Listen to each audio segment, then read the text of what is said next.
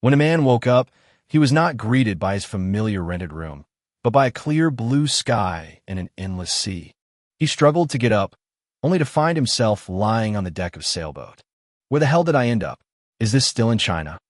Before Shen Qinghuan could figure out what was going on, a mechanical voice suddenly rang in his ears. Immediately afterwards, a screen of light appeared in front of Shen Qinghuan. Welcome players to participate in the ascension to godhood. Your current location is the Endless Sea. Name, Shen Qinghuan. Gender, male. Age, 22. His personal information was unremarkable, with all his attributes being quite average. He had no talents, profession, or skills, making him a typical 3-no member, meaning he had nothing. Shen Qinghuan wasn't too disappointed by this. After all, he had never discovered anything special about himself from childhood to adulthood. Thinking of this, Shen Qinghuan closed her personal information interface and opened the last chat channel. Chat channels are divided into world channels, regional channels, and private channels. The most active channel right now is the world channel, where people are constantly making comments. Shen Qinghuan looked at the chat messages in the channel, trying to glean useful information from them. Why do I lack talent, career path, and skills? Are you the same? Have you inspected the ship? I found a piece of equipment. Why don't I have any equipment? I only have some fresh water, bread, and fruit. You still have fruit, but I don't even have any. This so-called ascension to the divine steps seems unfair. Among the numerous chat messages, some seemed particularly strange, and the speakers did not appear to be from Earth. After turning off the light curtain, Shen Qinghuan got up from the deck and went into the cabin to look for something useful. The bread, sausages, and fresh water were enough to last about 2 days. In addition, there was a regular fishing rod in the cabin. The ship is about 10 meters long and consists of several parts, including the rudder, captain's cabin, deck, and cabins. The rudder is located on a platform on the bow deck, which is elevated and offers a wide field of vision. Behind that is the captain's cabin, which contains a bed, bedding, and some simple furniture. Further on is the ship's central courtyard, where a tall mast stands. The stern section is the ship's cabin, which leads directly into the interior of the hull and is used for storing cargo. In addition, Shen Qinghuan also found a grappling hook on the ship, which can be used to grab floating objects on the sea surface. After maneuvering the boat to move at a constant speed in one direction, Shen Qinghuan prepared to try and see if she could catch any fish. He sat on the deck, gently casting his fishing rod. The hook traced an arc in the air before falling into the sea. After confirming that no fish would bite in the short term, Shen Qinghuan simply opened the world channel. How did you know I caught a fish? The caption read, How did you know I caught a fish? The caption was accompanied by a photo of the fish. Who asked you? I also caught a big fish. Too bad it got away. Then what are you talking about? Seeing this, Shen Qinghuan subconsciously glanced at her float and found that it was still not moving. However, upon closer inspection, he noticed something drifting towards him on the sea. Shen Qinghuan steered the boat closer to the floating object, and then the grappling hook extended under his mental control, grabbing the floating object. Wood +1. A message popped up on the light screen in front of Shen Qinghuan, and the wood on the grappling hook disappeared. The ship's capacity has been reduced to 1/1000th of its original size. It seems that items grabbed by the grappling hook will be automatically transferred into the ship's hold. The probability of encountering floating objects on the sea surface is not high. Over the course of 3 hours, Shen Qinghuan collected a total of 5 units of wood and 3 units of cloth. Touching her somewhat empty stomach, Shen Qinghuan glanced at the motionless float, got up, and went to the cabin to get something to eat. He took a piece of bread, put a sausage in it, and ate it as he walked toward the deck. Before he even got close to the grappling hook, he saw the fishing rod fixed to the deck bend into an astonishing arc. Holy crap, a big fish has taken a bait. Shen Qinghuan ignored the bread in her hand and rushed towards the fishing rod. Fortunately, the fishing rod was secured firmly enough that it did not slip and fall into the sea until Shen Qinghuan grabbed it. He pulled hard, and the fishhook surfaced in the water to Shen Qinghuan's strange gaze. What was caught on the fishing hook was not a fish, but a slightly dilapidated wooden treasure chest. Name, waterlogged wooden treasure chest. You can actually catch a treasure chest while fishing. Shen Qinghuan immediately opened the treasure chest, and 3 orbs emitting a faint white light emerged from inside. Seeing this, Shen Qinghuan reached out and grabbed one of the orbs of light. The white light shattered, and a ham appeared in his hand. Food has been found. Shen Qinghuan was overjoyed and then opened the remaining 2 light orbs in succession. You gained +10 wood. You gain a rusty harpoon. Shen Qinghuan also found 10 translucent coins at the bottom of the treasure chest. You have obtained 10 energy coins. Looking at the 10 energy coins in her hand, Shen Qinghuan had a thought, and the energy coins instantly disappeared. At the same time, a new line of text appeared on Shen Qinghuan's panel. Energy coins 10. The appearance of the treasure chest greatly boosted Shen Qinghuan's previously somewhat low morale. After finishing the bread and sausages that had fallen on the deck, he confidently resumed fishing. Glancing at the now calmed-down float, Shen Qinghuan opened the chat channel. Holy crap. Guys, I got a job change card from a treasure chest. Hey bro, add me as a friend. I'm 18 years old, big breasts and nice, but... The appearance of the job change card immediately ignited the entire chat channel. Soon, more people started showing off their different job change cards. Faced with these various job change cards, Shen Qinghuan was naturally very envious. He had only caught 2 sardines by sunset and had not caught any more treasure chests. As the sky gradually darkened, Shen Qinghuan put away her fishing rod and began to process today's catch. Since there was no open flame on the boat, he could only try eating it raw. Recalling the knowledge that Bear Grylls had once taught her, Shen Qinghuan ripped off the sardine's head and emptied its internal organs. He tore off a piece of fish, tentatively put it in his mouth, and couldn't help but frown. Despite the discomfort, Shen Qinghuan forced herself to swallow both sardines, knowing there was little food left on the ship. After quickly eating a meal, Shen Qinghuan looked at the sky, which had become completely dark, and opened the chat channel again. This is the first night on the endless sea, and no one knows what will happen during the night. The chat channel was as lively as ever. Hey guys, are you fishing tonight? The bigger the waves, the more expensive the fish. Brothers, let's go night fishing. Judging from the chat, many people have decided to go night fishing. Thinking of the various job change cards appearing in the chat channel, Shen Qinghuan also joined the night fishing army. After a while, Shen Qinghuan couldn't help but yawn, clearly feeling quite tired. Just as he was about to pack up his fishing rod and return to the captain's cabin to sleep, a message in the chat channel caught his attention. Holy crap! How can you catch a monster while fishing? A monster? What kind of monster? Dude, are you still there? Damn, this guy's probably in big trouble. Looking at these chat logs, Shen Qinghuan couldn't help but frown slightly. He had long suspected that monsters might exist in the endless sea, but he never expected them to appear so quickly. Just then, Shen Qinghuan's fishing rod suddenly tightened. It had taken the bait. Shen Qinghuan instantly raised her vigilance to the extreme, and if she sensed anything amiss, she would immediately discard the rod and grab the fork. Not long after, a wooden box the size of a human head surfaced on the sea, and Shen Qinghuan couldn't help but breathe a sigh of relief. After successfully pulling the treasure chest onto the deck, Shen Qinghuan rubbed her hands together, preparing to open her second treasure chest. But the next moment, a wet, crashing sound suddenly rang out on the silent sea. Shen Qinghuan froze as she opened the treasure chest, then quickly picked up the harpoon at her feet. He turned his head to look in the direction from which the sound came, and saw a rather tall figure that had appeared on the deck at some point. The dim starlight failed to illuminate the figure's face. Only the water droplets dripping from his body made a soft, pattering sound. Who are you? Looking at the silent figure in front of her, Shen Qinghuan gripped the harpoon in her hand tightly. Unexpectedly, the figure who had been standing still seemed to be stimulated by something after hearing Shen Qinghuan's question. The figure let out a roar and pounced straight at Shen Qinghuan. Upon hearing the inhuman roar from the other party, Shen Qinghuan's expression darkened. He seized the opportunity, gripped the metal handle of the harpoon with both hands, and thrust it with all his might at the figure.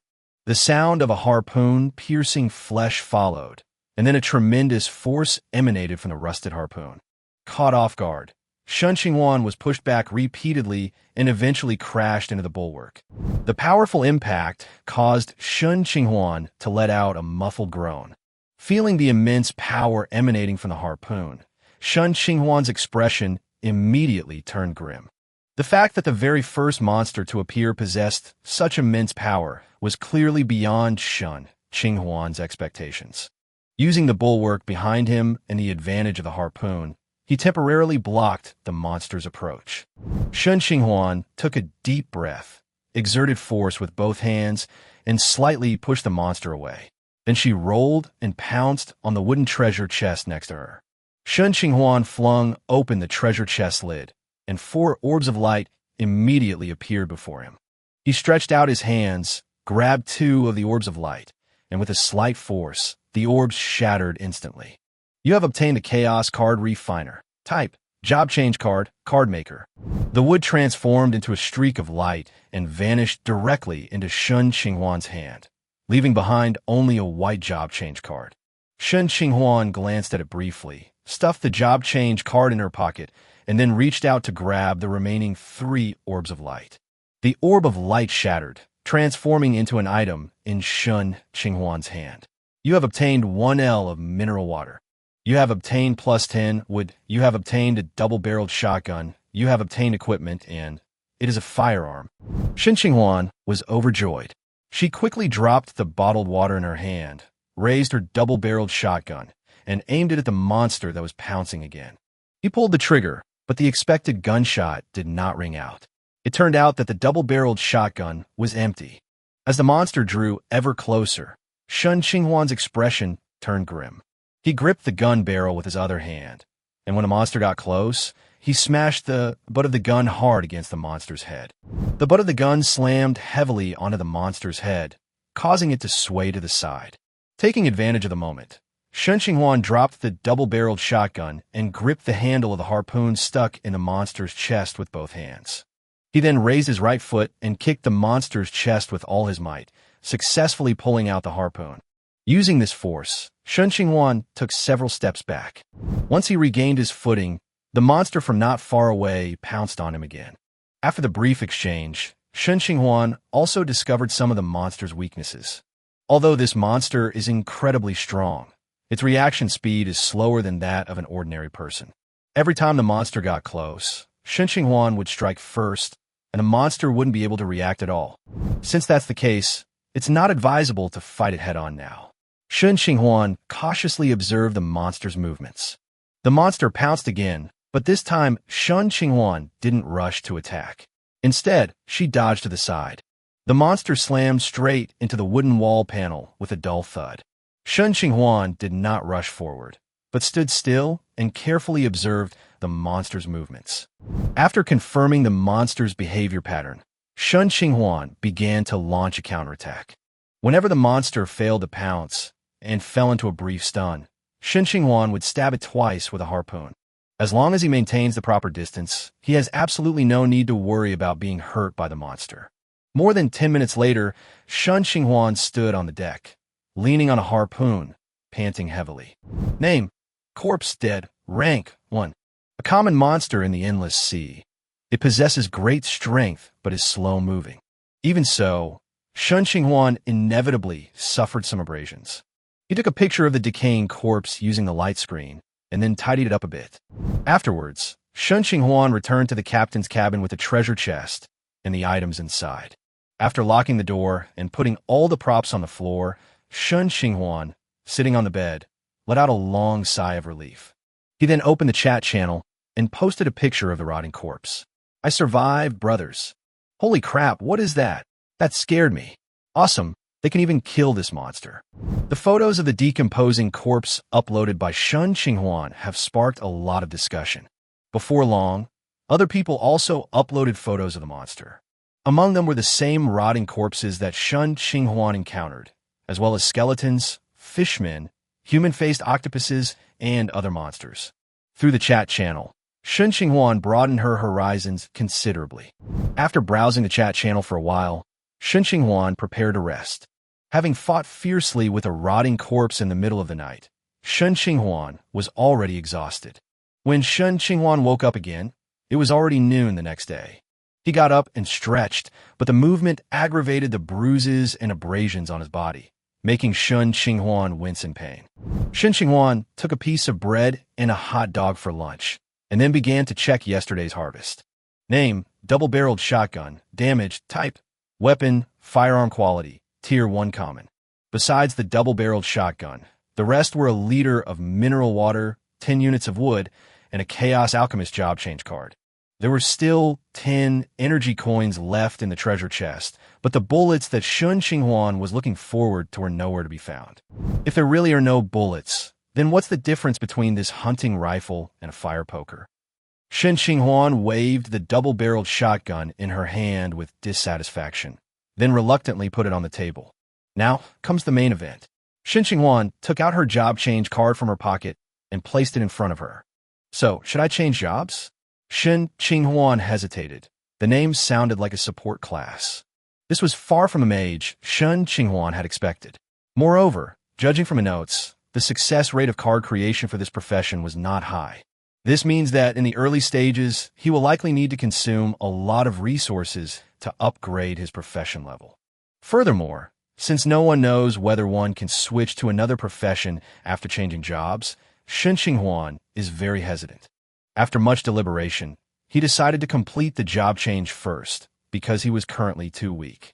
Just one rotting corpse almost exhausted all of Shen Qinghuan's strength.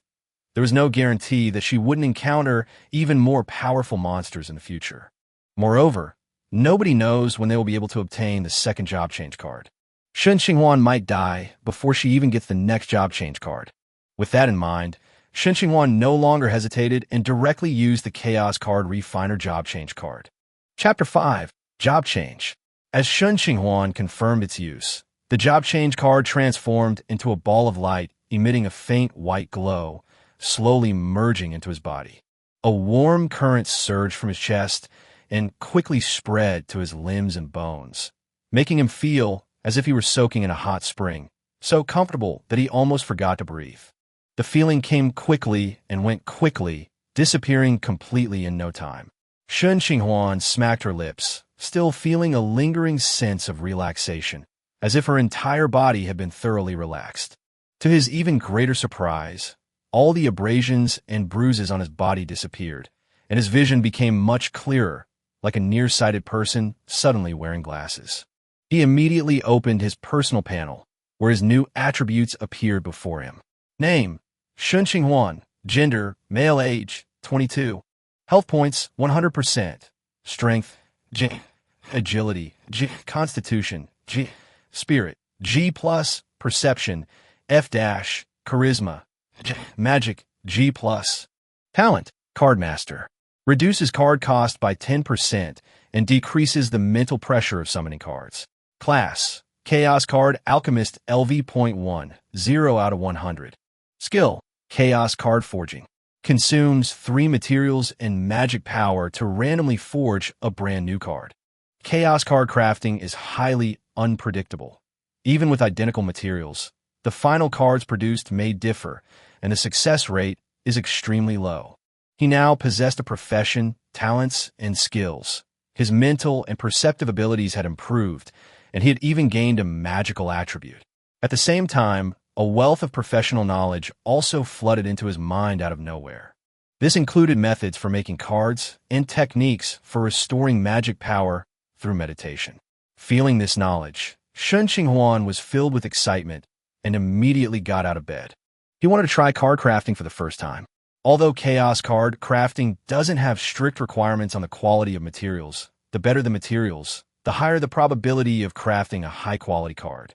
However, the materials on the ship were extremely limited. Wood, cloth, food, and water were all necessities for upgrading the ship and maintaining survival, and could not be touched carelessly. All that remained were the rusty harpoon, the double-barreled shotgun, the energy coins, and the rotting corpse he had killed the night before. The harpoon was his only weapon. He couldn't use it to forge.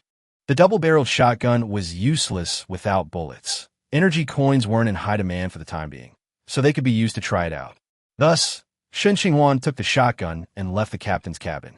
The rotting corpse was still lying on the deck, tossed to a corner by the wind and waves. He searched for a while and quickly found the body. He wasn't sure if it was just his imagination, but the waves seemed even stronger today than yesterday.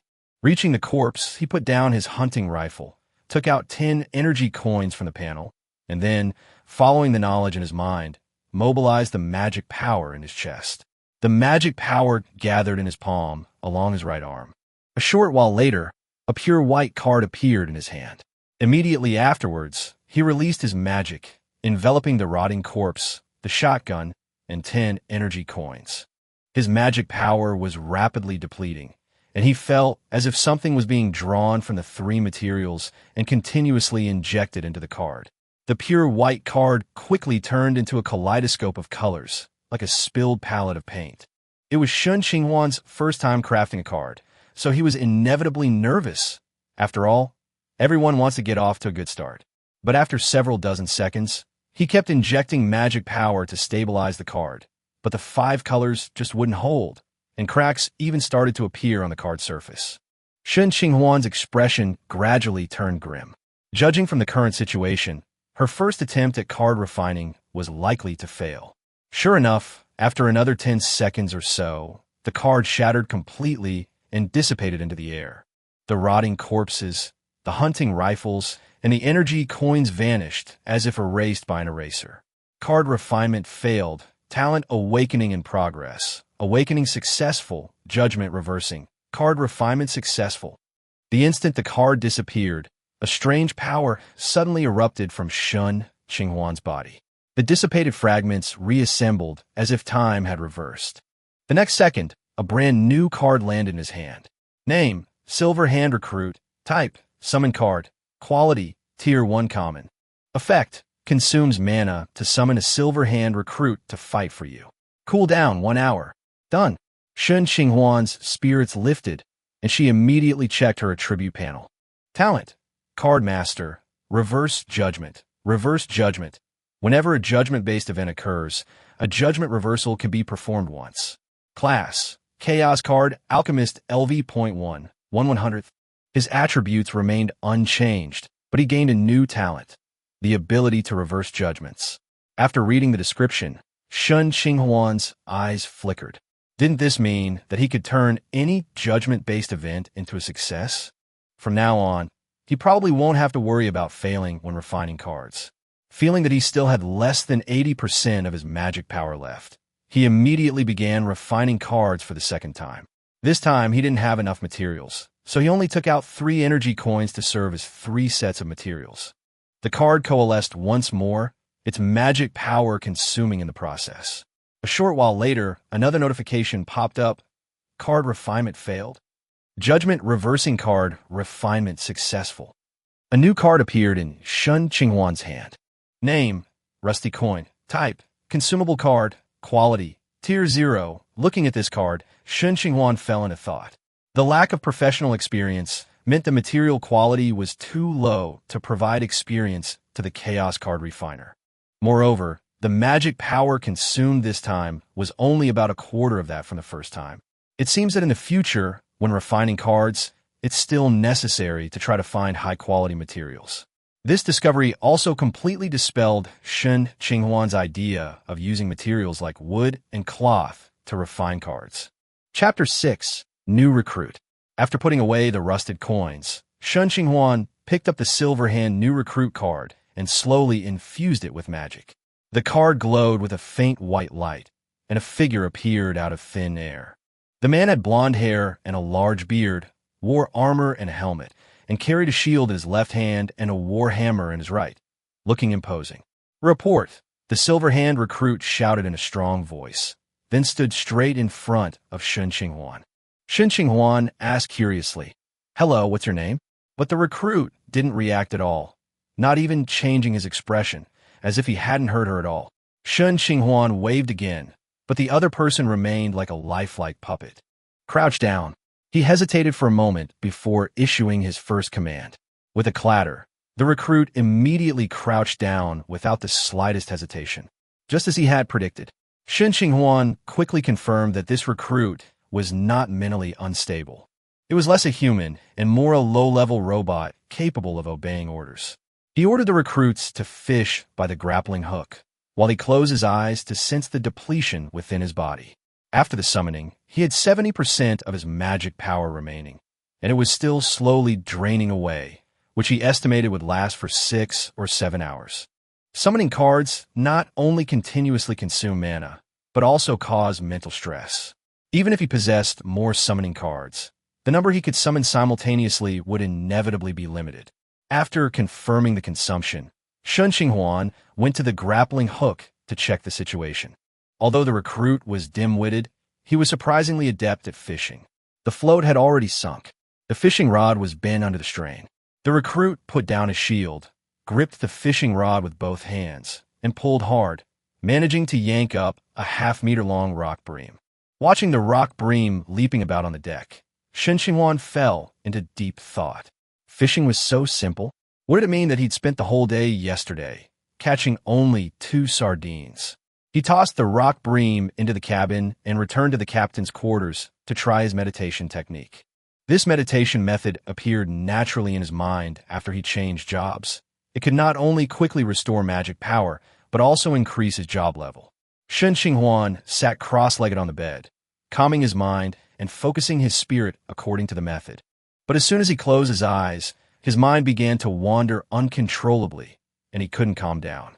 After a long time, he finally entered a meditative state. When he opened his eyes again, his magical energy had been fully restored, but he felt somewhat exhausted. Opening my personal panel, my professional experience was still 1 out of 100, showing no increase whatsoever. It seems my meditation time wasn't long enough, and compared to card crafting, meditation significantly increased my experience much more slowly. Of course, this is also because he possesses the talent of reversing judgment. Otherwise, given the terrifying success rate of chaos card refining, it might not be faster than leveling up through meditation. Shen Qinghuan opened the chat channel again, which was still bustling with activity. He skimmed through the list. Everyone was still discussing the monsters and treasure chest items from last night, with no new or valuable information. Most of the items people were showing off were only of common or excellent quality. As for whether anyone obtained a higher grade treasure, no one would easily say. After all, he himself had inexplicably gained a new talent, so it wouldn't be surprising if others had even stronger opportunities. Leaving the captain's cabin, Shen Qinghuan looked towards the deck, and the scene before him surprised him. Nearly 10 fish of varying sizes were piled up around the grappling hook, and there was even a wooden treasure chest next to it. With new recruits around, there's no need to worry about food for the time being.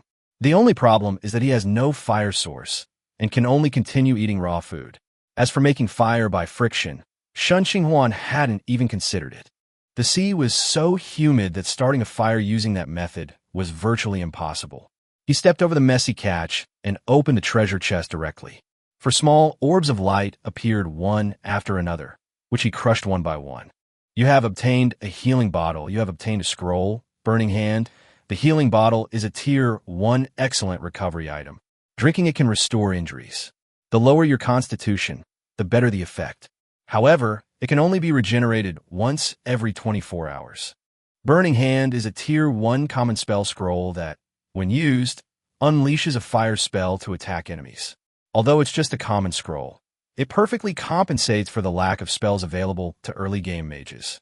A healing item and an attack item were both things Shen Qinghuan desperately needed. The healing bottle was only the size of a palm, containing about 10 milliliters of life-giving water. He opened it and smelled it. It had no unusual odor. The already small pocket suddenly became even more bloated. It seems I'll have to get some spatial equipment in the future, but I wonder how easy it is to find one in this world. Shen Qinghuan returned to the grappling hook, browsing the chat channel, while occasionally maneuvering the hook to grab floating objects on the sea. We're still short on wood and cloth, and if we want to upgrade our boat as soon as possible, the grappling hook is undoubtedly the best way to get them right now. Brothers, anyone want to go night fishing tonight? Nonsense. There are monsters tonight. Whoever wants to go can go. Just then, someone suddenly asked, "Have you noticed that the wind is stronger today than yesterday?" The weather at sea is unpredictable. Isn't it normal for the wind to be stronger? It seems he wasn't the only one who noticed the change in the wind and waves. Changes in the sea conditions are indeed normal, but Shen Qinghuan still felt uneasy. It seems the ship upgrade must be put on the agenda as soon as possible. Chapter 7. Night Fishing Again. Time flew by as Shen Qinghuan chatted idly in the chat channel. By the time hunger returned, it was already dusk.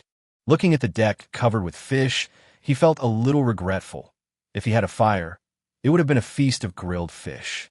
But just as he was about to choose fish for dinner, he suddenly remembered his professional skills. Since there are too many fish to eat anyway, why not use them to refine cards? Maybe we can get something useful in return. Shen Qinghuan kept 2 of the best quality fish for later use, grabbed 3 more sea fish at random, condensed them into pure white cards, and activated Chaos Card Refinement. Card crafting failed. Judgment reversal in progress. Card crafting successful. Failure is still the norm, but with the talent reversal, a white card steadily fell into his hands. Name: Kitchen Knife Set. Type: Item Card. Rank: 0. This kitchen knife set wasn't particularly valuable, but it caught Shen Qinghuan's eye. A few fish could actually be used to forge seemingly unrelated kitchen utensils. This shows that these perishable catches can all be used as materials for card refining. The ship is currently lacking in many things, so anything that can be put to use is a bonus. Without further hesitation, he activated Chaos Card Refining again. The fish on the deck quickly disappeared, turning into a small stack of cards in my hand. Perfect skipstone, large braised chicken, old chair, windproof lighter, and sky-piercing crossbow. Including the kitchen knife set, she refined the card 6 times in total, succeeding only once. The other 5 attempts were all due to her innate talent. Counting the previous 2 attempts, she only succeeded naturally once every 8 attempts. The success rate of Chaos Card Refining is ridiculously low. However, the last card gave him a pleasant surprise. Name: Sky-Piercing Crossbow. Type: Weapon Card. Rank: Tier 1. Excellent. Effect: Auto-Reload. Automatically generates new bolts after firing. Reload time: 1 minute. A few ordinary sea fish had actually been forged into a Tier 1 excellent weapon. Shen Qinghuan finally understood the true value of the word random in the skill description. Even with inferior materials, given enough attempts, a high-tier card might still be obtained. He pulled out his only green card and conjured it instantly. A finely crafted crossbow appeared in his palm, weighing about 2 pounds, with an ingenious design and a bolt already loaded on the string. Shen Qinghuan raised his hand, aimed at the mast, and gently pulled the trigger. Bang! The crossbow bolt instantly pierced the mast, the arrowhead completely embedded in the wood. He had only intended to test its power, but the crossbow's performance far exceeded his expectations, proving even more threatening than small-caliber firearms at close range. The only downside was that the automatic reloading was too slow. Fortunately, a minute later, the crossbow bolts on the mast disappeared, and a new bolt was automatically reloaded. After playing with it for a while, Shen Qinghuan put down the crossbow and turned to enjoy the freshly cooked braised chicken. 2 days later, he was almost moved to tears to eat a hot meal again. Compared to the fragrant and tender braised chicken, the bread he had been eating before seemed like pig slop. He ate all up, not even leaving a drop of the broth. Sailing at sea didn't seem so unbearable after all. With the Silver Hand recruits in charge of fishing, Shen Qinghuan finally had time to practice shooting. Since it was his first time using a crossbow, his accuracy was initially terrible. Fortunately, the recoil of the crossbow was almost negligible. After practicing a few times, he was able to hit exactly where he wanted to hit, provided the target was stationary. Soon after, night completely enveloped the sea. The recruit remained seated quietly by the grappling hook, faithfully carrying out Shen Qinghuan's orders. Shen Qinghuan stood guard outside the captain's cabin, crossbow in hand, the rusty harpoon lying at his feet. He planned to night fish again that night. Corpses are one of the few Tier 1 card refining materials available besides treasure chests, and the probability of refining a Tier 1 card from ordinary items is extremely low. He glanced at the starry sky, opened the chat channel to kill time, and kept an eye on the movements outside the ship. Time for night fishing. Holy crap, bro. Aren't you afraid of dying? Monsters are nothing. Treasure chests are what's so appealing. If you don't fish, where you find treasure chests. You can occasionally catch treasure chests with a grappling hook. Some people also mentioned that besides practicing breathing techniques, killing monsters could also increase experience. As long as you performed actions related to your profession, your experience would grow. There wasn't much informative content, and Shen Qinghuan was just passing the time in the chat channel, not paying much attention. Thump! The sound of wet footsteps suddenly rang out on the deck. Here it comes. Shen Qinghuan's spirits lifted, and she immediately pulled away from the chat channel, scanning her surroundings. A rotting corpse had somehow climbed onto the deck. Recruit, prepare for battle. The silver-hand recruit silently put down his fishing rod and grabbed the shield and hammer at his feet. Shen Qinghuan's voice also startled the corpse. It growled and lunged at him. Shen Qinghuan calmly raised his crossbow and pulled the trigger. The crossbow bolt flew out and struck the corpse directly in the neck. Well, his aim still needs improvement. He was originally aiming for the head, but the arrow still interrupted the corpse's charge, and taking advantage of this opportunity, the silver-hand recruit wielding a shield and hammer had already rushed forward to meet it. Chapter 8. The Fishmen. Thump! A hammer the size of a human head slammed into the corpse's chest, knocking it back 2 steps, leaving a large dent in its chest. But this blow, heavy enough to kill an ordinary person, was hardly fatal to the corpse. It only paused for a moment before roaring and lunging again. The rotting hand struck the silver-hand recruit's shield, but to no avail. Shen Qinghuan was relieved. Aside from its strength, the corpse seemed to have no other abilities. Seeing the recruit about to strike its chest again, Shen Qinghuan immediately warned, "Attack its head." The recruit paused slightly, then turned the hammer and smashed it hard onto the rotting corpse's head. The decaying skull exploded like a watermelon, splattering grayish-black brain matter everywhere. The stench of putrid vomit assaulted Shen Qinghuan's nostrils, causing her to gag. The silver-armored recruit remained expressionless, letting his armor become filthy. He pinched his nose and stepped back, preparing to return to the captain's cabin to end the night's hunt, when suddenly the fishing rod on the deck jerked violently. It was the only fishing gear on the ship and absolutely could not be dragged into the sea. Shen Qinghuan rushed over and grabbed the fishing rod. At first, the fishing line had no tension, and the float was floating quietly on the sea. He thought it was just a big fish accidentally touching it, but suddenly the fishing rod was hit by a force as strong as a bull. Bang! Caught off guard, Shen Qinghuan slammed into the ship's wall, his shoulder throbbing with pain, and his fishing rod nearly slipped from his grasp. "Damn it!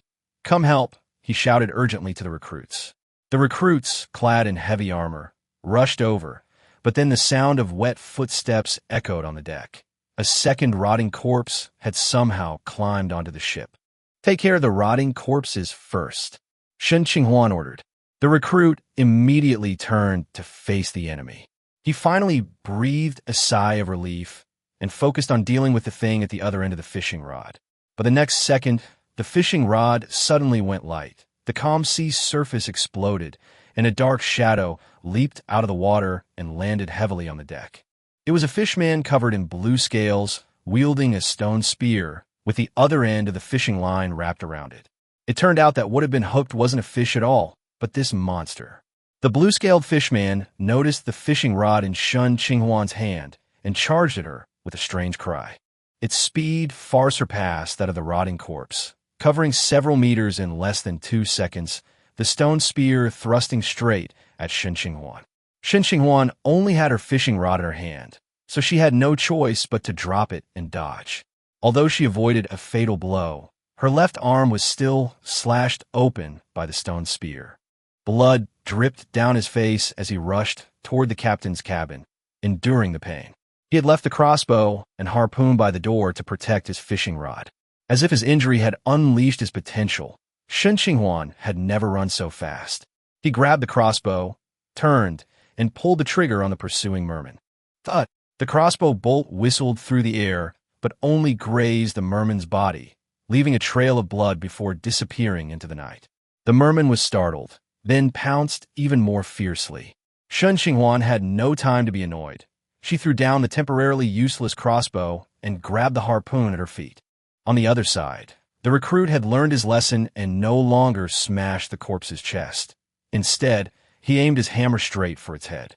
After 2 blows, the corpse's head exploded, and the recruit returned with his hammer. The stinking hammer slammed down on the merman's head, but the merman was prepared and slipped to dodge, escaping the pincer attack of Shen Qinghuan and the recruit. Seeing that the recruit had finally engaged the merman, Shen Qinghuan breathed a sigh of relief, even though he had 2 more wounds on his body. If it had dragged on any longer, he might have really died at the hands of the merman. Having never fought before, he was ultimately not suited for head-on combat. The Chaos Car Master wasn't a combat class. The ones who could truly withstand the monsters were the summoned recruits. He took out a healing vial and drank it down in 1 gulp. The slightly sweet taste was quite pleasant. Soon a slight itch came from the wound, the bleeding stopped, and a wound began to scab over. Putting away the healing potion, Shen Qinghuan picked up the sky-piercing crossbow again, waiting for the next bolt to be generated. The recruit and the murloc were still locked in combat. The recruit possessed astonishing strength, but his movements were too rigid, making it difficult to hit the agile murloc.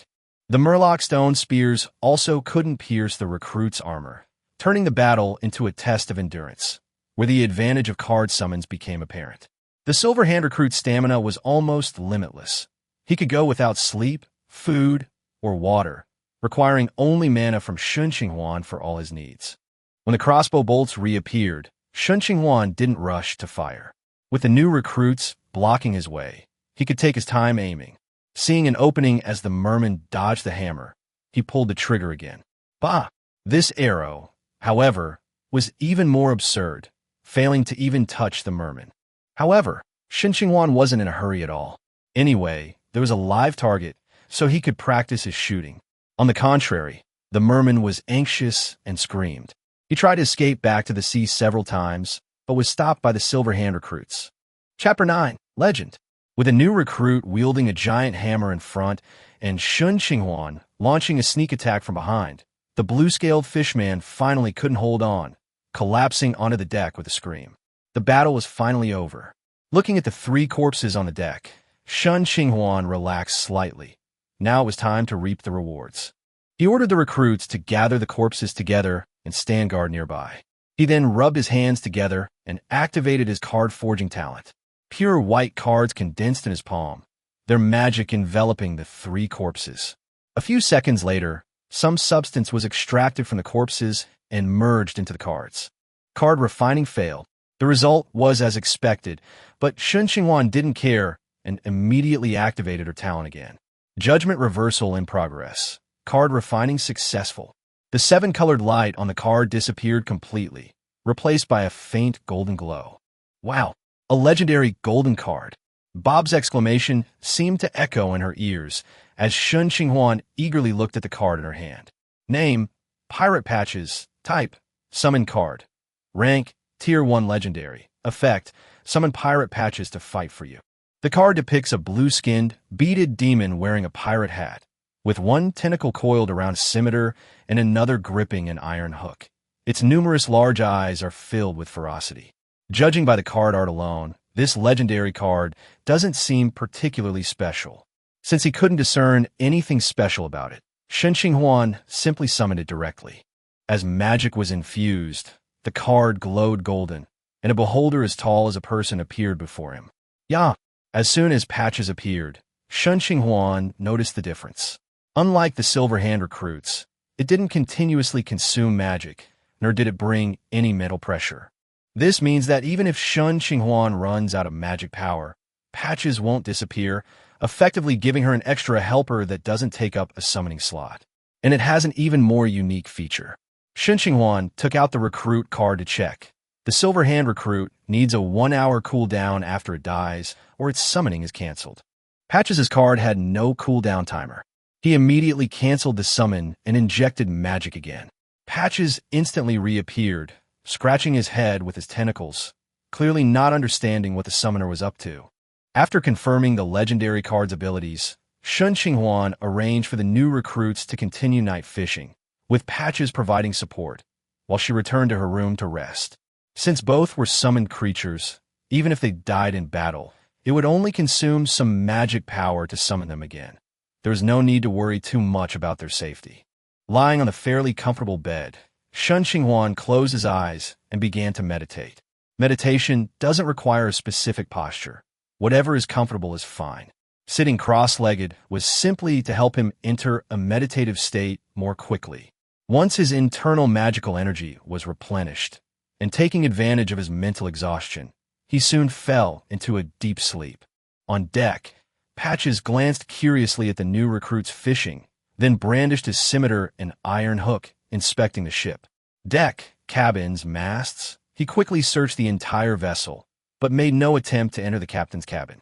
It muttered something incomprehensible to everyone and returned to the grappling hook.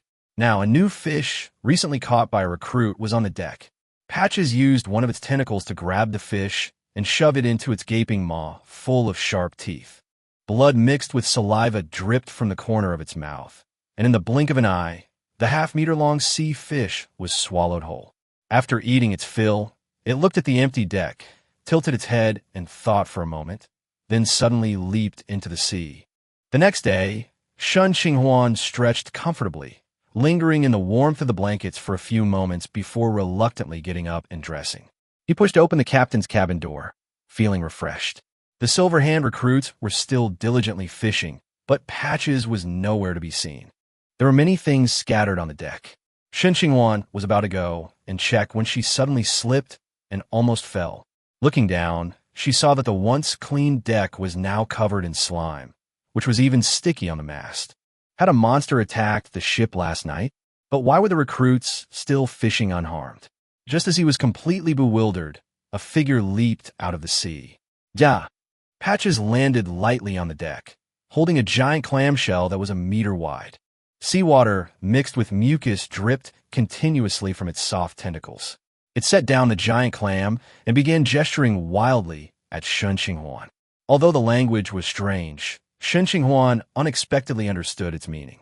You mean, there's a large area of giant clams underwater? Patches nodded immediately, his tentacles rummaging inside his body for a moment before pulling out a pearl the size of a baby's fist and handing it over. Name, Pure Water Pearl. Type, Item/Accessory. Rank, Tier 1. Excellent.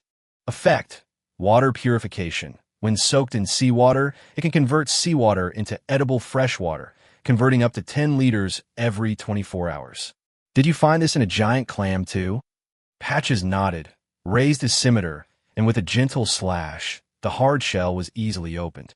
It reached its tentacles into the clam's flesh and rummaged around for a while, then pulled out a pearl the size of a thumb. Name, Saltwater Pearl. Type, Miscellaneous Item. Rank, 0. Holding the saltwater pearl, Shen Qinghuan seemed to be deep in thought. It seems that not every giant clam can produce such a fine product as a clear water pearl. He instructed Patches to collect as many shells as possible, then carefully stepped onto the slippery deck, preparing to check the haul of his 2 attendants from the previous night. Chapter 10. The Experiment. Wood cloth, fish, treasure chests, rotting corpses, and octopuses were scattered across the deck. Shen Qinghuan first stored the wood and cloth in the cabin, then opened the treasure chest. 3 orbs of light appeared, which he crushed one by one. This time, he only obtained basic materials. There were no particularly noteworthy items. He carefully collected the materials and casually picked out some to begin refining cards. Cups, clothes, medicated oil, and dried tangerine peel appeared one after another. The quality of the materials was too low. Even with the reversal judgment, to ensure the card refining wouldn't fail, the finished products were all miscellaneous grade cards. These things would at most enrich the supplies on the ship, offering almost no improvement to his strength. But Shen Qinghuan still opened his personal panel. His professional experience has reached 25 points, 20 of which came from the golden packet, and 3 from the excellent grade sky-piercing crossbow. The remaining 2 points came from the Silver Hand recruit and these miscellaneous cards. This indicates that miscellaneous cards can also provide experience, but in such small quantities that they are not displayed sequentially on the panel. Thinking of this, Shen Qinghuan immediately had an idea. The endless sea had no shortage of seawater, which could be used to repeatedly refine cards. A pure white card condensed, and he used magic to envelop 3 clumps of seawater, merging them into the card. A few seconds later, a gray-backed miscellaneous card fell into his hand. Shen Qinghuan didn't care and continued refining the next one. One card after another, his magic power quickly dwindled. He deliberately saved a portion to maintain the silver hand recruits. Then, he returned to the captain's cabin, sat cross-legged, and meditated until his magic power was fully restored. He would then continue crafting cards, returning to replenish it whenever it was depleted. He repeated this process several times until it was completely dark before finally stopping. But when Shen Qinghuan opened the panel again, her face immediately darkened. Her professional experience hadn't increased at all, and the cards crafted from the seawater were all utterly useless. Pebbles, leaves, rotten wood, unknown hairs, and even a pile of dog poop. At least the cups and clothes she'd crafted before were still usable, but these seawater cards were completely worthless. The continuous meditation had greatly depleted his mental energy. Shen Qinghuan rubbed his temples and casually tossed a thick stack of discarded cards into the sea. He hadn't even eaten lunch while working on refining the cards, and was now starving. He took out a piece of bread, swallowed it in a few bites, but still felt it wasn't enough. So, he ate the last piece of bread in the cabin. Upon reaching the deck, he discovered that his grappling hook had caught quite a few more fish, but he was too exhausted to process them. He instructed one of his men to keep an eye out for monsters during the night, then returned to his room early to rest, and soon fell into a deep sleep. Meanwhile, the silver hand recruits continued to strictly follow orders, fishing rod in hand, waiting by their grappling hooks to fish. Patches stretched out a tentacle and stroked its chin, its several large eyes darting around on its head, seemingly plotting something. The next morning, Shen Qinghuan unusually woke up very early. Before dawn, he left the captain's cabin. He took out a sausage for breakfast, chewing it while calculating the remaining food. The bread was all gone, leaving only sausages and ham. The ham was too salty to be a staple food. If he couldn't earn a food card today, he'd have to try grilling fish himself. On deck, the recruits were still diligently fishing with their grappling hooks, their heavy armor covered in morning dew. As for Patches, he was nowhere to be found again. Shen Qinghuan wasn't surprised. Patches was different from the recruits. It had its own thoughts. Moreover, it was a summoned creature, so even if it died, Shen Qinghuan could expend magic to summon it again. The fact that the card wasn't reacting meant it was still alive and well. The night's harvest was clearly plentiful. The deck was piled high with fish. Shen Qinghuan didn't rush to refine the cards. Instead, he searched for treasure chests first. But he was disappointed. After fishing all night, he hadn't found a single one. Perhaps there was nothing left to be found in this area. He had only temporarily moored his ship here yesterday, because Patches had discovered giant clams. Unable to catch any treasure chests, Shen Qinghuan was considering moving on to another location, but Patches hadn't returned yet, so he could only continue refining cards. He gathered the several rotting corpses on the deck together and activated Chaos Card Refining. The card refining failure notification had barely appeared when a reversal judgment was immediately activated, forcibly turning the failure into success. An equipment card appeared in his hand, named Newcomer's Robe, a Tier 1 excellent quality card. Wearing it would accelerate mana recovery, and it was one of the 3-piece set for new mages, with built-in cleansing, heat protection, and cold protection effects. Another excellent grade card, Shen Qinghuan directly materialized the robe and put it on. In the past, obtaining excellent grade equipment would have made him happy for a long time, but after seeing the legendary Patches, that surprise had faded considerably. However, the robe was indeed of excellent quality. The fabric was soft and comfortable, and the morning chill vanished the moment he put it on. His clothes had been torn by the murlocs yesterday, and this robe came at just the right time. After refining, one corpse remained. Shen Qinghuan worried that mixing in low-quality materials would lower the quality of the final product, so he decided to leave it for the time being. Anyway, every night, monsters would appear out of nowhere and board the ship, so he wasn't in a hurry to refine the corpse. Chapter 11. The Sacrificial Statue. Among the remaining catch, Shen Qinghuan's gaze fell upon the pile of giant clams. This was the result of Patches' day and night's work, most of them exceeding 1 meter in length. Thinking of the pure water pearl from yesterday, Shen Qinghuan's eyes lit up. To him, these giant clams were like a row of treasure chests waiting to be opened. He took a kitchen knife from the cabin and started with the largest one, but after prying for a long time, the shell wouldn't budge. Recruit. The silver-hand recruit put away his fishing rod and came over with a hammer. One blow cracked the giant clam shell, another shattered it. Shen Qinghuan reached into the soft flesh and quickly found a saltwater pearl the size of thumb.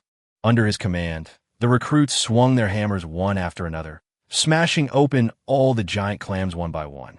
In the end, Shen Qinghuan harvested 12 saltwater pearls and 1 clean water pearl. Adding to the one Patches had brought yesterday, he now had 2 clean water pearls, enough to convert into 20 liters of edible freshwater each day, sufficient for his own use. The only problem was that there were no extra containers on the ship, and the wooden barrels were already filled with fresh water. After putting away the pearls, Shen Qinghuan began to refine the cards. He kept 2 good-quality sea fish and a giant clam, using the rest of the catch as materials.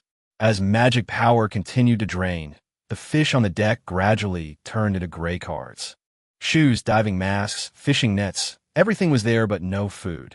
Looks like he'd have to make his own lunch today. He put the newly crafted card in the captain's cabin, making the deck much tidier. But after waiting a long time, Patches still hadn't returned. Shen Qinghuan took out Patches' golden card. The card was still blank, meaning it was still alive. "Never mind," he said, letting the recruits continue fishing while he opened the chat channel to see if there were any new messages. In the channel, someone was showing off their job change cards, someone was lamenting their lack of materials, and someone was excitedly announcing that their ship had been upgraded to Level 2. Level 2 ships added a workshop, allowing them to craft items using wood, cloth, and iron. More importantly, the ship can also activate a trading array, allowing players with access to the array to trade across different spaces. Upon seeing this, Shen Qinghuan's spirits lifted. He happened to have quite a few cards he didn't need for the time being. Once the ship was upgraded, he could exchange them for card refining materials. After checking the materials, he found he already had 83 units of wood, only 17 units short, and enough cloth.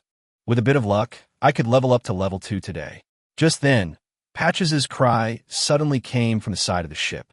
Shen Qinghuan got up and looked over, only to see Patches surfacing, its tentacles seemingly wrapped around something, and behind it followed a dense swarm of fishmen. Holy crap! Recruit, prepare for battle. Shen Qinghuan immediately rushed into the captain's cabin, retrieved the crossbow and harpoon, and simultaneously used his mind to turn the ship around, heading away from the fishmen. Fortunately, this was a magic ship. Otherwise, he alone would never have been able to get it moving so quickly. The sails billowed, and the ship slowly moved forward. Patches, taking advantage of the distance, suddenly swung his tentacles. He tossed the rolled-up object onto the deck, then turned to face the pursuing merman. The object streaked through the air before crashing down, a strange statue the size of a human head. Shen Qinghuan picked up the statue, and information immediately appeared before her eyes. Name, sacrificial statue type. Statue, rare, item rank. Tier 1 epic.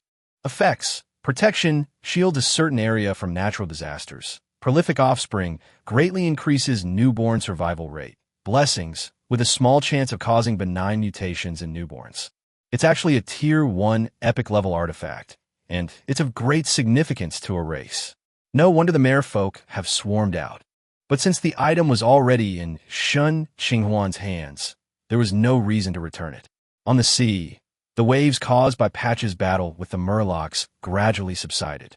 The golden card in Shen Qinghuan's hand revealed its pattern again, clearly indicating that Patches hadn't been able to hold off his opponent for long. This was normal. The ocean was the Murlocs' home turf, and they had an overwhelming numerical advantage. The ships couldn't keep up with the mermen, and the distance between them was rapidly closing. But the mermen's stamina was ultimately limited. As long as they could hold out until the mermen could no longer swim, there was still a chance.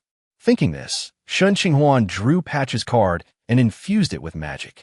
Legendary pirate Patches. Once again, Shen Qinghuan put the sacrificial statue into the captain's cabin and stood guard on the deck with Patches and the new recruits, ready for battle. Soon, the fastest-swimming mermen reached the ship. The shells and stones in their hands couldn't damage the hull. Only one path remained before them: boarding. Chapter 12. The End. A sticky, slapping sound echoed against the ship's side. Soon, a merman's head emerged from the side of the vessel. Patches reacted swiftly, severing the merman's head with a single stroke, then extending its tentacles to drag the corpse directly onto the deck. It clearly remembered that Shen Qinghuan needed materials for card crafting, and these merman corpses were the best materials available at the moment. Before they could even react, more murlocs had already capsized onto the ship. Patches and the Silver Hand recruits immediately engaged them, while Shen Qinghuan only secretly fired one arrow before retreating to a corner. He was merely a card refiner, not a combat class. There was no need for him to charge ahead like a brute.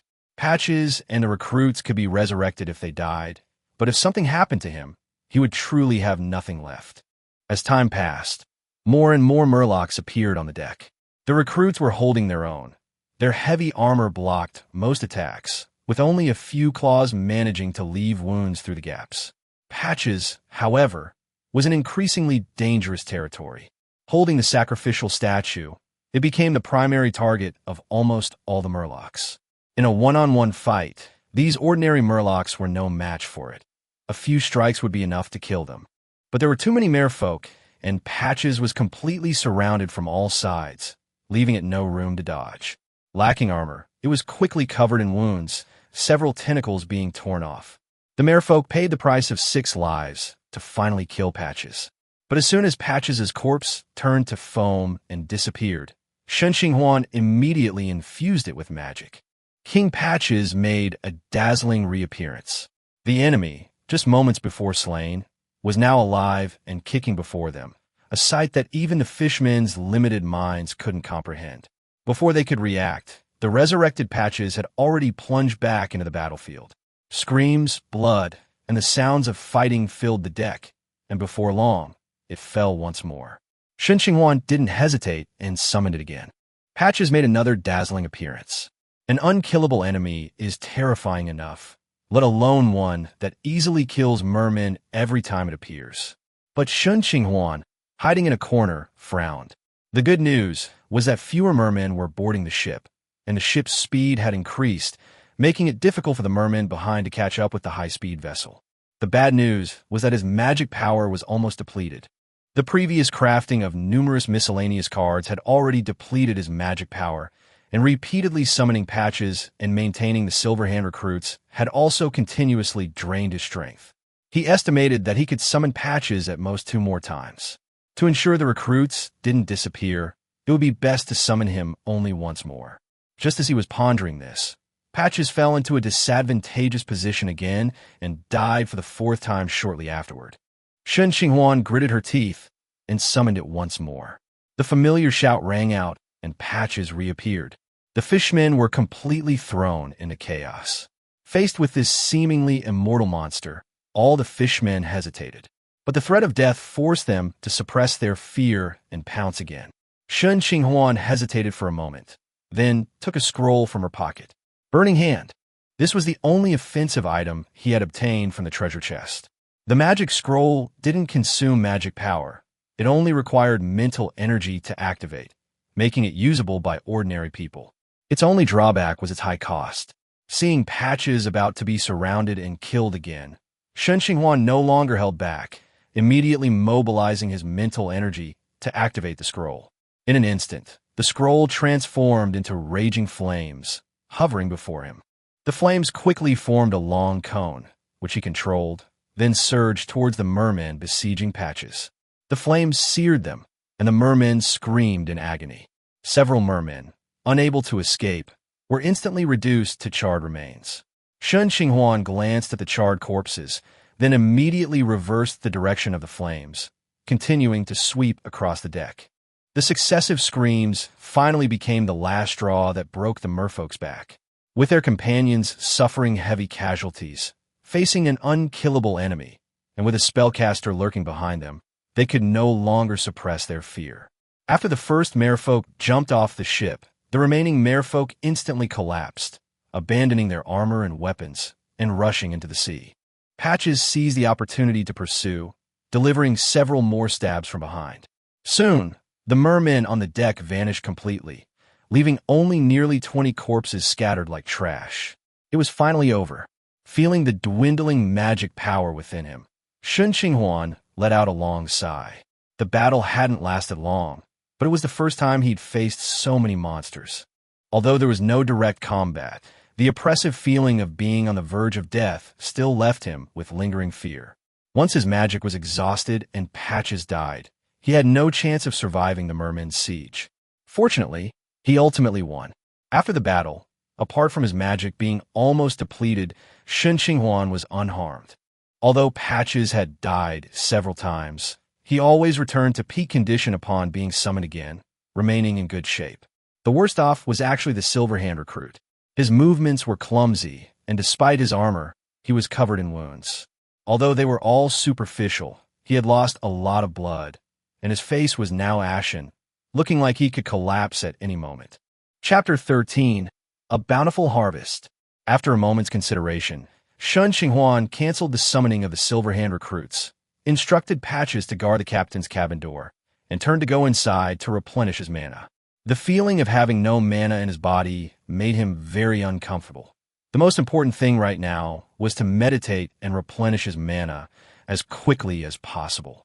The merman corpses on the deck could be ignored for now. They wouldn't be thrown away anyway.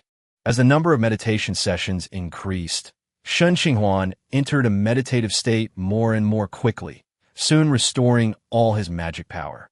The Silverhand recruit's card cooldown had long since ended. He recharged his magic, and the recruit immediately donned his armor and appeared. Report.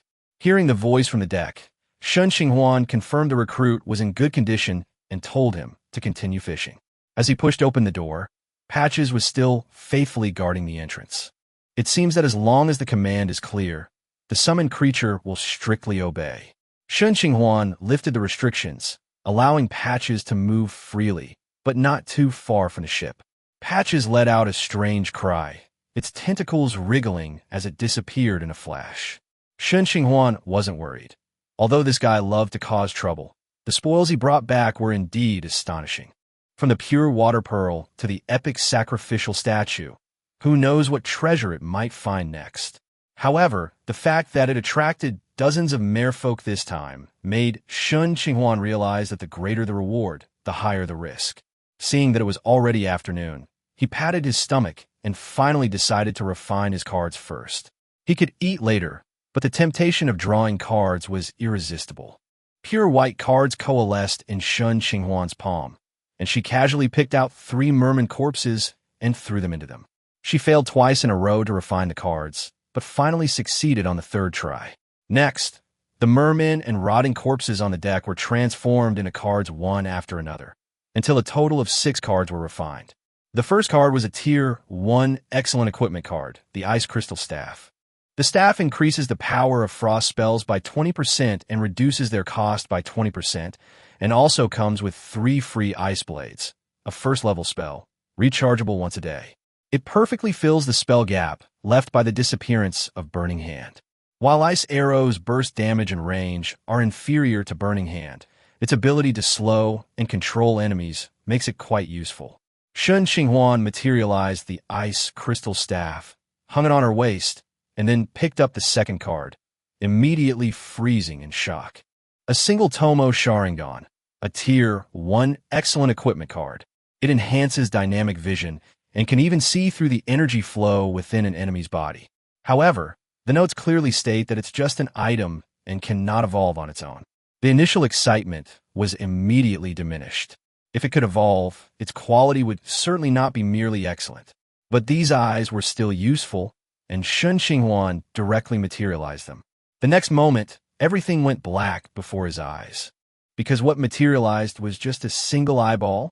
After a moment of speechlessness, he gritted his teeth and implanted the Sharingan into his left eye.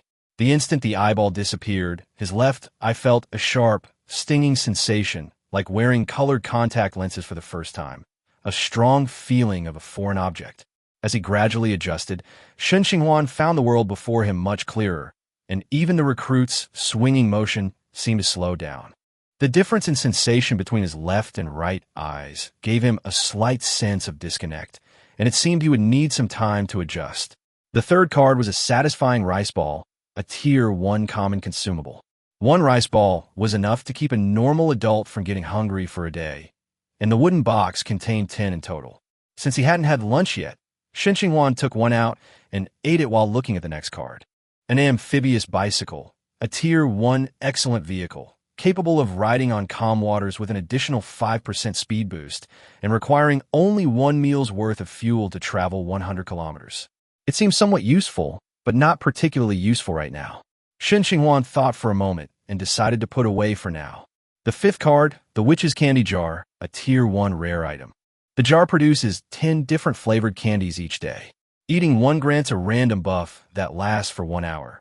Curious, Shen Qinghuan materialized the jar, which indeed contained 10 colorful hard candies. He casually picked one up and popped it into his mouth. It tasted grassy, not too sweet, and surprisingly quite delicious. The next second, a notification popped up on the control panel. He consumed the magical candy, gaining immense strength for an hour, temporarily boosting his power by 1 rank. A surge of energy instantly filled his body, and Shen Qinghuan felt brimming with power, as if he could punch through a steel plate. Upon opening his personal panel, his strength, which was originally only G rank, had increased to F rank, even surpassing his highest level of perception. Chapter 14, Follower Cards. This item is interesting.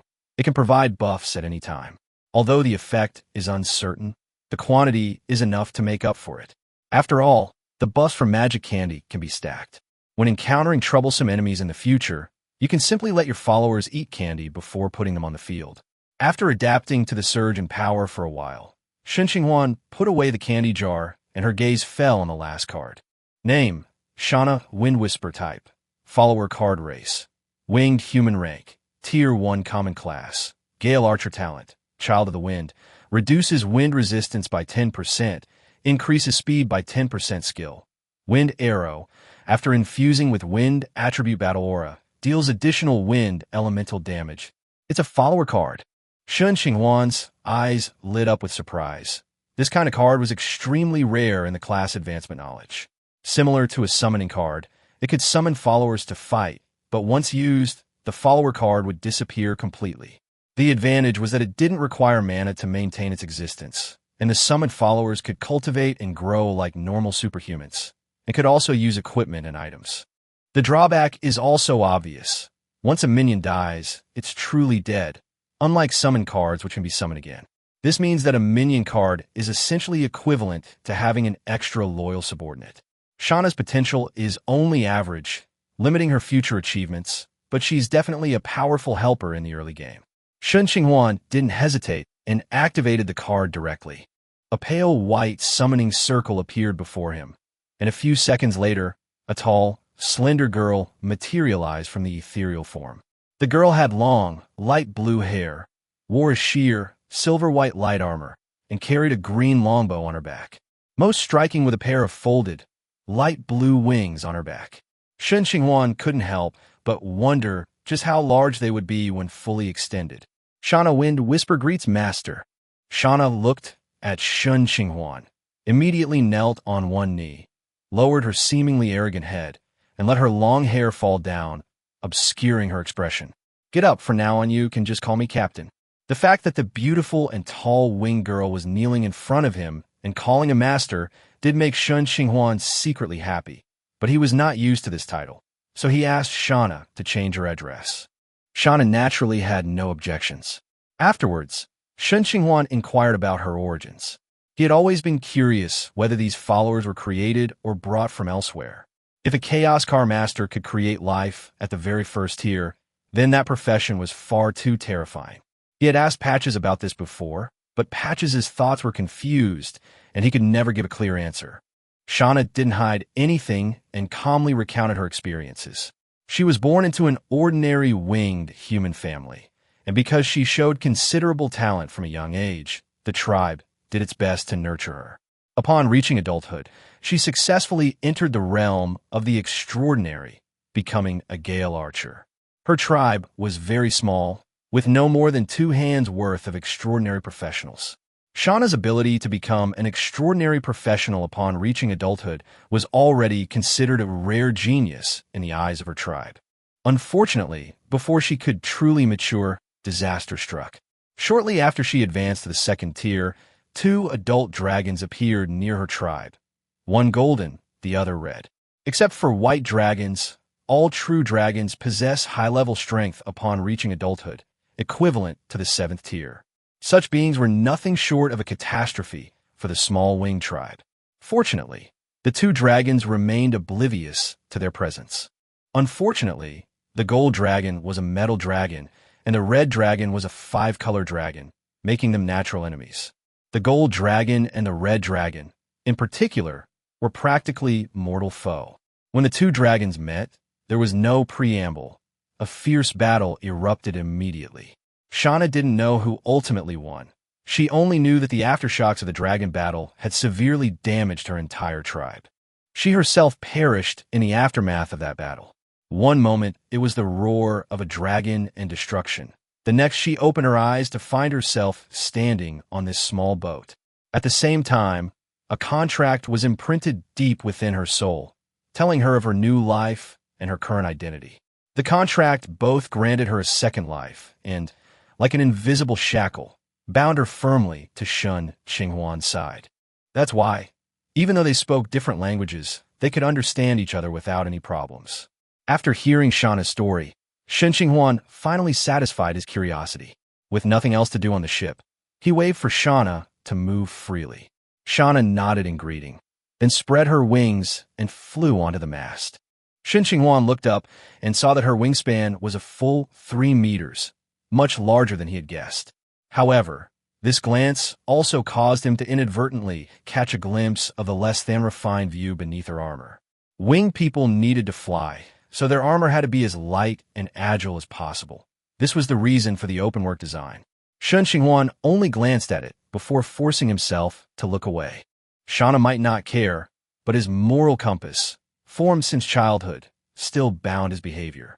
Seeing Shauna sitting on a mast on guard, Shen Qinghuan shook his head and returned to the captain's cabin to meditate. This round of card refining had consumed a lot of his magic power. After the fish swarm attack, he always felt uneasy whenever his magic power was insufficient. Chapter 15, Dinner. Back in the captain's cabin, Shen Qinghuan first opened his personal attribute panel. His health was still full. His strength had been temporarily boosted to F. His spirit and magic were both G+, and his perception had reached F-. His chaos card refiner profession had reached level 1. With 50 experience points accumulated, only halfway to level up. Besides the newbie robe, Sharingan, and ice crystal staff, Shen Qinghuan's equipment now includes a sky-piercing crossbow and a rusty harpoon, along with 2 pure water pearls. This time, using Murloc materials to refine cards yielded a whopping 24 points of class experience, far exceeding the 1 point gained from refining cards with fishing materials before. Through continuous card refining, Shen Qinghuan gradually figured out the pattern. The higher the card quality, the more experience gained. Those low-tier miscellaneous cards would require refining about 10 to gain even a single point of experience. At this rate, once the profession reaches Tier 2, the experience gained from refining Tier 1 cards would likely decrease significantly. Shen Qinghuan stopped pondering this and instead checked Shauna Wind Whisper's attributes. Shauna's strength was F, agility was F+, constitution was F-, battle aura was G+, and her profession was level 1 Gale Archer. She possessed the talents of the Wind Child and the skill of Wind Chaser, and was equipped with a rookie longbow and quiver. Her overall attributes were clearly higher than Shen Qinghuan's, especially her charm, which reached a C level. Considering Shauna's exquisite face and excessively long legs, Shen Qinghuan felt that these stats were quite reasonable. After finishing his examination, he closed his eyes and entered a meditative state. When he opened them again, it was nearly evening. The captain's cabin door had just opened when the aroma of grilled fish wafted in on the sea breeze. Shen Qinghuan followed the scent to the deck, where he saw Shauna busy turning over skewers of fish. "You can grill?" he asked, somewhat surprised. Shauna immediately put down the fish and bowed respectfully. Back when he lived in the tribe, he would occasionally have barbecues in the wild. Shen Qinghuan gestured for her not to stand on ceremony, casually picked up a small grilled fish, tore off a piece, and put it in his mouth. The fish was crispy on the outside and tender on the inside, with a unique subtle sweetness of fresh sea fish. The taste was indeed quite good. However, he had already eaten rice balls for lunch and wasn't hungry now, and without salt and seasoning, the flavor was ultimately lacking. So Shen Qinghuan only took one bite before putting the fish down. Seeing this, Shauna's usually cool face showed a hint of nervousness. "Captain, is it because I didn't cook it well?" "No, I'm just not hungry," Shen Qinghuan explained casually, not noticing the change in her expression. He then went to the grappling hook. The recruit was still sitting there, diligently fishing. As objects floated by on the sea, the recruits used their grappling hooks to pull them aboard. Today's haul consisted only of ordinary fish, wood, and cloth, not a single treasure chest. Shen Qinghuan had a feeling that the probability of finding a treasure chest was getting lower and lower, or perhaps he was just unlucky. He gathered the materials from the deck and realized he was only a few units of wood away from upgrading his ship. At the current pace, they should be able to gather everything by tomorrow morning. A quick inspection of the ship revealed no problems with the hull, but patches had vanished again. As darkness approached, Shen Qinghuan reminded Shauna that monsters might appear during the night, and then returned to the captain's cabin early. Sailing at sea was incredibly tedious, and there was a lack of entertainment on board, but thankfully the chat channel helped pass the time. The channel was still noisy. Some were celebrating their ships reaching level 2. Some were exchanging materials for food, and others were complaining about the decreasing number of treasure chests. Some were even predicting the storms would get bigger and bigger, and some had started recruiting other survivors to form fleets. Shen Qinghuan noticed that fewer people were showing off their job changes in ships, and more people were upgrading to level 2 ships and starting to trade with each other. This made him feel a sense of urgency. He had no shortage of food and fresh water, and could easily exchange resources from monster corpses to upgrade himself through chaos refining cards. Unfortunately, he was short of wood, and his ship upgrade was just one step away from completion. "If only I could get another treasure chest," Shen Qinghuan sighed helplessly, looking at the amount of materials he had. Just then, Patch's excited "Yeah" suddenly came from outside. This creature had returned from who knows where, with a dark, tangled object coiled around its tentacles. It had originally intended to go into the captain's cabin to find Shen Qinghuan, but the aroma of grilled fish wafting from the deck had lured it away. Upon seeing the unfamiliar Shauna, Patches paused for a moment, then sensed Shen Qinghuan's presence on her. Since it was an ally, it naturally wouldn't attack, instead simply rolling up a grilled fish and stuffing it into its mouth. Patches ate while gesturing wildly and babbling incoherently, seemingly thoroughly overwhelmed by the stark contrast between the cooked and raw fish flavors. Shauna stood beside it, not stopping it from taking the fish. She had grilled a lot of fish to begin with. One person couldn't possibly finish it all.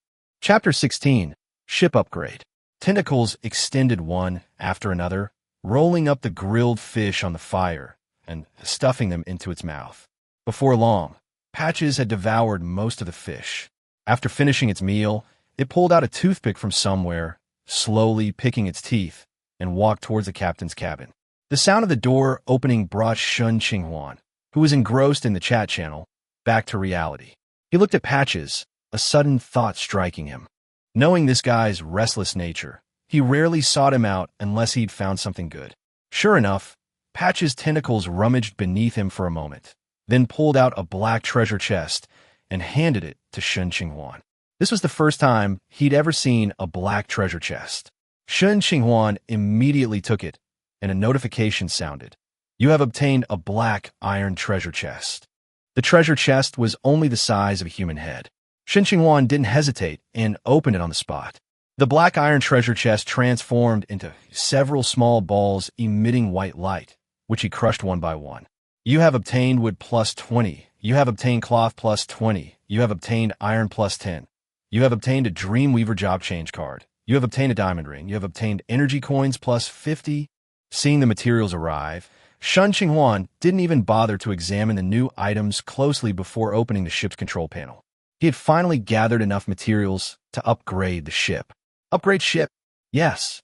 As he confirmed, the materials piled up and the hold vanished, as if melting. Then, the entire ship glowed with a soft white light, and its hull slowly expanded within the light. Shauna, who was tending to the campfire, instantly became alert. She grabbed her longbow, nocked an arrow, and warily scanned her surroundings. The silver-hand recruit, however, remained seated by his grappling hook, fishing steadily as if nothing had happened. The upgrade lasted for nearly half an hour before the white light slowly faded. Shen Qinghuan immediately checked the ship's information. Name, none. Level 2. Durability, 2000/2000. Capacity, 2000 units. Energy, 100/100. Natural recharge, 1 point/hour. Speed, 40 knots. Ship skill, Tide Shield. Activates at 10 energy points, then consumes 1 energy point per minute, with increased energy consumption upon being attacked. Once a regular small boat is upgraded to level 2, its durability, capacity, and speed all double, and it gains an additional defensive skill. The purpose of energy coins also becomes clear. 1 energy coin replenishes 1 unit of the boat's energy. Using it this way is inefficient under normal circumstances, but in real danger, energy is a lifesaver. Beyond the stats on the interface, the actual changes to the boat are even more significant. The small boat, originally about 10 meters long, is now nearly 20 meters long. 4 additional rooms have been added inside, one of which is equipped with a trading array, the very trading room mentioned by other captains in the chat channel. Another room is a crafting room, where items can be crafted according to the owner's wishes using common materials. What can be made into tables, chairs, and beds, while cloth can be made into clothing, sheets, and curtains. Iron can be crafted into swords, shields, and other equipment. With the workshop, Shauna no longer needs to worry about running out of arrows. As for arrow feathers, being a winged human, the feathers on her back can come in handy. The remaining 2 rooms are ordinary bedrooms, which can be modified at any time. Now Shauna finally has a place to live, and Shen Qinghuan naturally wouldn't give up his captain's cabin. The night at sea was cold. Although he had changed jobs, his physical condition was still similar to that of an ordinary person. Getting sick would be a serious matter. After reading the message, Shen Qinghuan couldn't wait to leave the captain's cabin, just in time to see Shauna still holding her bow, guarding outside with a wary expression. Don't be nervous. That was just a normal phenomenon during the ship's upgrade. Yes, Captain. Shauna lowered her longbow, a hint of amazement flashing in her eyes. She clearly hadn't expected that this seemingly ordinary captain could so quietly transform the ship into this form. Come on, let's take a look at the upgraded ship. Shen Qinghuan beckoned, leading Shauna on a tour of the cabins, trading room, and manufacturing workshop. Besides the increase in rooms, the mast and grappling hooks were also noticeably larger, and a mast tower, which served as a lookout tower, was even added to the mast. The interior of the ship was no longer pitch black. The walls could emit white light at Shen Qinghuan's will, and the energy consumption was extremely low, even less than the energy that could be naturally replenished. Shauna, choose either of those 2 empty rooms. Yes, Captain. Shauna responded only in a low voice. Shen Qinghuan was somewhat helpless. The recruits were like emotionless machines. Patches was confused and difficult to communicate with, and now that a normal person had finally arrived, his personality was still so cold. But things should get better after spending more time together. He was about to return to the captain's cabin when a familiar wet sound came from the deck. Shen Qinghuan turned around and saw his old friend, the rotting corpse, crawling up again. Before he could give the order, Shauna had already raised her bow and shot an arrow. The arrow traveled more than 10 meters and accurately struck the rotting corpse's eye in the dim light. The next second, the corpse collapsed to the ground, motionless. Shen Qinghuan couldn't help but glance at it. As expected of a professional archer, even in such darkness, he could still hit a vital spot with a single arrow. Don't worry about the corpse. I'll handle it tomorrow. You should get some rest too. Yes, Captain. After giving the order, Shen Qinghuan returned to the captain's cabin alone.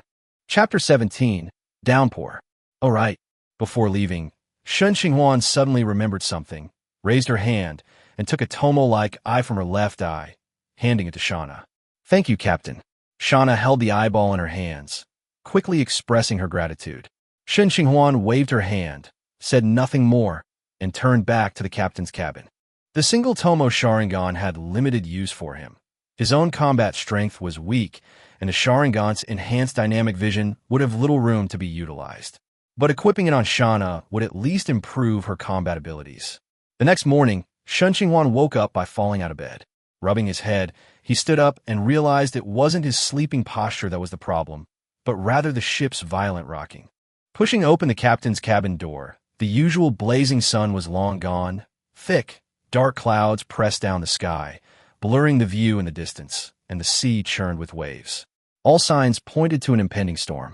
"Good morning, Captain," Shauna said, flying down from the lookout tower and bowing. "Up so early? It's a habit." Shen Qinghuan looked at the gloomy sea.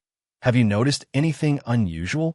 "Not yet, but I've never lived at sea before, so I don't know much about the weather at sea." Shen Qinghuan nodded and then opened the chat channel. It was already in an uproar. Some people said the wind was too strong and suspected it was going to rain. Others had predicted a storm was coming. But what concerned him most was another message. Monsters were starting to appear during the day. Upon seeing this, Shen Qinghuan's gaze darkened. Clearly, as time went on, the sea would only become more dangerous, and the rules of the night were spreading into the daytime. He immediately called back the Silver Hand recruits who were still fishing and had them move all the fish caught the previous night into the cabin. These fish can't be used for card crafting yet. The ship's food reserves are limited, and some must be kept in case of emergency. After the recruits collected their catch, Shen Qinghuan let them continue fishing. The bigger the waves, the more valuable the fish. If they could catch a rare big fish or even a golden treasure chest, it would be a sure profit. "Shauna, I'm here, Captain.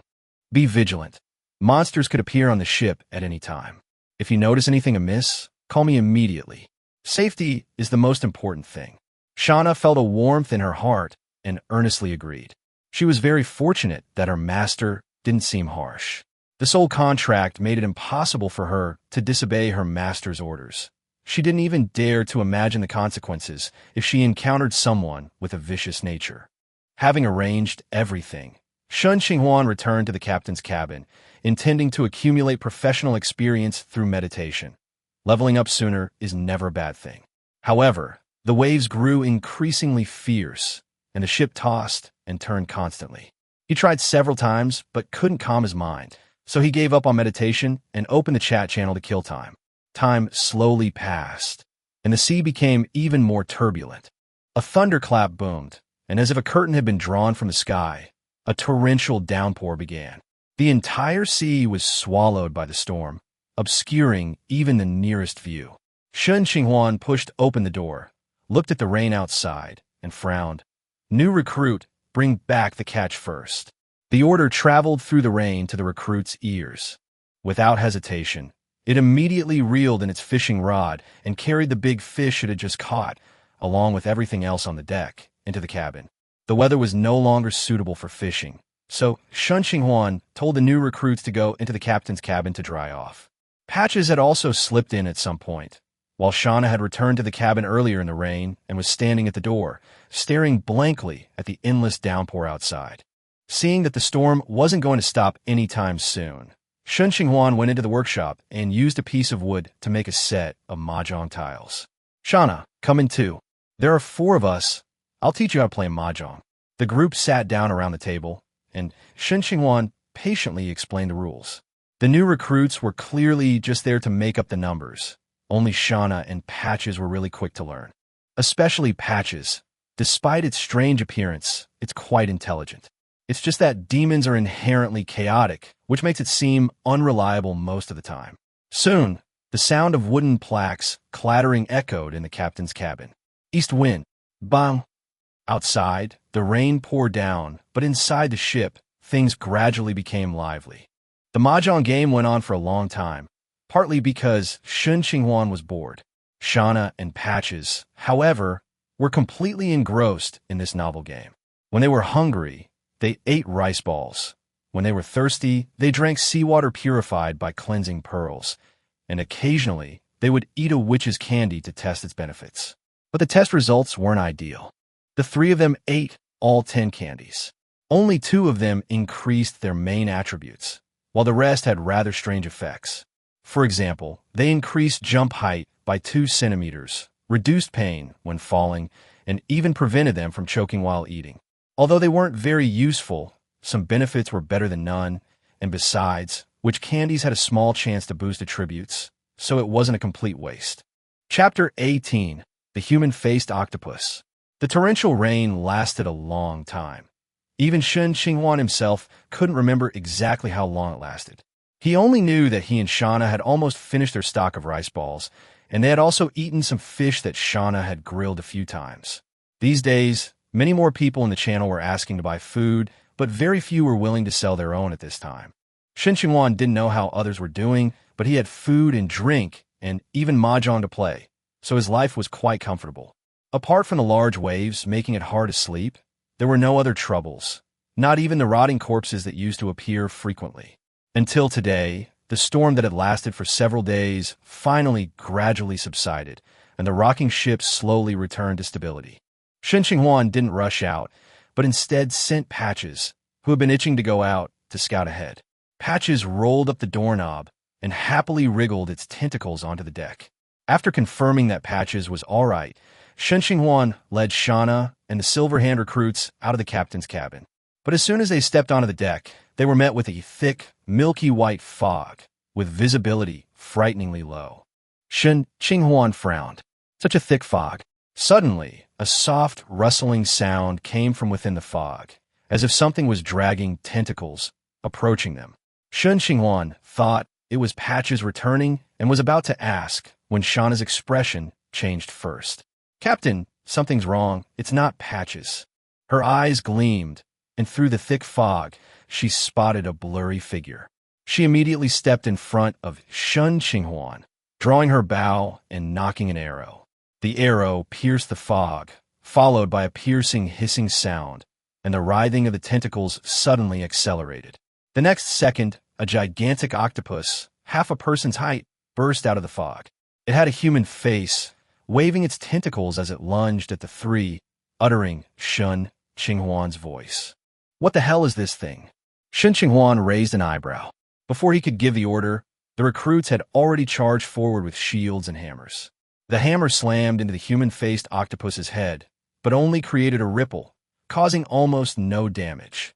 The octopus's tentacles instantly wrapped around the recruit, binding him tightly. The recruit's prized armor was useless. He couldn't even break free from the slippery tentacles. Seeing this, Shauna shot an arrow into its eye. The human-faced octopus convulsed, yet still clung tightly to the recruit. She immediately knocked another arrow, pale blue battle aura coating the shaft, and uttered a low shout. "Wind Chaser Arrow." The arrow vanished instantly, and the next moment, the human-faced octopus's head exploded like a balloon. Blood and bits of flesh splattered onto the deck, and the remaining tentacles trembled a few times before finally losing their strength. The recruit struggled to break free, and a system notification appeared. "Your follower has killed the human-faced, onomatopoeic octopus." Shen Qinghuan was about to approach for observation when the sound of dense tentacles writhing echoed again from within the thick fog. "More!" His expression darkened. "I'm afraid there's more than one." Shauna stopped him, drawing her longbow again. Arrows wreathed in battle aura shot into the fog, and with each arrow fired, the surrounding commotion lessened. However, the wind chaser technique consumed too much energy. In less than 5 seconds, Shauna had already depleted most of her fighting spirit. Fortunately, the sounds of tentacles nearby had noticeably subsided. At this moment, Patches finally emerged from the thick fog, one of his tentacles still coiled around the corpse of a slain human-faced octopus. Shen Qinghuan's eyes lit up. "Good job, go get some more corpses." Patches waved his tentacle, then turned and disappeared back into the fog. Of the 3 followers, only Patches was best suited to venture into such an unknown region. While Shauna was strong, she was too fragile, possessing only 1 life. Shen Qinghuan couldn't allow her to risk it. The recruit, though fearless, lacked the sharpness of a humanoid octopus and couldn't defeat it head-on. Only Patches possessed both strength and intelligence, and was unafraid of death, making him the perfect candidate to explore the dense fog. Not long after, Patches brought back 2 more headless human-faced octopus corpses. With enough materials and Shana and the recruits guarding him, Shen Qinghuan decisively activated Chaos Card Refinement. Magic power condensed, and pure white cards appeared. He used magic power to grab the 3 corpses, and a new round of card refinement immediately began. Card refinement failed. Judgment reversal in progress. Card refinement successful. A moment later, a card with a blue back fell into Shen Qinghuan's hand. Name, Rasengan. Type, skill card. Rank, Tier 1, excellent. Effect, after use, the user learns the skill Rasengan. It was actually Rasengan. Shen Qinghuan was quite surprised. She hadn't expected her first skill card to be this move. But why was the rank only Tier 1, excellent? Before he could figure out, the sound of tentacles came from the fog again, and Patches returned with 2 more headless, human-faced octopus corpses.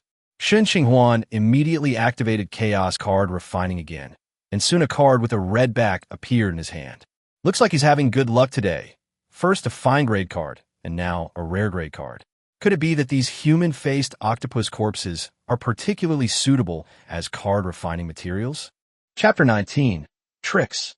Name, Complete Guide to Tricks. Type, Item Card.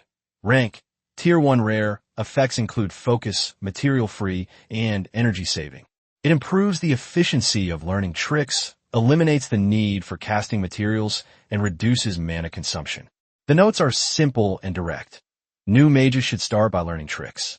Shen Qinghuan only had time to glance at the cards before Patches returned, dragging the newly found corpse. He activated Chaos Card Refining again, but this time his luck was significantly worse, producing only a Tier 1 ordinary longsword card without any special effects. Patches then pulled back another human-faced octopus corpse and disappeared, leaving only the piercing sizzling of a human-faced octopus in the thick fog. Shen Qinghuan silently counted for a moment. The number of cries was roughly the same as the number of arrows Shana had shot. There shouldn't be any more corpses coming to their door in a short time. Recruit, stay alert. The situation in the thick fog was still unclear, so Shen Qinghuan retreated to the captain's cabin, leaving the silver-hand recruits to guard the door. Hearing Shana's breathing become somewhat rapid, he said, "Shana, you should go and rest too." "Yes, Captain." Shana hesitated for a moment before following him into the captain's cabin. Shen Qinghuan paused, knowing she had misunderstood, but didn't explain. After closing the door, he took out the 2 cards he had just crafted, first picking up the Rasengan skill card and directly infusing it with magic power.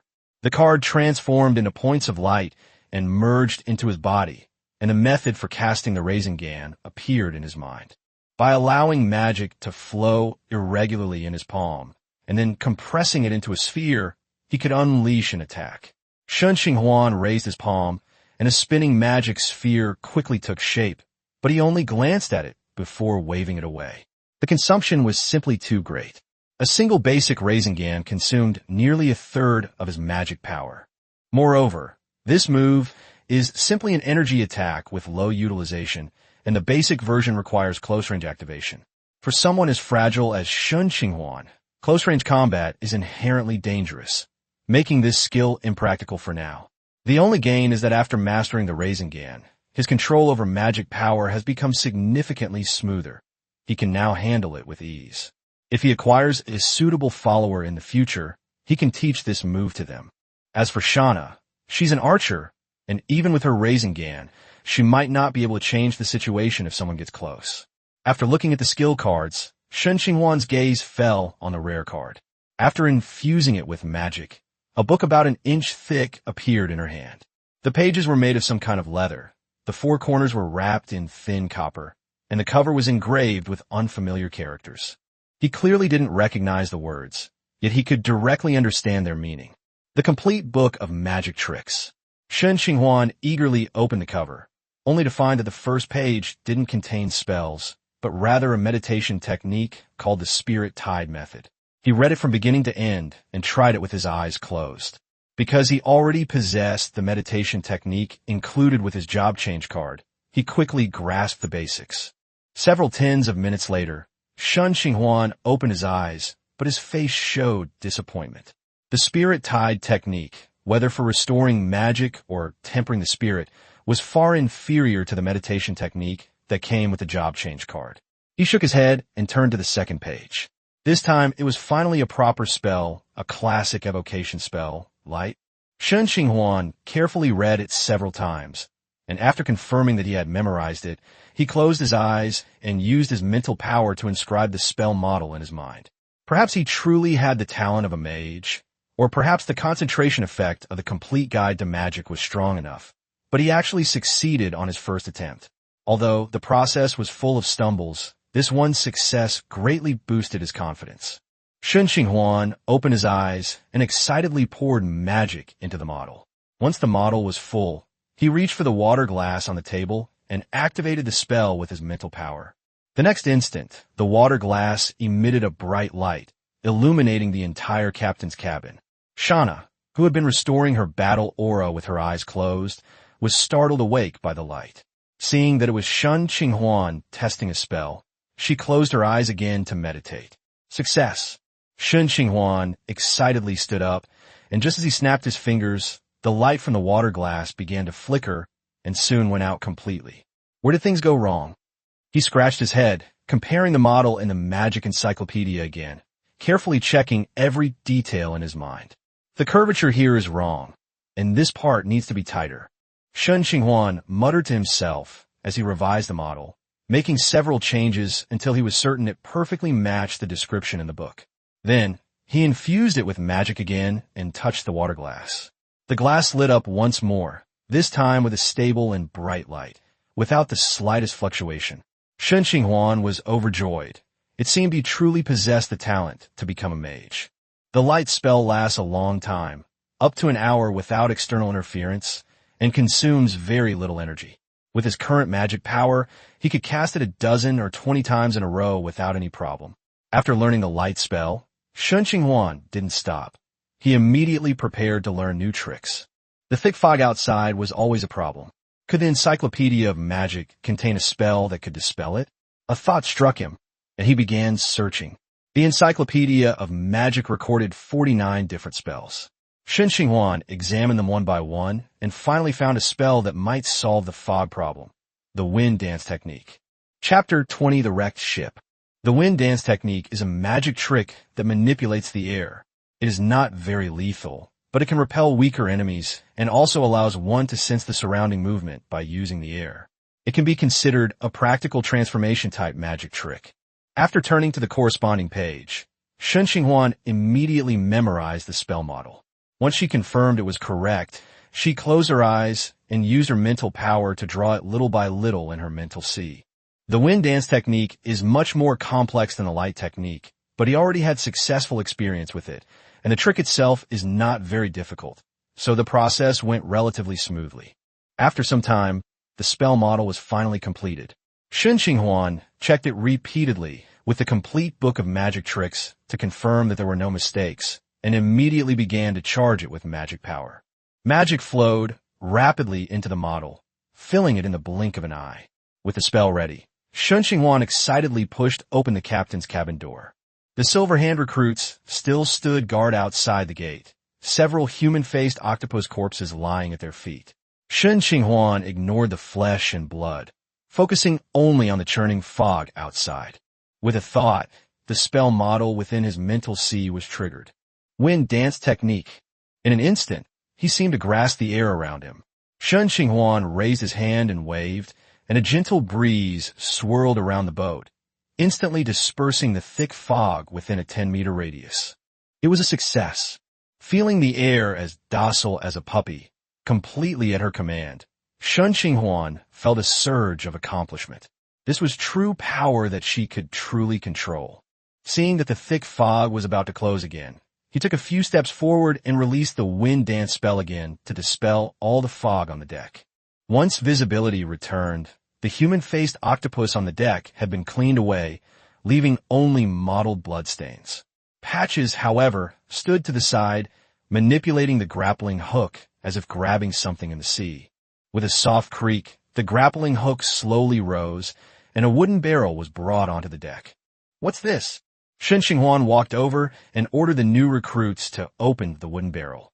The moment the lid was lifted, a rich aroma of wine wafted out, revealing a barrel of perfectly preserved wine inside.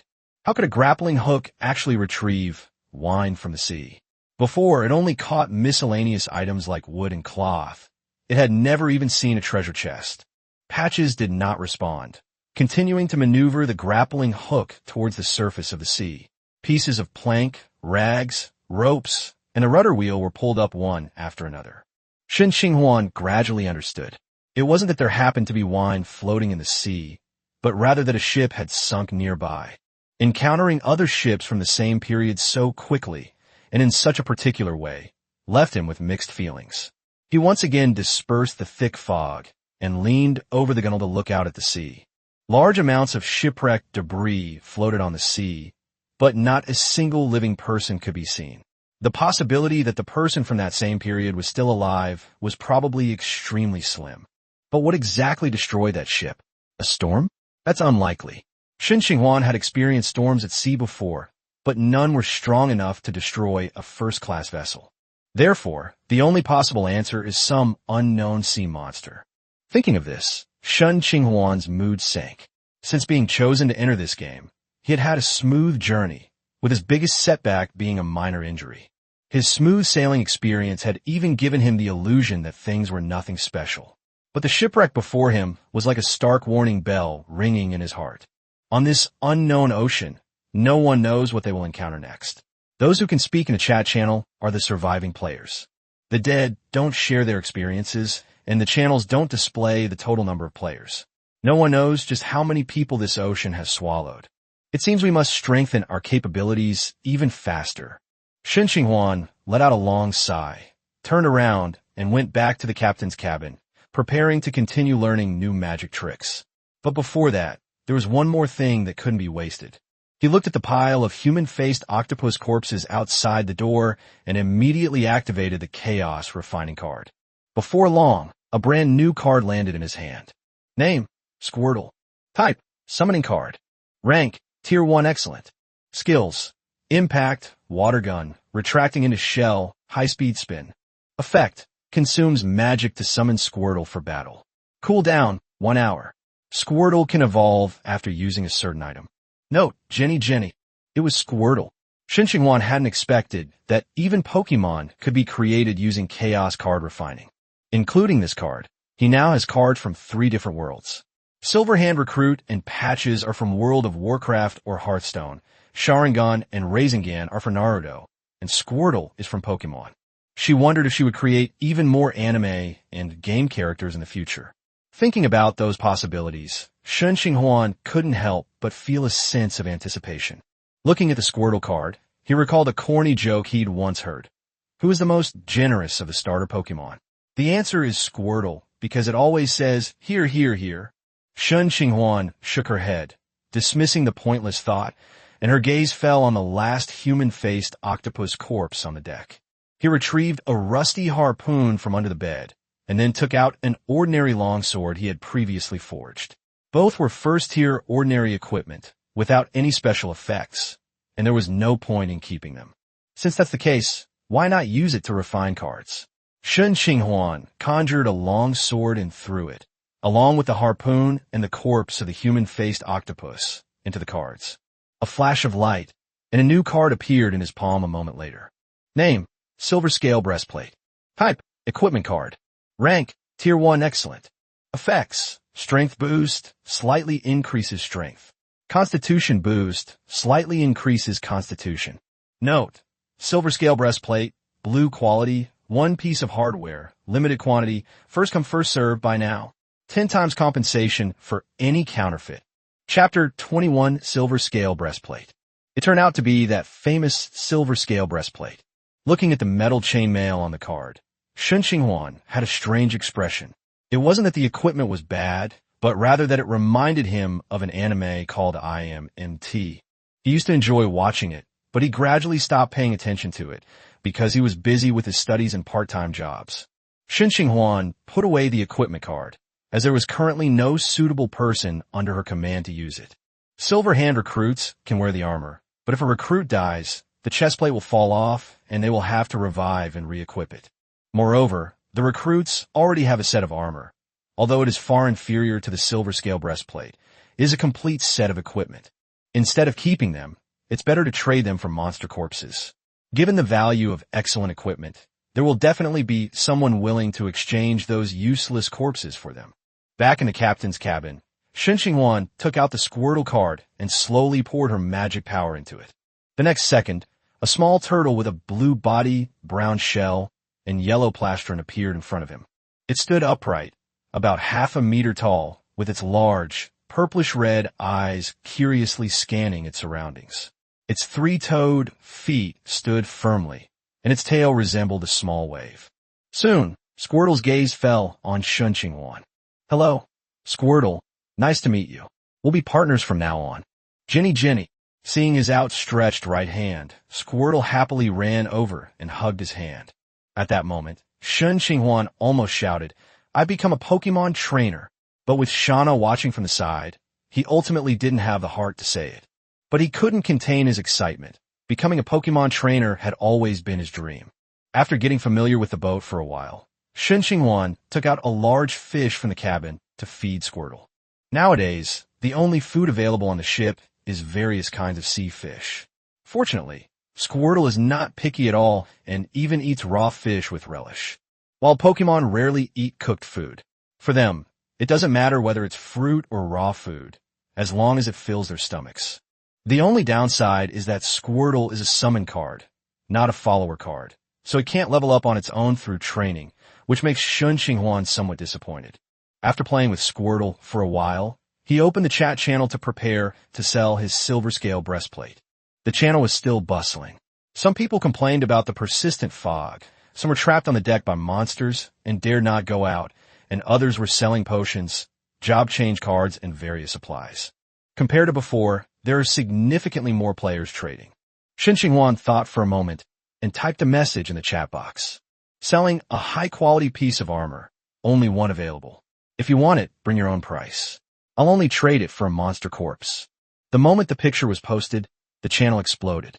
"Holy crap! People are selling high-quality armor? Godfather, it's me. I'm your long-lost adopted son. Looking for a carry. I'm good at eating, sleeping, and being cute.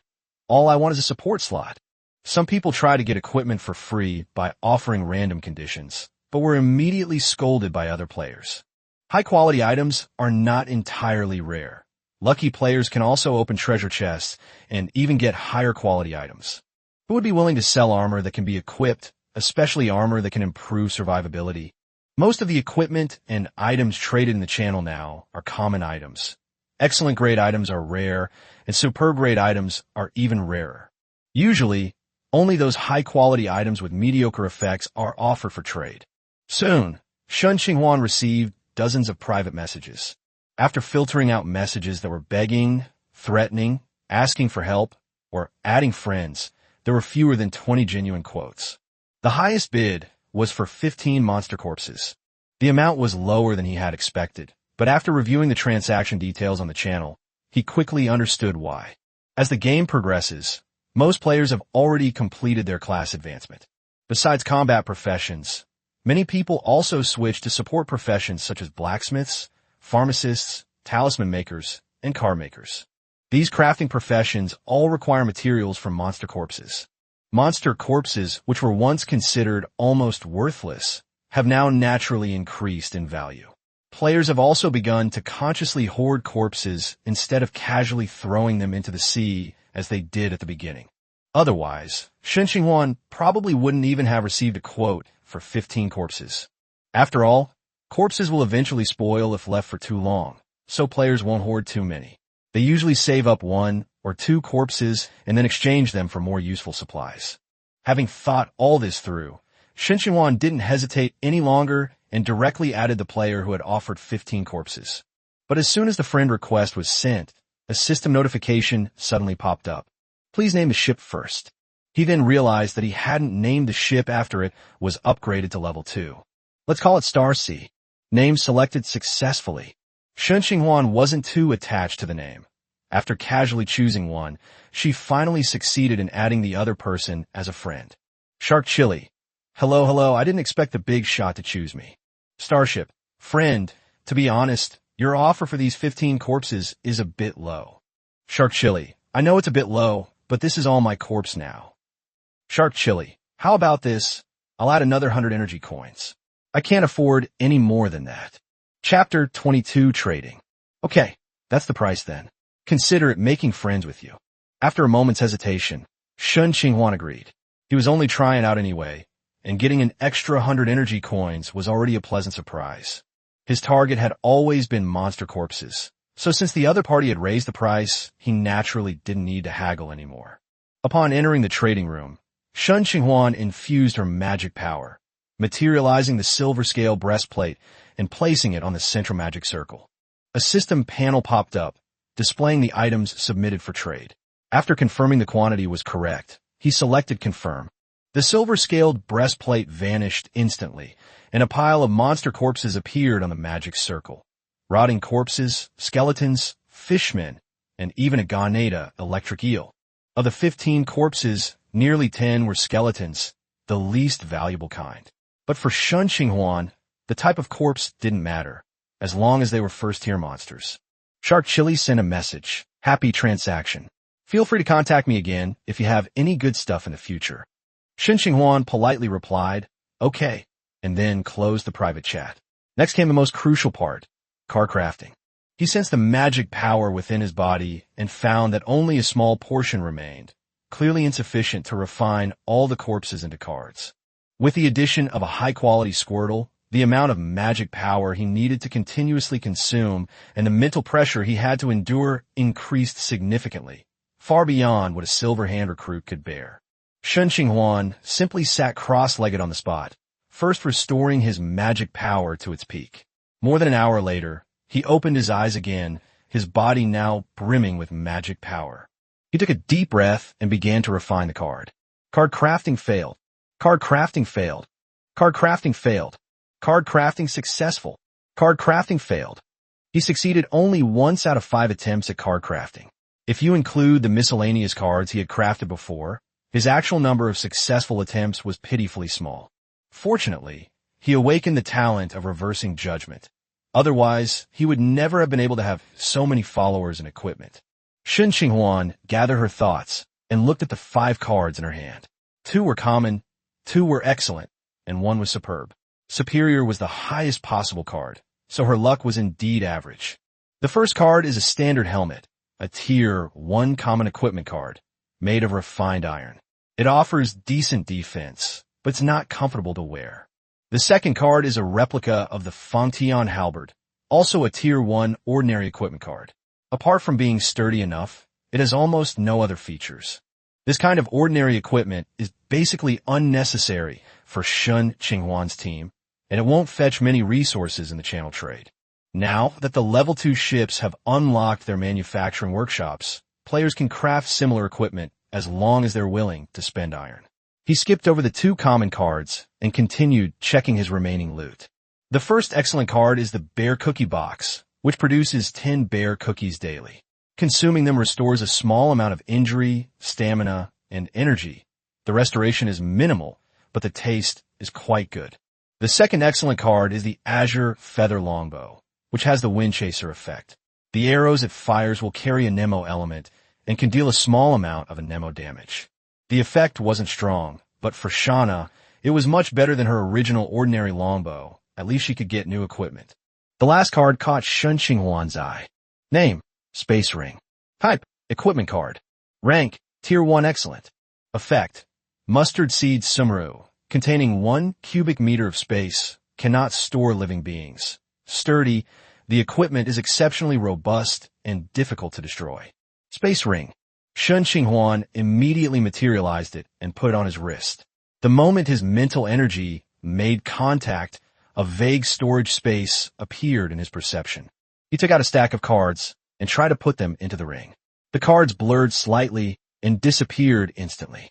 When he checked them again with his mental energy, the stack of cards was already lying quietly inside the ring. After several attempts, Shen Qinghuan quickly figured out how to use it. The access speed was fast, but each time it consumed a trace of mental energy. However, the consumption was minimal, and it wouldn't have any impact if he didn't operate it frequently. 1 cubic meter of space may not seem like much, but it's more than enough to hold your personal belongings. Back in the captain's cabin, Shen Qinghuan took everything out of the drawer. The sky-piercing crossbow, the healing bottle, the witch's candy jar, and the sacrificial statue he had almost forgotten about. He always carried his new robes and ice crystal staff with him, while the 2 pure water pearls soaked in a bucket in the ship's cabin. This was all his possessions at the moment. He put all his frequently used items into his spatial ring, then materialized the azure feather longbow and walked out of the captain's cabin. The deck was once again shrouded in thick fog, but Shauna, with her Sharingan, could still barely see her surroundings. Shauna. A rustling sound came, and Shauna flapped her wings and landed from the air. Captain, is there something you need? Here, take a look and see if this new equipment suits you. Shen Qinghuan handed over the azure feather longbow. Shauna received it with both hands, and the moment she touched it, she noticed that this bow was different. This is actually a magical item. Magical equipment not only comes with additional effects, but its biggest difference from ordinary equipment is that it has a higher energy flow rate. Ordinary equipment has extremely low energy efficiency, requiring significantly more energy to cast spells. This alone makes magical equipment far more valuable than ordinary equipment. Chapter 23, Second Legend and Advancement.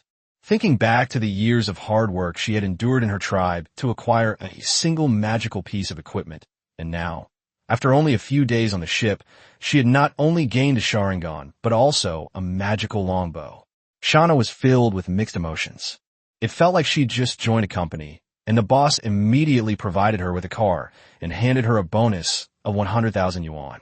She hadn't made many contributions yet, but she'd already received so many benefits, which made her somewhat uneasy. Do you like it? Shen Qinghuan asked. I love it. Shauna gripped the longbow tightly, her eyes filled with unwavering determination. If you like it, then give me your old longbow. Although Shauna didn't understand the use of an ordinary longbow, she didn't ask any questions and immediately handed it over. Shen Qinghuan waved for her to leave and took the longbow back to the captain's cabin. He took out the 2 equipment cards he had just crafted and put the helmet, longbow, and halberd into the cards as crafting materials. As the magic power was gradually depleted, all 3 pieces of equipment merged into it.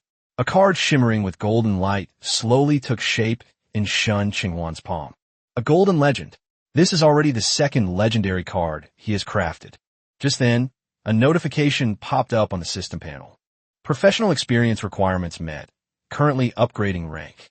A strange energy emerged from his chest, rapidly surging into his magical power and coursing throughout his body. This process lasted for nearly an hour before finally subsiding. Shen Qinghuan opened her eyes and felt her mind was clear, and even her vision had become sharper. Advanced successfully. Slightly improved mental state. Slightly improved perception. Slightly improved magic power. Skill Chaos card refining success rate increased. He immediately checked his attributes. Strength, agility, and constitution remained at G. Spirit rose to F-. Perception reached F, and magic also rose to F-. The profession changed to Chaos card Refiner LV.2.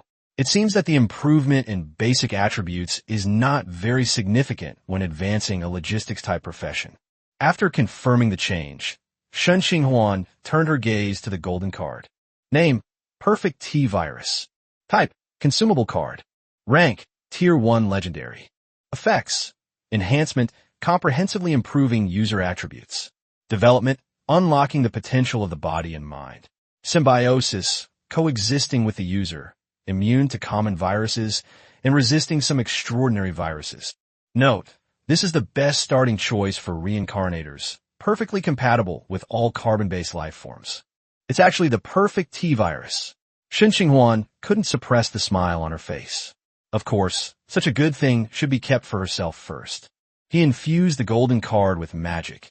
It transformed into a green syringe. Considering he wasn't a medical student and couldn't accurately locate the jugular vein, he obediently aimed at the back of his hand and inserted the needle. As the syringe was slowly advanced, the entire T-virus entered the body. A few minutes later, the drug took effect. Shen Qinghuan's whole body began to heat up, and her vision gradually blurred, as if a furnace had been stuffed inside her. A surge of intense heat flowed continuously, coursing through every limb and bone, nourishing every cell in the body. It took a good half-hour for the heat to gradually subside. Call! With her vision clearing again, Shen Qinghuan let out a long breath, casually clenched her fist, and an astonishing power surged from her body. He even felt he could kill a tiger with his bare hands, but he quickly calmed down. It was just an illusion caused by a sudden surge in strength. To actually fight, he would at least need a weapon. The high temperature had already soaked through the mage's robe.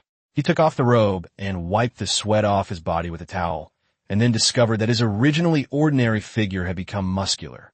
Six-pack abs were clearly visible, and his pectoral muscles, biceps, and triceps were also incredibly well developed. Shen Qinghuan admired them for a while before opening the attribute panel again. This time, his strength, agility, and physique all improved to F, his spirit and perception reached E-, his charm rose to F, and his magic power reached F+. In addition, he has 2 more talents and 1 more skill. Rapid healing. Even when severely injured, wounds can heal rapidly while retaining a degree of mobility. Viral symbiosis. Immune to common viral infections, and to some extent resist extraordinary viruses. Psychic power. Mobilizing mental energy to freely influence the material world. A perfect T-virus grants 2 talents and a telekinetic skill.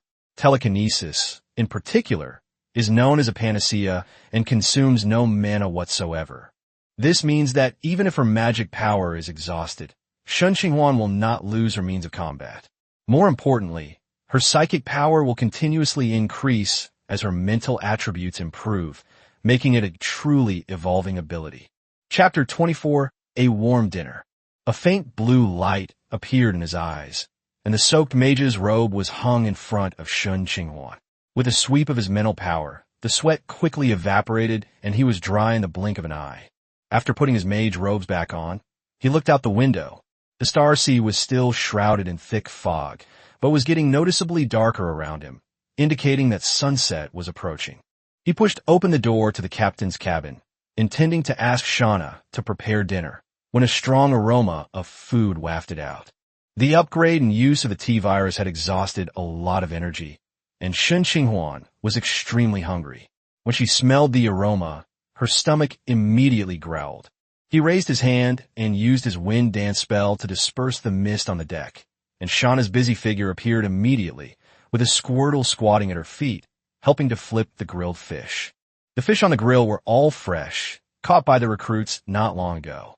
After the human-faced octopuses were cleaned, the recruits were made to continue fishing. So far, nothing unexpected has happened, so it seems that the dense fog is not as dangerous as Shen Qinghuan had anticipated. As the fog dissipated, Shauna immediately noticed the commotion. Seeing him emerge from the captain's cabin, a rare smile appeared on her usually cold face. "Captain, you're here. We'll be eating soon." "Okay, thank you for your hard work." Shen Qinghuan sat cross-legged by the grill, quietly waiting for dinner. Squirtle saw its trainer and immediately rushed over excitedly, handing him the grilled fish. Okay, thank you for your hard work." He took the grilled fish and casually patted the Squirtle's head. The little guy immediately put his hands on his hips, looking proud, which made Shen Qinghuan want to laugh. He took out a tin of bear-shaped cookies from his spatial ring, took out a cookie, and handed it to Squirtle. Squirtle had his magical energy supply and didn't need to eat. But this little guy has emotions and preferences, and the recovery effect of bear-shaped biscuits is low, so it wouldn't hurt to let it try some. The moment the cookie entered its mouth, its sweet aroma filled the air, and Squirtle's eyes lit up instantly. After chewing it carefully, it immediately opened its big, watery eyes and looked at Shen Qinghuan. "Do you like it?" Jenny. Seeing it nod repeatedly, Shen Qinghuan smiled and handed over the remaining 8 cookies, box and all. Squirtle was overjoyed and started stuffing the cookies into its mouth one after another. Shen Qinghuan also tried the grilled fish. Shauna's grilling was indeed quite good, but there were no seasonings on the boat, and he had been eating seafood for several days in a row, so even the best flavor was starting to get a bit tiresome. Unfortunately, All that was left on the ship was various kinds of sea fish. He was eating it with a bitter taste when his clothes were suddenly tugged at. Looking down, he saw Squirtle holding up the last cookie and offering it to him, clearly wanting to share its favorite food. Shen Qinghuan was slightly taken aback, then smiled and said, "No need. I've already eaten. You can eat it yourself." He pushed the biscuit back and continued eating the bland grilled fish in his hand. This wasn't entirely a lie. When the biscuit box materialized, he had indeed already tasted one biscuit. The taste was still the same as he remembered, but the restorative effect was too weak. At the first tier, one piece could restore about 1% of his magic power, but now that he was at the second tier, this restoration was almost negligible. Moreover, he doesn't have a sweet tooth, and when he's hungry, he craves something salty and hot. The two of them, each with a Pokemon, ate their dinner around the grill. Although there weren't many people, the atmosphere wasn't quiet. Squirtle's lively and energetic antics added a lot of fun to the whole boat. Only Shauna occasionally glanced at Shen Qinghuan and Squirtle's interaction, a hint of barely perceptible envy appearing in her eyes. Dinner wasn't lavish, and by the time they finished eating, it was completely dark. Shen Qinghuan waved her hand, casting her wind dance spell one last time to disperse the white mist, before returning to the captain's cabin. The advancement and the T-virus greatly enhanced his mental strength, and he was still full of energy and showed no signs of sleepiness. He decided against resting, took out a complete book of magic tricks, and prepared to study it all night. Of the 49 tricks, he had only mastered 2 so far, and there was still a lot to learn. Considering the limited destructive power of magic tricks, and that he already had no shortage of offensive methods, Shen Qinghuan decided to prioritize learning auxiliary magic tricks. Turning the leather-bound pages, a new magic trick came into view, revealed in the hands of a sorcerer. Shen Qinghuan paused slightly, but ultimately turned to the next page. The mage's hand is very useful for ordinary mages, enabling them to perform many delicate operations. It is almost a must-learn magic trick. However, Shen Qinghuan has already awakened her mental power, a near-omnipotent ability that can completely replace the mage's hand, so its priority is naturally greatly reduced. Electric claws, fire arrows, spell bursts, and trembling touches flash by before my eyes. After several minutes, the pages of the book finally stopped. Message, a transmutation spell, allows you to whisper directly to a target within casting range, and the target can reply in a voice only the caster can hear. This is undoubtedly a practical skill, allowing you to conspire in front of others without worrying about being overheard. Of course, when encountering a spellcaster, the communication may be eavesdropped on, but doing so is almost equivalent to directly breaking off relations.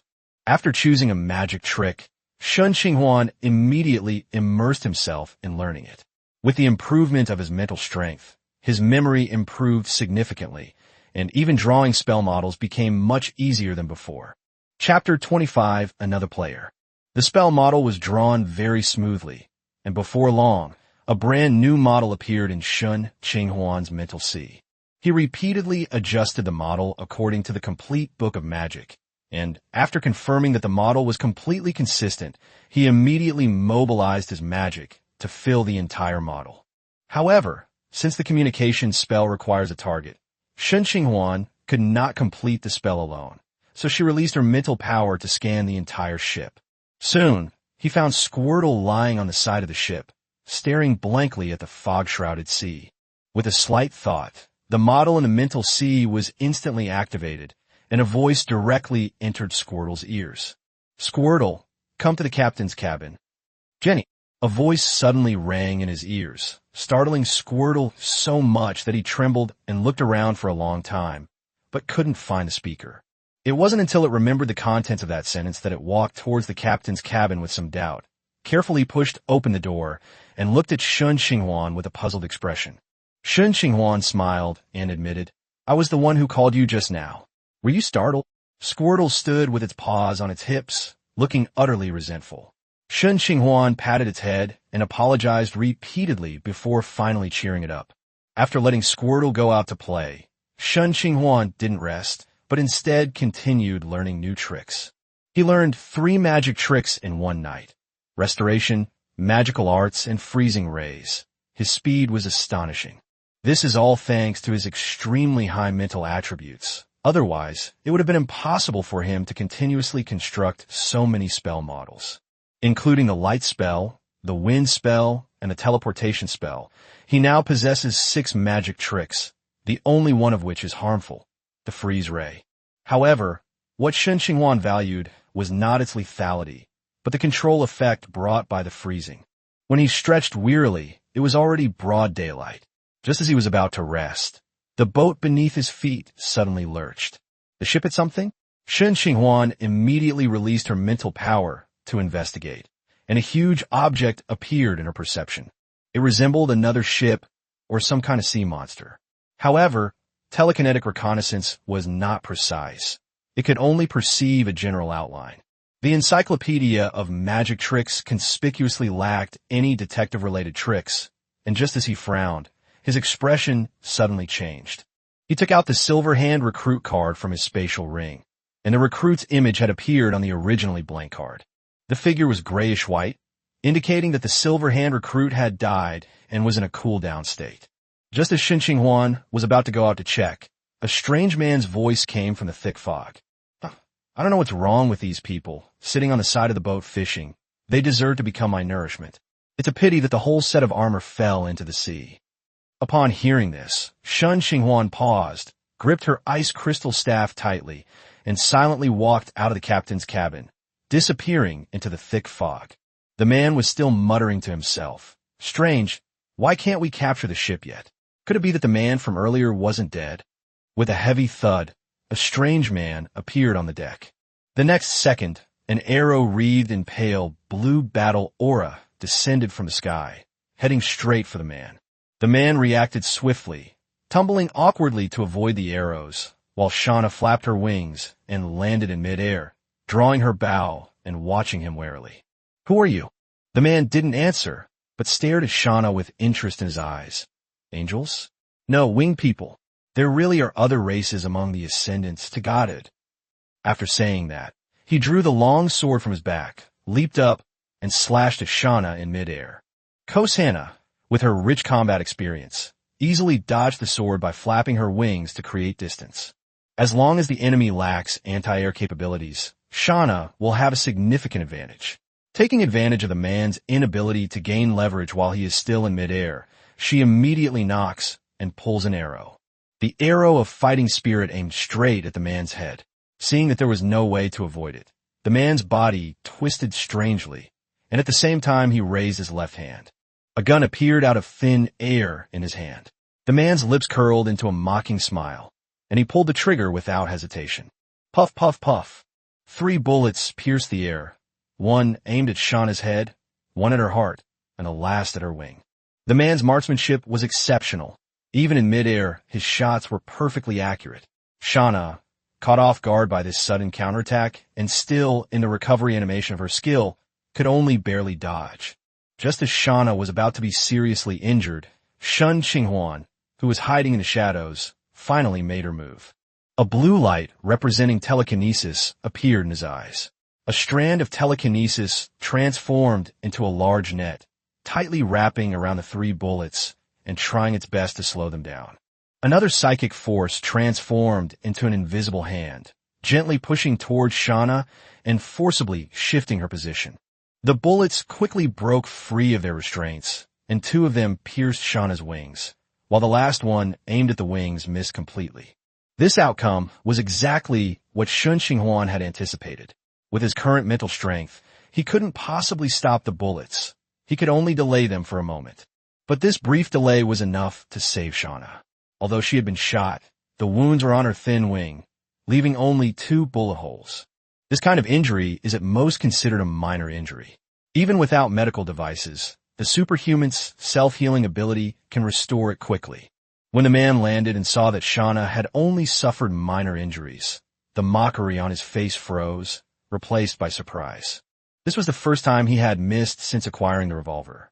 A white light emanated from his body, deflecting the arrow shot by Shauna. Immediately afterwards, the man pushed off with his feet, moving at an astonishing speed, heading straight for Shauna, who was falling towards the deck. He had already appeared directly beneath Shauna even before she landed. Chapter 26, Fierce Battle. The stranger slowly straightened his clothes, holding a sword in one hand, the tip of which was already pointed at Shauna's neck. At this critical moment, a jet of water suddenly pierced through the thick fog and shot directly into the man's face. Squirtle sensed something was wrong and rushed over, just in time to see the man raising his sword to kill Shauna. Without thinking, he used his water gun. There are more experts. Seeing that the water column wasn't very powerful, the man, confident in his defensive equipment, had a faint white light emanating from his body and prepared to withstand the attack to kill Shauna first. But when the water gun hit him, he realized that the attack was far more ferocious than it looked. Although his shield blocked the damage, he was still knocked back 4 or 5 meters by the water gun. By the time he regained his footing, Shauna had already adjusted her center of gravity and landed back on the deck. The cooked duck flew away, and a fierce glint flashed in the man's eyes. He turned around and was about to deal with this troublesome mage first. But when he looked down the water gun, he saw not a person, but a small, light blue turtle standing upright. What the heck? Squirtle? There are Pokemon in the endless ocean. Although he was surprised, his hands did not stop. With a whooshing sound, he slashed fiercely at Squirtle with his longsword. Jenny. Squirtle was so frightened that it immediately retreated into its shell. A layer of white light flashed across the surface of its shell, which was its ability to retreat into its shell. Each time the shell shrinks, it increases physical defense by 50%, stacking up to 6 times, making its defensive capabilities extremely impressive. When the longsword struck the tortoise shell, producing a metallic clang, the man's all-out attack failed to break through the defense, leaving only a clear sword mark. Shauna seized the opportunity to strike, unleashing a barrage of arrows imbued with battle aura, nearly sealing off the man's escape route. Damn it! The man had no choice but to leap aside, finding himself in a dilemma. Jenny's shell was incredibly hard, while Shauna was a lightning-fast archer known for her speed. He could attack from a distance on both sides, so it was wrong for him to attack either side, and he was temporarily tied down. In a moment of crisis, the man quickly came up with a plan. He forced the Squirtle to retract its shell again with a sword strike, then kicked it with a powerful kick. Squirtle was kicked flying and tumbled towards the sea. Jenny, feeling weightless, Squirtle frantically stretched out its limbs, flailing its arms and legs in the air, before finally crashing head first into the sea. With Squirtle out of the way, the man immediately pulled out a bottle of blue potion from his waist, drank it down, and then charged straight at Shauna with his sword. His speed was already no less than Shauna's, and after drinking the potion, he became even faster, and it looked like he was about to catch up with her. Shen Qinghuan, hidden in the shadows, frowned, took out Patches' card from her spatial ring, canceled the summoning, and then re-summoned it. Yeah, Patches, who had been swimming on the seabed, returned to the deck in the blink of an eye, scratching his head in confusion. Shen Qinghuan immediately used a communication spell to order, Patches, go and kill that man. Patches' scattered eyes instantly locked onto the man in the mist, and its tentacles wriggled as it quickly crawled over. The scimitar sliced through the air with a whistling sound. Just as the man was about to catch up with Shauna, he was suddenly attacked from behind. When he raised his sword to block the blow, and finally saw the attacker's face clearly, his expression immediately turned even uglier. Is this an eye demon? Wing people, Pokemon, and now the eye demon has appeared. Just how many other things are hidden on this ship? The series of unexpected events made the man consider giving up for the first time. Kicking the Squirtle away was only a temporary measure. Once it crawled back onto the boat, the situation would be even worse. He could have taken the opportunity to deal with Shauna, but Patch's appearance completely disrupted his plans. While fending off Patch's attacks, the man secretly looked for an opportunity to escape. Patches, as Shen Qinghuan's first gold card, has no death cooldown and does not require continuous mana consumption.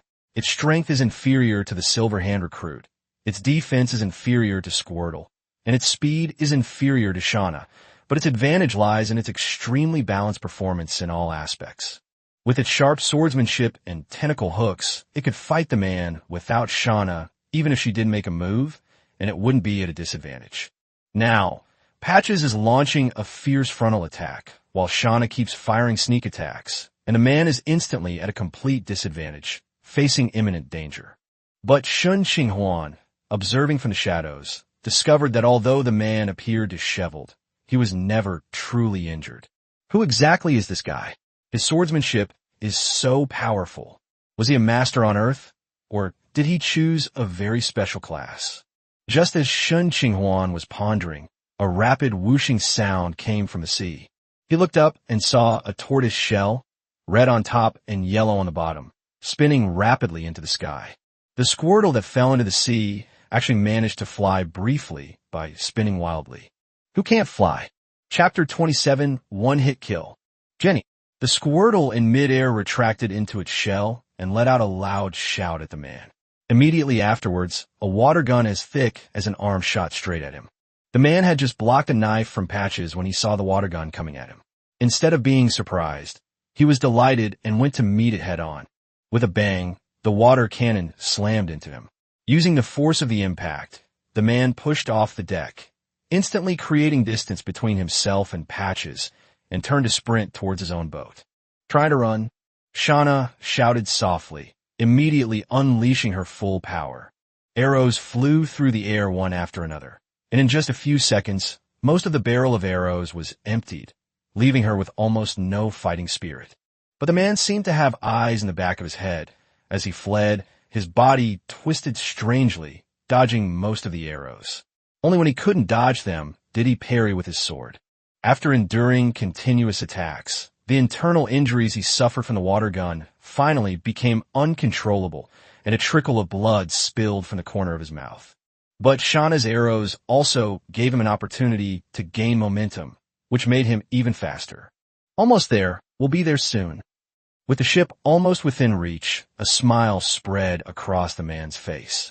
He thought he had finally escaped. Shen Qinghuan, who had been hiding in the thick fog and observing the battle with her mental powers, finally made her move. A freezing ray shot out from the tip of the ice crystal staff, followed by 3 ice blades.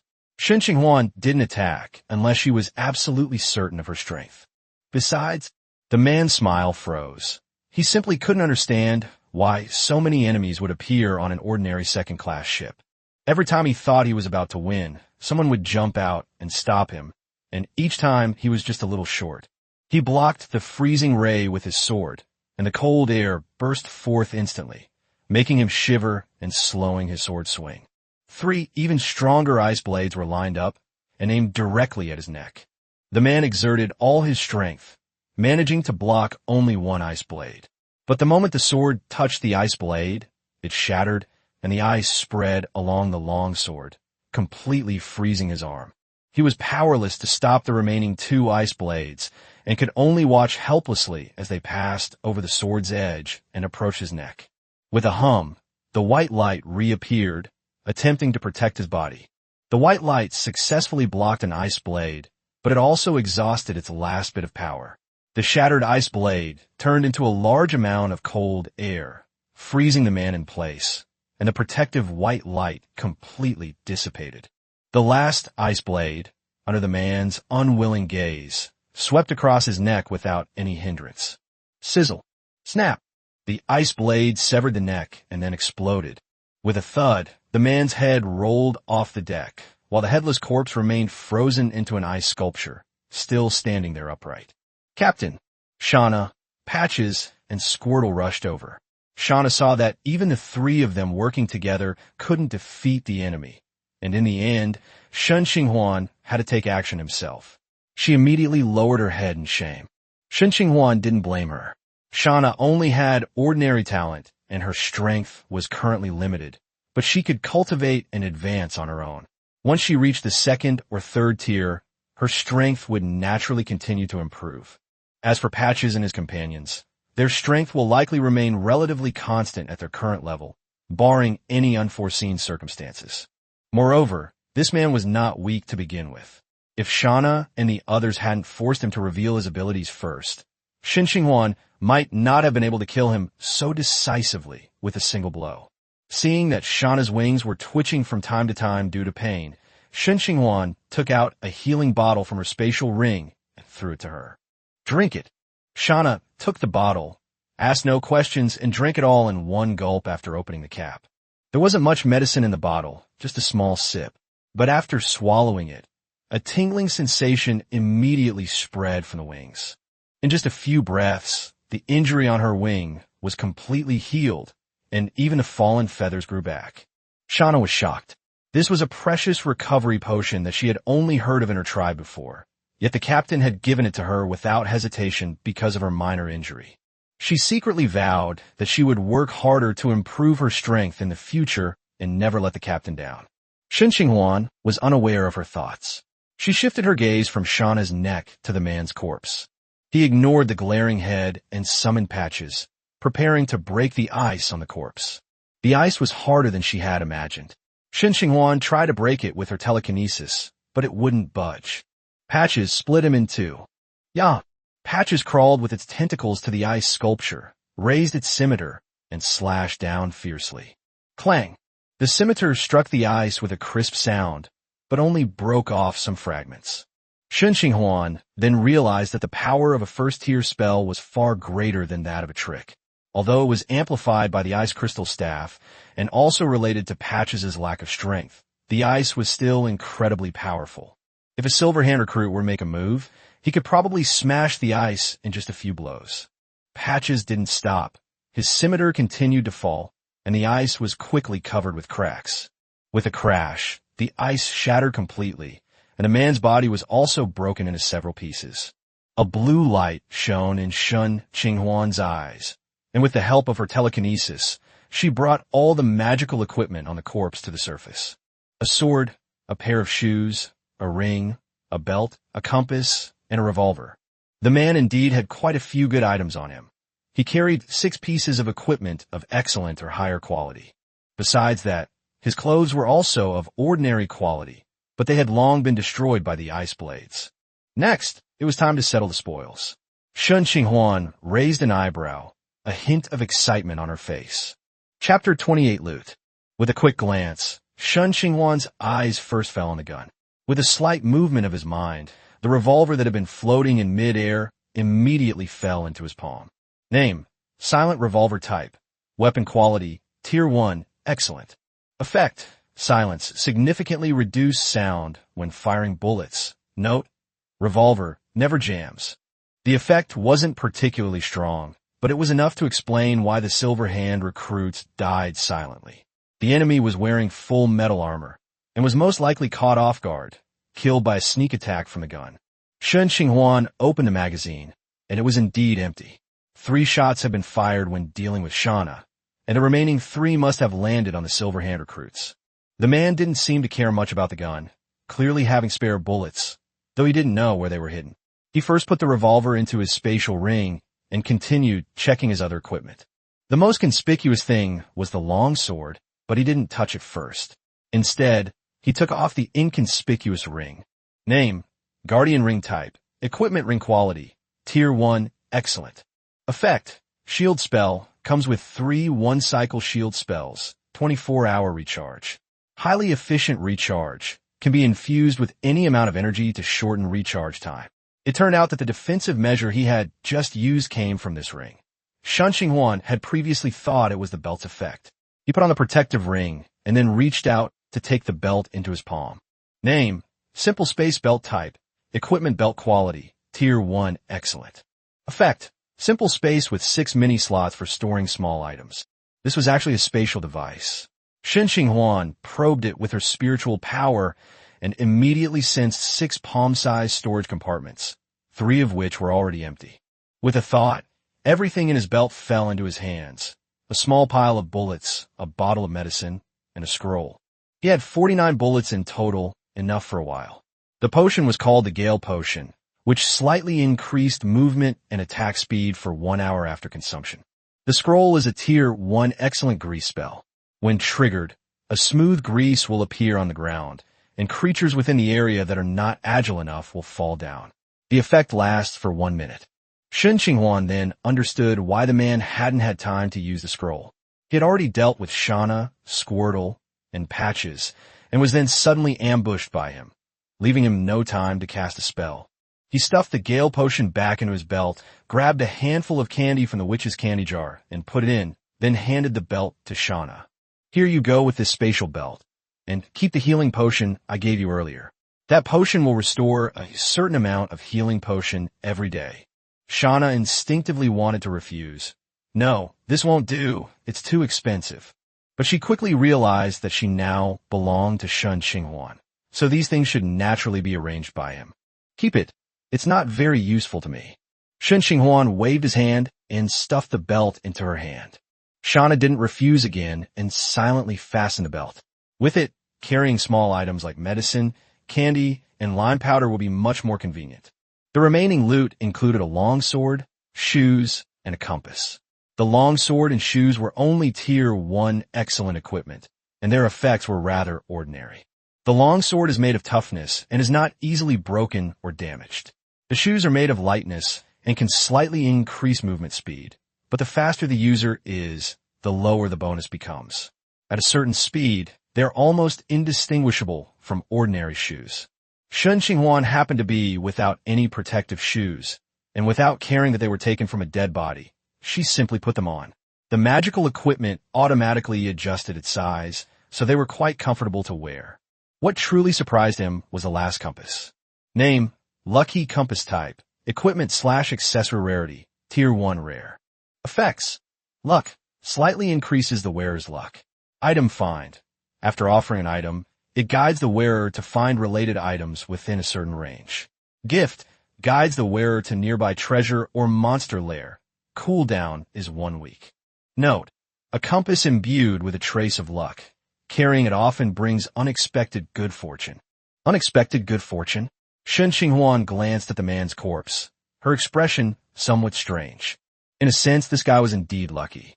Killing Shen Qinghuan would have granted him a large amount of equipment, items, and summoning cards. Unfortunately, his strength was lacking, and his initial good fortune ultimately turned into a death sentence. After looting the man's belongings, only a mangled corpse remained on the deck. Shen Qinghuan thought for a moment. After all, the man was a first-tier transcendent being, and throwing him into the sea would be a waste. So he took out the void-piercing crossbow from his spatial ring and used the man's corpse, along with his damaged clothes and equipment, as materials for card crafting. Chapter 29, Yu and the Occupied Ships. As things stand, the void-piercing crossbow has become increasingly useless against Shen Qinghuan. Apart from automatically loading 1 bolt per minute, its power is no different from that of a regular crossbow bolt. He simply refined the sky-piercing crossbow along with 2 other items into materials and added them to the card, squeezing out every last bit of value from it. Magic surged, and the 3 items transformed into specks of light that merged into the card. A few breaths later, a card with a pure white back fell into Shen Qinghuan's hand. Just the ordinary level. Shen Qinghuan was somewhat disappointed that her first attempt at refining cards using player corpses had yielded such a poor result. Name, Yu. Type, Summoning Card. Rank, Tier 1 Common. Effect, consumes mana to summon a yo-yo for combat. Cooldown 1 hour. Note, cute and adorable but brainless. Upon seeing the small blue square on the card, Shen Qinghuan was somewhat surprised. It had actually produced Yu. This is a 1-star card that even he remembers. Although its combat power is not high, it is liked by many people because of its cute appearance. Yo-Yo is a small, light blue cube with short limbs and a pair of golden wings, and a large red question mark on its head. Its 2 lined eyes made it look dull and silly. As a light attribute angel monster, it had almost no fighting ability except for being cute. Shen Qinghuan didn't care. After all, it was just a Tier 1 common card, and it was already good enough that it could produce a cute mascot. Moreover, there may be ways to strengthen it in the future. Thinking of this, he immediately channeled his magic power. The next second, the blue cube angel appeared out of thin air and let out an excited cry. Stop dawdling. Shauna stared at the suddenly appearing Yu, her face full of curiosity. What is this? Its name is Yu. From now on, it will be our partner and also our mascot. Shauna curiously reached out and poked its soft body. A mascot? Don't let its appearance fool you. Yu is an angel. An angel? Shauna's expression suddenly became subtle. The adorable blue cube in front of her was completely different from the angel she had imagined, and it seemed that even her fantasies had been shattered. Shen Qinghuan ignored Shauna, who was still in a daze, and turned to look at the ship in the thick fog. To prevent any traps from being hidden on the ship, he sent Patches to scout ahead first. This is perfect for Patches. It's not afraid of death at all. Even if it's killed, it can be resummoned with just a little magic power, and there's no cooldown. Yeah, Patches swung his tentacles and charged into the thick fog, leaping first onto the boat, left behind by the man. Shen Qinghuan stood there and waited. 10 minutes later, Patches returned unharmed, wriggling its tentacles.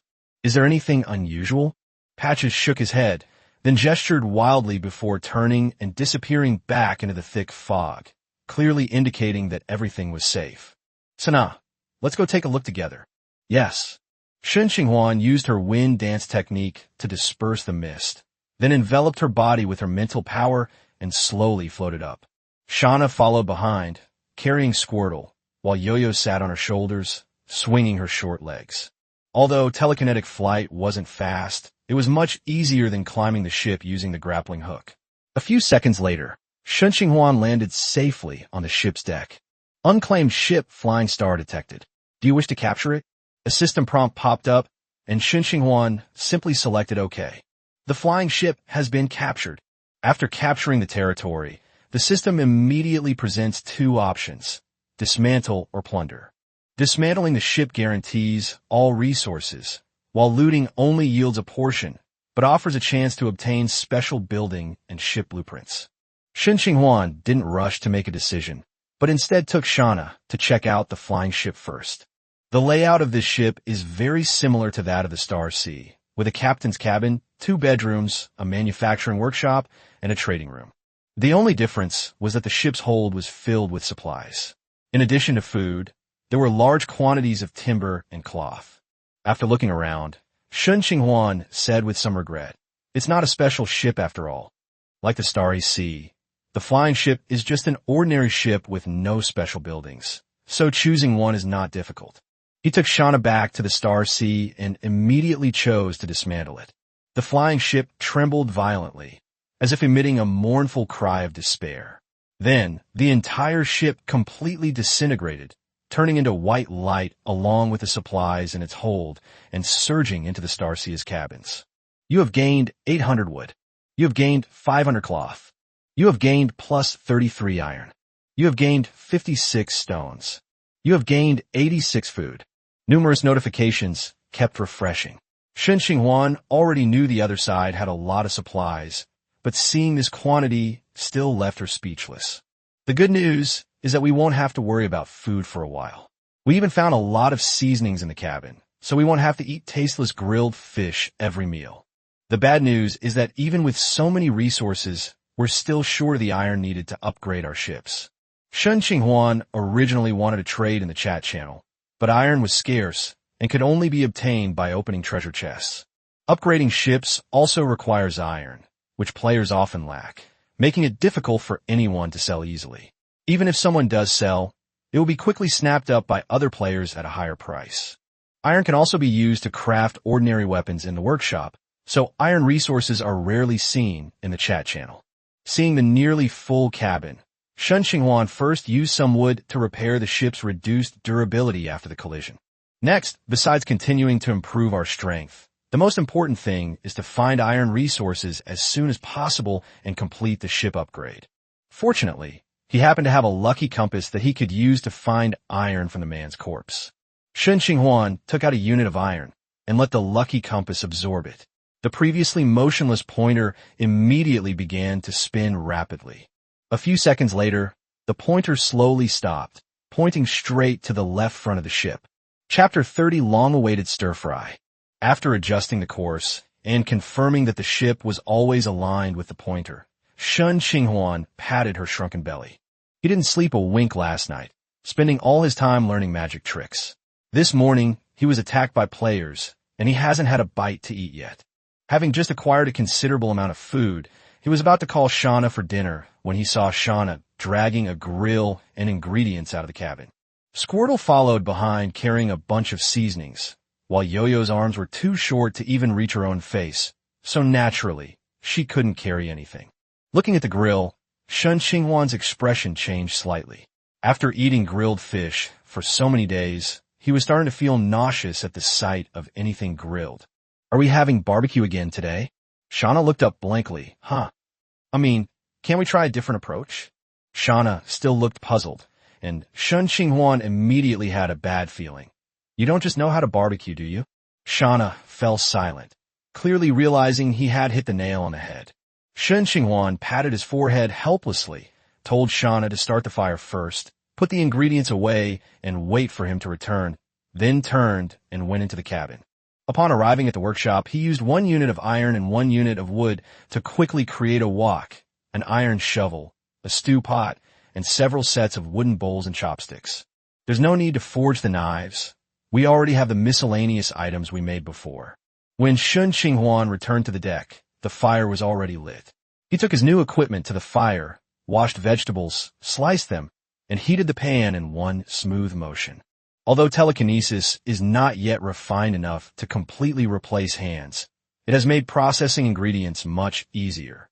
With his multitasking skills, several stir-fried dishes were quickly cooked, and he also made a pot of fish soup. It was a simple meal of 4 dishes and a soup, but unfortunately there was no white rice, so we had to use bread instead. All right, everyone come and eat. Looking at her creation, Shen Qinghuan nodded in satisfaction. It had been a long time since she'd cooked, but thankfully her skills hadn't become rusty. Shauna stared at the dishes on the table, clearly not expecting food to be prepared this way. Shen Qinghuan gestured for her to sit down, then picked up her chopsticks first. The savory stir-fried pork entered her mouth, and the familiar flavor immediately spread. Having been in the endless sea for so long, he finally got to eat stir-fried dishes again, and he was so moved that he almost cried. Shauna imitated him, clumsily picking up some food and putting it in her mouth. The next second, a flavor completely different from barbecue exploded on her tongue, and her eyes lit up. Tasty! She gave a mumbled praise, then picked up several more chopsticks, stuffing her mouth full. Her usual aloof demeanor was completely gone, and she became more and more skilled with chopsticks. Squirtle also joined the ranks of those eating, but its claws couldn't hold the chopsticks properly. Shen Qinghuan changed its spoon, but it was still a bit slower. Yo-Yo remained unresponsive, still floating on Squirtle's head, seemingly lost in thought. These dishes weren't exactly delicacies, just ordinary home-style stir-fries. Shauna and Squirtle were eating them for the first time, so they found them incredibly novel. Shen Qinghuan simply hadn't tasted this familiar flavor in a long time, much like someone who had been wandering far from home for many years finally getting to eat their hometown food again. After the meal, the 2 people and the turtle were all very satisfied, leaving the plates clean and not even a drop of fish soup behind. After eating, Shen Qinghuan prepared to go back to the captain's cabin to take a nap. Last night's studying had left him quite exhausted. Although his mental energy had increased considerably, it wasn't strong enough to keep him awake all night. He handed the compass to Shauna, then summoned the silver hand recruit who had finished cooling down, letting the recruit continue fishing, while he yawned and returned to the captain's cabin. The Star Sea could be controlled by his will, and its direction could be adjusted via the steering wheel. Of the group, the recruit lacked intelligence, Patches was unreliable, Squirtle was not mature enough, and Yo-Yo was even less dependable. Only Shauna could put his mind at ease, so he temporarily entrusted the compass to her for safekeeping, lest the ship stray from its course in the thick fog.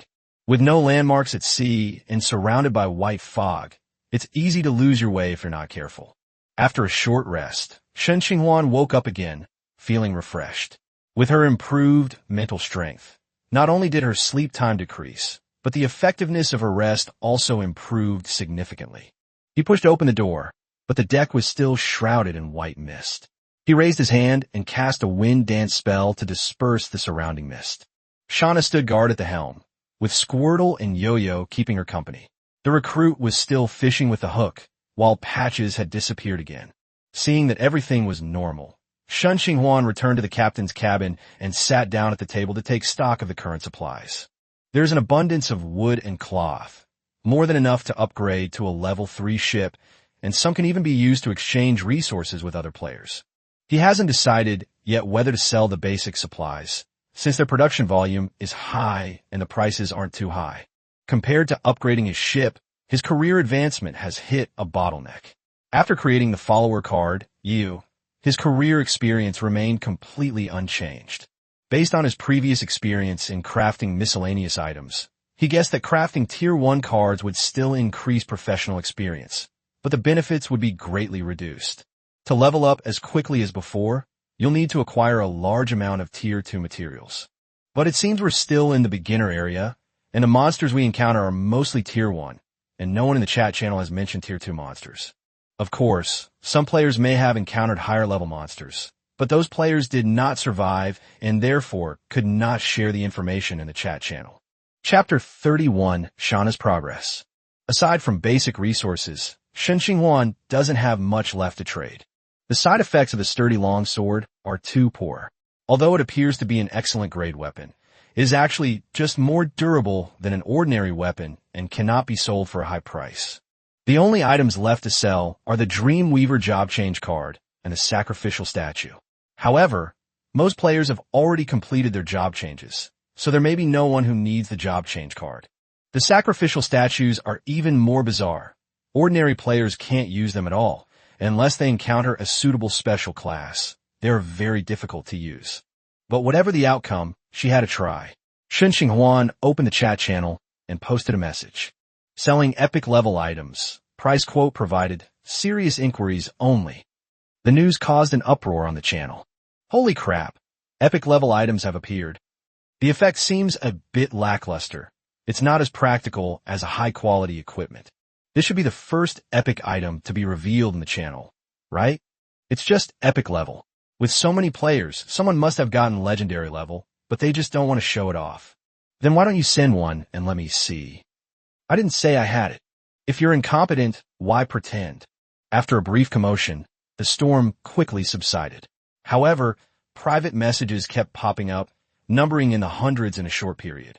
But among them were either people trying to curry favor or people making verbal threats and sending random messages in an attempt to get something for free. Not a single person was genuinely willing to make a deal. The remaining offers were all made with the intention of finding a bargain, and the terms were ridiculously low. Shen Qinghuan was not surprised by this. The sacrificial statue was special in itself, so he wasn't in a hurry to replace it. He simply left it hanging and waited for a suitable buyer. After closing the chat channel, he took out the complete book of tricks from his spatial ring and continued learning new tricks.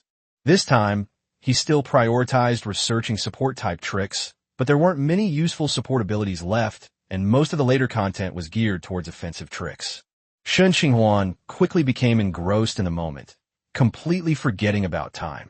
On the deck, Shana was steering the ship while teasing Yo-Yo on her shoulder. The longer she spent with him, the more she liked the little guy. He was adorable and gentle, like a walking doll, but he wasn't very good at expressing himself and always seemed a bit silly, like he was thinking something else entirely. In contrast, Squirtle is much smarter. He can not only understand her words, but also actively share the work on the ship. When the ship is sailing, monsters will occasionally climb onto the deck, and Squirtle will usually rush out to deal with them without being told. The Silver Hand recruit is more like a golem, always wearing the same expression, and usually just stays near the hook to fish. He will only get up, pick up his weapon, and eliminate any approaching monsters that enter his detection range. As for Patches, Shana didn't know much about him. He was rarely on the ship, and when he did return, he mostly went about his own business and hardly paid any attention to anyone else. As darkness fell, Shana adjusted her course using the compass and decided to prepare dinner. Squirtle, come and help. Jenny, a man and a turtle carried cooking utensils out of the cabin, and soon a campfire was lit on the deck. Shana recalled Shen Qinghuan's cooking movements, picked up the cleaver, and handled the ingredients with a slightly clumsy air. Since it was her first time cooking, she didn't dare to waste any vegetables and only took a small amount to practice. Soon after, the first plate of stir-fried vegetables was ready.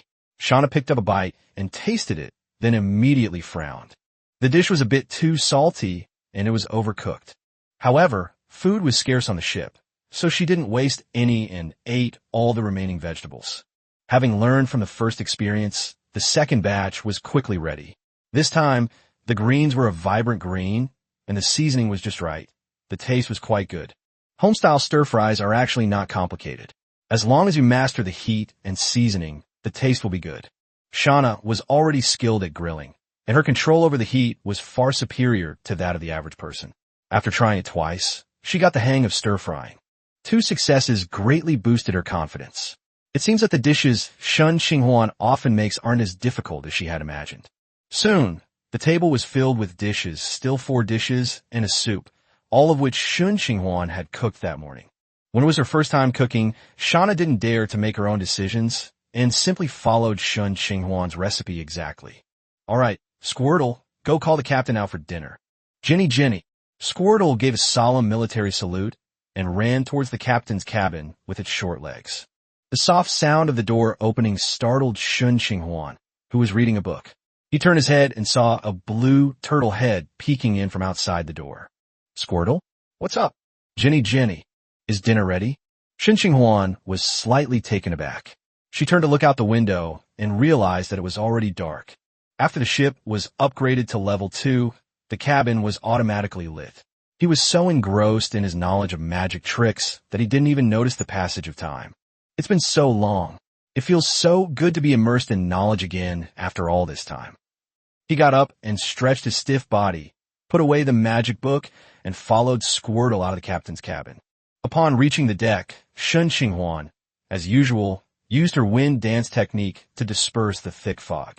Her eyes lit up when she saw the food on the table. Did you make this? It looks pretty good. He quickly sat down, picked up a piece of food with his chopsticks, and put it in his mouth. The taste was just right, almost identical to what he had made himself. The food is good. From now on, you'll be in charge of the ship's meals. Shen Qinghuan ate the food heartily and didn't forget to hand over the cooking task to Shauna. A faint smile appeared on Shauna's cool face. She showed no rejection whatsoever, but rather accepted it gladly. For her, cooking was nothing compared to risking her life for the captain. She wouldn't hesitate for a second. Chapter 32 Mastery of One-Handed Swords. After dinner, Shen Qinghuan returned to the captain's cabin to continue studying magic tricks. Shauna finished cleaning up the dishes and went to her room to rest early. The task of keeping watch was assigned to the recruit, Squirtle, and Yo-Yo. As summon creatures, they could maintain their movements without sleep or rest thanks to Shen Qinghuan's magic. Maintaining 3 summoned creatures does consume mana, but Shen Qinghuan has already advanced to the 2nd tier and has been strengthened by the T-virus, so her mana is plentiful and this consumption is nothing. In the days that followed, he spent almost all his time in the captain's cabin, learning magic tricks and meditating to recover. In just a few days, the number of spells he had mastered increased rapidly. Besides conventional attack tricks, he values support abilities even more. He has mastered all the tricks, including fire control, water manipulation, secondary illusions, life support, and creating campfires.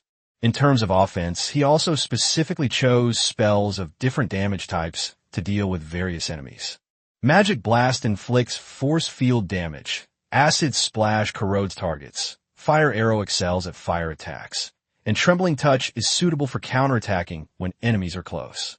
The book contains a vast number of spells, and Shen Qinghuan has made up her mind that, barring any unforeseen circumstances, she will learn all the spells in the entire book. With the help of the complete book of magic tricks, he could master at least 5 or 6 tricks every day. More importantly, the book included a free spellcasting guide, saving him a lot of trouble. Otherwise, even the most basic light spells require fireflies or fluorescent moss as materials, which he simply couldn't find on the vast ocean.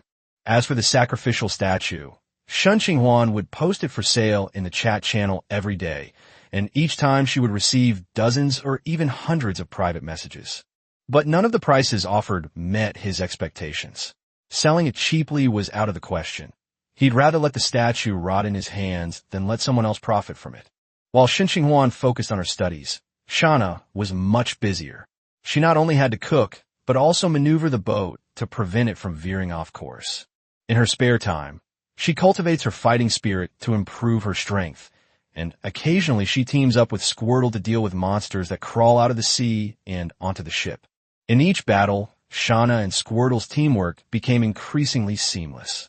As for Yu, Shen Qinghuan had completely given up on it from fighting. This guy is weak, with only one weak sonic attack with a small range, which perfectly matches Shen Qinghuan's description of it as a mascot. The sea monsters that Shauna and Squirtle killed were not wasted. Their corpses were all turned into cards by Shen Qinghuan. After several attempts, he roughly figured out how much experience he could gain from crafting Tier 1 cards after reaching Tier 2. Currently, crafting 10 Tier 1 ordinary cards only grants 1 point of experience, roughly 1/10 of what it was before upgrading. Even if he successfully crafted a Tier 1 legendary card, he would only gain 2 experience points. The probability of obtaining a legendary card is extremely low. Even with a 100% success rate, he only managed to get 2. Among this batch of monster cards, apart from the common and excellent tier miscellaneous cards, there were 2 truly useful ones. The first card is a spell card, Tasha's Laughter, a Tier 1 rare.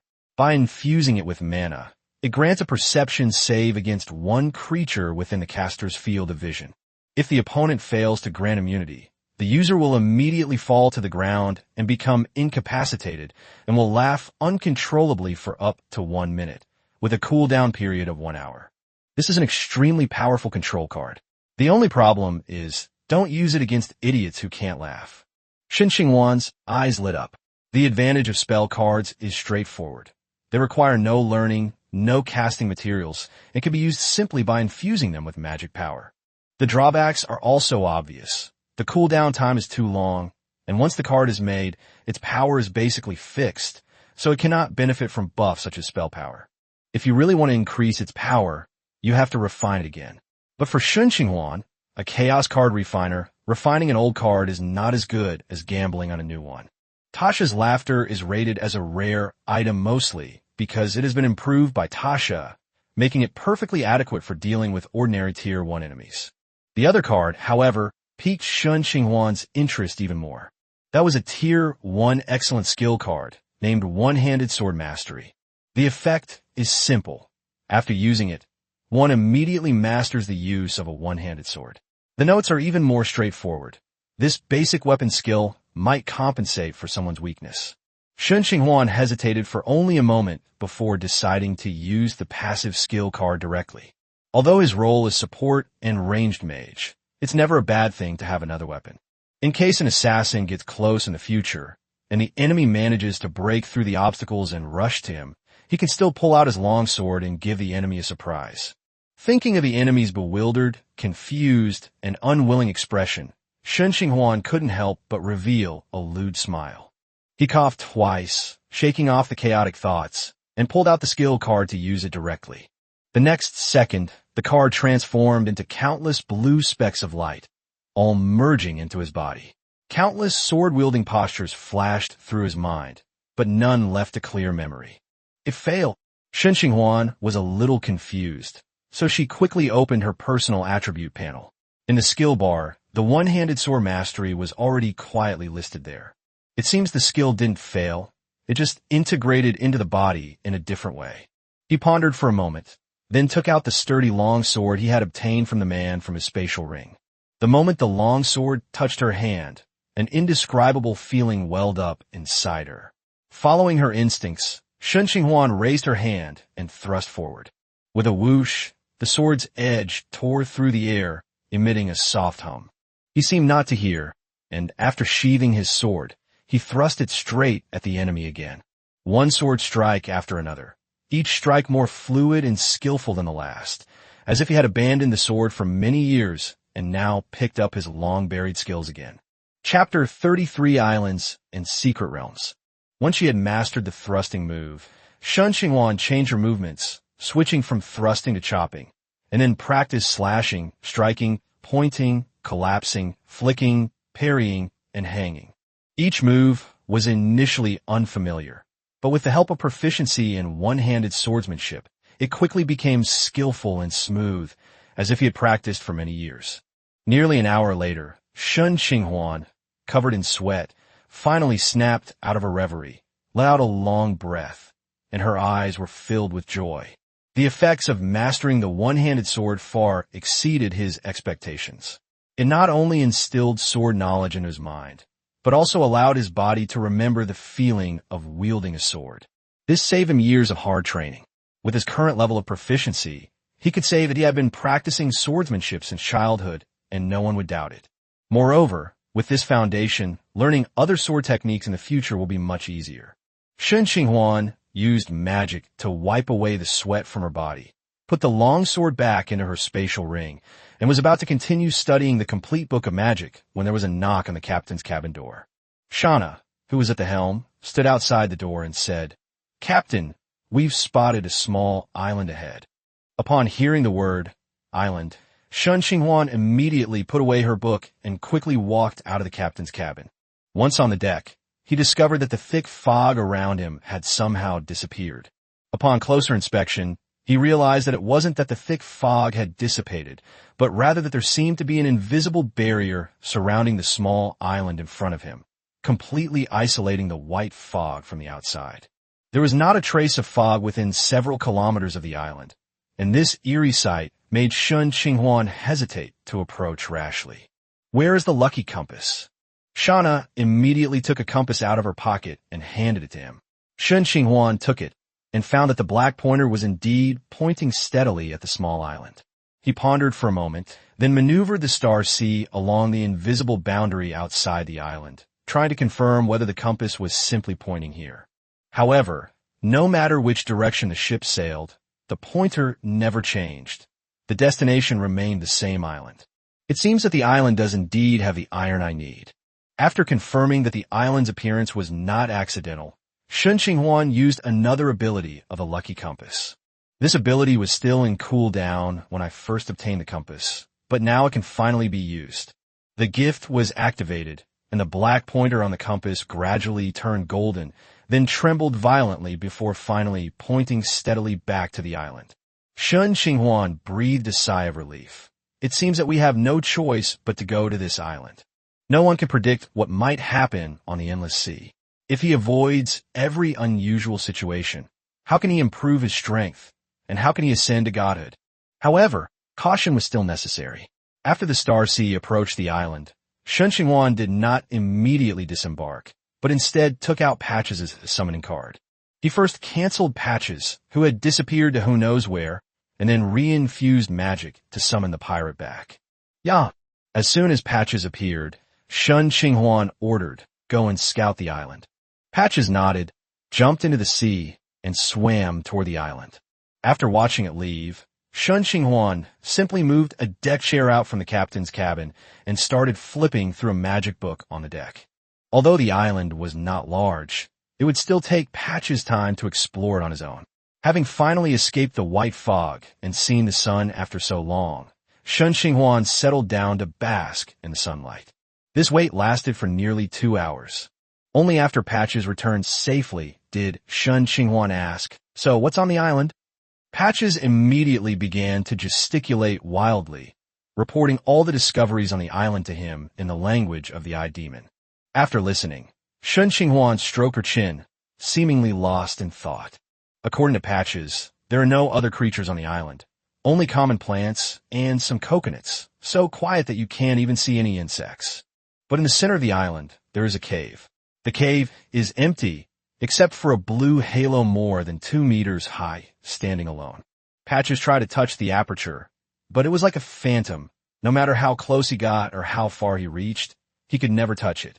Now that the intelligence was in hand, there was no point in thinking about it further. Shen Qinghuan steered the star sea to shore and led everyone ashore on the island. They first picked coconuts from the coconut trees on the shore and put them into the cabin, then followed Patches toward the center of the island. Shen Qinghuan did not divide her forces. It is a major taboo to split up when one's strength is insufficient. Rather than leaving people to guard the ship, it is better to keep all the summoned creatures by her side. After all these summoned creatures depend on him for existence. And if something happens to Shen Qinghuan, they will all disappear. Along the way, they encountered no danger whatsoever. They didn't even see a single ordinary insect, let alone monsters. Upon arriving at the center of the island, Shen Qinghuan had just stepped into the cave entrance when a system panel suddenly popped up. Discover the portal to a miniature secret realm. As the notification appeared, Information about the secret realm also flooded into Shen Qinghuan's mind. The so-called secret realm is like a small bubble attached to the outer bubble of the endless sea, and the gate to the secret realm is the special passage connecting the two. Players can open the gate to the secret realm through a specific ritual, but no one can know in advance what lies behind the gate. It might be a place teeming with resources, or it might be teeming with monsters, or it might be completely empty. However, one thing is certain. The smaller the secret realm, the safer it is. Small-scale secret realms cannot breed very strong monsters. In a secret realm like the one before us, at most only third-tier creatures can be born, and their numbers will not be very large. However, in a super-large secret realm, there might even be demigods or even true gods. After learning the rules of the secret realm, Shen Qinghuan immediately began preparing to start the ceremony. The system had already projected the ritual setup instructions into his mind. Opening a small secret realm wasn't complicated. It only required inscribing a specific magic circle and then injecting magic power. With the aid of telekinesis, a seemingly complex magic circle quickly appeared below the blue halo. As Shen Qinghuan infused her magic into it, the blue halo began to vibrate violently. Chapter 34: The Kobolds in the Secret Realm. Only after Shen Qinghuan poured all her magic into it did the blue halo finally calm down and gradually transform into a pitch-black metal door. This door can only be maintained for less than half an hour. To open it again, the magic circle must be redrawn. Moreover, the magic circle does not necessarily have to be drawn in the endless sea. The gate can also be opened inside the secret realm. This means that creatures from the secret realm may pass through the gate and come to the outside world at any time. Crunch. The silver-hand recruit pushed open the door, behind which lay a dark, deep tunnel that seemed to have no end. Shen Qinghuan frowned, raised her hand to touch Patch's pirate hat, and immediately cast a light spell. The next moment, the hat burst into a bright white light, illuminating the tunnel completely. Go, Patches. Yeah. Patches waved his tentacles and was the first to enter the secret realm. Logically, only new recruits wearing full armor are suitable for scouting, but Patches has no cooldown after death, and Shen Qinghuan can summon him again at any time as long as he has enough magic power. This characteristic makes it the most suitable pioneer. After confirming that it was temporarily safe ahead, Shen Qinghuan and the others entered the tunnel. Patches led the way, followed closely by the recruits, with Shauna and Shen Qinghuan in the middle, and Squirtle bringing up the rear. After walking through the silent tunnel for several tens of minutes, a faint knocking sound suddenly came from ahead. Etc. Shen Qinghuan silently used a communication spell, and her voice directly reached Shauna and the others' ears. Everyone immediately stopped. Shen Qinghuan closed her eyes and condensed her mental energy into a thin line, which extended forward along the tunnel. This is a technique he has recently figured out. Although the detection range is narrower and the perception is more blurred, it allows him to extend his mental power further. A few seconds later, several blurry figures entered the range of perception. The creatures were about a meter tall and were constantly striking the stone wall. Gray dwarves, gnomes, kobolds, or other underground monsters. Drow elves are clearly impossible, as they are too short. Considering all factors, kobolds are the most likely candidate. There's a monster ahead, most likely a kobold. Be careful. The procession continued forward, and the knocking sounds became increasingly clear.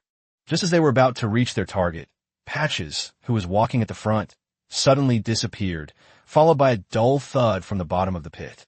Woof, woof, woof. The knocking in the distance stopped abruptly, followed by a cacophony of barking dogs. You guessed right, it really is a kobold. The bad news is that these guys have set up a lot of traps, and among the magic tricks Shen Qinghuan has mastered, there is no ability to detect traps. Patches grumbled as he climbed out of the pit. There were no poison needles or anything like that at the bottom, only sharp rocks and kobold excrement. It wasn't seriously injured, but it was incredibly disgusting. Patches charged forward. Now that we've been exposed, there's no point in continuing to sneak forward. Patches immediately charged forward under the light spell, stepping into 3 more pits and being hit by falling rocks twice along the way. By the time the group arrived at the mine, Patches had already died 3 times. He was pierced by a rock spike at the bottom of the pit once, and was crushed to death twice by rocks the size of a human head. Fortunately, it was not afraid of death at all. Shen Qinghuan had enough magic power and could summon it again in the next second. The once pitch-black mine was completely illuminated by the white light from Patch's hat. A dozen or so kobolds wielding pickaxes gathered in front, and in the distance, the faint sound of hurried footsteps could be heard from a low passage. The sudden light made the kobolds extremely uncomfortable. They stared at the intruder with hostility in their eyes. With a burst of barking, a dozen kobolds raised their pickaxes and swarmed forward. Patches, seething with anger, was the first to engage, while the Silver Hand recruits, shield and hammer in hand, stood firmly in front of Shen Qinghuan and the others. Shauna drew her bow and shot an arrow, while Squirtle sprayed water guns, and the attacks rained down on the kobold. As for Shen Qinghuan, she didn't even pay attention to these miners. Ordinary kobolds are weak, much weaker than adult men, and even with a pickaxe, they pose little threat. With the combined attack of several summoned creatures, more than a dozen kobolds quickly fell to the ground, without even making a ripple. But they're just cannon fodder. The real enemy is about to appear. Shen Qinghuan stared at the low passageway, the footsteps growing closer. Talp, talp, talp. 11 kobolds wielding long swords emerged from the passage one after another, the leader of which was wearing a full set of armor. Just by looking at their weapons and their imposing presence, you can tell they are far superior to the miners. Each one is a first-tier transcendent being, and the armored kobold leading them is even a second-tier being. There are quite a lot of them. Shen Qinghuan touched her chin, but there was no worry on her face. These kobolds posed no threat to him. What he was really thinking about was that if he encountered a second-tier kobold as soon as he entered the secret realm, then perhaps there were even higher-tier beings hidden deeper in the mine. If it were just soldiers, it would be easier to deal with. His biggest worry was that there were legal professionals mixed in. Chapter 35 New Armor. Woof woof woof. At the command of the lead kobold, the kobolds in the cave swarmed up in a chaotic and disorganized manner. Shen Qinghuan watched this scene with a mocking smile. In the end, they're just a bunch of dog-headed men. He raised his ice crystal staff, and magic surged forth, unleashing several freezing rays that shot in succession toward the ground in front of the kobold. A chill instantly spread, covering the hard stone ground with a layer of smooth ice. The kobold, however, was completely unaware, thinking Shen Qinghuan's aim was terrible. The next moment, they all stepped onto the ice. Bang, bang, bang. The charging kobolds were instantly thrown into a heap, tumbling and crashing together like gourds. Shauna and Squirtle seized the opportunity and immediately launched an attack. The fallen kobolds were powerless to fight back and could only let the arrows and attacks fall on them. Their screams rose and fell, but soon disappeared one after another. Shauna's arrows were swift and accurate, each one hitting its mark even in the dim light of the cave.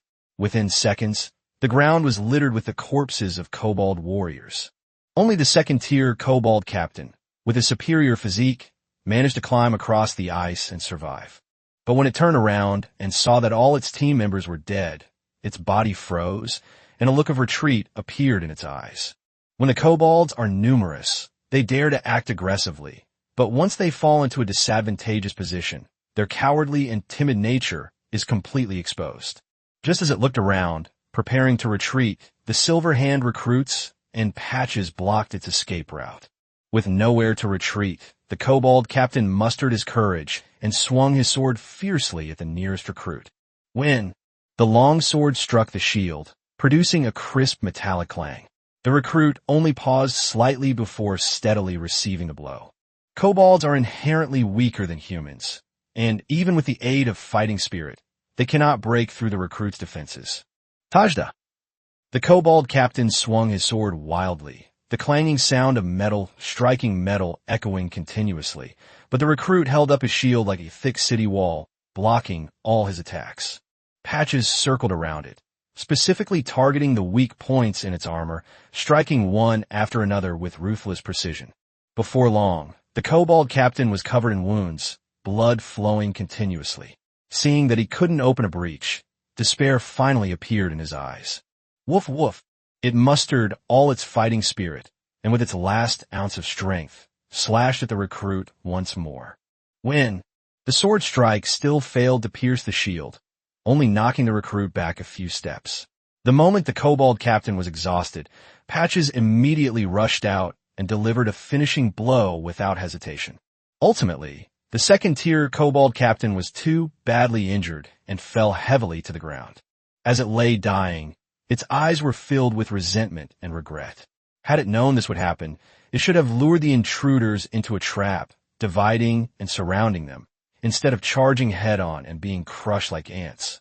And that octopus was so sneaky, always hiding on the sidelines and never willing to fight head-on.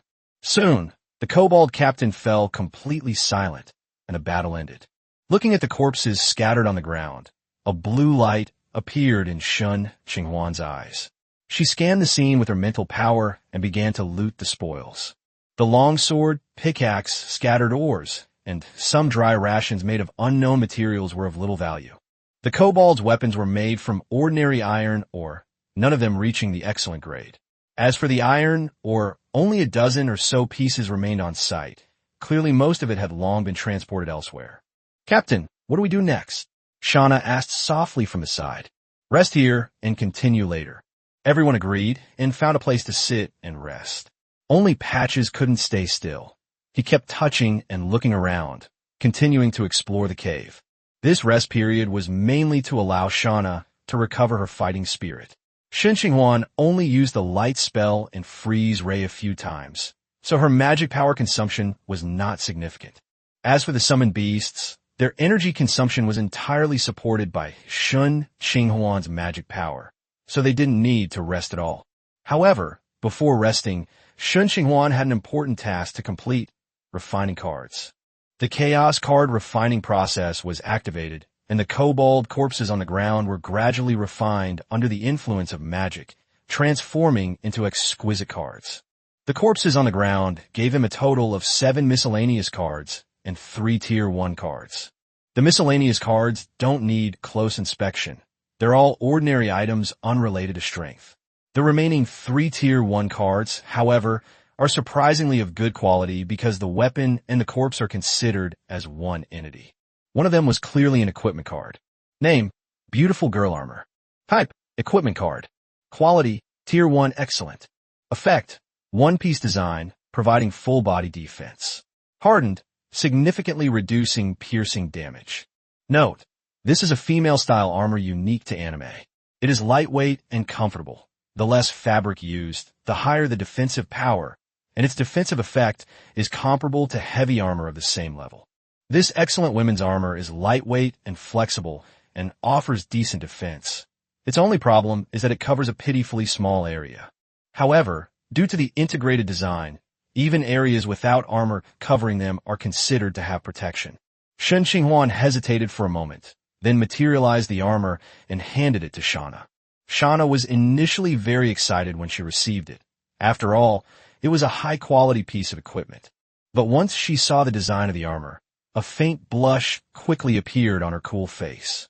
After hesitating for a long time, she finally took the armor to the corner and put on the new equipment. A few minutes later, Shauna reappeared in front of Shen Qinghuan, looking rather hesitant. When Shauna put on her new equipment, Shen Qinghuan's eyes lit up. Shauna already had a great figure, but it had always been hidden by heavy equipment. This set of armor for beautiful girls perfectly showcases her figure. Chapter 36, A Short Break. This suit of armor doesn't cover a large area. Rather than being armor, it looks more like a sexy outfit worn by a hot girl. She wore a pure black strapless top, paired with black leather shorts and black marten boots. Even her ordinary belt was replaced with a thin black leather belt. Her long legs, slender waist, and snow-white skin were all exposed to the air.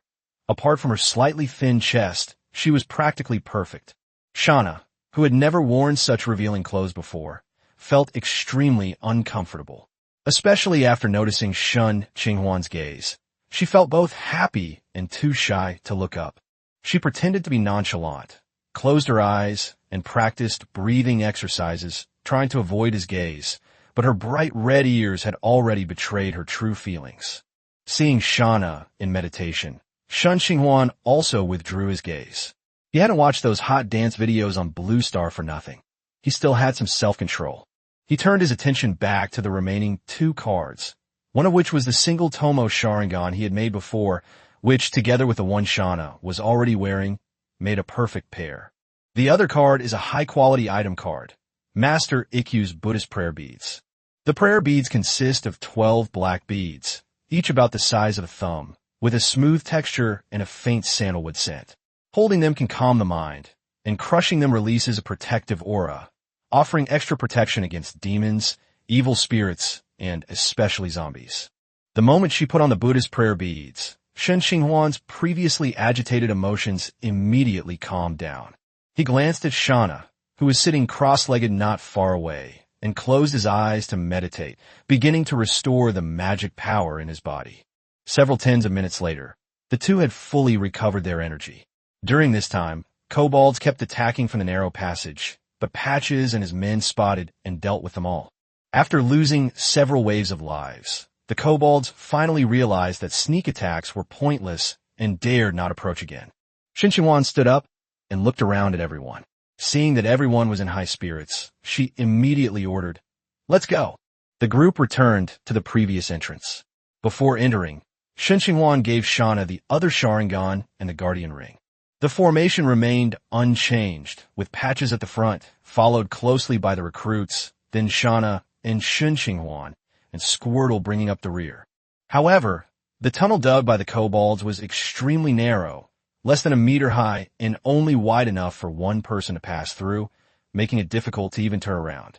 This size was clearly designed specifically for kobolds, fitting them perfectly, but quite torturous for Shen Qinghuan and her companions, obviously intended to restrict the intruder's movements. Squirtle, only half a meter tall, was completely unaffected. Patches could also adjust its tentacles to control its height, displaying equal agility. The ones who really suffered were Shen Qinghuan, Shauna, and the new recruits, who all had to bend over to move forward after entering the passage. As Shen Qinghuan lowered her head, her gaze involuntarily fell on the figure swaying in front of Shauna. Before, Shauna's leather armor covered her completely, making it impossible to see any curves. But now, this set of beautiful girl armor, with its tight black leather pants, accentuates her figure exceptionally well. Shen Qinghuan touched her nose, feeling that even the prayer beads could hardly suppress the restlessness within her. Just as she was about to step back and adjust the formation, the dog-headed man's barking suddenly came from ahead. Several kobolds blocked the way, clearly trying to use the terrain to cause them trouble. But they miscalculated. The narrow passage might restrict ordinary people, but it couldn't restrict the leader, Patches the Eye Demon. Patches is covered in flexible tentacles, so its inability to move around doesn't hinder its combat. Facing several kobolds, it's like cutting vegetables. It clears a path in the blink of an eye. It shouted incomprehensible demonic language as it rushed forward, and Shen Qinghuan and the others could only quicken their pace to keep up. Patches suddenly stopped after walking a short distance. The recruit and Shauna stopped as well, but Shen Qinghuan, who was somewhat unsettled, didn't react in time and bumped into him. The soft touch on his face startled him. He forced himself to take 2 steps back and asked casually, "What happened, Patches?" After a few gestures from Patches, Shen Qinghuan quickly understood that the passage ahead had branched off. He immediately used his mental power to investigate, and found 4 forks in the road ahead. The right and right front forks quickly reached their ends, both dead ends. The remaining 2 passages were beyond his perception range, but in the left passage, he could vaguely sense the presence of kobolds. "Take the left one." Patches received the order and immediately swung his tentacles into the left passage. As it turned out, Shen Qinghuan's judgment was correct. Soon, the sounds of battle came from the left. After following up, the group dealt with several kobolds, avoided 2 traps, and finally emerged from the oppressive, narrow passage. Upon reaching an open area, Shen Qinghuan let out a long breath and subtly adjusted her clothes. He turned to look at Shauna, and seeing that she looked calm, as if nothing had happened, he didn't bring it up. Then, Shen Qinghuan looked around. They were now in a fairly spacious cave, which, while not as good as the previous kobold mine, was much more comfortable than that narrow passage. Several branching tunnels extend from the front of the cave, and strangely, not a single kobold can be seen around. Chapter 37, Kobold Warlock. Looking at the several forks in the road ahead, Shen Qinghuan still used her mental power to try and find out what was going on inside the tunnel. But this time his telekinesis failed. Each tunnel was incredibly long, and with his current strength, he couldn't possibly reach the end. Moreover, the presence of kobold activity on every road made it difficult for him to make a decision. Shana, you choose one. Shen Qinghuan thought for a moment and decided to leave the decision to Shana. Her lucky compass could increase her luck to some extent, and she might even have better luck than him. Me? Shana paused for a moment, but didn't ask any further questions.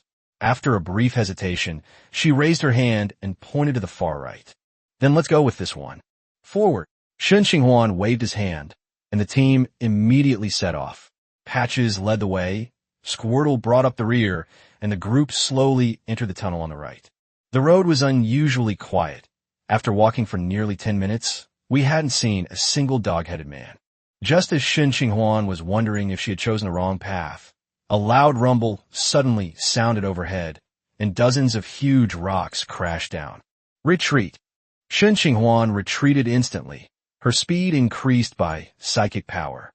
Shana reacted just as quickly, scooping up the short-legged Squirtle as she retreated. However, the silver-hand recruit was standing right below the trap and was too slow to escape the pile of stones. He was buried by the boulders in the blink of an eye.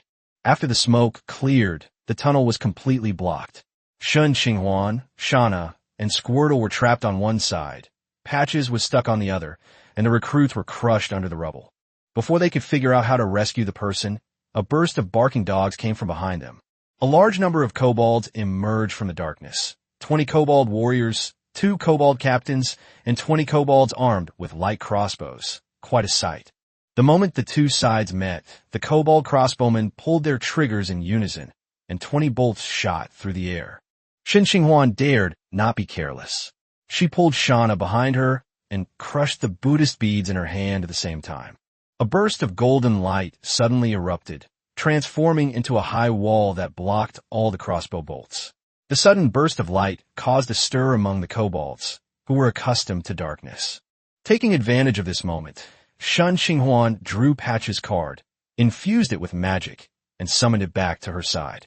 Shana and Squirtle then retaliated, killing 2 crossbowmen in succession, but the remaining attacks were blocked by the kobold captain. The kobold fired 2 more rounds of crossbow bolts, and Shana's protective aura only dimmed slightly, yet she still managed to kill another crossbowman. The 2 captains could no longer sit still. With a sharp bark, they led 20 warriors in a direct charge. They don't learn from their mistakes. Shen Qinghuan sneered, waving her ice crystal staff repeatedly. Freezing rays as thick as a baby's arm landed one after another, instantly turning the area in front of her into a solid layer of ice. The charging kobolds couldn't stand firm and were instantly smashed into pieces, thrashing about on the ice. Shana and Squirtle seized the opportunity to launch a series of attacks, and Shen Qinghuan did not hold back either, firing all 3 ice blades that came with her staff. The 2 kobold captains lost their balance and were unable to defend themselves, so they could only watch helplessly as the ice blades hurtled straight toward their faces. A series of shrill screams rang out. Just as Shen Qinghuan was about to unleash a fire arrow to finish off the 2 captains, a powerful surge of magical energy suddenly erupted from the crossbowmen. Not good. Shen Qinghuan's heart sank. She had no time to do anything else, so she could only frantically crush the Buddhist beads. Rays of Buddhist light rose up, transforming into layers of protective barriers that firmly shielded him, Shana, and Squirtle within. The next instant, a fireball the size of a wash basin rose from the group of kobold crossbowmen and slammed into them. That was a 3rd circle energy-generating spell, Fireball. Simple and direct, yet incredibly powerful. With a deafening roar, the fireball struck the protective wall of Buddha's light, the explosion shaking the entire tunnel. The first layer of the wall shattered instantly, followed by the second and third layers. The fireball tore through 9 layers of Buddhist light before finally managing to block it at the 10th layer, its power comparable to an RPG shot.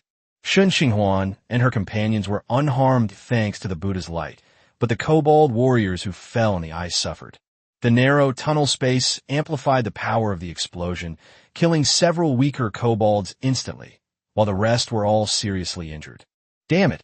Shen Qinghuan's face was ashen, and her back was already soaked with cold sweat. Just a hair's breadth away from their total annihilation in this tunnel.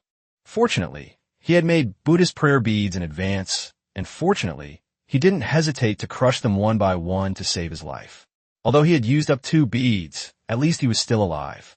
What infuriated him even more was that these kobolds were so cunning, hiding a sorcerer among the ordinary crossbowmen.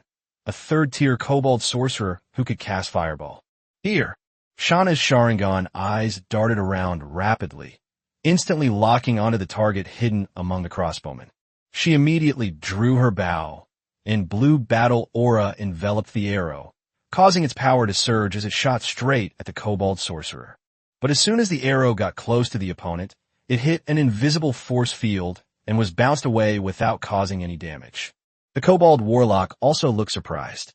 To conceal its identity, it was dressed exactly like an ordinary crossbowman, yet it had been discovered so quickly. Chapter 38, Bloodline and Fierce Battle. But it didn't matter. There were just a few humans, and the outcome wouldn't change. The kobold warlock Douglas didn't take Shen Qinghuan and her companions seriously at all. It was different from ordinary kobolds from birth. Its scales were dark and almost black with a dark red tinge, and its body was much weaker than its twin brothers. As a cub, it couldn't get any food and went hungry every day. It was also bullied by its brothers and almost believed that it would die in humiliation. Until the power within its bloodline awakened, and flames enveloped it. It felt no burning pain, only immense comfort, as if it had gained boundless power. After awakening its fire power, it easily burned to death those brothers who had humiliated it. Watching its strong brethren writhe and scream in the flames, Douglas found the sounds incredibly beautiful. But it didn't immediately become arrogant, because its tribe still had powerful warriors and unfathomable leaders. It continued to live a low-key life, only that every kobold who had bullied it would disappear without a trace the next day. Until one day, it obtained a fireball spell from its bloodline memories and realized that this spell was incredibly powerful. Finally, it was no longer willing to be subservient. It challenged the leader, and with just one fireball, the leader it once feared was burned to ashes. From then on, Douglas ascended to the position of leader, suppressing all dissent with fire and enjoying the best food and the most beautiful females in the tribe. But life quickly became boring, and all the kobolds trembled at the sight of it. It began to wonder if there were any other intelligent beings in the world.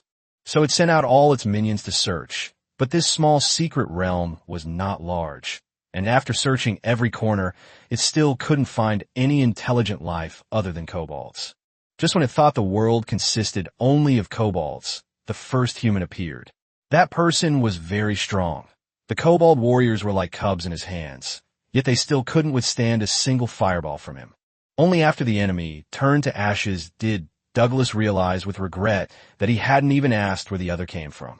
A few months later, a second human appeared, stronger than the first. He was able to withstand a fireball attack head-on without dying, though he was severely injured and captured by the kobolds. The man refused to say anything and eventually died from his injuries. Shen Qinghuan and her group are the 3rd group of humans it has encountered. Although this group seemed stronger, Douglas firmly believed that victory would still belong to him, and that he would eventually find a new world through these people. Seeing the kobold warlock cast another spell, Shen Qinghuan knew she couldn't let it release fireballs indiscriminately anymore, or everyone would die here. He decisively drew his silent revolver, emptied the magazine at Douglas, and then swung his ice crystal staff to deliver a follow-up shot of acid spray. Shauna and Squirtle also attacked simultaneously, firing arrows and water guns at the sorcerer.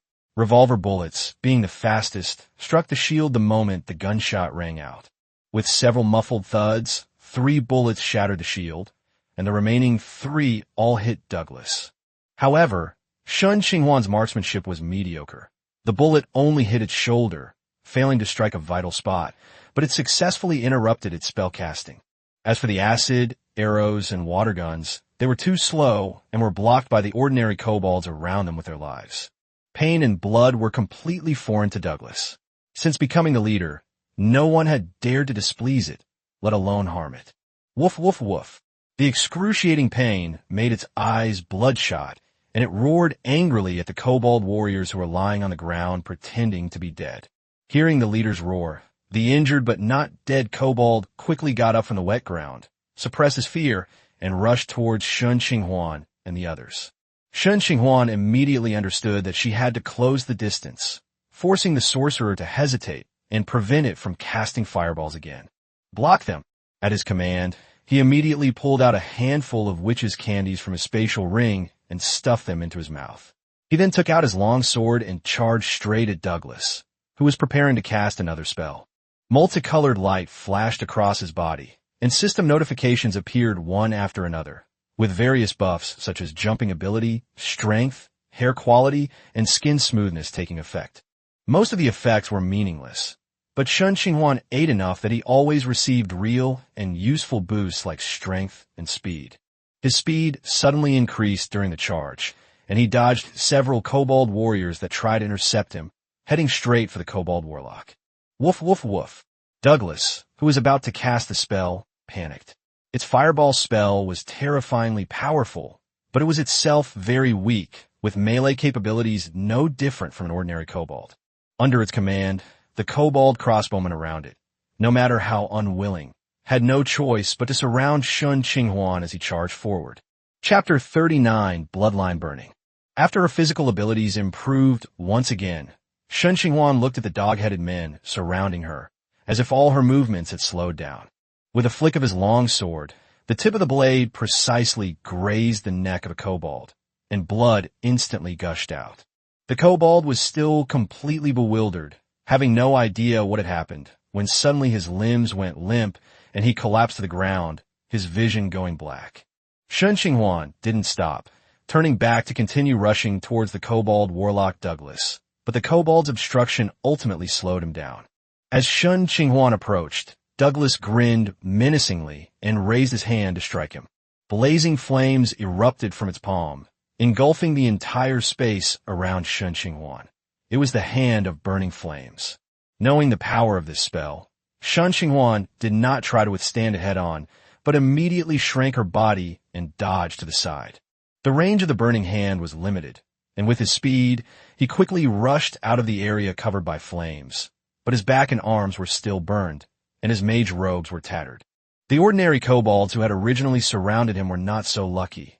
They were all engulfed by the flames, turned into screaming torches, and finally fell as charred corpses.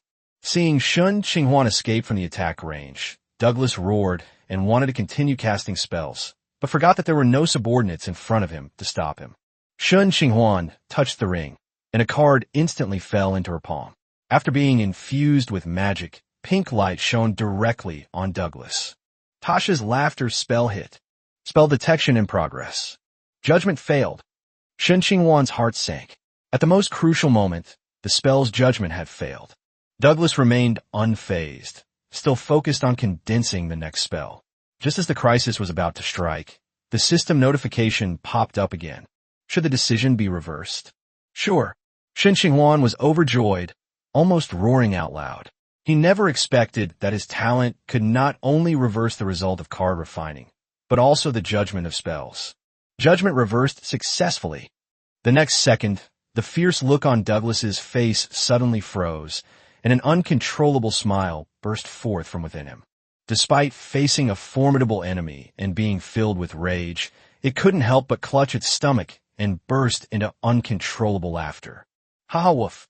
Ha ha woof! Tasha's laughter spell took effect, instantly interrupting the spell it was forming. The opportunity has arrived.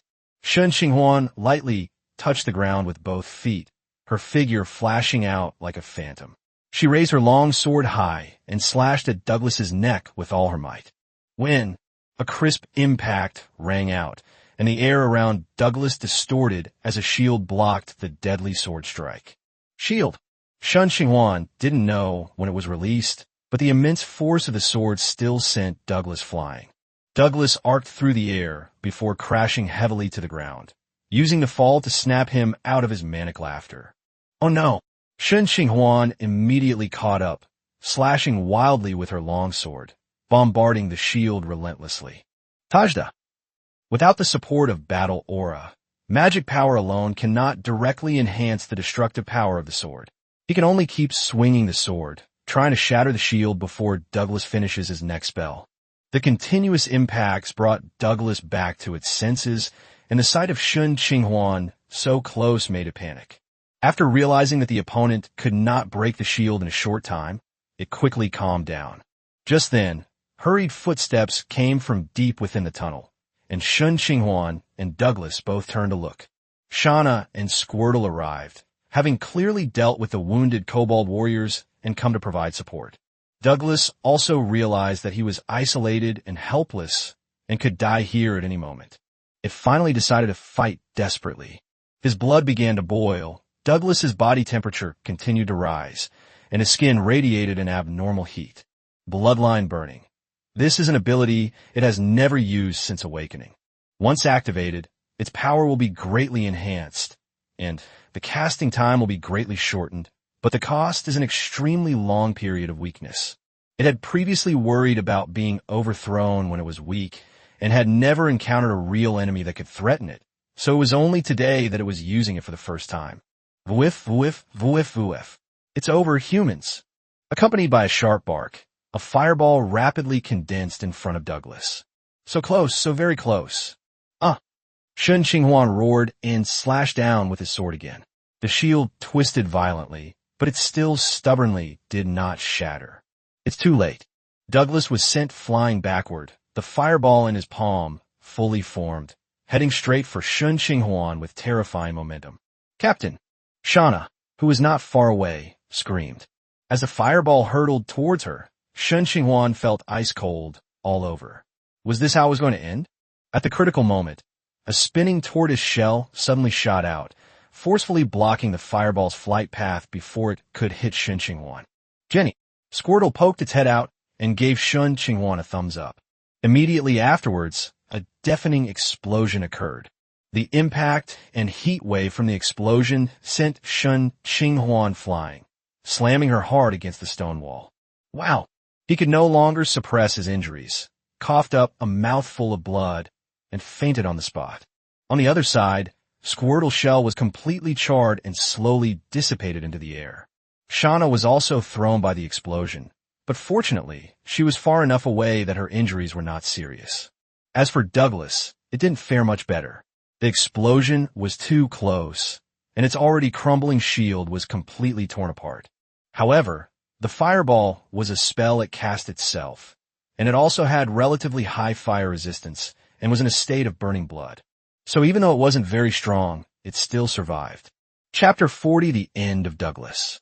The first to regain consciousness from the explosion was Douglas. This kobold warlock's will to survive was stronger than anyone had anticipated. The impact of the fireball prematurely interrupted its bloodline burning, leaving it weakened and temporarily unable to cast spells. But it couldn't care less about its injuries. All it wanted was to escape as quickly as possible. Douglas shakily propped himself up and crawled forward little by little. Ahead lay the tunnel dug by the kobolds. If he could get inside, given his familiarity with the mine, he might be able to shake off his enemies. On the other side, Shauna sat up from the ground, clutching her head, and looked around blankly. When she saw Shen Qinghuan lying on the ground, covered in blood and unconscious, her face turned deathly pale. She staggered, trying to rush over, but heard a faint scraping sound in the darkness. Turning around, she saw the kobold warlock who had caused all this crawling on the ground. Shauna instinctively reached for the azure feather longbow, only to find it had been blown away by the explosion, and arrows from the quiver were scattered all over the ground. She bit her lip, glanced at Shen Qinghuan, bent down to pick up an arrow, and quickly chased after him. In the dimly lit tunnel, the faint footsteps sounded like death approaching. Douglas froze, turning around with difficulty to see Shauna already standing behind him, arrows raised high. The next moment, the arrow pierced down fiercely, precisely through its throat. Douglas struggled frantically, only able to utter desperate groans from its throat. It was unwilling to accept its fate, resenting the incompetence of its subordinates and the fact that its grand ideals remained unfulfilled, leaving many things unfinished. But no matter how angry it was, life continued to slip away rapidly. Shauna only breathed a sigh of relief when the kobold warlock completely stopped moving and stumbled towards Shen Qinghuan. Shen Qinghuan was in terrible condition. His face was covered in blood, he had multiple burns, and his internal organs had been damaged by the explosion. Fortunately, Shauna noticed the faint rise and fall of his chest. She immediately knelt down, carefully lifted Shen Qinghuan's head, took out a healing bottle from her spatial belt, and slowly fed the medicine into his mouth. The medicine entered his body, transforming into pure life energy that rapidly repaired his internal injuries. However, the healing bottle was only a first-tier item. With a limited quantity of potion, it was completely depleted after repairing most of his injuries. But that was enough to wake Shen Qinghuan. He coughed and opened his eyes. The first thing he saw was Shauna's surprised face, though his vision seemed to be upside down. He quickly realized that it wasn't Shauna who had fallen, but that he was lying on her lap. "Captain, you're awake." Out was that kobold warlock. "He's already dead." Upon hearing this news, Shen Qinghuan finally breathed a sigh of relief. Thankfully, Shauna hadn't let it escape. The reason Douglas was so severely injured this time was entirely due to the element of surprise. If it had recovered and returned, they might not have been able to win next time. Injured and exhausted, he was temporarily unable to get up, so he quietly lay down on Shauna's lap to rest. Shauna cupped his face and carefully wiped away the bloodstains. For a moment, only the sound of quiet breathing filled the tunnel. After resting for a while, Shen Qinghuan felt she had regained some strength and struggled to sit up. But as soon as she moved, her injuries were aggravated, and she couldn't help but cough again. Shauna quickly reached out to help him, but he waved her hand and refused. Then, Shen Qinghuan took out Patches' card from her spatial ring and infused it with magic. A summoning circle lit up in the tunnel, and with a familiar, eerie cry, the pirate Patches reappeared. "Patches, keep watch around and don't let the remaining kobolds get close." Patches nodded, wriggled its tentacles, and began to explore the depths of the mine. Shen Qinghuan sat cross-legged on the ground, circulating meditation to restore her magic power. The battle just now had greatly depleted her energy, and she still needed to refine cards later, so she had to recover her strength as soon as possible. When he opened his eyes again, his magic power had been fully restored. He took out the Silver Hand Recruit and Squirtle cards, and after the death cooldown ended, 2 summoning circles appeared one after the other. Report. Jenny. The Silver Hand Recruit stood there blankly, awaiting orders. Squirtle, however, ran to Shen Qinghuan's side with concern, constantly examining his injuries. Shen Qinghuan felt a warmth in her heart and reached out to pat Squirtle's head. "Thank you for before, Squirtle." Jenny. Squirtle immediately smiled and gave him a thumbs up. After recalling all his summoned creatures, Shen Qinghuan prepared to refine the cards. He had Patches drag the corpse of the second-tier kobold captain from a mine, while the other summoned creatures were responsible for guarding the area. He then began to deal with the kobold corpses on the ground. The corpses of 18 tier 1 kobolds were ultimately refined into 6 cards. The common grade cards were of little value, but the remaining 3 were quite good. One of them, named Ashfield, is an excellent tier 1 consumable card. Its effect is to devour the life energy of a tree, slowly healing injuries, and it can be used a total of 4 times. This stuff is perfect for healing Shen Qinghuan's injuries, but the secret realm is full of tunnels and mines, and there are no trees to be found. She can only use it after she leaves this place. The other is Jim's Magic Missiles, a tier 1 excellent spell card. When infused with magic, it creates 3 distorted, shrieking magic missiles, each locking onto a visible target within spell range. Each missile inflicts field damage with a 1-hour cooldown. Despite the odd description, this is clearly a fairly useful attack card. Chapter 41. New Minions and the 3rd Legendary Card. Name: Seiko Busujima Type. Follower Card Race. Human Rank: 0 Epic Class. None. She possesses 3 talents: Swordsmanship, bloodlust, and loyalty. This greatly increases her damage output when using swords and makes learning sword techniques easier. Bloodlust has not yet been activated. Killing brings her pleasure, and the longer the battle lasts, and the more severe the injury she inflicts on her enemies, the faster her strength increases. Loyalty means that once she has chosen someone, she will never betray them, and is also immune to mind control spells. Her skill is the Busujima-style swordsmanship. The notes state that she comes from the renowned Busujima family of swordsmen, and although young, she has already won the national swordsmanship tournament. It was her. Shen Qinghuan was quite surprised to see the girl in the white and green school uniform with long purple hair on the card. Seiko Busujima is from High School of the Dead. Because of her outstanding appearance, figure, swordsmanship, and personality, she has become the most eye-catching character in the entire anime. In Shen Qinghuan's heart, she was the true protagonist of that work, while Komuro Takashi was just a nobody on the side of the road. He put away Seiko Busujima's card, not summoning her immediately. The secret realm was still not safe. No matter how skilled she was with her swordsmanship, she was ultimately just an ordinary human and couldn't be of much help at the moment. What bothered him even more was that, despite using a Tier 1 Kobold Warrior as material, the Seiko Busujima he created was only Tier 0. It seems that the Chaos Card refining skill is more complex than he originally imagined, and there is still much more to explore.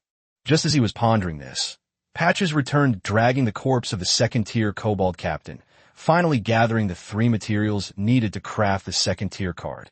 Shen Qinghuan had Patches pile the 3 second-tier corpses together, and then activated her magic to completely envelop the corpses. The card began to condense, and the magic power within his body rapidly dissipated. Crafting a second-tier card consumed far more energy and time than crafting a first-tier one. Shortly after, a notification appeared. Refining failed. Refining successful during judgment reversal. A card glowing with green light fell into Shen Qinghuan's hand. It turned out to be a second-tier excellent item card. Name: Fragment of Elminster's Spellbook Effect. None. Note: this is a spellbook that Elminster used in his early years, recording some spells he learned. A magic book has appeared. Shen Qinghuan was overjoyed. She had just been complaining that her magic tricks were too weak, and this thing had come at just the right time. He infused it with magic, and a thin spellbook appeared in his palm. The book had very few pages, which immediately gave him a bad feeling. A few minutes later, he closed the book and breathed a long sigh of relief. Fortunately, there were still a few spells remembered in the book. 3 first-tier spells: Radiant Orb, Mage Armor, and Divine Berry, plus 1 second-tier spell, Scorching Ray. Shen Qinghuan guessed that the incomplete magic book's ability to reach the second-tier excellent level was probably entirely due to the Scorching Rays. But regardless, real magic was always far superior to trickery. He stored the spell book in his spatial ring. Then his gaze fell on the Kobold Warlock's corpse.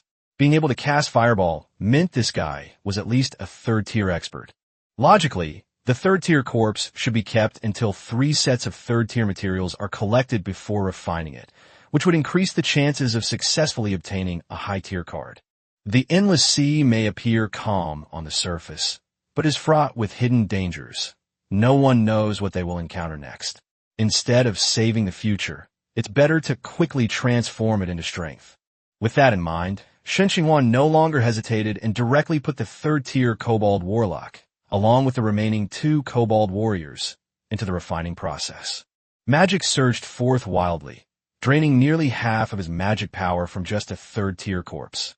The 3 materials gradually merged into the card, and after several minutes, the card finally took shape.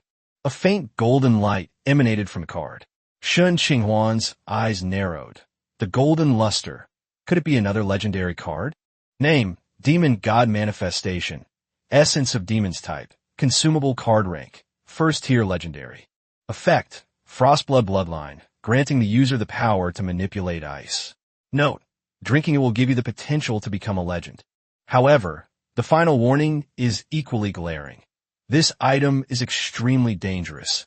Its use will almost certainly result in death or madness. Please use with caution. It's this thing. Shen Qinghuan looked at the golden container on the card, and immediately felt a headache coming on. This thing comes from Akhame Ga Kill, and its power is indeed formidable. Its previous owner even developed a technique to freeze time, comparable to the 9th ring spell time stop.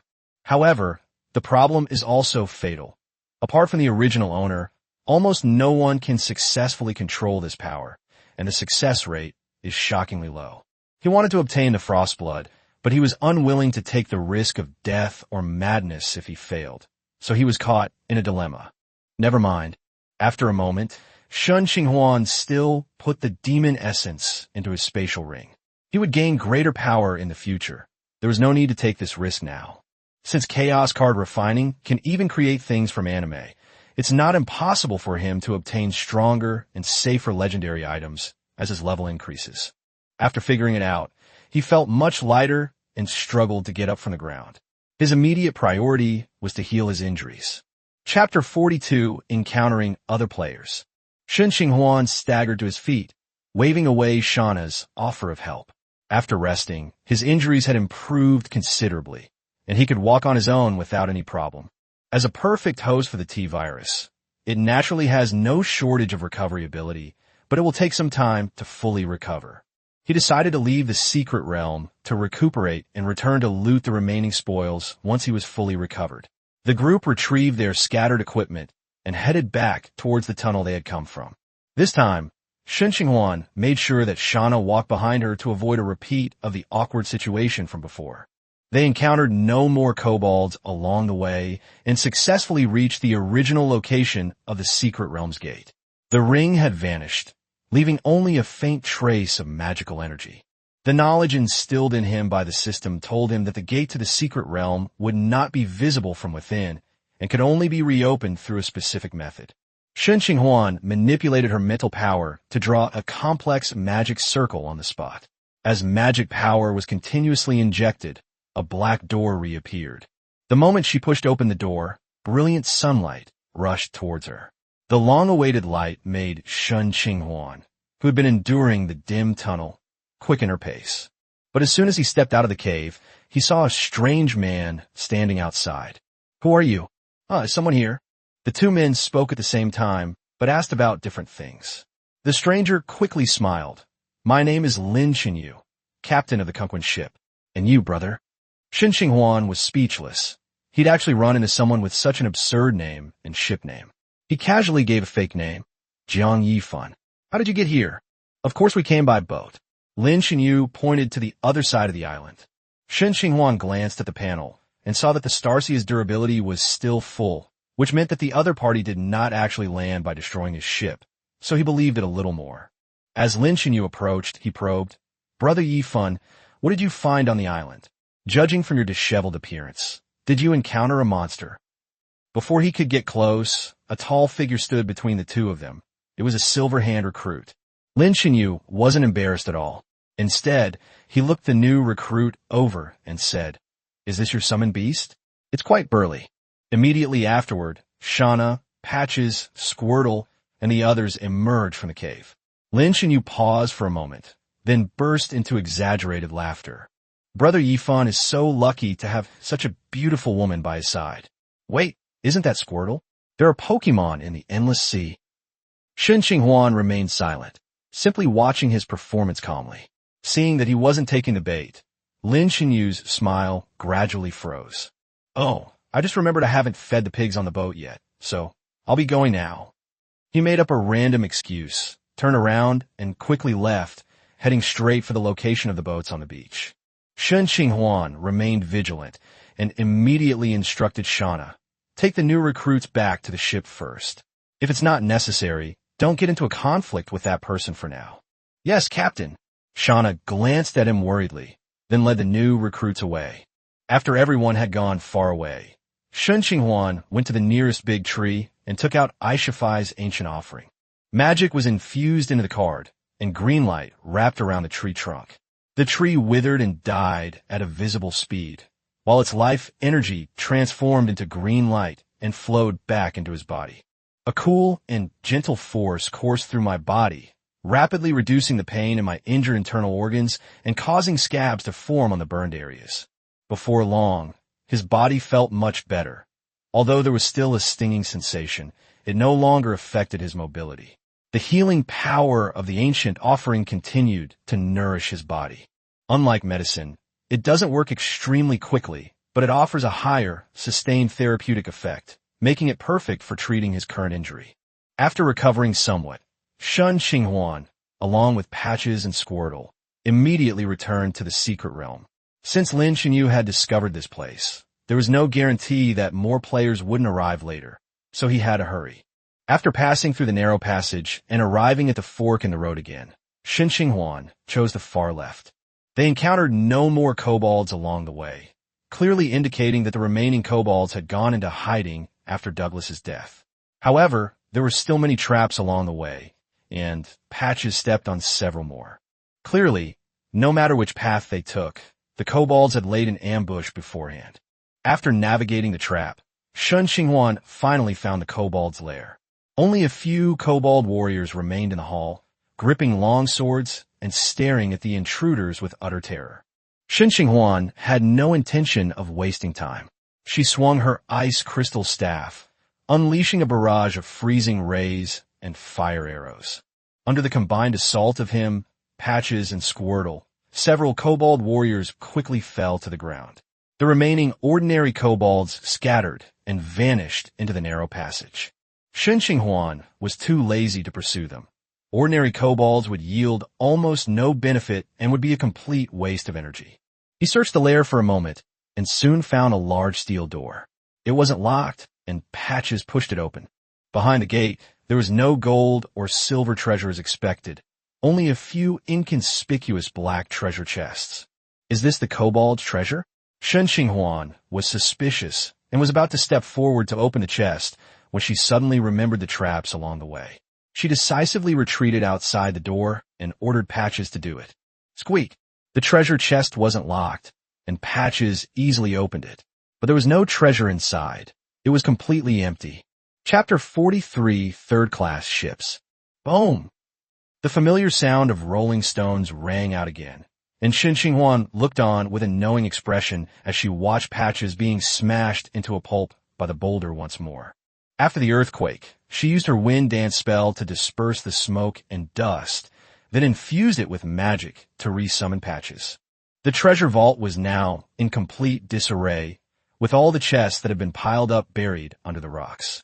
Could it be that this was not a treasure vault at all? Shen Qinghuan frowned, still unwilling to give up, and used her mental power to conduct a thorough search of the surroundings. She quickly discovered a rock that stood out from the rest of the group. She raised her hand and shot a fire arrow, the flames exploding on the rocks. Illuminated by the light spell, a crack appeared in the otherwise intact rock face. Sure enough, there was something there. Shen Qinghuan was overjoyed and immediately switched between using the freezing ray and the fire arrow. Under the impact of hot and cold, the rock quickly became covered with cracks and eventually shattered completely, revealing a narrow, dark passage. Without her order, Patches had already taken the lead and crawled inside, and soon climbed back out unharmed. Through its animated gestures, Shen Qinghuan figured out what was in the secret passage: a large amount of conventional metals and a small amount of extraordinary rare metals. Small-scale secret realms have limited resources. Finding extraordinary metals is already considered good. However, the secret passage is too narrow for her to enter personally. Shen Qinghuan took off her spatial ring and handed it to Patches, who then put it on and continued to crawl into the secret passage to move things. Patches returned quickly with rings filled with metal. But the vault contained so much metal, and its weight was astonishing, that it couldn't be carried away in one go. Shen Qinghuan could only resort to the most cumbersome method, having Patches travel back and forth between the secret realm and the Star Sea, while she would open the secret realm gate every half hour. Squirtle stayed by Shen Qinghuan's side as a guard, while Patches was completely relegated to the life of a beast of burden. This process took several hours, and it wasn't until midnight that all the metal in the vault was completely removed. Shen Qinghuan accepted the spatial ring from Patches and returned to the Star Sea under the starlight. On the deck, Shauna sat at the table with Yu in her arms, lost in thought. On the table was a warm barbecue. The sound of footsteps startled her awake. Shauna looked up and said, "Captain, you're back." Nothing unexpected happened on the ship, right? No. That's good. Seeing that the barbecue was still hot, Shen Qinghuan didn't stand on ceremony, grabbed some and stuffed it in her mouth, sighing as she ate. If only we had beer right now. Since the seasoning was added, Shauna's barbecue has indeed become much tastier. Shauna seemed to want to say something, but in the end, she remained silent. Shen Qinghuan, who was eating with her mouth full of oil, did not notice that Shauna was in a bad mood. After all, Shauna usually had a cold and taciturn appearance. While eating, she opened the system panel to take stock of her gains from this trip to the secret realm. 900 units of refined iron, 600 units of brass, 50 units of gold, 80 units of silver, and a box of gems of varying quality. Extraordinary metals include 5 units of refined gold, 3 units of mithril, 10 units of red copper, and 13 units of tungsten steel. There are also minerals such as sulfur and coal, as well as a superior tier card made from the corpse of a kobold warrior. Name, custom outfit. Type, item card. Rank, tier 1 excellent. Effect, transformation, allowing you to freely transform your clothing into any outfit you desire. Note, transformed clothing does not provide defense. Do not transform into armor to withstand swords and blades. Overall, while this secret realm was dangerous, the rewards were extremely plentiful. The most important thing right now is to upgrade the ship. The ship's hold was completely filled with materials. If it wasn't expanded soon, there wouldn't even be enough room to stand. After finishing the last piece of roasted meat, Shen Qinghuan used magic to clean the oil off her hands, and then opened the ship's control panel. Should I use materials to upgrade the starship? Sure. As she confirmed it, the materials in the cabin were being consumed rapidly, and the entire Starsea was emitting a faint white light. The ship continued to lengthen and widen, and after several tens of minutes, the Qinghai, which was originally more than 20 meters long, suddenly grew to 50 meters. Name, Qinghai. Level 3. Durability, 5,000/5,000. Capacity, 5,000 units. Energy, 500/500. Speed, 60 knots. Ship skill, Tide Shield, consumes 10 energy to activate, and then continuously consumes 1 energy per minute, with the energy consumption increasing when attacked. The 3-tiered Starsea's 5,000 unit capacity is enough to hold all of Shen Qinghuan's current supplies. In addition to the basic attribute upgrades, the ship also unlocks a module system, which contains 3 types of buildable modules. The attack module requires 100 units of iron and 100 energy coins, while the capacity module requires 500 units of wood. The durability module requires 300 units of wood, 100 units of iron, and 100 energy coins. All 3 types of modules can be built. However, after upgrading the Starsea, Shen Qinghuan only had a little over 500 units of wood left, which was obviously not enough to build all the modules at once. Chapter 44 Newcomers Join. With enough materials, Shen Qinghuan waved his hand and directly built attack and defense modules for the Starsea. The materials inside the cabin quickly disappeared, and the entire ship emitted a faint white light. A few minutes later, the upgrade was completely completed. Upon opening the panel, I saw that the Starsea's durability had increased by a full 3,000, bringing its total durability to 8,000. The attack module adds 5 more magic-powered cannons to each side of the ship, significantly increasing its firepower. But upon closer inspection, Shen Qinghuan discovered a problem. They had the cannons, but the ammunition couldn't be given away for free. A standard solid shot requires 1 unit each of iron, sulfur, and carbon, plus 10 energy coins to manufacture. The energy projectiles are more direct, requiring 100 energy coins to fire once, and both types of projectiles are close to the power of a 3-ring fireball. Fisk, as expected, when the cannons roar, gold flows in. Seeing that there were only 20-odd energy coins left on the panel, Shen Qinghuan felt a pang of regret. Lately, for some reason, treasure chests are becoming increasingly rare, and the only sources of energy coins are opening chests and trading with other players. The Tier 3 ships have already acquired magic cannons, and as more people upgrade to Tier 3, the value of energy coins will surely continue to rise. It seems I'll have to stockpile a batch of energy coins from now on. However, He had no time to think about it right now. He had been in the secret realm for so long and had been seriously injured. Although his injuries had healed, his fatigue would not disappear. Shen Qinghuan stretched, said good night to Shauna, and went back to the captain's cabin to rest alone. The next day at noon, he slept in late, which was rare for him. When he woke up and went up to the deck, he saw the silver hand recruit sitting quietly fishing by the grappling hook. Shauna, who is usually busy cooking, has disappeared without a trace. Strange, where did she go? Just as he was about to search around, Squirtle suddenly ran over and started gesturing at him. Kitchen? We don't have a kitchen on our ship, right? Shen Qinghuan patted her forehead, only then remembering that the Shanghai had been upgraded yesterday and should have had a new kitchen function added. Following Squirtle into the kitchen, Shauna had been busy for a long time, and the table was full of steaming food. Shen Qinghuan took a bite and immediately praised, Sana, your cooking skills are getting better and better. After saying that, he started eating without any hesitation. Shauna, sitting opposite, heard this and a faint smile appeared on her usually cool face. After lunch, the dishes and chopsticks were handed over to Squirtle to wash, and Shen Qinghuan and Shauna walked out of the kitchen one after the other. As soon as she reached the deck, Shen Qinghuan called out to Shauna, who was about to head to the lookout tower for her shift. Wait a minute, I have a task for you. Shauna turned around in confusion, but Shen Qinghuan did not explain. Instead, she took out a card from her spatial ring. As magic was injected, a white summoning circle immediately lit up on the deck. The next second, a girl with long purple hair appeared in the formation.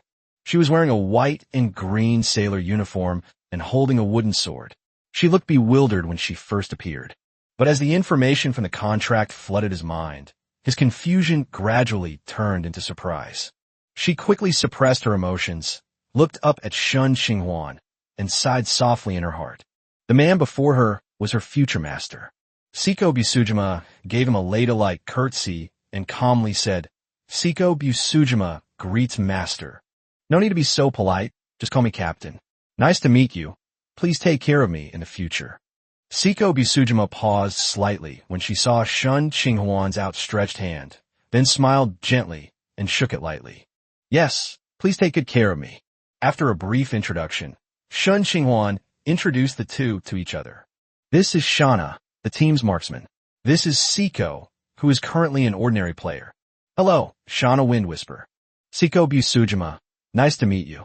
Siko Busujima looked at the winged girl carrying a longbow in front of her, and her curiosity about this strange world grew stronger. Perhaps this world is more suitable for her than her original one. After all, her latent violent tendencies might no longer need to be deliberately suppressed here. Now that we know each other, Shauna, why don't you show Siko around the starship? I have other things to take care of. Yes, Captain. After making arrangements for the two, Shen Qinghuan returned to the captain's cabin alone. Siko Busujima currently has no job, so we need to find her a suitable job change card first. He only has one Dreamweaver class card, which is clearly unsuitable for Siko Busujima, who uses a sword. With her talent, the most suitable profession for her is naturally a swordsman. Thinking of this, Shen Qinghuan opened Siko Busujima's attribute panel. Name, Siko Busujima. Health points, 100%. Strength, G+, agility, G+, constitution, G+, spirit, G, perception, G+, charisma. B, talents, sword heart, bloodlust, not activated, loyalty, occupation, none available. Skill, Busujima style swordsmanship. Equipment, ordinary wooden sword. This panel surprised Shen Qinghuan. It truly lived up to its reputation as a summon character with epic level talent. Strength, agility, physique, and perception are almost all close to the limits of ordinary people. In particular, her charm attribute is as high as B level, which is a whole major level higher than Shauna's. What's most amazing is that she has 3 talents, and that's without changing her class. Once she completes the job change, she will have 4 talents from the start, giving her potential far exceeding that of ordinary people. In contrast, Shauna's talents and skills were acquired after she changed jobs. As for the Busujima swordsmanship, it can still be used for now, but it is ultimately just a swordsmanship for ordinary people, and it will inevitably be eliminated as strength increases. After reviewing the attributes, the next step is to purchase a class card. Most players have already completed their class change, so the remaining class change cards shouldn't be too expensive. Shen Qinghuan immediately opened the chat channel, but to her surprise, she saw a bombshell message as soon as she entered. Brothers, I found a coastal town with indigenous people. Chapter 45, Selling Steel. The chat channel exploded instantly when someone mentioned discovering indigenous people. Some suspected the other party was under an illusion. Some asked what the natives looked like. Some urged them to send photos. And some even started selling Murloc summoning cards. The player who first sent the message never said another word after that. Many people speculate that he may have met with misfortune. Shen Qinghuan watched for a while, then put the matter out of his mind. He had been to the secret realm and felt that the so-called natives were very likely a race that had emerged from the secret realm. As for the truth, no one can say for sure right now. He then searched for swordsman class cards in the chat channel. There were many people selling class cards, and the types were incredibly diverse. Shadowblade, Steelbreaker, Moon Chaser, Radiant Knight, Swordmaster. When Shen Qinghuan saw the words Swordmaster, she suddenly had a strange sense of familiarity, as if she had heard them somewhere before, but she couldn't quite place them. You can't tell a job's strength or weakness just by its name. You have to change jobs to see its specific effects. Even if you choose the wrong one, you can simply buy another job card to replace it later. Clinging to that sense of familiarity, he contacted the seller. Friend, how much is the Swordmaster class change card? After the message was sent, there was no response for a long time. Just as Shen Qinghuan was about to contact someone else, the other party finally replied, saying that something had delayed them, and that the profession card could be exchanged for basic resources or energy coins, including wood and cloth. Shen Qinghuan tried to exchange her professional card for it, but was directly refused by the other party. After some haggling, he finally bought the Swordmaster class card for 10 units of refined iron. After the transaction was completed, Shen Qinghuan did not immediately go to find Siko Busujima. Right now, steel prices are skyrocketing, and many players are stuck upgrading from level 2 to level 3, lacking steel. He certainly wouldn't miss such an opportunity. So he sent a message directly in the channel. Selling steel in exchange for any resources. DM me if interested. The news immediately caused an uproar on the channel. Some people said they wanted to buy it all. Some hurriedly offered to exchange it for timber. Some wanted to exchange their chat services for 10 units of steel, and some even volunteered to be his underlings. Within just a few minutes, Shen Qinghuan received hundreds of purchase requests in her private messages. He selected suitable trading partners and worked until dusk before finally completing all the transactions. This time, he sold nearly half of the steel, leaving him with about 300 units. But in return, he received a large amount of urgently needed resources. The wood was exchanged for over 1,000 units, which not only unlocked the last module, but also provided enough wood to upgrade to a Tier 4 captain. The cloth was exchanged for 300 units, food for over 100 units, and there were also 250 energy coins. What pleased him most was that he finally got rice and flour in return. To ensure a balanced diet, he also made sure to eat plenty of vegetables and fruits. These things are more precious than meat at sea. In addition to the basic supplies, he also obtained an excellent grade katana, a Murloc Scout summoning card, and 2 Tier 1 ordinary stamina potions. The katana is named Mikazuki, and it belongs to the first tier excellent weapon category. Its blade is extremely sharp, and it can deal more damage to enemies who have no armor or are only wearing cloth armor. Murloc Scout is a normal summon card. After being infused with magic, it can summon a Murloc Scout to fight. It has a 1-hour cooldown. The card description is very straightforward. This kind of Murloc seems to have no other use besides being used as cannon fodder. Shen Qinghuan changed this card not because she lacked combat power. What he really wanted to see was how the cards made by other card makers differed from his own. During the transaction, he asked the seller many questions about card making, and the seller did not hold back and readily explained his production process. The other party was promoted to a regular card maker.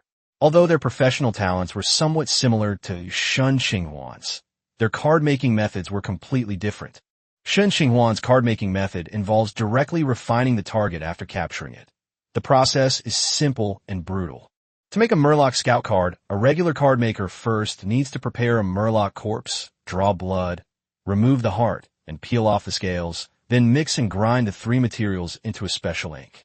Next, according to the blueprints, the Fishman pattern must be drawn on the card while maintaining a stable output of magic power, allowing the magic power to continuously merge with the ink. The drawing process must be flawless, otherwise, the entire card will be ruined. This method is tedious and requires skill, but once you become proficient, you can continuously reduce the failure rate and even achieve 100% success. Of course, card makers can also try to create their own cards, but the success rate is terribly low, almost like winning the lottery. These two types of card makers follow completely different paths. Ordinary card makers emphasize being down-to-earth and accumulating experience step by step. Shen Qinghuan's card crafting skills are more like a high-stakes gamble with an extremely low success rate. If he hadn't awakened the talent of reversing judgment, he might not have even been able to obtain a summoning card, let alone advance to the second tier. After the transaction was completed, Shen Qinghuan immediately spent 500 units of wood to create the last module. The ship's capacity is actually sufficient now, but having an empty seat always makes him feel uncomfortable. He walked out of the captain's cabin with a full load of goodies. Now it's time for Siko Busujima to change jobs. Shen Qinghuan had extremely high expectations for this teammate with epic talent. Chapter 46, Swordmaster. By the time I left the captain's cabin, it was already dark. The Shanghai was still anchored near an unnamed island, shrouded in thick fog, except for the island itself, which remained relatively clear. Shen Qinghuan decided to rest here for a few days, and also let Siko Busujima, who had just arrived in this world, take the opportunity to familiarize herself with everything around her. He walked into the kitchen with the job change card in his hand, and sure enough, Shauna, Siko Busujima, Squirtle, and you were all there. Siko Busujima was teaching Shauna how to prepare fish. Fish can be cooked like this? Siko, you'll have to teach me more in the future. Shauna looked at the ingredients in the pot with great interest. Siko Busujima smiled and agreed. Seeing Shen Qinghuan enter, she immediately turned around and greeted him. Captain, you've arrived. Looking at the food frying in the pan, Shen Qinghuan asked curiously, is this tempura?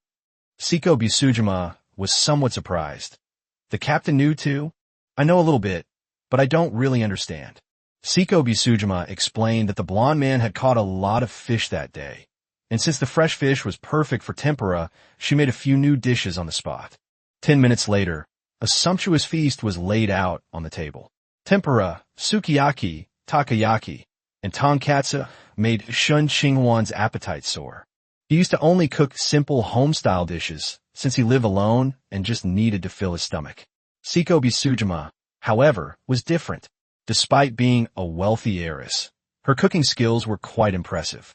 After everyone was seated, Shen Qinghuan picked up a piece of fried pork chop first. The outer skin was crispy, and the inside was tender and juicy, cooked to perfection. Delicious, absolutely delicious. He praised generously. I would give this pork chop 9.5 out of 10.5, but I'd give it less if I was afraid there wouldn't be room for the other dishes. Siko Busujima smiled demurely and continued to serve him food. Captain, try some tempura and takoyaki. Shen Qinghuan praised every dish and ate with great enjoyment. However, Shauna, standing to the side, gradually became depressed.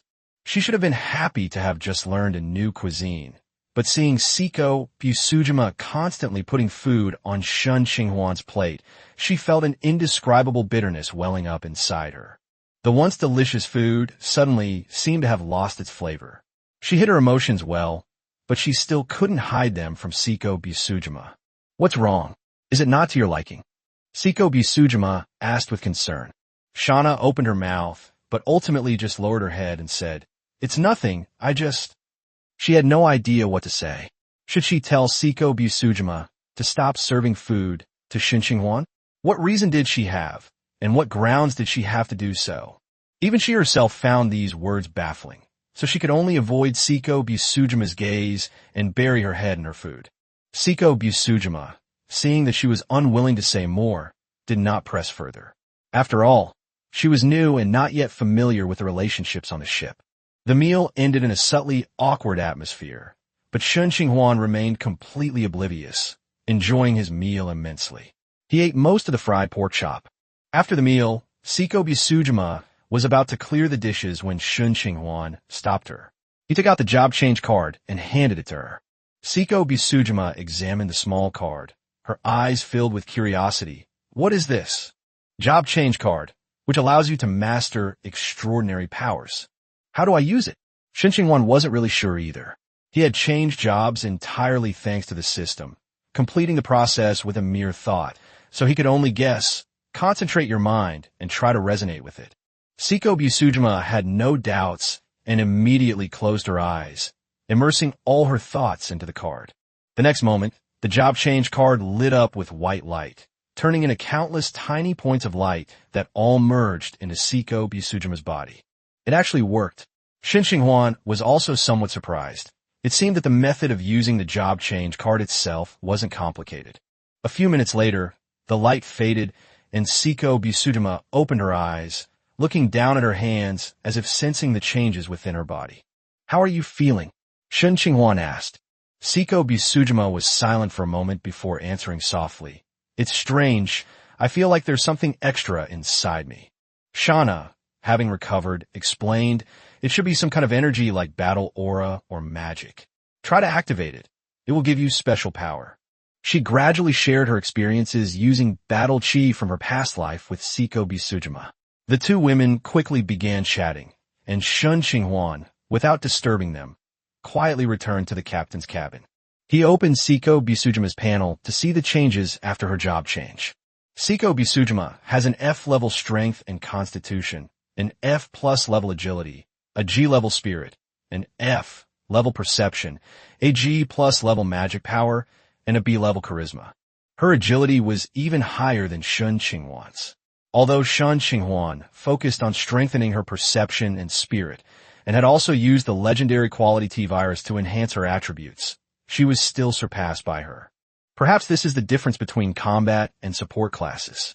In addition, she has gained a talent called Demon Sword Mastery.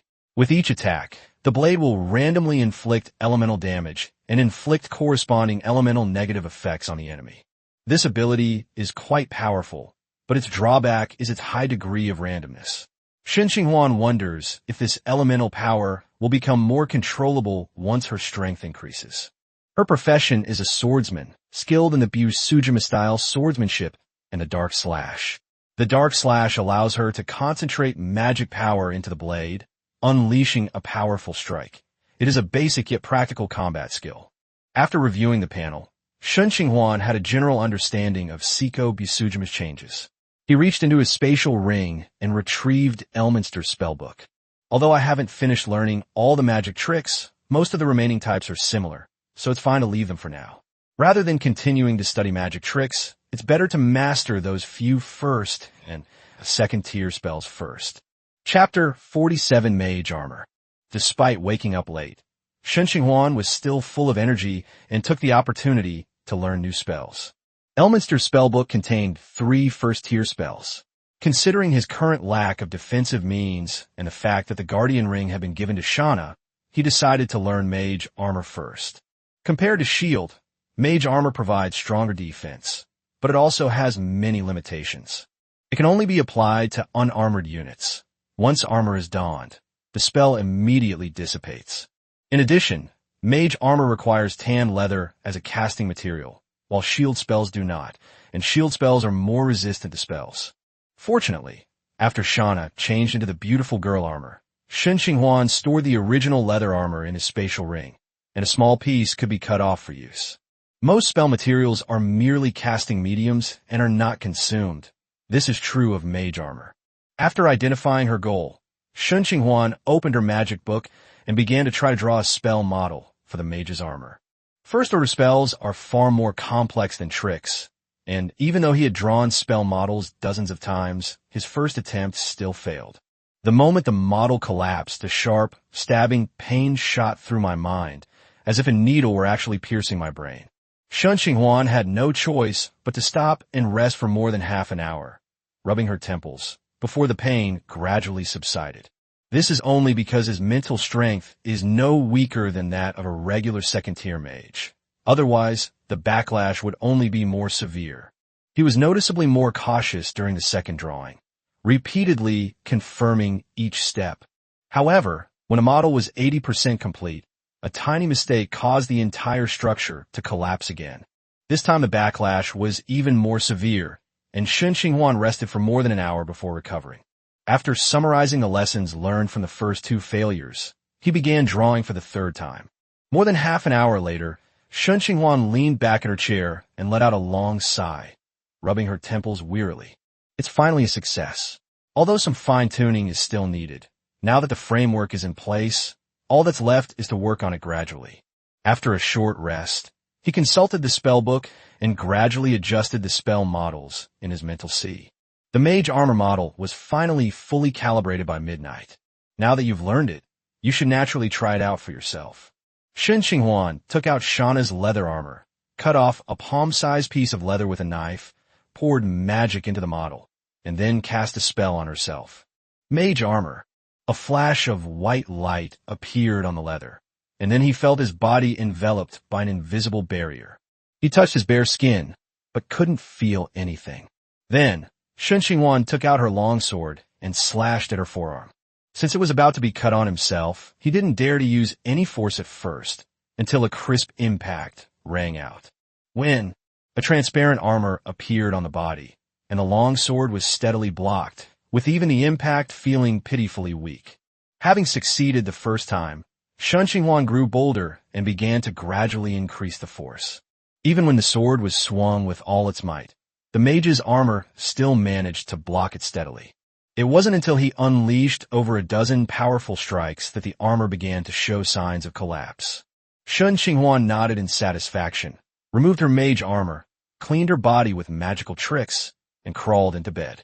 Exhausted from his mental exertion, he soon fell into a deep sleep. The next morning, Shen Qinghuan got up early. After a night's rest, she was back to her peak condition. Stepping out of the captain's cabin, the morning air carried a slight chill.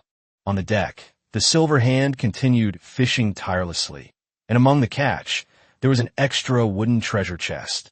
After so many days, another treasure chest finally appeared. Shen Qinghuan was overjoyed and quickly walked over. Just as he was about to open the treasure chest, Siko Busujima's voice came from behind him. "Good morning, Captain." "Good morning, Siko." Shen Qinghuan didn't even turn her head and directly opened the box lid. Siko Busujima curiously approached and saw 4 small orbs of light emerging from the seemingly ordinary wooden box.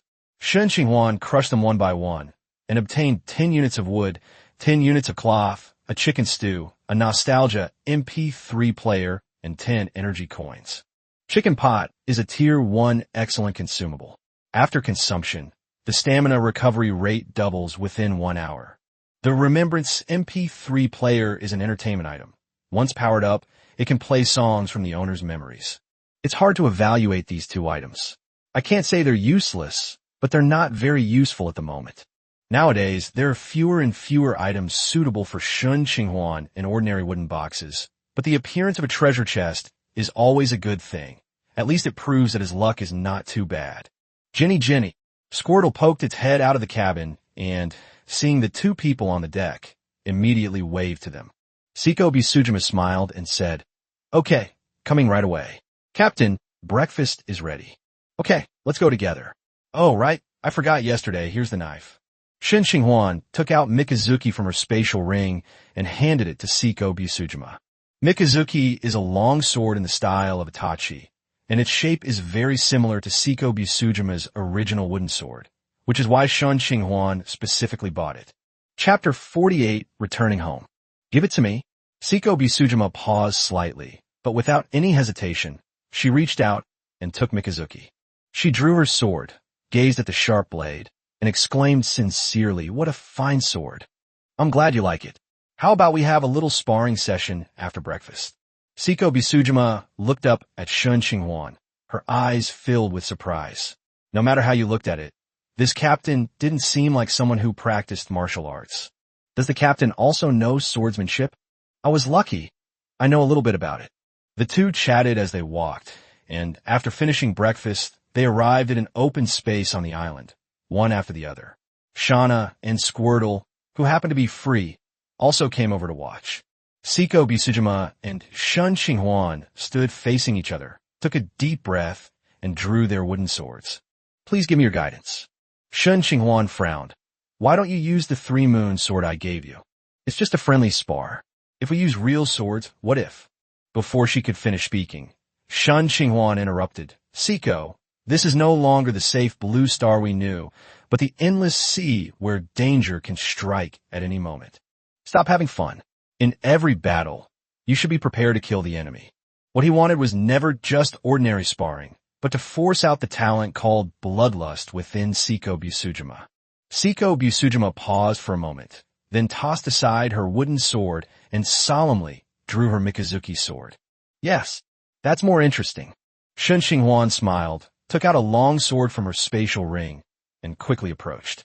The swords clashed, and a crisp sound rang out instantly. Shen Qinghuan's tentative sword strike was firmly blocked by Siko Busujima. Immediately afterwards, the sounds of clashing swords rang out continuously, like the clanging of metal being struck repeatedly. Siko Busujima truly lived up to her reputation as a kendo prodigy who had won a national championship. Facing Shen Qinghuan's continuous attacks, she defended flawlessly and even gradually began to put pressure on him. This was after she had just completed her job change and hadn't fully adapted to her drastically increased physical abilities. As the power gradually integrated into her body, Shen Qinghuan quickly found herself on the defensive. Having not had such a satisfying exchange in a long time, Siko Busujima completely let loose, and her attacks became increasingly fierce. Shen Qinghuan was finding it increasingly difficult to defend herself, and after a few moves, she revealed an opening. Siko Busujima was so engrossed in the fight that she forgot she was no longer holding a wooden sword. Sizzle. The sharp crescent moon blade sliced across Shen Qinghuan's chest, and blood splattered out immediately. Captain! Jenny! Shauna and Squirtle exclaimed in surprise and were about to rush forward, but Shen Qinghuan raised his hand to stop them. He shook his head to indicate that he was all right. With his rapid healing talent, these superficial wounds healed quickly. On the contrary, Siko Busujima, who had injured him, became abnormally ill.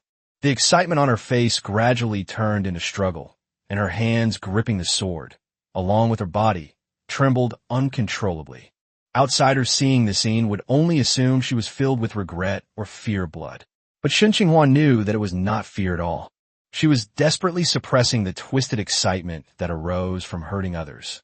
Siko Busujima discovered during junior high school that she harbored extremely strong violent tendencies. Whenever she hurt someone, an uncontrollable sense of pleasure and excitement would well up inside her. Realizing this, she began to despise herself.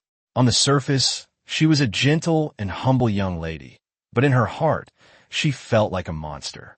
Therefore, she dared not hope for love, nor did she believe she deserved anyone's love. She suppressed her dark side, and her bloodthirsty talent naturally remained unactivated. Shen Qinghuan knew the reason, but deliberately provoked her. What's wrong? You're so scared by this little bit of blood that your legs go weak and you can't move. You really disappoint me, Siko. I much prefer a bloodthirsty monster to a weak-kneed young lady. Siko Busujima's eyes brightened slightly, her voice trembling slightly. Really? Of course. I don't need any rich heiresses. What I want is a bloodthirsty blade that can slay powerful enemies and drink their blood. Shen Qinghuan extended her right hand toward her voice calm yet firm. So, Siko, are you willing to become my sword, to become such a bloodthirsty, demonic sword? Siko Busujima looked at the hand, a bright smile spreading across her face, and then gently placed her hand on it. I do, my captain. At that moment, she felt as if she had finally found her place. Someone was willing to accept her ugliness and darkness, and even if it wasn't the sweet love she had dreamed of, it gave her a sense of purpose. On the unseen panel, Siko Busujima's bloodlust talent suddenly shone with golden light, and the words not activated disappeared. Very well, then continue. Let me witness your full power. As Shen Qinghuan spoke, she took out a piece of leather and magic surged within it, enhancing her mage armor. Siko Busujima could overpower him with her physical strength alone. If she really went all out, he didn't want to be chopped into pieces on the spot. With the armor on, Shen Qinghuan felt inexplicably more at ease. When sword clashed once more. Having resolved her inner conflict, Siko Busujima's strength had clearly improved. This time, she even utilized the power of a swordsman. A scorching heat emanated from the katana. Shen Qinghuan felt as if she were facing not a blade, but a red-hot iron, and even the long sword in her hand became scalding hot and difficult to grip. With the next strike, the burning sensation vanished abruptly, replaced by a heavy, earth-like pressure that slowed his sword swing. This is the power of a swordsman. Shen Qinghuan felt the ever-changing sword energy and couldn't help but sigh in admiration. Although her power is still unstable, that is precisely why she is more difficult to deal with, because he never knows what kind of power Siko Busujima's next sword strike will carry. Chapter 49: Staying and Learning Spells. In just a few rounds, Shen Qinghuan was clearly losing and could not withstand Siko Busujima's all-out attack. The next second, Siko Busujima's blade gleamed with a dark luster and slashed down at his head. When Shen Qinghuan raised her sword to parry, but the terrifying force from the blade made her hands go numb, and the sword flew out of her hand on the spot. The katana's momentum remained undiminished, slicing straight across his chest. The mage's armor instantly materialized, emitting a piercing, scraping sound. The armor trembled violently, barely managing to block the attack, but it became shaky and ready to collapse at any moment. Clearly, it would shatter if hit by another blow. "All right, Siko, stop." Seeing that Siko Busujima wanted to continue, Shen Qinghuan quickly called a halt. If he didn't stop her, he would really be cut in half. Upon hearing this, Siko Busujima immediately stopped, wiped the blade clean, and sheathed Mikazuki. Shauna and Squirtle immediately surrounded her after the sparring session ended. Shen Qinghuan took the healing bottle and drank it. The gentle life energy quickly repaired her injuries. "All right, I have something to do. You guys are free to do whatever you want." After testing Siko Busujima's strength, he didn't linger. There were still many spells he hadn't learned in Elminster's spellbook, and he needed to quickly fill in the gaps in his combat repertoire. After Shen Qinghuan left, only Shauna, Siko Busujima, and Squirtle remained on the island. Siko Busujima was preparing to return to the starship when Shauna suddenly spoke up. "Siko, let's have a fight." "Good." Although Siko Busujima didn't understand her meaning, she didn't refuse. The two women simultaneously assumed fighting stances, while Squirtle scratched its head, completely baffled as to why they were fighting again. This battle started quickly and ended even faster. Faced with Siko Busujima's superb swordsmanship, Shauna was almost powerless to fight back. Her arrows were either dodged or blocked. Even if the arrows were imbued with fighting spirit, they would only consume a small amount of Siko Busujima's magic power, and would not change the situation at all. Once Siko Busujima got close, Shauna was completely unable to withstand her relentless attacks, and was quickly defeated. This result was hard for Shauna to accept. Just yesterday, Siko Busujima was an ordinary person, while she possessed combat experience from her previous life and had reached the second rank much earlier. But now, she's not even as good as a newbie who just switched jobs. Resentment, longing, and defiance surged within Shauna, mixed with even a hint of jealousy that she herself was unwilling to admit.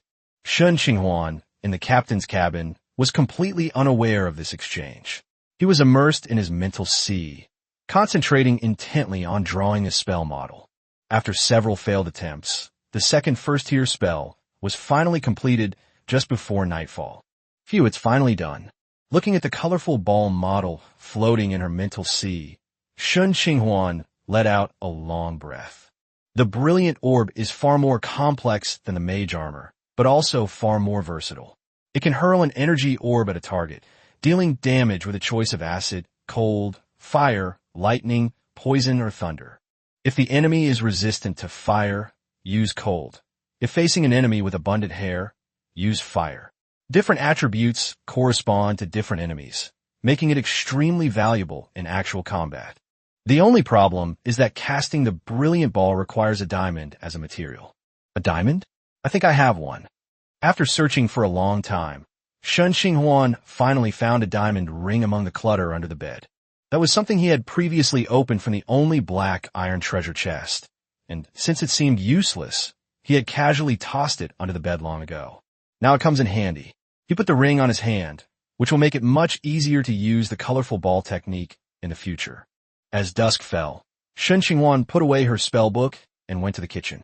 Shauna and Siko Busujima were still busy, and the food on the ship was much more plentiful than before.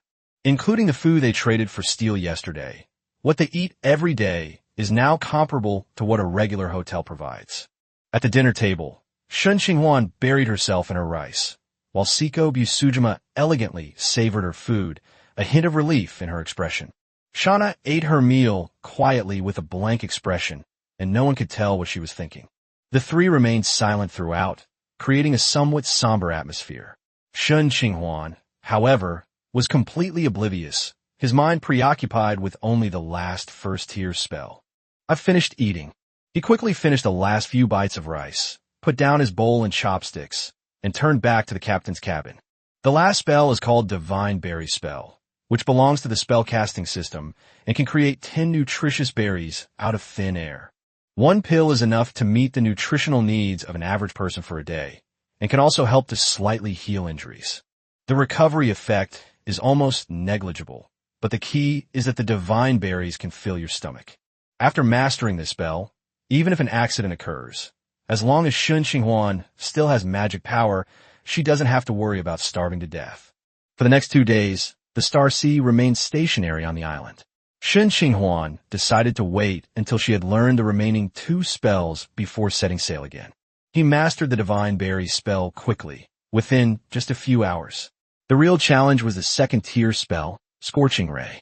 Second-order models are more complex, and the backlash from failed rendering is more severe. When she failed the first time, Shen Qinghuan felt as if she had been hit on the back of the head with a heavy hammer, and her nose started bleeding immediately. It took her a good while to recover. In 2 days, his best progress was only 30%, far from truly mastering it. The series of defeats gradually made him restless, and he couldn't help but think of that legendary card, Demon God Manifestation of the Essence of Demons. If he could successfully master it after taking it, your talent and attributes will definitely improve, and learning spells will be much easier. The problem is that he has no way of knowing whether using Demon Essence would trigger judgment. If it cannot be triggered, it's practically suicide. Chapter 50 Giant Treasure Chest. Do you want to use it? Shen Qinghuan stared at the cards on the table, unable to make up her mind. Bang! Just then, a muffled, loud bang suddenly came from the direction of the island. What happened? Shen Qinghuan walked out of the captain's cabin and looked towards the island. Patches, who had been out of sight for a long time, was maneuvering the Starsea's grappling hook to drag a huge black iron treasure chest ashore. The muffled thud just now was the sound of the chest hitting the ground. The box was nearly 2 meters tall, even taller than Shen Qinghuan. He couldn't help but exclaim in surprise. So big? Where did you get it? Patches waved its tentacles and gestured incoherently for a long time before Shen Qinghuan finally understood its origin. Patches found this thing in an underwater cave, surrounded by many rotting, enormous corpses, but he didn't encounter any danger. The real problem was that the treasure chest was too heavy. If it weren't for the buoyancy of the seawater, Patches wouldn't have been able to drag it alone. Even so, it took several days of effort to finally disappear from sight. Shen Qinghuan used her telekinesis to fly to the island, landed in front of the giant treasure chest, and examined it carefully. She quickly discovered that it was completely different from the treasure chest that the Silver Hand had fished out. Previously, those boxes were plain and clean, without any patterns or signs of seawater corrosion, making them seem more like items specially made by the system to distribute as rewards. But this black iron box in front of me looks like a real ancient artifact that has been submerged in the deep sea for many years. The box is mottled and old, covered with seaweed, and you can see the blurry ancient patterns after you push it open. Time and the sea have almost erased its original appearance, but they have also given it a sense of vicissitudes that have been accumulated over a long period of time. A thought flashed through Shen Qinghuan's mind. The most crucial issue right now was how to unlock it. He walked around the box, but couldn't find a keyhole, not even a crack. If it weren't for its treasure chest-like shape, he would have almost mistaken it for a piece of scrap metal. He was afraid of damaging what was inside if he forced it open. If only he knew the second-level spell, the spell of tapping, which was specifically used for picking locks, but unfortunately, he didn't know it at all. After struggling for a long time without success, Shen Qinghuan had no choice but to resort to the ultimate lock-picking technique, brute force. Magic surged, and a pale blue, multicolored sphere coalesced before him. He selected strong acid as the attribute and carefully controlled the energy sphere to approach the black iron treasure chest. Laugh. Perhaps due to the passage of time, the treasure chest had long since lost its protection. The seemingly solid iron walls melted away like paper under the corrosive effects of the strong acid, revealing a large hole in the blink of an eye. Shen Qinghuan immediately slowed down her movements, corroding only a hole large enough for someone to enter, before dispersing the colorful sphere. Sunlight streamed into the box, which hadn't seen the light of day for who knows how many years, revealing its contents. But the treasure chest contained nothing but a pile of rotten and deformed things. All the items seemed to have turned into mud over the long years. Shen Qinghuan was somewhat disappointed. She had thought that such a huge treasure chest would contain good things, but in the end, it was all for naught. "Ya!" Patches approached and patted his shoulder with its tentacles, as if to comfort him. Then, it turned and burrowed into the giant treasure chest. Shen Qinghuan was taken aback. Could there be something else inside? But he had already scanned it with his mental power and found nothing unusual. A moment later, Patches, covered in dirt, came out carrying a palm-sized object and handed it to Shen Qinghuan. Its two unblind eyes glanced at him sideways, as if to say, "You're still too green." Shen Qinghuan took the item and casually cast a magic spell on herself and Patches to clean the stains off their bodies. The next moment, the object in his hand finally revealed its true form. Title: Remnants of the Magic Garden. Type: Item/Ghost. Rank: Tier 1 Excellent. Effect: Garden. Creates a plantable alternate dimension, approximately 1 acre in size. Note: even legendary artifacts cannot withstand the ravages of time and are now on the verge of collapse. With sufficient materials and skill, perhaps their former glory can be restored. Another rare item. The last rare item I acquired was a sacrificial statue that I haven't sold to this day. But this magical garden clearly has a much greater origin. It was originally a legendary item. In the system's classification, tiers 1 to 3 are low tier, tiers 4 to 6 are mid tier, tiers 7 to 9 are high tier, tier 10 is quasi-legendary, and only after that are true legendaries. Legendary dragons, even at adulthood, are only of high rank. Only those who live to the level of ancient dragons are qualified to enter the legendary realm. White dragons are an exception. Even if they live to the level of ancient dragons, they are usually only quasi-legendary. Shen Qinghuan was examining the strange object that resembled a small door when a sudden system notification interrupted his thoughts. Your follower, Shana Windwhisper, has consumed the demon god's manifestation demon essence and is undergoing transformation. Shen Qinghuan's expression changed. Ignoring the giant black iron treasure chest, she immediately stuffed the magic garden into her spatial ring and hurriedly flew towards the captain's cabin. Chapter 51, Another Reversal. Let's go back 10 minutes. Beep, beep, beep. Captain, dinner is ready. Shana knocked on the captain's cabin door and entered, but did not see Shen Qinghuan. Huh, isn't he here? As Shana was leaving to look for someone, her sharp eyesight caught sight of the cards on the table. For some inexplicable reason, Shana did not retreat, but instead reached out and grabbed the demon god manifestation, essence of demons on the table. As an independent unit, followers are not much different from players except for the lack of a system similar to players, so they can naturally use cards.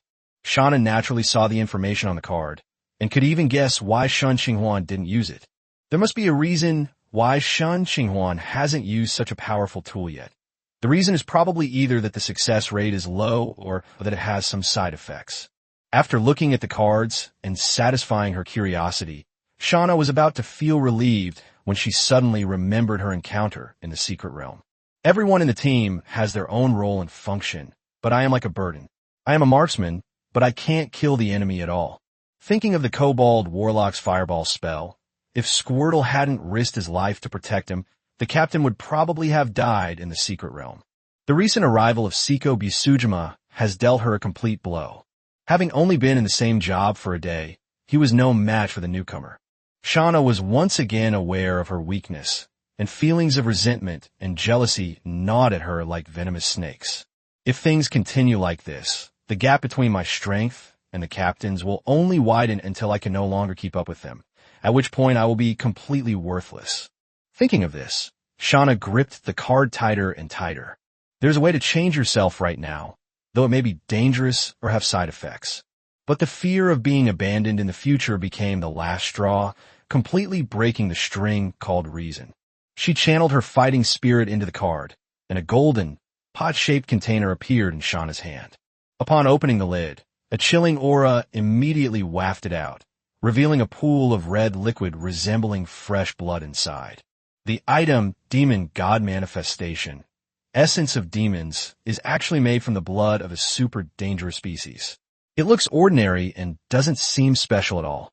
Holding the golden pot, Shauna hesitated for a moment. After all, it was the captain's tool, and it didn't seem right for her to use it secretly like this. However, Shauna quickly put this hesitation behind her. She didn't want to remain so weak any longer. Gulp, gulp. Holding the golden pot, Shauna drank all the blood in it in one gulp, leaving not a drop. The next second, a violent burst of cold air erupted from Shauna's body, instantly sweeping through the entire captain's cabin. At the same time, an extremely strong destructive urge surged into Shauna's brain. Destruction, tyranny, slaughter, torture, and extermination. Endless negative emotions surged forth like a tsunami. When Shen Qinghuan rushed back as fast as she could, the captain's cabin had been completely transformed into an ice house. Seeing Shauna completely frozen, Shen Qinghuan, who had rushed over, showed an angry yet helpless expression. Shen Qinghuan wasn't heartbroken over the prop, but rather angry at Shauna for being so reckless, secretly using such a dangerous thing without even informing her. With the Chaos Car refining skill, as long as there are enough materials, what kind of item can't be made? Why use something so dangerous? Now that Shauna has already consumed the demon god's manifestation essence, it's too late to say anything. We can only pray that she can successfully master this power, or that Shen Qinghuan's talent can continue to play its role. What's wrong with her? Seiko Bisujima, who had been waiting for the two to arrive, also came over. Looking at Shauna, who had turned into an ice sculpture, she showed a worried expression. I'll explain it to you later. Pinching her brow, Shen Qinghuan, feeling irritated, had no desire to explain. The transformation of the demon god's manifestation of demonic essence was swift, and before long, the frost in the captain's cabin showed signs of melting. It's here. Shen Qinghuan's spirits lifted. Success or failure hinged on this moment. Your follower, Shauna Windwhisper, has failed to mutate and is about to die. The system notification appeared even before the result, but the content of the notification was quite bad. So, it still doesn't work. Shen Qinghuan's heart sank. Just when Shen Qinghuan thought she was about to lose Shauna completely, the reversal judgment came into play. Your follower Shauna Whisper's judgment failed. Do you wish to reverse it? Reverse. With her talent for reversing the odds working again, Shen Qinghuan was overjoyed and decisively chose yes. A successful comeback. Meanwhile, in Shauna's mental world, Shauna floats on the sea of the mind like a small boat. A barrage of negative emotions surged like a raging storm, attempting to completely capsize Shauna's small boat. Shauna was able to hold on at first, but the waves seemed endless, one after another. Shauna didn't know how long the waves would last, or how long she could hold on. A year? 2 years? Shauna felt like she had lived through a century, yet the waves never seemed to stop. Finally, she couldn't hold on any longer and completely immersed herself in this spiritual realm. Is it ultimately impossible? On her deathbed, Shauna thought of her people from her past life, her parents, and her captain. It's a pity I can't continue the adventure with the captain. Although the voyage at sea is tedious, it's still very interesting. Shauna. Just as Shauna was about to completely succumb, Shen Qinghuan's voice resounded throughout the entire sea of consciousness. That's the captain's voice. Shauna, who was about to close her eyes, suddenly opened them, and then she saw a large hand radiating golden light pass through the clouds, through the sea of consciousness, and appear in front of her. Wherever the giant hand passed, the dark clouds dissipated, the surging sea became calm, and all the negative emotions surrounding her completely disappeared. The giant hand transformed into a golden light that completely enveloped Shauna, then slowly carried her away from this sea of consciousness. This feeling, it's the captain's presence. Did the captain save me? Enveloped in golden light, Shauna immediately felt a familiar aura. This aura was so warm and familiar that it immediately reminded Shauna of Shen Qinghuan. As the ice melted and Shauna thawed completely, she stood upright in the captain's cabin with her eyes closed. Shauna. Shen Qinghuan kept calling Shauna's name, trying to wake her up. A moment later, Shauna's eyelashes trembled slightly, and she slowly opened her eyes. Captain. The first thing Shauna saw when she opened her eyes was Shen Qinghuan standing in front of her. Having escaped death, Shauna could no longer contain her emotions, let out a soft cry, and threw herself into Shen Qinghuan's arms. Chapter 52, Testing and Departure. Captain. Okay, it's all right now. Looking at the girl who was hugging him tightly, Shen Qinghuan patted Shauna's head and gently comforted her. By this time, Shauna's appearance had changed considerably. The light blue hair turned into a light blue-white color. Not only the hair, but also the wings, eyebrows, and eyelashes turned blue-white. Only the Sharingan wearer could not see it. In addition, a black trident mark appeared on Shauna's chest, below her collarbone, which looked like the head of a demon. Unfortunately, Shauna's chest remained flat, showing no movement. On the other side, Siko Busujima crossed her arms and quietly watched Shen Qinghuan and Shauna hug each other. She saw herself as Shen Qinghuan's weapon, so she wasn't jealous at all, and even thought it was normal for powerful people to have multiple spouses. On Earth, her mother died young, and her only relative, her father, was always surrounded by different women. After lingering for a while, Shauna finally noticed Siko Busujima standing to the side. Ultimately, Shauna was too shy to admit it, and under Siko Busujima's gaze, she instinctively broke free from Shen Qinghuan's embrace. It's time to eat. Siko Busujima, standing to the side, spoke up to remind him, a gentle smile on her face. Let's go eat first, and don't do this again next time. As Shen Qinghuan spoke, she gently tapped Shauna's head. At this moment, Squirtle, sitting at the dining table, looked resentful and reached out to wipe the drool from the corner of his mouth. Why haven't these people arrived yet? The food is getting cold. At the dinner table, the group ate and chatted and took the opportunity to explain to Siko Busujima what had happened to Shauna. Squirtle didn't care about that. Although Shauna's aura had become more pleasant than before, it was still not as important as eating. After lunch, the group returned to the island. This time, the test subject was not Siko Busujima, but Shauna. Before the sparring match, Shen Qinghuan opened Shauna's panel to check her current attributes. Name, Shauna Wind Whisper. Property, health points 100%. Strength, F+. Agility, E. Constitution, F. Spirit, G+. Perception, F. Charm, C. Fighting Spirit, F. Talent, Child of the Wind, Frost Bloodline. Class, Winter Archer LV.2, 0/100. Skill, Frostwind Arrows, a barrage of arrows. Equipment, Guardian Ring, fine. Azure Feather Longbow, excellent. Beginner's Quiver, Single Tomo Sharingan, fine. Simple Space Belt, excellent. Beautiful Girl Armor, fine.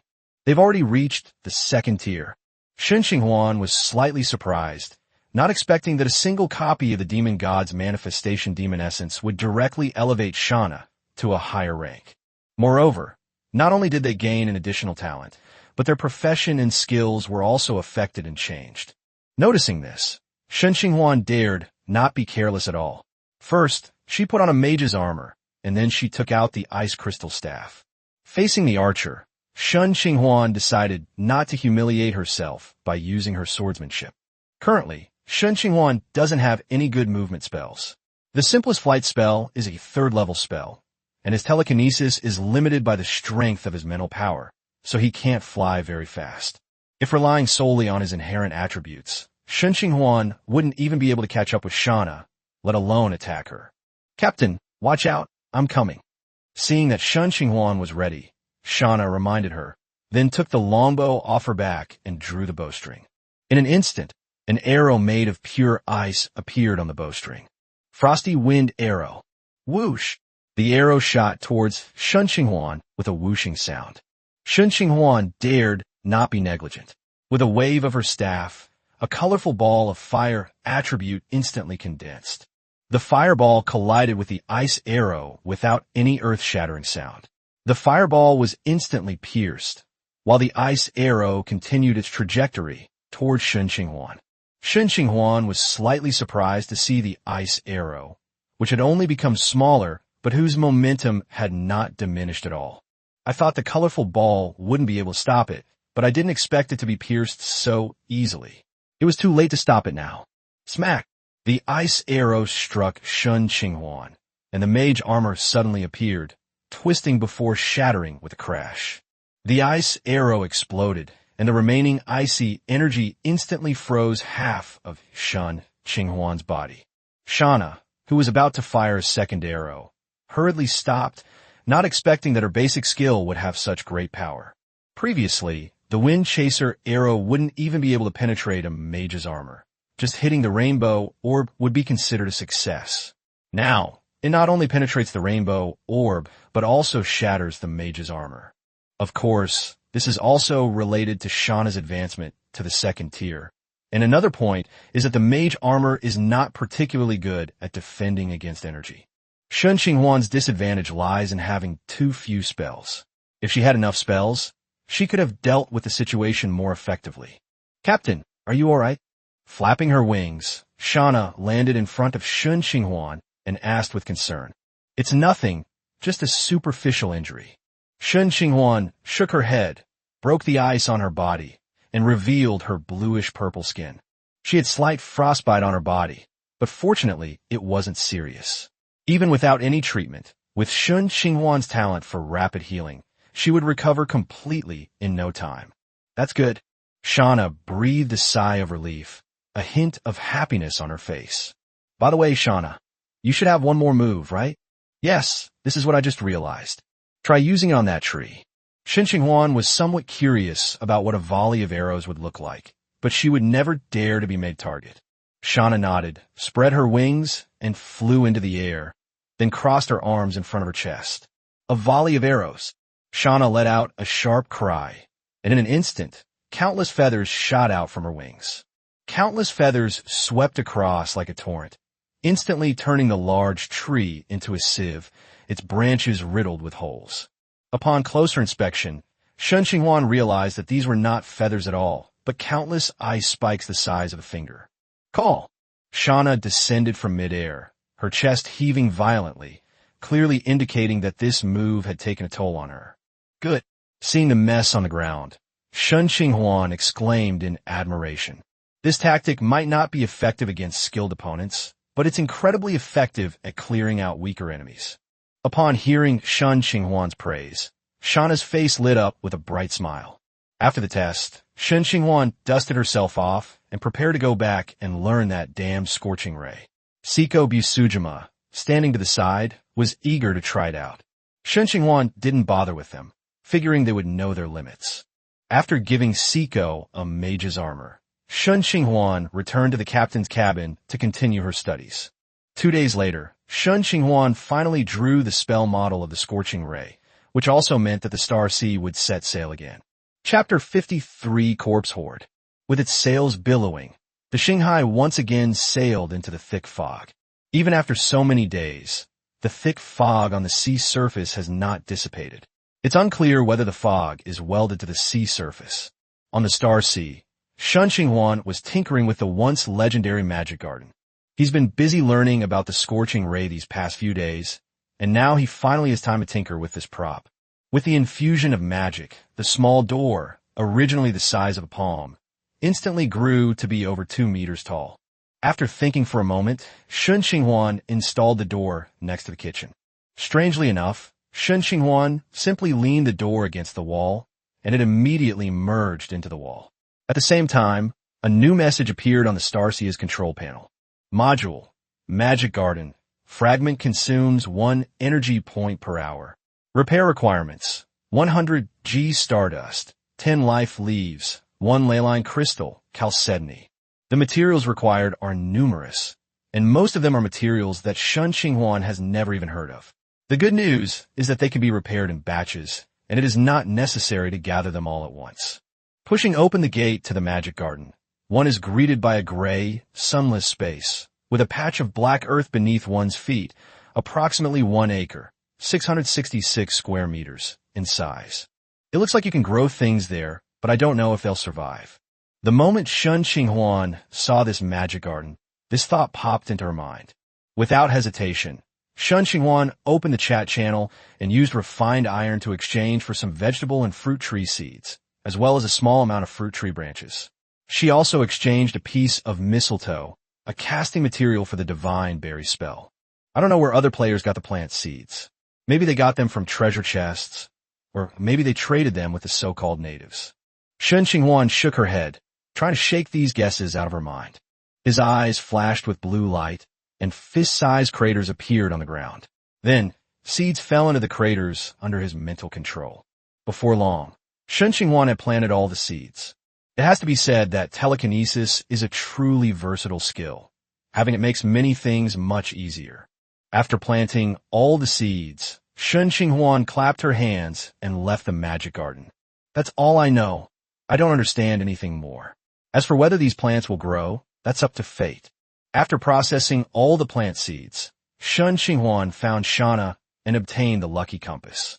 The cooldown for gift had ended, and since Shen Qinghuan didn't know where to go, she simply activated the gift skill and followed the compass. After determining the sailing route and handing the compass back to Shana, Shen Qinghuan returned to the captain's cabin. Although he had finished learning all the spells in the Elminster Magic book, there were still many tricks in the trick book that he hadn't learned yet. These tricks would bring some fun to the otherwise tedious sea voyage. Clatter! Not long after Shen Qinghuan returned to the captain's cabin, a wet, crashing sound rang out on the deck. After leaving the island's perimeter, the long-absent corpse reappeared, this time boarding the Star Sea before nightfall. Whoosh! Before the corpse could move, an arrow made of ice pierced through its head. Bang! The heavy, rotting corpse crashed onto the deck, immediately attracting the attention of Siko Busujima, who was practicing her swordsmanship on the ship. What's this?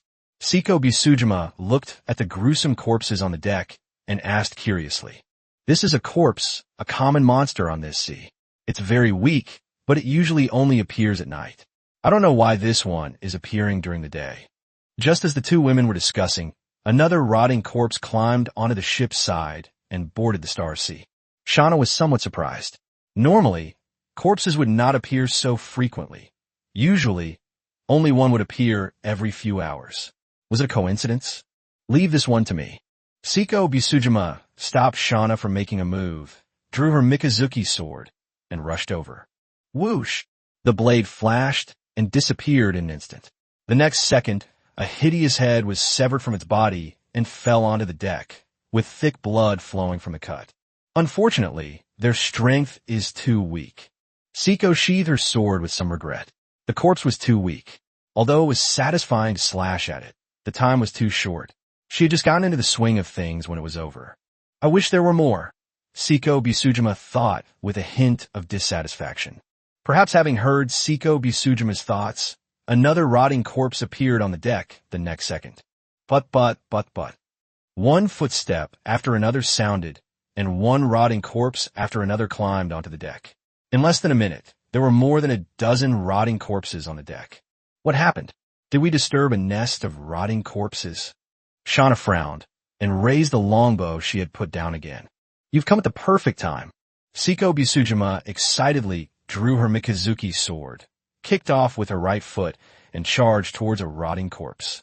Under the attack of the two women, the number of rotting corpses on the deck decreased rapidly. When, just as all the rotting corpses were about to be completely destroyed, a metallic clang rang out from the blade, followed by a shockwave that traveled from Mikazuki to Seiko Bisujima's hand. Seiko Bisujima raised an eyebrow and looked at the rotting corpse in front of her. Upon closer inspection, it was immediately apparent that this rotting corpse was different from the others. Its skin was rougher and darker, and it moved slightly more nimbly than a normal corpse. But its face was still just as ugly as a normal corpse. Mutation? Or a new variety? The force emanating from the blade convinced Seiko Bisujima that this corpse was far stronger than the others, especially its steel-hard skin. Even with all her might, she could only manage to cut a small gash. Now, that's more interesting. Seiko Bisujima smiled excitedly, gripped the long sword with both hands, and gave it a gentle tremor. The next second, a dark purple, almost black energy flowed from her body to the blade. He leaned forward slightly, and the next second, gripping the knife with both hands, he charged straight at the rotting corpse. Sizzle! The blade flashed across the corpse's neck, severing it in half, and thick, black blood slowly flowed from the wound. Roar! Suddenly struck by a severe blow, the corpse roared angrily and raised its hands to grab at Seiko Bisujima. He deftly dodged the corpse's counterattack, his long sword flashing repeatedly, striking the same spot 3 times in a row. Snap! The neck, which had been repeatedly attacked, could no longer withstand the blows and snapped completely with a crack. Bang! The body fell to the ground with a thud.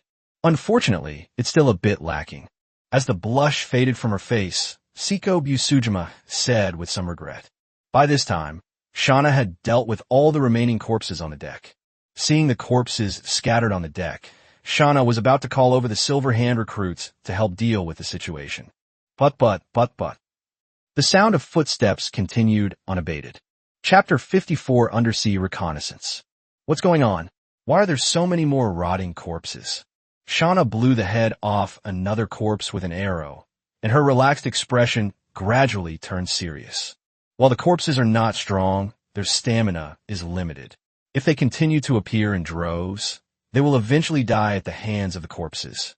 Moreover, there are more and more of those rotting corpses that look like metal sheets. Seeing the corpse still standing with an ice arrow lodged above its head, its entire head frozen solid, Shana frowned and fired another arrow. We need to notify the captain as soon as possible.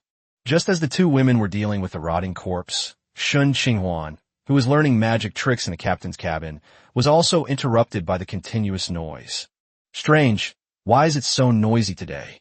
Muttering something to herself, Shen Qinghuan opened the door and immediately saw a large group of rotting corpses staggering along.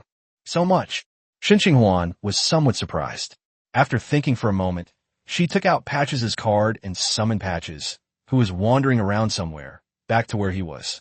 After Patches joined the battle, Shen Qinghuan didn't rush to make a move. The situation is currently stable, and Shana and her 2 companions are capable of handling it.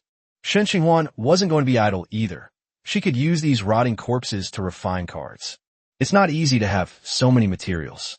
Although most of them are tier 1 and don't provide much experience, the team is currently lacking a lot of things, so this is a good opportunity to replenish them. But before that, let's find someone to gather intelligence first. Squirtle, go explore the sea and see what's going on. Be careful.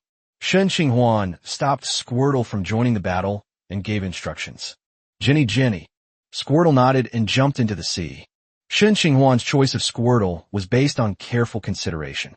Although Patches can revive repeatedly, its agility in the sea is ultimately no match for Squirtle. In addition, Squirtle is not very effective against undead monsters like corpses, so Shen Qinghuan still arranged for Squirtle to go into the sea to investigate. Shen Qinghuan casually used her telekinesis to grab a few corpses and stood on the deck, refining cards. 1, 2, 3. The corpses on the deck rapidly decreased, turning into cards that fell into Shen Qinghuan's hands. All common-level cards were reforged, leaving only cards of excellent quality or higher.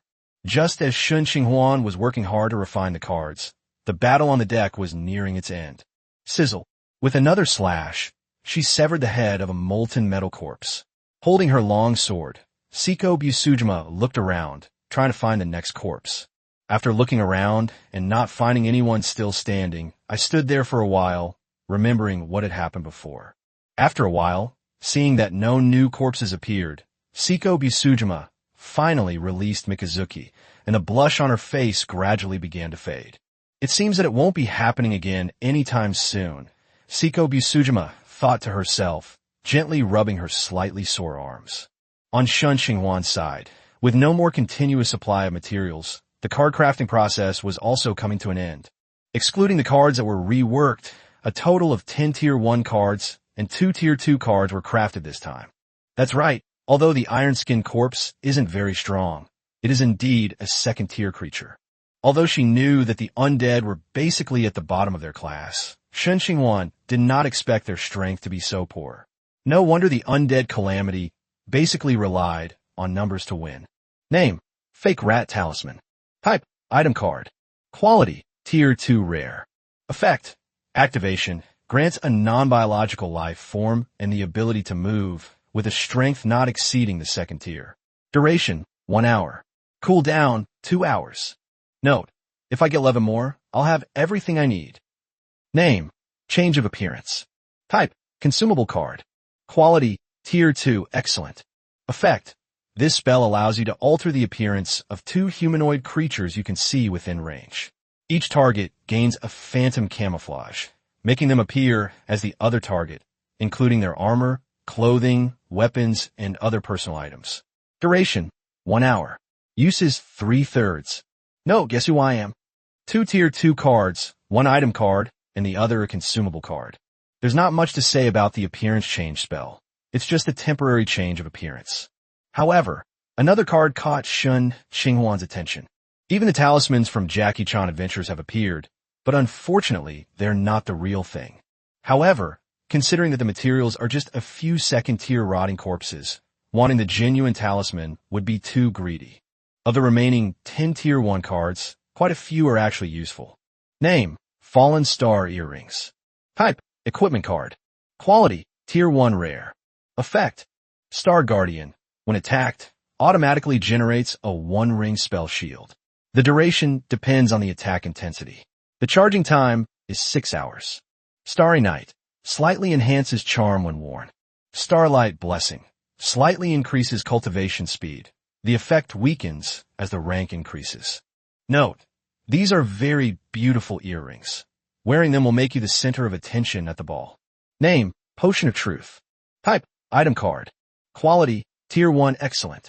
Effect: after taking it, the target can only tell the truth. The weaker the target's mental strength, the longer the effect lasts. Note: I have the right to remain silent until my lawyer arrives. Apart from these 2 Tier 1 cards, the rest of the cards are unremarkable. Most of them are high-quality equipment cards and consumables, and the effects of the equipment are very simple, mostly providing minor boosts. Examples include Boots of Speed that increase movement speed, Gloves of Power that slightly enhance attack speed, and Black Mask that slightly reduces presence. However, Shen Qinghuan's team is currently facing a significant equipment shortage. He doesn't mind that the equipment's enhancement is slight, since having something is better than having nothing. Assigning the Boots of Speed and the Falling Star Earring to Siko Busujima was a way to compensate for some of her defensive weaknesses. After all, there is suitable protective gear available now. We can't just take back the beautiful armor that we gave to Shana and then give it to Siko Busujima. Shen Qinghuan gave the grappling gloves to Shana and kept the remaining black mask for herself. After putting on the black mask, Shen Qinghuan's appearance did not change at all, since he was still wearing the effect of the custom outfit. Shen Qinghuan also distributed the remaining enhancement and healing potions, leaving behind a large sword that no one needed. Not long after Shen Qinghuan finished distributing the spoils, Squirtle, who had gone to scout the sea, finally returned. Jenny. After a burst of excited gesticulation, Squirtle recounted all his experiences in the ocean. You mean there's a huge, deep pit to the side of our ship, filled with countless rotting corpses? After listening to Squirtle's report, Shen Qinghuan raised an eyebrow in surprise. Chapter 55, Golden Treasure Chest. Squirtle's words piqued Shen Qinghuan's interest. According to the usual tropes in novels, such places either contain treasures or a formation set up by some powerful figure. However, we'll have to see for ourselves to know the truth. The problem now is that Shen Qinghuan doesn't have any magic or items that allow her to breathe underwater. Patches can dive, but it is not an aquatic creature, so its combat effectiveness is greatly reduced in the ocean.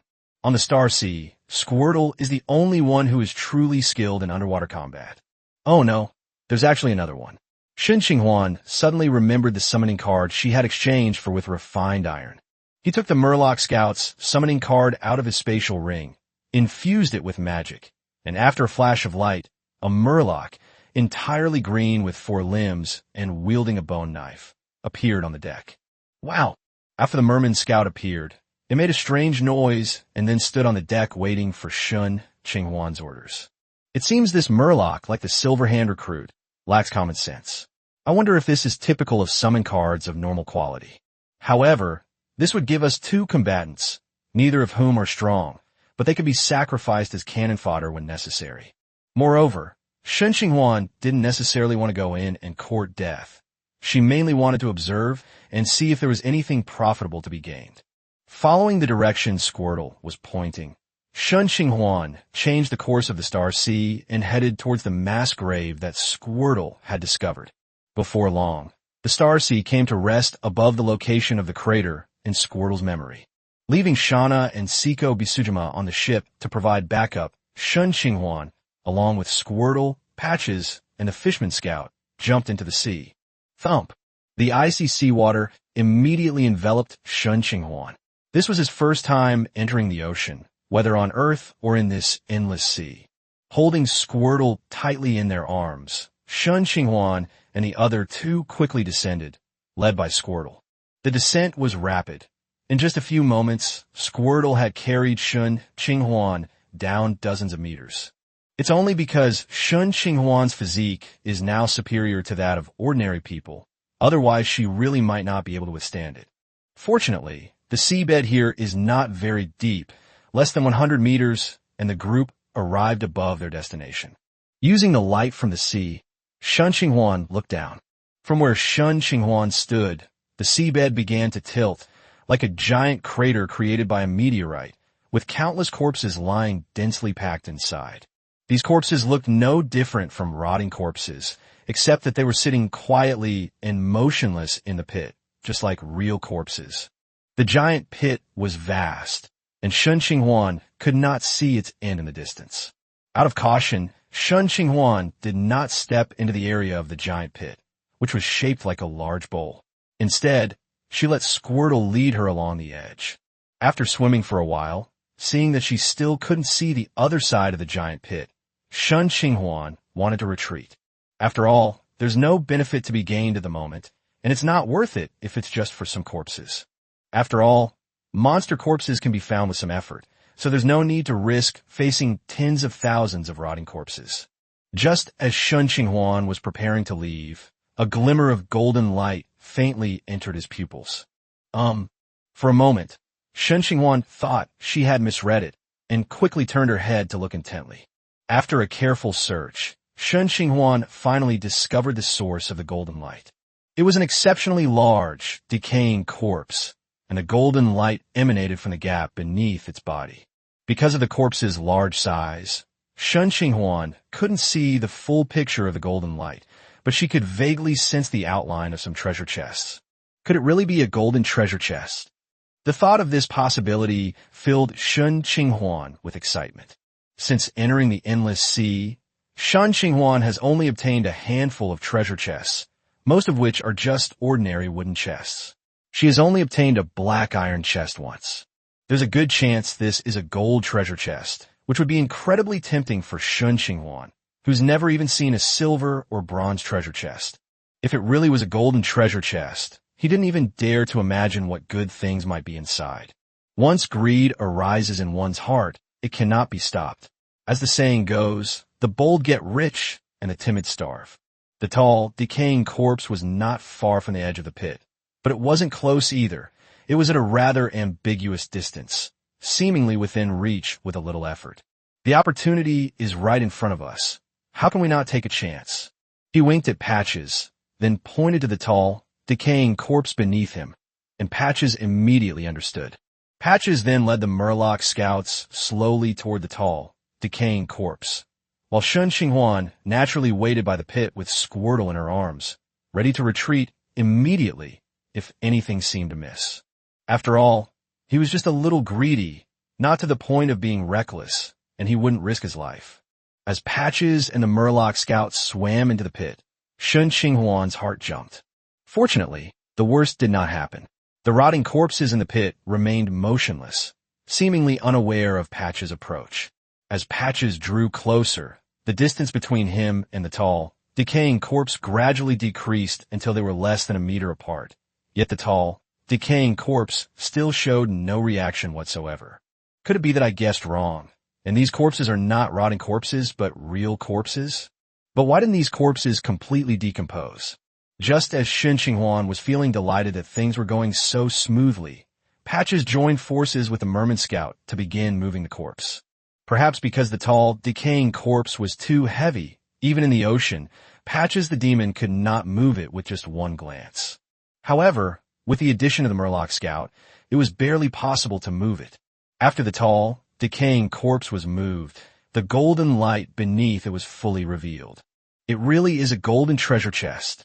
Shen Qinghuan watched with eager eyes as Patches stretched out his tentacles and wrapped them around the golden treasure chest. Just then, the tall, rotting corpse that had been motionless suddenly opened its eyes. Roar! A tremendous roar erupted from the mouth of the tall, decaying corpse, spreading rapidly through the ocean with the seawater. In an instant, thousands of corpses opened their eyes at the same time, and all looked at Patches.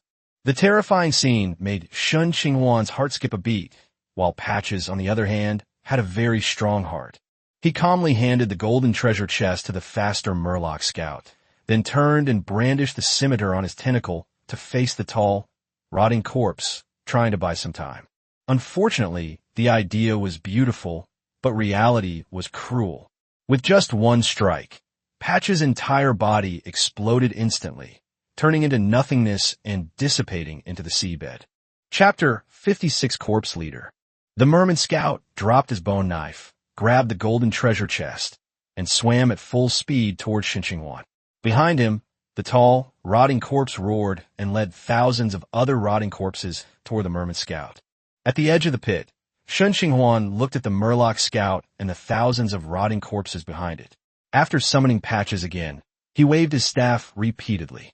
While giving Patches a mage's armor, he used Trick Lesser Illusion to create a clone that looked exactly like Patches, attempting to confuse the horde of corpses.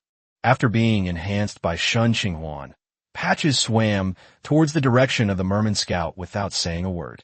As they swam in both directions, the two bodies soon met, but Patches showed no sign of stopping and continued swimming forward, once again facing the tall, decaying corpse. Bang! In their second encounter, Patches, protected by his mage armor, was not taken down in one blow this time. His mage armor withstood the attack from the towering corpse. However, after that blow, the mage's armor shattered, and Patches exploded under the corpse's second slap. Patches' efforts weren't in vain. At least they slowed down the tall, decaying corpse's advance slightly. Seeing Patches dead, Shen Qinghuan infused the card with magic again, summoning Patches back to life. At the same time, she waved her staff, giving Patches another set of mage armor. "Yeah!" Patches let out a muffled shout from the sea, then charged forward again, brandishing his scimitar. Several times in a row, Shen Qinghuan's magic power was rapidly depleted, but the Merman Scouts were getting closer and closer to him. Finally, when Shen Qinghuan's magic power was nearly half depleted, the Merman Scout handed him the golden treasure chest. Without having time to check what was inside the treasure chest, Shen Qinghuan stuffed the golden treasure chest into her spatial ring and then decisively ordered the fishmen scouts to cover their retreat. Seeing that Shen Qinghuan had already obtained the treasure chest, Squirtle, who had prepared a great deal, immediately set off, swimming upwards with all its might. If it weren't in the sea, Squirtle would probably be sweating bullets. After all, the sight of thousands of rotting corpses rushing at you at once is truly terrifying. As expected, the Murloc scout left to cover the rear couldn't last a round, and the illusion left by Shen Qinghuan also dissipated under the impact of the horde of corpses, but at least it attracted the attention of the rotting corpses to some extent. Squirtle carried Shen Qinghuan and soared into the sky, quickly approaching the surface of the sea. Behind her, the army of rotting corpses continued to relentlessly pursue Shen Qinghuan, seemingly determined not to give up until they had torn the intruder to pieces. With Squirtle by her side, Shen Qinghuan quickly rushed out of the sea. Using his telekinesis, he and Squirtle landed smoothly on the deck, and without saying a word, he controlled the Star Sea to sail in the opposite direction from the horde of corpses. Thump! The Star Sea shuddered slightly, then slowly began to move. In the ocean, the relentless horde of rotting corpses surged out of the water and began to climb along the side of the Star Sea. Fortunately, the Star Sea was already fully operational by this time, so there weren't too many rotting corpses clinging to the ship's side. In addition, some were shaken off after the Star Sea accelerated to full speed, so only about 10 actually managed to climb aboard. 9 of the 10 corpses were second-tier iron-skinned corpses, and the remaining one was the exceptionally large corpse leader. Seeing that only 10 rotting corpses boarded the Star Sea, Shen Qinghuan couldn't help but breathe a sigh of relief. The rotting corpses themselves weren't scary. What was scary were thousands upon thousands of them. Fortunately, only a small portion of the corpses in that pit had been disturbed. Otherwise, Shen Qinghuan wouldn't have been able to escape so easily. The 10 remaining, including one third-tier rotting corpse head, are not a major problem for Shen Qinghuan. Sana, you deal with the other rotting corpses first. Siko, keep the biggest one occupied and be careful not to fight it head-on.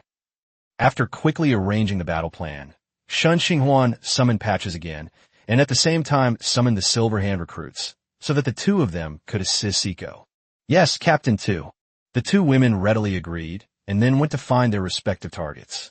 Shen Qinghuan wasn't idle either. She raised her ice crystal staff and fired out a freezing ray as thick as a finger. Click, click. The freezing rays struck the corpse leader, instantly freezing the seawater on its body into solid ice. Roar!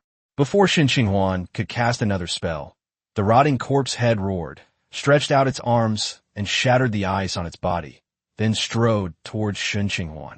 The Silver Hand recruit who was blocking Shen Qinghuan's way immediately stepped forward with his shield. Seeing someone blocking his way, the zombie leader didn't even think twice and threw a punch. Thump! The Silver Hand recruit, who was holding a shield, was blasted away, and, judging from his bent arm, it was clearly broken. Taking advantage of the corpse leader's attack on the Silver Hand recruits, Siko Busujima seized the opportunity to approach, her long sword gleaming with a purplish-black light as she slashed at the corpse leader's popliteal fossa behind the knee. Upon being attacked, the corpse leader staggered, then turned his upper body and slammed his large, fan-like hand down hard on Siko Busujima. Siko Busujima took a nimble step back, instantly avoiding the zombie leader's counterattack. Boom! The rotting corpse leader slammed his hand on the deck, instantly punching a large hole in the Star Sea. Seizing the moment when the corpse leader was stunned after its attack, Siko Busujima advanced instead of retreating, climbing up the corpse leader's arm with her long sword pointed directly at its exposed neck. Roar! The corpse leader roared, and the seaweed wrapped around it suddenly came to life, transforming into a tentacle that lashed out at Siko Busujima. Zizi, be careful! Shen Qinghuan shouted, then waved his ice crystal staff, and 3 ice blades shot towards the head of the corpse leader in a triangular formation. With no way to avoid being suspended in midair, Siko Busujima could only raise her sword to shield herself. Smack! With a crisp crack, Siko Busujima was sent flying. Just as the rotting corpse leader was about to give chase, he saw 3 ice blades flying toward his head and had no choice but to raise his hands to protect it. Clap, clap, clap. 3 ice blades exploded one after another, freezing the upper body of the rotting corpse leader. Cough, cough. Siko Busujima, who had fallen to the ground, struggled to her feet, raised her long sword, and charged at the leader of the rotting corpses once more. Fortunately, Siko Busujima's earring shield was cast instantly, Otherwise, if she had taken the heavy blow from the corpse leader head on, she would have suffered considerable damage and wouldn't be able to continue fighting like this, seemingly unharmed.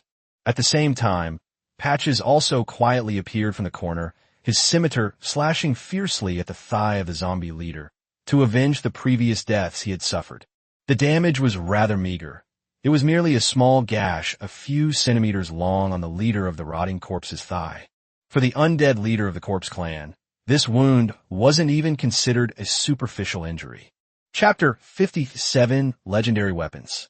The corpse leader shuddered violently, instantly breaking free from the icy restraints binding him. Ignoring Patches, who was constantly trimming his toenails, the corpse leader continued to stride towards Shen Qinghuan. Clearly, in the eyes of the corpse leader, Shen Qinghuan was more attractive than the others. Damn it, if I hadn't used up most of my magic in the sea, you wouldn't have had the chance to be so presumptuous. Feeling that her magic power was insufficient to unleash the scorching rays, Shen Qinghuan's expression immediately turned somewhat unpleasant. Seeing that the corpse leader ignored everything and kept staring at Shen Qinghuan, Siko Busujima took a deep breath, sheathed Mikazuki, and pressed her right hand on the hilt. Sword draw and slash. The long sword transformed into a streak of lightning, slashing fiercely towards the groin of the corpse leader. Snap! With a crisp sound, the rotting corpse leader, who was striding forward, felt his right foot slip and his entire corpse lose its balance and fall to the ground. A huge leg flew through the air with the movement of the rotting corpse and fell onto the deck. With a single strike, he severed one of the cadaver leader's legs. Siko, well done. Shen Qinghuan's face lit up with joy. Taking advantage of the corpse leader's loss of defensive ability, she waved her staff, and a colorful ball full of corrosive energy flew towards its head. Sizzle. The highly acidic, colorful spheres instantly corroded the face of the rotting corpse leader beyond recognition. Roar! Suddenly losing its sight, the corpse leader went berserk, its hands, along with the seaweed-formed tentacle, pounding against the area around its body. At the same time, Shauna also successfully dealt with the remaining tin-skin zombies and flapped her wings to fly above the zombie leader. Whoosh whoosh! Ice arrows rained down, each one aimed directly at the head of the rotting corpse leader. However, the corpse leader's defense was even stronger than Shauna had imagined. Faced with Shauna's rapid and fierce attacks, the corpse leader simply raised its hands to protect itself and blocked all of Shauna's attacks. The ice arrow shattered, releasing a chill that completely froze the corpse leader. In order to freeze the rotting corpse leader, Shauna deliberately fired a few more arrows. Captain, what do we do next? Seeing that the corpse leader was completely frozen and unable to move, Shauna flapped her wings and slowly descended. You all take good care of it. I need to recover my magic first. Touching her chin, Shen Qinghuan thought that since the leader of the rotting corpses had been completely controlled, it would be better to wait until she had fully recovered her magic power before dealing with him, in order to avoid any unexpected incidents. Shauna and Siko Busujima naturally had no objections.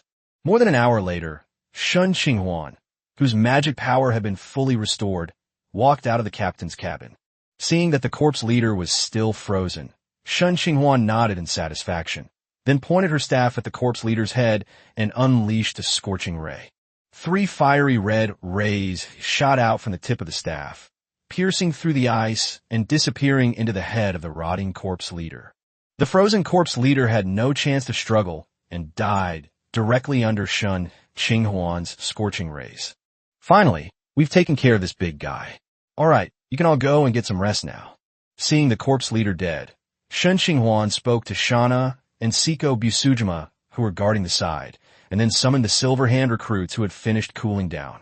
After having the new recruits help her gather the bodies, Shen Qinghuan rubbed her hands together and took out a golden treasure chest from her spatial ring. Shauna and Siko Busujima, who were standing nearby, didn't leave immediately.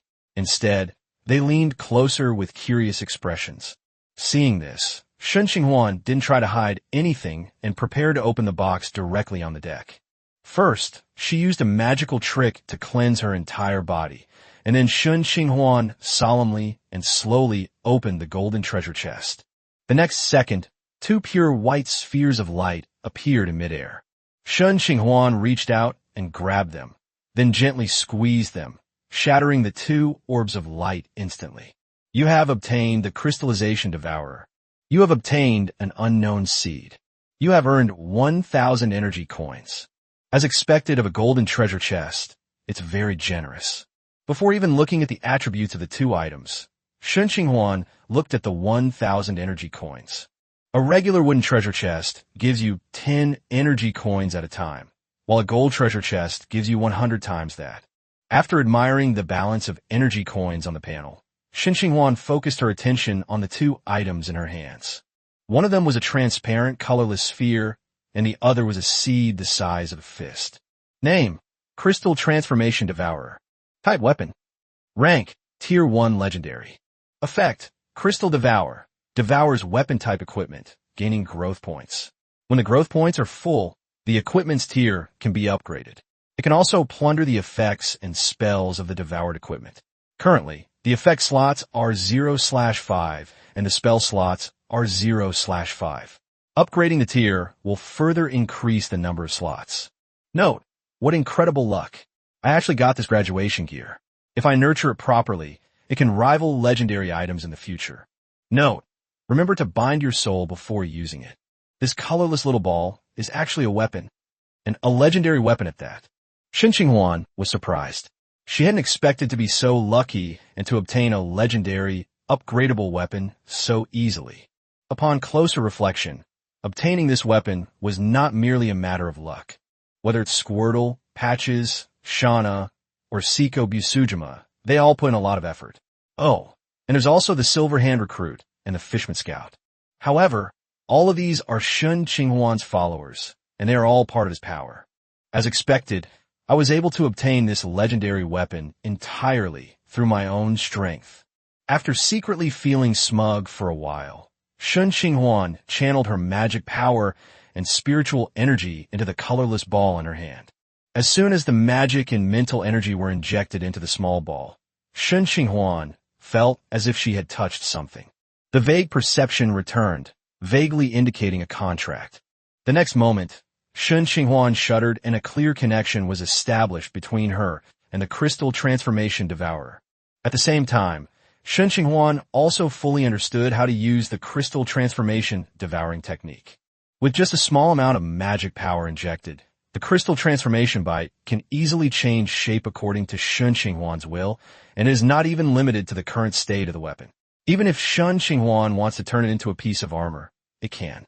Now that the binding was successful, Shen Qinghuan naturally wanted to try out the crystal devouring function. With a flick of his left hand, he drew out the sturdy longsword. Then, Shen Qinghuan manipulated the Crystal Transformation Devourer to soften it, completely enveloping the sturdy longsword. As Crystal Devouring activated, Shen Qinghuan immediately felt the magic power within her body begin to slowly deplete. Perhaps because the sturdy longsword was only a first-tier excellent grade weapon, it did not consume much magic power. A few minutes later, the solid longsword completely disappeared, and the Crystal Devourer's growth value increased by 5%, and it also gained the solid trait. Chapter 58, Tier 2 Cards.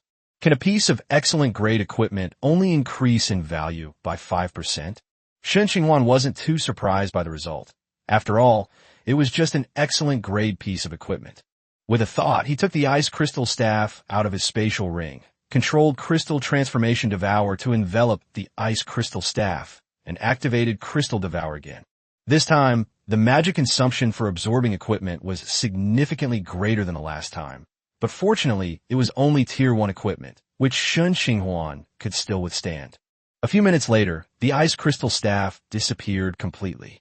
At this time, the Crystal Transformation Devouring skill also gained the Ice Vein effect, which originally belonged to the Ice Crystal Staff. At the same time, the Ice Blade spell, which was used 3 times a day for the first level of the spell, was also transferred over. My darling. Shen Qinghuan nodded in satisfaction, then transformed the Crystal Transformation Devourer into a ring and put on her finger. Another item in the golden treasure chest was a seed, which Shen Qinghuan, who had little knowledge of such things, naturally couldn't identify. Name: unknown seed. Type: plant seeds. Rank unknown. Effect unknown. Note: planting it might yield unexpected results, provided it survives. There was no information, even on the system panel. Shen Qinghuan scratched her head, but didn't take it too seriously. A legendary weapon is already a great deal. As for the unknown seed, it would be best if it could survive, but it doesn't matter if it doesn't. After deciding to bury the seed in the magic garden later, Shen Qinghuan put it away. The next step is to deal with these rotting corpses. Looking at the pile of rotting corpses on the deck, Shen Qinghuan used her mental power to grab 3 corpses and refine them instantly. Before long, the corpses of the 9 second-tier rotting corpses were turned into cards, and even the 3rd-tier rotting corpse leader was refined by Shen Qinghuan along with 2 useless 1st-tier ordinary items. Name: Starlight Potion. Type: consumable card. Quality: Tier 2 excellent. Effect: slightly enhances cultivation effectiveness after consumption. Only effective for practitioners below rank 2. Note: some powerful factions use these potions to train their juniors and protégés, but they're often too expensive for ordinary professionals. Name: Frozen Human. Type: consumable card. Quality: Tier 2 excellent. Effect: targets a humanoid creature within the cast range that you can see. The target must make a save throw for perception. If the save fails, the target is paralyzed for the duration of the spell. Duration is up to 1 minute, and it can be used 3/3 times. Note: this is a very useful spell that can easily help you control your enemies, provided they're humanoid creatures. Name: Cross Slash. Type: skill card. Quality: Tier 2 common. Effect: infuse energy. Swing the weapon to unleash a cross-shaped slash at the enemy, and summon a blood cross that causes the enemy to bleed. Note: this is a basic swordsman skill, a fairly standard skill. The 3 Tier 2 cards are all consumable cards, meaning they're gone once used up. However, the 3rd card is a skill card. Without hesitation, Shen Qinghuan decisively used the cross-slash skill card on herself. What? You're saying Seiko Busujima is more suitable for this card? No. Actually, Shen Qinghuan is more suitable, because Seiko Busujima has the talent of Kenshin, so she can learn sword skills quickly. We could just teach Shen Qinghuan after she learns them. The skill card turned into specks of white light and merged into Shen Qinghuan's body. Soon, the energy circulation method of the cross-slash appeared in Shen Qinghuan's mind. In just a few minutes, Shen Qinghuan learned a skill from scratch. Such a terrifying effect made him marvel at the power of the system. Shen Qinghuan carefully put away the remaining 2 consumable cards and prepared to use the Starlight Potion on Seiko Busujima, since Seiko was the only one among the 3 who had not yet reached the 2nd tier. Next comes the main event. The last card was made using a Tier 3 corpse leader as material. Although the inclusion of Tier 1 materials makes the probability of it being a Tier 3 card low, what if it is? With anticipation in her eyes, Shen Qinghuan looked at the last card. Unfortunately, the greater the expectation, the greater the disappointment. The last card was merely a Tier 1 excellent card. Title: A Boat in a Bottle. Type: item card. Rank: Tier 1 excellent. Effect: mark and store. Mark a ship that belongs to you. When there are no creatures on board, you can store the ship in a bottle and carry it with you. Note: that's good. At least I don't have to worry about others raiding my base anymore, but I need to be careful about the bottles being stolen. Although the card's rarity disappointed Shen Qinghuan, its effect was surprisingly good. Just as the note said, at least Shen Qinghuan wouldn't have to worry about her hometown being stolen when she went to the island in the future. After putting the bottle away, Shen Qinghuan finished refining the card, and the previously messy deck became completely empty. Looking at the deck with several large holes, Shen Qinghuan opened the Starsea's control panel and selected Repair. The entire Starsea ship emitted a faint white light, and dozens of pieces of timber instantly disappeared from the cabin. Then, the large holes and damage on the deck began to heal at a visible speed. Before long, the Starsea was completely restored to its original condition, just like it had just come out of the factory. After handling everything, Shen Qinghuan adjusted the forward movement of the Starsea and went to the Magic Garden. Upon opening the gates of the Magic Garden, Shen Qinghuan was no longer greeted by a patch of dark earth, but by numerous tender seedlings. It sprouted so quickly. Shen Qinghuan was a little stunned. It had only been planted for a short time, yet had grown so fast. She wondered if it was a problem with the seed or the soil. Shaking her head to stop thinking about it, Shen Qinghuan found a relatively open piece of land and planted the unknown seed she had obtained from the golden treasure chest. Shen Qinghuan then patted her bottom and left the magic garden. This is all Shen Qinghuan can do. He can't do any more. Back in the captain's cabin, Shen Qinghuan stretched and yawned, feeling a bit sleepy. After a morning of tension and excitement, Shen Qinghuan felt somewhat sleepy after relaxing. Taking out the mistletoe, Shen Qinghuan waved her hand, and 10 bright red divine berries appeared on the table. Shen Qinghuan picked up a fruit and popped it in her mouth. The sweet and sour taste immediately filled her mouth. Surprisingly, it was quite delicious. After eating too, a feeling of fullness arose spontaneously. Looking at the remaining divine berry, Shen Qinghuan thought for a moment and called over Squirtle. Squirtle, take these few divine berries to Shana and Siko Bisujima. Tell them they don't need to call me for lunch. The rest are yours. Shen Qinghuan gave 4 of the orbs to Squirtle so that he could give 2 to Shana and 2 to Siko Bisujima, and gave the remaining 4 to Squirtle. Shana, Siko Bisujima, and Shen Qinghuan have similar constitutions. Since 2 pills are enough for him, 2 pills each should be enough for the other 2 as well. Chapter 59, White Mist Town. For the next few days, the Star Sea sailed slowly through the thick fog, and everything seemed calm and peaceful, except for the occasional rotting corpse that would crawl onto the deck.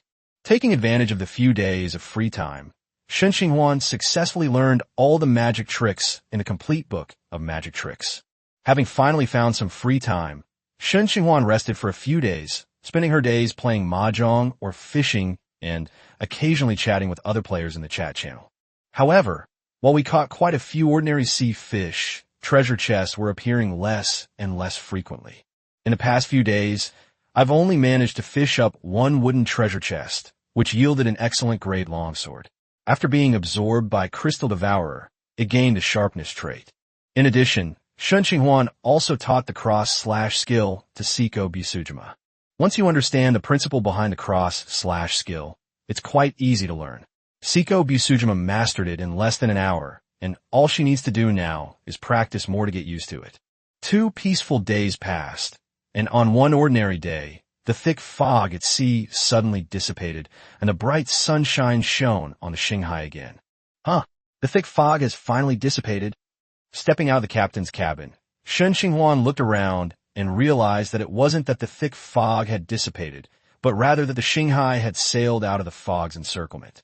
The thick white fog seemed to be bound by some strange force, remaining within a specific range. Now, the Star Sea has finally sailed out of the area shrouded in fog. Captain, there is a small island ahead, and a fairly large town on that island. Just then, Shana, who was observing for the lookout tower, suddenly flew down from the sky and reported what she had observed to Shen Qinghuan. A small town. Upon hearing this, Shen Qinghuan looked in the direction Shana pointed, but his eyesight was not as good as Shana's, so he could only vaguely make out a small island. However, since Shana said so, she must be right. What's the general situation in the town? After a moment's hesitation, Shen Qinghuan asked Shana. There are quite a few boats in the town, and a lot of people, most of whom look like humans. In that case, let's go over and take a look. Since they weren't from another race, Shen Qinghuan felt a little relieved. There are quite a few players in the chat channel who have encountered these small towns. Most of them are built by human players, but there are also small towns built by other races, though they are rare. Judging from the players' chat logs, most of these towns are not hostile to players and are even friendly. However, she still needed to be vigilant and didn't completely believe the channel players' one-sided stories. As the Star Sea drew closer, Shen Qinghuan gradually became able to see the various kinds of people on the dock. At the same time, Siko Bisujima, who was practicing swordsmanship, also noticed the situation, put down the wooden sword she was using for practice, and came over. Be careful once you get to the island. Seeing that they were about to land on the island, Shen Qinghuan gave instructions to the 2 women, and then took out the shape-shifting card from her spatial ring. Shana and Siko Bisujima are both too eye-catching in appearance, especially Shana, who is a winged race member. With the situation unclear, Shen Qinghuan didn't want to attract too much attention, so she simply used magic to change their appearance. A flash of white light, and the two women's appearances completely changed, turning them into ordinary-looking people. Even their clothes changed into leather armor worn by ordinary adventurers. Soon after, under the guidance of the port pilot, the Qinghai successfully docked. Stepping down the gangway from the Star Sea, Shen Qinghuan took out the ship bottle from within the bottle, opened the bottle, aimed it at the Star Sea, and slowly poured her magic power into it. Subsequently, the Star Sea, which was over 50 meters long, turned into a wisp of green smoke and was sucked into the bottle of ships. The starship from the port has completely disappeared, replaced by a miniature ship inside the bottle. The navigator who stood at the port to welcome the Qinghai looked surprised, but didn't say much, only nodding to Shen Qinghuan and the others. Welcome to White Mist Town. The town has all kinds of delicious food and fine wine. I hope you have a good time. Thanks. After politely nodding in thanks, Shen Qinghuan led the two women toward the town. Just as they left the port, a child of about 11 or 12 years old darted out from a group of teenagers not far away and quickly ran to a spot not far in front of Shen Qinghuan. Would you like a basic introduction to the rules of the Endless Sea? It only costs 10 energy coins, and a one-day tour guide is included with the purchase. The child expertly introduced the child to Shen Qinghuan and her group. Introduction to the rules of the Endless Sea. Upon hearing this, Shen Qinghuan stopped and looked at the child with slight interest. Yes, guest. This is a summary of decades of experience by the extraordinary individuals in the town. Then one is fine. Hearing the child say that, Shen Qinghuan became completely interested, thinking that since it wasn't expensive, buying one wouldn't hurt. Thinking this, Shen Qinghuan raised her right hand and quickly conjured 10 energy coins from the panel, handing them to the child. Thank you, sir. Upon seeing the energy coins, the child's eyes lit up.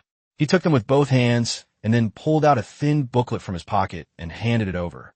Shen Qinghuan reached out and took it, then immediately began to look through it. Does the adult need a tour guide? Would you like me to show you around White Mist Town? Take us to the hotel first. We can talk about the rest later. All right, gentlemen, please follow me. The child led Shen Qinghuan and the others into the town. Taking advantage of the distraction of the journey, Shen Qinghuan quickly browsed the contents of the booklet. The booklet didn't contain much information, and Shen Qinghuan quickly finished reading it, learning a lot about the Endless Sea. The residents of White Mist Town call this ocean the Sea of Beginnings or the Sea of Novices, as it is the initial area of the Endless Sea. There's a reason for this name. Decades ago, after the island's inhabitants came to the Endless Sea, they explored it for decades and were surprised to find that this seemingly dangerous sea area was actually quite safe. There are never any major storms or strange events at sea, and even the various monsters in the sea never exceed the 3rd rank.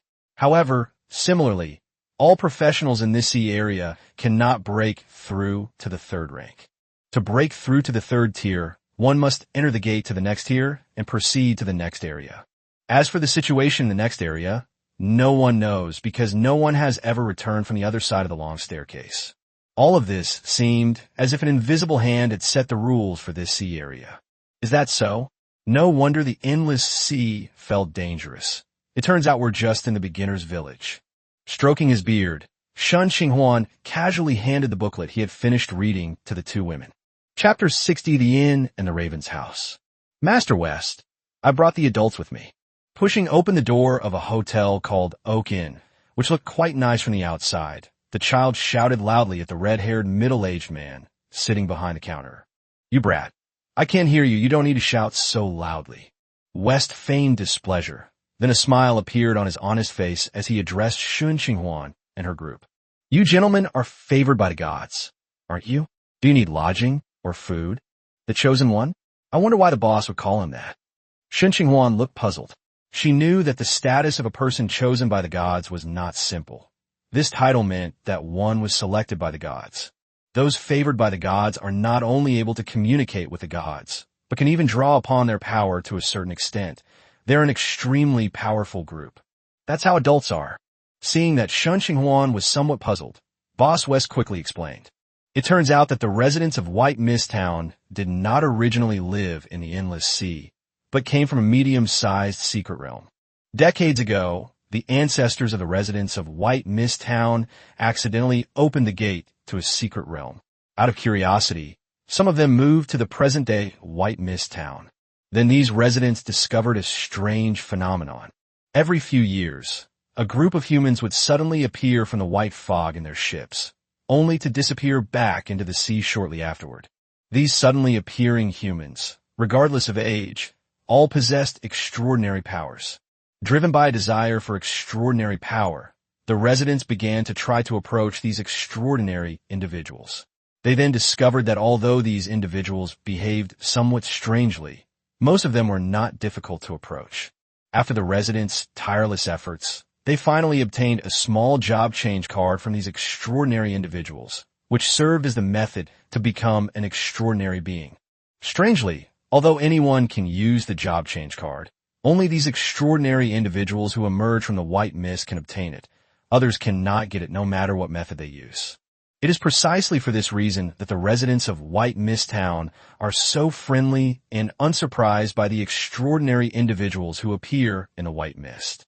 However, the residents of White Mist Town did not completely give up on other ways to master extraordinary powers. After decades of effort, they finally found a way to advance to the extraordinary level through training. However, entering the extraordinary realm using this method is not only difficult, but the class strength is also significantly weaker compared to changing classes using cards. Therefore, although the residents of White Mist Town have mastered the method to independently enter the extraordinary realm, the job change cards in the hands of players are still very popular among the residents. After understanding the situation, Shen Qinghuan pondered the job change card in her spatial ring. Perhaps she could first check the purchase price offered by the residents of White Mist Town, and if it was suitable, resell a batch from other players. Boss, 2 rooms, please. Yes, sir. 2 guest rooms, 20 energy coins per room per day. Wes said, taking out 2 keys and placing them on the counter. Shen Qinghuan took out 40 energy coins and placed them on the counter, then grabbed the room key. After collecting the energy coins, Boss West picked out 2 and tossed them to Modi. Modi, what are you standing there for? Hurry up and go check rooms 201 and 202. You 3 gentlemen. Okay, Modi reached out and took the energy coin, chuckled, and then bowed to Shen Qinghuan and the other 2. Gentlemen, please follow me. Shen Qinghuan and the other 2 followed Modi to the 2nd floor and soon arrived at the doors of rooms 201 and 202. She took out the room key, opened the door, and a clean room appeared in front of Shen Qinghuan. The room was simply decorated, but its advantage was that it was clean. The room was spotless, and even the bedding looked brand new. Sir, how is this room? Good. Shen Qinghuan nodded in satisfaction. He didn't care much about the decorations, but he really liked the cleanliness. Does my lord have anything else to attend to? If not, I'll head back now. Shen Qinghuan shook his head, indicating that he should do as he pleased. He wanted to explore White Mist Town on his own. Then I'll be going now. If you need me for anything else, just go to the dock and call Modi. Even if I'm not there, my friends will be there. Seeing this, Modi politely took his leave. I'm planning to go to town next. Would you like to come along or stay in the room and rest? Naturally, I'll go with the captain. Me too. Seeing that both women wanted to come with her, Shen Qinghuan was not surprised. After all, this was the first time she had encountered a town in another world made up of humans, and she was curious about what it would be like. After a short rest in the room, the transformation effects on Shauna and Seiko Bisujima were almost up. Seeing that the town wasn't hostile towards the players, Shen Qinghuan didn't continue trying to conceal herself. She simply took out 2 black cloaks from her spatial ring for Shauna and Seiko Bisujima to use as temporary cover, mainly because the disguise card was a consumable and the 2 women didn't have enough uses left. After leaving the Oak Inn, Shen Qinghuan led the 2 women onto the street. The streets were bustling with people of all ages, but there were very few professionals around. Shen Qinghuan only sensed a handful of them as she walked. The streets were lined with all sorts of small shops, each with a signboard in front of it, with characters that Shen Qinghuan didn't recognize. Strangely, even though Shen Qinghuan didn't recognize these characters, she could still understand their meaning. Looking at these words, Shen Qinghuan suddenly realized that although the residents of the town spoke a different language than her, she could understand it completely, and they could even understand her. A constant mastery of languages? Feeling the power of the system once again, Shen Qinghuan couldn't help but click her tongue in amazement. It's not too difficult to have constant language proficiency, but it's not easy to give so many players constant language proficiency.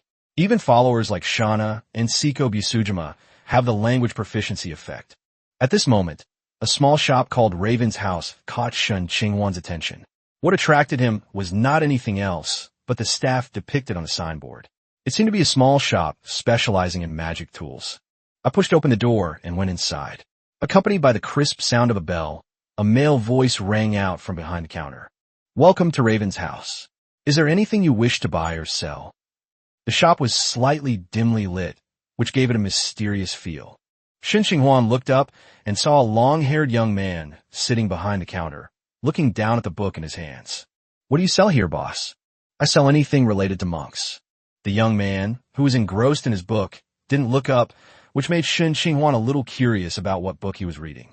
Chapter 61, Purchasing Spell Models. "Do you sell spell models here?" Upon hearing this, the young shop owner finally looked up from his book and gazed at Shen Qinghuan and the other two. "We certainly have spell models available. Which type would you like, sir?" The young man pushed a thin booklet toward him as he spoke. Shen Qinghuan turned to the first page, which was filled with the names of spells, each followed by a different price. However, the first page only lists magic tricks, and the prices are quite high, with the cheapest magic trick model costing several dozen energy coins. Shen Qinghuan naturally didn't need any magic tricks and turned to the second page without stopping. The second page contains far fewer items, only 6 Tier 1 spells, and these spells are quite expensive, each costing 400 or 500 energy coins. Rainbow Spray, Find My Pet, Shield, Burning Hand, Colorful Ball, Stride. Of the 6 spells, only Burning Hand and Radiant Orb are offensive spells, but Shen Qinghuan already has Radiant Orb. In other words, there are only 5 Tier 1 spells available for purchase in this shop. What about second-tier spells? Without lingering too long on first-tier spells, Shen Qinghuan turned to the next page. There are even fewer second-tier spells, only one. Giantization/Shrinkage Surgery. A second-order spell that can change the size of an item or creature. The caster can choose to enlarge or shrink the target size by 1 level. This spell wasn't very useful to Shen Qinghuan, but he didn't intend to let go. Even if he didn't need it, it could enrich his spell pool, and he might need it someday in the future. That's it. It seems this little shop only has 1 second-tier spell. Shen Qinghuan naturally wanted to acquire all of these spells except for the colorful orb, but he didn't have many energy coins on him.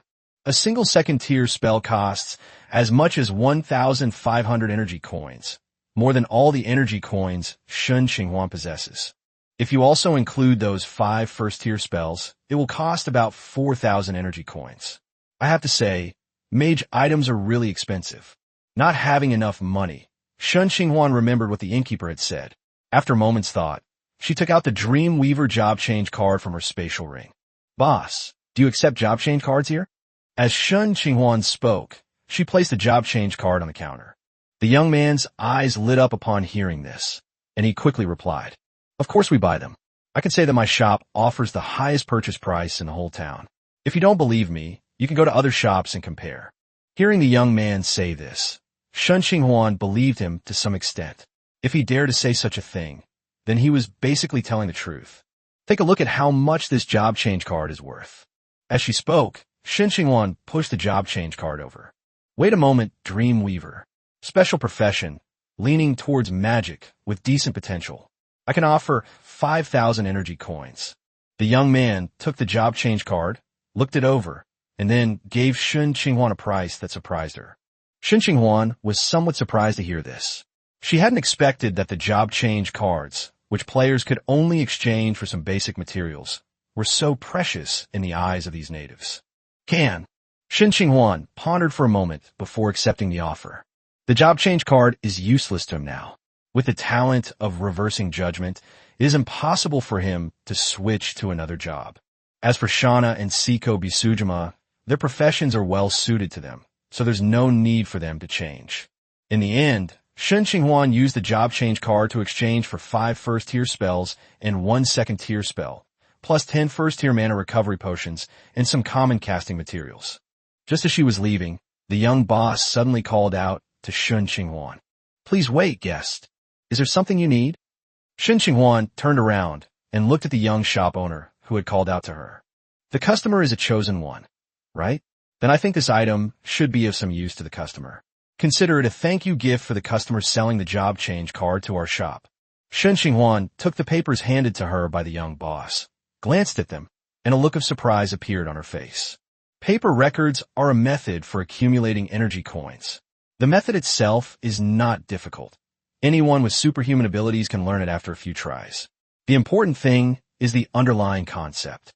Before seeing this method, Shen Qinghuan had never thought of creating energy coins herself, since energy coins were a product obtained from treasure chests.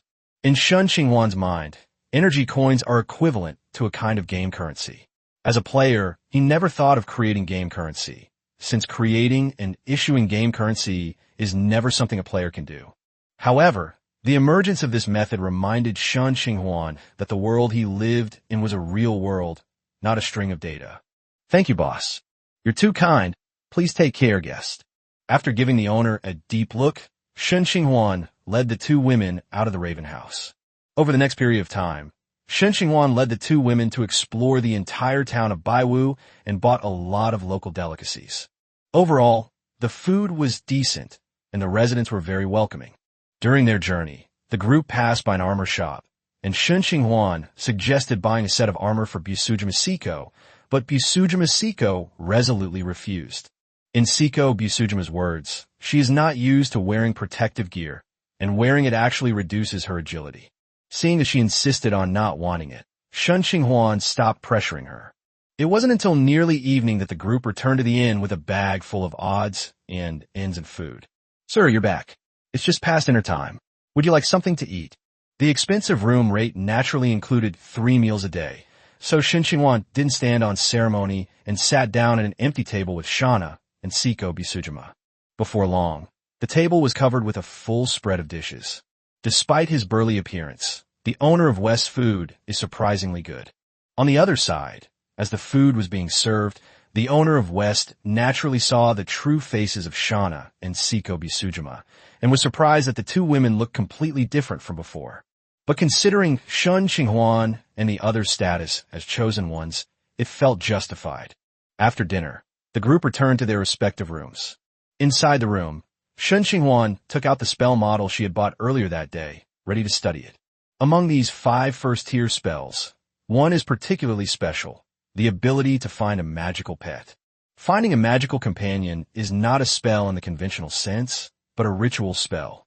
The effect of the spell is also very simple.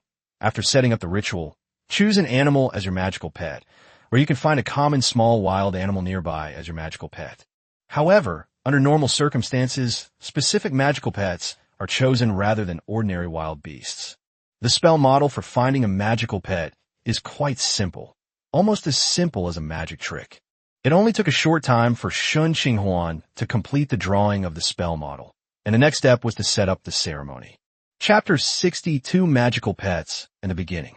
Taking out the magic powder and opening the bottle, Shen Qinghuan's eyes flashed with blue light, and the powder inside the bottle was instantly grabbed, as if by an invisible hand.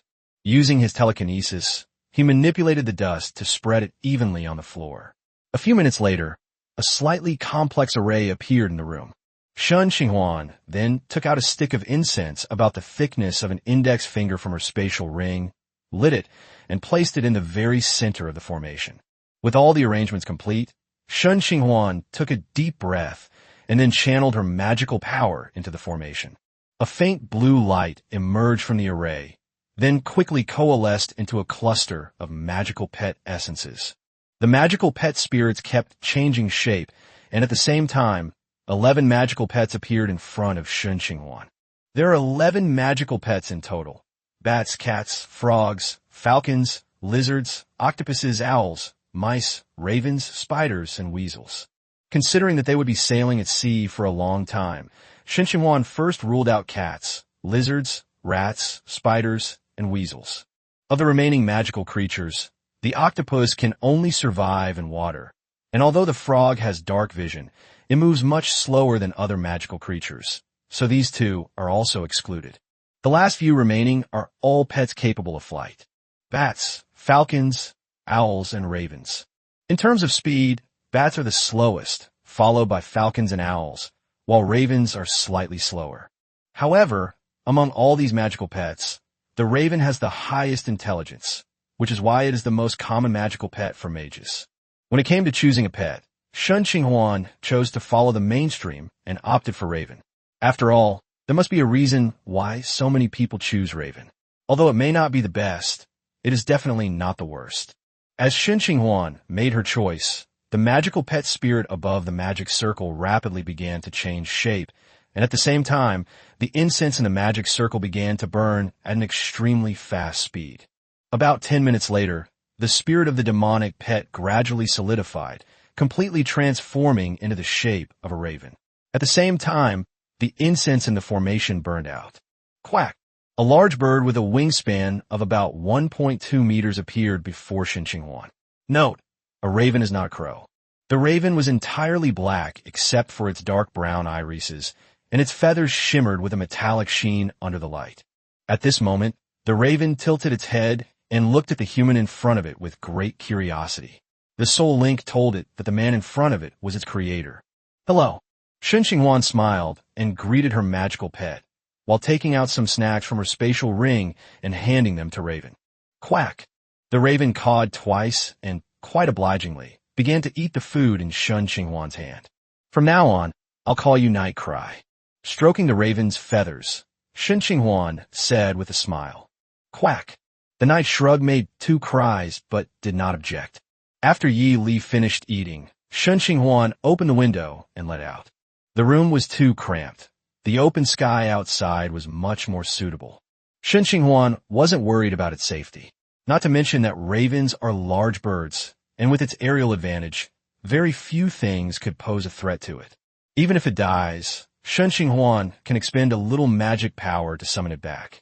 As a magical pet, it is immortal as long as Shen Qinghuan is alive. Similarly, magical pets, as an extension of mages, can also do many things for mages. For example, vision sharing, and some spells that require physical contact can even be cast through contact with a pet. In short, magical pets are a great help to mages, and are by no means as simple as ordinary pets. Watching Yili disappear into the night, Shen Qinghuan opened the chat channel. Freshly baked summoning card. Take a look. Buying job change cards at high prices, anyone want to sell? Large quantities of timber, cloth, and refined iron available. Private message me if interested. Haha, I finally reached the 2nd tier. You little minions, hurry up and bow down and worship. Idiot, you're only at tier 2 and you're already acting all high and mighty. Yesterday, some big shots were already at tier 3.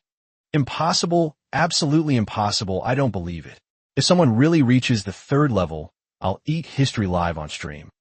Believe it or not, I'm selling image packs. If you're interested, feel free to message me. There are special perks for bulk purchases. The chat channel was still a mixed bag, with all sorts of things being said. However, Shen Qinghuan noticed that quite a few people were already buying job change cards. But that makes sense, since several days had passed since the first player on the channel discovered the natives, and many players must have already come into contact with them. Once people come into contact with the job change card, they will discover its value to the natives. So it's only natural that the price of the job change card will rise accordingly. Shen Qinghuan didn't have any particular feelings about not being able to make a fortune by reselling job change cards. If I gain it, I am fortunate. If I lose it, it is my fate. Shen Qinghuan has always taken a very indifferent view of such unexpected wealth. Over the next few days, Shen Qinghuan and the other 2 rested well in the town. Before leaving, they made sure to replenish their food supplies with plenty of vegetables, fruits, and seasonings, greatly enriching the meals on the ship. On a sunny day, Shen Qinghuan prepared to set sail again. Upon arriving at the dock, Shen Qinghuan took out the ship bottle from the bottle, removed the stopper, pointed the bottle at an empty area in the harbor, and then infused it with magic. White smoke billowed from the bottle, and a ship about 50 meters long suddenly appeared on the dock. The Star Sea, which had been hidden from the world for a long time. Using her telekinesis to send the purchased supplies into the ship's hold, and after confirming that nothing was missing, Shen Qinghuan steered the Starsea slowly out of the port. After confirming that the ship had left the port, Shen Qinghuan drew 3 cards and summoned the long-absent Squirtle, Patches, and Silverhand recruits.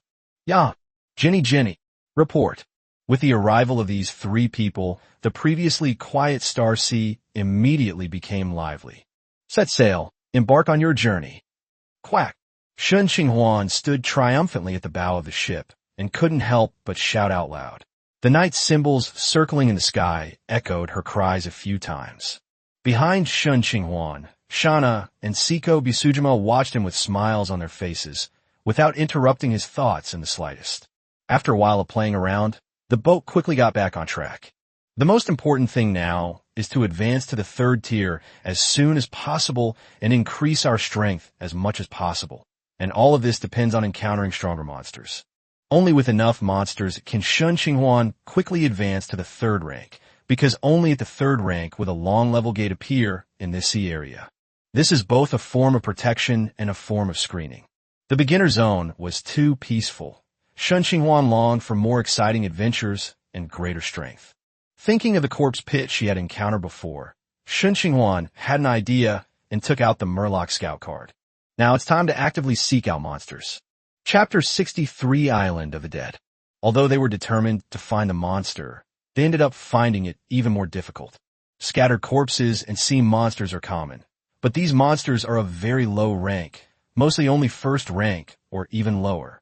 They are completely unacceptable, and low-rank materials cannot meet Shen Qinghuan's needs.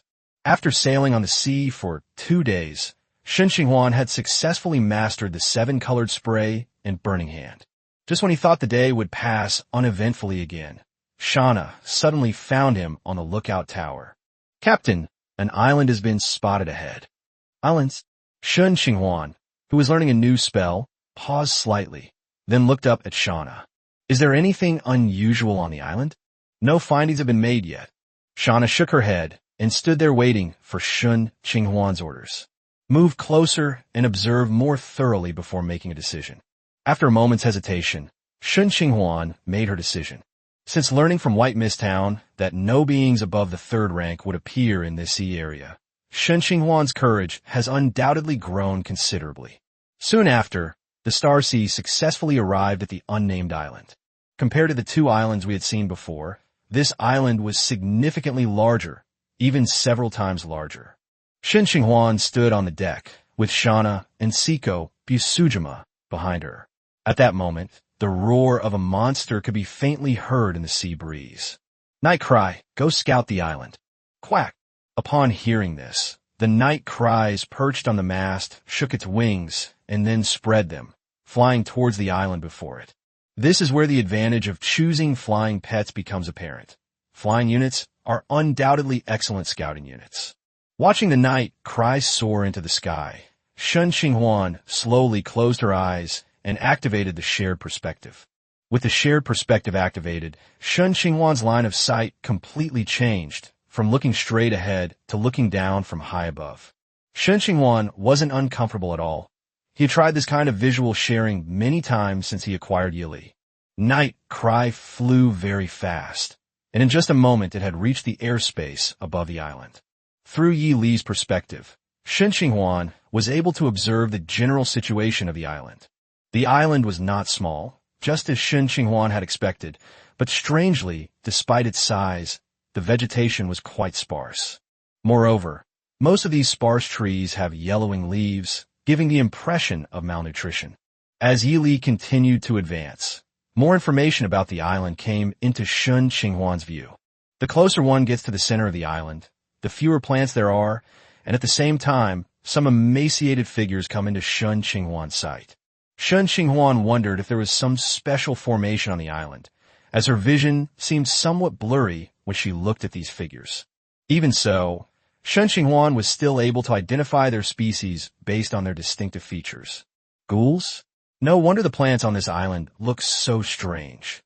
Shen Qinghuan muttered to herself with her eyes closed. Night Cry continued forward, and more figures came into Shen Qinghuan's sight. Skeletons, Tier 1 ghouls/zombies, Tier 2 demons/ogre skeletons, Tier 3 corpse demons. There were also many more undead creatures that Shen Qinghuan couldn't name. Apart from the limited number of Tier 3 undead, there are quite a few Tier 1 and Tier 2 undead creatures, and the number of skeletons that do not reach a certain rank is enormous. What is this? Just as Shen Qinghuan was about to have Yi Li withdraw, several sneaky figures appeared in his field of vision. Other players? 3 humans dressed in strange equipment were seen sneaking around, cautiously making their way towards the center of the island. It's unclear how those 3 managed to make the undead, who are usually extremely sensitive to living people, completely ignore them as if they were blind. They've gone to so much trouble, yet we still don't know what they're after. Rubbing her chin, Shen Qinghuan watched as the 3 of them crawled and trudged forward, making their way towards the center of the island. She felt exhausted just watching them. However, something that can make players so interested must be of high quality. As the saying goes, treasures of nature belong to the virtuous. Now that he has discovered this island of the dead, he naturally has to get involved. After having Yi Li continue monitoring the players, Shen Qinghuan quickly logged in with Shana and the others. After taking out the bottle and storing the Star Sea, Shen Qinghuan and her group officially landed on the island. Patches once again led the charge. As Shen Qinghuan's immortal vanguard, Patches was undoubtedly the best candidate to step into the pit. Patches had no objection to this at all. In fact, it seemed to enjoy it. With its boundless curiosity about everything, it was completely oblivious to the fact that these actions might lead to its death. This time of monsters are all undead creatures, and there are quite a lot of them. Be careful not to rush in when clearing them out. As Shen Qinghuan made his way toward the center of the island, he explained the situation of the monsters they were facing to the 2 women. Of course, the last sentence was mainly for Siko Busujima to hear. Among the entire team, she was the only one who could only fight in melee combat and couldn't revive, and coupled with her tendency to get carried away when attacking, Shen Qinghuan gave her extra instructions. Also, Nightcry has discovered 3 other players, but I don't plan to meet with them anytime soon, though unexpected things might happen. Shen Qinghuan explained her general plan, and Patches, who was leading the charge, had already encountered the outermost skeletons. Click-clack. The sound of bones clashing echoed continuously, and soon a large group of skeletons gathered in front of Shen Qinghuan's team. These skeletons are very weak, even weaker than ordinary people. Their weakness is also obvious. You could destroy a skeleton by breaking its skull or scattering the soul fire inside the skull. As the team made contact with the skeleton, everyone in the team began to exert their strength. Patches' scimitar, the Silverhand recruit's hammer, and Squirtle's water gun. Siko Busujima and Shana also joined the battle, but Shen Qinghuan did not participate in order to conserve her magic power. However, in order to conserve magic power, Siko Busujima controlled her movements very carefully, only swinging her sword normally without using any magic power. As for Shana, with her ice bloodline, the energy consumption for condensing ice arrows is negligible, making it essentially a standard attack method. Under the group's attack, numerous skeletons scattered like toppled building blocks, failing to hinder their advance in the slightest. Soon, the commotion on Shen Qinghuan's side attracted more undead creatures. In addition to the weak skeletons, ghouls and zombies also appeared among the skeletons. However, the appearance of these monsters could only slightly slow down Shen Qinghuan's team's progress. Even though the ghouls were agile and the zombies were thick-skinned, they were ultimately mindless creatures and quickly died under Siko Busujima's sharp blades and Shana's ice arrows. Chapter 64, Temporary Retreat. Looking at the fallen corpses of ghouls and zombies, Shen Qinghuan had no intention of wasting her magic on them. It's just a first-tier monster. It's not worth wasting your magic power on. Despite being attacked by numerous people, Shen Qinghuan's team quickly advanced towards the center of the island. As you get closer to the center, the number of weak monsters like skeletons gradually decreases, and they're replaced by more and more Tier 1 undead creatures, and even Tier 2 ogre skeletons have begun to appear. Although both are skeletons, The ogre skeleton is clearly completely different from the ordinary skeletons. Its bones appeared exceptionally large, and its strength was immense. A single blow with its bone club could crush a ghoul into a pancake. However, its weaknesses are also very obvious. Its huge size makes it extremely clumsy. In addition, the soul fire unique to skeletons makes it easy for Shauna to aim her arrows at the soul fire inside the ogre skeleton skull. Furthermore, Shen Qinghuan and her companions were quite fast, making them far beyond the reach of the ogre skeletons. It was tough on the Silverhand recruits. Clad in heavy armor, they couldn't run fast at all, and their strength was no match for the ogre skeletons. They could only roll around like gourds under its bone clubs. It was only because Shauna acted quickly enough that she was able to take down an ogre skeleton in just a few arrows. Otherwise, the recruit might have been the unlucky one who died before Patches. Soon, all the ogre skeletons blocking Shen Qinghuan and his companions were dealt with. This time, he didn't conserve his magic power, since the main purpose of this trip to the island was to obtain these second-tier materials. The magic surged and quickly enveloped the ogre skeleton's remains. Before long, a white card appeared in Shen Qinghuan's hand. Shen Qinghuan was somewhat disappointed that it was just the ordinary level. Name, Dire Wolf Striker. Type, Summoning Card. Rank, Tier 2 Common. Effect, infuses magic to summon a Dire Wolf Vanguard to fight for you. Cooldown, 2 hours after death. Note, it's a summoning card. Shen Qinghuan's slight displeasure immediately vanished. Compared to regular cards, summoning cards are obviously the most effective way to significantly enhance a team's strength, since they provide an extra boost to a teammate. Shen Qinghuan channeled her magic into the card, and soon summoned the Dire Wolf Vanguard. The Dire Wolf Vanguard let out a long howl, and an invisible wave emanated from its body, spreading outwards. Shen Qinghuan paused in his action of putting away the card, feeling his strength suddenly increase. Is this an aura skill? Shen Qinghuan turned to look at the followers and summoned creatures, and found that each of them had been enhanced to varying degrees, especially Patches and the Silverhand recruits, whose attacks had become much more ferocious, except for Squirtle. Because of its short legs, Squirtle stayed close to Shen Qinghuan and attacked with water guns. It was clear that the Dire Wolf Forward's aura could only amplify strength, not magic. After dealing with a wave of undead, Shen Qinghuan and his companions continued their advance, and soon they encountered some troublesome enemies, demons and ghosts. The demon itself is not very strong. Its strength is not as great as that of the ogre skeleton, and its speed is only slightly faster than that of the ghoul. However, it has a disgusting ability, Stench. This is not just a simple stench, but a stench imbued with magical power. Anyone who gets too close to it will be immediately poisoned if their physical constitution fails the test. Patches, who charged the fastest, was the first to be hit, followed closely by the Silverhand recruits. Seeing the two attendants struggling and collapsing, their bodies covered in sores, Shen Qinghuan couldn't help but gasp.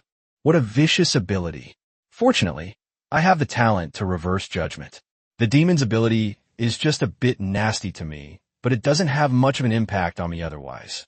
However, Seiko Bisujima and Shauna do not have this ability, especially Seiko Bisujima, who is currently only at level 1 and has a high probability of being poisoned. Seiko, you step back first. Shauna, prioritize taking down the demons. Summon Patches again, Shen Qinghuan ordered.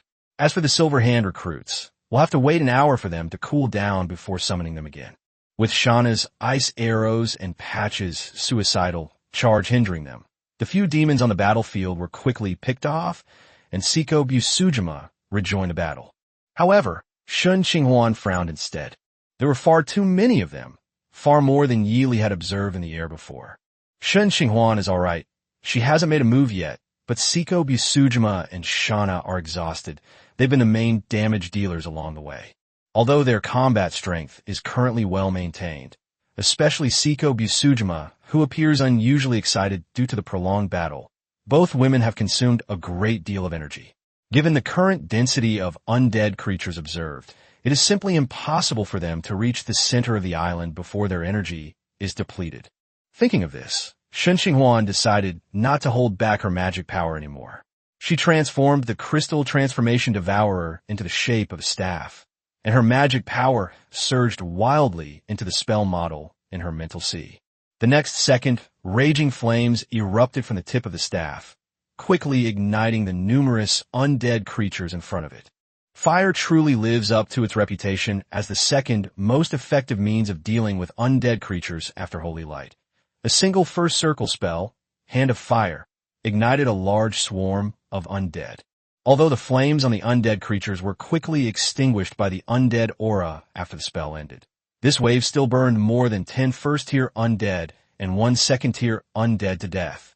Seeing that the attack was surprisingly effective, Shen Qinghuan immediately increased the intensity, unleashing a torrent of burning hands that quickly annihilated the undead in front of her. Then, before the next batch of undead arrives, quickly collect the corpses and run away. Prioritize bringing the corpses of second-tier undead, and bring as many first-tier undead as you can. While retreating, Shen Qinghuan did not forget to use her magic to quickly refine cards. The Chaos card refining skill is that, unlike ordinary card makers who are careful and focused, you only need to put in the materials. Whether it succeeds or not, and what you will get, is entirely up to fate. Card crafting in progress. Crafting failed. Card crafting in progress. Crafting failed. Card crafting in progress. Crafting failed. Another wave of consecutive failures followed, but Shen Qinghuan was already used to it. She activated her reversal judgment talent one after another, reversing each failure. Before long, Shen Qinghuan had a stack of cards in her hand. As they retreated towards the edge of the island, the undead they encountered gradually turned into skeletons, and soon the coastline came into view. After taking the ship out of the bottle and releasing the Star Sea, Shen Qinghuan finally breathed a sigh of relief as she maneuvered the Star Sea back to the shore. Although the retreat was somewhat hasty, the harvest was plentiful, with a considerable number of second-tier undead corpses obtained. Of course, there were more first-tier undead corpses, but most of them were abandoned by Shen Qinghuan. Chapter 65, The Evolution of the Water Turtle. Captain, why are we retreating? Seeing the starship far from the shore, Seiko Bisujima asked with a hint of reluctance. That last wave of attacks really gave me a good thrashing. There are too many undead. We weren't even in the core area just now. There are even more and stronger undead creatures in the core. If we get surrounded by them, we'll be in big trouble. Shen Qinghuan answered, then looked at the card in her hand. Equipment card, consumable card, equipment card. Most of the cards in the stack were equipment cards, and their quality was generally average. Only one space ring was somewhat useful. All of these equipment cards, especially the weapon type, were fed to Crystal Transformation Devourer by Shen Qinghuan, which increased their growth value to 60% and added a speed attribute, allowing them to increase their attack speed. Now, their only hope lies in the remaining corpses of the few second-tier undead. Shen Qinghuan rubbed his hands together, handed the spatial ring to Seiko Bisujima, and then looked at the undead corpses that had been dragged back. The Chaos Refining card was activated, and several corpses were instantly refined, turning into 2 second-tier cards that fell into Shen Qinghuan's hands. Name, Miracle Candy. Type, Consumable card. Quality, Tier 2, Excellent. Effect, when given to a Pokemon, this will raise its level. It only works on Pokemon at level 2 or lower. Note, it's time to evolve, you garlic-headed turtle. Oh wait, you water-sucking turtle. Name, Sandai Kitetsu. Type, Equipment card. Quality, Tier 2 Rare. Effect, Sharpness, enhances the sharpness of weapons. Ordinary things are like rotten wood in front of them. Durable, increases weapon durability, making the blade less prone to damage. Bloodlust, it craves blood and is extremely prone to devouring its master. It is difficult for anyone other than a master swordsman to control. When it harms an enemy, it will draw blood from the enemy to nourish its owner. Note, an obviously cursed sword, seemingly good, but actually the weakest in the Kitetsu series. It's actually this demon's sword. Shen Qinghuan was somewhat surprised. The Sandai Kitetsu was a cursed sword that appeared early in One Piece. Because of its characteristic of devouring its master, it was shelved by the shopkeeper. Later, Zoro tested the sword with his arm and successfully gained the sword's approval. Out of respect, The shopkeeper gave the sword to Zoro. There's not much to say about this cursed sword. It's naturally a gift for Seiko Busujima. Given her talent, she should be more than capable of wielding a cursed sword. Give it to me again? But I already have a ring. Looking at the Sandai Kitetsu that Shen Qinghuan handed over, Seiko Busujima hesitated for a moment, then looked at Shauna to the side. Seiko, you can keep it. I already have spatial equipment, and I can't use this sword anyway. After being persuaded by Shauna, Seiko Busujima finally accepted both pieces of equipment. Judging from the joy on her face, she was clearly quite satisfied with the cursed sword. That's true. What swordsman doesn't like a good knife? Squirtle, come here for a second. Seeing that the two women were chatting happily, Shen Qinghuan didn't interrupt, but instead called over Squirtle from the side. Jenny. Jenny came running over excitedly, looking at Shen Qinghuan with some confusion. Here, take this. As Shen Qinghuan spoke, she took out a seemingly ordinary candy and handed it over. Jenny. Squirtle's eyes lit up when it saw the candy, and it tossed it into its mouth without hesitation. The next second, a blinding white light shone from Squirtle's body, and Squirtle's size began to gradually increase within the white light. Noticing the strange behavior on Squirtle's side, Seiko Busujima and Shauna both turned their gazes over. Seconds later, a dark blue turtle twice the size of Squirtle appeared on the deck. Kamakami. Wartortle looked down, curiously examining the changes in its body. Congratulations on evolving into Squirtle. Oh no, it should be called Wartortle now. Seiko Busujima and Shauna, who were standing nearby, came over. They had never seen anything so amazing before. In just a few seconds, Squirtle, which was only half a meter tall, suddenly grew to a meter tall. It even grew ears. The two women squatted down next to Wartortle, curiously examining it. Shauna, who was more familiar with Wartortle, even reached out and pinched Wartortle's high-set ears. Cammy, surrounded by the two women, the turtle suddenly had a bad feeling and quickly looked at Shen Qinghuan for help, only to find that Shen Qinghuan had closed her eyes at some point. Shen Qinghuan certainly didn't intentionally ignore Wartortle's plea for help. At this moment, he was sharing vision with Night Cry, monitoring the other 3 players on the island. It's unclear whether they've encountered some kind of problem, but at this moment, all 3 players are huddled in a crevice in the rocks, secretly peering into a cave in the center of the island.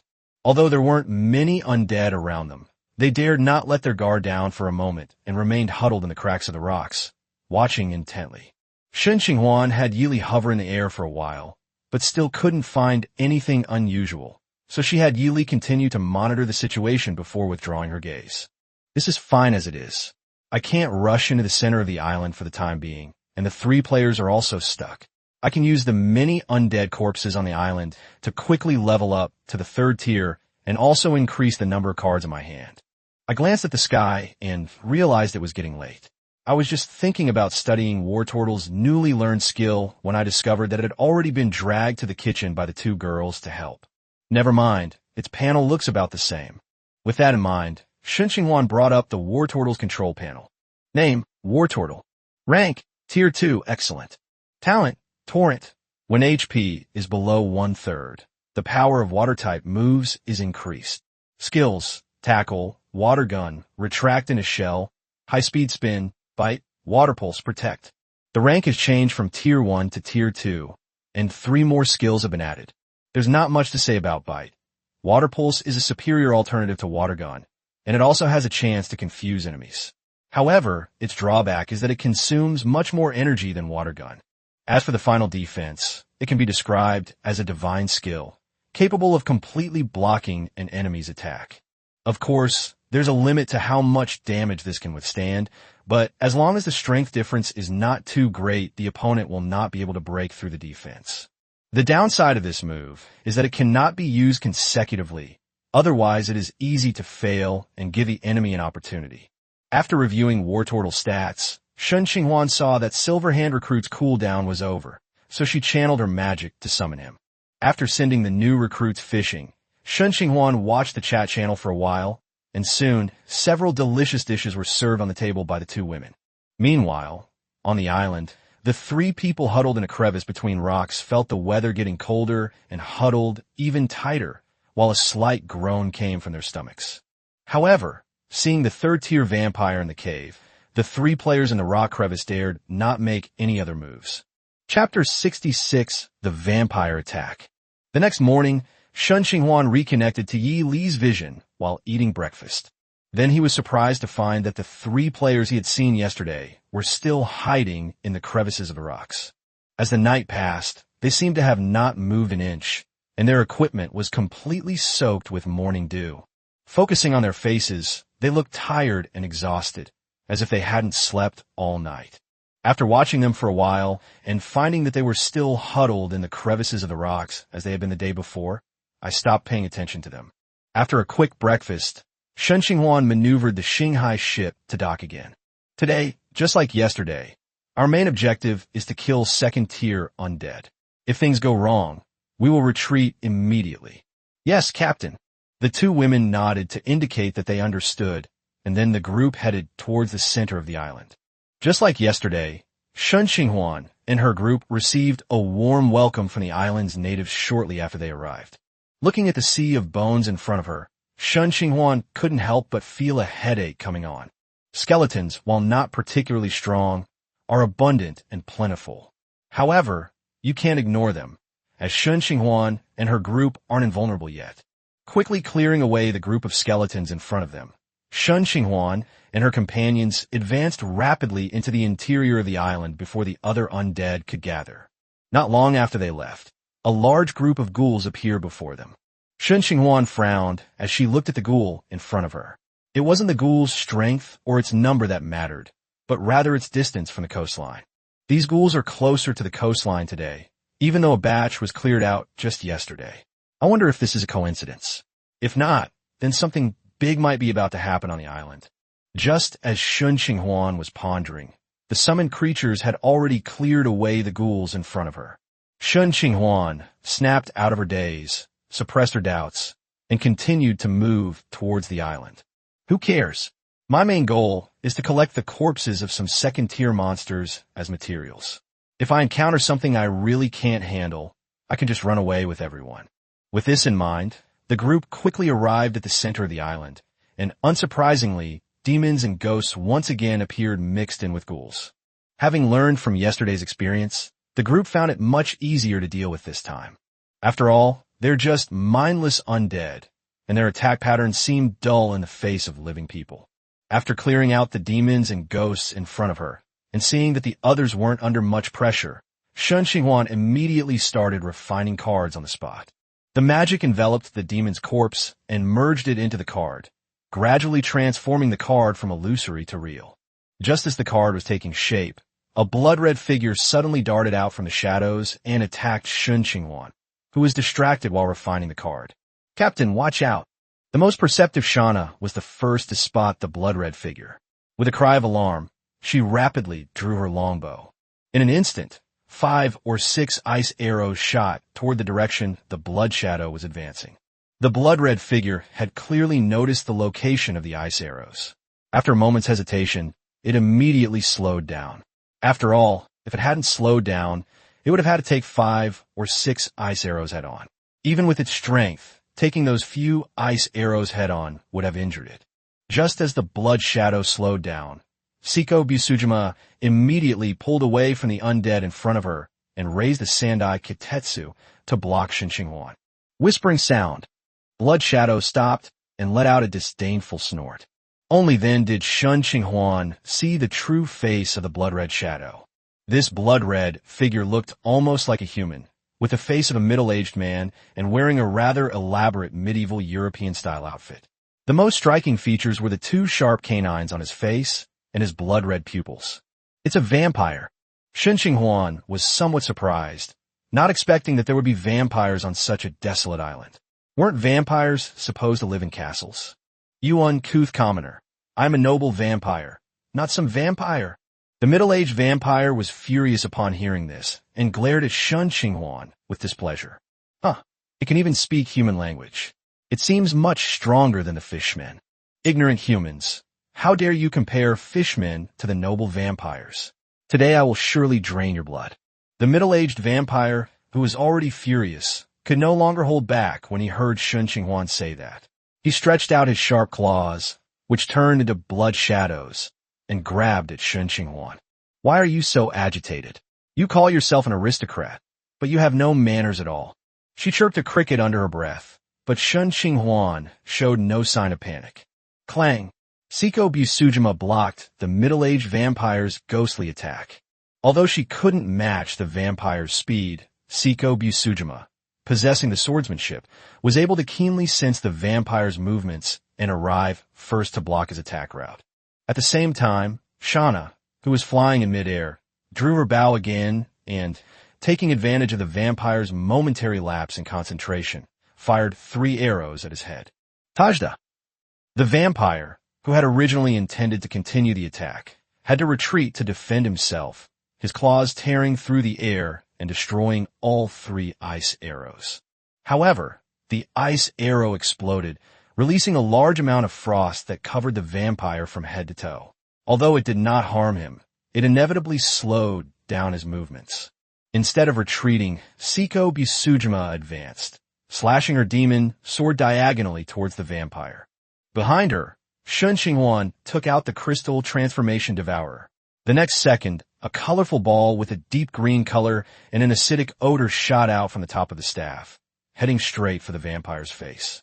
In the air, Shauna drew her longbow again, and 3 ice arrows shot out in a triangular formation. In a corner unnoticed by anyone, a deep blue turtle took a deep breath and then exhaled a ring of water that shot towards the vampire's back. Caught in a pincer movement, the middle-aged vampire's expression changed drastically. I initially thought it was just a level 2 adventurer team, and that as long as I ambushed and killed the guy who seemed to be a spellcaster, I could easily take care of the team. Unexpectedly, his perfect surprise attack was interrupted by the archer in the air, and his attack was blocked by a first-tier swordsman. The series of unexpected events completely disrupted his plan to kill the spellcaster first. The consequence of the failed surprise attack was that he would have to face a fierce counterattack. Ice arrows, colorful balls, slashes, and water ripples. Even with his strength, he couldn't withstand all 4 attacks simultaneously. After hesitating for a moment, the middle-aged vampire decided it was best to block the colorful orb and the ice arrow first. The slash of a first-level swordsman was not a concern, and as for the water wave, it didn't seem to be very lethal. Chapter 67-1, Sword to Behead. The middle-aged vampire spat out a jet of blood, intercepting the colorful sphere in midair. He then swung his claws repeatedly, shattering the ice arrow in the air once more. In order to defend against the attack, the middle-aged vampire inevitably left himself wide open. Seiko Busujima naturally wouldn't let this opportunity pass, and she slashed fiercely at the vampire's chest with her Kitetsu sword. Sizzle! The blade sliced through the air, easily creating a huge gash in the middle-aged vampire's chest. A stream of dark red blood flowed from the wound, running down the blade and into Seiko Busujima's body. Damn it, why does it hurt so much? I am a noble vampire. The long-lost, sharp pain in his chest almost made him lose consciousness. The middle-aged vampire was completely baffled. He was a vampire himself, with minimal pain sensation. It was just a wound, so why was it hurting so much? Before he could figure out, War Turtle's water pulse followed. The circular water wave hit the middle-aged vampire. Although the power was not very great, the strange energy contained in the water wave rushed straight to his brain, making him feel dizzy. Taking this opportunity, Seiko Busujima turned the Kitetsu in her hand and aimed it directly at the middle-aged vampire's neck. The middle-aged vampire was, after all, a 3rd-tier vampire. Although his consciousness was somewhat hazy, he still managed to raise his hand at the last moment and barely block Seiko Busujima's slash aimed at his neck. However, he barely managed to block the attack. Although he managed to avoid being slashed in the neck, the Onigiri still managed to cut a gash in his arm. Damn it, it's happening again. The excruciating pain in his arm jolted the middle-aged vampire back to his senses. He instinctively tried to control his muscles to heal the wound, but discovered a strange energy clinging to it, preventing it from healing. It's a curse. There's something wrong with your knife. The middle-aged vampire was both shocked and furious. and quickly realized that something was wrong with the long knife in the other's hand. Seiko Busujima did not respond to the other party's shouts. At this moment, Seiko Busujima was clearly in a strange state. Her eyes were bloodshot, her face was full of a twisted, morbid smile, and she was swinging the Kitetsu sword faster and faster with increasing force. "That's it, just a little more, just a little more." Muttering to herself, Seiko Busujima's attacks became increasingly frenzied, completely abandoning defense in the face of a third-tier vampire. Having finally slain a flesh and blood creature, coupled with the double stimulation of the Onigiri's blood-giving energy, Seiko Busujima immediately entered a bloodthirsty state. With her physical abilities gradually improving, and the middle-aged vampire being injured in the attack by several people, the third-tier vampire was actually suppressed by the first-tier Seiko Busujima. Damn it, damn it, damn it! Seeing that he was being suppressed by a first-level woman, the middle-aged vampire was extremely angry, but what alarmed him even more was that his retreat route had been completely blocked by the others who had stopped fighting in unison. A flicker of hesitation crossed the middle-aged vampire's eyes as he realized he might die here, but that hesitation was quickly replaced by determination. He was going to fight to the death. The bloodline burning suddenly activated, and the already scarce essence blood in the body began to burn fiercely. It should be noted that the most important thing for vampires, who are half-dead creatures, is their essence blood. It is estimated that it will take decades to recover from this burning. In other words, vampires theoretically have no life limit. Otherwise, they may still be in a state of depletion of essence blood until they die. The burning of his life essence made the middle-aged vampire's already pale face look somewhat bluish, but the increase in strength gained at such a huge cost was also enormous. The middle-aged vampire, who was initially at a disadvantage, suddenly launched a counterattack, with his strength, speed, and reaction all exceeding his peak condition before he was injured. Seiko Busujima, who had initially held the advantage, was suddenly overwhelmed, with long, narrow wounds appearing on her shapely body. Seiko Busujima, however, seemed completely oblivious to pain, making no attempt to defend herself and relentlessly attacking with her Kitetsu sword, frantically slashing wounds into the vampire's body. When Shana saw the middle-aged vampire suddenly attack, she instinctively wanted to draw her bow to help, but Shen Qinghuan shook her head and stopped her. Seiko Busujima's condition appears dangerous, but is not fatal. Although her strength, speed, and reaction are not as good as a vampire's, she often manages to seize the openings in her opponent's attacks and launch counterattacks, thanks to her Kenshin talent. Furthermore, every time Onigiri makes a wound on a vampire, he draws a stream of blood from the vampire's body to replenish it. What seems like a precarious situation is actually as stable as Mount Tai. On the contrary, the middle-aged vampire is becoming more and more anxious. Bloodline burning isn't unlimited. If you don't finish off your opponent soon, your time will come and it will be your death. No matter how hard the vampire tried, Seiko Busujima, who was covered in blood and looked like she was about to collapse, remained standing. And whenever he tried to get away, Seiko Busujima would bite him like a mad dog, giving him no chance to escape. If it were just Seiko Busujima alone, the middle-aged vampire could escape even if he suffered serious injuries. However, the problem is that there are two other people and a turtle lurking around, watching them intently. As time ticked by, the anxiety on the middle-aged vampire's face gradually turned into despair. He began to regret it, regretting why he had come out of the cave, why he had to be so impulsive as to ambush that male mage. If he hadn't come out in the first place, he wouldn't have been surrounded and attacked, and he wouldn't be about to die at the hands of a first-tier swordsman like this. Human, perhaps we can talk.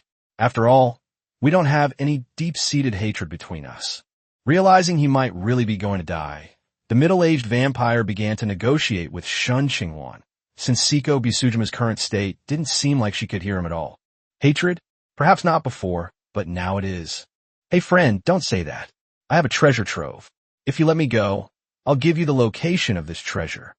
When his attempts to make peace failed, the middle-aged vampire resorted to bribery. Treasure? I'm not interested in that. When bribery failed, the middle-aged vampire resorted to threats, and when that failed, he resorted to playing the victim.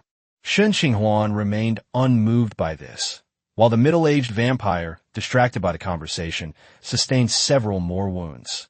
Upon seeing this, the middle-aged vampire launched into a tirade of curses, seemingly wanting to indulge in some verbal sparring before his death, until the time for burning his bloodline had completely passed. The middle-aged vampire felt a sudden emptiness within him, followed by a wave of weakness that instantly spread throughout his body. The next second, a blade flashed across the middle-aged vampire's neck, and a huge head flew into the air. "You're so noisy." Holding the Onakiri sword, Seiko Busujima, who had beheaded the middle-aged vampire with a single strike, spoke calmly. Then, the demonic power within her could no longer be controlled and burst forth from her body. Chapter 68, Sudden Advancement and the Disappearance of a Trio. Is it about to advance? Be on guard. Seeing Seiko Busujima's unusual state, Shen Qinghuan raised an eyebrow and immediately ordered the others to be on alert to prevent the surrounding undead from disturbing Seiko Busujima. Receive. Several of her followers responded quickly, surrounding Seiko Busujima in the center to prevent the undead creatures from getting close. More than 10 minutes later, Seiko Busujima's magical power gradually stabilized, and a few minutes later, the magical power completely calmed down. Thank you all for protecting us. Opening her eyes, Seiko Busujima saw herself surrounded by people, and a gentle smile appeared on her blood-stained face. How are you? Are you all right? Taking out a bottle of healing potion from her spatial ring, Shen Qinghuan asked with concern. It's nothing serious, just some superficial injuries. It will heal quickly. Hearing Shen Qinghuan's caring greeting, Seiko Busujima felt a warmth in her heart, reached out to take the drink, and tilted her head back to drink it. Under the influence of the treatment, the wounds on the body surface healed and scabbed over quickly. In just a few minutes, there was not a trace of injury on the whole body. The only reason for the paleness was due to blood loss.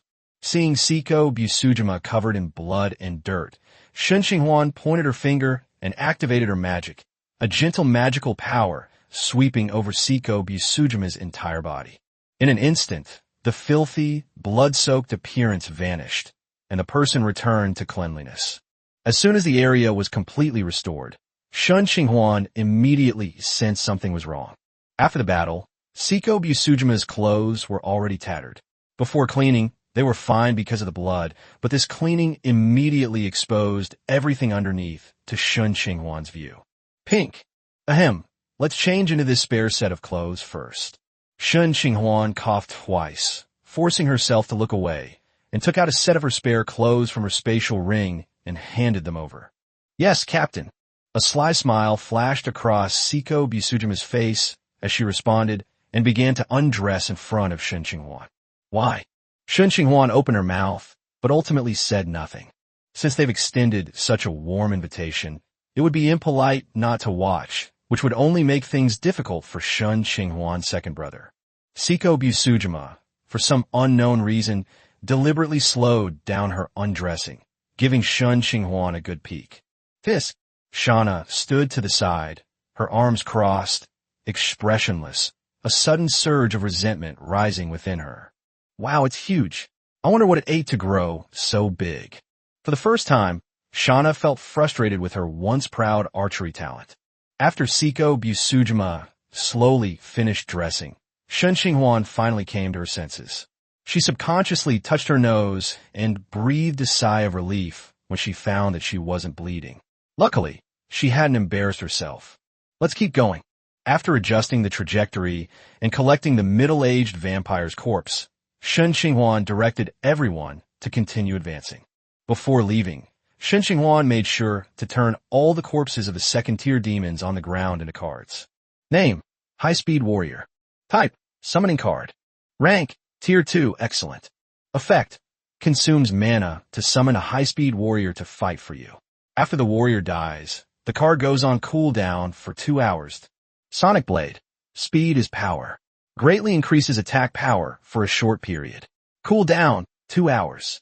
Note: this card used to be played by a very hard-working actor, but his scenes were later completed. High-Speed Warrior is a high-tech warrior wearing silver-gray armor and a gas mask. Shen Qinghuan remembered that this card was a frequently used card by Fudo Siyu, one of the main characters in Yu-Gi-Oh!, and its effect was different from the one in her hand, as if it had been modified to some extent. Infused with magic, a summoning circle appeared, and soon a warrior in silver-gray armor appeared before Shen Qinghuan. The high-speed warrior nodded to Shen Qinghuan and immediately joined the force, clearing out the undead. Ignoring the high-speed warrior, Shen Qinghuan looked at another second-tier card in her hand. Name, 2-star Dragon Ball. Type, item card. Rank, Tier 2 Epic. Effect, limited wish spell, fragment makes 1 limited wish. Note, these are Dragon Balls from the Dragon Ball universe. Collecting them all grants incredibly powerful effects, but a single Dragon Ball has little effect. Shen Qinghuan was somewhat surprised to learn that it was Dragon Ball. Shen Qinghuan was naturally familiar with the famous Dragon Balls, but he was somewhat surprised that he could obtain one at the second tier. However, considering that a single Dragon Ball is completely useless, it makes perfect sense, and one can even guess why it's only of epic quality. Keep the Dragon Ball card safe. You only have one right now, so there's no need to pay attention to it. Although this epic Dragon Ball card is of little use to Shen Qinghuan, it does provide a lot of experience points. Combined with the previous second-tier cards, Shen Qinghuan's job level experience is now more than halfway there. With the addition of the high-speed warrior, the team's advance speed increased considerably, as he was a second-tier warrior skilled in attack. However, there was a price to pay. Shen Qinghuan's magic endurance was further reduced. In the past, having an extra high-speed warrior to maintain magic power wouldn't have been a big deal, but the dire wolf forward who just joined the team yesterday is also a Tier 2, and with Squirtle evolving into Wartortle, there are suddenly 3 more Tier 2 summons. Even with the talent to reduce card consumption, Shen Qinghuan is finding it a bit overwhelming. Taking out a mana-restoring potion from her spatial ring, Shen Qinghuan tilted her head back and drank it. Feeling the magic power replenishing her body, she felt a little more at ease. I don't know if it's because I killed a lot of undead yesterday, or because of the death of the vampires, but the number of undead I encountered today was significantly less than yesterday. Looking at the huge rock in the distance, Shen Qinghuan couldn't help but think of the 3 players hiding in the crevice of the rock. I wonder how they are doing now. With that thought in mind, Shen Qinghuan directly connected to Yi Li's perspective. Huh, it's gone.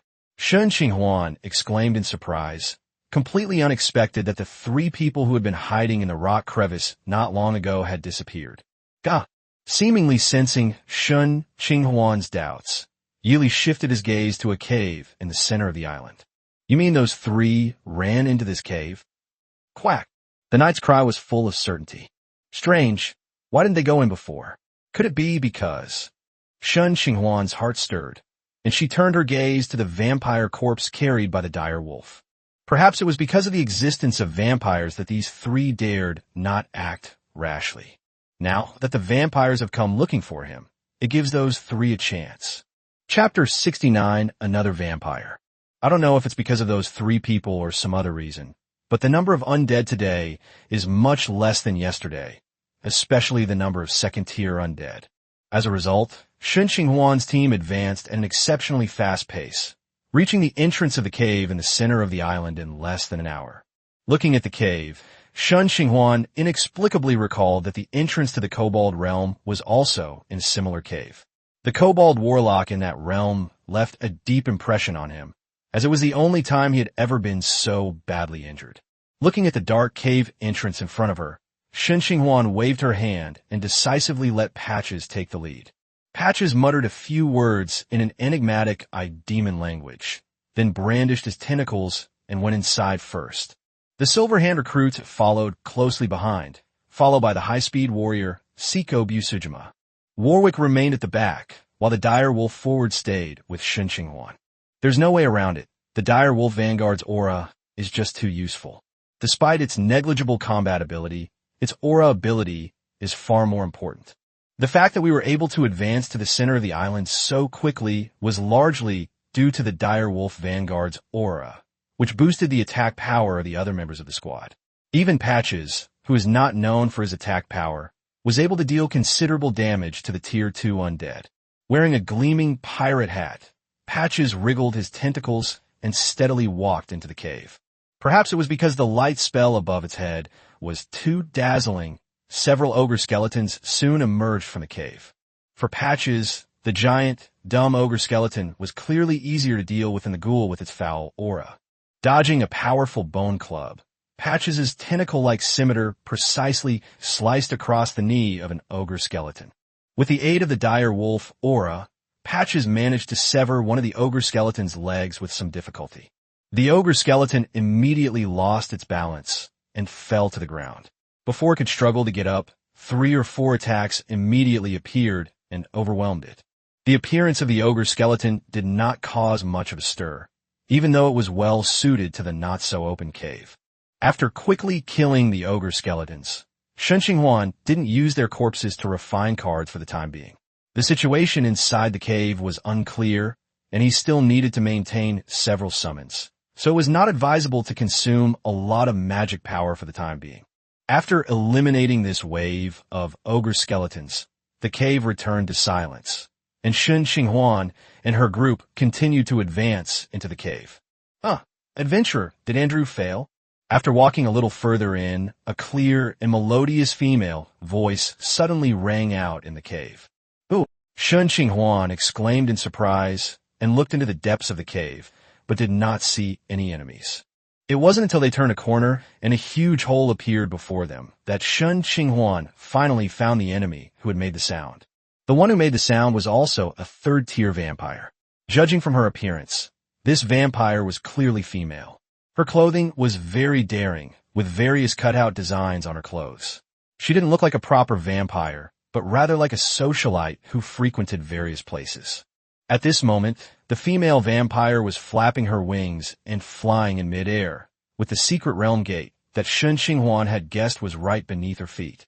A complex array was inscribed around the gate to the secret realm, and the 3 players who had previously hidden in the crevice of the rocks were now embedded in the array, their fates unknown. "Andrew hasn't shown up yet. It seems he's dead at your hands. Dwarven Guard, charge." The female vampire clapped her hands, and the 10 tombed dwarves guarding the formation immediately charged towards Shen Qinghuan and her group, wielding battle axes. Behind these 10 dwarves, 5 more tombed dwarves, each wielding a light crossbow, pulled the triggers and fired bolts at Shen Qinghuan and her companions. Be careful. These are tombed dwarves, and they're even stronger than the ogre skeletons we encountered before. Seeing the gray-skinned, short undead charging forward, Shen Qinghuan quickly reminded everyone, then unleashed a burst of burning hand energy, incinerating all the crossbow bolts that were fired at them. Patches led the charge, plunging directly into the dwarf horde, with the high-speed warrior and Seiko Busujima close behind. After advancing, Seiko Busujima has become significantly stronger. Previously, she needed to maneuver around the ogre skeletons, but now she can take down the stronger tomb dwarves with a single strike. Shana, in midair, was not to be outdone. She drew her longbow repeatedly, picking off the tomb dwarves behind her who were armed with light crossbows one by one. The battle was one-sided from the very beginning, but before Shen Qinghuan could even show a hint of joy, several translucent ghosts suddenly emerged from the rock wall and entered everyone's bodies while they were off guard. Currently possessed by a ghost, in progress. Detection successful, possession failed. The ghost that entered Shen Qinghuan's body immediately failed and was squeezed out of his body. It was then killed by Shen Qinghuan's fire tribute colorful ball. The ghost that entered Shana was also squeezed out and frozen into a lump of ice, which completely dissipated when it hit the ground. Other followers also fell victim to the same tactic, with only Wartortle being lucky enough to pass the judgment, while the others all failed and were controlled by the ghost. As for Seiko Busujima, she was the most perceptive. The moment the ghost appeared, it was sliced in 2 by her magically imbued blade. Among Shen Qinghuan's team, she was the only one who was not possessed by the ghost. Seeing that all the summoned creatures had stopped attacking and were preparing to attack her instead, Shen Qinghuan had no choice but to cancel their summoning. Patches Silver Hand Recruit, Direwolf Forward, and High Speed Warrior. This wave effectively resulted in the loss of 3 combatants. Only Patches was summoned back by Shen Qinghuan in the next second. The summoning was cancelled, and the many wraiths that had been possessing the body reappeared.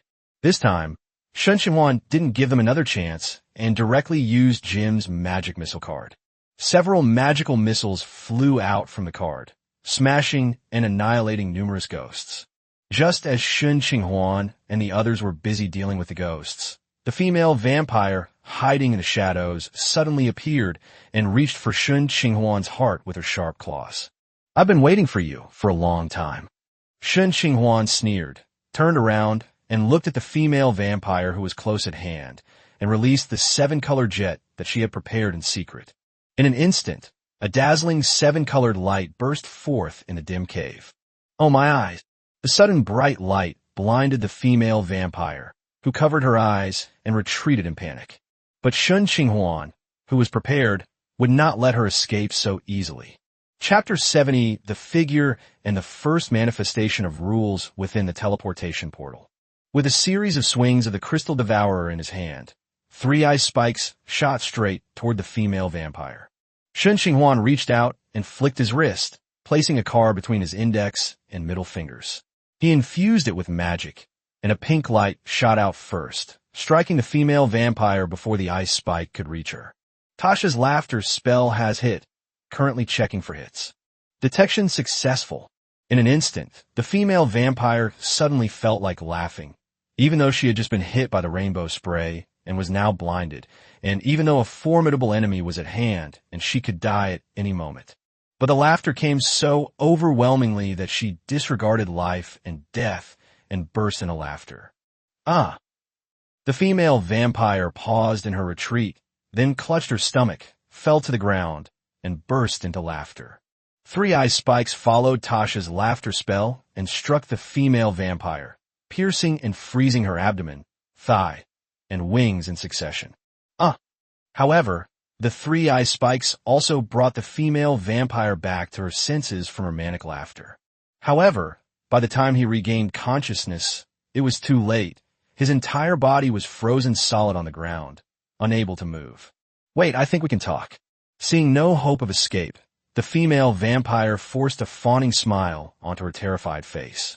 "I'll do anything for you if you just let me go." The female vampire tried to twist her body to make her pose more alluring, but she seemed to have forgotten that she was frozen in ice, and her twisting posture made her look like a wriggling maggot. "Oh, what can you do for me?" Shen Qinghuan's expression was somewhat amused as she watched the female vampire's clumsy performance. All she could do was laugh. "Anything is fine. For example, I'm proficient in many positions, which can bring you different kinds of pleasure." The female vampire winked at Shen Qinghuan as she spoke. "Is that all?" Shen Qinghuan was somewhat disappointed upon hearing this. She had thought that the vampire would say something interesting, but all she got was about sex. Just as Shen Qinghuan was about to deal with the vampire, the array beneath the secret realm gate in the center of the cave suddenly erupted with a burst of blood-red light. "Ha ha! We succeeded. We finally succeeded. You will all die here." The vampire, frozen on the ground, had completely changed from his previous timid demeanor, now displaying a maniacal smile, even more frenzied than when he was under Tasha's laughter spell. Upon hearing this, Shen Qinghuan frowned, and the crystal transformation devourer transformed into a longsword, severing the vampire's head with a single strike. The ear-piercing laughter abruptly ceased. Captain, Kami, Siko Busujima, and Shana quickly dealt with the remaining ghosts and gathered around Shen Qinghuan. "Should we retreat?" "Let's go, let's retreat first." Seeing that something was wrong, Shen Qinghuan disregarded the vampire corpse on the ground and prepared to leave the cave to check the situation first. However, before Shen Qinghuan and the others could retreat, the Crimson Magic Circle made a change. A portal about 3 meters high replaced the secret realm gate in the center of the magic circle, and then a strong aura emanated from the portal. This momentum is so strong that it can subtly influence reality. Affected by this aura, Shen Qinghuan and her group were instantly immobilized, like insects trapped in amber, and could only watch helplessly as the creatures from the teleportation portal emerged. Da-da-da. The crisp sound of horses' hooves echoed slowly from the other end of the portal, reverberating throughout the somewhat empty cave. A few frantic struggles, trapped within, tried to break free from this suffocating atmosphere. But no matter how hard Shen Qinghuan tried, she could only move her eyes. She couldn't even twitch her little finger. Sizzle. A soft sound of sharp blade slicing through flesh rang out.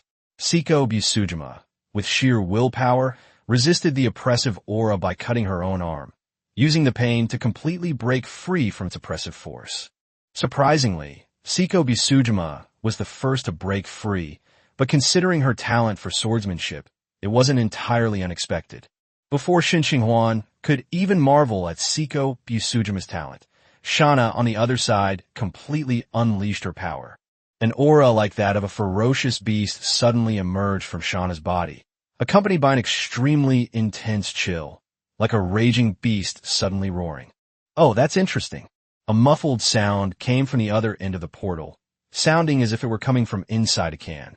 With this sound, the creature on the other side of the portal finally revealed its true form. The first thing to emerge from the portal was an armored skeletal horse head, with crimson soul fire burning fiercely within its skull, making it particularly terrifying in the dim cave. Next came the horse's neck, its hooves, and then the heavily armored creature on its back. Death Knight, looking at the creature in front of her, clad in heavy armor with burning soul flames emanating from the gaps in its helmet, Shen Qinghuan managed to utter these words through gritted teeth. How could this be? Wasn't it said that only Tier 3 creatures would appear in this sea of newcomers at most? What's with this Death Knight?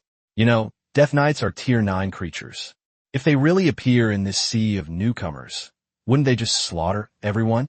In that case, the entire sea of newcomers will fall into the arms of the undead. You do have some knowledge. Since you know my identity, why do you still resist?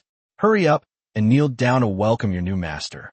The Death Knight was somewhat surprised by this, but calmly rode his death steed out of the portal. Grass! Looking at the imposing Death Knight before him, all Shen Qinghuan could do seemed to be curse him out loud. As for anything else, he couldn't even move. However, before Shen Qinghuan could despair, an indescribable great will seem to be drawn to the Death Knight and cast its gaze upon him. Huh? What's going on? Why are the rules of heaven and earth here restricting me? The Death Knight, who was controlling the Death Horse, suddenly froze. His more than 3-meter-tall body seemed to be compressed by some invisible force and began to cave inward. I'm not reconciled. Why? I finally escaped that cage. Why are you doing this to me? The Death Knight roared in frustration from beneath his armor, but it did nothing to change anything. Under the watchful eyes of Shen Qinghuan and the others, the originally tall Death Knight was gradually squeezed by an invisible force, and along with its death warhorse, it was transformed into a pitted and uneven lump of metal.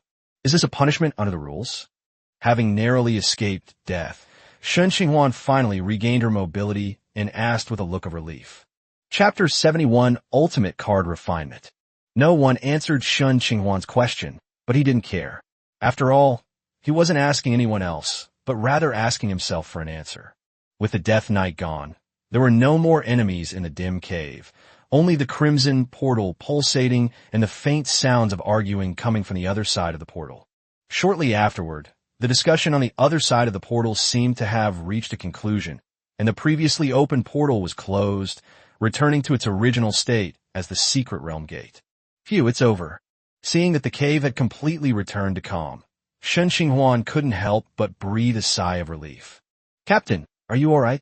After hastily stopping the bleeding from her arm, Seiko Busujima asked with concern. It's nothing. I'm just a little surprised. I didn't expect what the residents of White Mist Town said to be true. This sea area really can accommodate beings above the 3rd rank. Looking at the Death Knight, crumpled into a ball, Shen Qinghuan sighed. Next came the looting phase. There wasn't much to say about these undead. They were all penniless. Only their corpses were of some use to Shen Qinghuan. So looting essentially meant looting the corpses of those 3 players. He walked a few steps to the 3 players embedded in the formation. Judging from their appearance, the 3 of them were clearly dead. Moreover, judging from their injuries, it seems they died after being drained of their blood and were used as sacrifices to activate this formation. Looking at the 3 dead men with their eyes wide open, Shen Qinghuan showed no disgust and directly ordered Patches to loot the corpses. As a noble mage, how could he possibly do something like looting corpses? Naturally, this task would be handled by our King Patches. To put it bluntly, he was just being lazy. Anyway, Patches was happy to do this kind of thing, so he might as well let it do it. With its flexible tentacles, it would definitely scavenge these corpses clean. A few minutes later, some equipment and odds and ends were neatly arranged in front of Shen Qinghuan. Ordinary Tier 1 equipment, various recovery potions, and some miscellaneous accessories. None of them caught Shen Qinghuan's eye. However, these bits and pieces did allow Shen Qinghuan to understand how the three of them had sneaked in. Name: Concealed Pendant. Type: Equipment/accessory. Rank: Tier 1 Excellent. Effect: Concealment. Conceals one's aura, making one less easily detected. Note: this is a poorly made product, which might have some effect on some mindless undead creatures. It's unclear whether this pendant can be mass-produced, as it's just enough for 3 players to each have one. However, the concealment pendant now belongs to Shen Qinghuan and can be given to Shana and Siko Bisujima. After dealing with the player's loot, the next step is to deal with the undead corpses. Needless to say, these corpses will definitely be used for card crafting, since Shen Qinghuan's initial purpose in coming to the island was to obtain materials for card crafting. But Shen Qinghuan's eyes flickered as she looked at the Death Knight's metal sphere, and a crazy idea popped in her mind. I know I won't get another 9th tier corpse anytime soon, so I might as well refine it now. Even though I'm only 2nd tier now, what if I succeed? Once this thought popped into her head, Shen Qinghuan could no longer suppress the suicidal impulse within her. Siko, Shana, keep watch for me. I need to recover my magic. Recall, War Turtle. Shen Qinghuan instructed the 2 women. Yes, Captain 2. Although Shana and Siko Bisujima were somewhat puzzled as to why Shen Qinghuan didn't return to the ship to meditate, they would unconditionally obey Shen Qinghuan's orders. Taking a deep breath, Shen Qinghuan sat cross-legged on the spot, closed her eyes, and entered a meditative state. Fortunately, Shen Qinghuan hadn't used many spells along the way, and she still had more than half of her magic power left. Therefore, her meditation time was short, only a little over half an hour, which was enough to restore her magic power. Now comes the main event. Siko, Shana, give me all your mana-restoring medicines. Looking at the 2 women guarding her, Shen Qinghuan said in a deep voice, yes.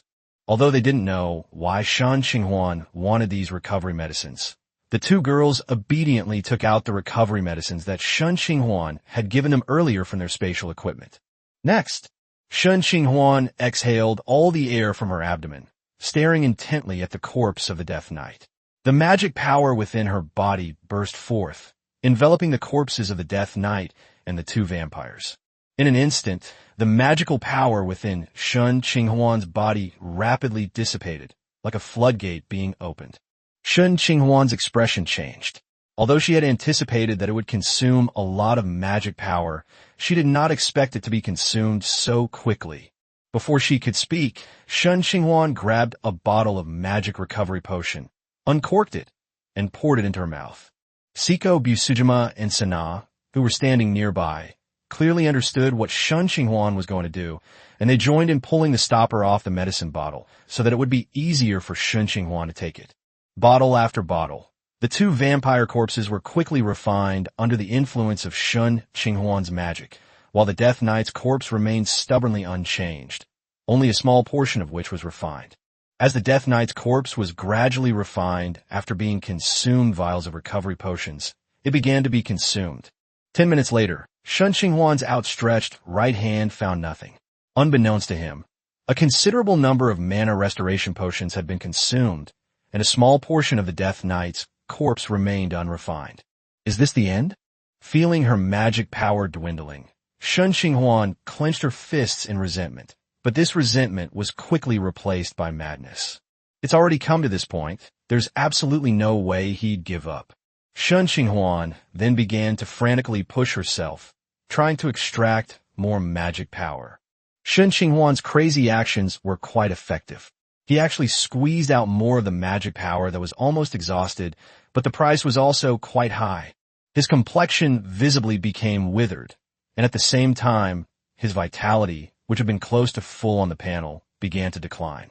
Seeing this, Shen Qinghuan did not hesitate to take out a life-restoring potion and drink it, continuing to overdraft her life to refine the card. The 2 women standing nearby wanted to dissuade her, But they knew that Shen Qinghuan wouldn't listen to them at all, so they could only frantically take out life-restoring potions from their spatial equipment. After drinking bottle after bottle of medicine, Shen Qinghuan felt quite bloated. Although each bottle contained only a small amount, he had drunk far too much. Fortunately, before Shen Qinghuan could finish drinking all the restorative items, he finally managed to refine the Death Knight's corpse. Card crafting failed. Judgment reversed. Card crafting successful. Before long, a card emitting a faint purple light appeared in Shen Qinghuan's hand. Shen Qinghuan smiled with relief, then collapsed backward, utterly exhausted. Chapter 72 Advancement and New Talents.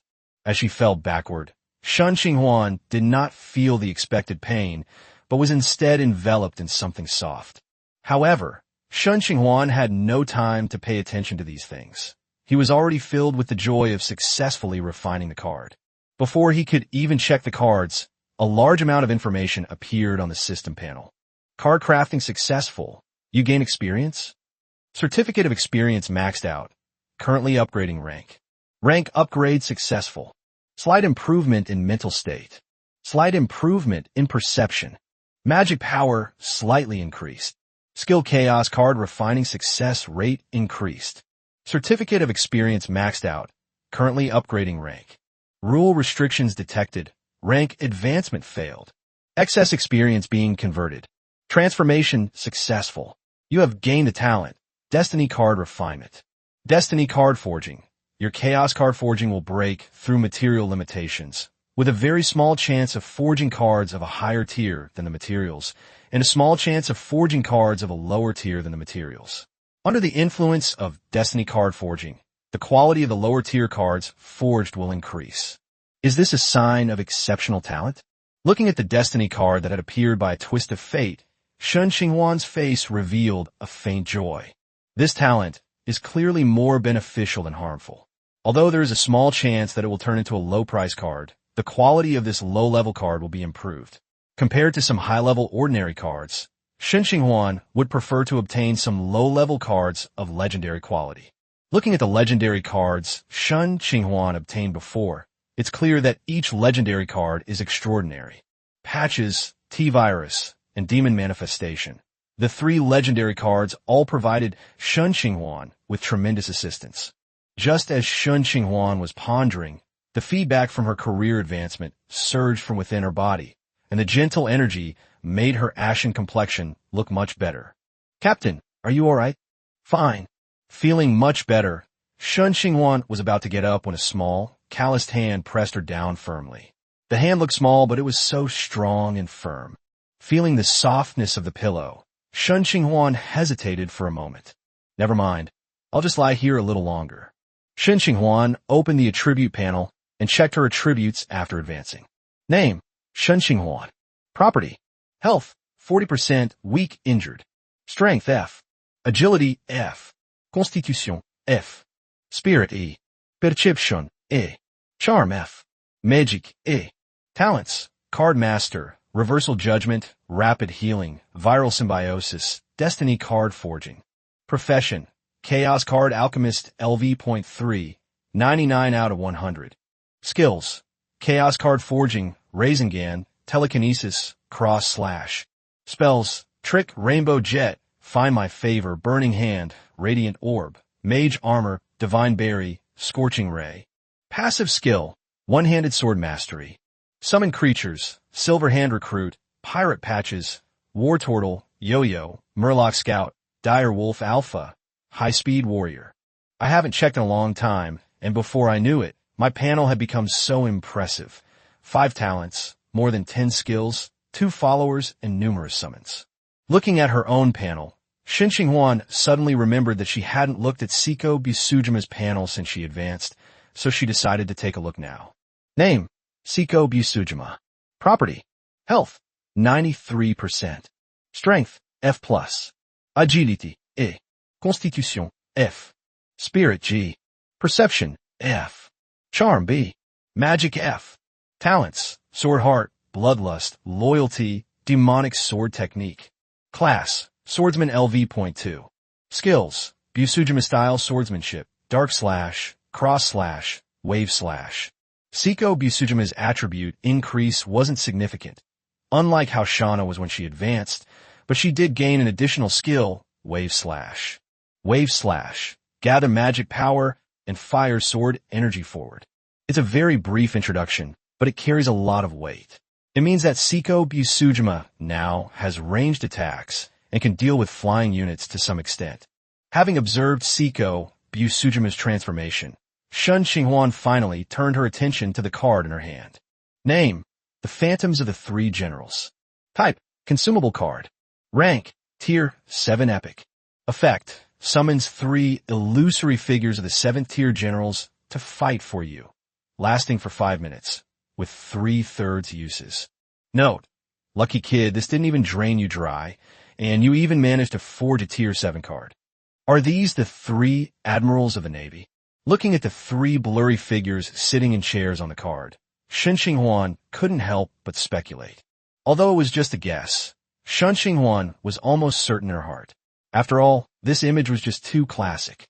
Wasn't it exactly how the 3 admirals of the Navy sat in their chairs during the Battle of Mount Tai?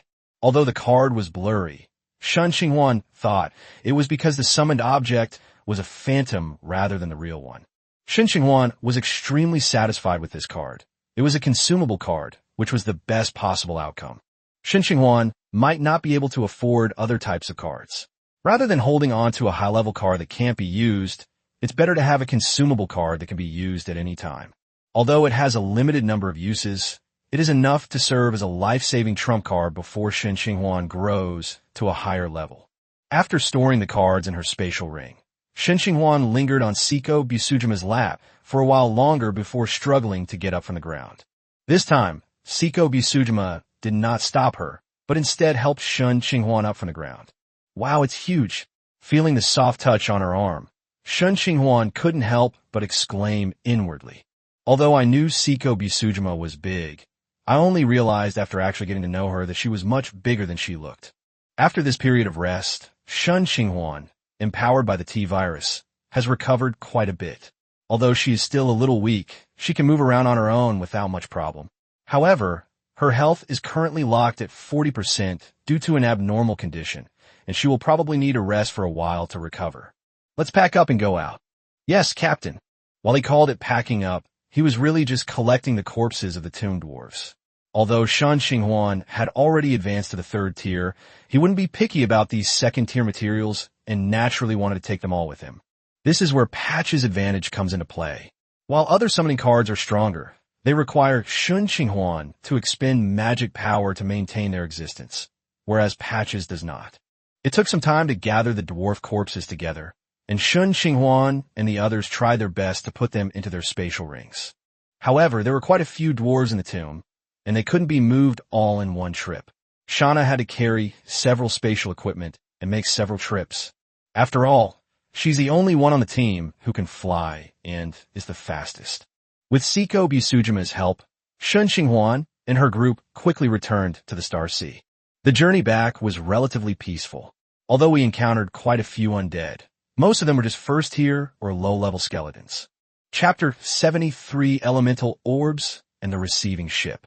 Having safely returned to the Star Sea, Shen Qinghuan plopped down on the bed in the captain's cabin. Seiko, I'm going to take a nap. Don't wake me up unless it's absolutely necessary. Before Seiko Busujima could reply, Shen Qinghuan closed her eyes and fell into a deep sleep. He was exhausted. He had expended so much energy refining that 7th tier card, and he had forced himself to stay awake all the way back. Now, he finally couldn't hold back any longer when he got to the bed. Good night, Captain. After tidying up Shen Qinghuan's slightly messy hair and covering him with a blanket, Seiko Busujima quietly left the captain's cabin. For the next period of time, Seiko Busujima didn't go anywhere and just stayed outside the captain's cabin. Shana flew back and forth several times, bringing back all the 2nd tier corpses from the cave into her spatial ring, along with some 1st tier corpses. After throwing all the corpses into the cabin, Shana recalled the player she had encountered in the white fog and his ship and immediately went to Seiko Busujima to discuss the matter. Should we sail the boat over there? Well, since there are 3 other players on this island, their ships must exist, and there might be good stuff on them. As a newcomer who had only recently joined the team, Seiko Busujima had never met any other players in person. However, since Shauna had said so, Seiko naturally wouldn't object. However, for Shen Qinghuan's safety, she still made a request. I can sail the ship, but I won't leave the captain's cabin. Of course, we're just sailing the Star Sea over there to prevent other players from taking advantage of us. We'll talk about what to do with the other 3 players' ships when the captain wakes up. After the discussion, the 2 women began preparing to start the Star Sea. Fortunately, the Star Sea is also a magical ship. Once the direction is determined, it can set sail automatically. Shen Qinghuan had already granted the 2 of them the right to set sail. Otherwise, it would have been difficult for the 2 of them to start such a large ship. Under the control of the 2 women, the Star Sea slowly started up and sailed along the coastline of the Island of the Dead. More than half an hour later, 2 wooden sailboats, each about 50 meters long, came into view of the 2 women. To ensure safety, the 2 women stopped the Shanghai when they were about a kilometer away from the 2 ships. The 2 women didn't approach, but just watched from a distance. At this distance, even if something unexpected happened, they would have plenty of time to deal with it. The day passed peacefully thanks to the 2 taking turns on duty. When Shen Qinghuan opened her eyes again, it was already noon the next day. Stretching and feeling refreshed, Shen Qinghuan got out of bed, feeling much better. Upon opening the panel, I saw that my maximum health had been restored to 78%, and it would probably be fully restored in another day or 2. Although my magic power had not been fully restored, it had recovered by more than half. Upon opening the door to the captain's cabin, Shen Qinghuan immediately saw Shauna standing guard at the entrance. "Good morning, Shauna. It's getting late. It's already noon, Captain." "Ah, is that so?" Shen Qinghuan scratched her head, but didn't feel embarrassed at all. "I'm a captain now, so what if I sleep in? Is Captain Shauna awake? Let's eat first." Just then, Seiko Busujima came out of the kitchen and saw the 2 people standing at the door of the captain's cabin. "Let's go, let's eat first." After lunch, Shen Qinghuan patted her belly and went up to the deck. At the dinner table, the 2 women reported to him in detail what had happened while he was asleep the previous night. So, the most important thing to do now was to accept the legacy from those players. Looking at the 2 ships not far away, Shen Qinghuan reached into her spatial ring and took out a stack of summoning cards. War Turtle, Silver Hand Recruit, Dire Wolf Vanguard, and High Speed Warrior were summoned by Shen Qinghuan in turn. Besides that, of course, that figure is also indispensable. Patches, where are you?" "Yeah." Just as Shen Qinghuan shouted, Patches appeared out of nowhere. "Huh, what's this?" Shen Qinghuan, with her sharp eyes, immediately noticed something coiled on Patches' tentacles. "You mean it was dug out from under that formation in the cave? It seems I was negligent and didn't search thoroughly enough." Reaching out to take the translucent spherical object from Patches, Shen Qinghuan stroked her chin and began to examine the properties of the glass ball. Name: Elemental Orb. Type: Item. Rank: Tier 4 Rare.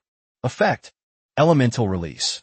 Provides stable and gentle elemental energy, which can be used as an energy source for certain items or as a magic replenishment, but it needs to be converted first. Elemental Energy Recharge. Automatically absorbs energy from surrounding elements to replenish itself. The recovery efficiency depends on the concentration of elements in the environment. Note: a common elemental orb, often used in various magical devices or formations. I never imagined that this unassuming little ball could actually be a source of energy. Shen Qinghuan manipulated her mental power to delve deeper into the elemental orb.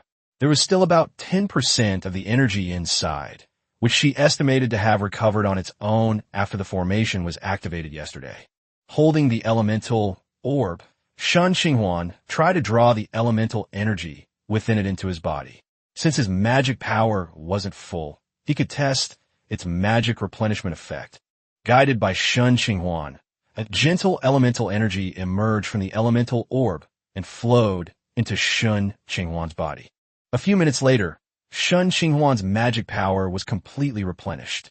Overall, the effect is not bad, much faster than meditation, but significantly slower than magic potions.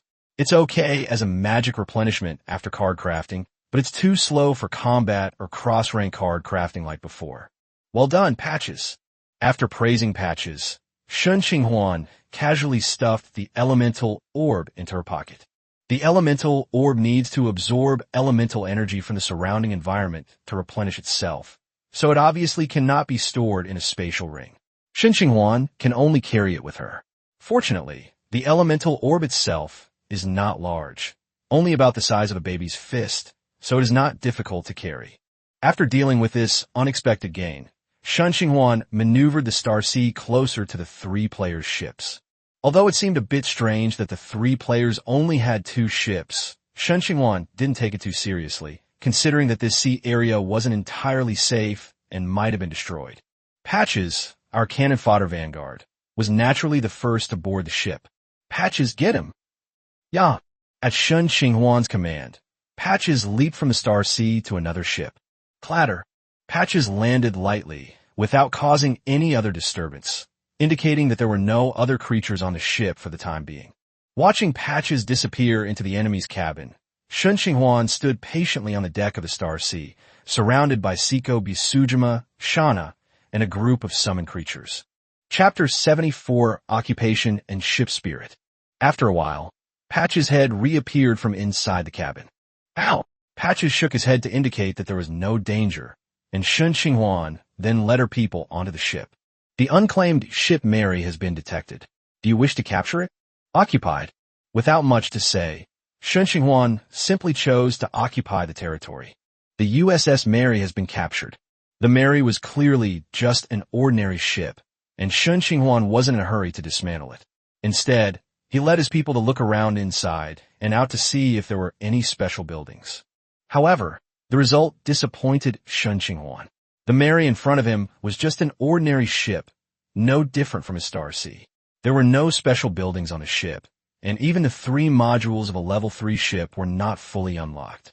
Since there was nothing special about it, Shen Qinghuan naturally prepared to disassemble it.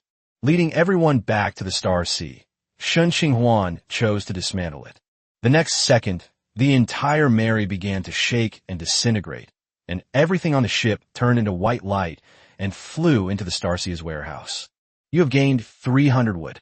You have gained plus 200 cloth. You have gained plus 10 iron. You have gained plus 50 food. You have obtained the figurehead, ritual of the elements. The supplies on the Mary were obviously not much, far less than those on the first ship that Shen Qinghuan dismantled. However, among these supplies, he noticed something special. With a flash of blue light in her eyes, Shen Qinghuan used her telekinetic power to pull a semi-transparent, half-human-sized statue out of the warehouse. Name, Ritual of the Elements. Type, Figurehead. Rank, Tier 1 Rare. Effect, Majesty. This figurehead embodies the aura of a water elemental lord. When equipped, it reduces the probability of attacks from low-level sea beasts and the probability of encountering extreme weather at sea. Note, sailors at sea worshipped the water elemental lord for a safe voyage, and the water elemental lord, receiving their prayers, sent a wisp of his energy to attach to this statue. Unexpectedly, it was a figurehead of an elemental lord. Looking at the semi-transparent statue in her hand that resembled a human female, Shen Qinghuan was somewhat surprised. Generally speaking, sailors worship ocean-related deities such as the storm god Tarask, while the water elemental lords, although related to the sea, encompass a much broader range of elemental lords. Although the elemental lords all start with legendary strength, above them are the elemental lords and the water elemental god Istia. Therefore, it is quite strange to worship the water elemental lord rather than the water elemental god.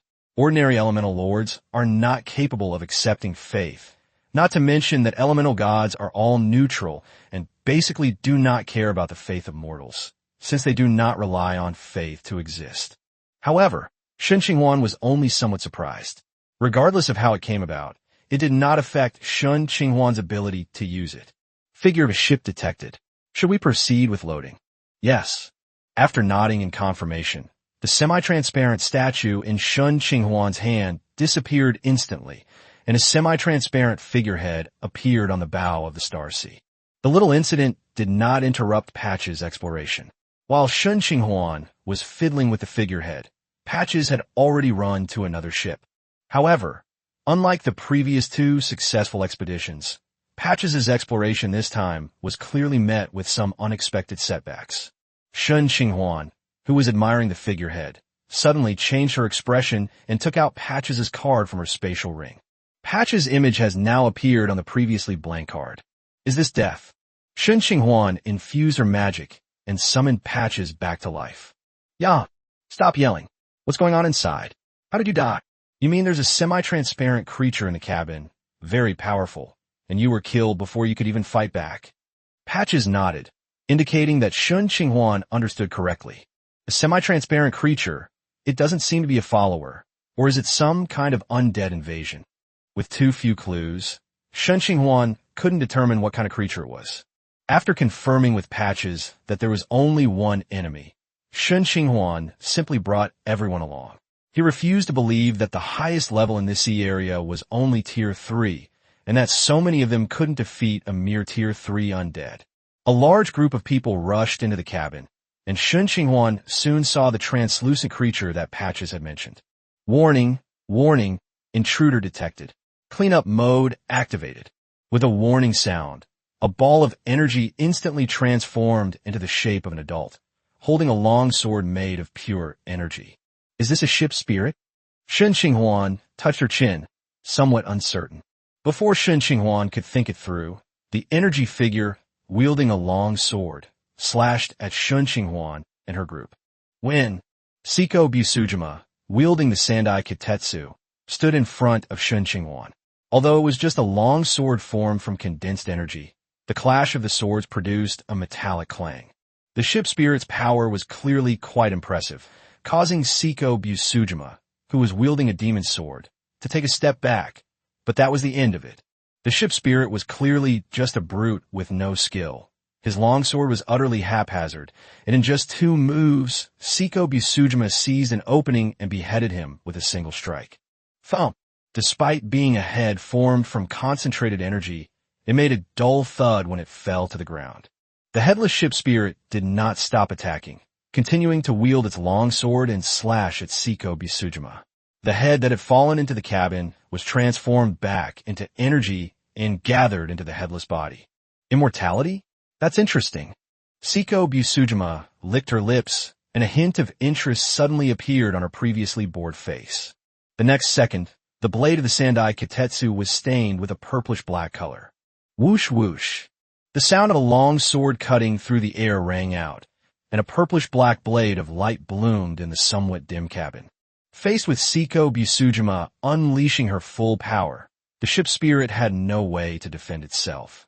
The moment it raised its longsword, Siko Busujima struck its weak point, interrupting its attack. In just a few breaths, the ship spirit had several large and small purplish-black wounds on its body. This time, the ship spirit's wounds did not heal as well as before. Too weak. Apart from being a bit strong, it's utterly useless. Sheathed her long sword, Siko Busujima shook her head as she looked at the stunned ship spirit, a hint of disappointment on her pretty face. The next second, the purplish-black power within the ship's spirit erupted, completely annihilating it and causing it to disappear entirely from the cabin. Chapter 75, Looting Ships. The unclaimed special ship Arcane has been detected. Do you wish to capture it? As soon as the ship's spirit disappeared, a system notification popped up. Shen Qinghuan nodded. It seemed that it was indeed because of the ship's spirit that she was unable to take control of the ship. To Shen Qinghuan's surprise, this seemingly ordinary ship was actually a special one. She wondered if she could find out the ship's blueprints. However, there's no rush to plunder now. Plundering will result in the loss of some materials, so it's best to empty all the supplies from the ship before looting. Let's all help take everything we can from the ship. Shen Qinghuan clapped her hands to draw everyone's attention to herself, and then spoke. Ya, Gummy. Yes, Captain. Patches was the most excited of them all, but considering his profession as a pirate, it was not surprising that he was so excited about plundering. The group started moving things, taking everything that could be moved, regardless of its value. Patches took the table, chairs, materials, and even the underwear that was drying in the captain's cabin. In less than half an hour, the entire Olympia was completely emptied.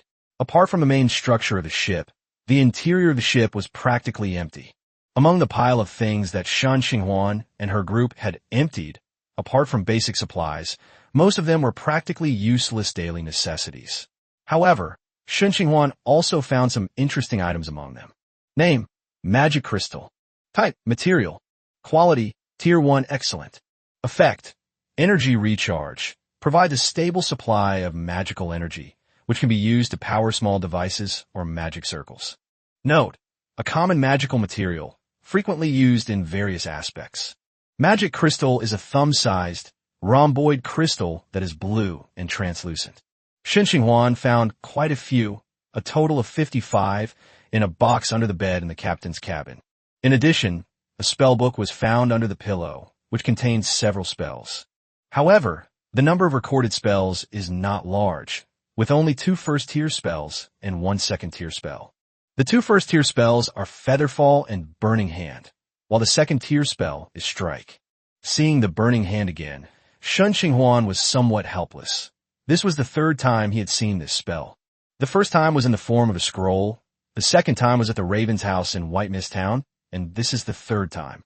He doesn't know whether to marvel at his affinity with this spell, or to say that it is too common because it is too practical. Another first-tier spell, Featherfall, has a simple effect.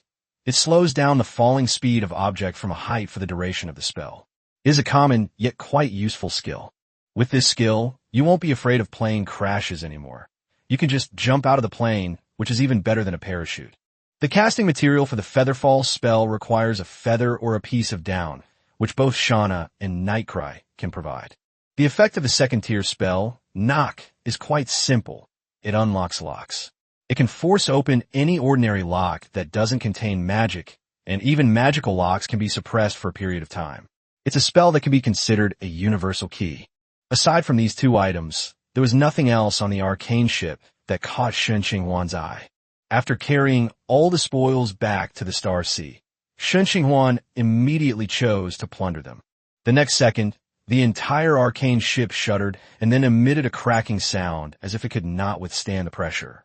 Then, Shen Qinghuan saw with his own eyes that the entire arcane ship was as if it were being held and kneaded by a pair of giant hands. The hull was broken, the mast was snapped, and the deck collapsed. Before long, a medium-sized ship about 50 meters long was completely reduced to a pile of debris, becoming a pile of marine garbage. Looting successful. You have gained plus 50 wood. You have gained plus 20 cloth. You have gained plus 3 iron. You have obtained the blueprint, arcane. There were very few basic materials, but Shen Qinghuan didn't care about that. What he cared about was the final blueprint. With a thought, a pure gold drawing appeared in Shen Qinghuan's hand. Upon unfolding the drawing, one could see that it was covered with dense lines, and one could vaguely make out the shape of a ship. Blueprint detected. Arcane. User upgrade. The system offers 2 usage methods. One is to consume materials to replace the starship with an arcane ship, keeping the tier unchanged at Tier 3. The second method is to use this blueprint to directly upgrade the Star Sea, transforming it into a Tier 4 special ship. The 2 methods are actually quite similar. It's just a matter of whether to go from 3rd order to 4th order or to directly upgrade to 4th order in one step. The difference lies in the amount of material. The first method requires 50 magic crystals, 50 each of earth, water, wind, and fire elemental crystals, 10 units of mithril, and 100 units of magic dust. The 55 magic crystals found on the arcane ship are enough, but Shen Qinghuan has nothing else besides 3 units of mithril. As for the second method, the material requirements are even more exaggerated. In addition to needing 5 times the amount of the aforementioned materials, it also requires something called an arcane core. Shen Qinghuan asked in the chat channel, but no one knew the answer. Of course, it's also possible that some players know him but weren't told. However, this makes it clear that, due to material limitations, even if Shen Qinghuan wanted to achieve the desired result in one step, she could not. She could only replace the Star Sea with an arcane ship for the time being. The wreckage of the arcane ship completely disappeared, and Shen Qinghuan maneuvered the Star Sea ship to dock at the edge of the island. There's still quite a few Tier 1 and a small number of Tier 2 undead on the island. Shen Qinghuan is currently in need of a lot of things that can be traded, so he can use these undead as materials to refine cards and then trade them with other players. However, there's no need to rush to refine the card today. My body hasn't fully recovered yet, so I should focus on getting better first. Anyway, with the blueprints in hand, I'll be able to upgrade the Star Sea into a special ship sooner or later. Shen Qinghuan made a parasol out of cloth and wood and brought it in a deck chair to the island. Comfortable. Sipping the chilled drink made by Shauna herself, Shen Qinghuan let out a long, contented sigh. Indeed, the enjoyment that comes after hard work is always so delightful. The waves, the beach, the chilled drinks, and the girls dressed in light clothing. Everything looked so beautiful. Perhaps because her injuries had not fully healed, Shen Qinghuan, lying on the recliner, quickly became drowsy. When he regained consciousness, he found himself back in his bed in the captain's cabin. Looking up at the window, he saw a sky full of twinkling stars. Chapter 76 Card Refining and Midnight Snacks. Shen Qinghuan stretched and felt more comfortable than ever before. When she opened the panel, she found that her health had indeed been restored to 100%. It was the middle of the night, but Shen Qinghuan was surprisingly energetic. After all, she had slept for most of the day, so it was normal for her to be in good spirits. Forget it, let's refine those corpses first. Unable to sleep, Shen Qinghuan decided to refine the cards first, since who could resist the thrill of opening blind boxes? As soon as I opened the door to the captain's cabin, a moist sea breeze blew in. Gah! Yi Li, who was patrolling on the mast, immediately spoke up to signal when he saw Shen Qinghuan appear. Shen Qinghuan put her index finger to her lips, making a shushing gesture. Yi Li understood and immediately shut his mouth and stopped making a sound. Upon reaching the area where the dwarf corpses were piled up in the tomb, Shen Qinghuan's magic surged, and she randomly selected 3 corpses to begin refining cards. After advancing to the 3rd tier, crafting these 2nd-tier cards becomes much easier, but it's a bit of a shame that you don't get experience points. Minutes later, the tomb dwarf's corpse disappeared, replaced by 5 cards of different colors. Name: Giant Spike Club. Type: Equipment card. Rank: Tier 2, excellent. Effect: Armor penetration. The attack ignores light armor, such as cloth and leather armor, and deals blunt damage to heavy armor. Great strength. After holding it, your strength will increase slightly. The higher your strength attribute, the weaker the increase effect. Note: this is the Ogre Chieftain's favorite spike club, which he loves to use to smash his enemies' heads. A Tier 2 excellent great equipment card. The effect is decent, but its size is rather large. Looking at the spike club, which was 2 meters long and taller than herself, Shen Qinghuan guessed that this piece of equipment probably wouldn't sell well and would most likely end up as food for the crystal transformation devourer. After resealing the spike club into the card, Shen Qinghuan continued to look at the remaining cards. Name: Master Ball. Type: Item card. Rank: Tier 2 epic. Effect: Capture. Capture a low-intelligence creature of rank 2 or lower. After capture, the creature will completely obey the user's commands. Note: Go Master Ball. What? Why is my Master Ball in King Crush's mouth? Master Ball. Shen Qinghuan's eyes flashed, and she immediately thought of the best way to use it, to find a juvenile monster with good potential and capture it. As long as it is raised to adulthood, it can become a powerful fighter. It would be a waste to use it only for capturing regular Tier 2 monsters. However, Shen Qinghuan hasn't encountered any monsters with great potential yet, so she can only put the Master Ball away for the time being. Name: Compound Potion. Type: Consumable. Rank: Tier 2 excellent. Effect: significantly restores injuries and internal energy. Note: don't panic when facing the boss. Just finish this large purple potion and keep going. There's not much to say about this one. It's just a multi-purpose potion that restores both health and mana. Name: the little green bottle of medicine. Type: Consumable. Quality: Tier 2 rare. Effect: increases the growth rate of various spiritual herbs and plants. Note: I'm holding a small green bottle in my left hand and a green bamboo bee cloud sword in my right. Ahem, sorry, wrong set. It turned out to be the medicinal liquid from Han Li's little green bottle. Shen Qinghuan was quite surprised. She didn't expect that the Chaos Refining card could even refine things from novels. It was a pity that it had refined quite a few of Han Li's little green bottles. Of course, Shen Qinghuan was just thinking about it. To actually refine the little green bottle, it would be completely impossible with just these second-tier materials. It would require divine-level materials. It's not entirely impossible, Shen Qinghuan thought, her eyes gleaming as she looked at her innate destiny card.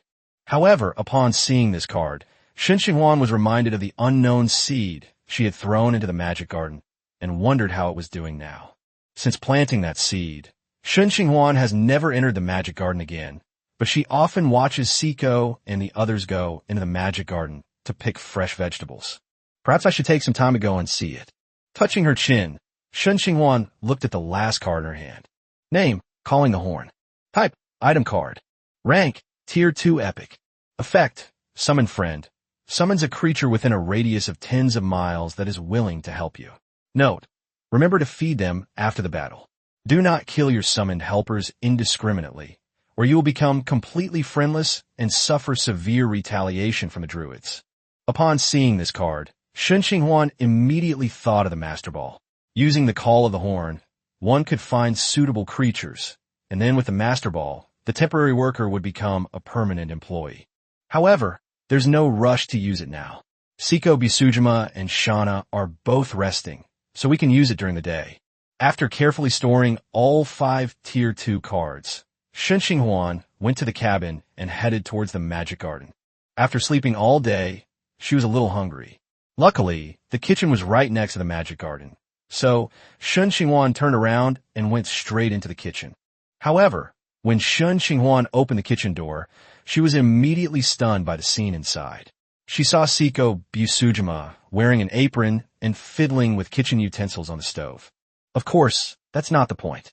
The point is that Siko Bisujima wasn't wearing anything under her apron except for a plain black thong. Because he had his back to Shen Qinghuan, he had a completely unobstructed view of everything. And Shen Qinghuan saw almost everything. Oh, Captain, you're here. The midnight snack won't be ready for a while. Oh, Siko, why are you still in the kitchen so late? Siko Bisujima's words brought Shen Qinghuan back to her senses. She subconsciously touched her nose and then asked in confusion. Because of the night cry, I guess that the captain must have woken up. He must be hungry since he didn't eat dinner. Well, Captain, please enjoy your meal. As Siko Bisujima spoke, she placed a bowl of noodles in front of Shen Qinghuan. The broth was clear, the noodles were snow white, and it was topped with slices of meat, sausage, and vegetables. Time is limited, so I can only serve you noodles. Won't you eat something with me? Seeing that there was only one bowl of supper in front of her, Shen Qinghuan asked with some confusion. No, I'm not hungry, and I don't have the habit of eating late-night snacks. As she spoke, Siko Bisujima sat down opposite Shen Qinghuan, propping her head up with her right hand and staring intently at Shen Qinghuan with her head tilted to the side.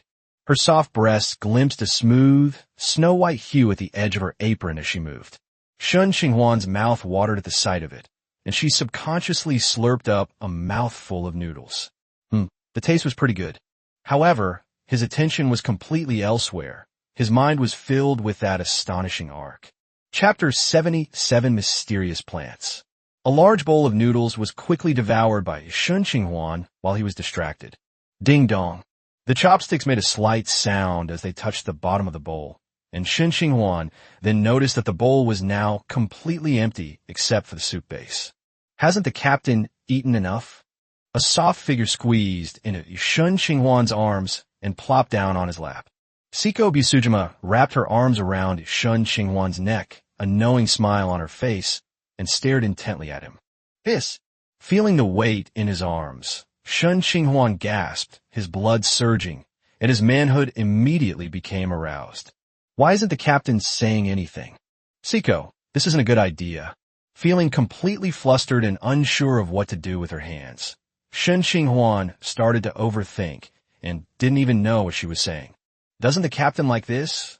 Siko Bisujima gently pressed her forehead against Shen Qinghuan's, their eyes meeting. Gulp. Shen Qinghuan swallowed hard, feeling a faint fragrance enter his nostrils. Then he noticed that with Siko's movements, the apron covering her chest could no longer be concealed, and large areas of it were exposed to his view. Seeing Shen Qinghuan's dazed expression, Siko Bisujima suddenly showed a look of interest. then lowered her head slightly and kissed his lips. The softness on her lips made Shen Qinghuan's eyes widen slightly, but in the next second, he was immersed in that softness, and his hands unconsciously climbed up Siko Bisujuma's waist. After a long while, their lips parted, revealing a glistening drop of saliva. Siko Bisujuma wrapped her arms tightly around Shen Qinghuan's neck and whispered something in his ear. "Captain, I need it." Those 4 short words instantly extinguished most of Shen Qinghuan's rationality, and the flames within her could no longer be suppressed. He hooked his arms around Siko Bisujuma's legs, lifted her up by the waist, and with the last shred of his sanity, carried her to the captain's cabin. It would be too stimulating for Shen Qinghuan to have their first time in the kitchen. Outside the window, Yili turned his eyes and curiously watched the entangled man and woman, tilting his head in confusion. Not far from Night Cry, another winged figure stood with its arms crossed, quietly watching everything that was happening in the captain's cabin. However, judging from her clenched fists, her mood was not as calm as she appeared. "I was here first." Shauna pursed her lips, her clenched fist tightening and loosening repeatedly. After observing for a long time, he finally returned to his room with some reluctance. That night, everyone was sleepless, except for the turtle, who slept soundly in its room. The next day, Shen Qinghuan and the other 2 didn't get up until noon for the first time. The difference is that Shen Qinghuan and Siko Bisujuma stayed up until the early hours of the morning before falling asleep, while Shauna stayed up alone until the early hours of the morning before falling asleep. "Good morning, Shauna." Shen Qinghuan yawned and rubbed her aching lower back, then greeted Shauna on the deck. "Morning." Shauna gave a curt reply and turned to go into the kitchen. "That's strange. Shauna doesn't seem to be in a good mood." "Really? Maybe she's on her period." Siko Bisujuma, wearing Shen Qinghuan's t-shirt, wrapped her arms around his neck and pressed her entire body against his back. Feeling the softness behind her, Shen Qinghuan suddenly felt her calves go weak. "Ahem, go wash up first. It's about time to eat." Without making a sound, Shen Qinghuan pulled away from Siko Bisujuma's embrace and said in a serious tone, "It's not that Shen Qinghuan is incompetent. It's just that Siko Bisujuma is too good at exploiting people. As expected of someone who grew up practicing swordsmanship, her strength, endurance, and posture are unmatched by ordinary people. It was only because of the T-virus enhancement that Shen Qinghuan was able to persevere. However, Shen Qinghuan took this opportunity to try out all the moves she had wanted to try before. On the contrary, Siko, even though it was also her first time, let Shen Qinghuan do whatever she wanted. Soon after, lunch was freshly prepared by the 2 women. Due to time constraints, today's lunch was rather simple. Shen Qinghuan was rather indifferent to this. As for food, his attitude was always that it was better to have delicious food, but he could make do with what he didn't have, as long as it wasn't so bad that he couldn't swallow it. The atmosphere at the dinner table was a little strange. Shauna and Siko Bisujuma frequently exchanged glances, as if they were communicating with each other. Shen Qinghuan, who was a bit slow on the uptake, didn't notice these details at all and was busy eating. Gui was also eating heartily, as it had missed breakfast and wanted to make up for the loss by eating more at lunch. "I'm stuffed." After quickly filling her stomach, Shen Qinghuan wiped her mouth, put down her chopsticks, and then strode out of the kitchen, turning a corner into the magic garden. "Last night, I was completely out of my mind and forgot all about the magic garden. Now that I've finished eating, I've remembered it." Pushing open the gate to the magic garden, Shen Qinghuan was greeted by a scene completely different from what she had seen before. The once barren ground is now covered with all kinds of vegetables and trees that are 2 or 3 people tall. The vegetables are mostly ripe, some even more than once, and the fruit trees have begun to bear fruit, with remnants of fallen flowers on the ground. They're growing so fast. Does this magic garden have the power to accelerate plant growth? Muttering to herself, Shen Qinghuan recalled the location where she had planted the unknown seed and began searching within the magic garden. Before long, Shen Qinghuan found a sapling about the height of her calf at the spot where she had planted the seed. "What kind of plant is this? It doesn't look particularly special." Shen Qinghuan scratched his head, looking at the unremarkable sapling in front of him with a puzzled expression. "Never mind, let's just pour it on and see." Shen Qinghuan didn't bother to think about it further. She took out a card from her spatial ring and materialized the green liquid. The next second, a bottle the size of a palm appeared in Shen Qinghuan's hand. Shen Qinghuan shook the green liquid in the bottle, pulled out the stopper, and slowly poured the green liquid onto the roots of the sapling. As soon as the green liquid entered the soil, the saplings began to react. The leaves began to unfurl, and the entire sapling began to emit a faint fluorescence. Then, under Shen Qinghuan's watchful gaze, the sapling began to grow visibly. 1 inch, 2 inches. In just a few minutes, the sapling that had only reached Shen Qinghuan's calves had grown taller than him. At the same time, the previously silent system suddenly displayed a notification message. Chapter 78 World Tree. A special module, the World Tree subtree, has been detected. The natural concentration in the magic garden has increased, leading to increased energy consumption. Name, World Tree. Type, plant. Rank, first tier, mythical. Status, growth period. Effect, each week, a new leaf containing special energy will grow. Consuming it can slightly increase one's chi and blood and maximum energy, while also temporarily boosting cultivation speed. Note, one of the many saplings born from the World Tree, possessing a small portion of the World Tree's power. Still young, but with a promising future. It really is the World Tree. Shen Qinghuan looked shocked. Although he had wondered if the seed was the seed of the World Tree the moment he received it, he still felt a sense of unreality when the World Tree actually grew. Shen Qinghuan quickly recovered from her shock. Since the system said it was a subtree of the World Tree, it must be true. Shen Qinghuan scanned the sapling, which was about the height of a person, and quickly found the most special leaf among the dozen or so leaves. This leaf didn't look much different from the others, except that it was slightly larger and thicker. However, Shen Qinghuan only realized its difference after picking it off. It is clearly a leaf, but it has a warm, jade-like feel to the touch, and with a little spiritual power, one can sense the vigorous life force within the leaf. Without hesitation, Shen Qinghuan stuffed the leaf into her mouth. Chew. The rich vitality mixed with the juices flowed into Shen Qinghuan's stomach. The leaves of this world tree don't taste very good either, gulp. After chewing a few times, Shen Qinghuan swallowed the leaf directly. Then, he felt a warm current flowing out of his stomach, passing through his internal organs and limbs, like a warm hot spring, washing over his entire body. Shen Qinghuan immediately felt her previously sore waist and legs return to their best condition. Her blood and qi became abundant, and even her magic power slightly increased. However, this growth was not very noticeable. After all, Shen Qinghuan was already at the 3rd level, and the effect of the leaves of the 1st level World Tree was still a bit weak. I don't know when I'll be able to grow up. Shen Qinghuan rubbed her chin, her face full of anticipation. While Shen Qinghuan was studying the saplings in the magic garden, the 2 women in the kitchen had a conversation that he was unaware of. "You're with the captain?" Shauna, who was wiping the table, asked this question out of the blue. "Yes, didn't you see it yesterday?" Siko Busujima smiled and, to Shauna's surprise, asked a question in return. "Oh, I didn't mean to." When Shauna was caught spying, her initial confidence to question him vanished instantly. "It's okay. It's okay. I don't mind 3 people. Siko Busujima cupped Shauna's face in her hands, looked directly into her eyes, and spoke slowly and deliberately. "What nonsense are you spouting? What 3 people?" Shauna's face flushed red instantly, her eyes darting away, unable to meet Siko Busujima's gaze. "Hey, haven't you figured it out yet?" "Understand what?" Shauna was a little confused, wondering what Siko Busujima was talking about again. "Given our current situation, would you still leave the captain?" "Leave the captain? Of course not. Since you don't, are you planning to marry someone else in the future? Or are you prepared to be alone forever?"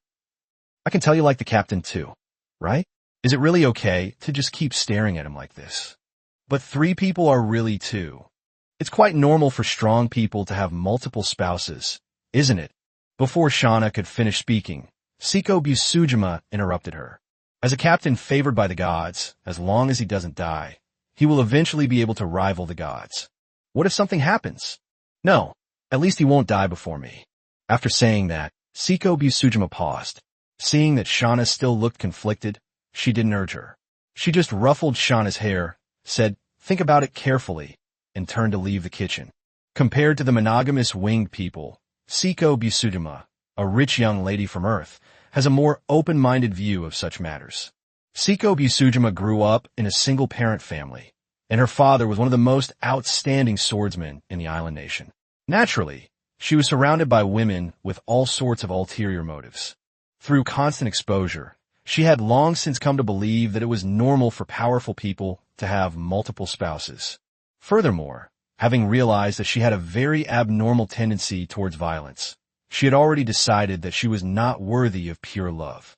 A variety of factors have shaped her somewhat distorted view of love. Seiko Busujima left, leaving only Sean in the kitchen, and a turtle washing the dishes. However, War Turtle isn't interested in these messy relationships with humans. It'd rather use that time to prepare some good food for itself. On the other side, after confirming the effects of the World Tree Leaf, Shen Qinghuan didn't linger in the magic garden and turned to go to the deck. Shen Qinghuan took out the summoning horn from her spatial ring, thought for a moment, but still didn't sound it on the star sea. Using her telekinesis, Shen Qinghuan flew to the island.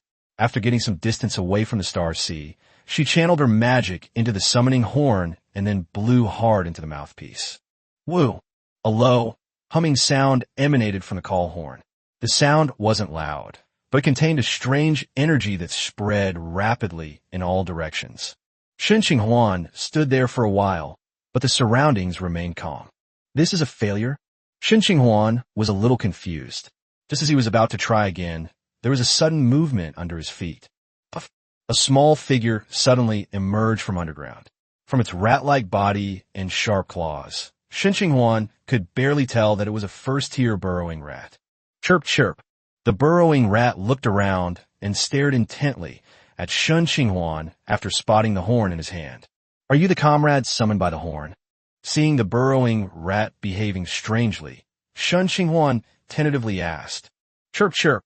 To everyone's surprise, the burrowing rat actually understood. It nodded at Shen Qinghuan and then began to look around, as if asking him where the enemy was. That's really true. Shen Qinghuan sighed subconsciously, took out a piece of dried meat from her spatial ring, and handed it to the burrowing rat. Here you go. Don't look anymore. There are no enemies around. Chapter 79 Skeletons and Invitations. Looking at the little thing in front of him, Shen Qinghuan couldn't help but sigh. Although he knew that the creatures summoned by the horn were random, he really didn't expect one to be so weak and lacking in self-awareness. The burrowing rat is described as a first-tier magical beast, but that's because it has the special ability to find mineral veins. In terms of actual combat strength, it's not much stronger than a house cat. After teasing the burrowing rat with dried meat, Shen Qinghuan stood up and blew the call horn again. This time the wait was even longer, so long that Shen Qinghuan thought there would be no more creatures nearby, when a small skeleton holding a bone knife shakily ran over. If it hadn't shown no aggression, Shen Qinghuan would have almost thrown a colorful ball at it. The same to you? Shen Qinghuan's voice was full of questions, and then the skeleton nodded in his incredulous gaze. Dude, aren't you a skeleton? Why are you being summoned by spells that are clearly of the druid school?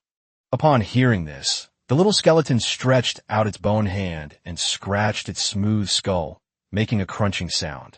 It then indicated that it didn't know either, but after hearing the sound, it felt it had to come over, and so it did. Well, Shen Qinghuan sighed again, having given up all hope of this call to action.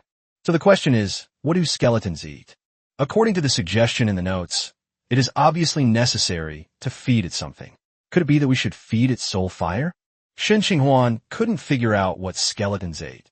The only thing she could think of seemed to be soul fire. Thinking of this, Shen Qinghuan felt that it was worth a try. Then his eyes flashed with blue light, and he activated his mental power to pull out the soul fire from a skull not far away. Here, do you want to eat this? Using her telekinetic powers, Shen Qinghuan handed the soul fire to the skeleton and tentatively asked a question.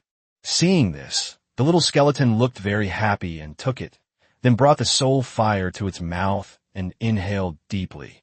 In an instant, the soul fire that had been leaping in the little skeleton's hand seemed to be pulled by an invisible force, turning into a thin black and red line that flowed into the little skeleton's soul fire through its mouth. Thinking about it carefully, this scene would still lower your SAN value if you were in a different role. It's like someone suddenly kills one of your kind, and then that person holds up the brain of your kind and asks if you want to eat it, and you happily take it and eat it. However, this kind of thing is perfectly normal for skeletons. There are only a few ways for a skeleton to advance. The first is to wait. As long as you live long enough, you will eventually be able to advance, since the undead do not have a lifespan. The second type is killing. Whether it's killing one's own people or killing others, the dead can draw nourishment from it to grow stronger. A wisp of soul fire wasn't classified into many categories for the little skeleton, and it completely merged into its own soul fire in a short while. After being infused with the soul fire inside the little skull became noticeably larger and darker in color, and the bones on its body also became whiter. Seeing the changes in the little skeleton, Shen Qinghuan's expression shifted, and she activated her mental power again. This time, he extracted the soul fire from all the skeletons within 100 meters radius, and more than 10 soul fires converged in front of the little skeleton under the control of his mental power. The little skeleton pointed at itself in disbelief, and after seeing Shen Qinghuan nod, it excitedly danced around. This time, it even discarded the bone knife in its hand, using both hands to grab a ball of soul fire and begin to devour it. First regiment, second regiment. Soon, all 10 or so clusters of soul fire were absorbed by the little skeleton. After absorbing more than 10 clusters of soul fire, the little skeleton's soul fire became even darker. The originally dark red soul fire gradually turned close to pitch black, and the bones on its body, which were originally somewhat yellowish, now turned pale. He hasn't advanced yet? Shen Qinghuan raised an eyebrow, then directly summoned Yi Li through telepathy. Night Cry, go lure some skeletons over here. Quack! Night Cry nodded and flew into the island.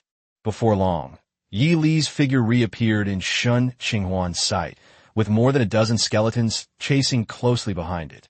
A flash of blue light appeared in his eyes, and more than 10 clusters of soul fire flew to the little skeleton again.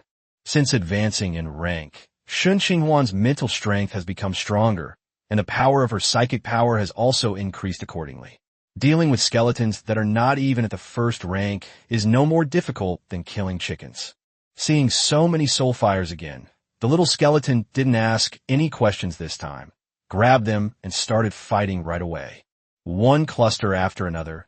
When it absorbed the 5th cluster, the little skeleton suddenly paused.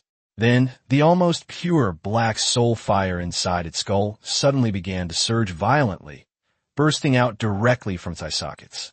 This black soul fire then spread from the skull to its entire body. In just a few seconds, the little skeleton transformed from an ordinary skeleton into a skeleton engulfed in flames. A few minutes later, the flames subsided, and the black soul fire shrank back into the skull. The little skeleton that reappeared in front of Shen Qinghuan was completely different. He grew taller, and his originally thin frame became thicker. Even his ribs began to close, forming a bone armor-like structure. His once almost black soul fire turned dark red again.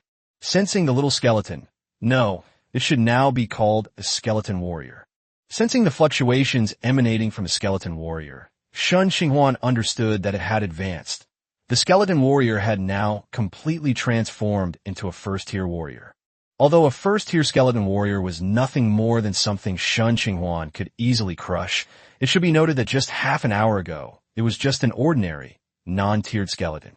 This digestion speed is too fast. Shen Qinghuan frowned, because he had no knowledge of the skeleton race and didn't know if the little skeleton's advancement speed was normal. However, since it was summoned by the Horn of Call, it must be somewhat special. After all, none of the many skeletons I've seen have the same level of intelligence as this little skeleton in front of me.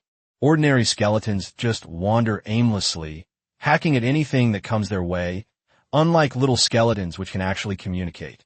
After completing its advancement, the little skeleton looked itself up and down, then its soul fire flickered within its skull, appearing quite pleased. After bowing to Shen Qinghuan in gratitude, The little skeleton absorbed the remaining few wisps of soul fire, picked up the bone knife on the ground, and prepared to return to the island to hunt down its comrades in order to continue improving itself. No one can resist becoming stronger, not even a skeleton. Wait a minute. The little skeleton turned its head in confusion, wondering what else Shen Qinghuan wanted to discuss. This island is too small. Would you like my boat? Shen Qinghuan reached out her hand to the little skeleton, a faint smile on her face.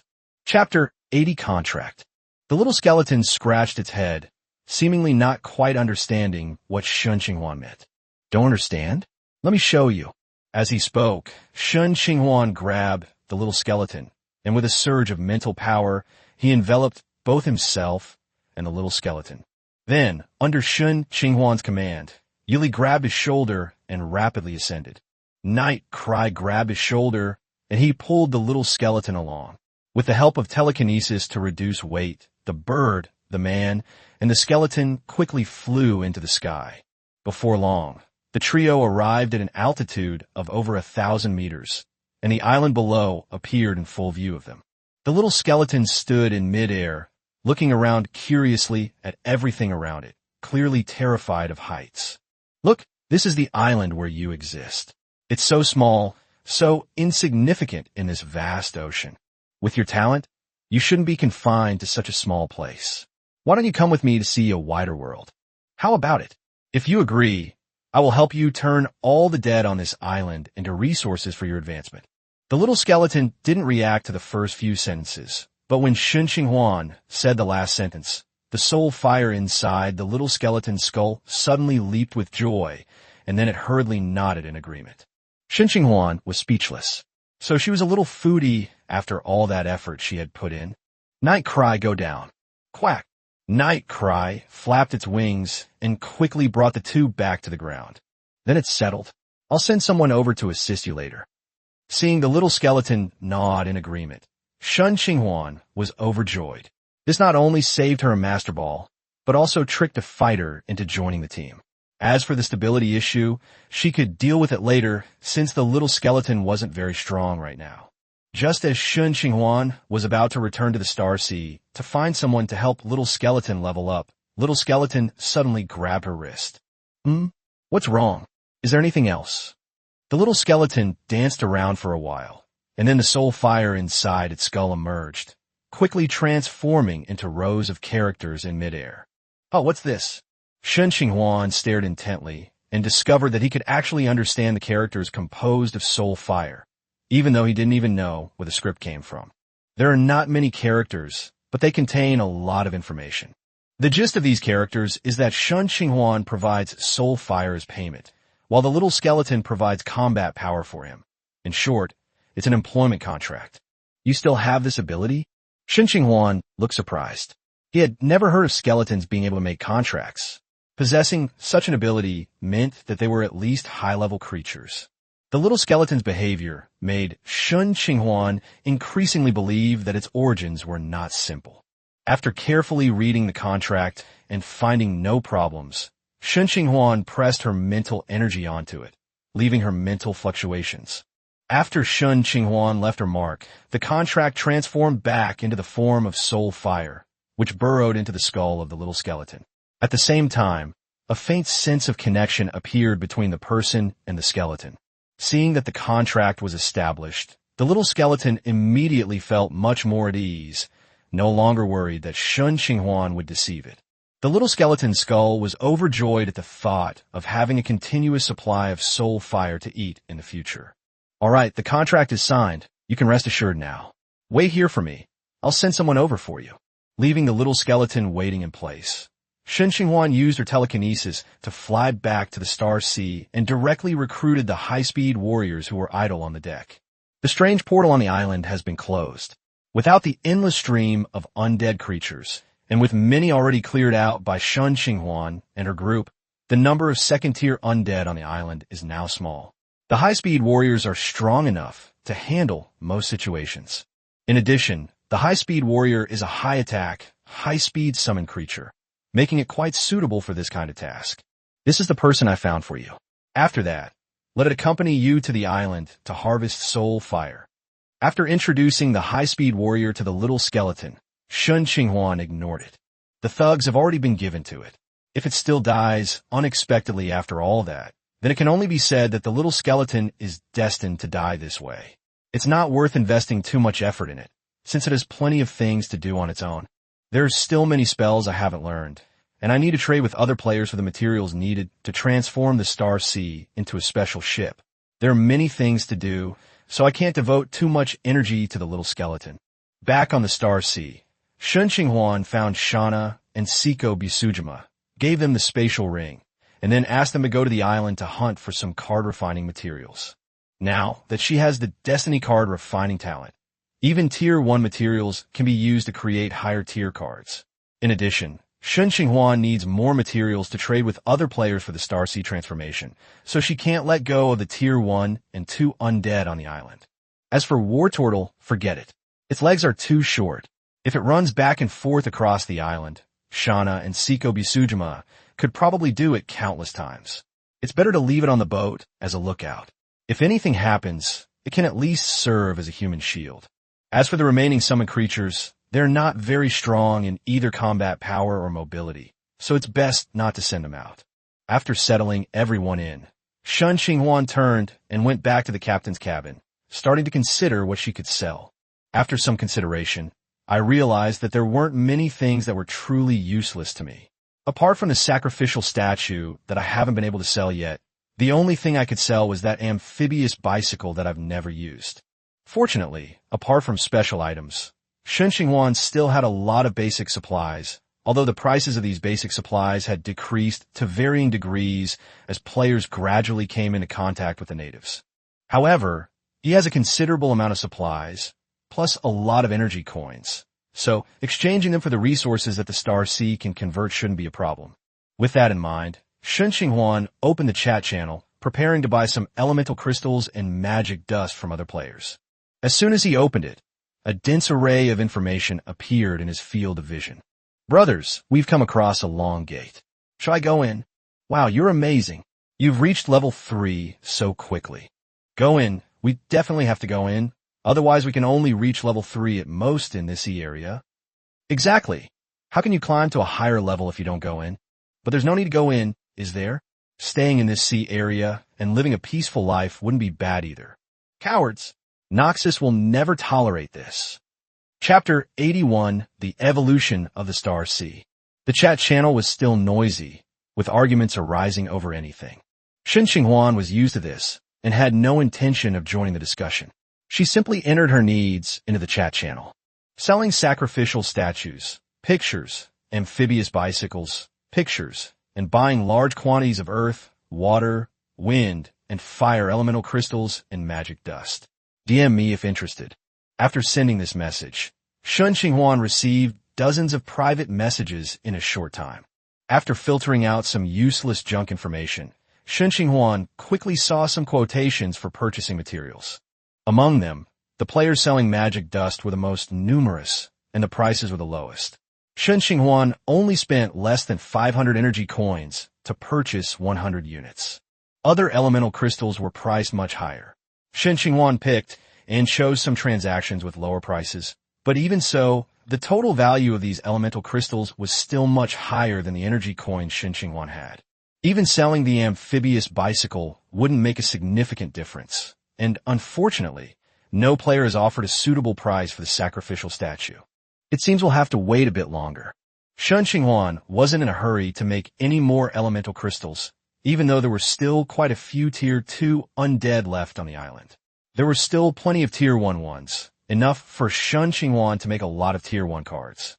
Just as he was about to take out his magic book to learn the magic he hadn't yet mastered, Shana returned with Siko Bisujima. You're back so soon. How was the trip? Most of them are first-tier undead, and second-tier undead are very rare. I saw that you were in a hurry to use them, so I didn't look for second-tier undead much.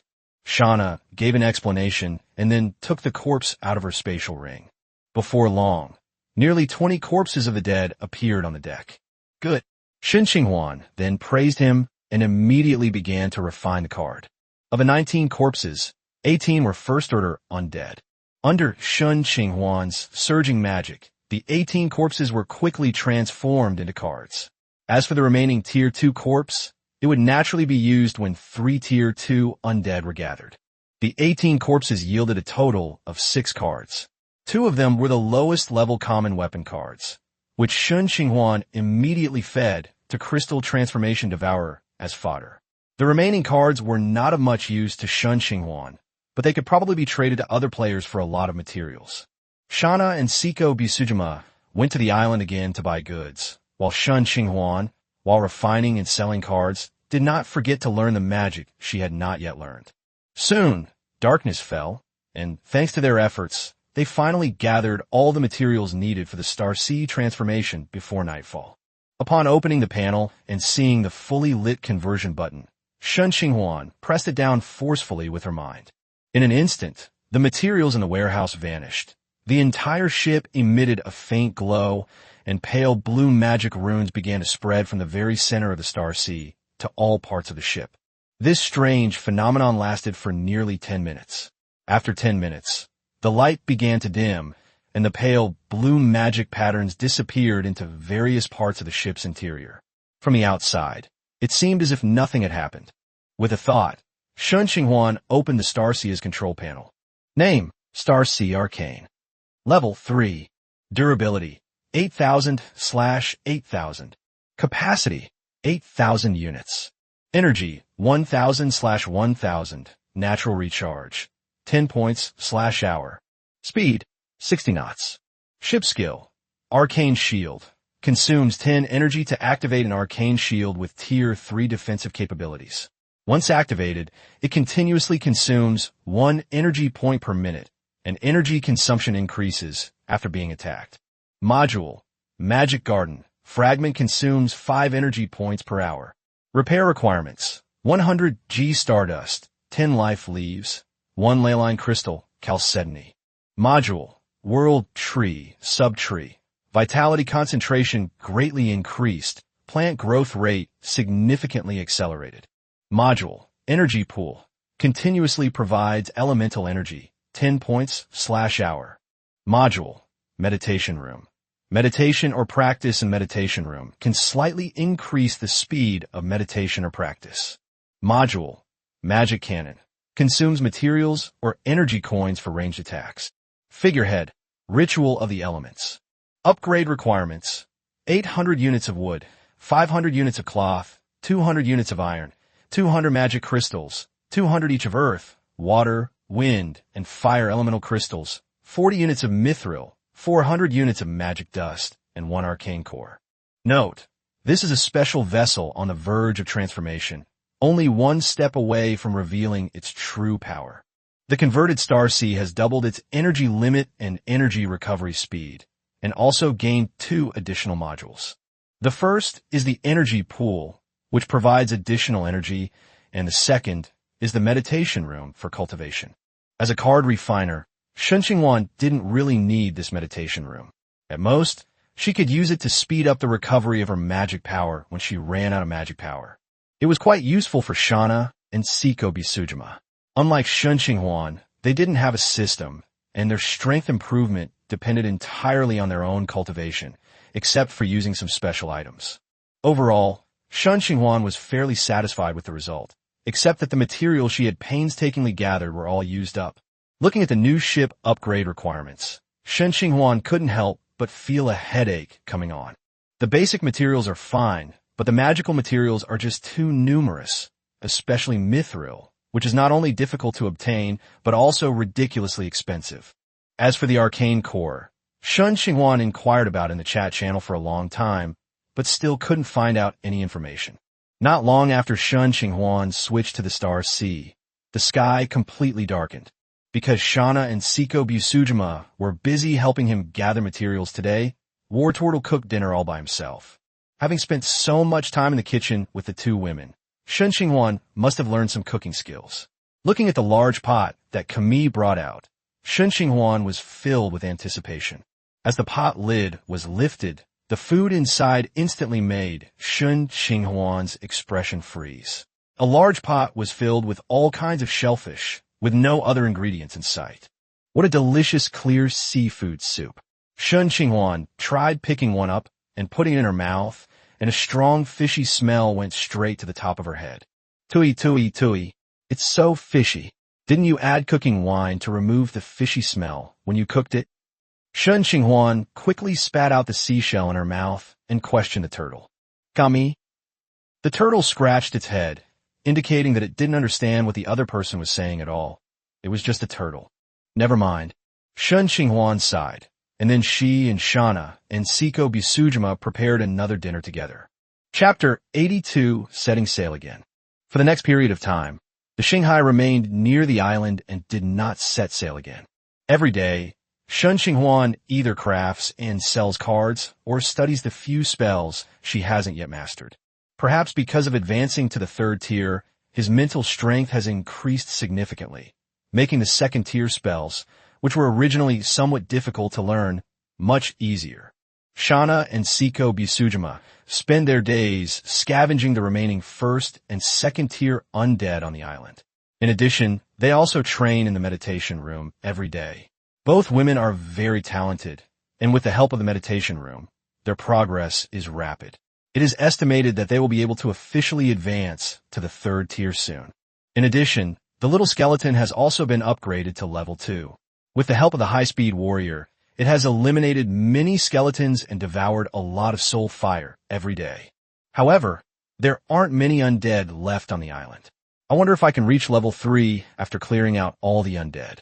That night, Siko Busujima lay on Shen Qinghuan's chest, and the two took a short break. We should be able to leave this island soon.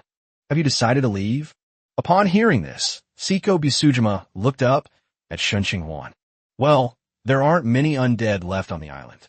The secret realm gate in the center of the island is too dangerous and can't be opened. Staying any longer won't be very beneficial. It's up to you to decide.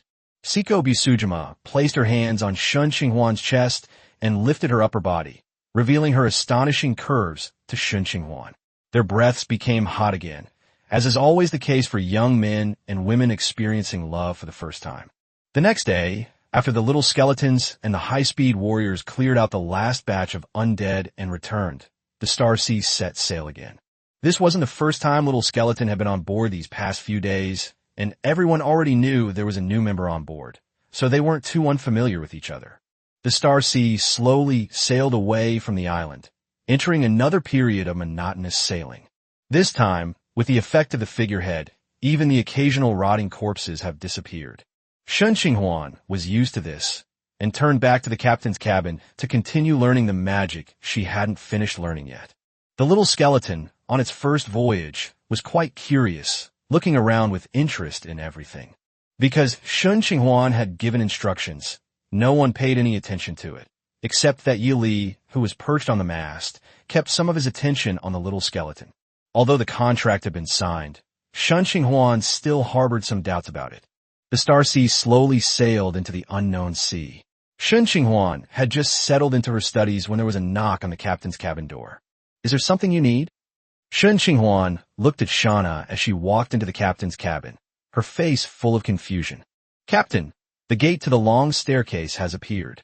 Shana burst in, her breathing rapid, and blurted out what she had discovered. What?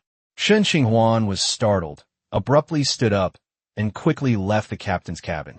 As soon as she arrived on the deck, Shen Qinghuan saw two pillars, each as thick as several people could hug, standing tall on the sea. The two pillars soared into the clouds, about 100 meters apart, with a hazy mist in between that made them completely invisible. Is this the gate to the long staircase? Before Shen Qinghuan could even voice his question, the system seemed to have heard his thoughts and quickly popped up a notification. A gate to a higher level has been discovered. Entering it will allow you to break through to the 4th level. It really is a gate with long staircases. Shen Qinghuan sighed. Captain, shall we go in? Forget it. Let's wait a bit longer. We can go in after you reach the 3rd rank. Going in now is too hasty. Anyway, the gate to higher ranks doesn't only appear once. After staring at the long staircase for a long time, Shen Qinghuan shook his head. The combat power on the ship was still a bit weak, and, on the surface, only he himself had reached the 3rd level. Unfortunately, his Tier 3 status is largely unrealistic. As a support-type card refiner, he is not known for his combat prowess. Furthermore, none of the spells he has learned are Tier 3, and of his 3 Tier 2 spells, only the Scorching Ray is a pure damage-dealing spell. Of the remaining people, only Seiko Busujima and Shana are able to fight against opponents of higher levels based on their talents. As for whether they can defeat 4th tier opponents, that's hard to say. The 4th tier is considered to be the middle tier, while the 1st to 3rd tiers can only be called the low tier. There must be some difference. However, Shen Qinghuan has not encountered any middle tier enemies so far, and cannot judge the difference between the middle and low tiers. Therefore, we need to wait a while and give everyone some time to develop. Let's go around the boat. Having made up her mind, Shen Qinghuan gave the order. Yes, Captain. Upon receiving Shen Qinghuan's order, the Star Sea began to slowly turn its direction, preparing to bypass the long staircase gate. The towering gate seemed to sense Shen Qinghuan's decision. The pillars, as thick as several people could hug, began to gradually become transparent and disappeared without a trace under Shen Qinghuan's gaze. Sight still too weak. Shen Qinghuan turned the ring on her hand, then went back to the captain's cabin to continue learning the last remaining spell. The ring was forged from the corpse of 2nd tier undead, making it one of the few pieces of equipment that Shen Qinghuan could actually use. Name: the Ring of the Soul. Type: Equipment Ring. Rank: Tier 2, excellent. Effect: Mind Spike. Launches a spike of psychic energy that pierces the mind of a visible creature within casting range. The target must make a perception saving throw. Failure results in psychic damage. The target's location is known at all times until the spell ends, as long as you are on the same plane of existence. Note: this is a very useful mind magic spell. It can be used to ambush enemies and track down fleeing ones. The Mind's Thorn is colorless and formless, and belongs to the category of mental magic. It is difficult to defend against using conventional methods, making it a very useful spell for those who plot against others. Besides this ring, Shen Qinghuan's Crystal Transformation Devourer has also devoured enough Tier 1 weapons to advance to Tier 2. The upgraded Crystal Devourer now has 1 more effect slot and 1 more spell slot, bringing its total to 6. Effect slots are easy to fill, but spell slots are difficult to fill. Weapons with built-in magic were rare in the past. Including the previous Ice Crystal Magic Array, Shen Qinghuan has only forged 3 such weapons so far. The effect bars are Fortitude, Sharpness, Haste, Throttling, Might, and Armor Penetration. He replaced the original Ice Pulse, which was limited to ice spells, with a more effective but wider-ranging saving. Saving reduces the mana cost of casting low-level spells. In addition to Ice Blade, the spell slot now includes Tier 1 Smash and Tier 2 Web Spell. Both of these spells, like Ice Blade, can only be used 3 times a day. Sailing at sea was undoubtedly tedious, and after learning the last spell she had, Shen Qinghuan found herself with nothing to do again. However, this monotonous voyage did not last long.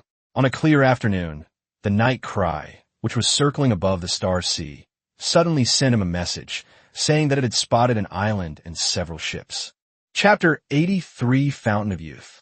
Strange, why are so many players gathered on this island? Shen Qinghuan couldn't help but mutter to herself. With the help of Yi Li's perspective, Shen Qinghuan could clearly see that around this small island, dozens of boats of various kinds were moored, and dozens of players were gathered together on the island, seemingly having a picnic. How could that be? Shen Qinghuan shook her head, amused by her own thoughts. So many players couldn't have gathered together just for a picnic? Or was it a meeting of a faction of players? Should they go over there? Looking at the many players on the island, Shen Qinghuan fell into thought. If these players are indeed in cahoots, Shen Qinghuan would find it difficult to approach them. Although his current team is quite strong, he is not so arrogant as to think he can handle so many players. Not to mention that players also have the ability to open treasure chests, and who knows what strange and wonderful things they might find inside. Shaking her head, Shen Qinghuan decided not to take the risk. Just as she was about to maneuver the Star Sea to turn around and get away from the island, she suddenly saw something was wrong from Yi Li's perspective. They've started fighting. Through Yi Li's perspective, Shen Qinghuan discovered that 2 players who were sitting opposite each other suddenly started fighting, and the surrounding players obviously had no intention of stopping the fight, but instead gathered around as if watching a good show. It seems these players aren't working together. Shen Qinghuan stroked her chin, watching the two players who were clashing but were actually quite restrained. Upon closer inspection, some clues were discovered. Although these players were clustered together, a closer look revealed that they were all cautiously keeping a distance from each other, either in twos and threes or alone, with each small group maintaining a safe distance. This small detail convinced Shen Qinghuan that the group of players in front of him were definitely not a group. After all, his appearance was very sudden, and so far these players had not discovered the existence of the Star Sea. It was impossible that they were working together to sabotage him. Since these players are not a group, there must be some reason why so many players are staying on this island. Thinking of this, Shen Qinghuan decided not to leave. He steered the Star Sea straight toward the island. As long as he didn't face so many players head-on, he was confident he could escape unscathed. If all else failed, he had a Tier 7 card as a backup. The Star Sea sailed toward the island, and a few minutes later, a player finally spotted Shen Qinghuan's ship. More people are coming. The number of players is increasing. I wonder how strong the players who came this time are. The number should be about enough.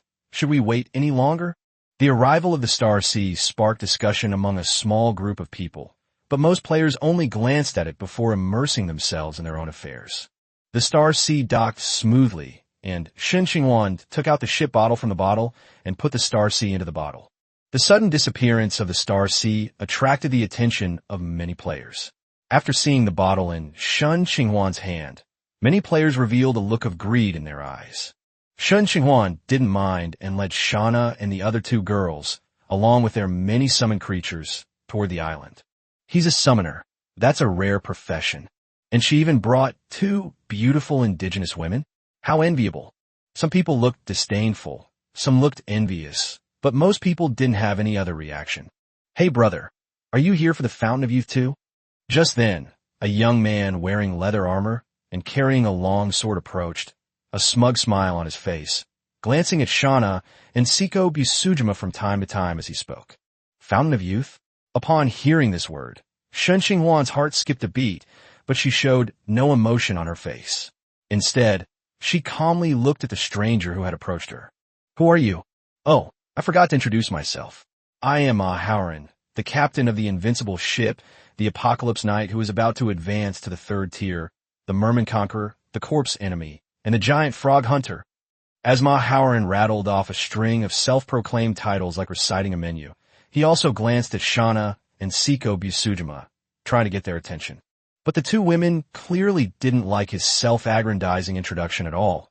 They didn't even glance at him, let alone pay him any attention. Upon seeing this, Howren's handsome face stiffened slightly, and a shadow of gloom flashed in his eyes. Oh, is there something you need? Shen Qinghuan gave an, oh, and looked at Howren expressionlessly. No, it's nothing. Having been met with a cold shoulder, Howren's already stiff expression turned even more unpleasant. Without saying anything more, Shen Qinghuan glanced at him and then led the group past him, finding a quiet, open space to set up camp temporarily. He's incorrigible. He pounces on any beautiful woman like a dog. The speaker was another player, and judging from the content of his speech, he clearly had some grudge against Howren. Snort! Howren snorted coldly, glared at the player who had spoken, and turned to leave. It was just a minor incident, and Shen Qinghuan quickly forgot about it. After taking out tables, chairs, and snacks, Shen Qinghuan and the others sat patiently on the open ground, just like the other players, while their ears were perked up, listening to the conversations of the other players. The other players didn't lower their voices when they talked, which quickly made Shen Qinghuan understand the situation. In short, a player heard about a legend of the Fountain of Youth from the local natives and excitedly came to find it, only to discover a secret realm on the island. The players who first discovered the secret realm were very excited and rushed into it in an attempt to find the legendary Fountain of Youth. As soon as he entered, he discovered that the secret realm was a huge tomb. Before he could find the Fountain of Youth, he encountered a large group of 2nd-tier mummies, which frightened him so much that he ran out immediately. After emerging from the dungeon, realizing he couldn't conquer it alone, he contacted several players he had dealt with before, preparing to join forces to take down the dungeon. Unexpectedly, the number of mummies inside was outrageous, far beyond the capabilities of their few players. The Discoverer, unwilling to give up, discussed the island with other players and eventually revealed its coordinates, hoping to unite more players to conquer it. The players on the island all came to check out the information posted by the Discoverer in the chat channel, after some initial skepticism. Unfortunately, the sea area is too vast, and even with a large number of players, only a few dozen can reach the island within a few days. Moreover, many players didn't see the information for various reasons. For example, Shen Qinghuan didn't see the information and came here purely by chance. Chapter 84: Re-entering the Secret Realm. Not long after Shen Qinghuan arrived, several more new ships arrived one after another, and the number of players on the island increased. As time went by, the sky gradually darkened, and many players took out their tents as usual, while many others returned to their boats. After thinking it over, Shen Qinghuan realized that the island was too crowded and dangerous, so it would be safer to return to the Qinghai. She led everyone back to the Qinghai before dark, taking the opportunity to get away from the island. It got completely dark very quickly. After dinner, Shen Qinghuan stayed alone in the captain's cabin. Siko Busujima, unusually, did not stay overnight in the captain's cabin tonight. After browsing the chat channels for a while, Shen Qinghuan sat cross-legged on the bed, preparing to meditate for a bit before going to sleep. Although there were many players nearby, Shen Qinghuan was not worried about being ambushed. Putting aside whether anyone would do such a thing while surrounded by so many players, even if they did, Shen Qinghuan's many summoned creatures were not to be trifled with. Whether it was the night cry patrolling on the mast, or the silver hand recruits and high-speed warriors patrolling the deck, they were almost never in need of rest, so Shen Qinghuan slept soundly. Nothing happened overnight, but the next morning, Shen Qinghuan was drawn to a noisy sound. What happened this time? Shen Qinghuan muttered something to herself and instructed Yi Li to act as her eyes and ears to gather intelligence. Gah! Night Cry flapped its wings and soared into the sky, quickly approaching the place where the argument had taken place and landed on a large tree nearby. Wait. How many players are there already? Yeah, you're not lying to us, are you? Please calm down, everyone. I'm not lying to you. There are just too many mummies in that secret realm. Without enough players, it's impossible to get in. I don't believe it. You haven't even told us where the gate to the secret realm is. You must be lying to us. A group of people kept arguing. The players who arrived on the island the first had been waiting for several days, and seeing that they still hadn't seen the so-called secret realm, they were starting to get impatient. After arguing for a long time and seeing that they still couldn't calm things down, the organizer had no choice but to promise to take everyone into the secret realm on a trial basis at noon, which barely managed to calm down the excited players. Shen Qinghuan was naturally pleased with this result. Staying any longer would only be a waste of time, and he was also very curious whether the fountain of youth that the initiator mentioned really existed. As for the secret realm, he didn't doubt its authenticity. If the secret realm was fake, then the initiator would most likely never be able to leave this island. Noon arrived quickly, and the news of entering the secret realm had naturally spread throughout the entire island. Therefore, starting in the morning, players who had been on their own ships gradually gathered on the island. Shen Qinghuan was no exception. He brought the two women and the little skeleton to the island. However, to avoid being too conspicuous, he recalled all his other summoned creatures in advance. They had all cooled down, and he could summon them again whenever he wanted. Seeing that most of the players around the island had gathered, the organizer stopped dawdling, exchanged a glance with his teammates, and prepared to lead the group of players into the secret realm. Since everyone is so eager, then follow me. I'll take you to the secret realm. After saying this, the initiator turned and walked towards the interior of the island. Although the players were somewhat wary, they didn't suspect anything and followed him into the island. Shen Qinghuan, standing at the edge of the crowd, was no exception. After all, the reason she came to this island was for this so-called secret realm. However, before leaving, he glanced at the densely packed players and found that there were quite a few of them, roughly estimated to be nearly 100. If he could wipe out all of them, he would probably make a fortune. Shaking her head to dismiss this somewhat absurd thought, Shen Qinghuan followed the others towards the island. Everyone was a professional and walked quickly, and soon arrived at the interior of the island under the guidance of the initiator. After clearing away a large area of bushes, a hole several meters wide appeared in front of them. "Captain, there's a secret portal beneath the cave." The cave was pitch black, and Shen Qinghuan couldn't see anything inside. However, Shana, with her Sharingan, could see very clearly and immediately reported the situation inside the cave to him. Upon arriving at their destination, the organizer did not hesitate. He tied a rope to a nearby tree and slid down the rope into the hole. "Look, it's the gate to a secret realm." Among the players were some sharp-eyed individuals who spotted the entrance to the secret realm before even entering the cave. After confirming the existence of the secret realm, the players displayed their unique abilities. Some jumped down, some flew down, some climbed down like rock climbers, and of course, many others, like the organizer, tied a rope and slid down. Before long, the densely packed crowd all entered the cave. Shen Qinghuan didn't observe for long. With a flash of blue light in her eyes, she slowly descended into the cave with the two people and a skeleton. Inside the cave, a pale blue halo floated in midair. Upon seeing this strange sight, exclamations of surprise rose and fell. Many players were seeing the gate to the secret realm for the first time, having only heard about it from others in the chat channel. Shen Qinghuan was somewhat used to it. After all, this was the third time he'd seen the gate to the secret realm. The initiator who came down first had already begun to inscribe the formation for opening the secret realm after descending. By the time Shen Qinghuan came down, the formation was already in its final stages. Before long, the formation was activated. The blue light circle trembled slightly, and then transformed into a black gate under the watchful eyes of many players.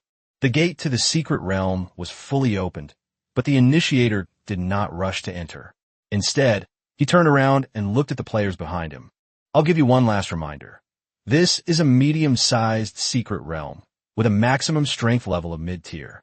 Last time, my friend and I only managed to get to the outer perimeter before we had to retreat because we encountered too many mummies. I don't know what kind of monsters we'll encounter inside. If you don't want to take any risks, it's best to leave as soon as possible." After saying this, he didn't expect any reaction from the other players, and turned around to walk into the secret realm gate first.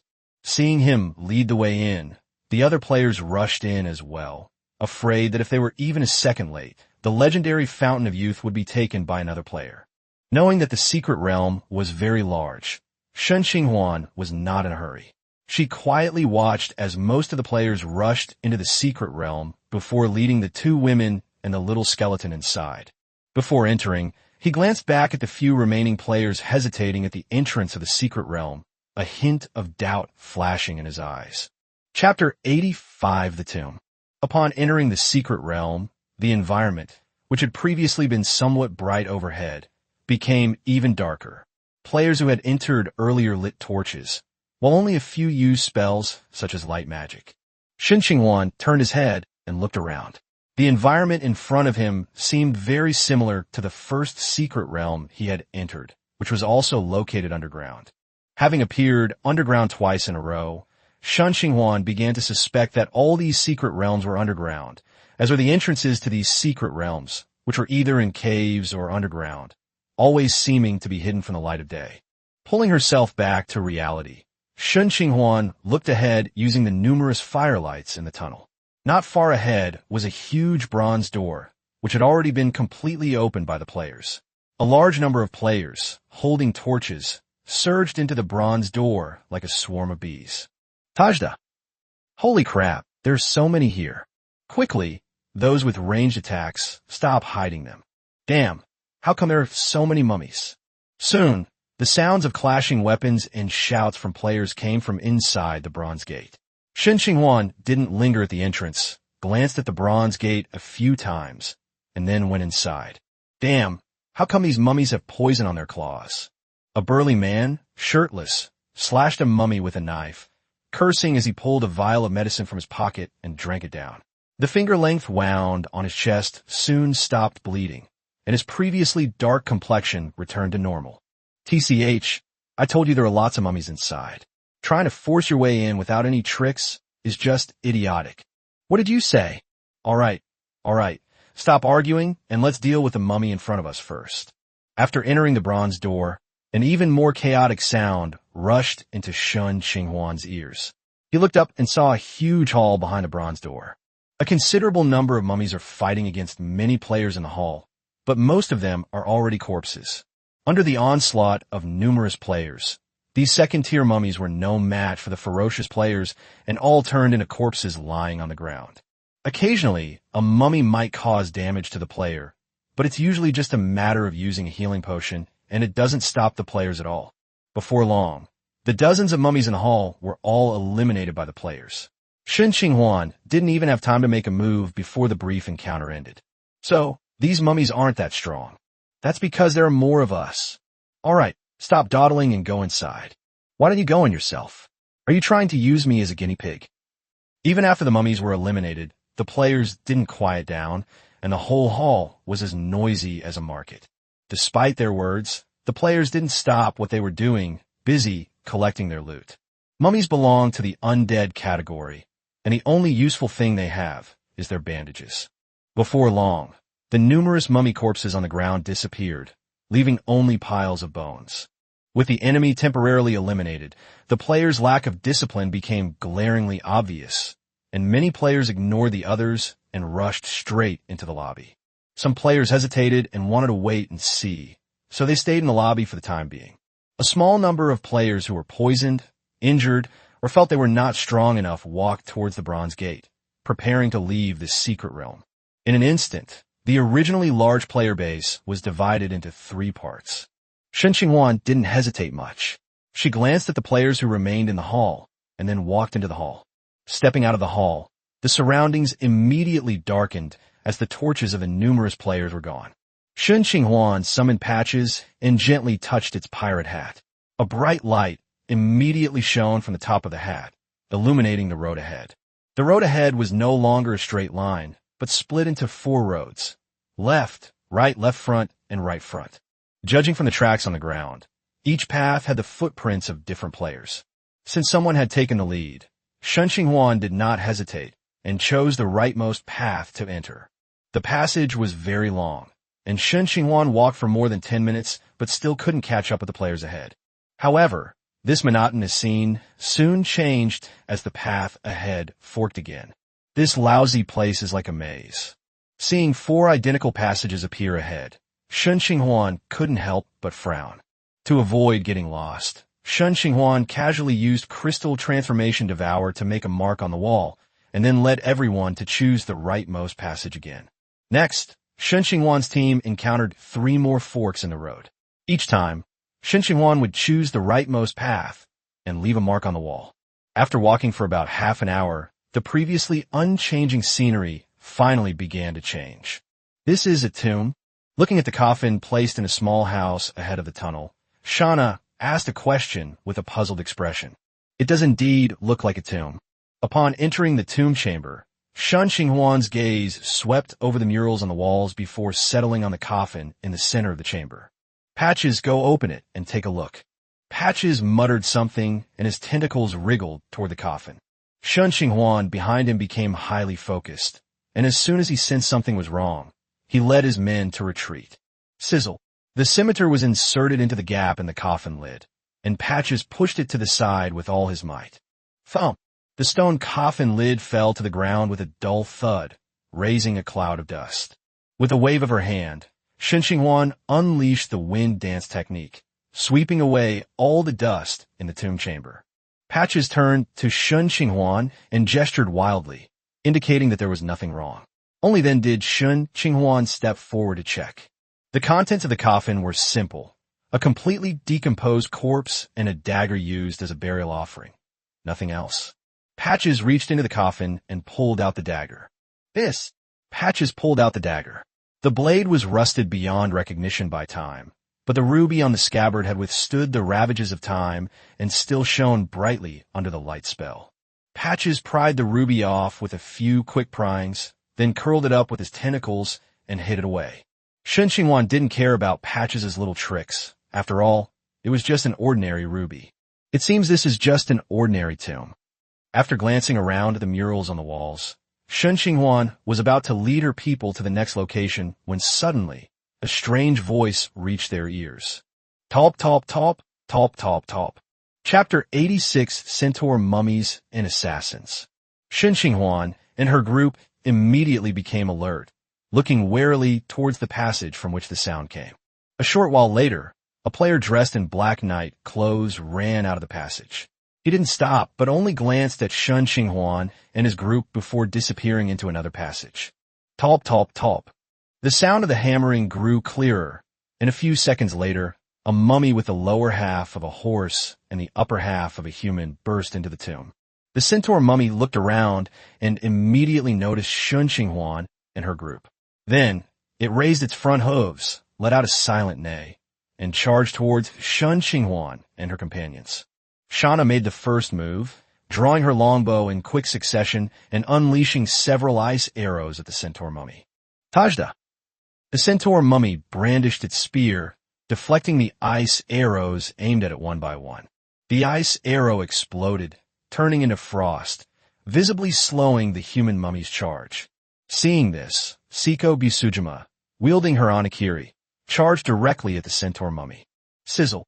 With her long sword drawn, Siko Busujima aimed at the opening where the centaur mummy was dealing with the ice arrows and slashed directly at its forehoof. Whoosh! The long sword sliced through the air, plunging straight into the front hoof and exiting from the side, while the centaur mummy, as if nothing had happened, reversed the spear in its hand and stabbed it fiercely at Siko Busujima at its feet. Siko, be careful. Normal attacks are ineffective against mummies. You need special attacks. Seeing that Siko Busujima didn't understand the characteristics of mummies, Shen Qinghuan, who was watching from behind, immediately reminded her. Just as Shen Qinghuan was distracted by the warning, from an angle he couldn't see at all, a pitch-black dagger silently appeared behind him and stabbed him viciously in the back. Sizzle!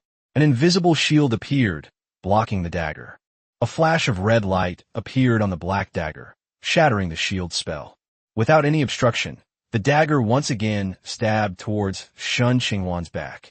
When an armor-like shield appeared on Shen Qinghuan's body, blocking the dagger once again. Holy crap, that's so powerful. It even has a double shield. The assassin player muttered to himself, then turned and left without hesitation. You're asking for it. Shauna, who was next to Shen Qinghuan, reacted the moment the dagger appeared. Before she could draw her bow, she flapped her wings and dozens of ice feathers enveloped the assassin player. What a fierce little wench. Shauna's attack came too fast. The assassin player had no time to retreat and could only make a hand seal with his left hand. In the next instant, the assassin player vanished like a wisp of black mist, disappearing without a trace. Don't even think about running away. Shauna's delicate face was filled with coldness as she flew to the top of the tomb chamber, her wings fully unfurled. The next second, hundreds of ice feathers shot out from the wings on her back, covering all the space except for the location where Shen Qinghuan and Siko Busujima were standing. Holy crap! The assassin player, who had previously disappeared, suddenly became visible under the indiscriminate, all-encompassing attack. His black stealth suit was torn to shreds by the ice feathers attack, and several long, narrow wounds appeared on his body. Before they could catch their breath, several ice arrows followed in quick succession. Grass! The assassin player cursed under his breath and made another hand seal. The assassin player disappeared again, but this time, Shauna found the assassin player's hiding place in less than a second. The tomb chamber was filled with Shauna's ice feathers, which possessed an icy bloodline. These ice feathers could serve as her sensors, and the entire tomb chamber had become her domain. Wait, friend, perhaps we can talk. Forced out of stealth once again, the assassin player rolled awkwardly on the ground, dodging most of the ice arrows, but two still managed to pierce his thigh. How about you spare me? I have information about another secret realm that I can share with you. The assassin player's lips flew as he uttered the words at top speed, fearing that if he hesitated even a second longer, he would die under an arrow. To his disappointment, Shen Qinghuan remained completely unmoved and showed no intention of speaking. As long as Shen Qinghuan remained silent, Shauna's attacks would not stop. Soon, a corpse appeared in the tomb. Judging from the assassin player's wide eyes, He was clearly very unwilling. But it was no use being unwilling. The outcome was already predetermined when Shauna forced him out of stealth. An assassin, whose stealth is useless, is forced to fight a marksman head-on, destined only for defeat and death. Meanwhile, just before Shauna killed the assassin player, Seiko Busujima had already taken care of the centaur mummy. Although it was a Tier 3 undead, the centaur mummy only had 2 moves, hoof stomp and spear thrust. Once Seiko Busujima figured it out, it was quite easy to deal with. As for the centaur mummy's innate, terrifying glare, it was directly exempted by Seiko Busujima. With Kenshin's talent, mind control spells like Terror Gaze have little effect on Seiko Busujima. The tomb chamber returned to calm, and Patches and the little skeletons who had been standing by Shen Qinghuan began to move about. One is becoming an assassin player. The other is becoming a centaur mummy. The assassin player appeared too suddenly, and Patches and little skeleton were completely caught off guard. As for the centaur mummy, given their strength, going up there would be suicide. So Shen Qinghuan simply didn't let them participate in the battle. Patches trotted over to the assassin player's corpse, his tentacles wriggling, and quickly stripped him clean. The assassin player didn't have much on him, just a dagger, a pair of shoes, and a spatial belt. His night clothes were just ordinary equipment, and they had already been torn to shreds by Shauna's attacks. Name: Demon Slaying Dagger. Type: Weapon Dagger. Rank: Tier 2 Excellent. Effect: Demon Slayer. Injects energy to unleash a Demon Slayer strike, capable of piercing through energy shields of up to level 2. Cooldown 1 minute. Note: this is a special dagger designed specifically for assassinating low-level mages, and it is extremely effective at breaking through magical shields. Name: Silent Walking Boots. Type: Equipment Shoes. Rank: Tier 1 Excellent. Effect: Silent Walking. Completely absorbs the sound of footsteps, making your steps completely silent. Note: these boots are essential for novice assassins, allowing you to avoid the annoyance of your footsteps before you fully master the silent step skill. As for the spatial belt, it is exactly the same as the one Shauna is wearing. Why are you so poor? After putting on the spatial belt, Shen Qinghuan casually rummaged through it and found that besides 3 bottles of healing potions, there were only some uncertified bottles and jars inside. Chapter 87: The Centaur Mummy Knights. Shen Qinghuan took out all the bottles and jars from his spatial belt and opened them one by one. He found that they contained powders he didn't recognize. It seemed he would have to experiment with them after he got out. After putting away all the bottles and jars, Shen Qinghuan looked at the centaur mummy's corpse. The little skeleton stood beside the centaur mummy's corpse, wisps of black energy constantly emanating from the mummy's body, flowing along the little skeleton's hand bones and merging into its soul fire. The already nearly black soul fire became even darker after absorbing the death aura of the centaur mummy, and it looked like it would soon advance to the 3rd tier. Clatter, clatter. Minutes later, no more death emanated from the centaur mummy's body, and the little skeleton's jaw opened and closed, seemingly quite pleased. All right, let's move on. Seeing that everything was settled, Shen Qinghuan immediately ordered them to continue forward, and before leaving, she made sure to put the 2 corpses into her spatial ring. Compared to the assassin player's corpse, the centaur mummy's more than 3-meter-tall body undoubtedly looks much larger. Fortunately, it only looks that way. In reality, the bandages are full of bones, and the space it takes up when disassembled is actually smaller than that of the assassin player.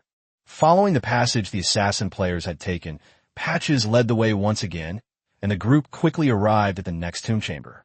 However, the tomb chamber clearly showed signs of being disturbed, and apart from the rotting corpse inside the coffin, there was nothing else. Keep going. Looking around, Shen Qinghuan saw that this tomb chamber was almost identical to the previous one. Even the murals were nearly the same. She then waved her hand and gave instructions. The group set off again, wandering around this labyrinthine underground for a long time, and discovered many tombs. Without exception, each tomb contained only a coffin and a decaying corpse. Only a very few coffins contained burial goods, but these burial goods had all turned into piles of broken copper and iron under the erosion of time. After walking for a long time, the scenery remained unchanged, and we didn't even encounter a mummy. Just as Shen Qinghuan was getting impatient and wondering if he should try a different approach to the search, a very faint scream suddenly reached his ears. "Did you hear anything?" Somewhat doubting whether she had misheard, Shen Qinghuan turned to look at the people around her. "Over here." Before anyone else could speak, Siko Busujima pointed to a passageway. "Walk." Shen Qinghuan waved her hand, and Patches immediately walked in the direction Siko Busujima pointed. A few minutes later, a faint light appeared ahead in the dimly lit passage, and Shen Qinghuan and her group immediately quickened their pace.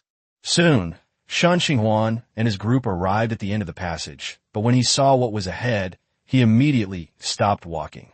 Ahead of the passage was a huge plaza with dozens of luminous pearls embedded in the ceiling above, illuminating the entire plaza. In the square, dozens of human horse mummies were neatly arranged, each holding a spear in its hand, their eyes emitting a faint blue light, looking ready to pounce. Despite how easily Siko Busujima had dealt with a group of centaur mummies, Shen Qinghuan dared not step out of the passage into the plaza in the face of this formidable force.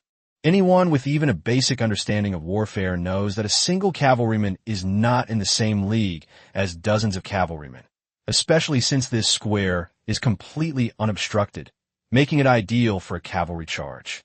Besides the centaur mummy, there was also a mangled corpse in the square, which was completely unrecognizable from a distance.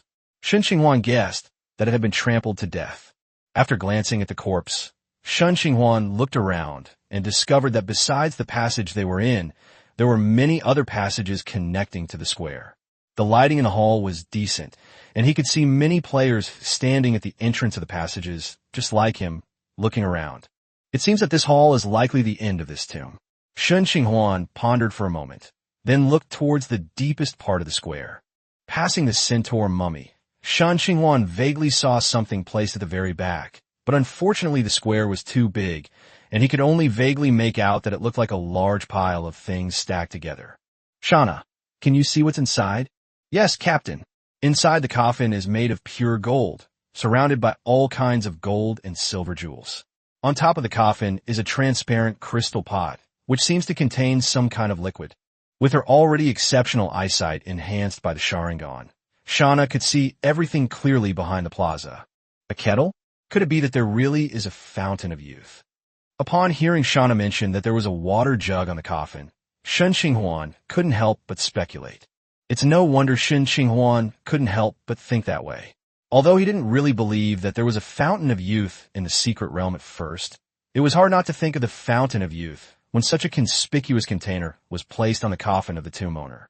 Looking at the golden coffin in the distance, Shen Qinghuan felt more and more that it was a trap, but at the same time he had to admit that the bait was quite tempting. The fountain of youth.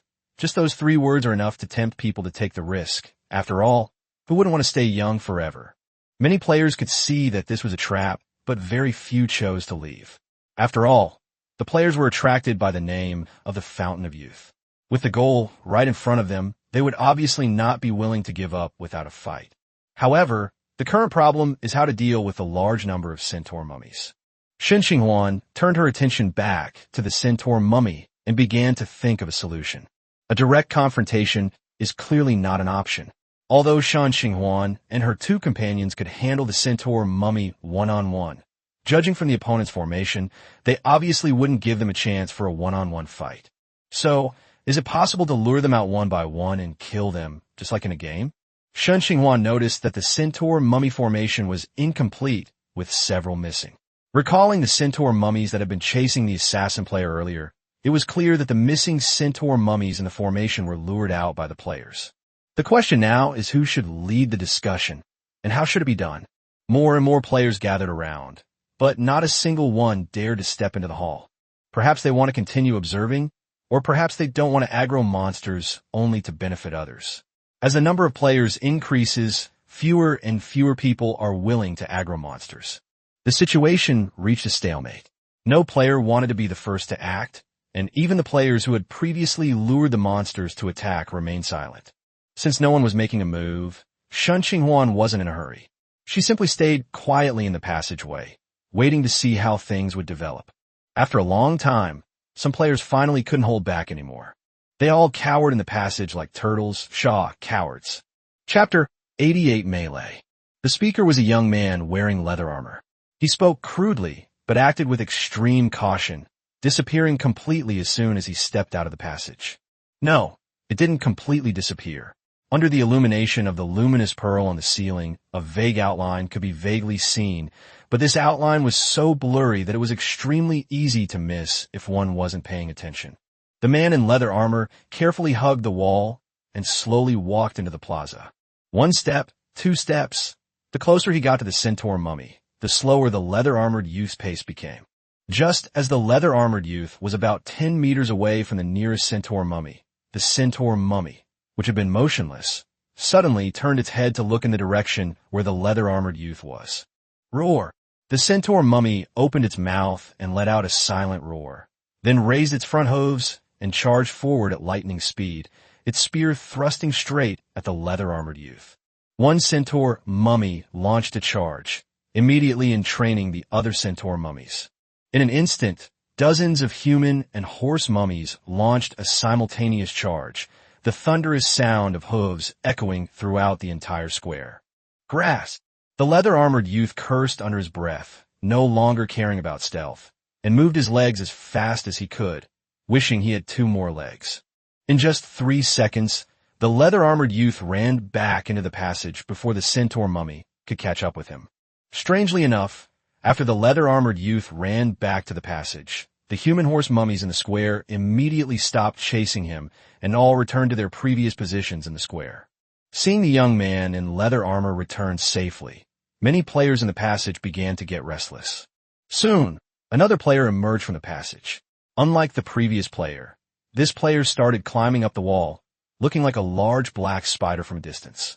Soon, the player climbed onto the ceiling and began to move along it towards the back of the plaza. At 50 meters and 40 meters, there was no need to stealth. When the distance was about 30 meters, the centaur mummy began to react. As dozens of centaur mummies stared at him, the player on the ceiling couldn't help but swallow hard. Although he knew they couldn't reach him, their direct staring made him feel quite pressured. Just as he was about to continue climbing in, the centaur mummy closest to him suddenly made a move. The centaur mummy raised its spear and made a throwing motion. Whoosh! The next second, the spear shot out, heading straight for the player hanging from the ceiling. The player on the ceiling, terrified, dodged the spear with an incredible twist. Before he could even feel relieved, several more whooshing sounds rang out, and a dense swarm of spears rushed towards him like a bee. And that was the end of it. Moving around on the ceiling is already difficult, let alone with the spears being thrown so fast and densely, leaving no room for anyone to dodge. Bang! The blood-soaked corpse slammed onto the floor with a dull thud, instantly calming down the other players who had been itching to attack. It seems that the path through the sky is blocked. Although the centaur mummies cannot fly, they do have the skill of throwing spears. Just as many players were pondering other methods, a rapid chanting sounded from inside a passage. Seconds later, dozens of birds the size of human heads appeared out of thin air in the square and flew toward the centaur mummies. Is this an illusion?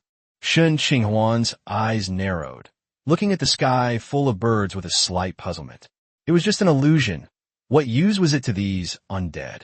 The approach of the birds seemed to trigger some underlying code in the centaur mummy, causing it to throw its spears at the birds. Attack them while they're unarmed. A hoarse male voice came from inside a passage, alerting the unsuspecting players. So that's how it is. Without weapons, the cavalry's fighting power is greatly reduced. If we take advantage of this moment to attack together, there's a very high probability that we can annihilate this group of mummies. Charge! Suddenly, someone shouted, and several players immediately rushed out of the passage and headed straight for the unarmed centaur mummy. Seeing someone lead the charge, the remaining players, shouting incomprehensible words, followed suit. The moment they clashed, the situation immediately shifted in their favor. Without their weapons, the centaur mummies didn't immediately charge at the players. Instead, they ran to retrieve their own weapons. Without the threat of a collective charge, and without their weapons, the centaur mummies were no match for the players. Having lost their weapons, The centaur mummies are left with only punches and forehoof attacks. Their only innate spell, Terrifying Gaze, is a control spell that can only induce panic in players, and the spell's effectiveness depends on a judgment. Putting aside the fact that the players here are all second-tier professionals with relatively high resistance, even if they were hit by a spell, the panic would be greatly suppressed by the presence of so many other players. Flames, flashing swords, and crossbows. Under the players' onslaught, the number of centaur mummies decreased rapidly. Seeing that victory was assured, one player rolled his eyes and immediately abandoned his opponent, running at full speed towards the interior of the plaza, hoping to be the first to claim the treasure. Oh no, someone has tried to escape. One of the players in the crowd spotted someone sneaking away and immediately shouted loudly. This shout was like stirring up a hornet's nest. Many players stopped fighting monsters and rushed towards the inside of the square, afraid that if they were a step too late, other players would beat them to it. In the chaos, Shen Qinghuan did not rush to the innermost coffin in the square like the other players, but instead took advantage of the confusion to collect a lot of centaur mummy corpses. Inside the plaza, the more Shen Qinghuan looked at the coffin, the more it seemed like a trap. In any case, his chaos refining card could refine anything, which made him less eager for the Fountain of Youth than other players. Seeing that the fastest player was about to get the crystal container on the coffin, Shen Qinghuan, being cautious, led the group back into the passage, ignoring even the centaur mummy corpses that couldn't fit on the ground. Shen Qinghuan wasn't the only one as cautious as him. 3 or 4 other players made the same choice. A few seconds later, the fastest player arrived in front of the golden coffin and reached out to take the crystal container placed on it. The players chasing closely behind him naturally wouldn't just stand by and watch him succeed. They immediately unleashed a barrage of arrows, throwing knives and hidden weapons. To save their lives, the fastest player had to make an abrupt turn to avoid the attack from behind. A chaotic battle immediately broke out, with all players who tried to approach the crystal container being attacked by the mob. The only remaining centaur mummy, after retrieving his weapon, also immediately joined the fray. Chapter 89, The Mummy Lord. Blood, corpses, screams, all sorts of sounds filled the square. In the chaos, the crystal container on the golden coffin had disappeared. Stop hitting it. The Fountain of Youth is gone. Finally, a player noticed that the Fountain of Youth had disappeared and immediately shouted out. It was this shout that calmed the players down from their bloodthirsty state. Turning around, I saw that the Fountain of Youth that was originally on the coffin was indeed gone. The scene gradually fell silent, and everyone looked at the other players with vigilance and suspicion. Blood flowed freely on the ground, and perhaps due to the slope of the ground, the blood gradually began to gather in front of the golden coffin. Just as the players were locked in a stalemate, the blood on the ground finally touched the golden coffin. Instantly, countless crimson magic runes began to spread outwards from the golden coffin as the center. The magic runes spread very quickly, filling the entire plaza in just a few seconds. After filling the plaza, these magical runes continued to spread further along the passage. Crunch, crunch. A rough, grinding sound rang out, and the players, locked in a stalemate, all turned their gazes to the golden coffin. The coffin lid was slowly moved aside, and a chilling aura appeared, enveloping the entire square. Grass! Shen Qinghuan cursed inwardly, cold sweat pouring down her back. It was another high-level creature, and, judging from its aura, it was only slightly weaker than a Death Knight, so it should be an 8th-tier undead. The coffin lid was pushed open completely, and a ghost covered in bandages appeared before everyone's eyes. It was none other than a mummy lord with a rank of 8. Wasn't it supposed to be a medium-sized secret realm? Why are there high-level undead here? Among the players, someone clearly recognized the mummy lord's identity, and, knowing that he was likely to die here, couldn't help but ask the question that had been bothering him. Perhaps it was because of this question, or perhaps it was because the great hand of the rules reappeared, but when the mummy lord stepped out of the golden coffin, the aura he exuded immediately began to fade, and his strength also began to gradually decline. A few breaths later, the mummy lord's aura completely dropped to the 6th level. Although his aura was still strong, it was far less powerful than before, when he could suppress everyone with just his aura. Chance! The dozen or so remaining players in the square immediately brightened up. Some of them picked up their weapons and slashed at the mummy lord, while the rest did the opposite and quickly began to retreat towards the passage. The mummy lord stood before the coffin, coldly watching the players attacking him, and raised his right hand to point slightly. In the next instant, swarms of locusts appeared out of thin air and quickly began to spread in all directions. "Ah! Help! Zhao!" The screams rang out, then quickly disappeared, leaving only the buzzing sound of locusts swarming everywhere. Let's go quickly." Shen Qinghuan had already begun to lead his men to retreat when the mummy lord's momentum had faded. Hearing the players' screams, he couldn't help but take one last look. Locusts swarmed everywhere, and the corpses of players were scattered haphazardly on the ground. The ground, which should have been covered in blood, was now completely devoid of blood, as if all the blood had been swallowed up by a giant mouth. The previously shriveled mummy lord began to become plump. Talp, talp, talp. The sound of hurried footsteps echoed through the passage. Shen Qinghuan and her group ran quickly through the passage, and soon they came to a tomb chamber they had passed earlier. However, the tomb chamber that originally contained only a coffin and a decaying corpse has now changed. The murals that are everywhere in the tomb chamber now seem to have come alive, twisting into a complex magic circle. The corpse, which had shown no signs of movement, suddenly stood up under the influence of this strange magic circle. The remaining rotten flesh began to peel away, and the bare bones began to grow, gradually forming a suit of armor. 2.5 seconds later, blue soul fire was born in the skull, and the newborn undead stepped out of the coffin and blocked Shen Qinghuan and the others. Seeing this, Siko Busujima immediately drew her kitetsu and quickened her pace to look at the skeleton. When the sound of metal clashing rang out, and Siko Busujima felt a tremendous force coming from kitetsu, which directly interrupted her charge. Her hands felt slightly numb. Without giving Siko Busujima any time to catch her breath, the skeleton sheathed its long sword and unleashed another slash at incredible speed. As the swords clashed, Siko Busujima suddenly felt her limbs go weak, as if all the strength in her body had been drained away. Caught off guard, she was sent flying. "Patches, keep it occupied, don't fight it head-on." Shen Qinghuan's expression changed, and he immediately summoned the Silver Hand recruits, ordering them to entangle the skeletons in front of them with Patches. He then used his telekinesis and the magician's hand together to catch Siko Busujima as she flew backward. After this brief encounter, Shen Qinghuan realized that the undead in front of her, with its skeletal appearance, was not an ordinary skeleton soldier, but a netherworld guard with a strength of up to level 5. Not only is the Dark Guard powerful, but it also has a rather disgusting ability. It can absorb the power of its enemies. Anyone who is not immune to the power of death will have a portion of their power absorbed by it when they fight it. This is why Siko Busujima suddenly felt weak in the knees. Upon receiving the order, Patches immediately brandished his longsword and charged forward, followed closely by the Silver Hand recruits wielding shields and hammers.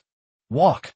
While Patches was busy entangled with her, Shen Qinghuan grabbed the weak-kneed Siko Busujima with one arm and ran towards another passage with Shauna and the little skeleton. Just as they brushed past the Netherworld Guard, a system notification suddenly popped up. Influenced by the Guardian's aura, you must perform a perception check. Failure will have your speed. Judgment successful. Upon seeing the system notification, Shen Qinghuan felt a pang of anxiety. He wasn't worried about himself, but rather about Shauna. If Shauna's assessment failed, he would have to carry 2 people, which would greatly hinder his operations.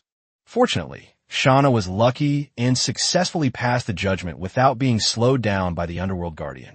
As for the little skeleton, perhaps because it was also an undead, it was not affected by the Guardian's aura. What a disgusting thing. Shen Qinghuan silently complained to herself, quickly found the mark she had left in the passage, and disappeared into the passage with Siko Busujima in her arms. Patches' calls could be faintly heard behind me, but they quickly disappeared. Immediately afterward, Shen Qinghuan was shocked to realize that Patches and Silver Hand had died one after another. With a wave of his crystal transformation bite, he directly enhanced the 2 men and the skeleton with 3 greases on their feet, increasing their already slow speed even further. Chapter 90 Giantization.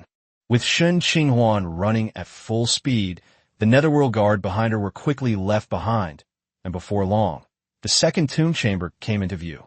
However, the scene in the second tomb chamber made Shen Qinghuan's heart sink. In the center of the tomb chamber stood a pale figure. Patches, high-speed warrior, I'm counting on you. Shen Qinghuan flipped his right hand, and 2 cards appeared in his hand.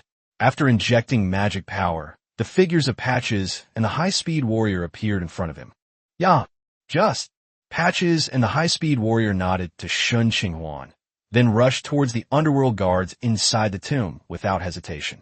Taking advantage of this opportunity, Shen Qinghuan quickly found the mark she had left earlier and continued to flee towards the exit.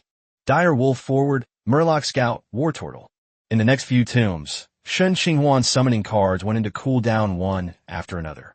So far, only Patches can still come out to help him out because of its card effect.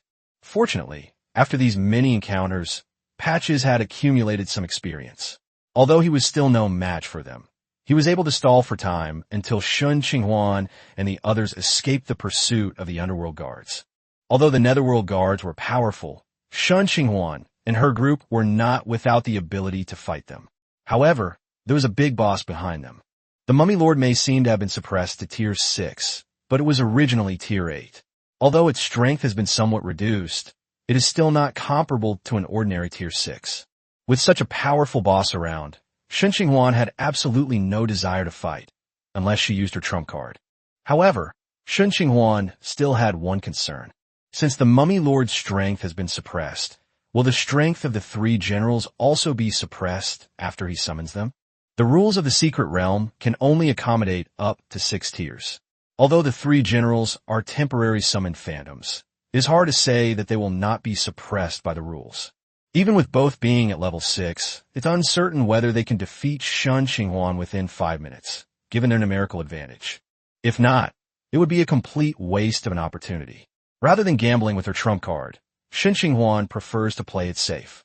After all, even if they really defeated the Mummy Lord with their trump card, it's still uncertain whether they can use its corpse to create the cards they want. About half an hour later, Shen Qinghuan and her group shook off another netherworld guard, and the outline of the hall could be vaguely seen ahead. Seeing this, Shen Qinghuan perked up, gave everyone a big sprint, and then quickly rushed forward. At the same time, a series of clanging metallic sounds came from ahead. When Shen Qinghuan rushed into the hall, she saw that the bronze door, which had been open, had been closed at some point, and 3 players were smashing it with their weapons. Judging from their sweat-drenched faces and bulging veins, they had clearly used every ounce of strength they had. To their despair, the bronze door remained completely unmoved by their all-out attack, only bearing a few scratches. Get out of the way! After a short rest, Siko Busujima, now recovered, let out a shout, drew her sword Kitetsu, and swung it through the air at the bronze gate. In an instant, several sword energies shot out from the blades, heading straight for the bronze gate. Upon hearing this, the 3 players who were banging on the door quickly dodged away, fearing that they would be caught in the sword energy if they were too late. Whoosh! Whoosh! Whoosh! Several clanging sounds rang out as Siko Bisujima's sword energy left several sword marks, each about 1 centimeter deep, on the bronze door. However, this mark is at most a superficial injury to the thick bronze. Drink! Siko Busujima was naturally dissatisfied with this result. Her inner magic surged, and the blade of the Onakiri was quickly covered with purplish-black magic. She then unleashed the Onakiri. When, this time, the commotion was undoubtedly much greater than before. With an indomitable spirit, Guiche slammed into the bronze door, the blade embedding itself deeply into the door, leaving a cut about 1 finger deep. However, that was the end of the story. Although she didn't remember exactly how thick the bronze door was, based on a quick glance when she entered, Shen Qinghuan remembered that it should be no less than 20 centimeters thick. I'll do it. Seeing that Siko Busujima couldn't do anything about the bronze door, Shen Qinghuan immediately spoke up, preparing to take matters into her own hands. Magic surged, and the spell model in the mental sea emitted a faint light, as a ray of magical light was directly injected into Shen Qinghuan's body. In the next instant, Shen Qinghuan's body visibly grew rapidly, from 2 meters to 3 meters, until it was almost 4 meters before it stopped growing. Spread out a bit. Shen Qinghuan was clearly not used to using the giant transformation technique to grow bigger for the first time. After moving her body slightly, she spoke. Hearing Shen Qinghuan's voice, which sounded somewhat muffled due to her change, the crowd dared not be negligent and quickly moved away. Seeing that there was no one in front of her, Shen Qinghuan had a thought, and the crystal transformation devourer wrapped around her fingers immediately began to change. Less than a second later, a giant, jet-black spiked club appeared in his hand. Drink! Shen Qinghuan gripped the handles with both hands, let out a deep shout, and began to gather all her strength. 5 special effects, sturdy, sharp, fast, powerful, and armor-piercing, flashed one after another on the spike club, mixing with Shen Qinghuan's power to create an unstoppable attack that crashed into the bronze door. Boom! A deafening explosion echoed through the hall, and everyone present covered their ears in pain. The violent collision caused a significant tremor throughout the hall, raising a considerable amount of dust. The wind dance technique was unleashed, directly dispersing the annoying smoke and dust. As the smoke and dust cleared, the bronze gate reappeared in everyone's sight. On the once smooth bronze door, there was now a dent about half the size of a person, and a clearly visible gap had appeared in the previously tight door seam. Great, it works. Keep it up, bro. Keep it up, boss. Our survival depends on you. Seeing the remarkable effectiveness of Shen Qinghuan's attack, the 3 players hiding to the side brightened up and began to cheer her on. Shen Qinghuan shook her slightly numb hands, gave a deep shout, and raised the spike club in her hand again. Boom! Another thunderous impact rang out, and the originally smooth bronze door became even more twisted, with a gap in the door widening from 1 centimeter to 3 or 4 centimeters. Shen Qinghuan estimated that after smashing it 4 or 5 more times, a gap big enough for people to pass through should be created. Pa. He spat into his palm to ease the numbness in his hands. Just as Shen Qinghuan was about to press on and smash open the bronze door, a dense buzzing sound came from the passage behind her. Oh no, it's too late, he's catching up. One of the players collapsed to the ground upon hearing the sound, muttering to himself. Chapter 91. The 3 great generals appear. They had all escaped from the square, and everyone present clearly knew what the voice meant. Sure enough, the next second, swarms of locusts surged out of the passage like a tide, quickly surrounding the people in the hall. What's going on? Why aren't these locusts attacking us? Seeing that the locusts surrounded them but did not attack, one of the 3 players, who had long hair, couldn't help but ask a question. However, no one answered him, and no one present understood the purpose of the locusts surrounding them without attacking. Taking advantage of this break, Shen Qinghuan canceled the giant transformation spell and reunited with the 2 women and the skeleton. Buzz! The swarm of locusts suddenly parted to the sides, and a gaunt figure floated through the air from the locusts. The person was none other than the Mummy Lord. Upon closer inspection, Shen Qinghuan discovered that it wasn't actually floating in the air, but rather being carried by a large swarm of locusts below. The Mummy Lord looked around before fixing his gaze on the player who was sprawled on the ground. Although I don't know where you hid the Fountain of Youth, you have its aura on you. Hand over the Fountain of Youth, and perhaps I can consider sparing your life. A hoarse, dry voice came from the Mummy Lord's mouth, as if it hadn't spoken for many years. As soon as the Mummy Lord said this, everyone present looked at the fallen player, especially the 2 other players next to him, who involuntarily moved a distance away from him and looked at him with rather strange eyes. Greed, hatred, regret, and a whole host of other emotions were expressed. The player who fell to the ground struggled with his expression, unwilling to give up even as death loomed. Hurry up and decide. My patience is limited. Seeing that the fallen player hadn't moved for a while, the Mummy Lord couldn't help but urge him on. If I give it to you, will you really let me go? Of course, my word is my bond.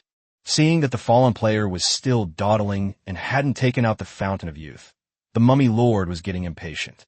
If you don't hand it over by the time I count to 3, I'll personally search your corpse. 1, Upon hearing the Mummy Lord's final announcement, the fallen players finally took action. With a reluctant expression, he stretched out his hands and made a hand seal. After a surge of magical energy, ripples appeared in the air, and then a crystal container appeared out of thin air.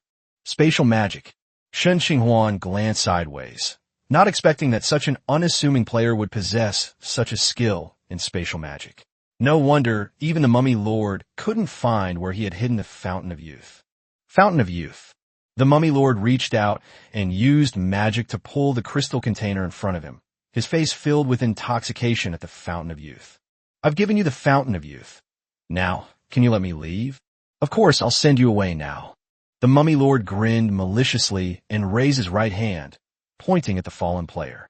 The next instant, a gray spell burst from the Mummy Lord's fingertip, disappeared into the fallen player's body. What is this? As the gray light penetrated, he fell to the ground and felt a sharp pain spreading throughout his body.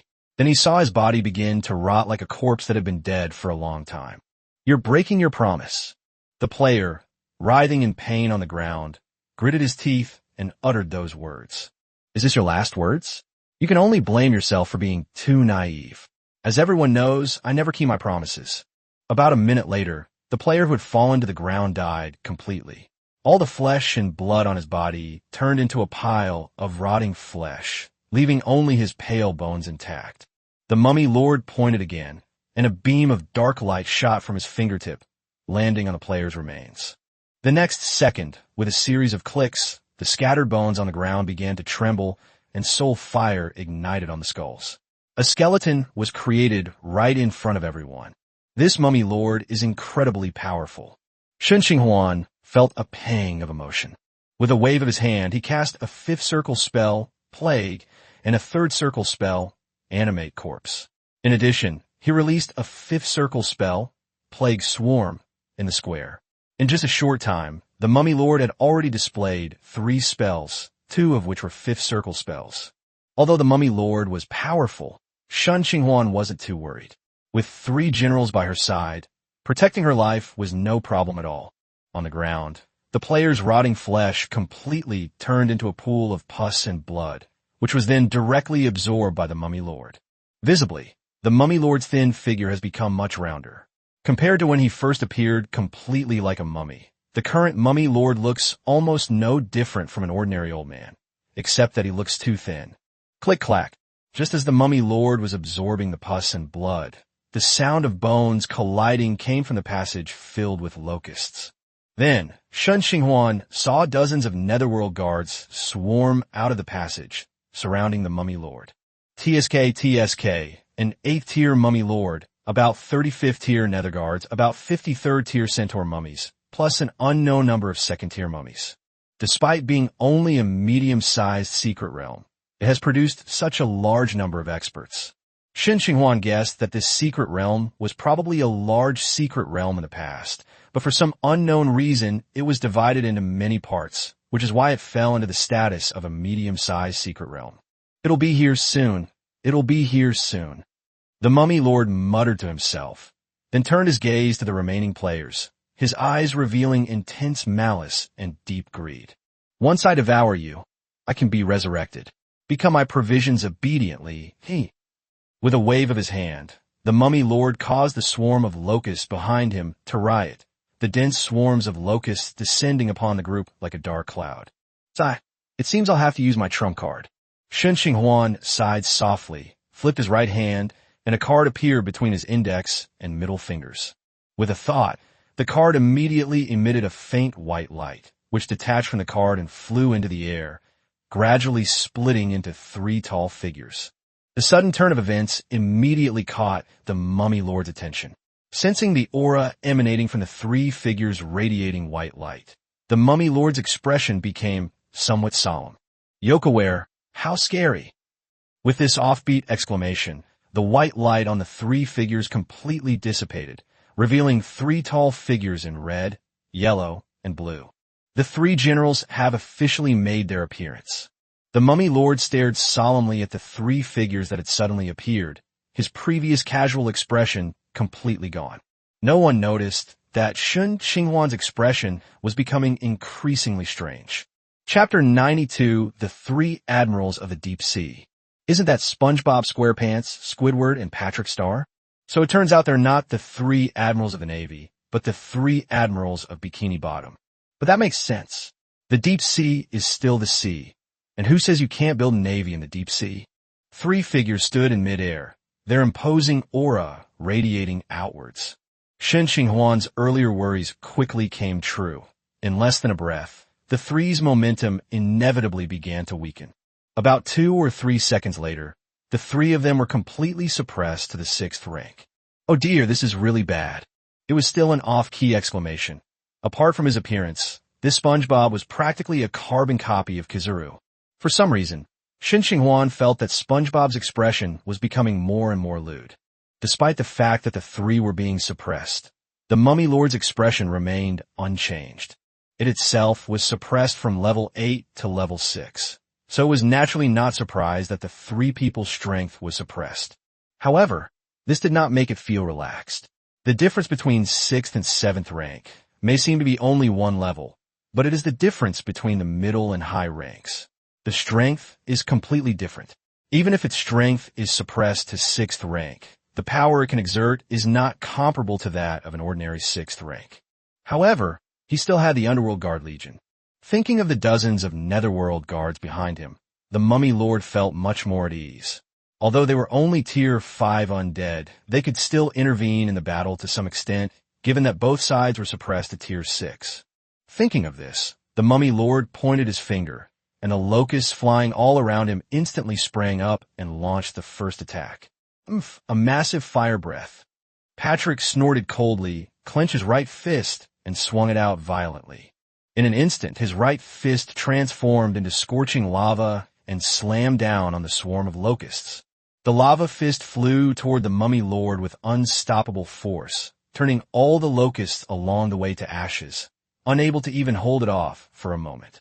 Seeing Patrick Star's casual punch deliver such a fierce attack, the Mummy Lord immediately frowned and couldn't help but mutter to himself. Something seems off here. A level 6 character can unleash such a powerful attack? Or have the people in the outside world become this strong? This power is something even a level 7 character can't easily achieve. With this thought in mind, it remained completely calm in the face of Patrick's attack. He first cast several layers of piety shield on himself, then pointed his finger, and a beam of magical light shot out from his fingertip, hitting Patrick Star's fire-breathing attack. In an instant, the flames on the lava fist seemed to be extinguished by something, disappearing by more than half. The entire lava exploded in midair, bringing flames all over the sky. The aftershocks of the explosion killed the surrounding locusts, and when they reached the Mummy Lord, they only caused its shield to flicker slightly. Standing at the back, Shen Qinghuan could see clearly that what blocked Patrick Star's big fire breath attack was a third circle spell to dispel magic. The battle officially began, and SpongeBob and Squidward naturally wouldn't just stand by and watch. They unleashed their bouncy mouths and Yasakani, no Magatama attacks on the Mummy Lord. The Mummy Lord was not to be outdone. His Netherworld guards roared silently as they charged toward the three. The Mummy Lord was not idle either, casting spells in rapid succession and using Faith Guardians one after another, causing semi-transparent Ghost Guardians wielding gleaming long swords and shields to appear in the hall. Fire, frost, spells, and the howls of the undead. Right from the start, both sides launched their most intense attacks. Shen Qinghuan and the others, who were hiding in the back, were completely unable to get involved, and even had to spare some energy to deal with the aftermath of the battle between the two sides. Squidward was indeed more attentive. After noticing that Shen Qinghuan was struggling to cope, he waved his hand, and a several-meter-thick ice wall appeared out of thin air, protecting Shen Qinghuan and her group inside. In this way, Shen Qinghuan and the others no longer had to worry about being injured by the aftershocks, but correspondingly, they could no longer see what the battle was like outside. The sounds of collisions and explosions grew louder and louder, reaching their peak after 5 minutes. After a deafening roar, the hall fell into an eerie silence. Who's winning? Shen Qinghuan asked subconsciously, but he quickly realized that SpongeBob and his friends had most likely won.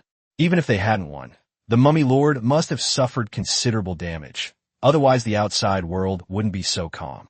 The three generals can only last for 5 minutes. Once 5 minutes are up, they will disappear regardless of their condition.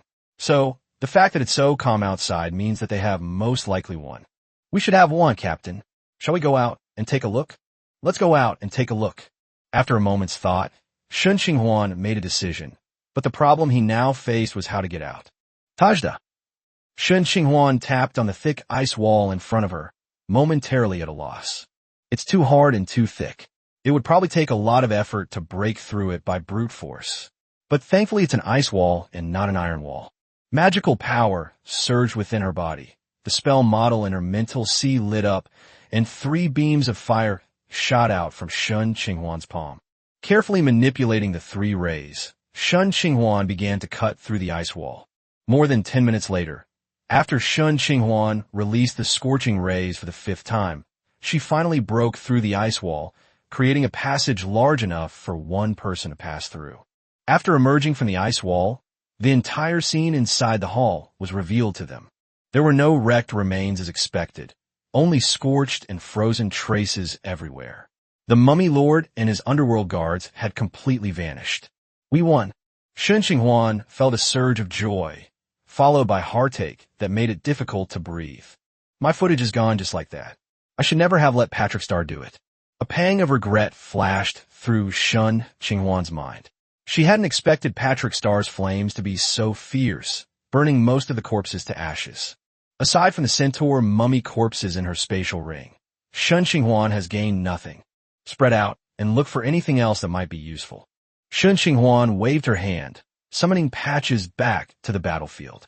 Of course, our sharp-witted Lord Patches was indispensable for cleaning up the spoils. Yes, Captain. The 3 people, the skeleton, and the demon scattered and began searching through the chaotic hall, trying to find something useful. Stones, broken bones, rags. After searching for a while, Shen Qinghuan could only find these fragments.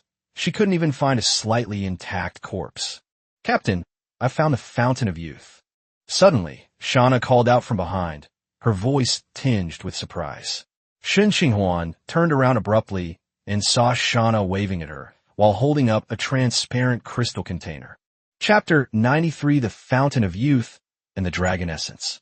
Surprisingly, even such a fierce battle failed to shatter the crystal container.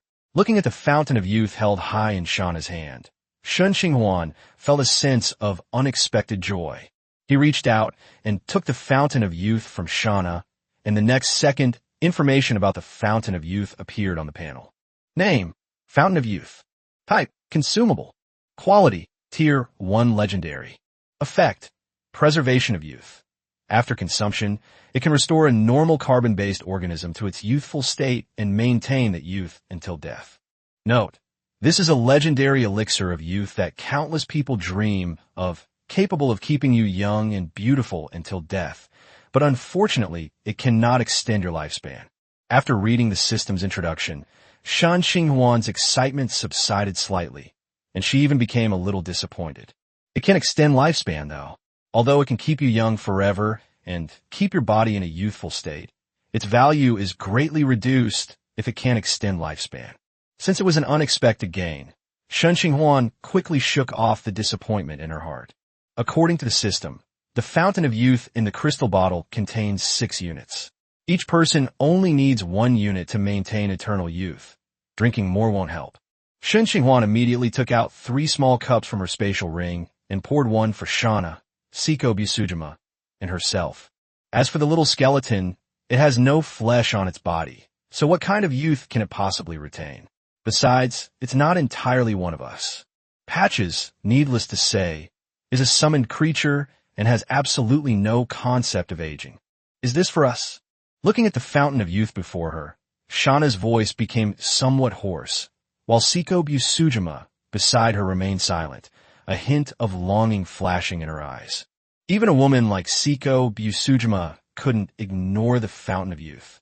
But then again, she's still a girl, and who can completely ignore the temptation of eternal youth? Of course it's for you. I don't want my woman to look old and haggard in the future. Seeing that both women were looking at her expectantly, Shen Qinghuan couldn't help but tease them.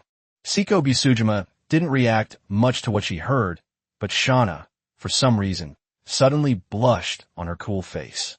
All right, drink it quickly, or the medicine will evaporate. Shen Qinghuan urged them on, then ignored the two of them, raised her cup, and drank the fountain of youth in one gulp. A faint sweetness spread in her mouth, and Shen Qinghuan felt a slight warmth in her abdomen. This warmth spread from her stomach to her limbs and bones. Strange, why isn't it working? After waiting and waiting without any change, Shen Qinghuan muttered something unconsciously, then realized what was going on. That's not right. I'm still young, so nothing should be changing. Would it be causing this illusion that I'm old? Perhaps it's work. Thinking back to my work-study days in college, it seems that I lost some of the youthful vigor from that time on. Every day, besides studying, I was busy making a living, unlike the innocent and passionate classmates around me. Shaking her head to clear her mind, Shen Qinghuan carefully put away the remaining fountain of youth and continued the search in the hall. 10 minutes later, the group gathered what they could find into a pile.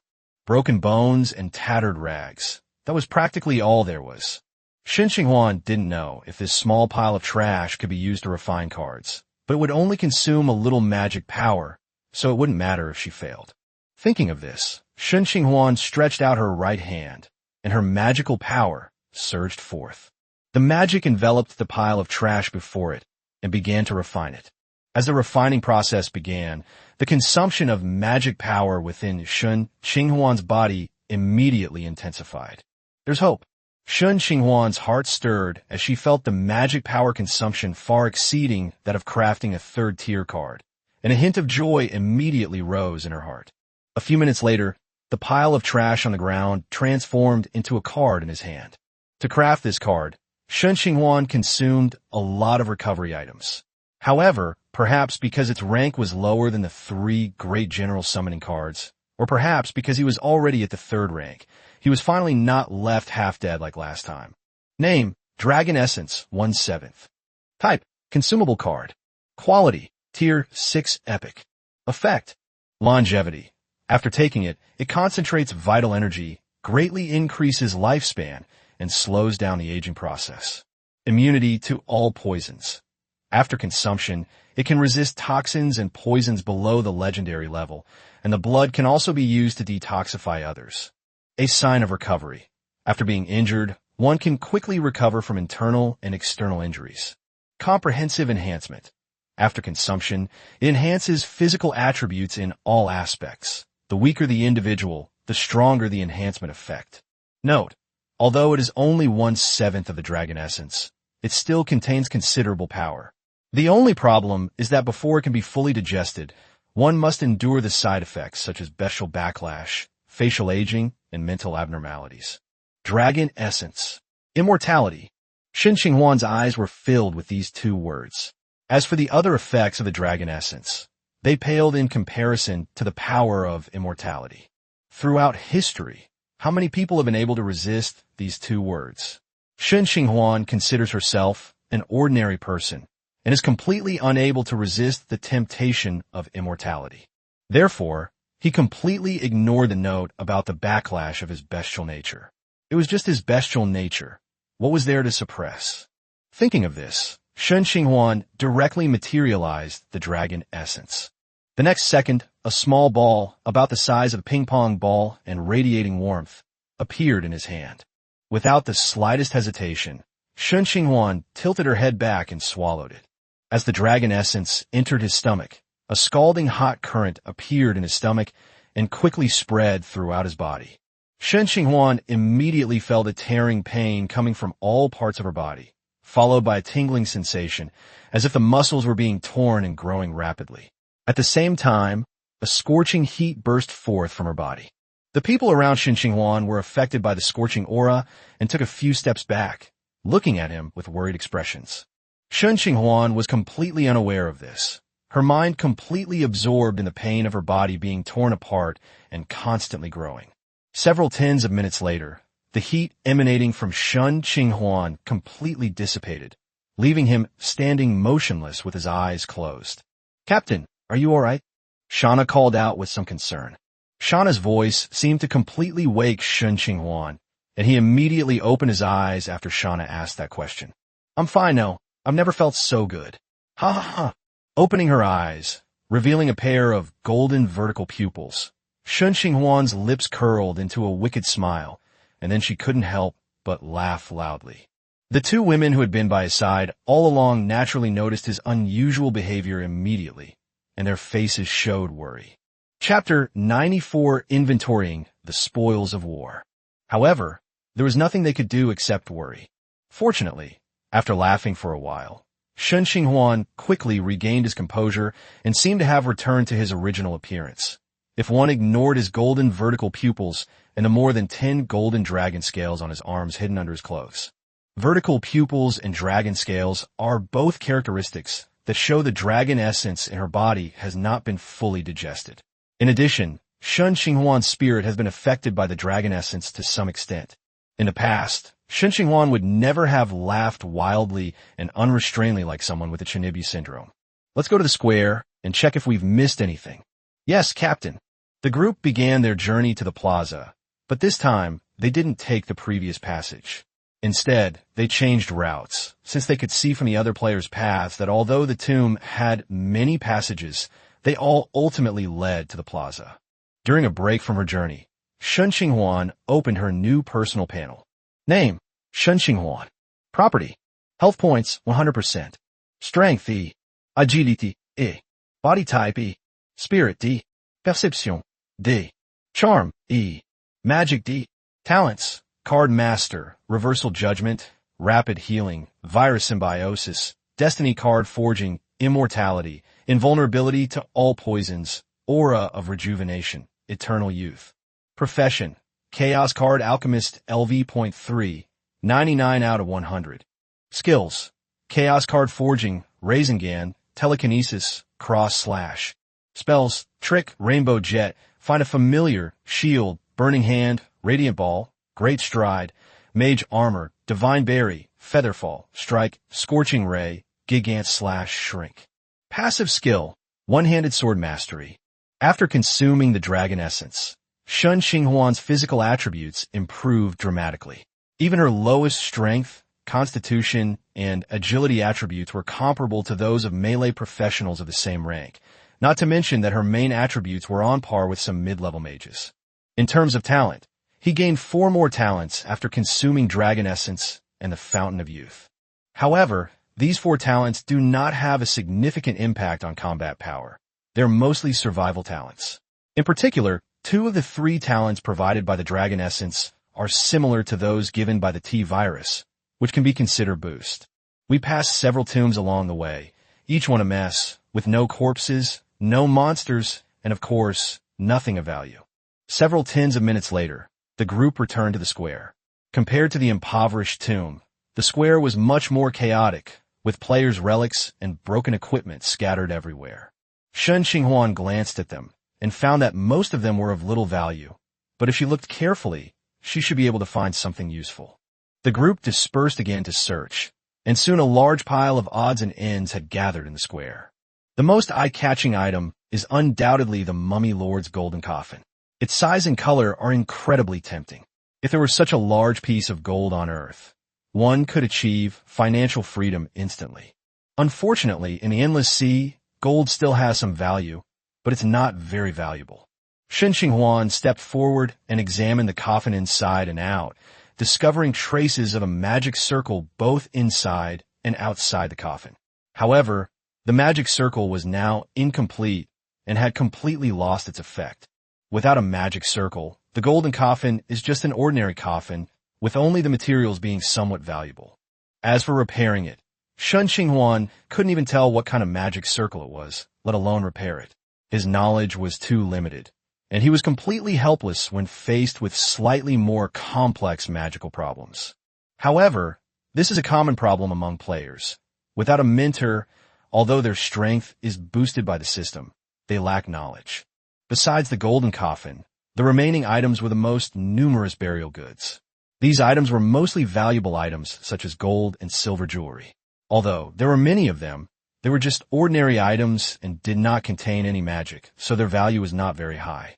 However, many of the accessories contain rare metals, especially mithril, which, once extracted, should significantly reduce the burden of upgrading the starship.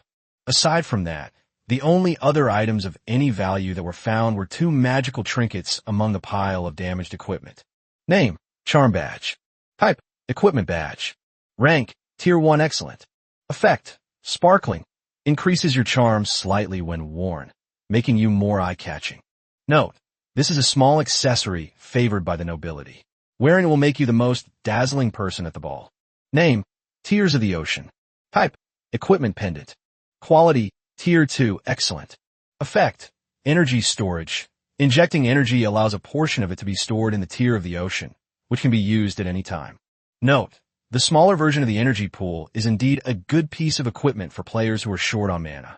Charm badges can increase charm, but no one in Shen Qinghuan's team has charm as their primary attribute. However, after reading the notes, they can be used to trade with nobles. Shen Qinghuan particularly favored the Tear of the Ocean, and recently he's been crafting cards that exceed his level, which makes him feel like he doesn't have enough magic power.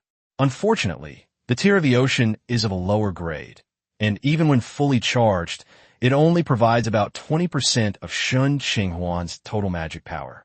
After counting all the spoils, Shen Qinghuan looked at the huge pile of gold and silver jewelry in front of her and was somewhat troubled. Discarding them directly is impossible, as this batch of jewelry contains a lot of rare metals. Since the jewelry cannot be discarded, the only option now is to free up space to equip them. Thinking of this, Shen Qinghuan poured out all the centaur mummy corpses that she had secretly hidden during the battle. More than a dozen corpses appeared in the square. The little skeleton, standing to the side, immediately lit up and quickly stepped forward to absorb the death energy. Shen Qinghuan did not stop it. He had already experimented on the island of the dead and found that as long as the death energy was not completely absorbed, it would not affect the quality of the materials.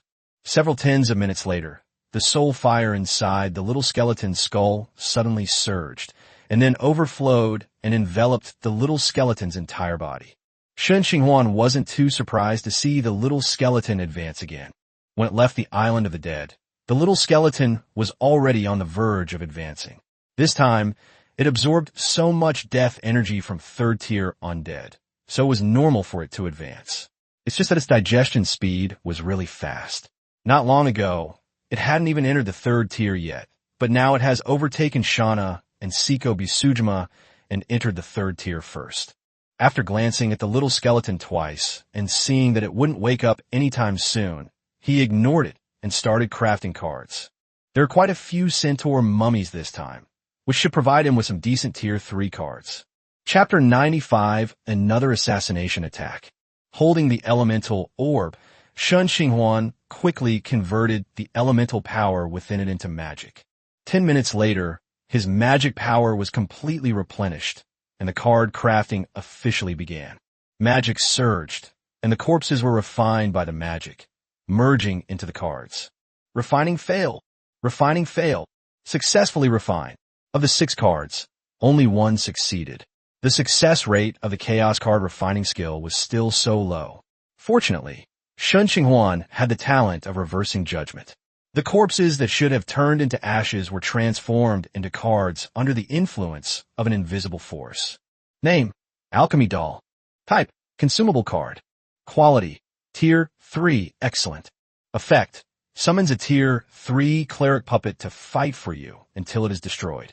Note: portable alchemical doll, capable of attacking, tanking, and healing, an excellent babysitter for beginners. The only downside is its extremely high crafting cost. Name: Explosive Staff. Type: Equipment card. Quality: Tier 3 Excellent. Effect: Pyroblast. Grants 3 instances of the third circle fireball spell. Recharge time: 24 hours. Note: art is Patrick Star. The first 2 cards gave Shen Qinghuan quite a surprise. Although they were not of high quality, they were both quite effective.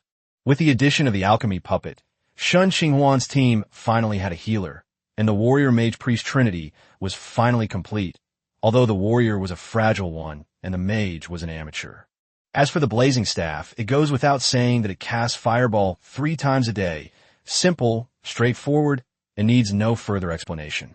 With the fireball spell, Shen Qinghuan finally had a powerful spell, escaping the awkward situation of not having a powerful spell when facing enemies. Shen Qinghuan materialized the blazing staff and fed it directly to the crystal transformation devourer. Seeing the progress increase, Shen Qinghuan nodded in satisfaction, then transformed it into a ring and wore it on her hand. The fact that the first two cards were so excellent undoubtedly made Shen Qinghuan even more eager for the remaining cards. Name: left wrist of the sealed person. Type: summoning card. Rank: Tier 1 Legendary. Effect: summons a sealed left hand to fight for you. Cooldown 1 hour. Note: a sealed left hand is generally useless unless you can collect all the parts and unseal it. Upon seeing the legendary card in her hand, Shen Qinghuan couldn't help but gasp, wanting to contribute to the warming of the endless sea. Isn't this the invincible Exodia? I didn't expect that the first time I triggered the Fate card, I could create a part of Exodia's body. If this happens a few more times, and I can collect all of Exodia's body, wouldn't I be invincible? Of course, this is just wishful thinking. Putting aside the probability of triggering the Fate card, even if it is triggered, the probability of randomly getting Exodia is pitifully small. However, although the probability is small, it is not impossible. Keep the sealed person's left wrist safe. Although old AI is strong, his body parts are useless. His combat power is only enough to sit at the same table as Yu, but he is not as cute as Yu. Therefore, until all the parts are gathered, the sealed person's left wrist will be sealed away indefinitely. Perhaps it was the card from the sealed person's left wrist that drained Shen Qinghuan's luck, because the next two Tier 3 cards seemed quite unremarkable. A bottle of Tier 3 healing potion, and a Tier 3 iron hammer with the special effect of hardness. Shen Qinghuan directly stored the healing potion in her spatial ring, while the hammer was devoured by the crystal transformation devourer. Next, only one card remains. Name: Sunjin Shieldbearer. Type: summoning card. Rank: Tier 4 Common. Effect: infuses magic to summon a Tier 4 Shieldbearer to fight for you. Cooldown 8 hours. Note: Tastingo. Tier 4. The Destiny card refining technique is working its magic again. Looking at the 4th tier summoning card in her hand, Shen Qinghuan was delighted. Although it was only of ordinary quality, it was still a 4th tier card, which was much stronger than most 3rd tier cards. With the addition of the Sinjin Shield Guardian and the Alchemist Puppet, Shen Qinghuan's team has become increasingly stronger. Okay, let's go out. After putting away all the cards, Shen Qinghuan dusted herself off and said to the two women, "Yes, Captain." Click-clack. "Yeah." Everyone responded, and then the group returned through the passage. Before leaving, they casually put some of the burial items containing rare metals into their spatial rings, except for the gold coffin, which was too big to fit in their spatial rings. 10 minutes later, the group returned to the hall safely. With the death of the mummy lord, the magic array inside the tomb also completely lost its power. The bronze door, which was originally difficult to open, was pushed open by Shen Qinghuan with just a little effort. Upon returning to the gate to the secret realm, Shen Qinghuan immediately used her mental power to inscribe a magic circle on the ground. Soon after, the magic circle was completed and the gate to the secret realm reopened. "Let's go." Shen Qinghuan clapped her hands and took the lead in stepping into the secret realm. Boat! Behind her, Shauna reached out to stop her, but Shen Qinghuan moved too quickly and didn't give her any time to speak.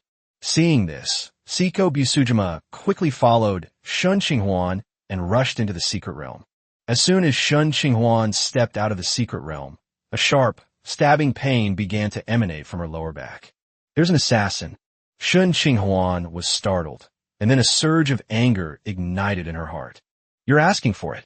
A flash of savagery appeared in his golden vertical pupils, and the crystal transformation devourer in his hand transformed into a longsword. With a flick of his wrist, he slashed at the side and rear. What a quick reaction! The assassin player was secretly alarmed and could only hastily raise his dagger to parry the incoming sword. Shen Qinghuan reacted too quickly.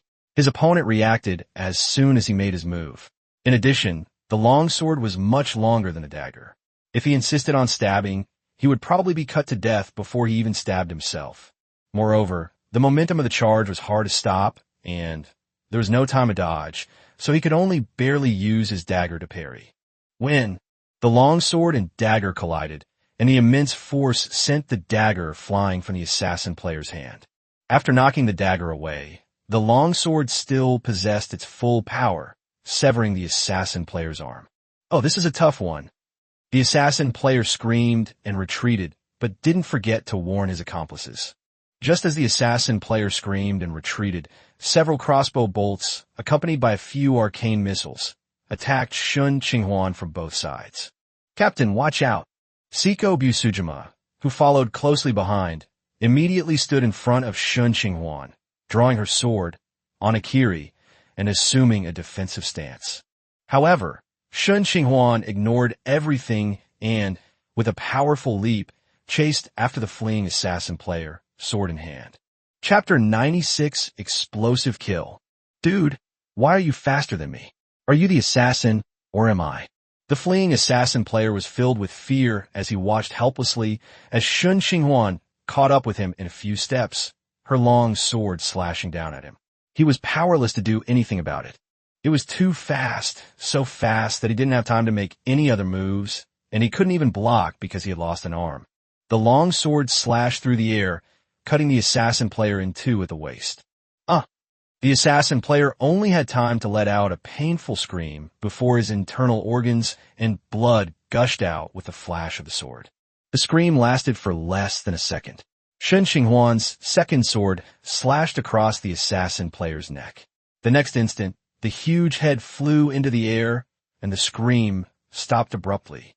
Ming Xian, the warrior player who came to help, was too late and could only watch helplessly as his friend was beheaded in front of him. His anxious expression instantly turned into fury. I'm going to kill you." The warrior player gritted his teeth, his longsword flaming as he slashed fiercely at Shen Qinghuan with boundless rage. Good timing.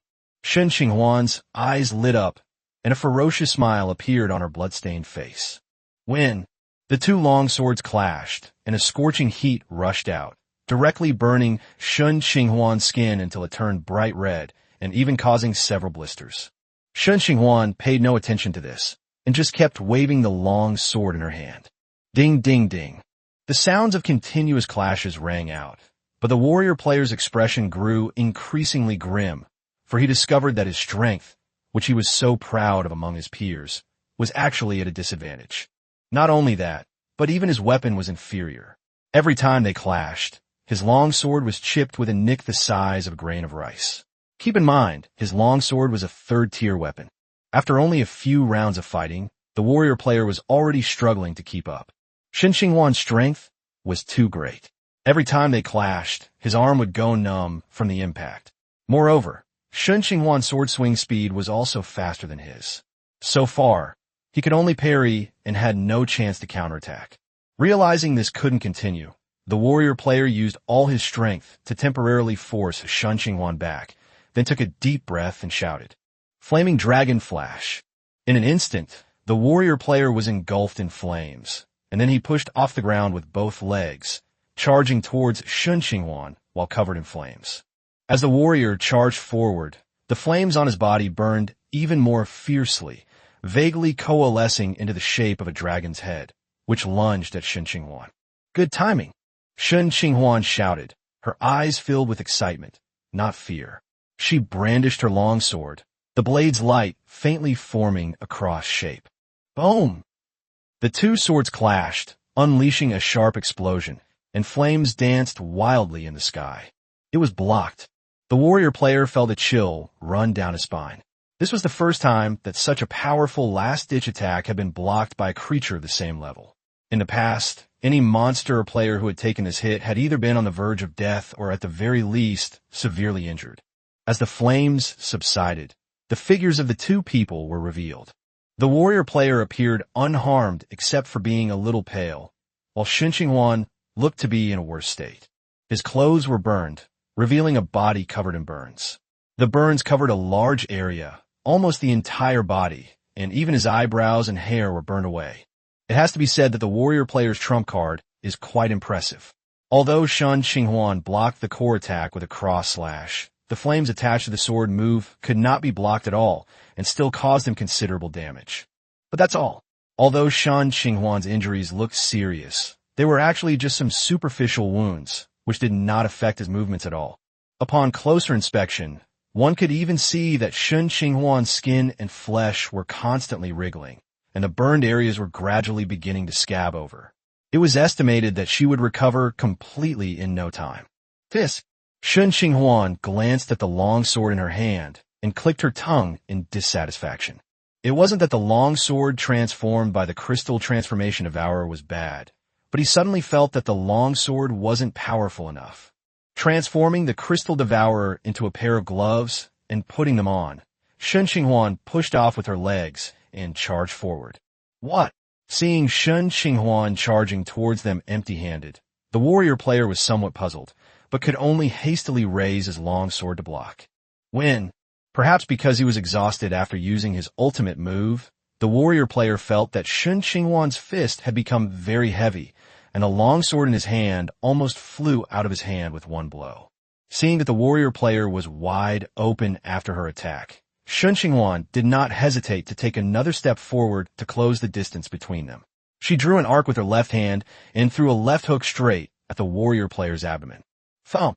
The warrior player's eyes bulged out, and he felt as if his internal organs had shifted instantly. The little bit of counterattack power he had gathered was instantly vanished, and his body involuntarily curled up into a shrimp-like shape. Shen Qinghuan wrapped her arms around the warrior player's neck, then slammed her right knee into the warrior player's face. Bang! In an instant, crimson blood bloomed on the warrior player's face. The warrior player felt his vision go black, his nose sting, and blood gushed out uncontrollably. He became dizzy, and colorful lights flashed before his eyes from time to time. Bang, bang, bang. Grabbing the warrior's head, Shen Qinghuan continued to deliver several knee strikes. Then, she used her feet, waist, and shoulders to deliver a powerful right hook punch to the warrior's temple. Snap! A crisp sound of bones cracking rang out, and blood, along with some grayish-white substances, flew everywhere. The warrior player was blasted more than 10 meters into the air. Smack! His body fell to the ground and remained motionless. Shen Qinghuan stepped closer and saw that the warrior player's skull had been cracked, and brain matter and blood were slowly flowing out uncontrollably. His chest was rising and falling slightly, and he was already in a state of barely breathing. The warrior player was clearly on the verge of death.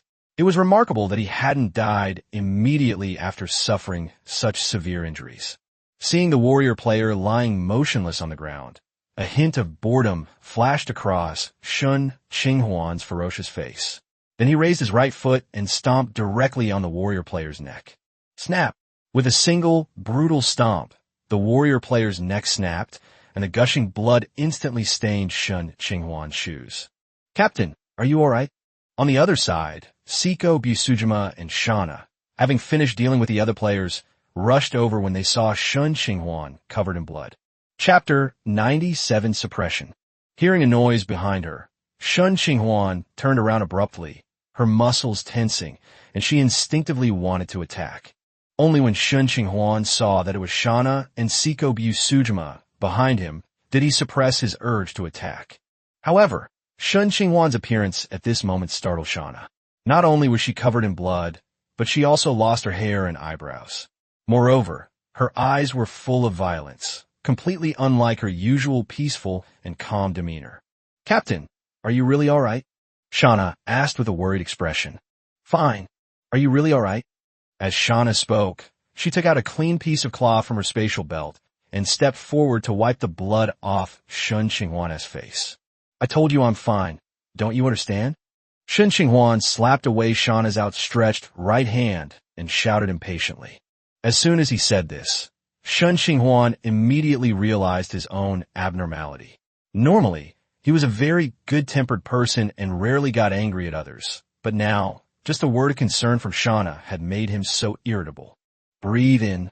I closed my eyes, stood still, and took a few deep breaths to barely suppress the irritation in my heart. However, when he opened his eyes and saw Siko Busujima's Sandai Kitetsu, he immediately felt an urge to fight her. Forcing herself to turn her head away from the two of them, Shen Qinghuan casually released a magical trick to clean the bloodstains off her body, and then manipulated her psychic power to levitate. I'm going back to the ship first. You guys finish collecting the spoils and come back later. After saying this, Shen Qinghuan flew out of the cave without looking back and headed towards the coastline. Captain, flying in midair, the sea breeze blowing in his face finally calmed him down a bit. He ultimately underestimated the negative effects of the dragon essence. He thought that with his own willpower, he could completely ignore the minor negative effects, but he did not expect that he had overestimated himself. In fact, Shen Qinghuan had already shown signs of this while in the secret realm. Given his personality, he would never have been the first to leave the secret realm. He would have definitely sent patches to scout out the situation first, and only left after confirming that there were no ambushes. Call him cautious or timid. He is just that kind of careful person. When faced with an assassin sneak attack, his first reaction would definitely be to raise his shield, rather than to take up a weapon to fight back, and he would certainly not chase after the assassin with a weapon after repelling him. If Shen Qinghuan, before consuming the dragon essence, was like a normal mage, then after consuming the dragon essence he was more like a warrior and a volatile berserker at that. However, the feeling of each punch landing is truly captivating. Shaking her head to dispel the sudden thought that popped into her mind, Shen Qinghuan increased her flight speed. Soon, the coastline came into view. Ignoring the other players' ships docked on the coastline, Shen Qinghuan took out the bottled ship and poured the star sea out of the small bottle. The starship immediately grew larger after detaching from the bottle, reaching a size of 50 meters in the blink of an eye. Shen Qinghuan leaped into the air and flew swiftly into the captain's cabin. He then plopped down on the ship and assumed a meditative posture. That's right, this was the solution Shen Qinghuan came up with on her way back, using meditation to calm the rage emanating from the dragon essence. However, this method failed at the very first step, as Shen Qinghuan was unable to enter a meditative state in her current physical and mental condition. Every time he closes his eyes, the scenes of fighting against warrior players appear in his mind. Blood, pain, and the exhilarating feeling of each punch hitting the flesh constantly fill his mind, making him wish he could find another player right now and have another brutal fight. Phew, this won't do. Let's see if we can find any useful tools. After repeatedly failing to enter meditation, Shen Qinghuan's expression became irritable. She took a deep breath and forced herself to calm down before starting to search through her spatial ring. Sacrificial statues, rat talismans, MP3 players' Dragon Balls. One prop after another flashed before his eyes, only to be immediately rejected by him. Oh right, the alchemical doll. Shen Qinghuan's eyes lit up, and she immediately thought of the alchemical doll that had just been made. Shen Qinghuan drew a card from the ring and summoned the alchemical puppet with a thought. The card shattered, and a burly man with a thick beard, dressed in priest's robes and carrying a huge cross on his back, appeared in the captain's cabin. Judging from his appearance, he was a priest from DNF. After the priest appeared, he stood silently in place, waiting for Shen Qinghuan's command. The other party was an alchemical puppet, so it was normal for it to lack consciousness. Without paying too much attention to the holy man's performance, Shen Qinghuan immediately gave him orders. Purify me. After receiving the order, the priest extended his right hand and touched his forehead, then extended his left hand toward Shen Qinghuan. The next instant, a pale green light emanated from the priest's left hand and landed on Shen Qinghuan. A cool sensation began to spread through Shen Qinghuan's body, quickly calming his restlessness. Then, the cool sensation rushed to his brain, instantly making him feel clear-headed, as if his rationality had returned. Captain, how are you? Just then, Shana, carrying Siko Busujima, descended from the sky. In order to get back as quickly as possible, they didn't even bring the little skeleton, letting it run back from the island on its own. Everything is all right for now. Shen Qinghuan shook her head, indicating that she was fine at the moment. Why did you become like that? After hesitating for a moment, Siko Busujima still asked the question. It's dragon essence. Although consuming dragon essence can greatly strengthen my body, it will bring some mental side effects. After giving a brief explanation, seeing the two women still looking worried, Shen Qinghuan felt a warmth in her heart and continued. Don't worry too much. Once I've fully digested the dragon essence, it won't affect me anymore. How long will that take? I don't know how long it will take, but it won't be too long. When all these scales on my arm disappear, it will mean that I have completely digested it.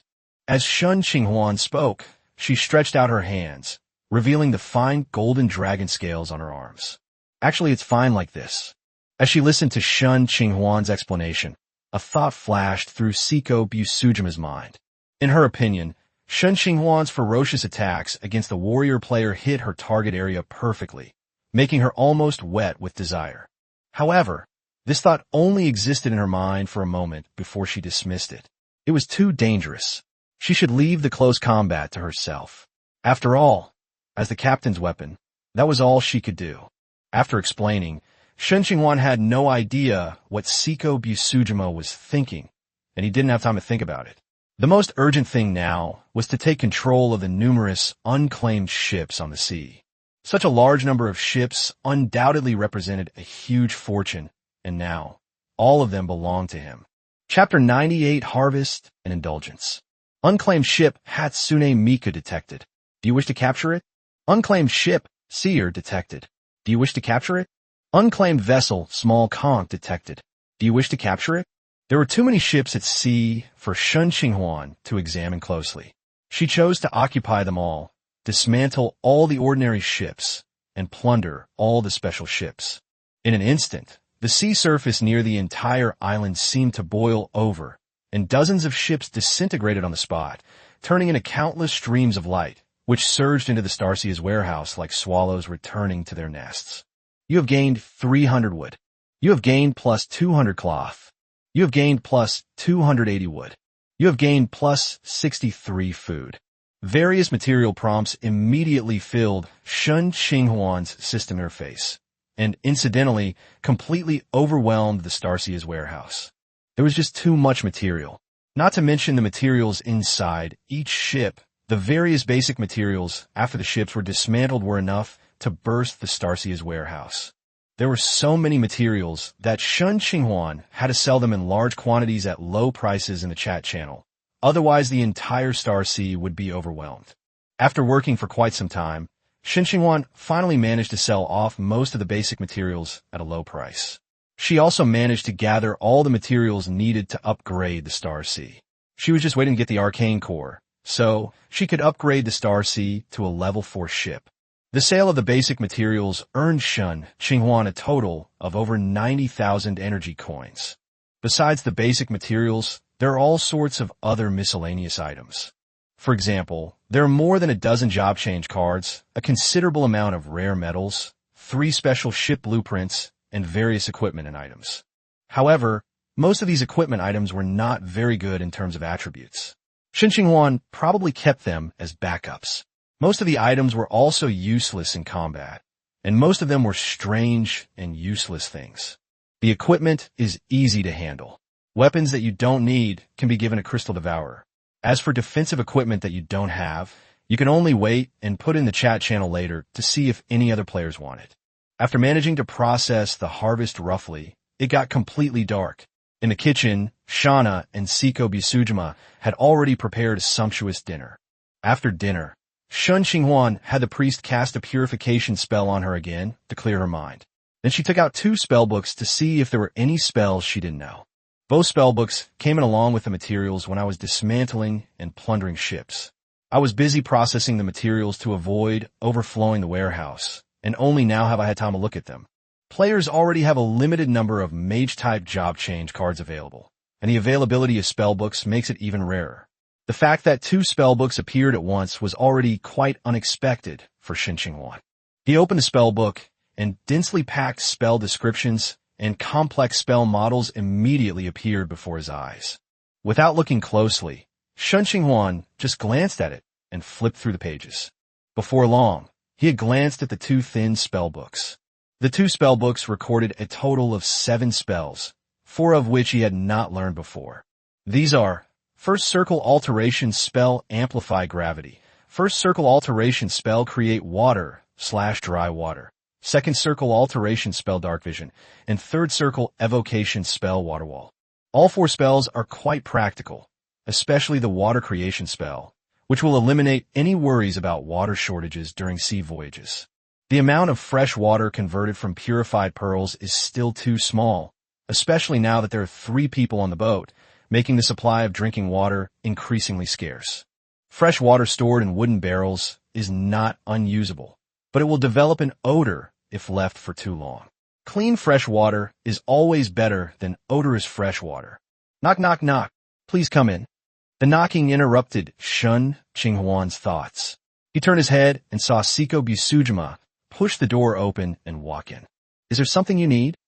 Siko Busujima didn't say anything, but quietly walked behind Shen Qinghuan and gently massaged his temples. Shen Qinghuan's slightly furrowed brows relaxed considerably, and she leaned back, resting her head on Siko Busujima's soft bosom. One person closed their eyes to enjoy the massage, while the other focused on it. Neither of them spoke, and for a moment the captain's cabin was quite quiet, with only the sound of their breathing. However, this tranquility did not last long. The restlessness that had been purified and dispelled soon burst forth from Shen Qinghuan's body again, and an unnamed evil fire burned fiercely within him. Shen Qinghuan opened her eyes, and a ferocious dragon head flashed faintly within her golden vertical pupils. The next second, he suddenly reached out and grabbed Siko Busujima's hands that were massaging him. Tear! The sound of tearing fabric rang out, and soon suppressed breathing filled the captain's cabin. Perhaps influenced by the dragon essence, Shen Qinghuan was unusually rough this time, and before long, Siko Busujima was covered in bruises. Siko Busujima didn't dodge. Instead, she responded even more intensely. Meanwhile, Shauna, who unexpectedly found a complete guide to pastry making in the warehouse, is trying to make a small cake in the kitchen. After several attempts, I finally made a cake that looked pretty good. Full of joy, she carried the cake to the captain's cabin door. Just as she was about to knock, a soft, seductive sound drifted into her ears from inside. His joyful expression vanished instantly, and his face turned pale. Shauna quietly lowered her raised right hand, her face somber, and prepared to leave. Click! The captain's cabin door was suddenly opened, and an invisible force grabbed Shauna. Now that you're here, don't even think about leaving. Are you kidding me?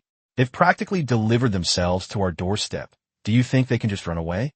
Shen Qinghuan's golden vertical pupils gleamed with blue light, and a wicked smile appeared on his increasingly handsome face. Using his telekinesis, he enveloped Shauna and pulled her directly into the captain's cabin, also grabbing the little cake along with her. The intensity of her telekinesis wasn't high. Shauna could have easily broken free with her strength. However, at this moment, she was like a helpless girl, blushing with embarrassment and showing no intention of struggling. The captain's cabin was unusually noisy that day. Shen Qinghuan didn't wake up from his soft bed until noon the next day. When Shen Qinghuan woke up, she felt much more refreshed, both physically and mentally. Looking up, she noticed that several of the dragon scales on her arm were missing. This means that after last night's exercise, he has digested another portion of the dragon essence. Stretching, Shen Qinghuan was about to get up when her gaze was involuntarily drawn to the 2 snow-white bodies beside her. Oh well, I've already overslept, so I might as well have another morning workout. Thinking this, Shen Qinghuan stretched out her arms and scooped the 2 of them up in one go. Chapter 99, Taking Stock of the Harvest. After eating a few divine berries to replenish her nutrition, Shen Qinghuan continued to take stock of the remaining spoils. First, there are the weapons. Although most of them are spare weapons, neither their grade nor their effects are particularly outstanding. They can be put to good use as food for Crystal Devourer. The amount of food was considerable, and even with Shen Qinghuan's current magic power, refining so much equipment would be somewhat difficult. Fortunately, she had the elemental orb, so mana regeneration was not a problem. With an elemental orb in one hand and a crystal transformation weapon in the other, Shen Qinghuan quickly disposed of the useless weapons in the warehouse. Soon, the crystal transformation devourer evolved to the 3rd tier. For the 3rd tier slot, Shen Qinghuan chose a self-repair effect. There was no other way. These weapons were all spare weapons, and their effects weren't very good to begin with. In addition, Crystal Transformation Devourer already had many effects, so it was already a stroke of luck that she was able to choose one. In terms of spell slots, in addition to gaining a new level 1 spell, Water Bullet, Shen Qinghuan also swallowed the demon-slaying dagger from the player who had previously assassinated her, successfully adding a demon-slaying skill to Crystal Transformation Devourer. However, this magic-breaking skill can only be used in melee combat, which made Shen Qinghuan feel a little disappointed. Having devoured all the weapons, the progress of Crystal Transformation Devouring is once again more than halfway complete. It's a pity that these spare weapons aren't of high quality. Otherwise, so many weapons would be enough to upgrade to Tier 4. After dealing with the weapons, the next step is the armor. There's not much to say. Shen Qinghuan is prepared to sell everything that can be sold. However, the sales of these defensive equipment were about as good as he had expected. They were difficult to sell. Players can obtain various items from treasure chests, and the probability of obtaining equipment is not low. In addition, these are spare equipment, which makes them quite difficult to sell. Shen Qinghuan only sold a small portion. The rest was too difficult to sell, so she simply kept them as materials for card crafting. Of the remaining jewelry and props, only one necklace with underwater breathing ability caught his eye. The others were only slightly valuable to him. After taking inventory of what was salvaged from the ship, the main event was about to begin. The equipment and items carried by the players who ambushed Shen Qinghuan. Compared to the spare equipment and items stored on the ship, the items on the players' bodies were clearly a level higher. Shen Qinghuan took out the spoils from Seiko Bisujima's spatial ring and examined them one by one. Name: Black Blade Sword damaged. Type: Weapon Longsword. Rank: Tier 3 excellent. Effect: Energy Circuit. Reduces energy loss during sword skill activation and slightly increases the speed of sword skill activation. Note: this is a common Tier 3 longsword, but it is currently damaged and needs repair to restore its sharpness. The longsword in the warrior player's hand, which had clashed with Shen Qinghuan, had several nicks cut into it by the Crystal Devourer due to the clash. Without a doubt, it was thrown directly to the Crystal Devourer as fodder. As for the special effects of this energy circuit, Shen Qinghuan thought about it and decided not to keep them. Its uses are too narrow. It only works on sword techniques, and Shen Qinghuan only knows one move, the cross slash, so far. Name: Mirage Blade. Type: Weapon Dagger. Rank: Tier 3 excellent. Effect: Concealing one's aura, making it difficult for enemies to detect the holder. Mirage: Consumes energy to create an identical phantom to confuse enemies. Cooldown time: 10 minutes. Note: while not a very strong dagger, it can enhance survivability to some extent. This dagger naturally belonged to the assassin player he had cut in half. However, Shen Qinghuan was a little puzzled as to why the assassin player hadn't used the skill on the dagger. Oh, right, he cut off the arm that was holding the dagger, so he couldn't use the skills on the dagger anymore. After a moment's thought, Shen Qinghuan immediately realized the reason. Without a doubt, feed it directly to the Crystal Transformation Devourer. After consuming the dagger, Crystal Transformation Devourer skill bar was now full, although it contained spells like Ice Blade and Water Bullet that weren't very useful. The next two weapons are Tier 3 longbow called Nature String, which increases firing speed and arrow power, and a staff that increases the power of arcane spells. The longbow was naturally left to Shana, while Shen Qinghuan kept the staff, intending to sell it to other players. It's a third-tier staff after all. It's a waste to use it as food, but Shen Qinghuan can't use its effects anyway, so it's better to sell it to other players for energy coins or other things. Compared to weapons, the armor was obviously inferior, mostly second-tier armor. Shen Qinghuan picked out a second-tier robe and put it on, but the effect was mediocre, only adding a counter-reconnaissance effect. In addition to these items, there was a ring with a hunter's mark, a spatial ring, and a spatial pendant. Inside these two spatial devices, Shen Qinghuan found a variety of equipment. Clearly, the four players who had ambushed and killed many players had now all benefited Shen Qinghuan. After carefully selecting and filtering everything, Shen Qinghuan breathed a sigh of relief. The inventory is finally complete. Overall, this was a great haul. Although not much equipment was actually usable, the materials Energy coins and consumables gave Shen Qinghuan a significant boost. It can only be said that no one gets rich without unexpected windfalls, and no horse gets fat without night grazing. It's just that the other players are much poorer than he expected. But thinking about it carefully, it makes sense. Most players get their equipment and items by opening chests, and what they get from those chests is a matter of luck. Unlike Shen Qinghuan, who can continuously craft cards as long as there are monster corpses. The card types are all-encompassing, basically covering all kinds of things. In addition, Shen Qinghuan never fails to refine cards, which makes other players seem somewhat poor in his eyes. After dealing with all the items, Shen Qinghuan immediately began crafting cards. One by one, pieces of junk equipment were used as materials and refined by magic, turning them into cards of various colors. Ordinary, excellent, ordinary, superior.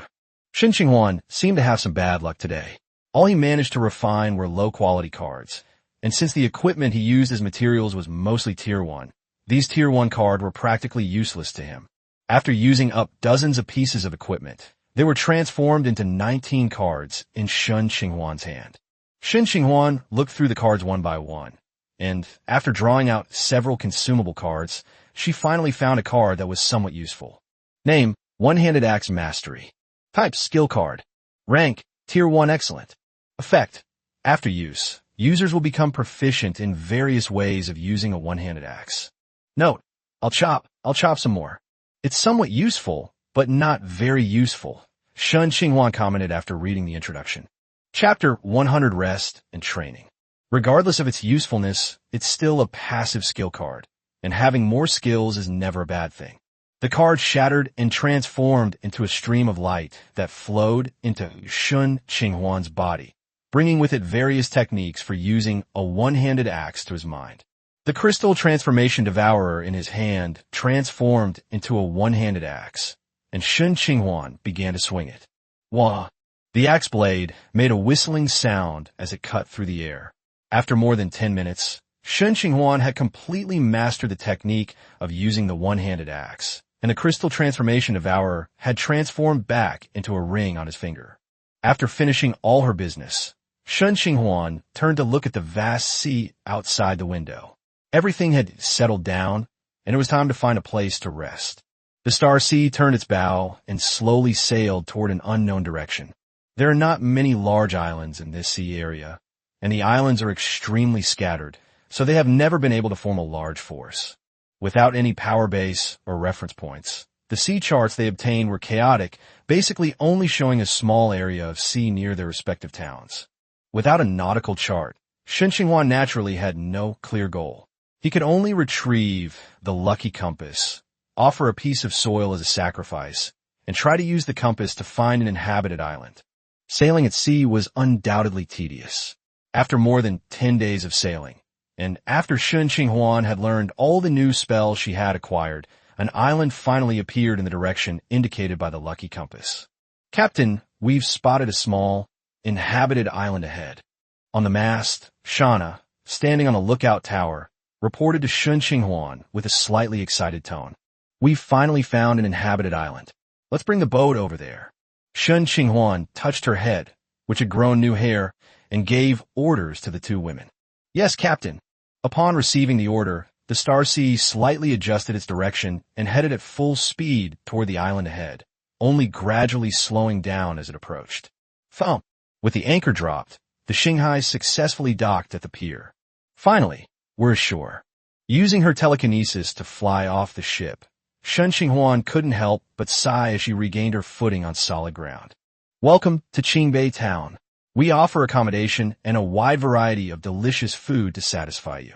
As soon as they disembarked from the ship, a soldier in armor, carrying a spear, came to greet them. This is both a welcome and a warning, letting outsiders know that Qingbei Town is not a pushover without force. Okay, I understand. Shen Qinghuan nodded, took out a small bottle to store the Star Sea, and then led the two women and the little skeleton into the town. The guards were wary of the skeleton, but they didn't stop it, suggesting this wasn't the first time they'd encountered an undead creature. As soon as we arrived at the pier, several people surrounded us, vying to be our guides. Shen Qinghuan randomly picked one and then asked the guide to take her to the rental place. That's right, this time, Shen Qinghuan plans to stay in this small town for a while. Resources in this beginner sea area are relatively scarce, and it's not possible to advance to the 4th tier. Shen Qinghuan is preparing to enter the gate of higher tiers. However, before that, I need to raise the ranks of Shana and Siko Bisujima. With their talents, their strength can improve quickly, but it will still take some time. Unlike me, I can improve as long as I refine cards. Following the tour guide to the city hall, and with the energy coins in Shen Qinghuan's hands clearing the way, they quickly rented a courtyard in Qingbei Town. The courtyard is located on the eastern edge of Qingbei Town, far from the port, and is somewhat old. Unfortunately, Qingbei Town itself is not very big, and there are very few spare houses, let alone anyone who wants to rent them. With limited options, after choosing a place to stay, the guide led the group on a tour. Apart from being slightly dilapidated, it was mostly intact. Shen Qinghuan wasn't picky and paid a month's rent before settling down in Qingbei Town.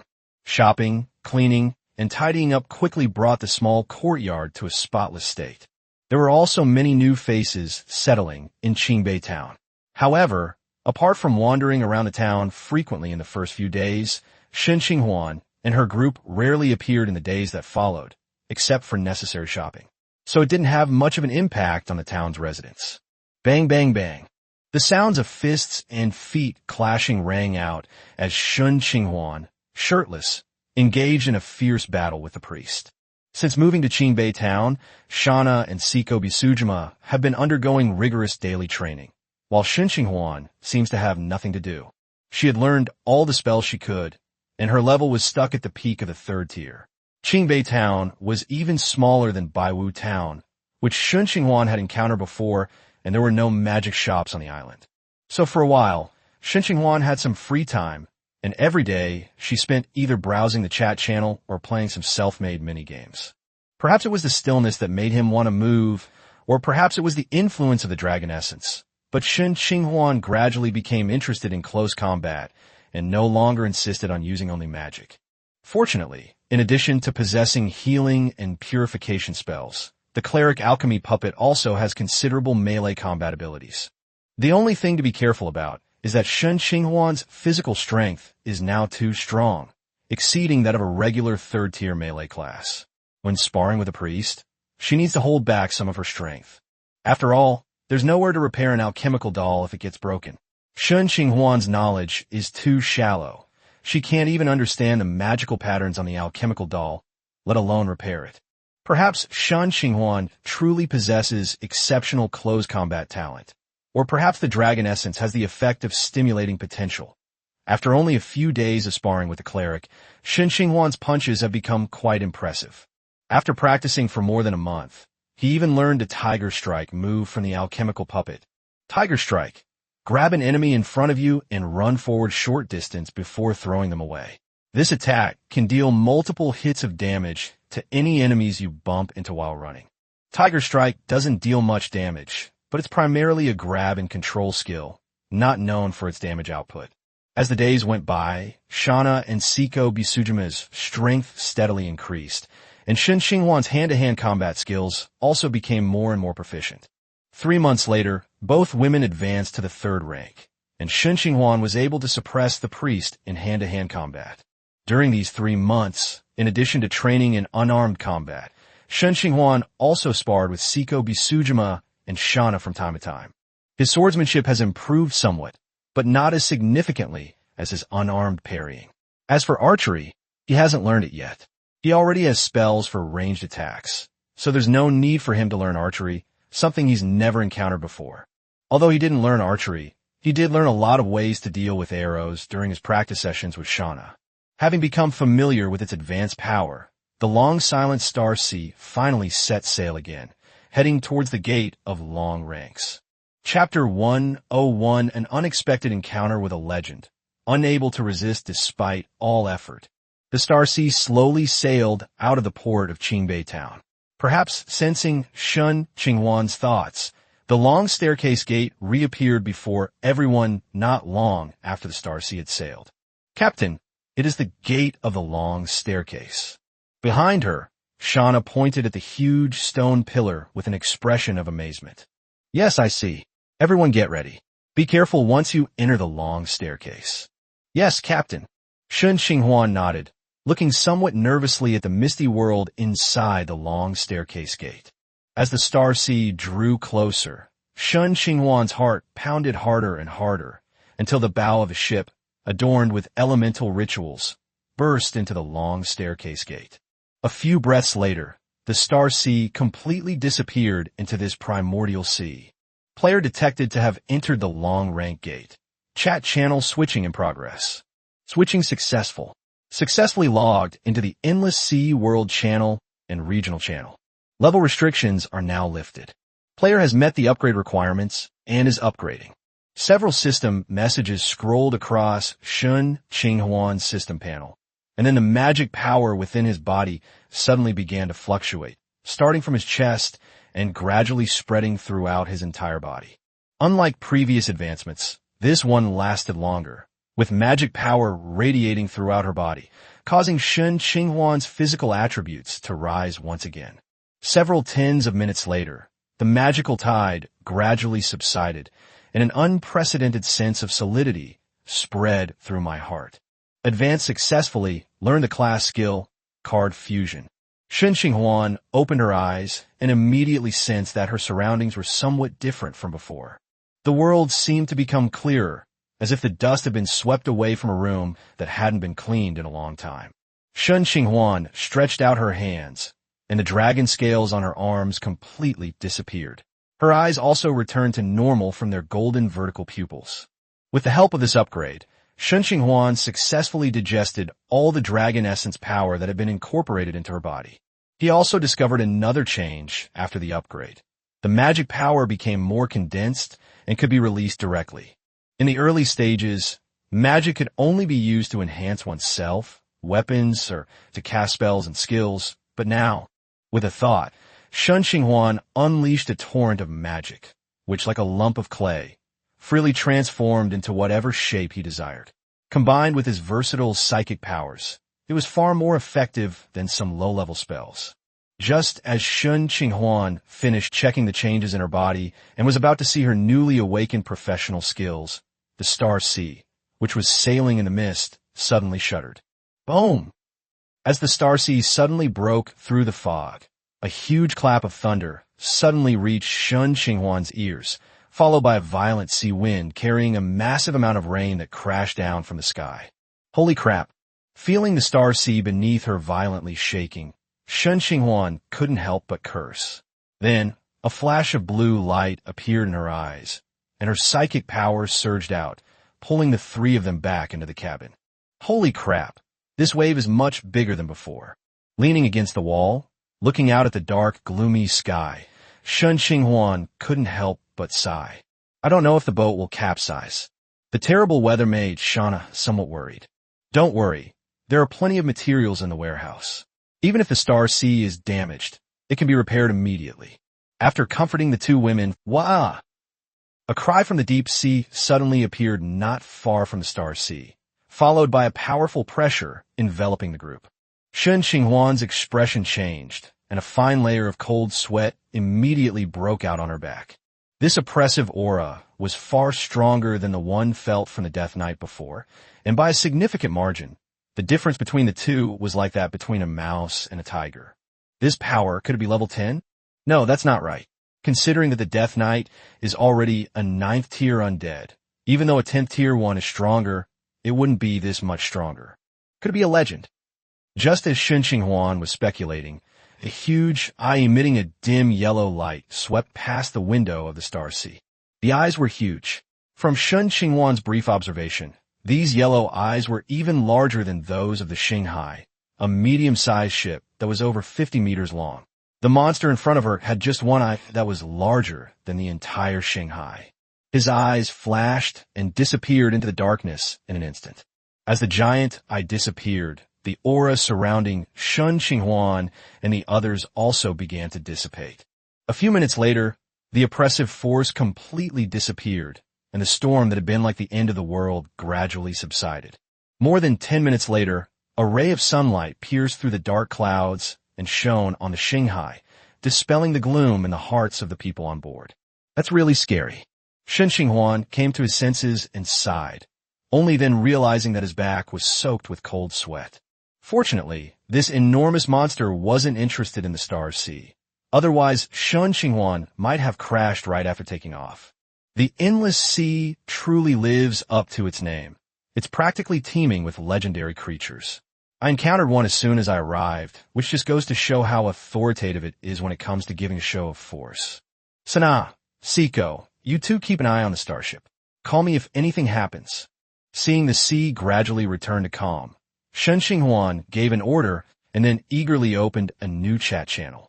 The original chat channels have disappeared, replaced by two new channels, the Endless Sea World channel and the Regional channel. Upon opening the World chat channel, countless messages of all kinds immediately flooded the chat interface, with new messages appearing at an extremely rapid pace. Shen Qinghuan noticed that the text in these messages was diverse, unlike before when there was almost only one type of text. After watching for a while, I found that most of the messages in the World chat were about buying and selling, with very little other casual conversation. Upon closer inspection, I discovered that speaking in the World chat requires energy coins, and the price is quite high, 10 energy coins per word. It's no wonder that the World chat is almost entirely filled with trading information, apart from the super rich, who would throw away energy coins. Moreover, since everyone else is posting by requests, if only one person is chatting, it's practically the same as talking to themselves. With no one echoing their opinions, there are naturally fewer people showing off in the World chat. After glancing at the World channel a few times, Shen Qinghuan decisively switched to the Regional channel. Compared to the World channel, the Regional channel is much more chaotic, filled with all sorts of messages. People looking to buy, forming teams, swearing, and asking to be taken care of. Shen Qinghuan noticed that at the top of the Regional channel were the words, Prince of Lesto. It seems that the sea area where I'm currently located should belong to the Principality of Lesto, or rather, the closest place to me is the Principality of Lesto. Chapter 102 Class 4 Ships. Recruiting teammates for a medium-sized dungeon, the Underground World. If you're interested, please DM me with your class and rank. Player Theodore is getting freebies without paying. Brothers and sisters, beware. Player Theodore is getting freebies without paying. Holy crap, Princess Lesto is so beautiful. If I could sleep with her just once, I'd be willing to drive luxury cars and live in mansions. Pa, you vulgar scoundrel. Bulk sales of healing potions, discounts for bulk orders, buy now while supplies last. For potions, choose Kilahua Pharmacy. The information in the Regional channel was too cluttered. Apart from some common transactions and recruitment content, most of it was information about the Duke of Lesto. For example, a new secret realm was discovered 20 kilometers north of the capital of the Principality of Lesto. The third princess of the Principality of Lesto publicly recruited a suitable husband from across the country, and fishmen were frequently seen in Moontide Bay, a coastal city of the Principality of Lesto. There's a lot of content, but most of this information is superficial. Shen Qinghuan could understand. After all, it was just a casual remark from the players, and only a fool or someone with ill intentions would reveal secret information in the chat channel. After looking at it for a while and getting a general understanding of the Principality of Lesto, Shen Qinghuan realized that she hadn't even checked her upgraded attributes yet. Name, Shen Qinghuan. Property, health points 100%. Strength, E+. Agility, E+. Body constitution, E+. Spirit, D. Perception, D. Charm, E+. Magique, D. Talents, Card Master, Reversal Judgment, Rapid Healing, Virus Symbiosis, Destiny Card Forging, Immortality, Invulnerability to all poisons, Aura of Rejuvenation, Eternal Youth. Profession, Chaos Card Alchemist LV.4, 0 out of 100. Skills, Chaos Card Forging, Rasengan, Telekinesis, Cross/, Tiger Strike, Card Fusion. Card Fusion. Use 3 cards of the same type as materials to fuse them. There's a chance to fuse them into a card of the same type with higher quality and rank. Passive skills. One-handed sword mastery, one-handed axe mastery. The attributes have been improved across the board, which is nothing to mention. What Shen Qinghuan is concerned about is the fusion of the newly awakened professional skill cards. The effect of card fusion is simple, but it invigorated Shen Qinghuan. As his rank increases and the enemies he encounters become stronger, his once helpful assistant has gradually been reduced to a mere tool, only able to fish for him every day and not even qualified to be used as bait or cannon fodder. Yes, I'm talking about you, Silverhand Recruit. The summoned creatures that once helped Shen Qinghuan through the difficult early stages are now completely useless. Lacking combat power and with a 1-hour cooldown after death, it's nowhere near as useful as Patches and has long been on the verge of being phased out. Even the Tier 2 high-speed warrior is of little use now. If it weren't for the Dire Wolf Vanguard's aura, Shen Qinghuan would have wanted to get rid of it as well. As for War Turtle, it's different from the others. War Turtle still has room for improvement. As long as Shen Qinghuan can continue to make magical candies, War Turtle can continue to evolve. With a few skills, you can buy some low-level summon cards from other players, then fuse them to quickly build your own summon army. Unlike others who rely solely on luck, regular card makers have a complete process. While high-level cards may be difficult to create, they certainly have a sufficient quantity of low-level cards. Thinking of this, Shen Qinghuan wished she could fly to the nearest duchy of Lesto immediately and make a good purchase at the card shop. However, she was still adrift at sea and did not even know her exact location, let alone reach the duchy of Lesto quickly. After seeing the changes after his upgrade, Shen Qinghuan turned his attention back to the chat channel, but this time he didn't look at the regional channel, but instead focused on the world channel. Now that we've left the starting village and officially arrived at the Endless Sea, it's time to put upgrading the Star Sea ship on the agenda. There was no news of arcane cores in the beginner village, and Shen Qinghuan didn't believe there weren't any here either.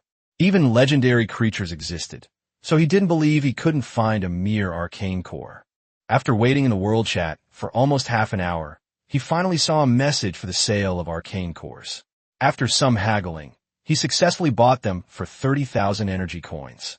With her working capital suddenly shrinking by nearly a third, even Shen Qinghuan, who doesn't care much about money, couldn't help but feel a pang of pain. I hope the upgrade will be worth all the materials and energy coins I've invested. Looking at the gem shimmering with blue light in her hand, Shen Qinghuan murmured to herself, then directly clicked Confirm Upgrade on the panel. The next second, the gem in his hand disappeared, and the materials that had been prepared in the warehouse poured into the Star Sea like flowing water. The entire ship began to emit a faint light, and the Star Sea, which had not changed for a long time, began to grow again. Pale blue magic patterns started from the very center of the Star Sea and quickly covered the entire hull, causing the ship to gradually grow larger. A few minutes later, the Star Sea, now with a completely different appearance, reappeared in Shen Qinghuan's sight. Name, Star Sea Arcane. Level 4. Durability, 12,000/12,000. Capacity, 12,000 units. Energy, 5,000/5,000. Natural recharge, 100 points/hour. Speed, 60 knots. Ship skills. Arcane Shield. Consumes 100 energy points to activate the Arcane Shield, which has a defense level of 4. Once activated, it continuously consumes 10 energy points per minute. Energy consumption increases after being attacked. Rapid Advancement. Consumes 100 energy points to activate Rapid Advancement, which doubles the speed and continuously consumes 10 energy points per second. Module. Magic Garden. Fragment consumes 5 energy points per hour. Repair requirements. 100 G Stardust, 10 Life Leaves, 1 Leyline Crystal, Chalcedony. Module. World Tree, Subtree. Vitality concentration greatly increased. Plant growth rate significantly accelerated. Module. Energy Pool. Continuously provides elemental energy, 100 points/hour. Module. Meditation Room. Meditation or cultivation in the meditation room can moderately increase meditation or cultivation speed, reduce spell consumption, and improve spellcasting proficiency. Module. Magic Cannon. Consumes energy to deliver elemental strikes. The more energy consumed, the greater the power, up to a maximum of 500 energy per shot. Module. Magic Chamber. Allows for spell attacks by consuming energy. Currently selectable spells: Ice Storm, Curse Firestorm, and Illusory Blast. Consumes 1,000 energy per use. Figurehead. Ritual of the Elements. Upgrade requirements: 2,000 units of wood, 1,000 units of cloth, 500 units of iron, 500 magic crystals, 500 each of earth, water, wind, and fire elemental crystals, 100 units of mithril, 50 units of adamantite, 1,000 units of magic dust, and 10 units of crystal. Note, the arcane ships, which are gradually gaining strength, have already shown the potential to evolve into floating cities. Chapter 103 Asahi. 3 days have passed since I officially set foot in the endless sea. Aside from encountering that legendary sea monster on the first day, the next 2 days have been remarkably calm. Well, I guess you could say that. Captain, the murlocs that attacked this morning have already been piled up. Okay, I understand. Shen Qinghuan nodded, watching Seiko Busujima's departing figure, and couldn't help but sigh. I don't know if we've trespassed into the territory of the fishmen, but since the day before yesterday, fishmen have been climbing onto the Star Sea from the ocean one after another. Initially, they were not strong and their numbers were small. However, as the Star Sea continued its voyage, although most of these emerging fishmen were still at the first rank, their numbers were increasing. This made Shen Qinghuan somewhat worried. If this continued, would the fishmen they encountered become stronger and stronger until they could no longer handle them on their own? After opening the door to the captain's cabin and taking only a few steps, Shen Qinghuan saw the fishman corpses piled up on one side of the deck. I roughly estimated that there were about a dozen. Walking slowly to the pile of corpses, Shen Qinghuan stretched out her right hand towards the pile, and magic surged. Soon, the small pile of corpses was completely transformed into cards. Garbage, garbage, garbage, ugh. He casually glanced at the cards, and a golden card suddenly appeared in front of him. Name, Asahi Uchi. Type, weapon card. Rank, Tier 1 Legendary. Effect, after binding, true power can be unleashed through the real name. Note, the extent to which a basic Zanpakuto can grow depends entirely on how the user wields it. It's a Zanpakuto. Looking at the card in her hand, Shen Qinghuan felt a surge of joy. Zanpakuto are great things. If you can develop them to the point of Bankai, you might be able to hold your own against a legendary level opponent. ZZ Seiko. After admiring the Zanpakuto in his hand for a moment, Shen Qinghuan immediately summoned Seiko Busujima. Rather than using it himself, Shen Qinghuan preferred to give the Zanpakuto to Seiko Busujima. Firstly, although Shen Qinghuan herself became interested in close combat under the influence of the dragon essence, she preferred to use her fists rather than a longsword. Secondly, now that the endless sea has gained power, it shouldn't be too difficult to find systematic magical knowledge. Although I have learned a lot of spells with the help of the system, I still need to make up for the missing knowledge, otherwise it will be more difficult to learn new spells in the future. The seeds of this had already been sown when he acquired the Water Wall spell last time. He could forcefully learn low-level spells with his powerful mental strength, but he was no longer confident in relying on his mental strength to learn increasingly complex spells. For Shen Qinghuan, he was destined to focus most of his energy on magic. A Zanpakuto is not a weapon that can be used to its full potential as soon as it is obtained. Rather, it is a weapon that requires time to understand and use. Rather than wasting it on him, it's better to give it to Seiko Busujima.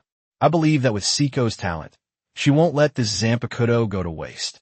Besides, he already has the Crystal Transformation Devourer, which is no less powerful than the Zanpakuto and is simpler and more versatile to use. Captain, is there anything I can help you with? Upon hearing Shen Qinghuan's call, Seiko Busujima quickly came to his side. Here, take this knife.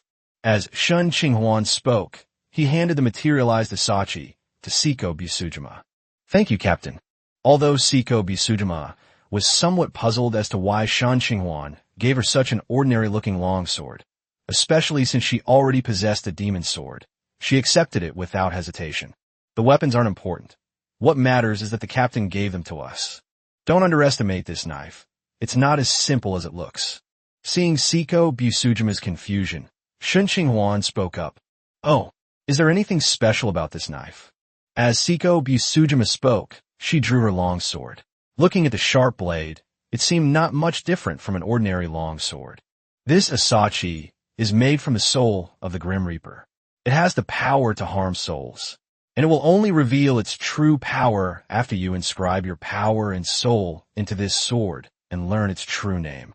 Shen Qinghuan spoke eloquently, explaining the unique features of Zanpakuto to Seiko Busujima. Real name? Is that the name of this knife? Yes, every asada has its own true name. Only when you know its true name and pronounce its release phrase will it reveal its true power. Then how can we find out its real name?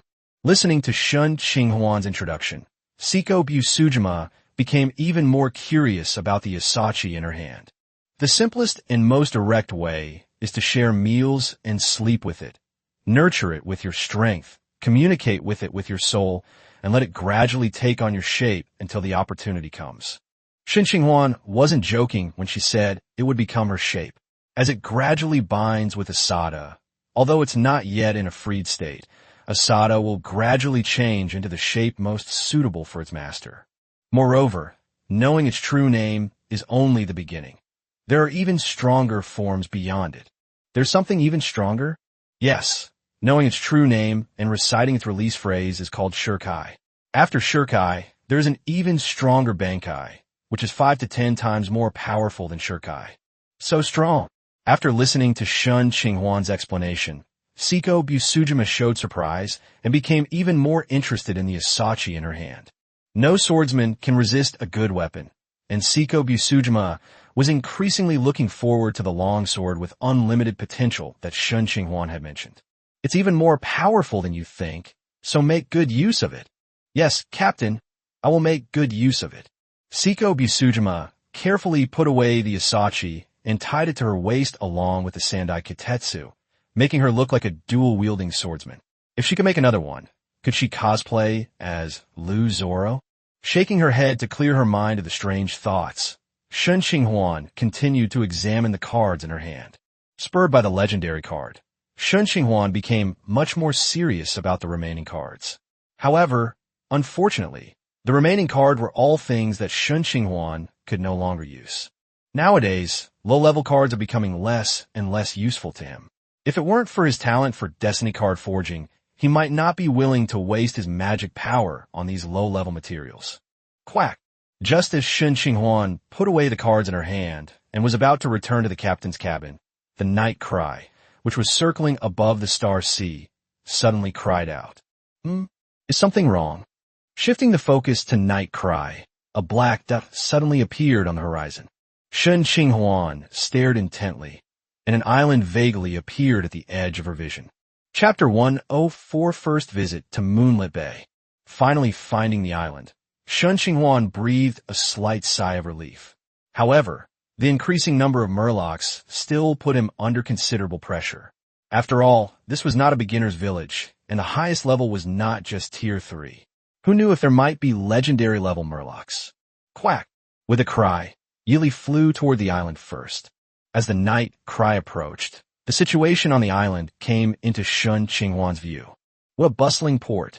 Looking at the dozens or even hundreds of ships of all sizes in the harbor, Shen Qinghuan couldn't help but exclaim in amazement. The port city was much larger than he had expected, and even the island was larger than he had imagined. Looking at the endless coastline, if he didn't know that there were no real continents in the endless sea, he would have really thought this was a continent. As Yili drew closer, all sorts of people on the dock came into clear view. Humans still make up the largest number of them, and apart from their diverse hair colors, they're almost indistinguishable from the people of Earth. Besides humans, there are also many strangely shaped alien races mixed in with the crowd. The one with light green skin and slightly pointed ears is probably a forest elf. The one with light yellow fur and bulging muscles is probably some kind of hybrid beast. As for the one who is about 1 meter tall, short, and muscular with a big beard, he is most likely a dwarf. Just as Shen Qinghuan was using the night cry's vision to observe the various people on the dock, the Star Sea gradually approached the dock. Under the guidance of the pilot at the dock, the Shanghai successfully found an empty spot and safely docked. Hello, welcome to Moonrise Bay. The boat berthing fee is 30 energy coins per day, which will be collected by staff when you leave. As soon as I stepped off the Shanghai, a staff member in uniform walked towards me. Okay, I understand. Shen Qinghuan nodded, not surprised by the charging of berthing fees. After all, port maintenance also requires money, and the local lord could not ignore this expense.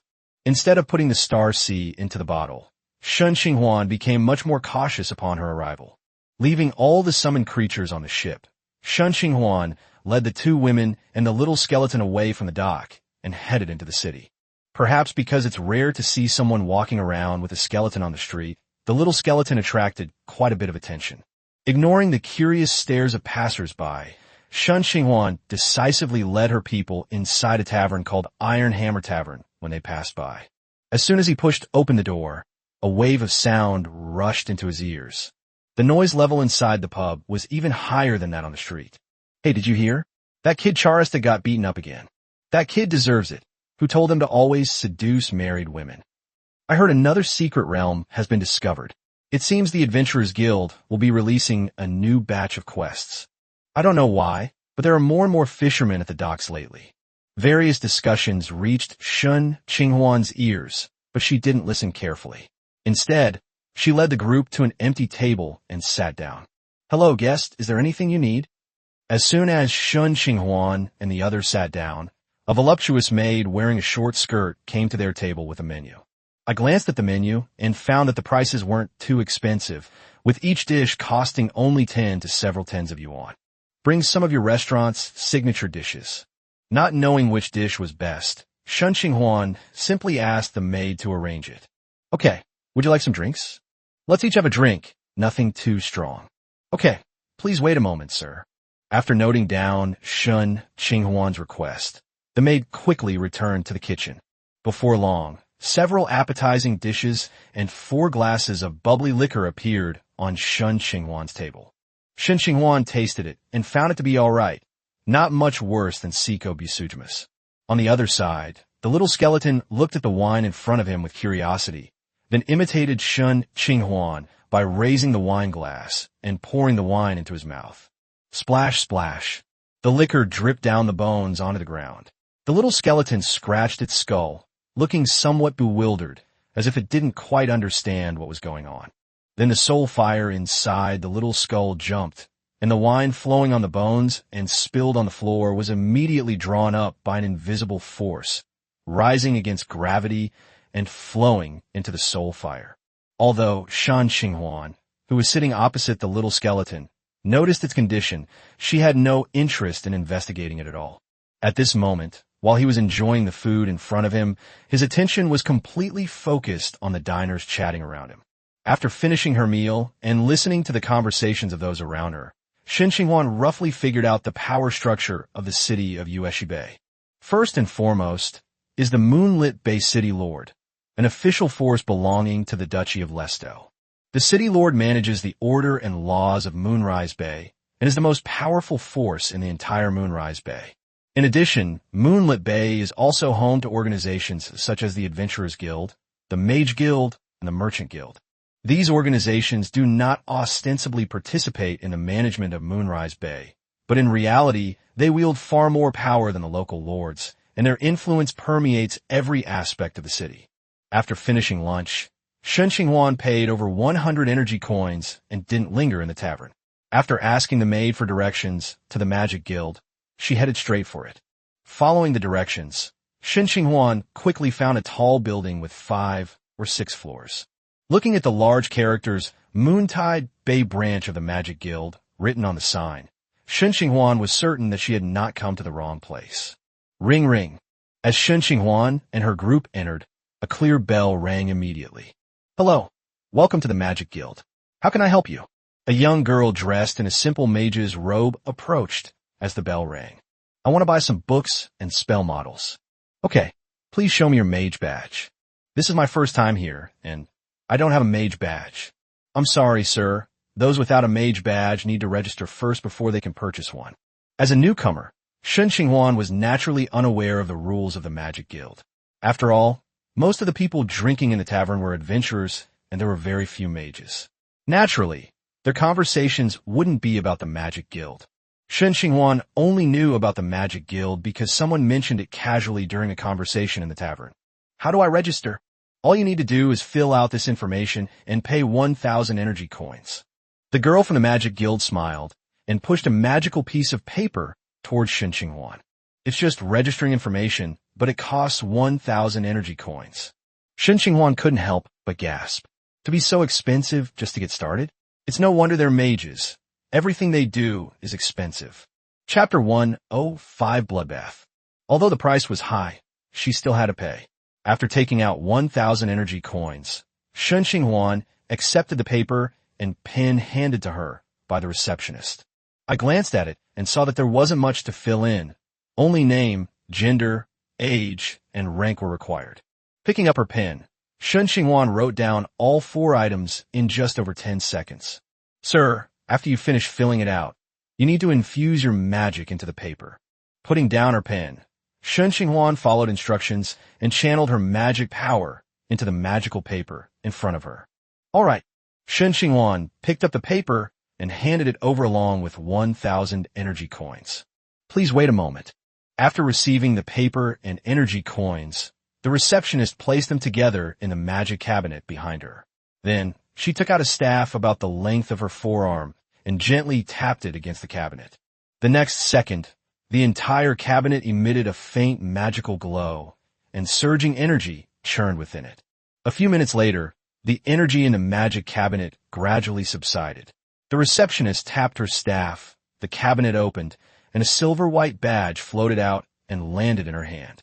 Here's your badge. Please keep it safe. Thanks. Shen Qinghuan reached out and took the silver-white badge, examining it curiously in her palm.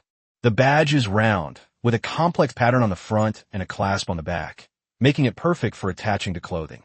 From the outside, this badge is completely ordinary, but when Shen Qinghuan uses his mental power to sense it, he can sense that the badge contains the same mental fluctuations as his own. Mr. Shen, is there anything else you need? The receptionist's voice pulled Shen Qinghuan back from checking the badges. Oh, I'd like to buy some books about magic and spell models. Okay, please follow me. The receptionist walked out from behind the counter and gestured an invitation. Shen Qinghuan immediately followed, and Shauna and the others followed behind her. However, the receptionist suddenly stepped in front of Shauna and her group, saying, I'm sorry, ladies. Union rules state that non-members are not allowed to enter. Please wait in the lounge. Upon hearing this, Siko Busujima and the other woman looked at Shen Qinghuan.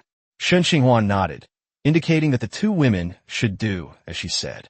When you're on someone else's turf, you should naturally abide by their rules. After following the receptionist through a portal, several rows of huge bookshelves appeared before him. The bookshelf was crammed with all sorts of books. Shen Qinghuan looked up and saw a variety of titles, including The Origin of Magic, 72 spell models of Fireball, various uses of Dragon Dung, and introductions for magic beginners. The sheer variety of titles overwhelmed him. Mr. Shen, are there any specific books you wish to purchase? Seeing Shen Qinghuan's hesitant expression, unsure of what to do, the receptionist spoke up at the opportune moment. I'm not sure which ones to buy either. I'm a beginner when it comes to magic. A beginner's guide. The receptionist hesitated for a moment, then waved her staff, and a pale blue, transparent hand appeared in midair, pulling out several books from the tall bookshelf. Magic, from beginner to end, teaching you how to quickly master magic, its essence and meditation. 3 thick volumes appeared in Shen Qinghuan's hands. These 3 books are all suitable for beginners. Please take a look. If you're not satisfied, you can choose other ones. This one. My surname is Xia. You can just call me Xia Xiao. Miss Xia, I would also like to buy some books about monsters. A monster? Xia tapped her lips with her staff, and the mage's hand grabbed another book. The book we seized this time was larger and thicker than the previous 3. It could easily be used as a small shield. This monster encyclopedia is probably the most comprehensive book on monsters. Shen Qinghuan reached out and took it, flipping through it roughly. It contained information on everything from unranked skeletons to rank 10 deep-hell demons, and even some well-known legendary creatures. Is there anything else you need, Mr. Shen? Yes, I also need to buy some spell models. Okay, please follow me. The spell models are over here. Xia led Shen Qinghuan into another portal, and the 2 appeared in a room that looked like a lounge. Here is a list of spells. Take a look and see if there's anything you need. Xia tapped his staff in the air, and a screen of light immediately appeared in his field of vision. Shen Qinghuan looked up and saw a dense array of spell names displayed before him. With a quick glance, Shen Qinghuan discovered that there were over 100 magic tricks alone, as well as quite a few first ring, second ring, and third ring spells. Although the number was not as many as magic tricks, there were still over 100 in total. However, what alarmed Shen Qinghuan even more than the number of spells was their price. Magic tricks are alright. A first-level spell requires several hundred energy coins, a second-level spell costs around 1,000, and a third-level spell is much more expensive, generally fluctuating around 5,000. With Shen Qinghuan's current funds, she can't buy many at all. Miss Xia, why are there no spells above the fourth ring here? After looking at it for a while, reading the list from beginning to end, Shen Qinghuan still couldn't find any spells of the fourth rank or higher. I'm sorry, but because your permissions are insufficient, you can only purchase low-level spells at this time. Permissions? How do I escalate permissions? You can earn points by completing tasks issued by the Magic Guild or publishing valuable papers. Once you reach a total of 100 points, you can unlock the right to purchase intermediate spells. At the same time, point can also be used in place of energy coins, with 1 point equal to 1,000 energy coins. Upon hearing this, Shen Qinghuan understood. This was a common tactic used by various factions. While mid-tier spells are currently unavailable, being able to purchase low-tier spells is already quite good. Only the Magic Guild, with its deep pockets, can afford to buy spell models with energy coins. If you were in a smaller faction, would you expect to gain power without working for them? Dream on. In the end, Shen Qinghuan chose 2 second-tier spells, Transformation and Fine Amount, and 3 third-tier spells, Fireball, Protective Energy, and Dispel Magic.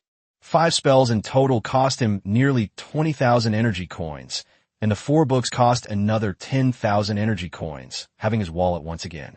Of the 4 books, the Monster Encyclopedia is the most expensive, costing almost the total price of the other 3. In addition to spell models and books, Shen Qinghuan also bought 10,000 energy coins worth of cultivation potions, introduced by Xia. I bought my own things, so naturally I can't do it for Shana and Siko Bisujima. As for other items, such as magical equipment, scrolls, and energy potions, Shen Qinghuan, who was short of money, did not buy any more, since she needed to save some energy coins for living expenses. Chapter 106: Selling Blueprints and Buying Cards. By the way, Miss Xia, did you know that the guild accepts job change cards? We did buy them, but the purchase price wasn't as high as it is outside. The mages in the guild have their own career paths, and they only buy job change cards for research purposes. Xia didn't hide anything and directly said that the purchase price within the guild was too low, implying that Shen Qinghuan shouldn't be allowed to sell within the guild. Is that so? I understand. Thank you for letting me know, Miss Xia. Is there anything else you need, Mr. Shen? There's one more thing. I wonder how much the blueprints for special ships can sell for. After a moment's thought, Shen Qinghuan remembered that she had 3 special blueprints in her possession, which she didn't need anyway, so she decided to sell them. The purchase price of special ship blueprints is not too high. Currently, the guild has deciphered most of the special ship blueprints. As long as there are enough materials, high-level mages who can set up magic arrays can basically make them. Unless the guild has not collected the blueprints, it is difficult to sell them at a high level. Shen Qinghuan was somewhat disappointed upon hearing this. Were the mages in this world too powerful, capable of even creating things through the system? Can the union conduct the assessment? Thinking of Xia's last words, a glimmer of hope ignited in Shen Qinghuan's heart. What if? Of course, the appraisal can be done right here in this meeting room. Upon hearing this, Shen Qinghuan took out 3 blueprints of special ships from her spatial ring and placed them on the table. Xia tapped the table lightly with her staff, and a faint ripple flashed across the table. The 3 blueprints on the table glowed, and then a screen of light appeared in front of the 2 of them. Deep Diver, blueprints for a special diving vessel, suggested purchase price, 20,000 energy coins. Bubble Ship, a special ship with blueprints that emit special bubbles, suggested purchase price, 35,000 energy coins. Steamship, blueprint for a special steel, steam-powered vessel, suggested purchase price, 23,000 energy coins. The guild has records of all 3 blueprints, so the purchase price is not high, even cheaper than inviting a high-level mage to make the purchase. Is the price not high? Looking at the 3 blueprints, which were priced at nearly 80,000 energy coins, Shen Qinghuan suddenly realized that Miss Ya's concept of money seemed to be slightly different from that of ordinary people. Mr. Shen, are you selling? Sell. Taking a deep breath, Shen Qinghuan decisively chose to sell them. He still needed money to buy summoning cards. Since the Magic Guild had already cracked the technology of special ships, it would be difficult to sell these special blueprints of his for high-level items unless they were sold to some special buyers. Okay, here is an energy card. Please keep it safe. This energy card can be used in various guilds and countries. With a wave of her staff, Xia's 3 special blueprints on the table vanished, replaced by a pure white card. Shen Qinghuan reached out and picked it up. A string of numbers emitting blue light appeared on the card. 78,000. Is there anything else you need, Mr. Shen? No. Thank you very much, Miss Xia. Shen Qinghuan shook her head, indicating that she had no other requests. You're too kind. This is just my job. Xia followed her back into the hall, and Shana and the other woman in the lounge, who had noticed Shen Qinghuan coming out, quickly approached. Then I'll be going now. Please wait a moment, and please keep this magic newspaper safe. Magic newspaper? Yes, this magical newspaper allows you to view recent news and papers, and it only costs 100 energy coins per week. Shen Qinghuan's eyes lit up upon hearing this. With this newspaper, she could learn about some major events that had recently occurred, instead of being completely clueless and relying solely on the chat channel to find information that was neither true nor false. I wonder how much this magic newspaper costs. It doesn't cost any money. Every union member can get one for free. Thank you, Miss Xia. I'll take my leave now. You're welcome, and we welcome you to visit us again. As Shen Qinghuan left with 2 women and a skeleton, a tall woman suddenly appeared in the Magic Guild's hall. The woman hooked her arm around Xia's neck, her expression languid, and said in a flippant tone, Hey, why are you so enthusiastic today? Got in the heat. Want to date a younger woman? This guy doesn't even look that handsome, and he's with 2 women. I didn't know you liked this type. Go, go, go. Xia rolled her eyes at her unreliable best friend, annoyed. I just felt the breath of fate in him. Fate. The tall woman curled her lip. We've encountered at least 3 or 4 of those protagonists that players talk about, so why would we care about someone who carries the aura of fate? Xia glanced at her best friend, but didn't say anything. If you ask me, we should hurry up and find out the reason for the fishmen's abnormality and return to the tower as soon as possible. This moonlit bay is just too boring. The tall woman reached out and pulled out a bottle of wine from somewhere, then started chugging it down. On the other side, after leaving the Magic Guild, Shen Qinghuan asked a few local residents and quickly found a small shop called Blue Star Card Shop. The shop was deserted, and it didn't look very big. Shen Qinghuan didn't care too much, since he only wanted to buy some Tier 1 common cards, and the more common the shop, the easier it was to buy them. Ring, ring, ring. Welcome. As soon as she stepped into the store, the sound of a bell, accompanied by a strong male voice, reached Shen Qinghuan's ears. Shen Qinghuan looked up and saw that the furnishings in the small shop were a bit old, but it was very clean. A young man with short hair was sitting behind the counter, holding a thick book in his hands. Does the guest want to buy any cards? I need some Tier 1 common cards. Okay, please wait a moment, sir. Upon hearing this, the young man was slightly disappointed, as a Tier 1 common card wasn't worth much. However, considering the increasingly bleak business of the card shop, he didn't neglect it. Summoning minions with cards seems like a convenient thing, but in reality, apart from card master classes, very few other classes use summoning cards. The reason is that for non-card master classes, using cards consumes too much energy. Using a single high-quality card of the same tier can almost drain all the energy from a player's body. However, a superior grade summon might not be as powerful as the user. Using all your energy to summon a summon that is inferior to yourself for a whole day is just simply not worth the effort. In addition, high-quality cards are not easy to make or buy. So apart from card master classes, few other classes use cards. Chapter 107 Card Fusion. Several cards were placed on the counter, and Shen Qinghuan looked at them one by one. Jewel Parrot, Scorpion Scout, Fish Larvae, Swamp Leeches, Stone-Toothed Wild Boar. There are quite a few types, covering land, sea, and air. How much do you want for these cards? The price of a Tier 1 common summon card is the same, 100 energy coins each. So cheap? After being bombarded with prices of thousands for spell models, Shen Qinghuan's first reaction upon hearing that they were only 100 each was that they were cheap. How many of these cards do you have in total? I want them all. Okay, I'll get it. What did you say? You want all? Subconsciously preparing to collect the cards on the table, another group of young people looked up in surprise at Shen Qinghuan. You heard me right. I said I want them all. Okay, I'll pack it up for you right away. Selling a dozen or so cards at once, the profit wasn't high, but it was enough to make him happy for a while. Tier 1 common cards are too low in both rank and quality, and almost no one would buy them. The Tier 1 common cards in the shop were all his practice pieces, and he never expected them to sell. Beep, beep, beep. Watching the young shop owner frantically packing up the dozen or so cards on the counter, Shen Qinghuan couldn't help but tap the table. I mean, do you want all the Tier 1 common card in the store? Or do you only have a dozen or so card in your store? You want them all. You want all the Tier 1 common cards in the store. The young shop owner stopped what he was doing and looked at Shen Qinghuan with disbelief. You heard me right. I want all the Tier 1 common cards in the store.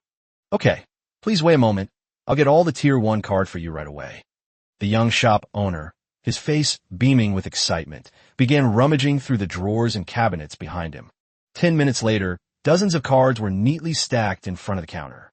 Shen Qinghuan roughly counted them. There were about 60. How much?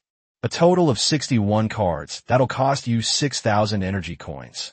After taking out the energy card and transferring the energy coins, Shen Qinghuan put all the thick stack of cards on the table into her spatial ring. Only 61 cards?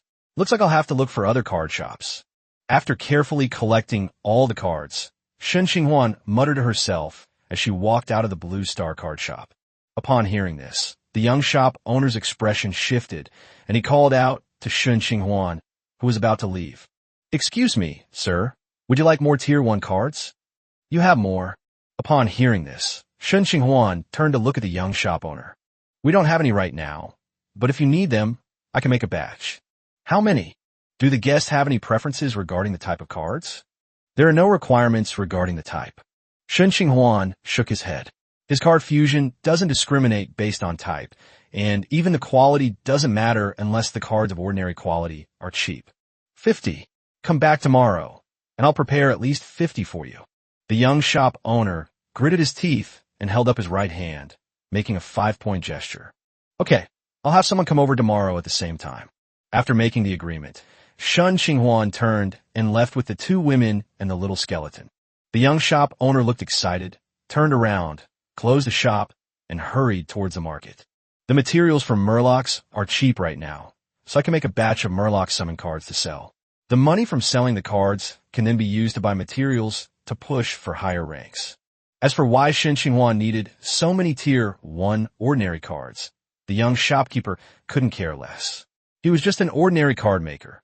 Making cards, making money, and how to reach higher tiers were what he needed to consider.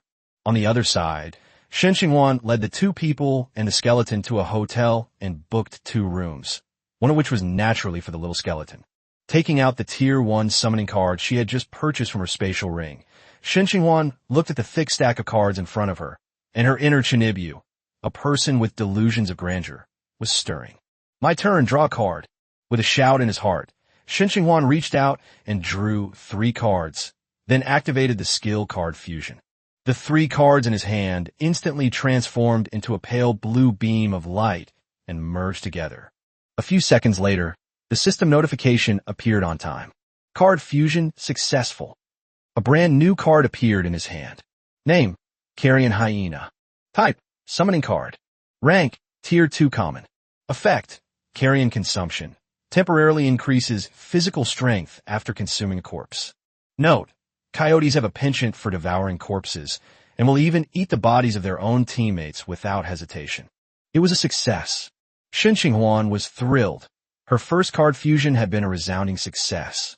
After putting down the Carrion Hyena, Shen Qinghuan continued to fuse the cards. Card fusion failed. Judgment reversed. Card fusion successful. Card fusion failed. Judgment reversed. The success rate of card fusion is very high, close to 20%. However, the success rate is meaningless to Shen Qinghuan. With the talent to reverse judgment, success or failure is a success for him. Only about 10 minutes later, all 60 Tier 1 cards were refined into 20 Tier 2 cards. Second tier cards were not what Shen Qinghuan wanted. He drew 18 of them and chose to continue fusing them. A few minutes later, the 18 Tier 2 cards turned into 6 Tier 3 cards. Shen Qinghuan glanced at the 6 Tier 3 cards in her hand. White, blue, green, green, white, white, with the highest quality being only excellent. There's not much to say. Let's continue the integration process. 6 Tier 3 cards disappeared, and a few minutes later, 2 Tier 4 cards appeared in his hand. One a white common quality card, and the other a gold legendary quality card. Wow, a golden legend. Shen Qinghuan's spirits lifted, and she looked directly at the golden legendary card. Name, Salvage. Type, summoning card. Quality, Tier 4 legendary. Effect, resurrection. After Sorabel dies, he turns into a phoenix egg. Before the eggshell is broken, you can cast any fire spell on the phoenix egg to resurrect Sorabel. Fire immunity.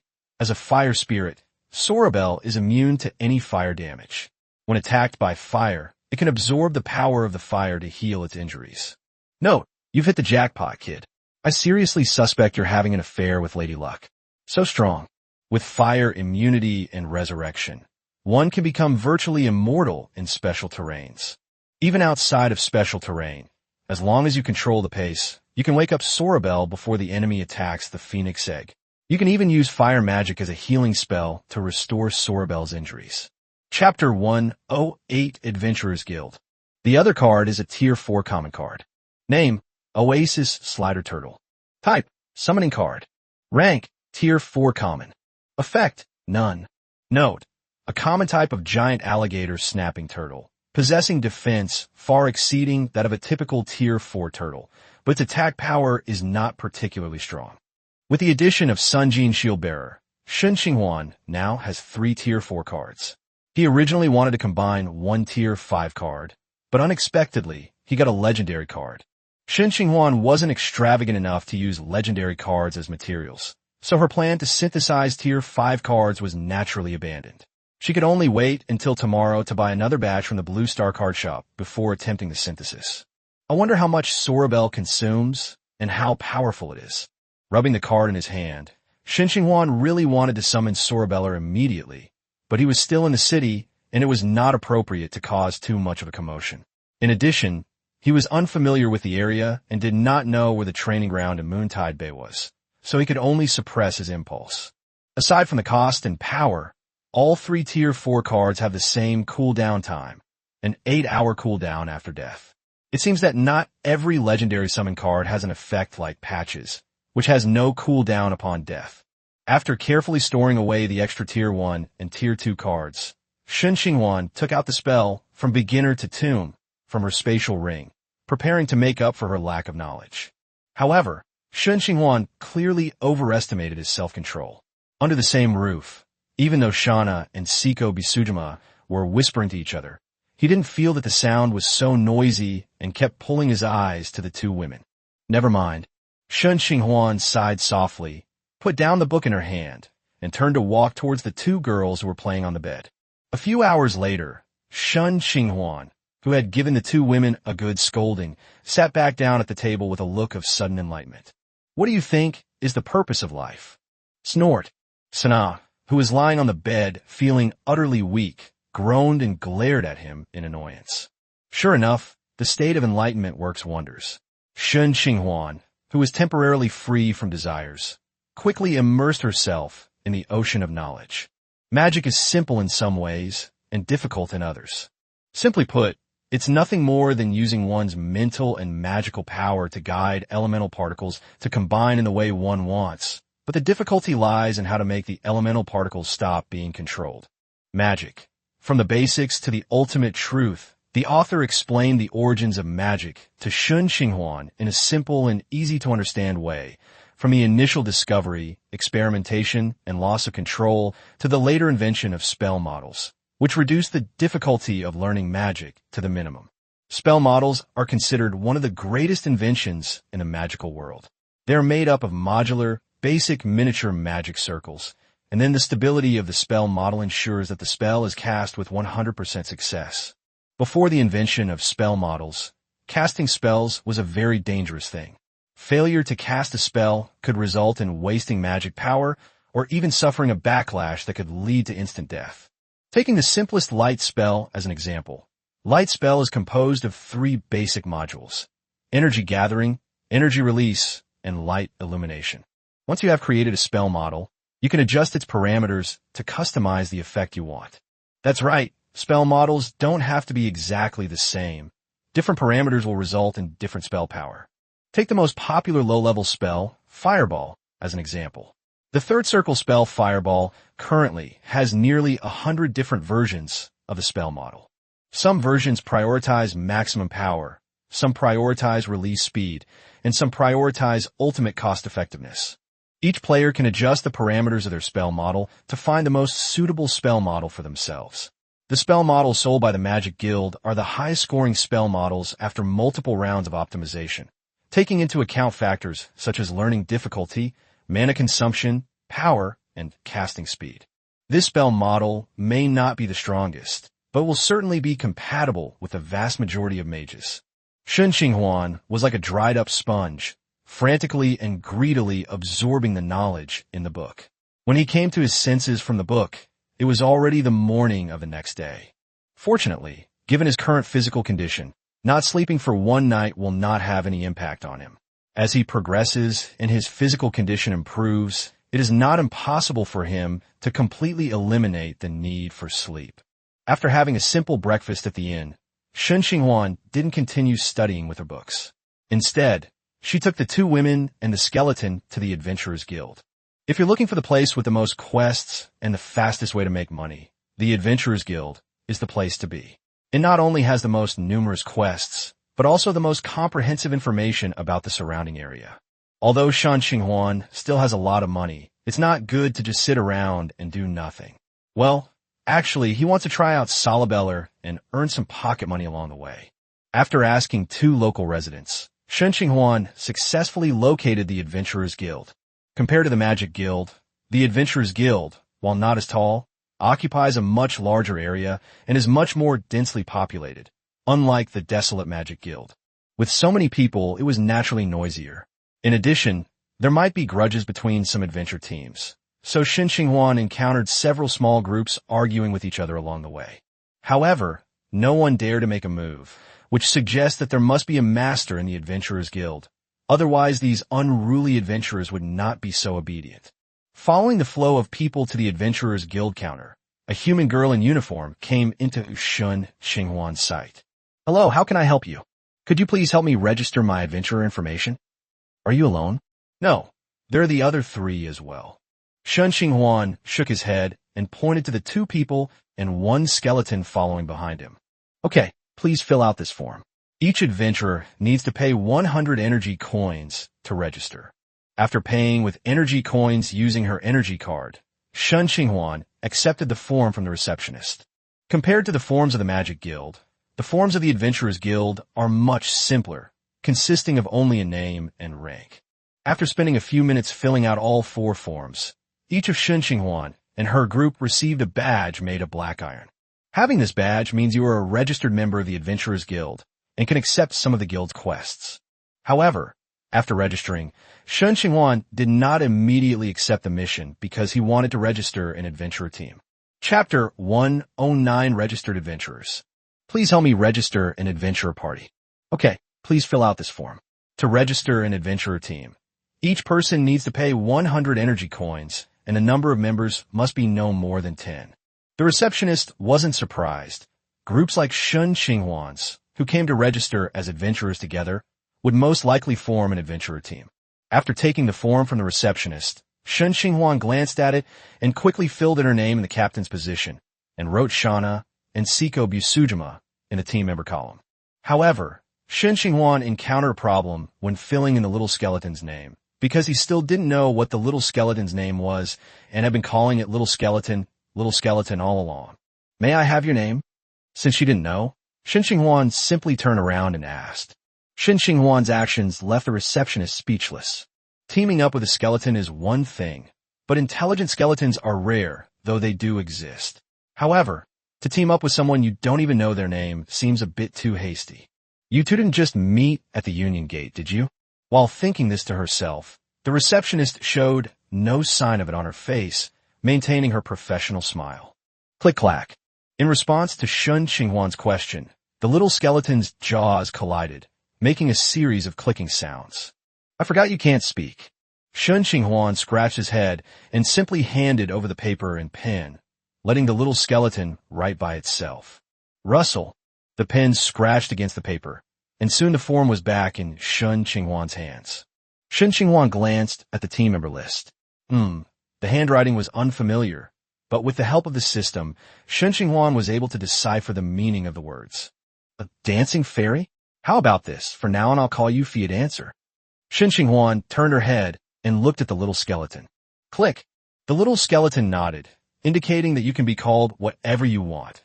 Clearly, Fi didn't have any attachment to this name, which might have been from past life. Having confirmed Fi's name, Shen Qinghuan looked at the last item on the form, the team's name. Shen Qinghuan thought for a while, and then randomly picked right team. Anyway, the team name doesn't matter. Forming a team is just to make it easier to accept missions, since some missions require a certain number of people. After filling in all the information, Shen Qinghuan handed over the form, and soon after, 4 black iron badges appeared in the hands of Shen Qinghuan and the other 3. Like individual badges, the squad badges are plain black with no patterns, serving only as identification. After everything was registered, Shen Qinghuan led the group to the mission hall. Inside the hall, adventurers of all kinds moved about, most of them human, but there were also quite a few other adventurers such as elves and dwarves. Looking up at the center of the hall, a huge light screen floats in the air. At the top of the screen is a mission to investigate the large-scale appearance of fishmen in the ocean, and below it, dozens of different missions are scrolling on the screen. Shen Qinghuan glanced at the top-ranked fixed mission and decided to ignore it. There were too many fishmen in the sea, making reconnaissance too difficult. Moreover, Shen Qinghuan and his companions were not suited for sea combat. Therefore, even though the reward for this mission was as high as 100,000 energy coins, he did not intend to accept it. As for the other tasks, help Uncle Fleck in the west of the city find his lost pet, acquire 120 starlight grass plants, clear out the goblins appearing outside the east of the city. There are all sorts of tasks, such as finding lost items, searching for pets, and clearing out wild monsters. However, the rewards for these tasks are generally not very high, ranging from a dozen to a few hundred. With patience, Shen Qinghuan continued to examine the area and soon found a suitable mission for the team. A monster attacking livestock has appeared in the northern suburbs of the city. It is suspected to be a mid-level monster, and an adventurer team needs to be sent to investigate. Since it's just a reconnaissance mission, the reward isn't high, only a mere 50 energy coins. Plus, the round trip isn't short, and you need to rent transportation to make it all in one day, so no other teams have accepted this mission yet. Shen Qinghuan wasn't after the 50 energy coins, but rather the mid-tier monster, which would be a good opportunity to go outside the city and test the strength of a 4th-tier legendary summon. However, there's no time to do this task today. He has to go to the Blue Star card shop this afternoon to pick up the card, so he can only do it tomorrow. But that doesn't stop Shen Qinghuan from taking on the task first. Anyway, there's still 7 days left to complete the task. After receiving the quest at the counter, Shen Qinghuan spent 100 energy coins to buy a simple quest receiver. This item can receive quests issued by the nearest adventurer guild within the vicinity of the quest receiver. The purchase price isn't expensive. The high cost is the subsequent usage fee, which is 1,000 energy coins per month. The high cost of using this item makes it unaffordable for most small teams, and only some medium and large teams will equip it. After leaving the Adventurers Guild, Shen Qinghuan saw that it was still early, so she and the others strolled around the most bustling streets of Moonrise Bay for a while, enjoying the local customs and culture. After having lunch at a restaurant, Shen Qinghuan leisurely led the group to the Blue Star card shop. Ring ring. Welcome. As the bell rang, a weak male voice reached Shen Qinghuan's ears. Looking up, I saw that the young shop owner, who was fine yesterday, now looked listless, with thick dark circles under his eyes. The shop owner must be a professional to be able to make cards. Simply staying up all night wouldn't give him such dark circles under his eyes. He must have also exhausted a lot of his mental energy while staying up all night to cause this result. Boss, have the 50 Tier 1 cards been drawn yet? Ah, you've arrived, guest. Don't worry if I say this afternoon. It will definitely be this afternoon. As the young shop owner spoke, he took out a thick stack of cards from under the counter and placed them on the counter. Shen Qinghuan counted them briefly and found that there were exactly 50 cards, so she took out her energy card to pay.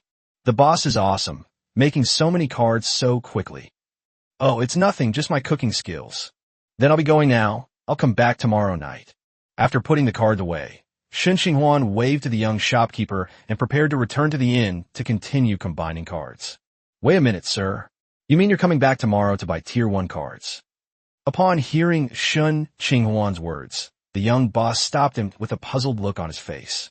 Of course, this small amount of card is enough for me. Does that mean the boss isn't planning to do this business anymore? Upon hearing this, the young boss's expression changed for a moment. Then he gritted his teeth and agreed. Of course I'll do business, but given my current condition, I'm afraid I won't be able to produce 50 cards by tomorrow night. It's all right, as long as the boss does his best. Seeing the young boss's condition, Shen Qinghuan didn't expect to get another 50 cards tomorrow. If this continued, the boss might suddenly die in front of the card-making station in a few days. After watching Shen Qinghuan and her group leave, the young shop owner hurriedly closed the shop and ran back to the trading market. Chapter 110, First Tier 5 Card. Back at the inn, Shen Qinghuan rubbed her hands together and took out a Tier 1 card from her spatial ring. After a quick look, I noticed that all the Tier 1 cards this time are Murloc-type summoning cards. Most of the 50 cards are of common quality, with a few of excellent quality mixed in. It seems the owner really couldn't collect 50 common quality cards. Shen Qinghuan didn't care much. Whether it was ordinary quality or excellent quality, it was all the same to him. They were just the most basic materials for fusion. 50 Tier 1 cards, plus the one left over from yesterday, can be fused into 17 Tier 2 cards. The magic power within his body surged. The card fusion skill was activated, and 51 cards flew around, melting into 17 cards. Shen Qinghuan glanced at them briefly and didn't find any legendary cards. After thinking for a moment, she took out the high-speed warrior and dire wolf vanguard from her spatial ring, and added the 2 second-tier cards she had left over from yesterday, making a total of 21 second-tier cards. Although high-speed warrior is a Tier 2 excellent card, it is not very useful for Shen Qinghuan, who is already Tier 4.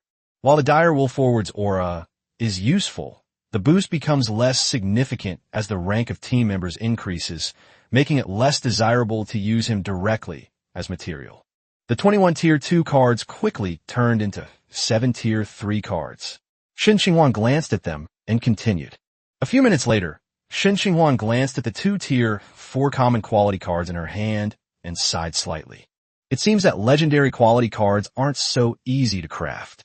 He took out the Oasis pincer turtle he had just obtained yesterday from his spatial ring, gathered 3 4th tier cards, and fused the cards again. However, as soon as the fusion began, Shen Qinghuan's expression changed drastically. It's too fast.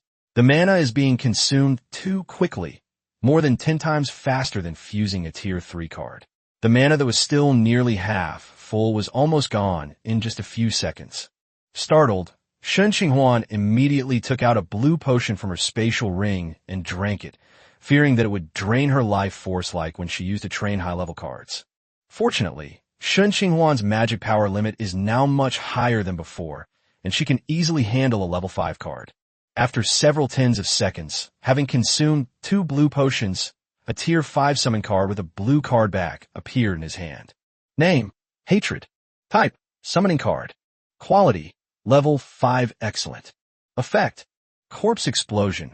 Upon death, the abomination detonates all the death energy within its body, indiscriminately attacking the surrounding area with a double whammy of virus and acid. Meat Hook. Abomination throws out the meat hook in his left hand, grabbing an enemy and pulling him in front of him. Note: this is a creation of a necromancer. It possesses outstanding strength and physique, and aside from being clumsy in its movements, it has no major weaknesses. Be careful to stay away from its corpse after it dies. Do you hate it? Shen Qinghuan looked at the large, fat man on the card, whose left hand held a hook chain, and whose right hand was a curved knife, and whose entire body was made of various stones. Her expression was somewhat complicated. It's not that I think the abomination looks too ugly, but I'm bothered by its corpse explosion effect. After all, the description says that the corpse explosion damages indiscriminately, and if it happens to hit one of your own people at a crucial moment in the battle, it could really cause an explosion. However, overall it has both advantages and disadvantages, making it a double-edged sword. This card fusion also served as a reminder to Shen Qinghuan that although the skill seemed to be able to fuse indefinitely, the total amount of magic power within him was limited. Based on the current total amount of magic power, I can probably still fuse a tier 6 card by gritting my teeth and taking some energy recovery potions. Any higher, and I probably won't have enough magic power to recover. Furthermore, the mana consumption of card summoning is also a problem. Shen Qinghuan has not yet summoned a 4th tier card, and it is unclear how much mana is required to summon a 4th tier card. However, once we get to the outskirts tomorrow, we'll give a proper test. After putting the cards away, Shen Qinghuan took out her magic spell. From beginner to tomb, she would learn from the parts she had missed yesterday. That night, Shen Qinghuan did not stay up late again. The next morning, Shen Qinghuan got up early, had a simple breakfast, and then led the group to the market to rent a horse-drawn carriage. As Shen Qinghuan and the others sat in the carriage, watching the carriage clatter towards the northern suburbs of Moontide Bay, they couldn't help but sigh. The Magic Guild was already using magical newspapers that covered almost the entire surface, while the common people were still using the most primitive horse-drawn carriages. The two were so different, like two completely different civilizations. The carriage didn't travel very fast. After about 3 hours, it finally arrived at a small village in the northern suburbs with Shen Qinghuan and the others. After glancing at the map and confirming that she hadn't gone to the wrong place, Shen Qinghuan found a house and knocked on the door. Beep, beep, beep. Squeak. Shortly after, the door was opened, revealing the face of a typical middle-aged man. Who are you? Upon seeing the 2 men and 2 women outside, the middle-aged man looked puzzled. We are adventurers from Moontide Bay, and we accepted a commission from the Adventurers Guild. As she spoke, Shen Qinghuan took out the letter of commission from her spatial ring and showed it to the middle-aged man. Great. Gentlemen, please wait a moment. I will go and inform the village chief right away. Upon hearing Shen Qinghuan's reply, the middle-aged man's face lit up with joy. He then apologized and hurriedly ran towards a mud house on the edge of the village. Before long, the middle-aged man hurriedly ran back, accompanied by a burly man. He is our village chief. Village chief, and these are the adventurers from Moonrise Bay. Are you adventurers from Moonrise Town? The village chief asked, his voice surprisingly gentle. That's natural. As she spoke, Shen Qinghuan handed over the power of attorney. The village chief carefully took the letter and examined it closely. After confirming that it was indeed a letter of commission from the Adventurers Guild, he felt much relieved. It's almost noon now. Why don't you adventurers come to my house for a simple meal? There's no need for a meal. The village chief just needs to arrange for someone to take us to the place where the monsters attacked. Shen Qinghuan shook his head. He had no interest in wasting time on socializing. He'd rather finish up and go home early. All right, gentlemen, please follow me. Upon hearing this, a hint of joy flashed in the village chief's eyes. He couldn't wait for Shen Qinghuan and the others to complete their mission as soon as possible so that the Adventurers Guild could arrange for someone to hunt down this unknown monster. After giving some instructions and having the coachman wait for them in the village, Shen Qinghuan and her group went to the location where the incident had occurred. Along the way, the village chief didn't just focus on hurrying along. Instead, he recounted the events that had occurred outside the village in the past few days so that Shen Qinghuan and the others could gather more information. Chapter 111, Shadow Fox and the Abomination of the Snake Man. The incident happened 3 days ago in the evening. Shrek, who was herding sheep, said he heard a sheep bleeding in pain from his flock, and then he found that one of his sheep was missing and there was a clear pool of blood on the ground. Then this monster reappeared yesterday and attacked one of the cows in Merita's cowshed. Now everyone is in a panic, afraid that they will be attacked as well. The village chief described it in great detail, recounting everything that had happened to the monsters in the past few days, big or small. We've arrived. This is where Shrek the sheep disappeared. The village chief pointed to the remaining traces on the ground and said to Shen Qinghuan, "Night cry." Shen Qinghuan glanced at the ground, then shouted loudly towards the sky. "Quack!" The night shrug responded with 2 cries, then used its sharp eyesight to survey the surroundings. Shen Qinghuan also closed her eyes, released her mental power, and began a thorough search. Searching from both above and below, they quickly found a clue. The skeleton of a sheep was first discovered by Yi Li in the bushes. Shen Qinghuan led the group to the sheep skeleton, trying to find new clues nearby. "Captain, look, there are a few footprints here." Shauna was the first to spot a new clue, pointing to several footprints not far from the skeleton. Shen Qinghuan turned his head to look, but before he could examine it closely, Yi Li made a new discovery. Shen Qinghuan connected with Yi Li's vision, and a pure black fox, comparable in size to a cheetah, suddenly appeared in his line of sight. This is Shadow Fox. The Shadow Fox is a relatively rare second-tier monster with the ability to briefly disappear into the shadows. In terms of strength and ability, it is fully capable of committing crimes. What could be this? Shen Qinghuan looked at the footprints on the ground that clearly did not resemble those of a fox, and a doubt flashed through her mind. Despite her doubts, Shen Qinghuan did not hesitate at all in her actions. He drew the card of Sorabellar from his spatial ring, infused it with magic, and immediately summoned it. Bah! With a sharp bird cry, accompanied by a scorching heat wave, Shen Qinghuan summoned a fiery red bird. Sorabellar was entirely red with a hint of gold, and its wingspan was nearly 10 meters. The moment it appeared, it attracted everyone's attention. "Sorabellar, go and bring me that Shadow Fox." "Hey!" Sorabellar nodded, flapped its wings, and transformed into a golden-red streak of light, disappearing from Shen Qinghuan's sight. 10 seconds later, Sorabellar reappeared, this time with a trembling black fox under its paws. Shen Qinghuan looked at the trembling fox with some suspicion. It didn't seem like a monster that would dare to attack a flock of sheep. However, it is still a clue. It's just a pity that I don't have the magic to read memories. Just as Shen Qinghuan was thinking of taking the fox back and probing its memories in other ways, Shauna suddenly sensed something spying on her. "Who is it?" Shauna roared and quickly drew her longbow, firing several ice arrows. The ice arrow pierced the bushes, instantly unleashing a burst of intense cold air. "Hiss!" A sharp hiss suddenly erupted from the bushes, followed by the emergence of a huge snake's head. "Snake!" Shen Qinghuan sounded somewhat surprised, not expecting such a huge snake to exist around Moontide Bay. Judging from the size of its head, its body length was at least 10 meters. However, before Shen Qinghuan could react, the giant serpent in front of him underwent an astonishing transformation. Its size began to shrink, and limbs grew from its sides. In just a few seconds, a large snake disappeared before Shen Qinghuan's eyes, replaced by a snake man wielding a curved knife. Possessing the ability to transform into a snake, is this the Snake Hater?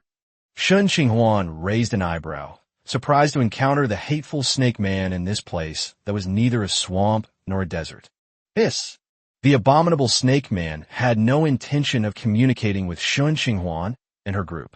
Raising the curved blade in his right hand, he charged towards them, while secretly making a hand gesture with his left hand.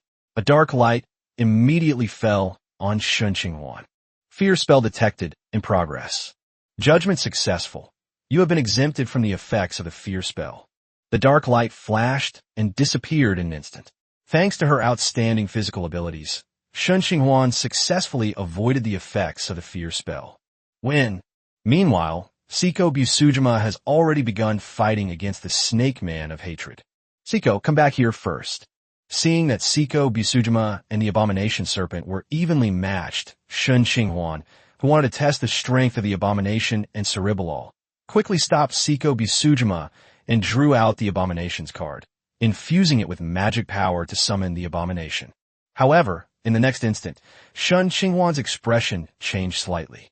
Without having time to command the Abomination, she immediately took out an energy recovery potion from her spatial ring and drank it down. Shen Qinghuan could understand that summoning Sorabellar consumed a lot of magic power. After all, it was a legendary card. But what he didn't expect was that summoning the abomination required 20% more magic power than summoning Sorabellar. It almost drained his magic power, making it impossible to maintain the existence of the two summons. Upon hearing Shen Qinghuan's order, Siko Busujima did not hesitate.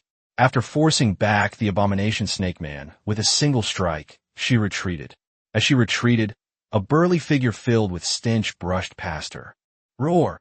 The abomination roared at the abomination snake man, its two eyes, one large and one small, filled with cruelty. Knock, knock, knock. The snake man, his face grim, stared at the enormous creature that was steadily approaching him. Had he not lacked sweat glands, he would have been drenched in cold sweat by now. He was already surprised that his whereabouts had been discovered by a third-tier archer, but he quickly formulated a battle plan. First, use fear to control the fourth-tier magic user who is suspected to be a summoner, and then deal with the third-tier warrior as quickly as possible. In this way, you'll have a very high chance of winning. However, the plan failed at the very first step. The opponent directly exempted him from the fear spell and even summoned such a terrifying monster. Moreover, the human warrior was no ordinary person.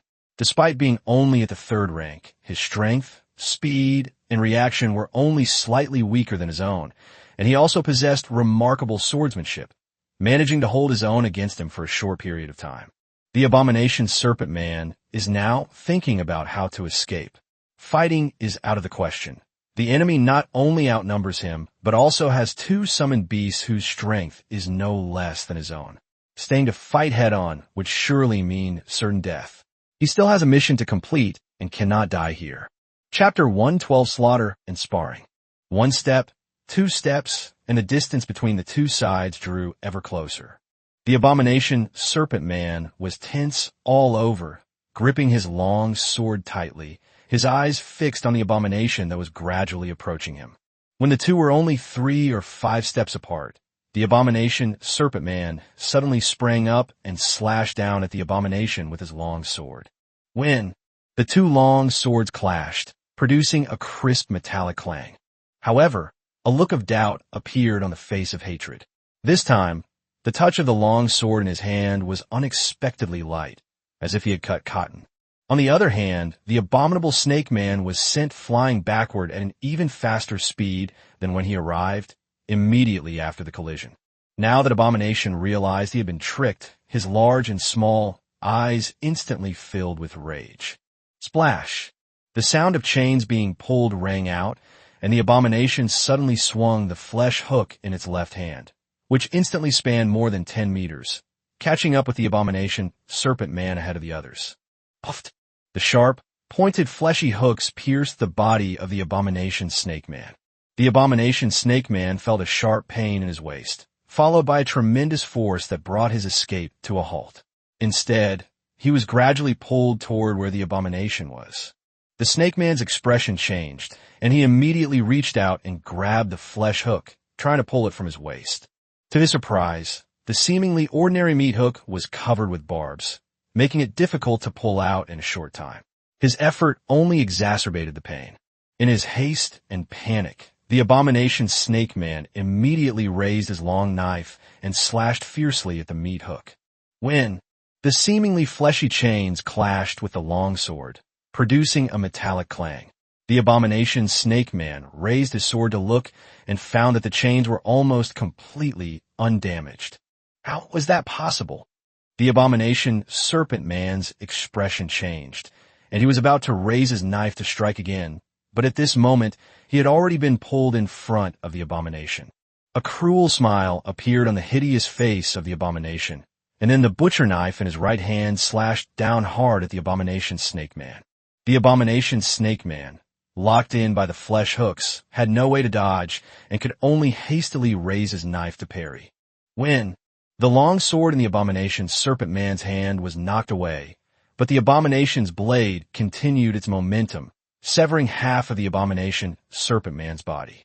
The excruciating pain caused the abominable snake man to struggle violently, but he was tightly locked in by the fleshy hooks and could not break free at all. With a backhand slash, Abomination severed the head of the Abomination serpent man, leaving a mangled body trembling on the meat hook. Is that all? Shen Qinghuan frowned when she saw how easily the abomination had dealt with the abomination snake man. The abomination serpent man failed to utilize its full strength, focusing solely on escaping and revealing its weakness. When it was struck by the flesh hook, its fate was sealed. When a Tier 4 agile warrior is locked down by a Tier 5 heavy tank and forced to fight head-on, anyone can guess the outcome. However, although hatred easily defeated the enemy, Shen Qinghuan's original test objective was indeed ruined. Perhaps, looking at the blood-soaked abomination, and then its Sorabellar standing beside him, he thought, why not let the two of them fight? Since they're just summoned creatures anyway, even if they die, they'll just go into a cool-down period. Besides, I'll have to cancel the summoning when I go back to town later anyway, so I might as well let the two of them fight each other to test their strength. With that thought in mind, Shen Qinghuan carefully collected the mutilated corpse of the abominable snake man and led the group out of the grove. Outside the grove, the burly village chief was pacing anxiously. Because the village chief was just an ordinary person, Shen Qinghuan didn't bring him along to prevent any accidents, but instead had him wait outside. "Adventurer, sir." Seeing Shen Qinghuan and the others emerge from the woods, the village chief's face lit up with joy, and he was about to greet them when he noticed the 3-meter-tall abomination following behind them. "Monster! Aya!" The village chief pointed at the abominations behind the group and let out a sharp, explosive sound. Shen Qinghuan never expected that the village chief, who looked like a big, burly man, could produce a high-pitched voice comparable to that of Siren. It just goes to show that you can't judge a book by its cover. "It's all right, village chief. This is just my summon creature." Seeing that the village chief's screams were getting louder, Shen Qinghuan quickly tried to calm him down. "Real." The village chief shut his mouth and asked with some doubt. "That's natural. Otherwise, why would it stay so quietly?" Upon hearing Shen Qinghuan's words, the village chief immediately believed most of them. However, judging from his pale face and the occasional glances he gave to Abomination, he was still somewhat worried, fearing that Abomination might suddenly go on a killing spree. "So liberal." After finding an open space, Shen Qinghuan looked up and called out to Salabellar in the air. "Bah!" Sorabel let out a cry and, clutching the Shadow Fox, plummeted from midair. After knocking Shadow Fox unconscious and binding her tightly, Shen Qinghuan led the others back a distance, handing the stage over to Hatred and Sorabellar. Although the village chief was puzzled as to why the giant bird and the monster were fine one second and about to fight the next, he saw Shen Qinghuan intently watching the battlefield and wisely refrained from asking any questions. "Bah!" Sorabellar, hovering in the air, launched the first attack, spewing out a flame as thick as a man from its mouth and shooting it towards the abominations on the ground. "Roar!" The abomination roared, but it had no good way to deal with the incoming pillar of fire. Its body was too heavy to dodge the Sorabellar flames, so it could only take the hits head-on. Boom! The flames fell on the abomination, bringing with them the acrid smell of burning proteins. The next instant, a fleshy hook shot upwards against the current, heading straight for Salabellar in mid-air. However, having witnessed the abomination's methods, Sorabellar was prepared and immediately stopped attacking, gracefully flapping its wings to calmly dodge the abomination's attack. Although the abomination's flesh hooks are fast, they are not difficult to dodge if you are prepared. The previous abomination Serpent Man was simply at a disadvantage because of a lack of intelligence. He never expected that the abomination would have this remote grabbing technique. After dodging the abomination's attack, Sorabellar continued to spew out a flame, focusing on ranged attrition. On the contrary, he felt disgusted and was so angry that he yelled and screamed, but he was completely helpless. The abomination's only ranged weapon is its meat hook. Without the meat hook, it's quite difficult to deal with a unit like Cerebral that can fly and attack from distance. After watching for a few minutes, Shen Qinghuan understood the situation and knew the outcome, so she immediately called a halt to the killing of the corpse and the bird. Against the agile Sorabellar, unless the abomination can catch it off guard, it has no chance of winning. This is just the usual situation. You should know that Sorabellar's greatest ability, Resurrection, hasn't even been unleashed yet. It can only be said that the gold card is indeed a gold card, and it can still suppress even the abominations that are one level higher. Chapter 113 Return to Moonlit Bay. After Shen Qinghuan called halt, both sides immediately stopped attacking. Sorabel flapped its wings and landed beside Shen Qinghuan, while abomination, reeking of burnt flesh, also approached. The approach of the abomination brought not only a strong smell of burning, but also a scorching heat wave, demonstrating just how explosive Sorabel's attack had been. The fact that the abomination could withstand Cerebal's attacks for so long, with only minor flesh wounds, shows that although its attack methods are limited, its physique is truly strong. Furthermore, since the abomination is an undead creature, mere flesh wounds have no impact on its combat power, and it can withstand a long fight to the death. After recalling Cerebral and the abomination, Shen Qinghuan prepared to return. He had captured a shadow fox and killed an abomination serpent man, a result sufficient to complete his mission. In the end, the task Shen Qinghuan had received was merely a reconnaissance mission. As for why Cerebral and abomination were taken back, besides the fact that they were going to return, it was also because Shen Qinghuan could no longer afford them. Maintaining their existence requires a constant drain on magic power. Although Shen Qinghuan can afford it for the time being, the magic power required for their existence far exceeds the rate at which Shen Qinghuan can naturally recover.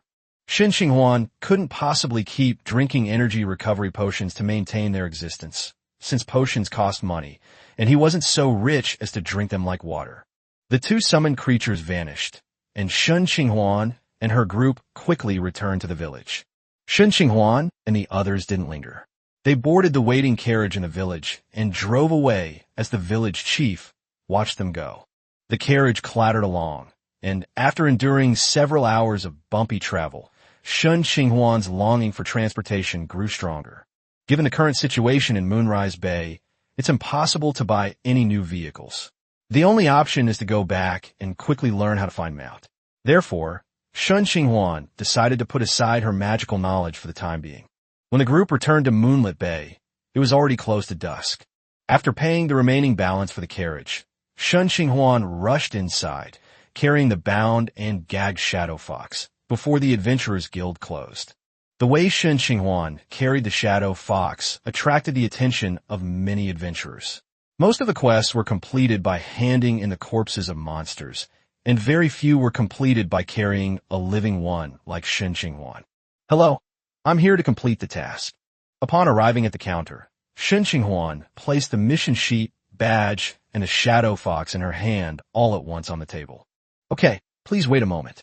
A hint of surprise flashed across the staff member's face, but he calmly accepted the task list and Shen Qinghuan's badge.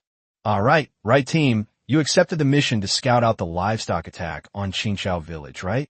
Yes, after I arrived at Green Grass Village, I found this shadow fox in the nearby woods. Since I wasn't sure if it was the culprit, I brought it back. Oh, and this too. Shen Qinghuan explained in detail what she had encountered in Qingqiao Village, and also took out the head of the snake man she hated. Please wait a moment. After listening to Shen Qinghuan's report, the staff member apologized and hurriedly walked into the Adventurers Guild. Before long, an old man dressed in a mage's robe came out from inside the Adventurers Guild. The old man didn't speak to Shen Qinghuan after he came out. He glanced at the shadow fox, who was tied up, and then sent out a detection thought. That's right, that's it. A dozen seconds later, the old man left those words behind and returned to the Adventurers Guild without looking back. He didn't even glance at the head of the abomination serpent on the table. Is it really a shadow fox? Shen Qinghuan was somewhat surprised because the footprints around the sheep carcass clearly did not belong to the shadow fox. He had assumed that another beast had attacked the sheep. The mission objective has been determined. We will now process your mission settlement. The mission token was taken back, and Shen Qinghuan's energy card gained 100 energy coins, while her team badge also gained 100 points. The 50 energy coins are the reward for the quest, and the other 50 energy coins are the reward for clearing monsters later. Since the Shadow Fox is only a Tier 2 monster, the reward for clearing the monster is only a mere 50 energy coins. After completing the settlement, Shen Qinghuan picked up the Shadow Fox and prepared to go to the Blue Star card shop to receive her daily card. Please wait a moment, friend in front. Before Shen Qinghuan could leave the Adventurers Guild, a male voice suddenly called out to him from behind. Shen Qinghuan turned his head and saw a man in a blue robe walking quickly toward him. "Is there anything I can help you with?" After looking the man up and down for a few moments and confirming that she didn't recognize him, Shen Qinghuan asked in confusion, "I wonder if you'd like to sell your shadow fox? I can offer 2,000 energy coins." The man in the green robe didn't waste any time and directly stated his purpose. "You want to buy it?" Shen Qinghuan's eyes showed surprise. Although shadow foxes were relatively rare, they were not very strong. Moreover, the shadow fox in his hand was an adult individual whose potential had been exhausted. You should know that a normal living second-tier monster is only worth a few hundred energy coins. Although the shadow fox is rare, it is not worth 2,000 energy coins. Shen Qinghuan estimated that if it were put on the trading market, it would be worth at most 1,000, and that is only because the shadow fox is not bad-looking. "That's right. I wonder if my friend could sell it to me." Of course. Since the other party was sincerely offering a price, Shen Qinghuan naturally had no reason not to sell. After all, the shadow fox was of no use to him, and he didn't even think it was qualified to be used as a material for refining cards. "Thank you, friend." The young man in the green robe was overjoyed and quickly took out his energy card and transferred 2,000 energy coins to Shen Qinghuan. After confirming that she had received the money, Shen Qinghuan handed over the bound shadow fox without saying a word. As for what the other party intended to use shadow fox for, Shen Qinghuan naturally didn't bother to ask. After leaving the Adventurers Guild, Shen Qinghuan didn't rush to the Blue Star card shop. Instead, she first found a restaurant she had never eaten at before. Because of the journey and mission, Shen Qinghuan and the others relied on divine berries to fill their stomachs at noon. Now that they were back in the city, they naturally wanted to have a proper meal. Although the divine berries tasted good, Shen Qinghuan felt that something was missing when eating them as a meal. After enjoying a delicious meal, Shen Qinghuan led the two women toward the Blue Star card shop. Even though she had only been here twice, Shen Qinghuan seemed to know the way as if she were coming home. Ring, ring, ring. "Boss, I'm here again." Pushing open the door, before even seeing anyone, Shen Qinghuan called out loudly, "Our guests have arrived." Upon hearing this, the shop owner looked up, forcing a smile onto his haggard face. "How's the card making going?" "I have successfully completed my mission." The shop owner nodded and took out a thick stack of cards. Shen Qinghuan roughly counted about 50 photos. Chapter 114, the first Tier 6 card. Seeing the thick stack of cards in front of her, Shen Qinghuan was a little surprised. She didn't expect the shop owner to be able to pull out 50 cards today. It's true that a person's potential can only be released by squeezing it out. The quantity is correct, then I'll come again tomorrow. After counting the number and confirming that there were 50 tickets, Shen Qinghuan immediately paid the money, nodded to the shopkeeper, and then turned and left. The action was swift and decisive, and a transaction worth 5,000 energy coins was completed just like that. "Okay, take care, guest." Watching Shen Qinghuan and the others leave, Gu Xian happily looked at the amount on his energy card, which had increased by another 5,000.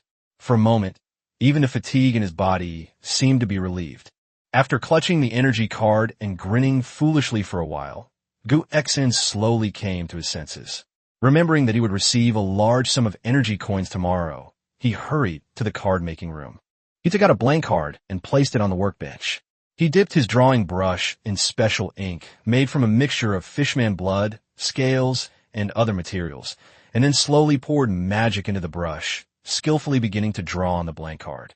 A few minutes later, a brand new Murloc Scout summoning card appeared on the workbench. "Call." Gu Xin let out a long breath, his already haggard face showing even more fatigue. Making cards not only consumes magic power, but also requires the maker to concentrate fully. Otherwise, it is easy to make a mistake and ruin the entire card. After carefully putting away the finished card, Gu Xin immediately took out a blank card and continued making it, as smoothly as a machine on an assembly line. Several hours later. "What do you think is the purpose of life?" Gu Xin slumped in the chair, his eyes vacant, his face full of exhaustion and pain. "It wasn't like this before. I used to love making cards so much, so why do I feel that making cards is a pain now? When did I become like this?" After spacing out for a while, Gu Xian took out the energy card, looked at the numbers on it for a bit, and then perked up and started making it again. After leaving the Blue Star card shop with the two women, Shen Qinghuan did not return to the hotel, but went straight back to the Star Sea ship docked at the pier.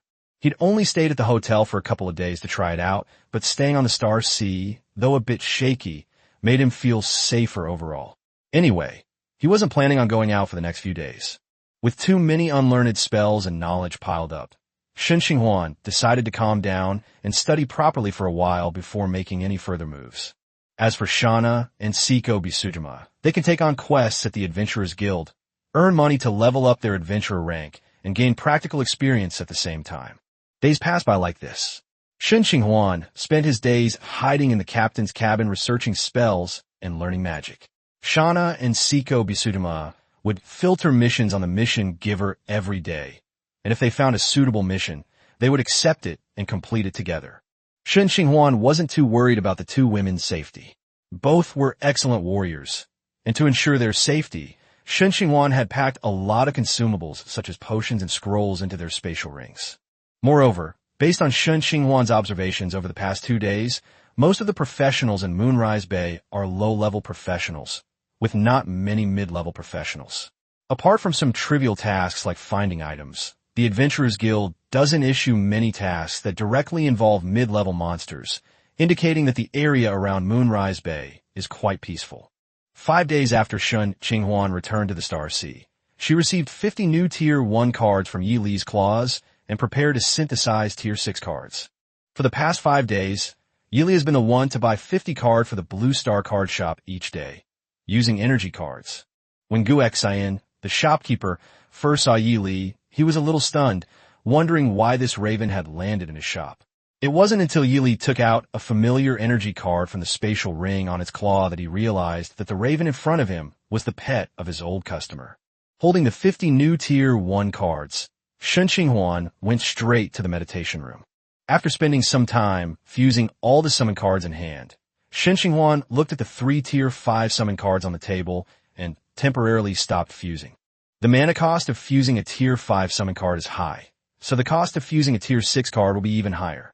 Therefore, he needs to perform the fusion in the best possible condition before he can do so. After meditating in the meditation room for a while and confirming that her mental and magical abilities were at their peak, Shen Qinghuan took out an energy potion and a tear of the ocean from her spatial ring and began to fuse the cards. Breathe in.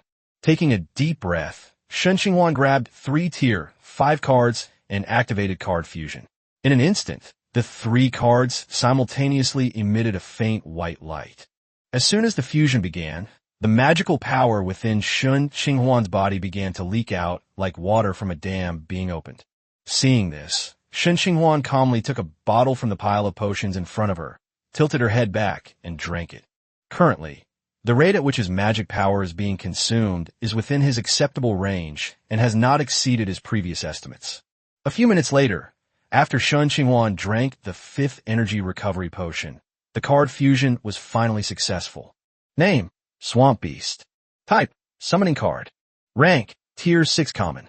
Effect: Split. Upon death, a weaker mud monster splits off from a corpse.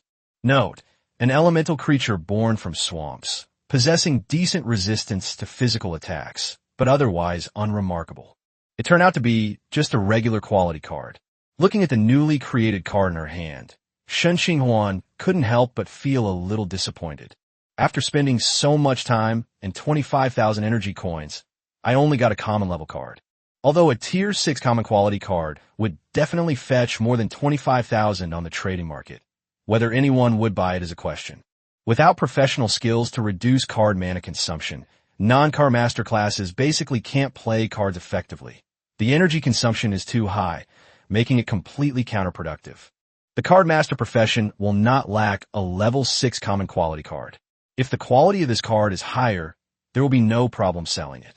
However, Shen Qinghuan will keep the high-quality card for her own use. It seems I'll have to keep this card for now and use it as is. Later, when its rank increases, I can use it as material to synthesize rank 7 cards. Shen Qinghuan shook her head in disappointment, put the card away, and continued meditating.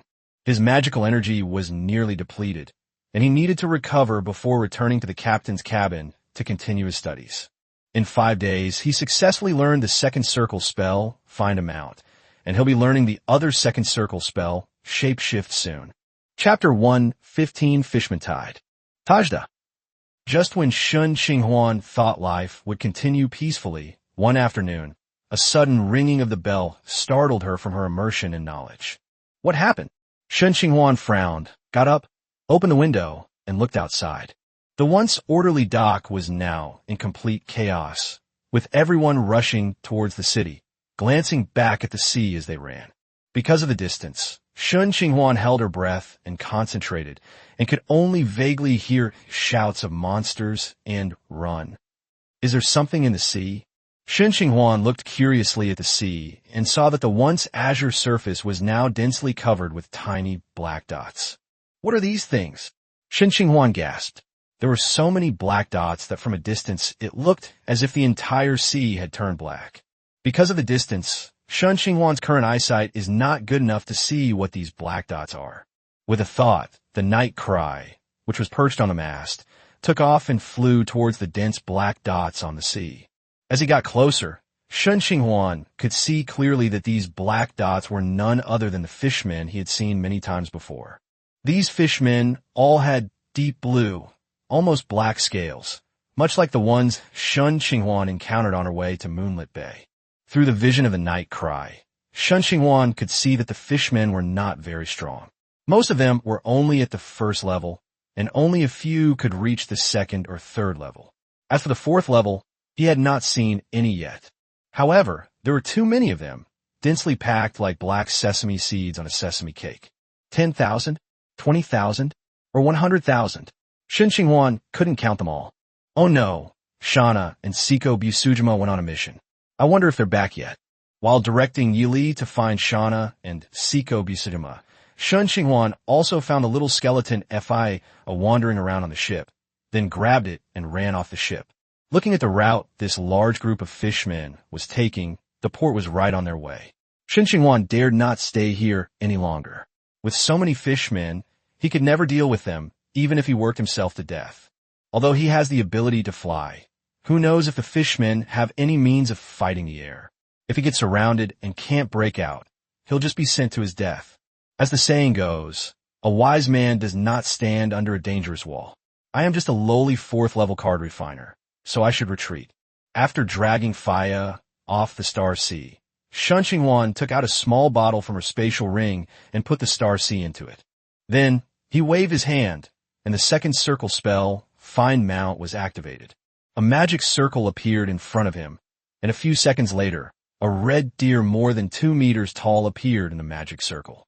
Shen Qinghuan didn't have time to consider why a red deer instead of a horse emerged from the magic circle. In this emergency, he immediately pulled Faya onto the red deer and commanded it to run towards the city. The red deer ran very fast, catching up with the retreating crowd on the dock as quickly as a red lightning bolt. Shen Qinghuan couldn't ride a horse, let alone a deer. However, thanks to his excellent physical condition, he was able to firmly lock himself on the back of the red deer, even if it was a bit bumpy. Red deer quickly crossed the crowd and arrived at the foot of a low wall.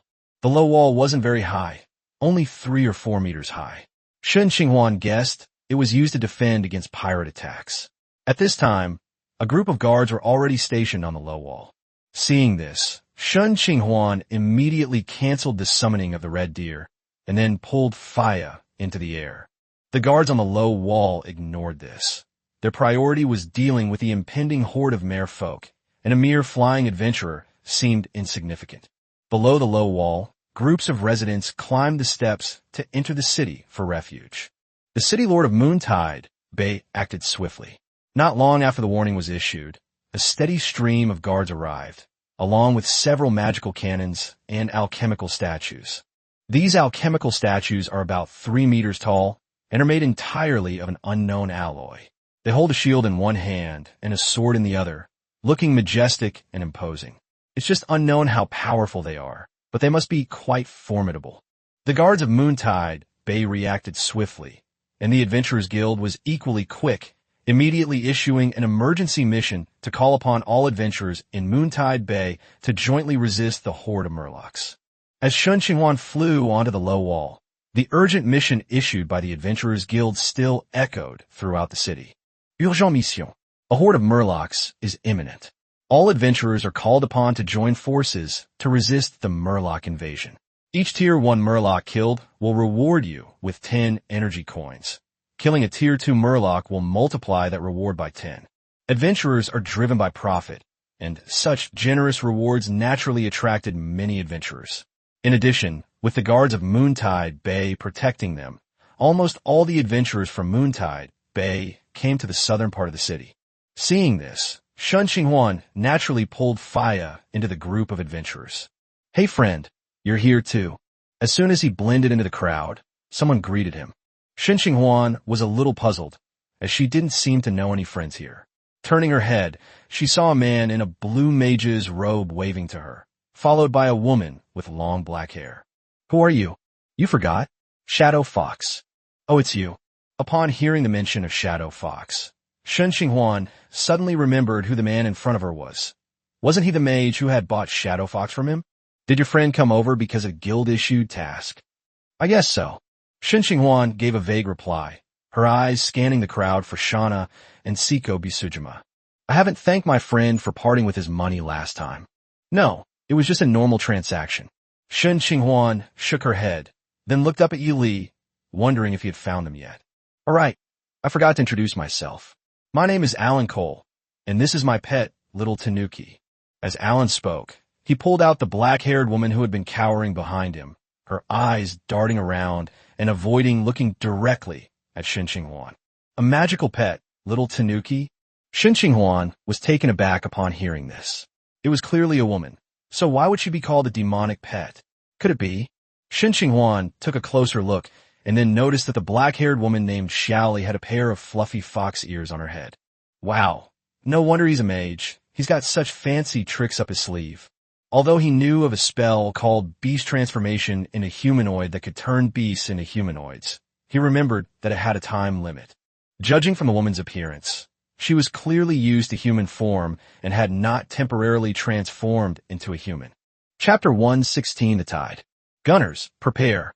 Just as Shen Qinghuan was chatting with Alan, more than a dozen magical cannons were already in place on the low wall, and a middle-aged man in military uniform was holding a long sword and giving orders to a group of soldiers.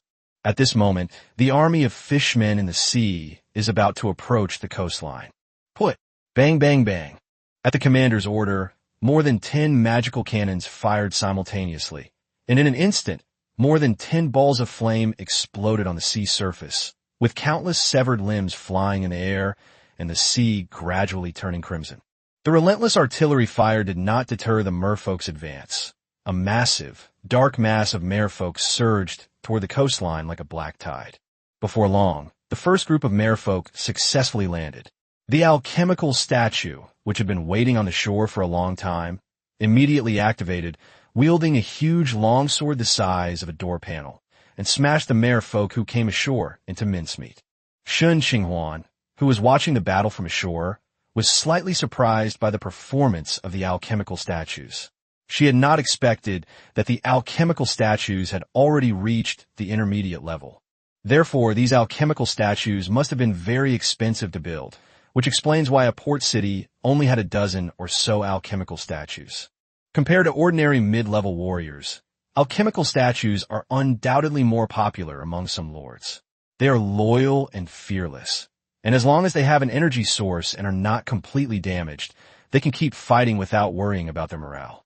The only drawback is that they are too expensive. Purchases, routine maintenance, and energy supply. None of these require money.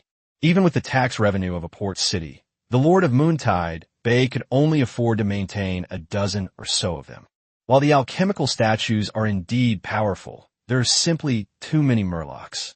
Faced with such a massive number of murlocs, a dozen or so alchemical statues are woefully inadequate. A large number of murlocs swarmed in. Although the alchemical statue blocked some of them, a large number of murlocs still broke through the alchemical statue's defenses. Magic Gun Team, Marksman Team, Free Fire. As the horde of murlocs drew closer and entered attack range, the commander immediately gave the order. The order was given, and in the next instant, nearly 100 arrows, mixed with a small number of magic bullets, fell into the swarm of fish, spraying blood everywhere. Compared to the expensive magic gun, the longbow is obviously much cheaper. For murlocs, there is little difference between arrows and bullets. As long as a vital point is hit, death is certain. Seeing the guards begin their attack, the adventurers, eager to make a fortune during the merman's siege, naturally didn't want to be left behind and pulled out their ranged attack methods. The adventurers used all sorts of random ranged attacks, including arrows, throwing knives, and flying stones, with a spell or two mixed in among them. Compared to the guards' attacks, the adventurers' attack methods were obviously more diverse and varied in power. The strong ones could directly turn the merman into mincemeat, while the weak ones couldn't even break through the merman's defense. However strong or weak, the adventurer's attack was still a force, and together with the guard's attack, it slowed down the fishmen's advance to some extent. However, that's all there is to it. The number of murlocs is too large. Often, as soon as one falls, 2, 3, or even more murlocs will take its place. The killing speed is not as fast as the murlocs replenish their numbers. Soon, the fastest rushing murloc arrived at the base of the low wall. Facing a low wall 3 or 4 meters high, it would be quite difficult for a fishman with a height of about 1 meter to get over it. However, the murlocs behind did not stop just because the murlocs in front stopped. The swarming murlocs crashed against the low wall like a black wave. The fishmen behind kept pressing against the fishmen in front, and soon a fish ladder made of fishmen's bodies was formed. Guards, raise your shields, prepare. The commander, observing the commotion below the low wall, showed no surprise and continued to give orders calmly and collectedly. Attack! Seeing that the murlocs were about to surge over the low wall, the commander decisively gave the order. Whoosh whoosh. The spear emerged from the edge of the shield, piercing the merman's body with a whooshing sound, before being withdrawn without hesitation and thrusting again. The guard, consisting of nearly 100 people, was like a sharp scythe, continuously reaping the lives of the fishmen. Murlocs continued to die under the guard's spears, yet the murlocs kept coming, and more murlocs surged onto the low wall. Gradually, the first merman broke through the guard's defenses and entered the city, followed by the second. On the other side, the adventurers who had been eagerly waiting joined the battle. Previously, they could only watch as adventurers with ranged abilities harvested the murlocs, which had been driving them crazy. Now that the murlocs had finally stormed into the city, they could finally make their move. Seeing this, Shen Qinghuan no longer held back, waved her hand to summon the swamp beast, and then took out a bottle of energy recovery potion and drank it. Once his magic power had mostly recovered, he waved his hand again and summoned the abomination as well. However, the place where the abomination appeared was no longer next to Shen Qinghuan, but was directly thrown under the low wall and into the crowd of fishmen. Shen Qinghuan dared not keep abomination by her side. If abomination died nearby, a single corpse explosion could take away a group of her own people. Shen Qinghuan did not want to bear the stigma of being a traitor. Besides, the abominations are thick-skinned and tough, so they're not afraid of attacks from these low-level murlocs. Throwing them into a murloc horde wouldn't be a problem. Even if they die, a single corpse explosion can take down a whole group of murlocs. The abomination clearly didn't mind Shen Qinghuan's actions. Its large and small eyes were full of excitement. It wielded its butcher knife quickly, killing a fishman with each strike. Its left hand's meat hook would occasionally grab 2 larger fishmen for a taste. The addition of the abomination and the swamp beast immediately attracted the attention of many adventurers. After all, these two were too outstanding in terms of height, appearance, and strength. Most adventurers are pure human, generally no taller than 2 meters, and their strength is mostly at a low level. As for the abomination and the swamp beast, they were over 3 meters tall and had a fierce and menacing appearance. In addition, their strength was considerable, clearly reaching the mid-level, so it was not surprising that they attracted everyone's attention.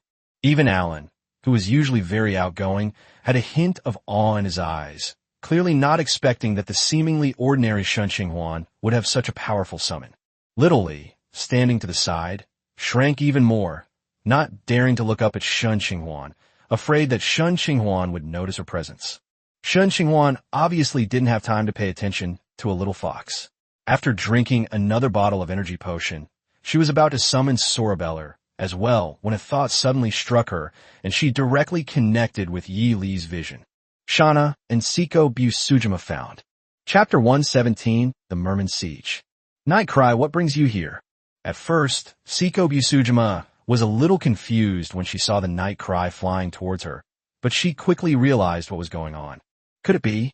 Siko Busujima's expression changed, and she immediately called out to Shana, who was still clearing out the target monster. Shana, forget about the mission. Come back quickly. What's wrong? Shana turned her head, looking puzzled. Hurry. Something might have happened to the captain. Something happened. Shana's expression changed. Ignoring the monster she was about to kill, she lowered the altitude, picked up Siko Busujima, and flew towards Moonlit Bay. Upon seeing this, Yi Li cawed twice to attract Shana's attention, and then led the way towards Shen Qinghuan's location. On the other side, after learning that the two women had started to head back, Shen Qinghuan continued with what she was doing. Bah! With a clear cry, Sorabellar, carrying a wave of heat, appeared in the summoning circle. Seeing this, Xiaoli, who was already cowering, began to tremble. Clearly, the aura emanating from Sorabellar was too oppressive for her.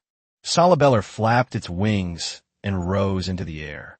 Then, it opened its beak and a pillar of fire as thick as a person shot out, burning a blank area on the coast. This is where the difference between a cleaver and a spell becomes apparent. Compared to the efficiency of Sorabellar burning dozens of murlocs to death with a single bite, the efficiency of the abomination and the swamp beast is obviously much slower. Even if they can kill a murloc with one strike, they can only kill two at a time when using both hands, which is far slower than Cerebalal's killing speed. After summoning 3 creatures, Shen Qinghuan breathed a sigh of relief. Then, she checked the rate at which her magic power was being consumed and, confirming that it was still within her tolerance, took out another card. Taste and Go. A red-haired troll, wielding a shield in one hand and an axe in the other, appeared in front of Shen Qinghuan. It was the first Tier 4 summon he had obtained, the Carson King Shield Bearer. This time, however, Shen Qinghuan did not let the Sinjin Shield Guard rush to the front line. Instead, he left it by his side to protect him. After all, he was just a card master who was powerless and naturally needed a bodyguard to protect him. The Sunken Shield Bearer is also skilled in defense, so it's a perfect match for him. Holy crap, how many is this now? This is the 4th one. The first 3 all had mid-level strength, and judging from its aura, this one should be no exception. Damn, I'm so envious. I should have become a card master back then. You, with your poor appearance, you probably can't even afford to buy cards. Don't look down on me. Back in the day. All right, stop reminiscing about the past. By the way, does anyone know this big shot? I've never seen him before. I don't know, I don't recognize her either. She seems to be a newcomer. I think I've seen it in the Union before. Shen Qinghuan's act of summoning 4 mid-level summons in succession clearly surprised the adventurers around him. In this city where even mid-level professionals were rare, Shen Qinghuan's behavior obviously shocked many local adventurers. Cardmaster is a relatively rare profession because they don't have much combat power and rely entirely on cards, which makes them disliked by most people. Therefore, given a choice, few people would choose Cardmaster as their profession. Moreover, ordinary card masters of the same rank obviously do not have the same profound magic power as Shen Qinghuan. After being strengthened twice by the T-virus and the dragon essence, the magic power in Shen Qinghuan's body has long surpassed that of other card masters of the same rank. Even so, summoning and maintaining 4 mid-level summons in succession was still quite strenuous for Shen Qinghuan. If Shen Qinghuan is like this, then it goes without saying that other ordinary card masters are also like this. So it's no wonder that the card master profession is unpopular. It is a semi-support profession, so it is normal that it is not popular. For non-card master classes, using cards is even more difficult.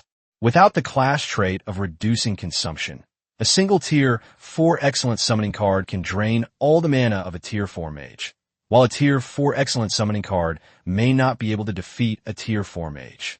Shen Qinghuan paid little attention to the discussions among the adventurers around her. As more adventurers joined the battle, the situation gradually stabilized. The fishmen were firmly kept outside the low wall, and were unable to break into the city to disrupt the guards' formation. However, Shen Qinghuan knew that all of this was temporary. As the saying goes, there were simply too many fishmen. Although the merfolk's offensive has been halted, the guards and adventurers have limited stamina, while the merfolk continue to surge ashore in endless waves.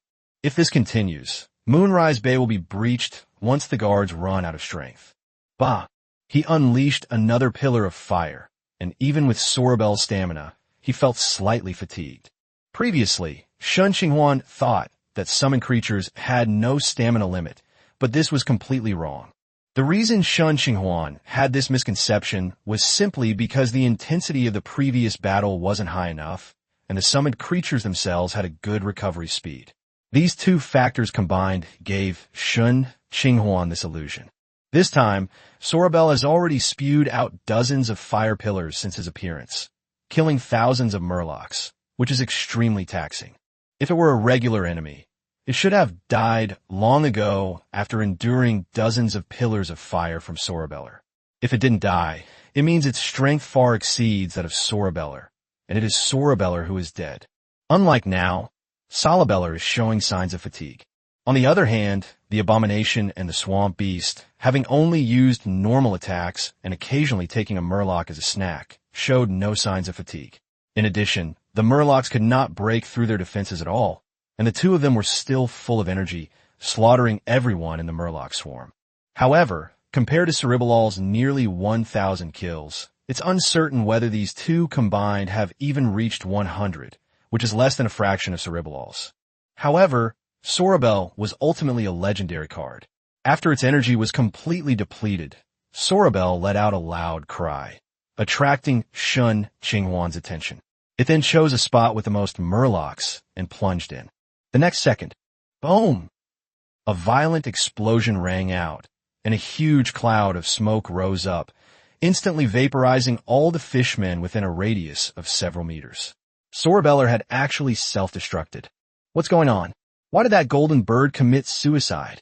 Many adventurers were discussing the matter, clearly confused about what was going on. Shen Qinghuan understood immediately. The very next second after Sorabeller self-destructed, before the smoke had even cleared, a scorching ray shot out from the tip of the staff, directly hitting the center of the explosion. 1 second later, bah! The clear cry rang out again, and Sorabel was back in full force. Chapter 118 Changes in the Situation. Holy crap! What the hell is going on? Wasn't that bird dead? How'd it come back to life? How would I know? Could this bird be the legendary phoenix? Impossible. Isn't it said that the phoenix is at least a legendary level? How could there be such a weak phoenix? Then tell me, what happened? Could it be a legendary summon card? If that's what you're saying, I'd rather believe that this bird is a phoenix, but it's just pretending to be something it's not and playing with us. The adventurer who said this clearly did not believe that Shen Qinghuan had a legendary quality summon card. Because card players are rare, there aren't many famous cards either. The most famous card player in the surrounding areas is a legendary card player named Steve Ford, who has a legendary card, the End of the Black Dragon, the Death of Eos. It is said that this Black Dragon is extremely powerful, capable of facing 3 legendary opponents at the same time without being at a disadvantage. As a result, the country where Steve Ford is located has become the most popular country for card players in the surrounding areas, and many professionals related to card players have settled there. Steve Ford's country was renamed the Card Kingdom, welcoming any card-related professionals to settle there. Therefore, in the eyes of some professionals who do not understand card players, legendary quality cards are equivalent to legendary cards. After learning about the existence of such a country, Shen Qinghuan naturally made it one of his travel destinations. However, due to the great distance and his recent busy study of magic, he has not yet taken action. After being fully revived, Sorabel continued to breathe fire, wreaking havoc among the murlocs, who were powerless to stop it. A few spears were thrown out, but before they could reach Salabeller, they lost their strength and fell down. At lower ranks, the ability to fly is a huge advantage, and this situation only changes at higher ranks.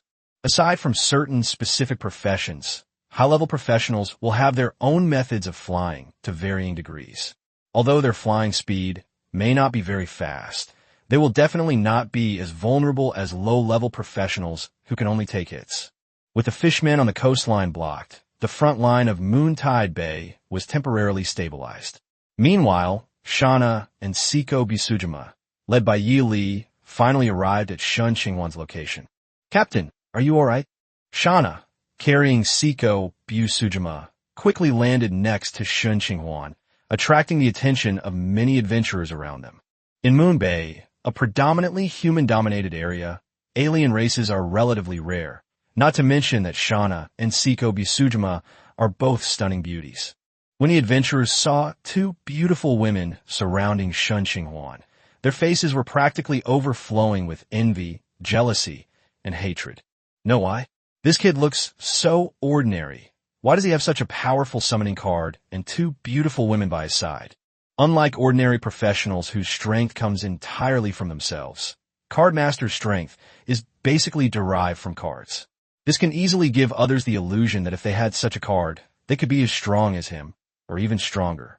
Ignoring the acid-spitting adventurers around her, Shen Qinghuan shook her head at the two women to indicate that she was all right, and then continued to focus her attention on the battlefield.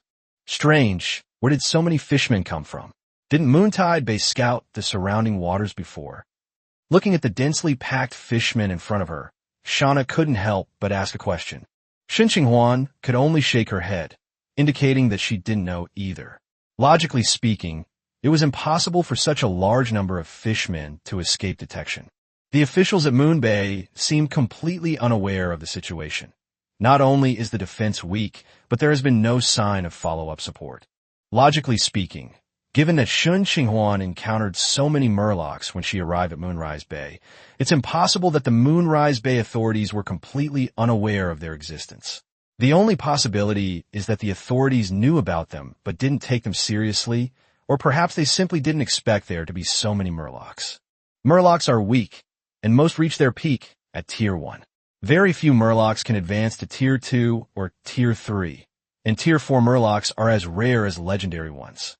Shen Qinghuan could understand why the Moon Bay authorities didn't take it seriously, but where did such a large number of them come from? It's important to understand that hundreds of fishmen and tens of thousands of fishmen are completely different concepts. Tens of thousands of fishmen just feeding, drinking, and relieving themselves is no small matter. Even if the resources in the waters around Moontide Bay could support them, it would be difficult. It's impossible that there wouldn't be any clues at all. This is what Shen Qinghuan finds most puzzling, and it's probably also what the Moon Bay officials find most difficult to understand. "Captain, what's wrong, Siko?" Shen Qinghuan turned to look at Siko Bisujima beside her. She saw Siko biting her lip tightly, her face flushed, her eyes sparkling with desire, and her whole body trembling slightly. Shen Qinghuan could tell at a glance that she was having a fit of urge to chop people up and wanted to kill someone again. Go ahead, but be careful. Seeing this, Shen Qinghuan didn't intend to stop her. If she wanted to kill, let her kill. It would also allow Shen Qinghuan to earn more energy coins, since every fishman was worth money. The fishmen are weak and pose no threat to Siko Bisujima. Even if something unexpected happens, Cerebalol will be there to provide support from the air. Seeing this, Shana was naturally not to be outdone. She rose into the air, drew her longbow, and unleashed a barrage of arrows at the fishmen. With so many murlocs, there's no need to aim. You can hit them with any shot. With the addition of the two women, the defenses of Moontide Bay were further strengthened, but Shen Qinghuan's brows furrowed instead. There are too many. The battle has been going on for almost half an hour, and these blue-scale fishmen are still charging onto the shore in an endless stream. The defenses are relatively solid at the moment, but if anything unexpected happens, the collapse could happen in an instant. As the saying goes, what you fear most is what happens. Just as Shen Qinghuan was worrying, the magical cannons behind the guards went silent. The nearly half-hour bombardment depleted Moon Bay's ammunition reserves. Although magic cannons are simple, easy to use, and powerful, each shot costs money.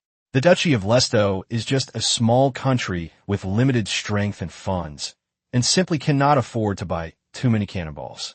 With the magical cannons failing to fire, the guards at the front line immediately faced increased pressure. However, Misfortune followed one after another. Due to the continuous fighting, the dozen or so alchemical statues at the forefront began to go on strike one after another. It wasn't because the damage was too severe. The Murlocs' attack power was insufficient to break through the leveling statue's defenses, but rather because the energy stored inside the leveling statue had been exhausted. Suddenly, the guards were under even more pressure, and the situation seemed on the verge of collapse. Chapter 119, High-Ranking Official Appearance. Is it finally about to break down? Shen Qinghuan calmly observed the situation before him. He had anticipated this outcome. Even if the magic cannons and alchemical statues didn't break down, the guards wouldn't be able to hold out for long against so many merfolk. Then it's time to reveal Moonbeam Bay's trump card. He doesn't believe that a city's entire defense consists of only a few hundred low-level guards and a dozen or so magical cannons and alchemical statues. After all, the city's strongest person, Marcus Hunter, the Lord of Moonbeam Bay, hasn't appeared yet.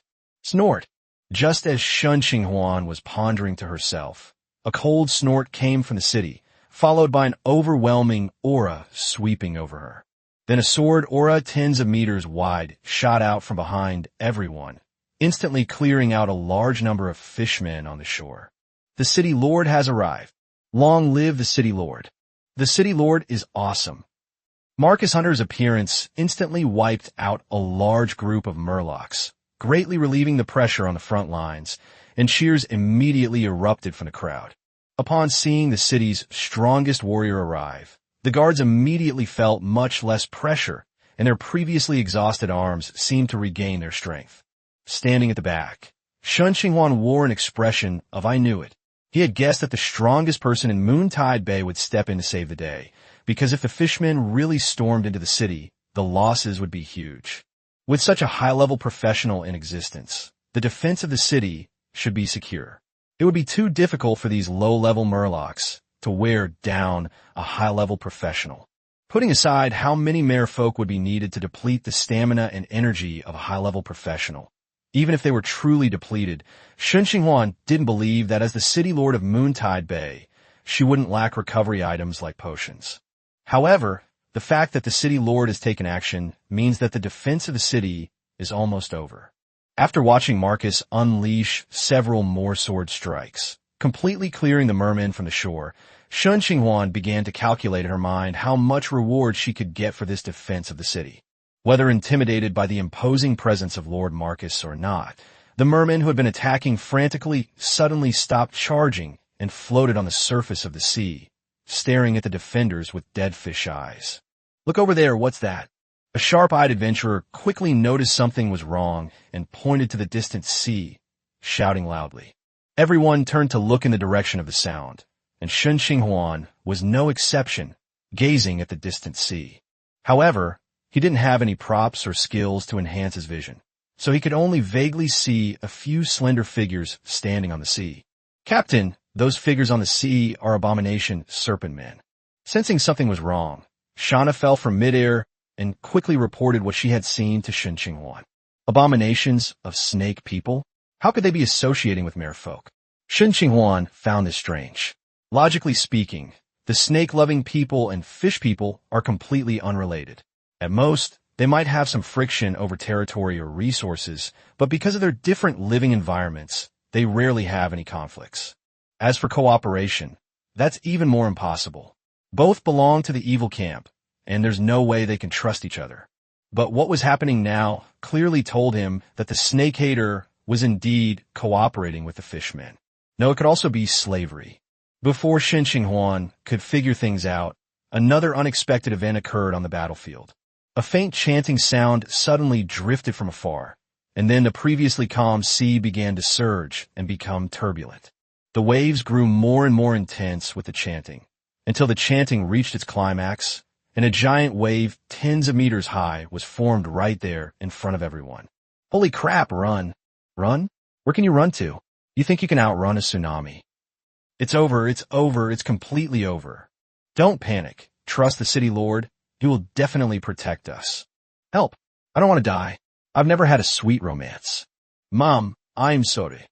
Faced with the tsunami that resembled a natural disaster, people reacted differently. Most of those who collapsed were adventurers, while the guards looked at their city lord with expectant eyes. Little did they know that Marcus was also in a state of panic and had no idea what to do. This giant wave, tens of meters high, could not kill him, a high-ranking warrior, but he was powerless to stop it.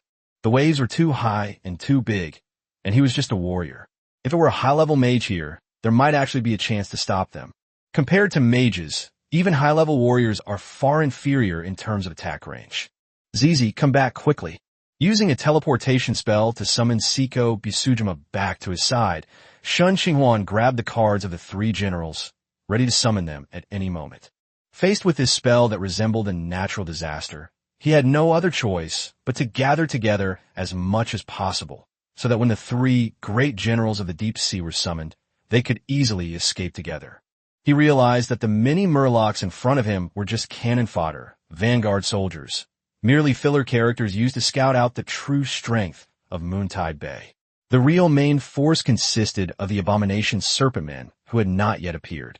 Judging from this giant wave, the abomination serpent people have no shortage of high-level professionals, especially high-level magic-based professionals, while our side only has Marcus, a high-level warrior. How can we fight like this?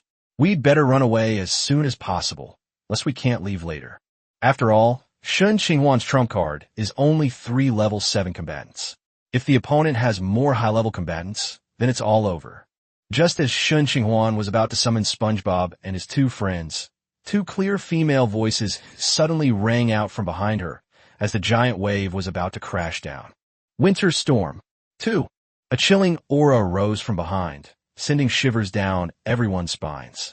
The chill swept over the crowd and soon struck the massive, overwhelming waves. Click-clack. A freezing sound rang out, and a solid ice sheet appeared on the giant wave, rapidly spreading outwards. In less than 2 seconds, ice covered the entire giant wave, completely halting its advance. Phew, I am saved.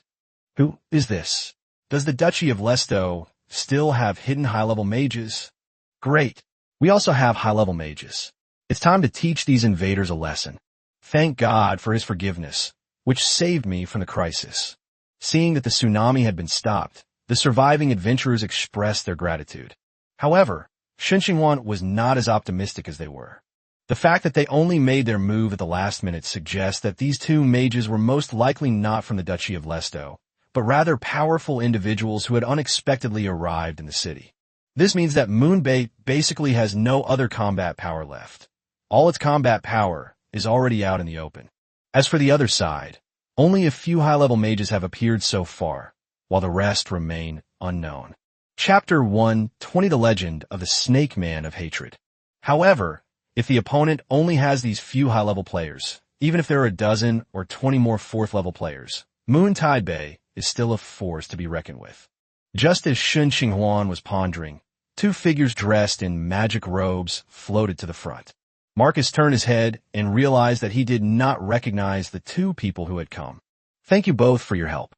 Marcus turned and bowed to the 2 men, his voice filled with gratitude. If it weren't for the 2 mages stopping the tsunami, these hundreds of guards would probably have perished today. The Duchy of Lesto already had few guards. If all the guards died here, it would be a devastating blow. How could he possibly face the king again? It's all right, we can't just stand by and do nothing. We're all human beings.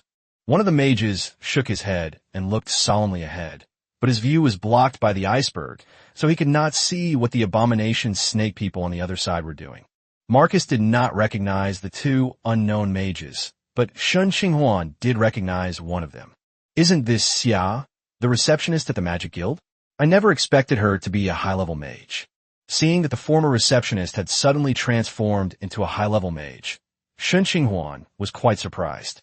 The reason is simple. The difference in their status is too great.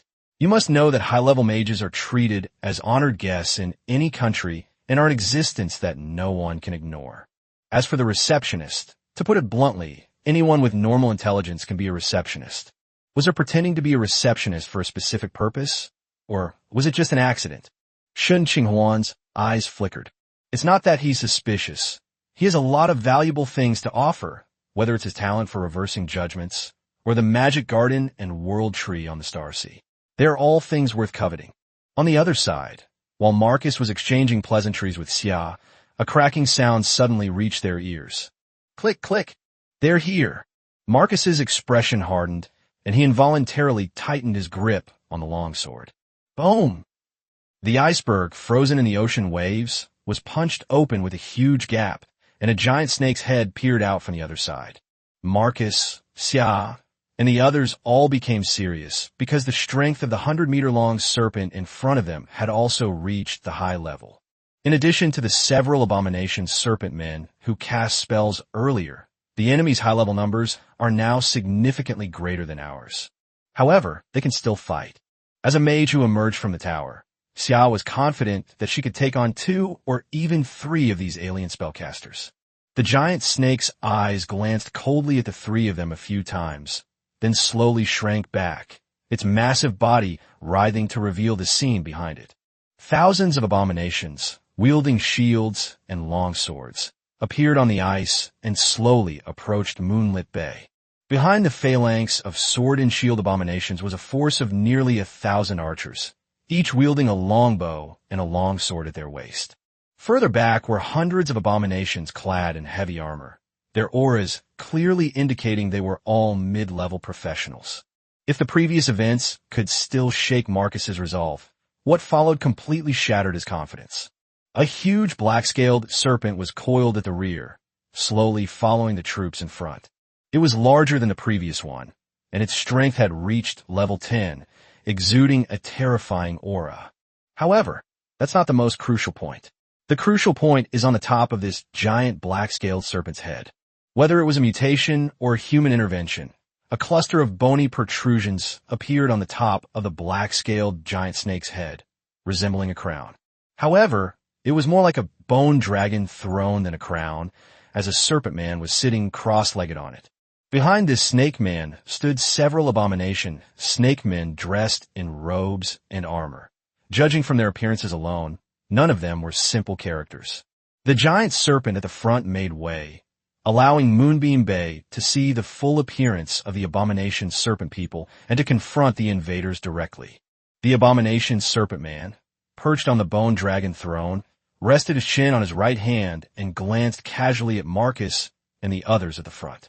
Then, a terrifying aura emanated from him. Its imposing aura was like a thick, dark cloud, pressing down on everyone in Moonrise Bay. Everyone felt a sudden weight on their shoulders, as if they were carrying something heavy, making their bodies feel sluggish, and even their movements slow down. Legend. Marcus managed to utter those 2 words with difficulty, his voice so hoarse it sounded inhuman. At this moment, Shen Qinghuan was already preparing to make a run for it. Yueshi Bay was beyond saving, so if she didn't run now, when would she? If it were just a few high-ranking abomination serpent men, Shen Qinghuan would stay and see how it went. With the 3 great generals of the deep sea by his side, survival wouldn't be a problem. But if the enemy has a legendary figure, that's a different story. If you're not tough enough, it's best to retreat. With such a legend around, not only Moontide Bay, but the entire Principality of Lesto is in danger of being destroyed. The highest combat strength of the Principality of Lesto is only 10th tier quasi-legendary, and there are only 3 or 4 high-tier combatants, which is far inferior to these abominable snake men in front of them. Shen Qinghuan flicked her fingers, subtly casting spells on the group, and then quietly began to retreat into the city. Shen Qinghuan was clearly not the only one with this idea. Many adventurers also realized what was happening and began to flee into the city in a panic, with only a small number of adventurers and guards still standing on the front line. This is their hometown, and behind them are their relatives and friends. They have nowhere to retreat. Shen Qinghuan used a second circle spell to find a mount, quickly summoning a chestnut-red steed, and pulled Siko Busujima onto its back. As he was leaving, he looked back one last time at the group of soldiers guarding the front line. This parting should be a final farewell. The horse galloped through the city, its hooves flying, carrying Shen Qinghuan and Siko Busujima, while Shauna, holding onto the little skeleton Efa, flew low beside him. The group quickly moved through the city. Shen Qinghuan didn't want to hide in the city. The enemy had an army and legendary experts, so hiding in the city was pointless. Even this large island was no longer safe.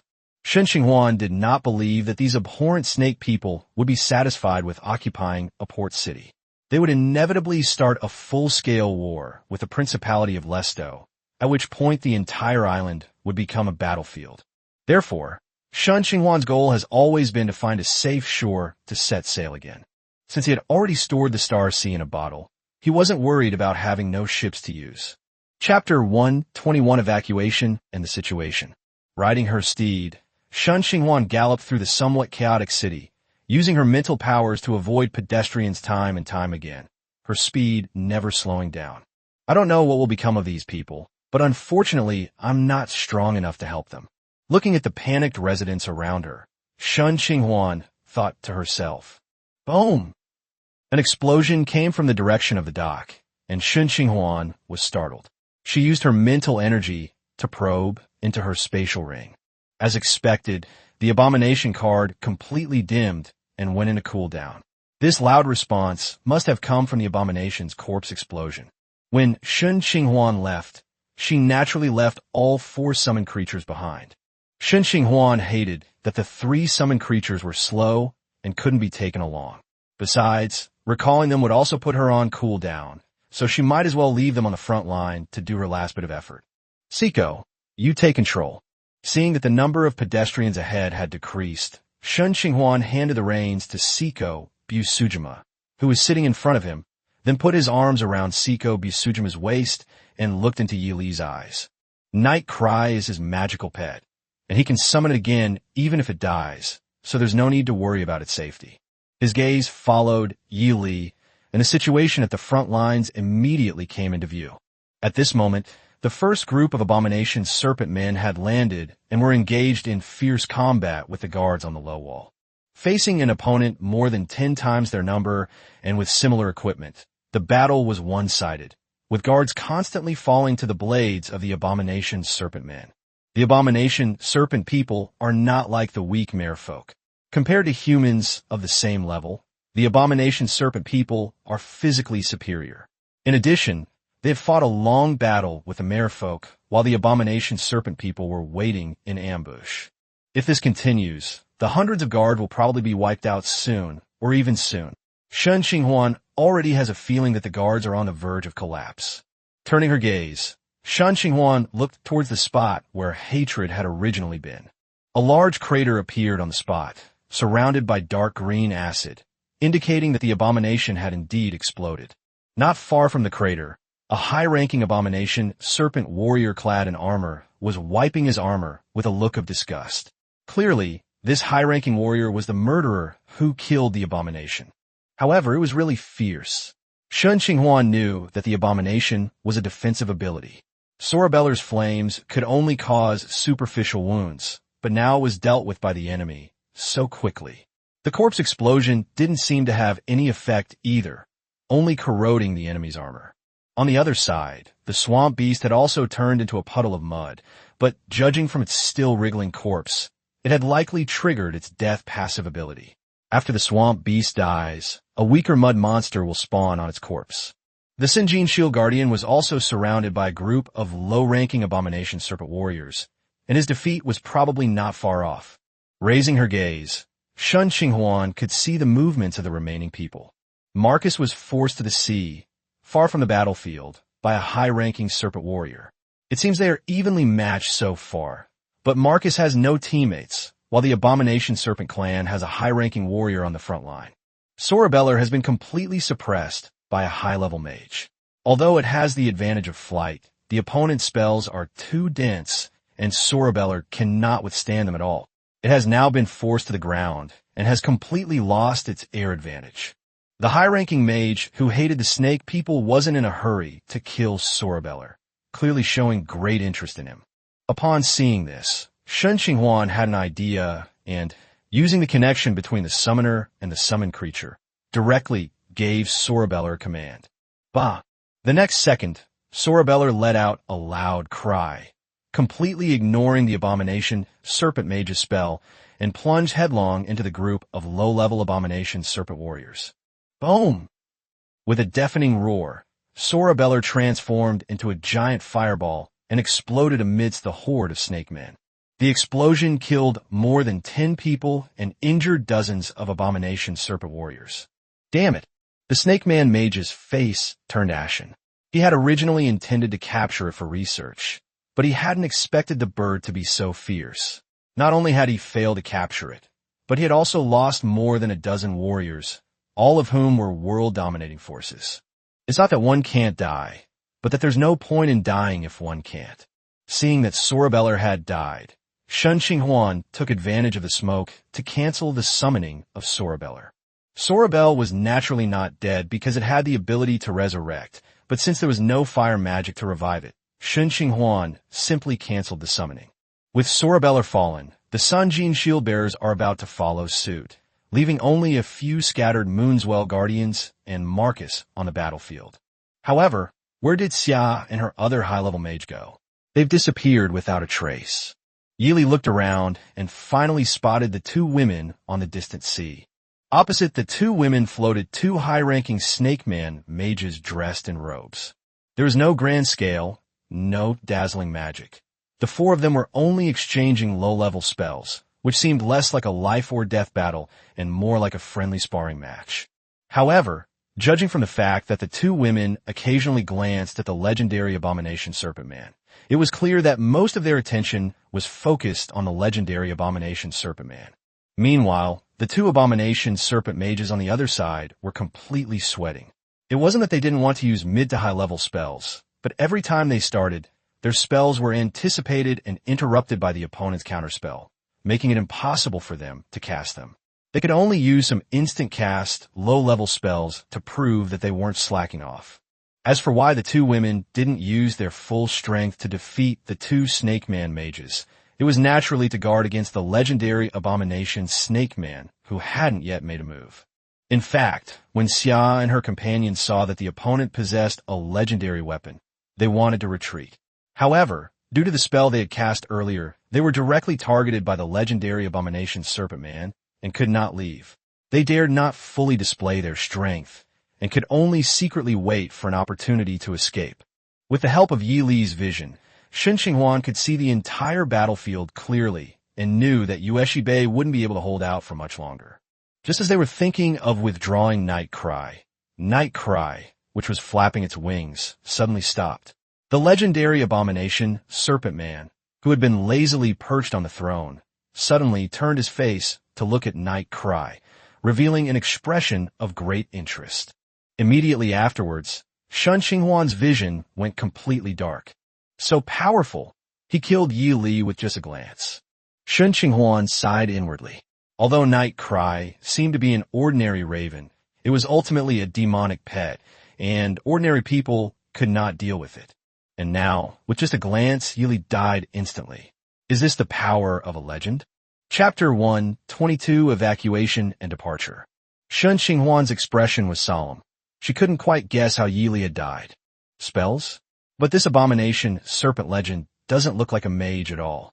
As Shen Qinghuan pondered, the red BMW beneath her continued its rapid pace, poised to speed out of the city. Just then, Shen Qinghuan felt that the surrounding environment suddenly darkened. Looking up, she discovered that a thick green mist had appeared behind her and above her.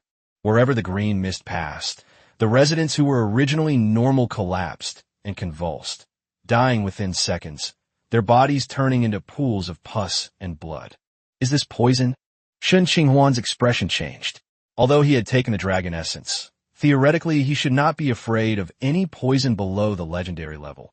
But damn it, there was a legendary level expert right in front of him. Judging from this imposing presence, it's highly likely that this was done by a legendary figure, since it would be quite difficult for those high-level mages to create such a spectacle. Ultimately, it was a poisonous fog that enveloped the entire city. Even casting spells required some preparation time. Before Yi Li died, Shen Qinghuan did not see any signs that those high-level mages were casting high-level spells. Seeing that the poisonous fog was about to catch up with her, Shen Qinghuan unleashed a series of spells, including a dash and a shield, while simultaneously grabbing the cards of the three great generals of the deep sea. If she couldn't withstand the attack, she would immediately summon the three generals to save her life. Just then, The rapidly spreading poisonous fog suddenly stopped and then began to converge rapidly. A few seconds later, the poisonous fog completely disappeared, replaced by a massive, dark green hand that blotted out the sky. As soon as the large hand formed, it eagerly reached out to grab Shen Qinghuan. Damn it, I only glanced at you a few times. How can you be so narrow-minded? Shen Qinghuan cursed inwardly, knowing that he would eventually lose the chance to use his summoning attempts. Without further hesitation, he summoned the 3 great generals of the deep sea. A flash of light appeared, and the 3 great generals of the deep sea reappeared. This time, without the suppression of the secret realm, the 3 could fully unleash their strength. Netherhound. As soon as Patrick Star appeared, he immediately used his Ghost Hound attack on the dark green hand that was right in front of him. Boom! The collision of lava and venom resulted in a deafening explosion. Lava and venom flew everywhere, but Patrick's move only stopped the poisonous hand for a moment. After only a few breaths, the venomous hand grabbed at them again. Seeing that Patrick's attack was not very effective, Squidward reacted quickly, immediately emanating a chilling aura from his entire body. Ice crystals began to spread, quickly covering the entire poisonous hand, and the hand's advance immediately came to a halt. However, the ice crystals shattered the next second, and the venomous hand once again swept down. Unlike the previous 2, SpongeBob, who hadn't yet made a move, didn't attack the giant hand. Instead, he transformed into a golden ray of light, enveloping Shen Qinghuan and her group. Shen Qinghuan fell to blur before her eyes, and when she could see her surroundings again, she was already on the coastline more than 10 miles away. With Shen Qinghuan and the others no longer a burden, Patrick Star and his 2 companions were free from worries and no longer paid attention to the troublesome venomous hand. They all took to the air, their target the legendary abomination snakeman. Seeing that it was temporarily safe, Shen Qinghuan did not delay and immediately took out the bottle ship from her spatial ring and released the Star Sea. As the island shrank, Shen Qinghuan finally breathed a sigh of relief. Since the other party's target was Moontide Bay, they would most likely not waste any more time or energy on him, which meant he was safe for the time being. Shen Qinghuan stood at the stern of the ship, gazing at Moontide Bay in the distance. Even from such a distance, he could faintly see flames and explosions, which must be the sounds of Patrick Star and the others fighting with the abomination serpent people. Shen Qinghuan didn't know how strong the 3 of them originally were, but the summoning card could only summon a 7th-tier phantom, so it was highly likely that they couldn't defeat the legendary Snake Man. She just didn't know how much trouble they could cause it. Watching the island gradually shrink into a small, Shen Qinghuan shook her head and stopped looking. This voyage had been too rushed, and she hadn't bought many necessary supplies. Fortunately, the Star Sea had a magic garden, which, while not all kinds of vegetables and fruits were available, had a good variety, enough for Shen Qinghuan and the others to eat. As for meat, for those who have the means, meat is the one thing that is never lacking on the high seas. Shen Qinghuan regretted not buying enough magic books. Because he hadn't prepared a nautical chart in advance, he didn't know the location of the next city. If he drifted at sea for too long, he would have nothing to do after reading all the books.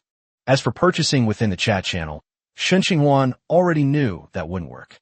Because books and spell models purchased from the Magic Guild cannot be resold, every member who has purchased them has signed a contract, and any violation will result in punishment from the Magic Guild. At best, they'll be fined. At worst, they'll be kicked out of the Union and wanted by the Union. No one would break a contract for a pittance unless you were strong enough to stand up to the entire Magic Guild. However, even someone with that kind of strength wouldn't offend the Magic Guild for a small gain.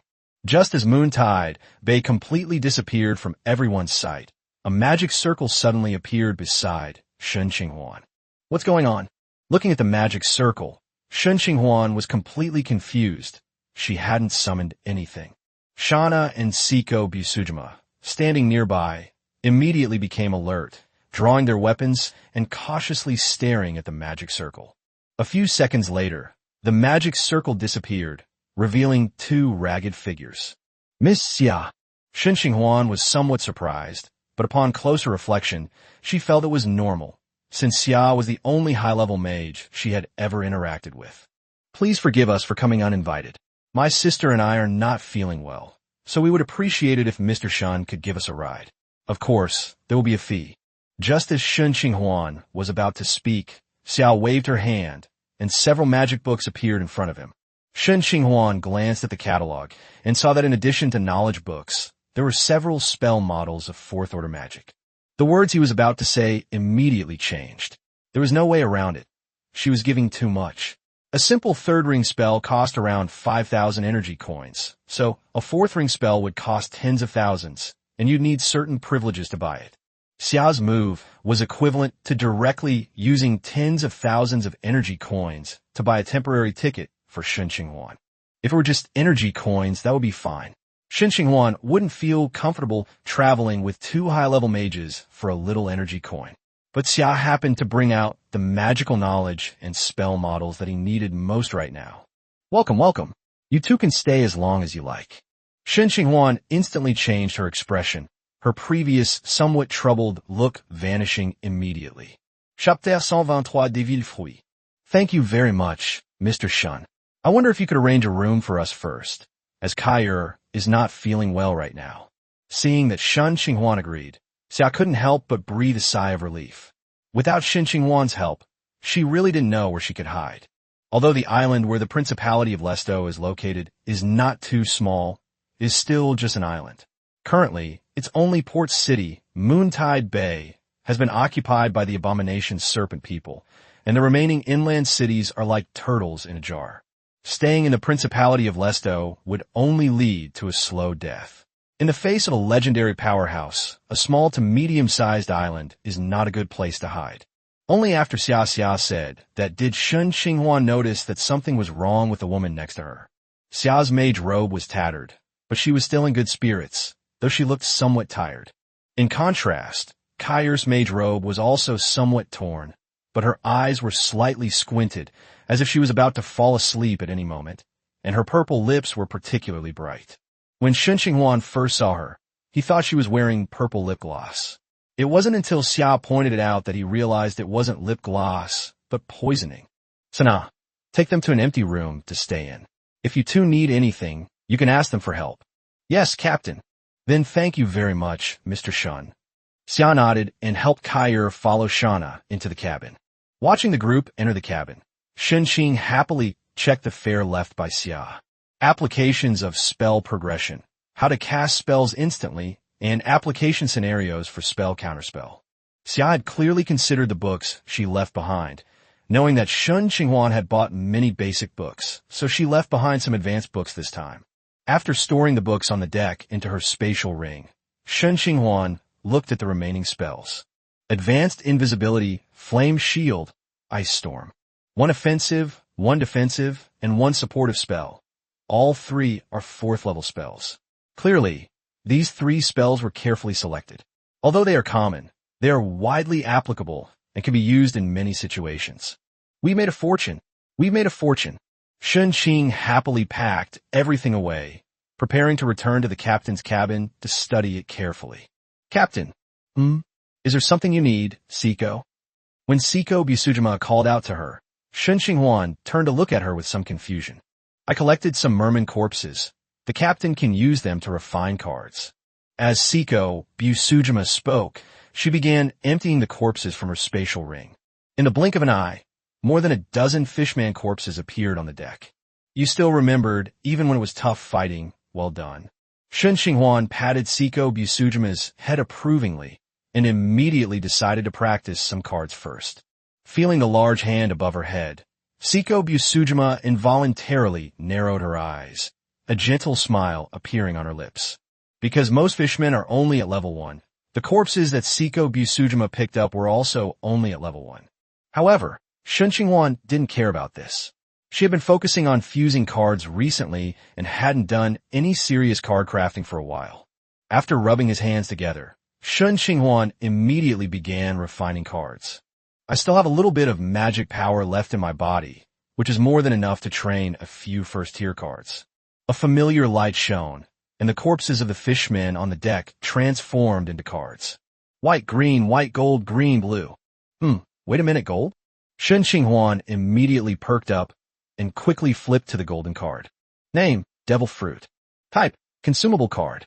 Rank, Tier 1 Legendary. Effect, a fruit containing incredible power. Eating it grants special abilities. Note, these are the incarnations of sea demons. Each one possesses different powers, but consuming them may result in being rejected by the sea.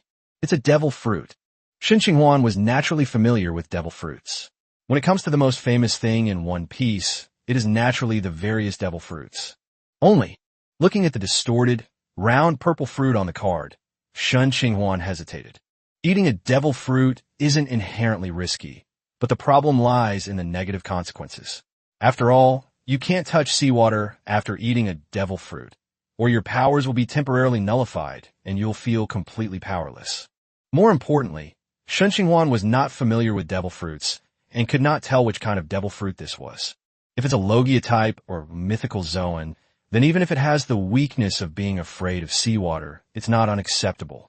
But what if someone gets a human fruit in civilian form? Wouldn't that be a huge loss? Not only would it not be much of a boost, but it would also create an extra weakness. So, should we eat it or not? Eating it might give you a great new ability, but it could also give you a new weakness. That's right, but there might be one more weakness. Shen Qinghuan suddenly remembered that she was in the endless sea, not the world of One Piece.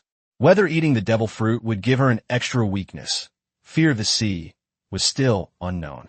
However, everything is still unknown at the moment. Shen Qinghuan is currently unaware of either the fruit's power or its weaknesses. Therefore, the best decision is not to eat it. There's no need to create a potentially fatal weakness for an uncertain ability. Captain, what's wrong? Seeing Shen Qinghuan's furrowed brows in distress, Siko Busujima couldn't help but look over curiously. A devil fruit? Is there anything special about this fruit? Siko Busujima asked curiously. This is a fruit that can give people magical powers, but I'm not sure what its effects are right now, and it may very well make those who eat it afraid of seawater. After giving a brief introduction to devil fruits, Shen Qinghuan put the cards away. Isn't the captain going to eat? Well, I'm going to find a test subject to try it out first. If there are no side effects, I plan to take the next one myself. Shen Qinghuan nodded, making the safest decision, although he didn't know when he could refine the next one. Then, Captain, may I be the test subject? Are you serious? Shen Qinghuan was somewhat surprised upon hearing this, and turned to look at Siko Busujima. Yes, I'm serious. Siko Busujima nodded, her eyes filled with determination. Shen Qinghuan stared into her eyes for a few seconds, and seeing that she was staring at her without blinking, she finally relented. Okay, it's yours. As Shen Qinghuan spoke, she took out the devil fruit card and materialized the devil fruit. Siko Busujima stared intently at the devil fruit in Shen Qinghuan's hand, her heart filled with longing. Strength. Having witnessed the power of legends, Siko Busujima's desire for power became even more intense. Only by possessing greater strength can one better protect the captain and become a qualified weapon in his hands. Therefore, what do a few negative effects matter? Chapter 124, Mythical Beast Species. Are you really sure? After handing over the devil fruit, Shen Qinghuan couldn't help but ask one last question. After all, in his view, using a devil fruit before the experiment was undoubtedly unwise. In this world full of oceans, if the weakness to seawater was not limited to the One Piece world, it would be a huge blow to his survival ability. Siko Busujima nodded and resolutely accepted the devil fruit from Shen Qinghuan's hand. Oh, by the way, devil fruits are said to taste terrible, so you don't need to eat the whole thing, just the first bite is enough. Seeing Siko Busujima holding the devil fruit, ready to eat it, Shen Qinghuan suddenly remembered this plot point. Yeah. Siko Busujima paused slightly, not expecting this fruit to have such a strange setting. Yes, that's right. Although Shen Qinghuan didn't know Oda would set it up this way, that's how it was supposed to be. Upon hearing Shen Qinghuan's answer, Siko Busujima held the devil fruit and curiously took a bite. The moment she entered the entrance, Siko Busujima's calm face visibly contorted. But this distortion only lasted for a moment, so fast that Shen Qinghuan thought she was hallucinating. Siko Busujima calmly took her first bite, followed by the second and third. watching helplessly as Siko Busujima finished eating the entire devil fruit. Shen Qinghuan hesitated, then thought it over and over again before finally remaining silent. When the devil fruit completely disappeared from Siko Busujima's hands, she, standing on the deck, suddenly trembled, and then, tear! The sound of tearing cloth rang out, and a pair of huge bat wings emerged from behind Siko Busujima. Upon seeing the bat wings, Shen Qinghuan suddenly had a bad feeling. Could this be a zoan-type bat fruit? While there is no intention to discriminate against zoan types, compared to the rare Logia types and the versatile Paramecia types, the common zoan types are undoubtedly the most mediocre. Apart from enhancing physical attributes and improving regenerative abilities, they are basically not very useful, unless they are the other two subtypes of zoan, ancient zoan and mythical zoan. Compared to ordinary species, ancient species and mythical beast species are undoubtedly much stronger. The difference between the two is like the difference between a matchlock gun and an AK-47. The difference is not just a little bit. If you put a regular zoan-type devil fruit and a mythical zoan-type devil fruit in front of a reader, 99% of readers will choose the mythical zoan. Although I had a bad feeling, I thought, what if it's true? While common species are very common, mythical and ancient species are not impossible. With anticipation in mind, Shen Qinghuan decisively opened Siko Busujima's interface. Name, Siko Busujima. Property, health, 98%. Strength, E. Agile, D. Constitution, D. Spirit, G+. Perception, E. Charisma, B+. Magic, F+. Talents, Sword Heart, Bloodlust, Loyalty, Demonic Sword Techniques, Eternal Youth. Devil Fruit, Baba Fruit, Mythical Zoan Type, Vampire Forme. Class, Swordsman LV.3. Skills, Busujima Style Swordsmanship, Dark Slash, Cross Slash, Wave Slash, Chain Slash. Equipment, Zanpakudo.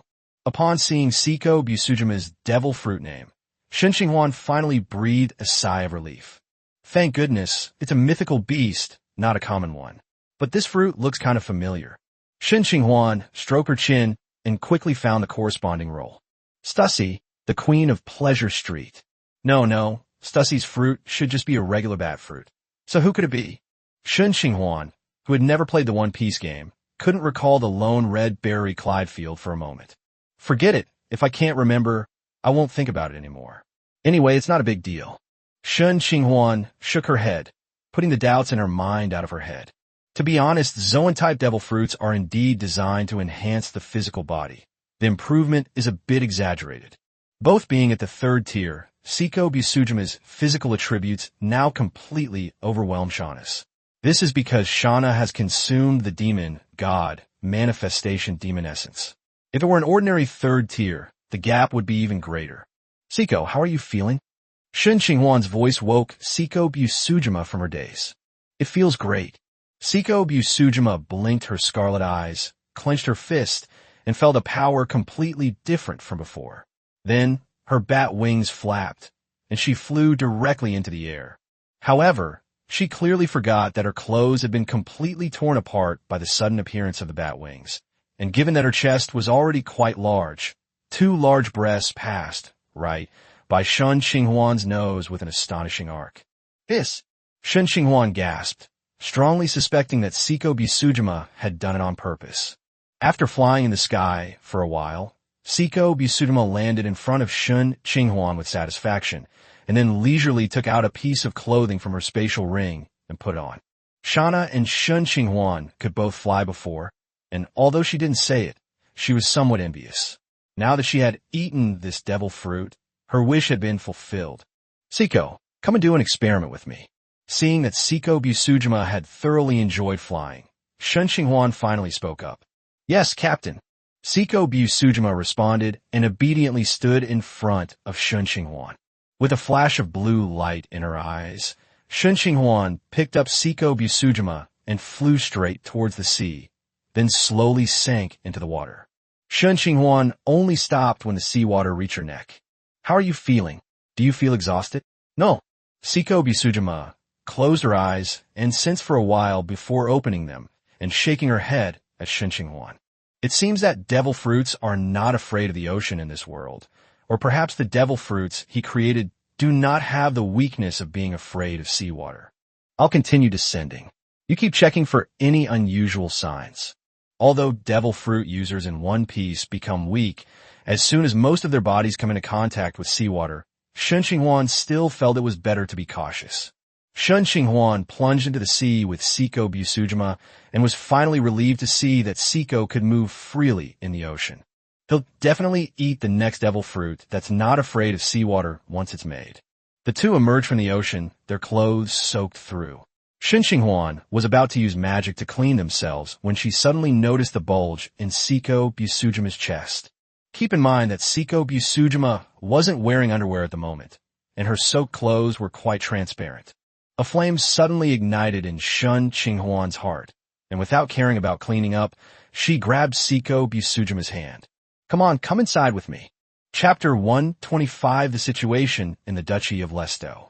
Just as Shen Qinghuan and Siko Busujima were engaged in a fierce battle, Shana, having settled Xia and the other two, was unsurprisingly caught in the crossfire as she passed by the captain's cabin.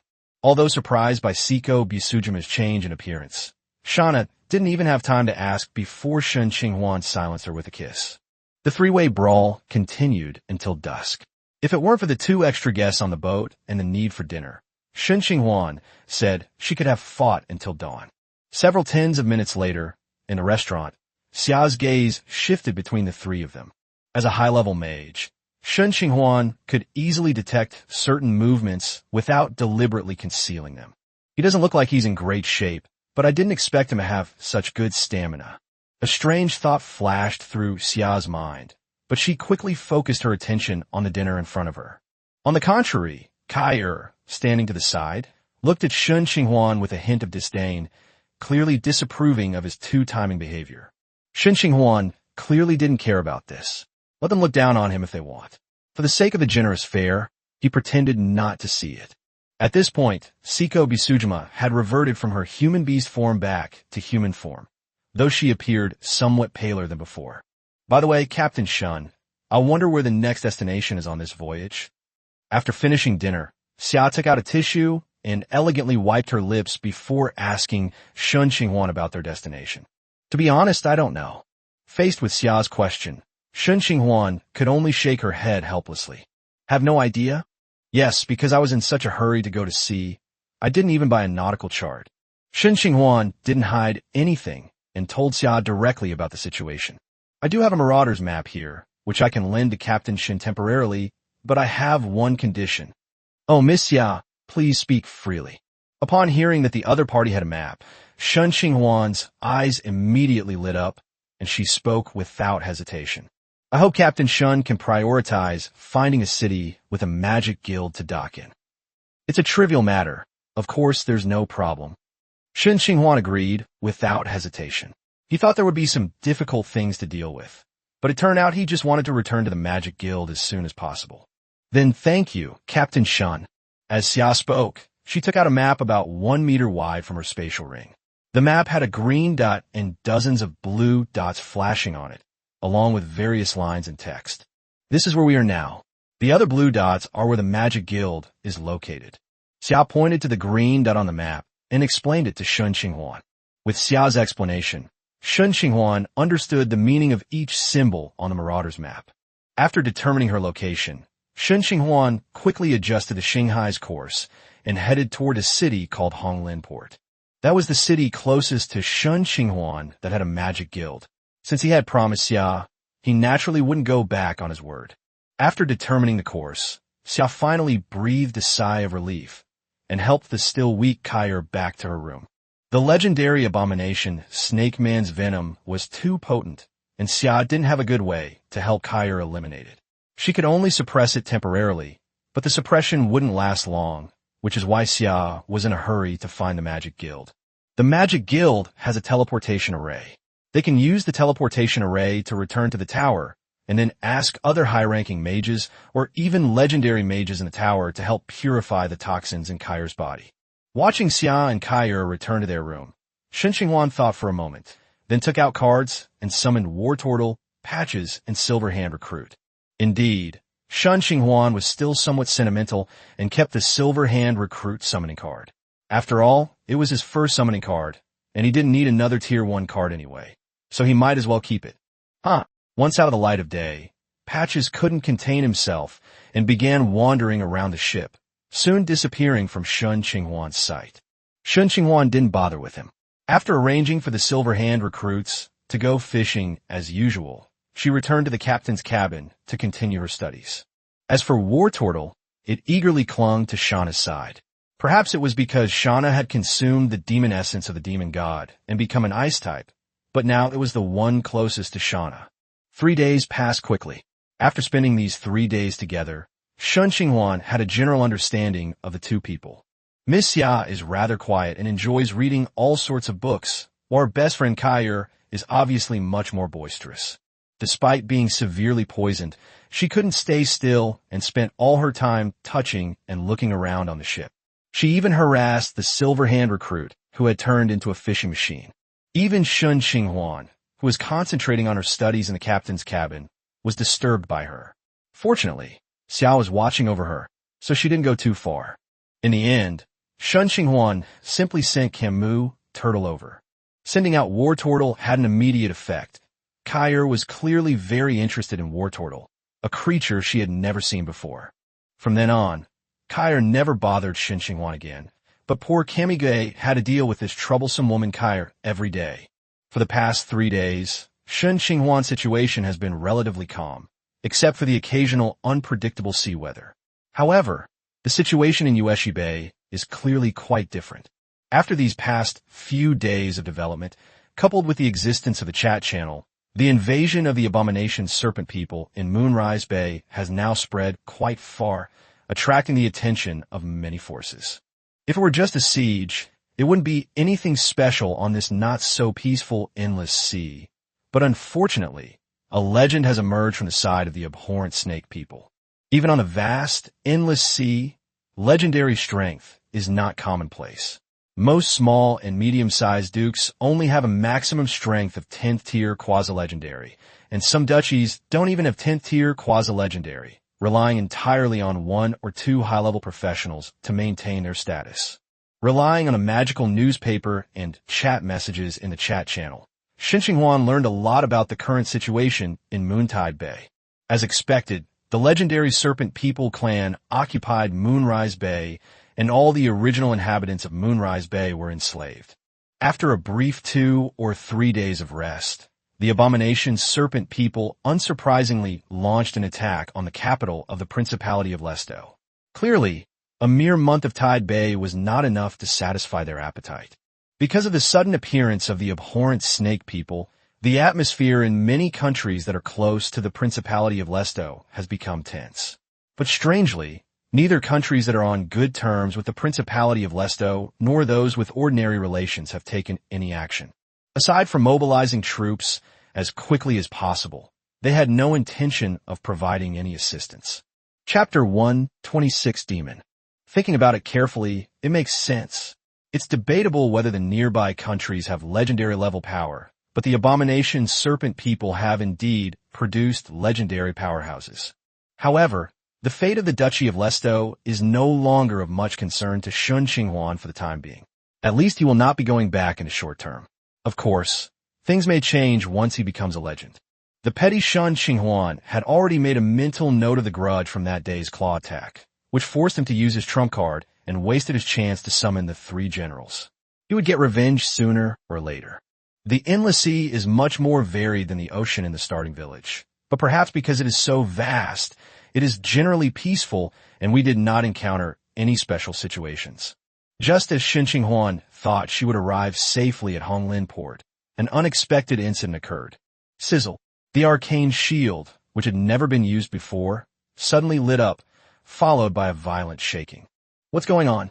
The sudden shaking interrupted Shen Qinghuan's study, pulling him out of his focused state. With a thought, it immediately connected with Yi Li's vision and controlled Yi Li to look around. Suddenly, a black ship appeared on the previously empty sea, only a few hundred meters away from his star sea. How did this ship appear? Shen Qinghuan frowned. There were night cries on the star sea, guarding it day and night. It was impossible for night cries not to react when they got this close. Therefore, this ship either submerged from the sea surface or used stealth or other special methods to avoid the night cry sight. In conclusion, the opponent's ship is most likely also a special ship. Sizzle. Another beam of light struck the Starsea's arcane shield, creating ripples. Seeing that the opponent continued to launch attacks, Shen Qinghuan did not pay too much attention. Since the opponent's first attack failed to break through the arcane shield, the subsequent attacks would not be able to break through it before the Starsea's energy was completely exhausted. However, in order not to lose in terms of momentum, Shen Qinghuan still controlled the magic cannon to retaliate. The two sides exchanged blows, but apart from expending a lot of energy, they did not cause much actual damage. With both sides being mid-tier ships, it's difficult to defeat the enemy quickly using only cannons. The options are either to slowly wear down one side until it runs out of energy, or to engage in boarding action. The enemy clearly noticed this quickly as well, and stopped firing their cannons, accelerating towards the Star Sea while bracing their protective shields. Seeing this, Shen Qinghuan also stopped firing and began preparing for the upcoming boarding action. Shen Qinghuan summoned 4 generals in succession: Senjin Shield-Bearer, Sorabeller, Abomination, and Swamp Beast. The price was that he had to drink several more energy recovery potions. These medicines are not usually needed, and Shen Qinghuan often produces various types of recovery medicines when making cards. Otherwise, most people would not be able to afford such consumption, as each bottle of medicine costs money. As the two ships drew closer, Shen Qinghuan gradually saw the faces hidden beneath the protective shields. It was obese and swollen, covered in greasy hair, and had a pair of extremely asymmetrical bat-like wings on its back. What's most striking is its face, which looks like a wild boar, with eyes the size of mung beans filled with a savage expression. It's a demon. Can demons become players? After studying for a while, Shen Qinghuan immediately recognized that the other party was a mid-level demon called Nalfinshin. This demon is most famous for its formidable strength and physique. Few races of the same level can match it, and it can even hold its own against teenage dragons of the same level. In addition, it possesses the ability to confuse enemies with its chaotic gaze and summon other demons, making it a truly powerful race. It is not on the same level as Murlocs or goblins, and even most 4th-tier humans, elves, dwarves, and other highly intelligent races would not be its match. Having already possessed formidable strength, and now being a player as well, Shen Qinghuan was somewhat unsure of Nalfinchni's true power. It's no wonder that all the players in the Sea of Beginnings are human. The differences between different races are simply too great. Behind Nalfinchni was a large group of demons, each less than a meter tall, who appear to be a group of cowardly demons at the first rank. Although they're also demons, and there are quite a few of them, the fearful demons are much easier to deal with. After all, they're just a group of first-tier creatures, and no matter how strong they are, they won't be that strong. As the two ships closed in, Shana, who had the longest attack range, made the first move. Whoosh whoosh. Several ice arrows were tentatively shot at Nalfinchni, but she easily shattered them. The ice arrows exploded and turned into frost that instantly covered her body. Nalfinchni shuddered, and the frost on its body shattered instantly, failing to cause it any harm. Such a strong physique, Shana attacked those demons that are less than a meter tall. Seeing that Shana's attacks were having no effect, Shen Qinghuan decisively ordered Shana to change her target. Shana is only a tier 3, so she might not be able to harm Nalfinshin, but dealing with tier 1 fearful demons is a piece of cake, and she can take one down with almost every arrow. Seeing its subordinates, Nalfinshin didn't even blink. To it, these cowardly demons were just cannon fodder. It wouldn't care if they all died. Instead, its gaze toward the Star Sea became more and more fervent, and its desire to kill grew stronger. Captain Shun, do you need my help? Xia, who had somehow ended up on the deck, looked at the black ship not far away and asked a question. Thank you for your kindness, Miss Xia, but I don't need it for the time being. If I do need it, I will ask you to. Shen Qinghuan shook her head, having no intention of relying on Xia's strength. Firstly, because he didn't want to owe anyone a favor, and secondly, because he wanted to test the strength of his team. A level 4 demon is a good opponent. As the most famous race in the multiverse, demons are naturally quite powerful and can even be considered top tier among many races. If you can defeat this tier 4 demon player on your own, then it means that your team is among the top tier 4 players. As Shauna continued firing, the distance between the two ships gradually closed until they were only a few dozen meters apart, at which point the enemy ship suddenly fired several harpoons. These harpoons completely ignored the Starsea's arcane shield, shooting directly into the hull and firmly connecting the two ships together. Naofenshi looked at the two ships, now completely joined together, and a sinister smile spread across his face. However, before it could make a move, Shen Qinghuan took the initiative. Chapter 127, Severe Injury. Bah! Salabeller let out a long cry and launched the first attack, spewing out a torrent of flames from its beak and shooting directly at Naofenshi. Faced with Salabeller's attack, Naofenshi remained unmoved, instead revealing a mocking smile on his face. The next second, surging flames completely engulfed Naofenshi. However, Shen Qinghuan did not have high expectations for Sorabeller's attack, because he suddenly remembered that demons generally have a high resistance to fire and are even immune to poisons below the legendary level. This is entirely due to the harsh environment of the abyss, which forged the powerful demons. Sure enough, when the flames died down, Naofenshi was unharmed, except for some charring on the deck beneath his feet. It seems the enemy ship also has considerable fire resistance. Sorabeller's flames couldn't even ignite it. Sorabell is destined to play a support role in this battle. Although it can also attack in melee combat in addition to fire, its melee skills are much weaker than its fire skills. Behind Sorabeller, Seiko Bisujima also flapped her bat wings and rushed over. Seiko Bisujima was only at the 3rd rank, and Shen Qinghuan was afraid that something might happen to her, so he used his telekinesis to grab the few non-flying creatures around him and threw them all over her. Bang, bang, bang. The 3 large men crashed onto the deck of the other ship, creating a series of thuds. The 3 summoned beasts didn't care about Shen Qinghuan's rough behavior. These 3 were all tough and resilient, and a mere fall from the air wouldn't cause them any harm. Upon seeing this, the demons on the ship immediately surrounded the 3 people who had boarded the ship. To be fair, despite having the word fear in their name, the fear demons are completely unaware of fear. As notorious cannon fodder in the abyss, they can still swing their swords without hesitation, even when facing enemies of vastly superior strength. However, courage couldn't bridge the gap in strength. In every aspect, these lesser demons were no match for Shen Qinghuan's 3 summoned beasts. Even the lesser demon's innate ability, Foul Cloud, was immune to the 3 of them. Foul Cloud poisons enemies with low constitution around the lesser demon. Facing the weak and short lesser demons, the 3 abominations, all over 3 meters tall, were like playing whack-a-mole. For a moment, the entire ship was filled with the thumping sound of hammering on the floor, and every second, more cowardly creatures would appear on the deck. While the 3 of them were happily playing whack-a-mole, Seiko Bisujima officially began her battle against Naofenshi. Base! Seiko Bisujima drew her sword, her bat wings flapping as she swooped down, a purplish-black light quietly spreading across the blade in her hand. Knowing that her opponent was no ordinary person, Seiko Bisujima went all out from the start. However, although Seiko Bisujima moved quickly, she couldn't outpace Naofenshi's reaction.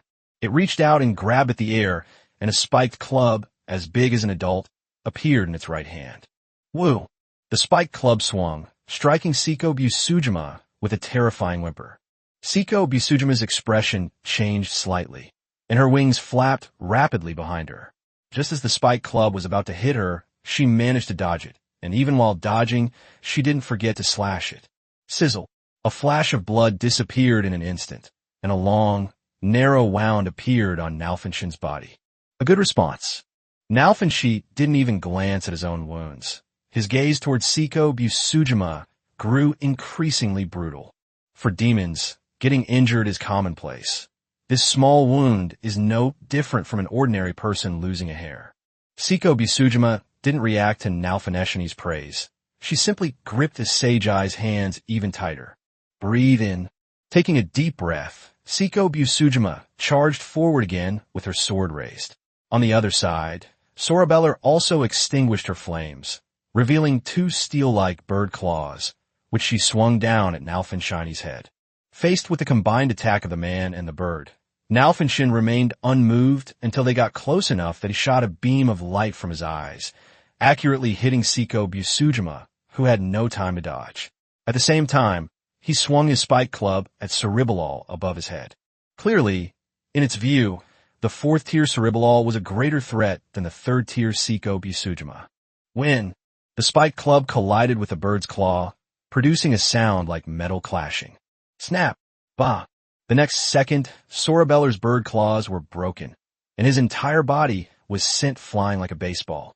On the other side, the light emanating from Nalfinshin's eyes fell on Siko Busujima, but had no effect whatsoever.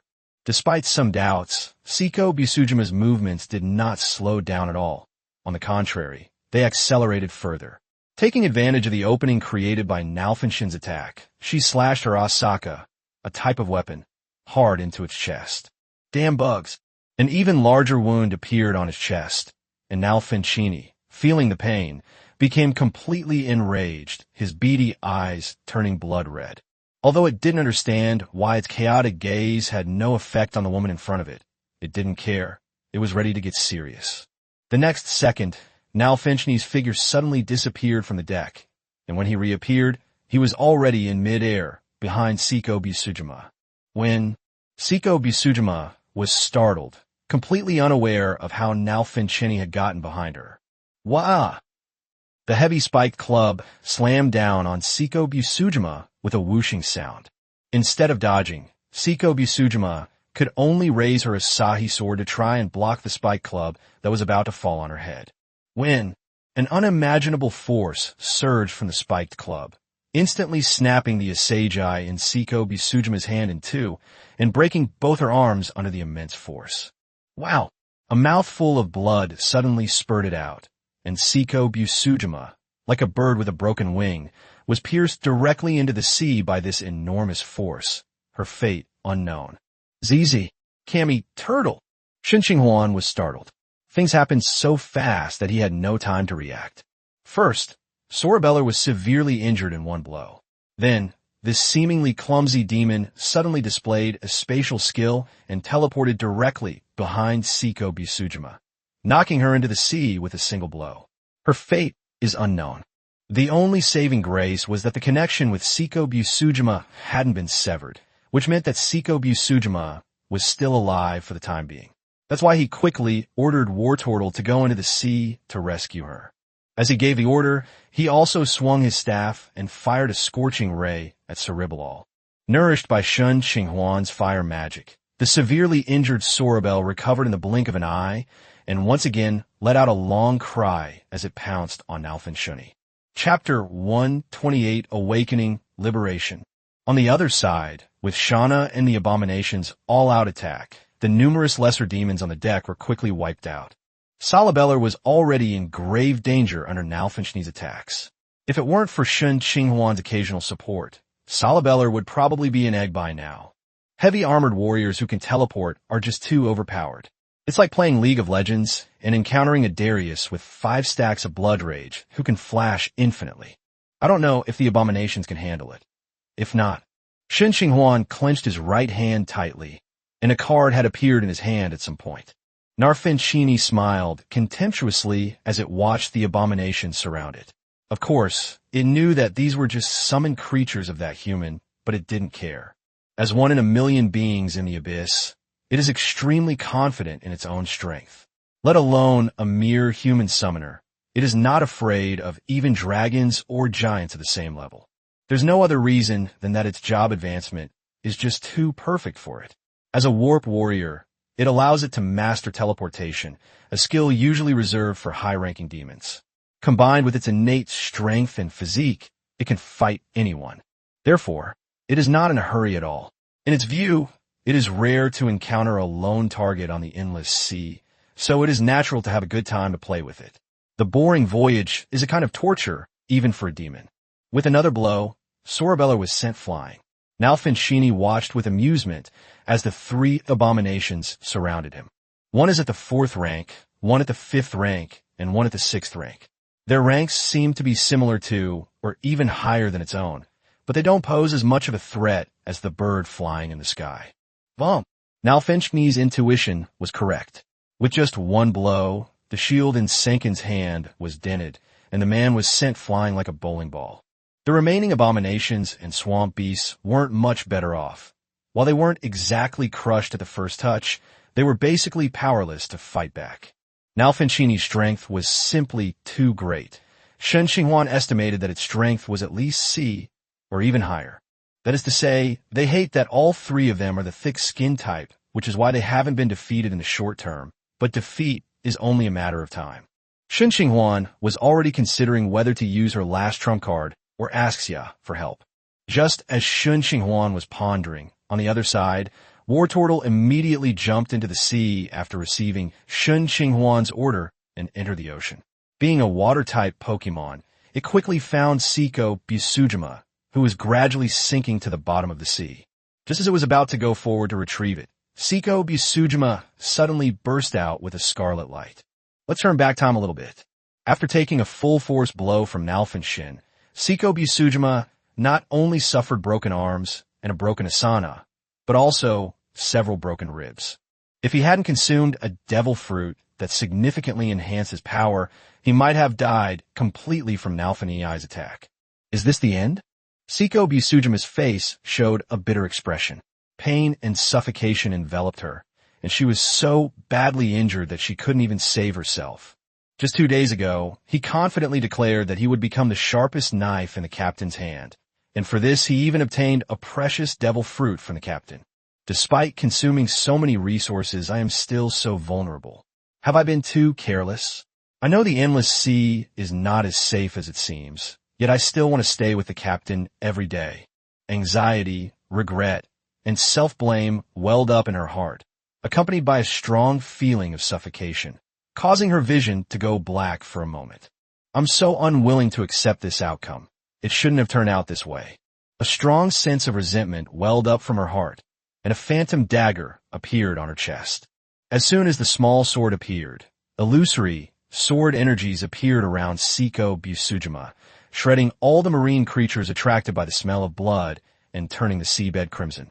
Seemingly stimulated by the sudden appearance of the small sword, the power of the devil fruit within Seiko Busujima was also activated, and the surrounding blood began to flow into Seiko Busujima's body as if being sucked.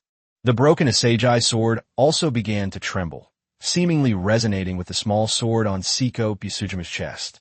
As the blood pooled, its influence expanded, and more marine creatures had their blood drawn from them, until the thick mass of blood completely enveloped Seiko Busujima and her broken Asachi, turning her into a red blood egg.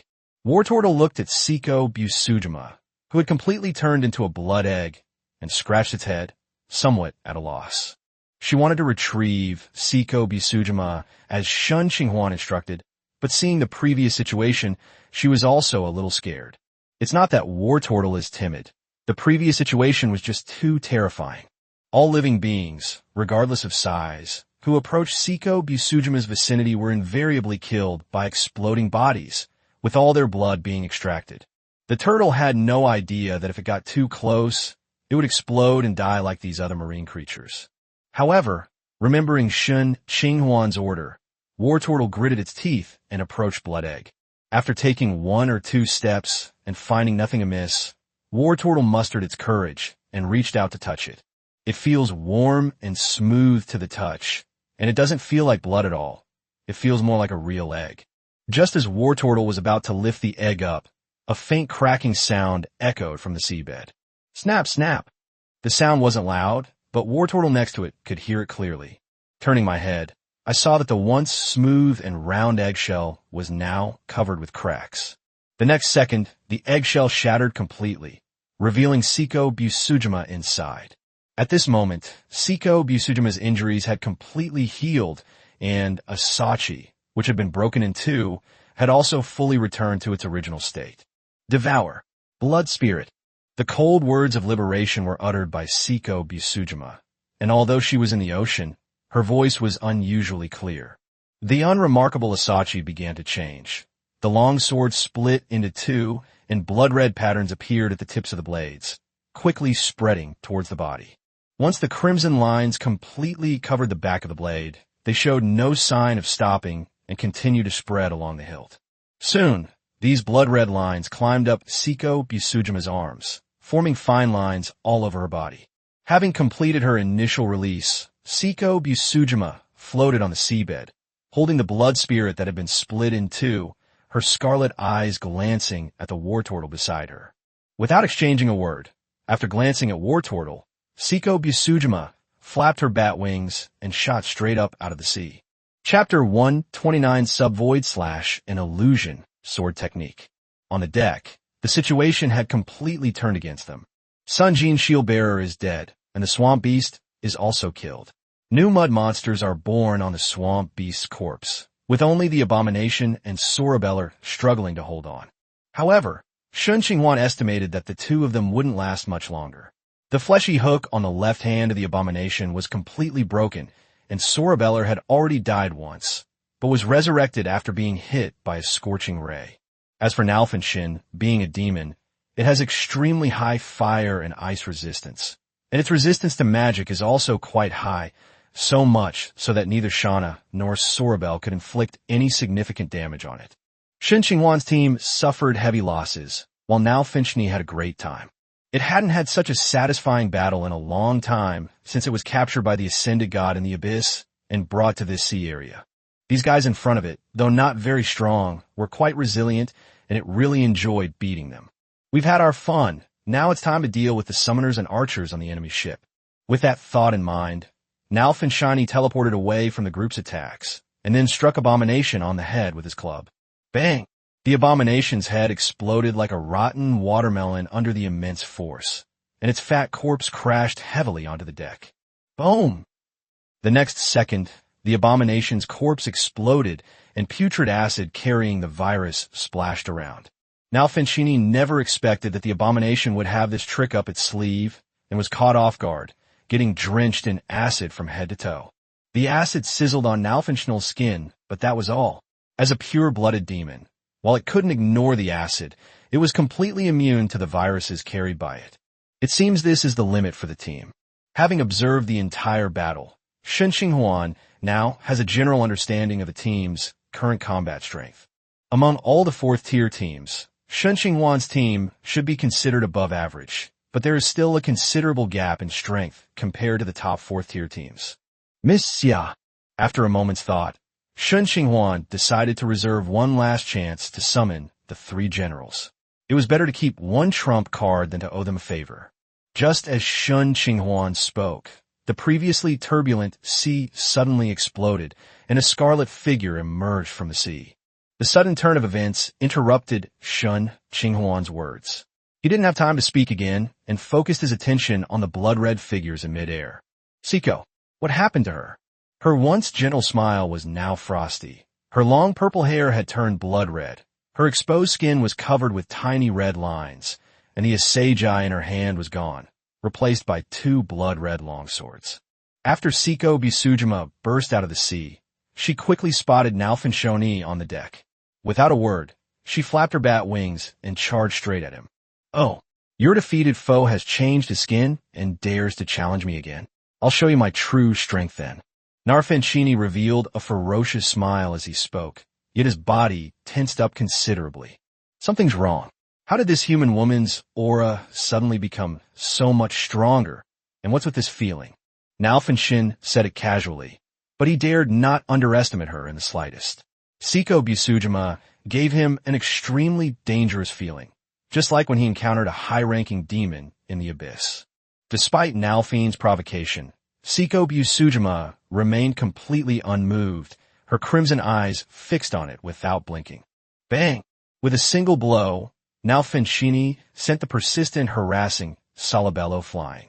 Seeing that Siko Busujima remained unmoved, Nalfinchini felt a slight annoyance, let out a cold snort, and disappeared from the spot.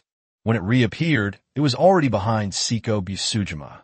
Seeing Nalfinchini resort to his old tricks again, Seiko Busujima was completely caught off guard this time. With a flap of his bat wings, he turned nimbly and easily dodged Nalfinchin's attack.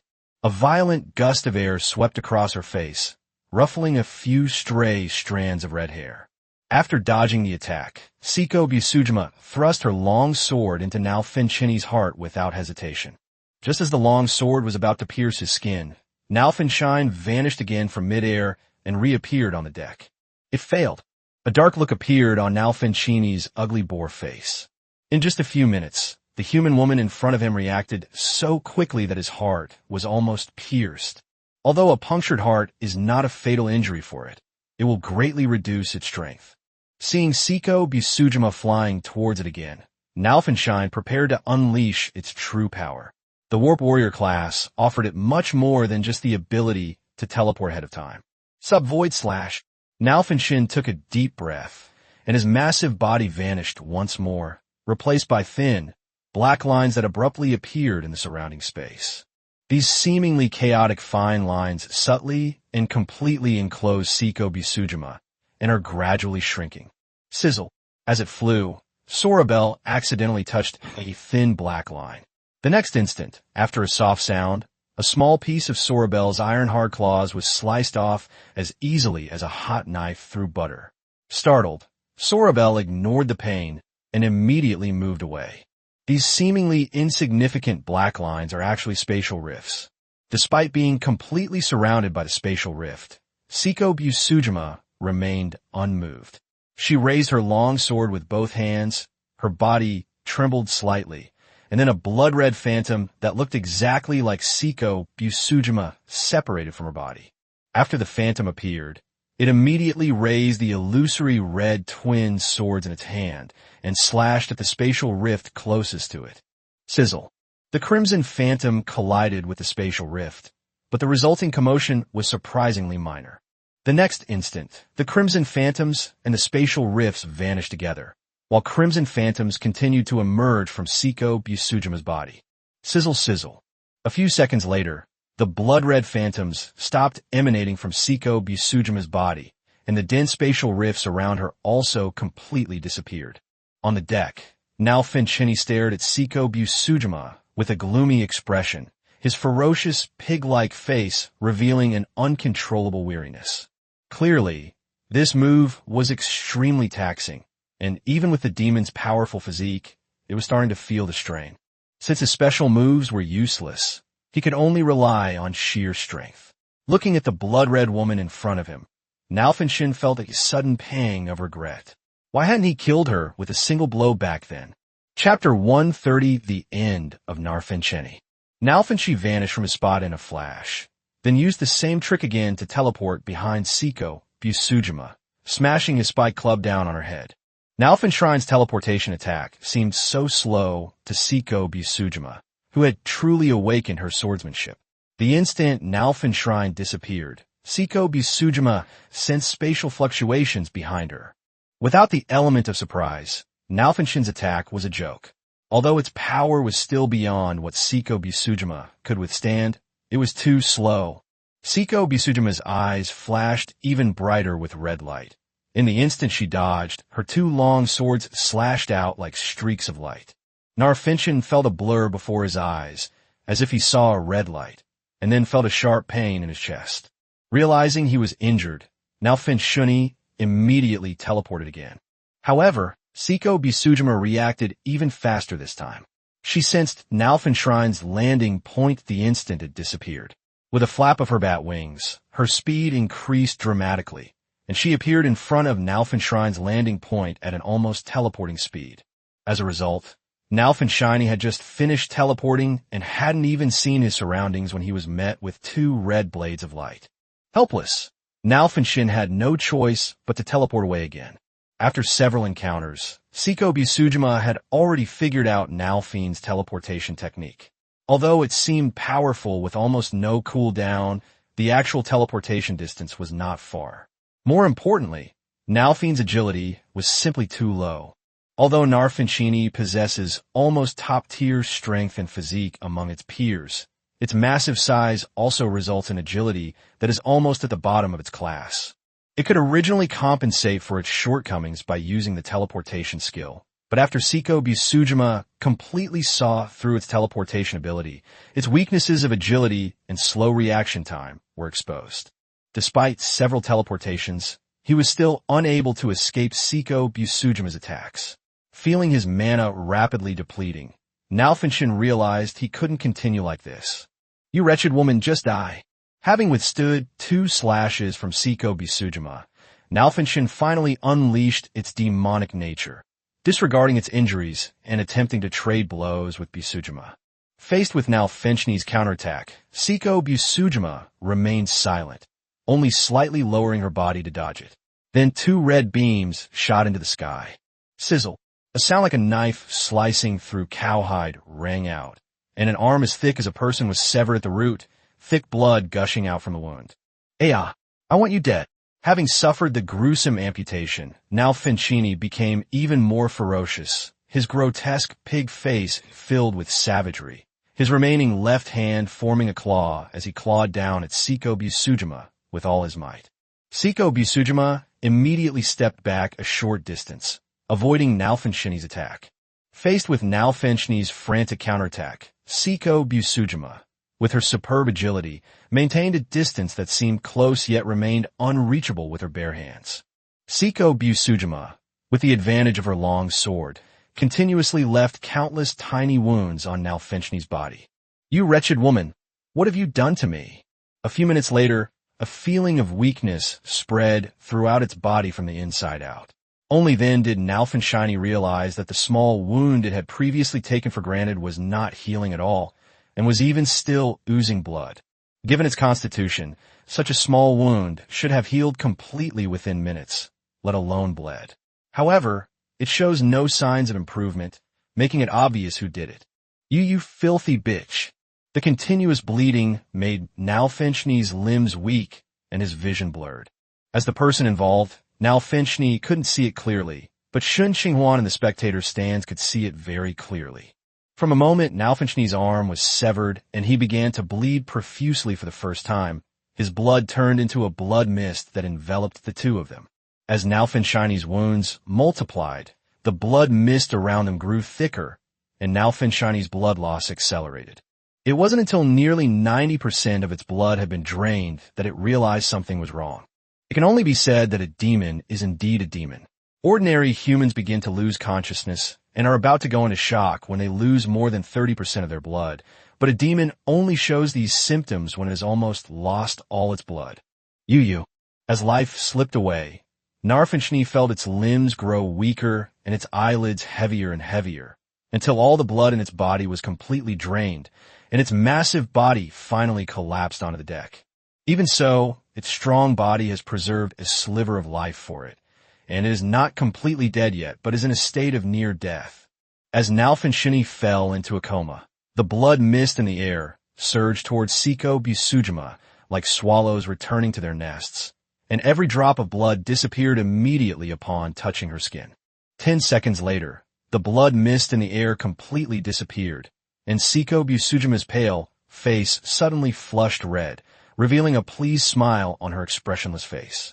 "Thank you for your hospitality, Mr. Devil." Seiko Busujima licked her lips with a wistful relish, offered a light thank you to the unconscious Nalfinchil, and then raised her Zanpakuto. Sizzle, a flash of red light, and a hideous pig's head broke off from its neck, rolling onto the deck. Nalfinchini, who was on the verge of death, was finally dead. Seeing that the battle was completely over, Shen Qinghuan breathed a sigh of relief and then immediately used her telekinesis to fly over. "Seiko, are you all right?" Without even checking the spoils, Shen Qinghuan immediately went to Seiko Busujima and asked with concern. It's no wonder Shen Qinghuan was worried. Seiko Busujima's appearance had changed so much that she looked like a completely different person.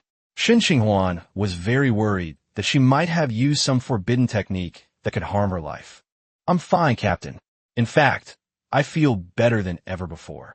Seiko Busujima shook her head, her gaze fixed intently on Shen Qinghuan, a gaze more intense than ever before, as if she wanted to devour him alive. Shen Qinghuan felt uncomfortable under Seiko Busujima's gaze, sensing that Seiko had changed and become more uninhibited. In the past, Seiko Busujima would conceal her inner thoughts, restrain her behavior, and pretend to be a normal person, but now she seems to be more blatant. I don't know if I've figured it out or if I've been influenced by something. Perhaps this isn't such a bad thing. Looking at the obviously different Seiko Busujima in front of her, this thought flashed through Shen Qinghuan's mind. Chapter 131, Selling Corpses. Seiko, are you really alright? Feeling a little uneasy under Seiko Busujima's gaze, Shen Qinghuan couldn't help but ask again. Fine. Seiko Busujima shook her head, still staring at him intently. So what is your current state? It's liberation. Now I know the child's name. As Seiko Busujima spoke, she raised the twin swords in her hands, her eyes revealing a gentle look. Shirkai. Shen Qinghuan frowned when he heard Seiko Busujima say that, because according to his memory, although the Shirkai of a Zanpakuto changes the form of the Zanpakuto, it does not seem to change the user's appearance. However, the Bankai of some Zanpakuto does change the user.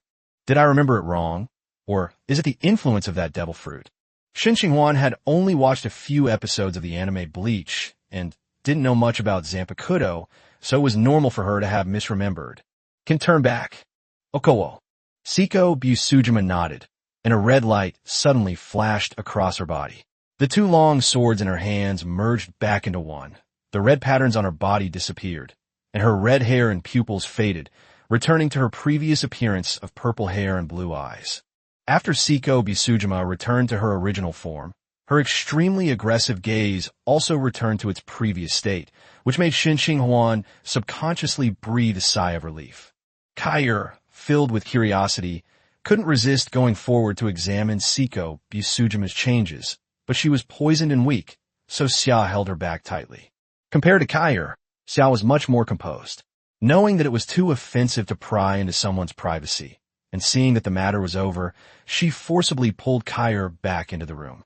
Seeing that Seiko Busujima was all right, Shen Qinghuan then began to deal with the spoils of war. First, there's this completely black ship under your feet. The unclaimed special vessel, the Shadow, has been detected. Do you wish to capture it? Upon opening the system panel, a system message was already displayed on Shen Qinghuan's screen. Yes. As expected, it was a special ship. Seeing that the ship was just as she had guessed, Shen Qinghuan did not hesitate to take it over. After taking control of the Shadow, Shen Qinghuan wasn't in a hurry to deal with it. The Shadow wouldn't run away without its owner. The first thing to do was deal with the corpses on the deck. There's not much to say about this pile of inferior demon corpses. Although the corpses are valuable because of their demonic status, they're only tier 1, so the actual price won't be too high. Instead of going through the trouble of selling them, it's better to use them directly as materials for card crafting. Nalfenshin, on the other hand, is much more valuable. If Shen Qinghuan were a traditional card maker with good skills, he could probably use it as material to create a tier 4 legendary demon card. Unfortunately, he's not a proper card maker, but a chaos card refiner. Giving him material would be a waste. It would be better to trade him with other players for more resources. Thinking of this, Shen Qinghuan directly opened the regional chat channel, Red Maple Kingdom, and posted the transaction information. Selling the corpse of a 4th tier demon. Interested parties, please contact me privately for a quote. Image. Wow, it's a demon's corpse. That's quite rare. As a newbie, I'm asking for help. Are demons really that rare? I read in novels that demons are as common as dogs, right? You don't understand. Demons are common, but demon corpses are extremely rare. Generally, when a demon dies outside of the abyss, it doesn't leave a corpse. Instead, it turns into a cloud of black mist and is reborn in the abyss. The only reason a demon can leave a corpse is either because it's very special or because it was forced to leave a corpse by magic. Swoosh. Perhaps because there are too few players in the Red Maple Kingdom, the discussion that Shen Qinghuan posted after the transaction information was not very enthusiastic, and there were not many players who made offers or inquired. After glancing at the private messages and finding none of them met her price expectations, Shen Qinghuan opened the World Chat channel and spent money to resend the transaction information. Selling the corpse of a 4th tier demon. Interested parties, please contact me privately for a quote. Image. Huh. Isn't this the soul judgment demon? Another name for an Alphinshin. Aren't all these demons high level? There are even mid-level ones. It must be a player. A normal demon evolving into a soul-slaying demon requires at least level 7. Interesting material. Perhaps because sending messages in the world channel requires payment, there wasn't much discussion about the 4th-tier demon corpse, but Shen Qinghuan received an explosion of private messages. In just a few seconds, he received hundreds more private messages in his system's backend, and the number kept increasing. After Shen Qinghuan used the system to remove useless information such as casual chat and inquiries, nearly 100 prize quotes were still left. Some people simply exchange energy coins, while others use equipment, items, or consumables in exchange, and still others trade using faction invitations or information. After filtering through all the options, it was a trade for monster corpses that caught his eye. 20 adult ancient lightning eels. The ancient lightning eel, as its name suggests, is a type of eel-like creature. It may seem unremarkable, but its adult form is actually at level 6. This means that 20 level 6 corpses are just enough to upgrade Shen Qinghuan's rank. Although the ancient lightning eel is almost at the bottom of the 6th tier, its chaos card refining doesn't care about the quality of the materials, as long as the tier is up to standard. The bids from other players greatly surprised Shen Qinghuan. The value of this 4th tier soul Judgment Demon's corpse was much greater than he had imagined. Judging from the bids from other players, the actual price was almost equivalent to that of a 7th tier demon's corpse. After making a deal with the player, Shen Qinghuan immediately maneuvered the Star Sea to approach and then commanded the Silver Hand recruits to come and move the corpse. While the Silver Hand recruits were busy, they took the opportunity to thoroughly search the shadow. To Shen Qinghuan's surprise, the resources on the submerged shadow were not plentiful, in fact, rather scarce. Given the strength of an Alphinshin, it shouldn't have such limited resources. However, Shen Qinghuan didn't think too much about this issue. After confirming that he had plundered enough, and seeing that all the corpses had been moved onto the Star Sea, Shen Qinghuan immediately decided to loot.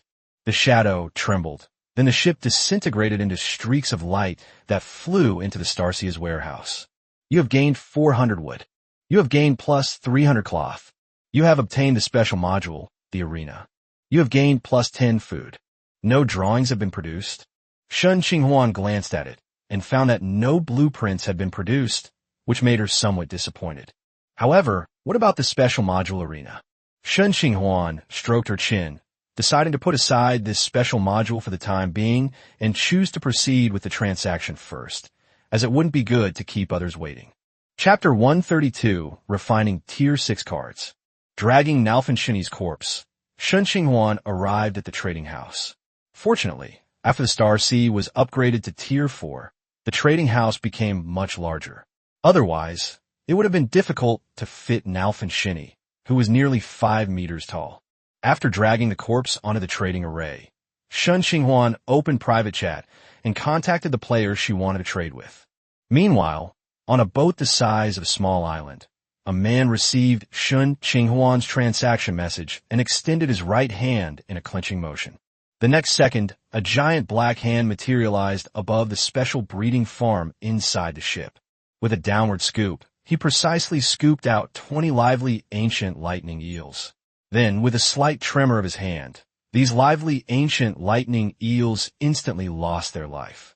Throwing the lightning eel onto the trading circle, a flash of blue light appeared, and a somewhat shriveled corpse emerged from the circle. A 4th-order soul judgment demon is quite rare. I wonder if it can give me some inspiration for my research. Right after the transaction was completed, in Shen Qinghuan's trading room, with a flash of blue light, Nalfinshin's corpse completely disappeared, replaced by 20 lightning eels. Holy crap! How can it be so big? Before she could even feel happy, the sudden appearance of the lightning eel's corpse burst the entire trading room, burying Shen Qinghuan beneath it. Shen Qinghuan originally thought that the lightning eel was only about the height of a person, but after seeing it, she realized that it was actually about the size of a person, and each lightning eel was at least 10 meters long. Call! After struggling to crawl out of the pile of corpses, Shen Qinghuan breathed a sigh of relief. Looking at the pile of electric eels in front of him, he did not rashly begin refining them. Although he did not participate in the previous battles directly, he still consumed a lot of magic power to maintain his summoned creatures, so he doesn't have much magic power left in his body now. Picking up the elemental orb and filling it with magic power, Shen Qinghuan extended her right hand towards the corpse. A surge of magical power erupted, and Shen Qinghuan casually selected 3 ancient lightning eels to begin refining them. As soon as the refining process began, the magical power within Shen Qinghuan's body began to leak out like a burst dam. Although Shen Qinghuan's magic power is higher than that of other magic-based classes of the same level, after all, she is refining cards beyond her level, and even 2 levels higher, so there is still some pressure overall. 10 seconds later, the 3 corpses disappeared and turned into a card that floated in Shen Qinghuan's palm. After sensing the magic power within my body, I found that I had about 30% left after refining a Tier 6 card. It turned out that my decision to restore my magic power first was the right one. Shen Qinghuan glanced at the Tier 6 card in her hand, but didn't look at it closely. She continued to replenish her magic power with the elemental orb. Once the magic power was full, they continued to refine cards. After several attempts, the energy within the elemental orb was quickly exhausted. Seeing several corpses on the ground, Shen Qinghuan, who wanted to refine her card as soon as possible, simply took out a bottle of energy recovery potion and drank it. Let's be a little extravagant. We still have plenty of potions in reserve. After comforting herself, Shen Qinghuan saw that her magic power had almost recovered, so she continued to refine the magic. The commotion caused by the ancient lightning eel was so great that it naturally attracted the attention of the other people on the ship. Kair, who couldn't stay still, peeked out of the room as soon as she heard the noise. She saw Shen Qinghuan making cards and wanted to go over to take a look, but Xia held her back tightly. Siko Busujima and Sana were also startled by the commotion Shen Qinghuan had caused. Fearing that something might have happened to him, they hurried to the trading room and were relieved to see that he was all right. Seeing that Shen Qinghuan was refining cards, the 2 women did not leave. In particular, Siko Busujima, holding her Zanpakuto in her left hand, glanced at Xia and Kair, intentionally or unintentionally, clearly quite distrustful of these 2 uninvited passengers. Shen Qinghuan was unaware of the situation of the others at the moment, and he didn't have time to find out right now, as all his attention was currently focused on refining the cards. After spending some time, they finally refined 18 of the ancient lightning eels into 6 Tier 6 cards. Because of the cross-level crafting, the skill experience gained from this card crafting was quite substantial, and Shen Qinghuan unsurprisingly leveled up to level 5. Looking at the 2 remaining ancient lightning eels on the ground, Shen Qinghuan thought for a moment and decided not to continue refining cards. Instead, he called over a silver hand recruit and asked him to drag the 2 remaining lightning eels into the warehouse. It's a mid-tier magical beast after all, so it shouldn't rot in a short time.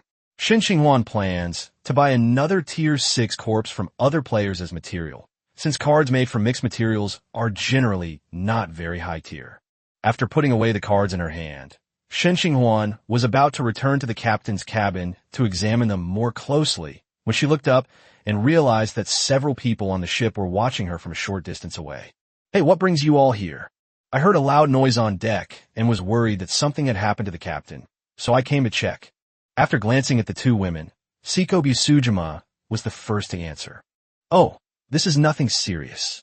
I just didn't expect the lightning eel that came this time to be so big. It seems we need to make sure we know the size before making any future transactions, lest it sink the entire Star Sea." Shen Qinghuan waved her hand to indicate that she was fine, and then returned to the captain's cabin with the cards. White, white, green, purple, white, green. Of the 6 cards, half are of common white quality. Shen Qinghuan glanced at them briefly. Of the 3 white cards, 2 were consumables, and 1 was a junk weapon. None of them were worth paying attention to. Shen Qinghuan looked at the remaining 2 green and 1 purple cards one by one, from low to high. Name: Vitals Wine Jug, Replica. Type: Item. Quality: Tier 6, Excellent. Effect: Brewing. After adding water, it can be transformed into wines with different effects. The transformation time is 24 hours. Note: this is a special item made in imitation of the wine jug of the dwarf god Vidar. With it, you'll never have to worry about running out of wine. Fine wine is good, but don't overindulge. The card features an image of an ordinary wine jug, which doesn't seem to hold much. Shen Qinghuan then materialized it directly. The card flashed slightly, and a wine jug, slightly larger than the palm of his hand, appeared in his hand. So small? How much wine can it hold? Shen Qinghuan frowned. The wine pot that materialized was smaller than he had expected. Opening the lid of the wine jug, Shen Qinghuan waved her hand, and the little magic power she had left surged within her body. She released the water-making technique, which she had hardly used since learning it, towards the spout of the jug. Drizzling. After the water-making spell was released, the small pot, which was slightly larger than a palm, did not appear to be full. It should be noted that a single water-making spell can produce more than 30 liters of clean water, so it seems that the small wine pot in Shen Qinghuan's hand has its own space.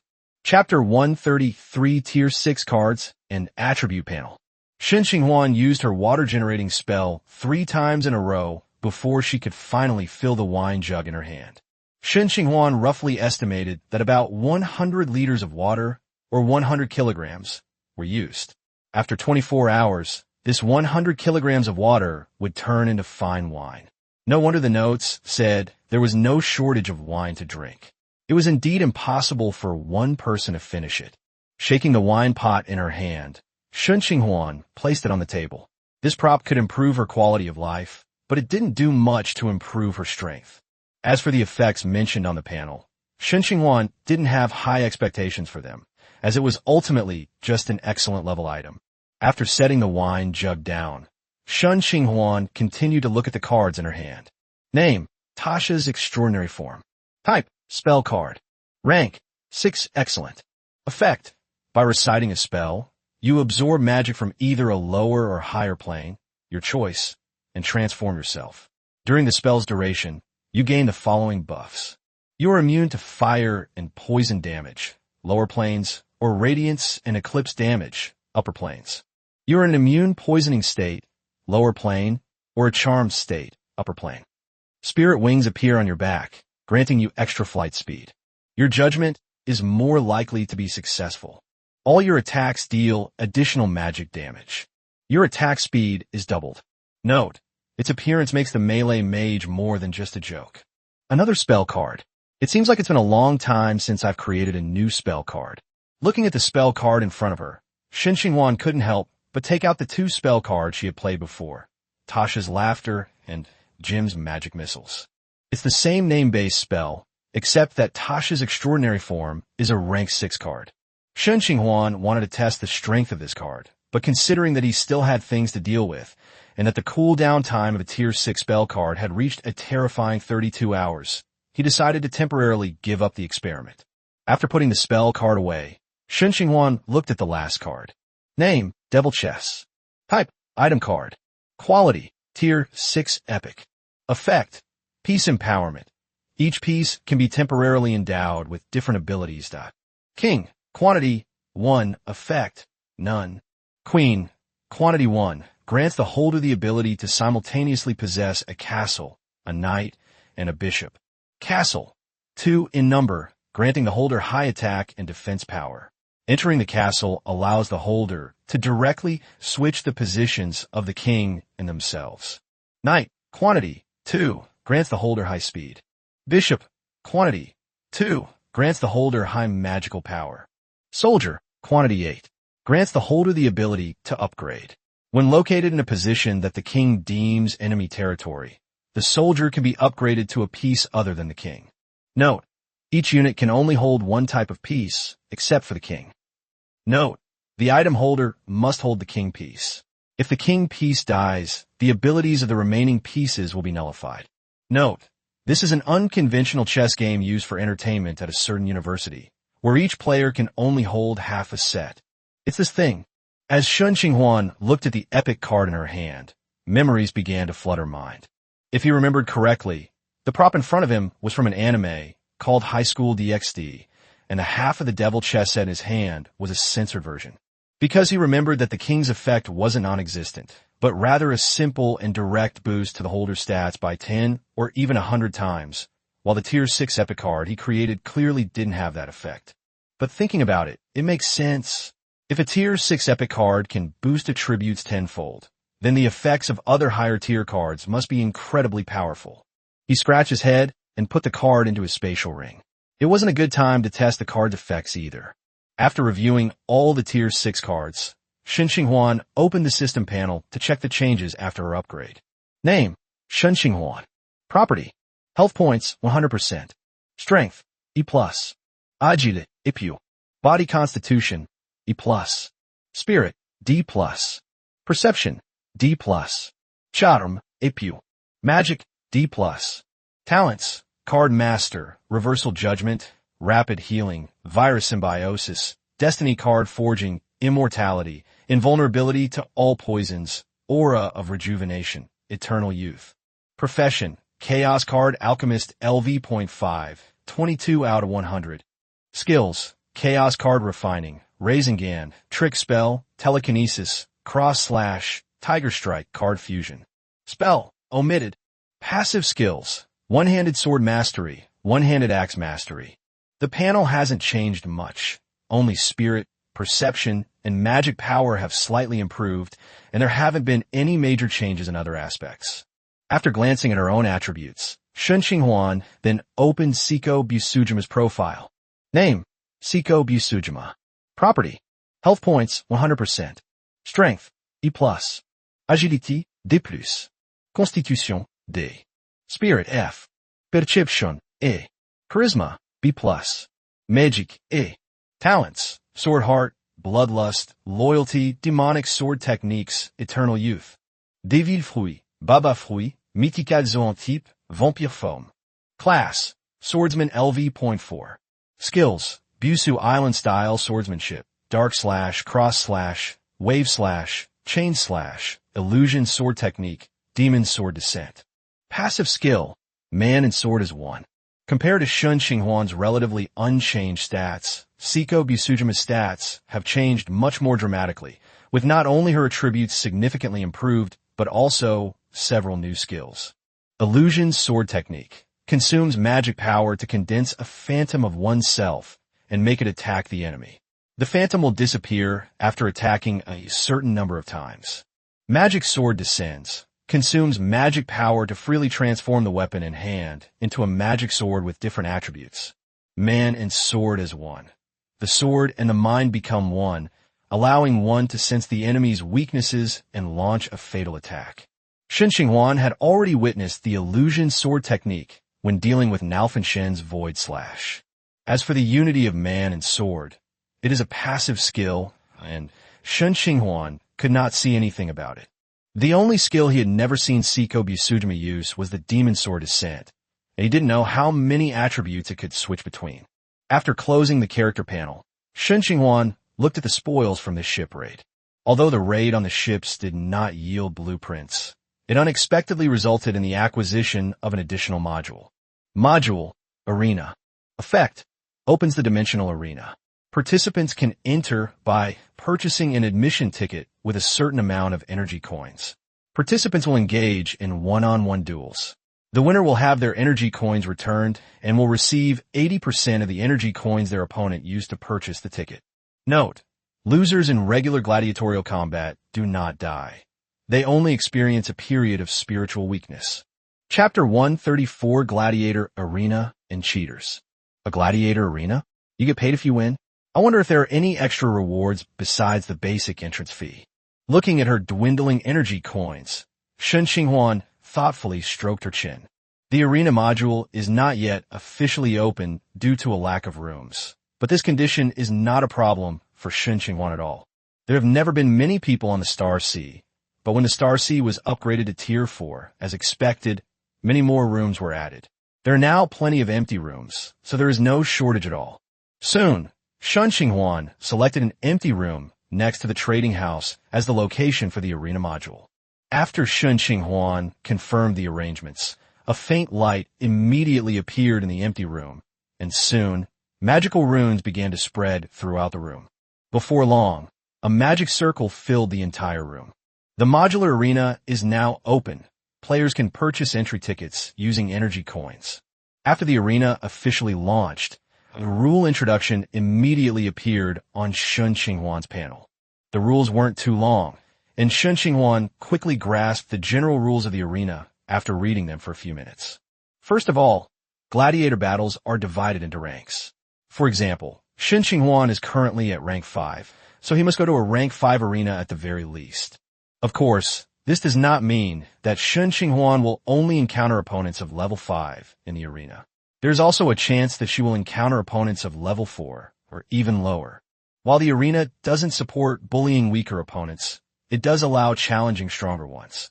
This means that Shen Qinghuan, at level 5, can easily find opponents at level 6, 7, or even higher. Secondly, during gladiatorial combat, you can bring weapons, equipment, items, and even recovery items, as long as they do not exceed the user's own rank. Except for equipment and items that are bound by bloodline or soul, anything that is closely related to the user can be exempted from rank restrictions. The above two rules are the most important rules of the arena. There are some other minor rules, but they are not as important. After checking the ticket prices, I found that there are two types of tickets, one for participating and the other for watching the game. The prices of the entry tickets from lowest to highest are low tier 1,000 energy coins, mid tier 10,000 energy coins, and high tier 1,000,000 energy coins. The price of spectator tickets is much lower, only 1,000th of the price of the entry ticket. Players can choose whether to make their matches public. If both players choose to make their matches public, other players can purchase spectator tickets to enter the room and watch the match. The winner of the match will receive half of the spectator revenue as an additional reward. Therefore, apart from a small number of players who need privacy, most players set their accounts to public, since no one would refuse free energy coins. After glancing at the few energy coins left, Shen Qinghuan thought for a moment and opened the mid-level arena room section. In the next second, a dense array of room numbers appeared in front of Shen Qinghuan. Shen Qinghuan looked up at the total in the upper right corner, and a series of numbers immediately appeared in his field of vision. 1, 10, 100, 100 billion. Shen Qinghuan counted carefully and gasped in shock. Hundreds of millions of battle rooms meant that hundreds of millions of players were currently battling each other. Are there really that many players in Endless Sea? Shen Qinghuan was full of questions, but he quickly noticed a line of small print in the arena rules. Participating players come from the multiverse. The multiverse? Oh, that's fine. If the arena can connect to the multiverse, Shen Qinghuan wouldn't be surprised if the number increased dozens of times. However, this means that the top tiers in each level are all monsters. Arrange the viewers from highest to lowest. Shen Qinghuan chose a room with hundreds of thousands of viewers where the battle had not yet begun. After spending 100 energy coins to buy a spectator ticket, Shen Qinghuan vanished from the room in the next second. When he reappeared, he was already in the stands of a huge arena, and a cacophony of noise immediately surrounded him. At this moment, Shen Qinghuan's entire body had become a blurry, transparent state, as had the surrounding audience. Looking up, all she could see were semi-transparent spectators, making it impossible to discern anyone else's features. After a quick glance, Shen Qinghuan turned to look at the arena. At this moment, the two main characters in the arena were standing on either side. One was a young man with long black hair who looked ordinary, and the other was a man or woman with long golden hair and white wings. Both of them are at level 6, and they are ranked in the top 1% of level 6. Could this be an angel? After glancing at the player in front of her, whose handsome appearance made it difficult to tell if he was male or female, Shen Qinghuan couldn't help but swear. A level 6 angel. How are other players supposed to fight it? However, since he was matched with an angel as an opponent, the other seemingly ordinary man must also be no simple character. At this point, there were still 3 minutes until the gladiatorial combat began, and the number of spectators was still growing. Clearly, the duel between these top-tier mid-level players was quite captivating. 3 minutes passed quickly amidst the increasingly noisy discussion. The duel officially began, and the black-haired man was the first to make a move. A simple, unadorned bronze sword flew out from his chest, accompanied by an unstoppable sword intent. Just one glance was enough for Shen Qinghuan to feel as if she had been cut. The angel on the other side was equally impressive, radiating a brilliant light that resembled a blazing sun. In the ensuing battle, Shen Qinghuan couldn't see what was happening at all. He only felt white light before his eyes and heard the sound of flying swords cutting through the air. The only thing he could hear was the occasional exclamations of the players around him. Holy crap, a natural sword seed. Holy crap, a companion spirit weapon. Holy crap, the chosen one of God. Holy crap, a divine body born. Holy shit. Shen Qinghuan didn't hear much else, but the word damn kept echoing in his ears like a curse. Several tens of minutes later, the battle ended, and Shen Qinghuan was kicked out of the spectator stands. TSK, I should probably watch less of those cheater matches in the future. Shen Qinghuan rubbed his slightly dizzy head. After several tens of minutes of fighting, he still couldn't see the moves of either side clearly, and he didn't even know who won or lost in the end. It's no wonder it's ranked in the top 1% of the multiverse. Its strength is probably comparable to that of a near-legendary being. As for whether he could defeat a legendary figure, Shen Qinghuan didn't know. After all, he could deduce a little about high-level or even near-legendary figures through SpongeBob SquarePants, but he knew nothing about the power of a legendary figure. Chapter 135 Dual Disc. Forget it, don't think too much about it. Let's focus on our own business first. It's best to avoid watching these monster-level battles. Watching too many will dampen your spirits. Shen Qinghuan originally thought his talent for reversing judgments was incredibly powerful, but after watching this battle, she no longer felt that way. A person born with a natural sword talent and a companion spiritual treasure is bound to be sought after by powerful figures from birth to become their disciple. Another was born with a divine body, a chosen one of the gods, and was favored by the gods. Before becoming a god, his path was smooth and almost without obstacles. Compared to these two, Shen Qinghuan is undoubtedly far inferior, and she still has to worry about energy coins. Shake your head to clear your mind of all the jumbled thoughts. After fighting a difficult battle and repeatedly depleting her magic power, even with the significant recovery brought by reaching level 5, Shen Qinghuan was still quite tired. After a simple dinner, he prepared to go back to the captain's cabin to rest early. Perhaps because Xia had already given instructions, Kair didn't keep asking questions like a curious child at the dinner table. However, her big eyes still kept lingering on Siko Busujima, but Shen Qinghuan had no intention of explaining it to her. Inside the captain's cabin, Shen Qinghuan sat in an armchair with her eyes glazed over, seemingly lost in thought, but in reality, she was searching for suitable Tier 6 materials in the chat channel. There aren't many materials suitable for Shen Qinghuan to use. Most of the materials sold on the World Channel are of good quality, and good quality means that the price won't be too low. For example, the price of a Tier 6 multi-headed dragon serpent is much higher than that of an ancient lightning eel.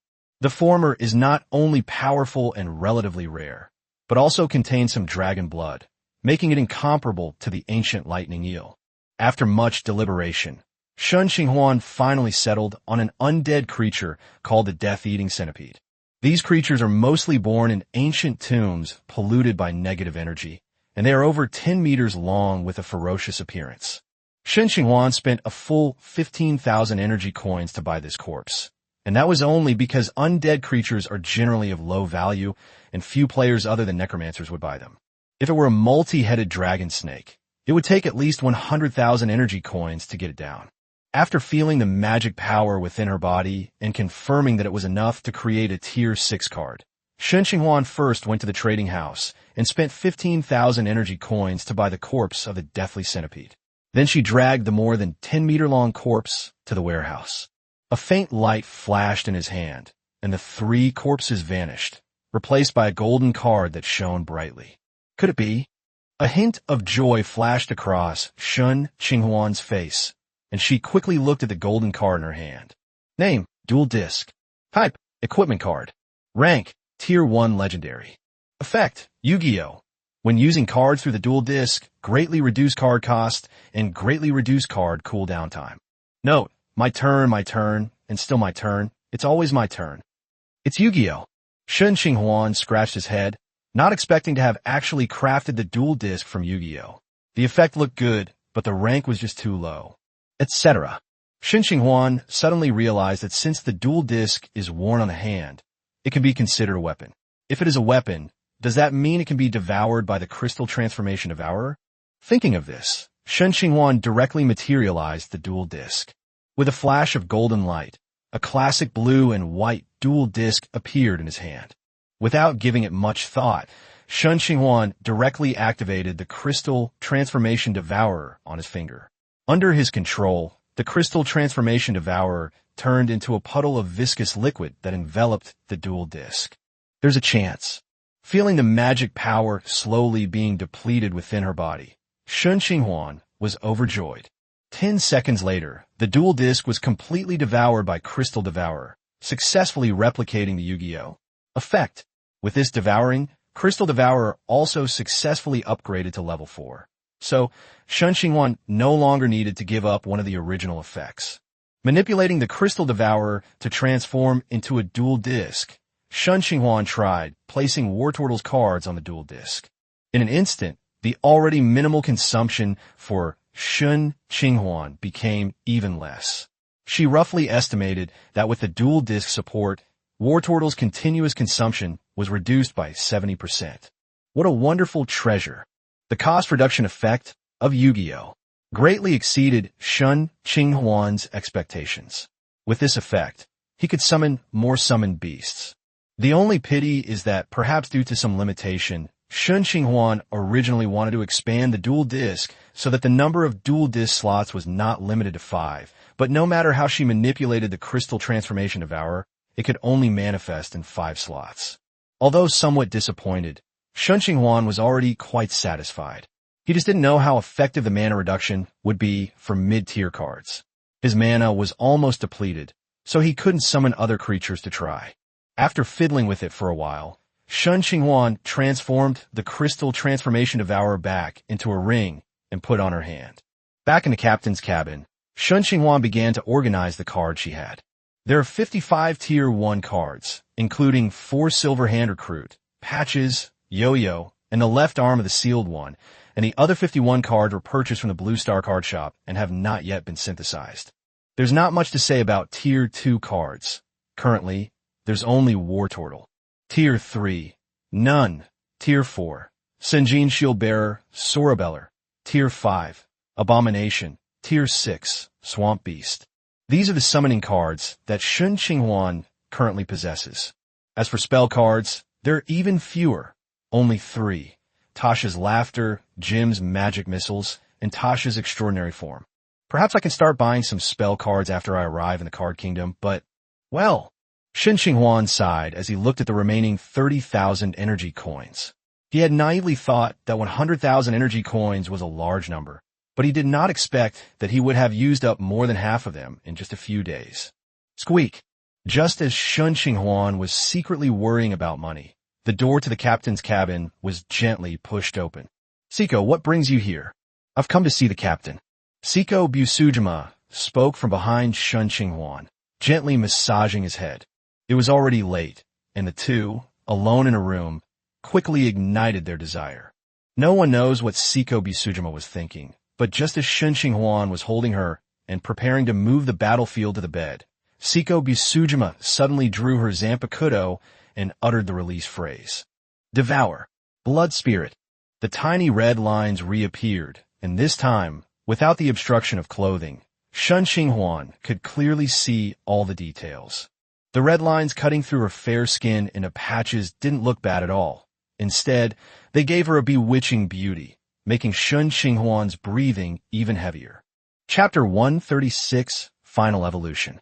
The next day, Shen Qinghuan woke up late, which was unusual for her.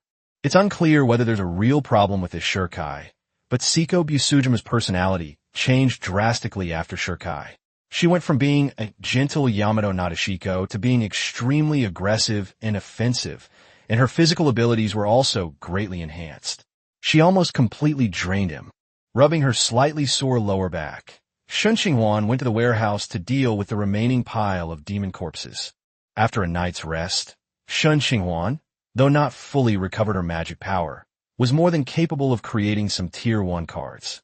The Chaos card refining was activated, and the cold corpses of the fearful demons quickly transformed into warm cards. Green, blue, green, purple. Perhaps due to good luck, the quality of the cards I crafted this time was quite good, with only a few being white, common quality. Unfortunately, Shen Qinghuan is already at tier 5. Even if the quality of low-tier cards is high, they're mostly not very useful to him, unless they are special legendary cards. Shen Qinghuan is currently crafting tier 1 cards purely with the intention of triggering a destiny-based card crafting process. For example, Shen Qinghuan's heart stirred, and she drew out one of the blue cards. Name, Miracle Candy. Type, consumable card. Quality, tier 4 excellent. Effect, when given to a Pokemon, this will raise its level. It only works on Pokemon of level 4 or lower. Note, congratulations. Your little turtle can finally evolve into its ultimate form.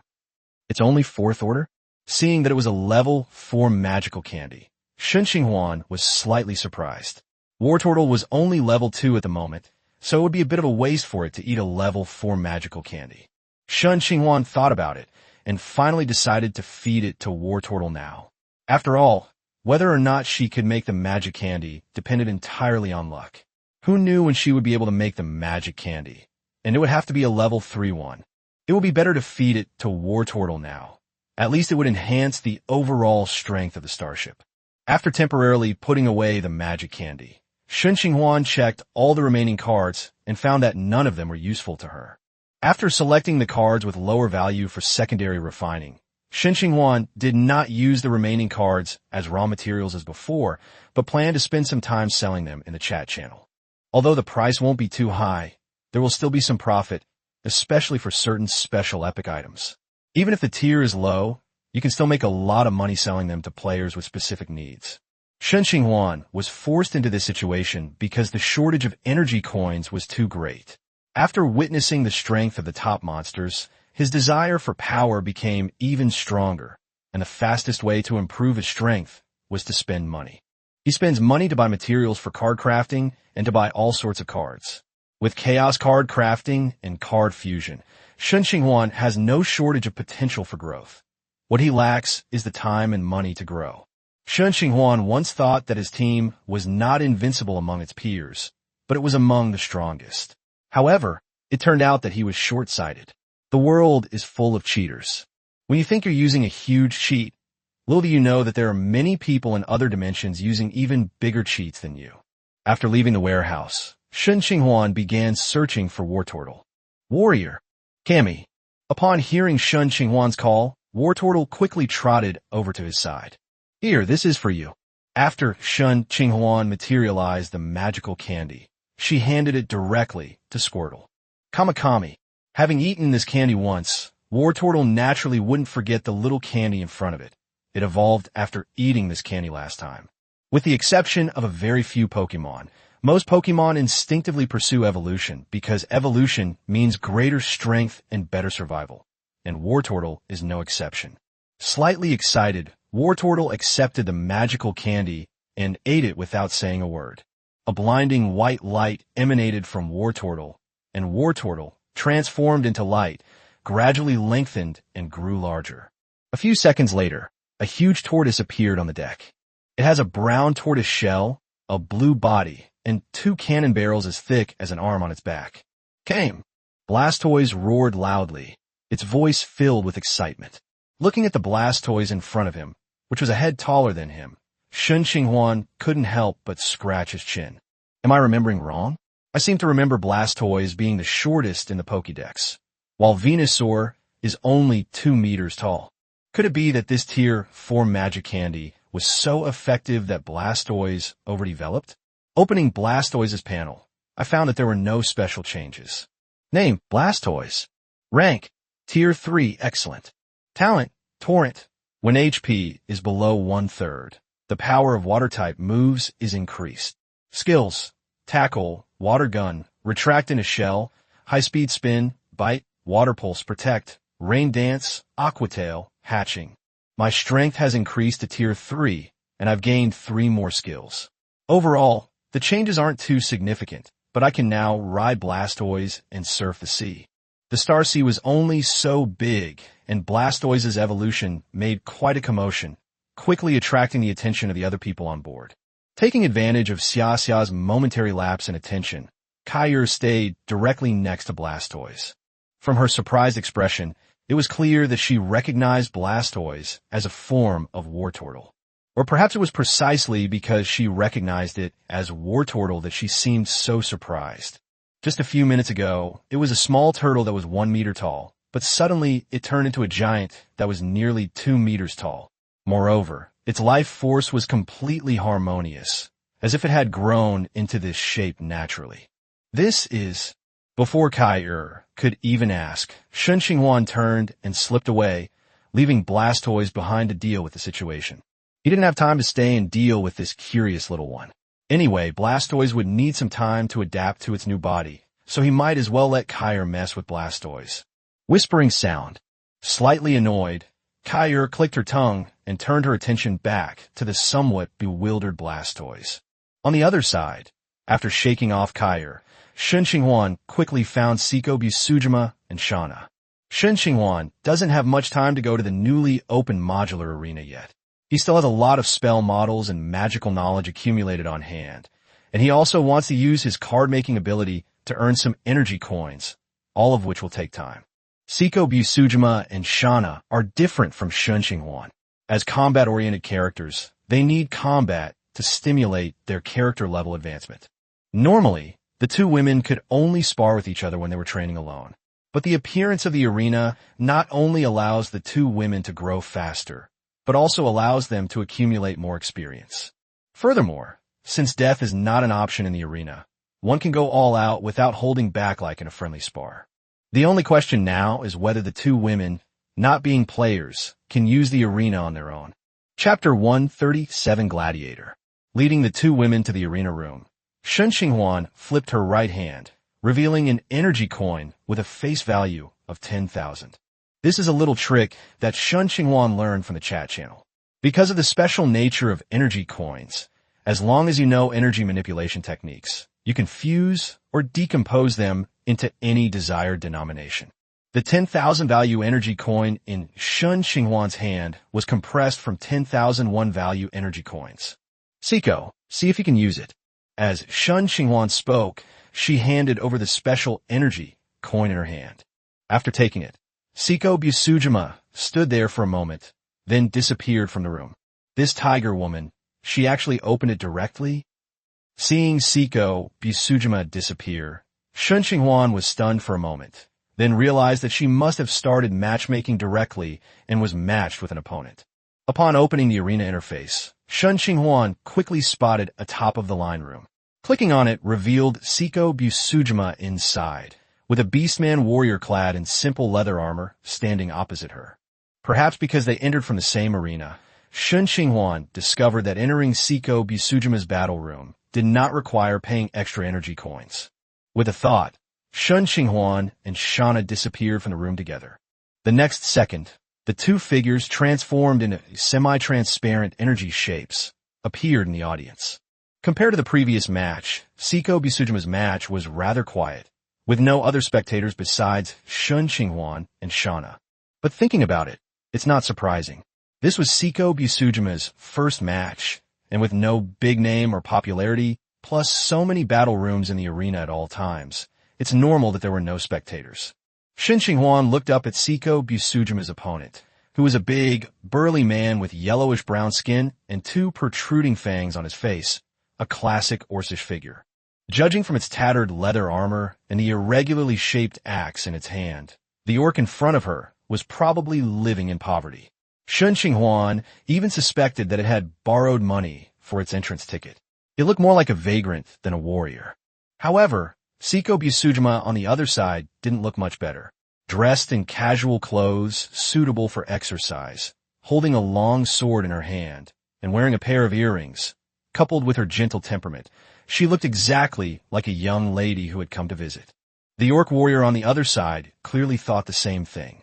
At this moment, it looked at Siko Busujima with disdain, already imagining how to spend the energy coins it would win after victory. 5 minutes of preparation time passed in a flash, and the gladiatorial combat officially began. The orc warriors on the other side immediately charged towards Siko Busujima with axes in hand. As the orc warrior charged, the distance between the two rapidly shortened, and the orc warrior's face, contorted with excitement, became clearly visible to Seiko Bisujima. Seiko Bisujima remained completely unmoved by the orc warrior's charge until he entered her attack range.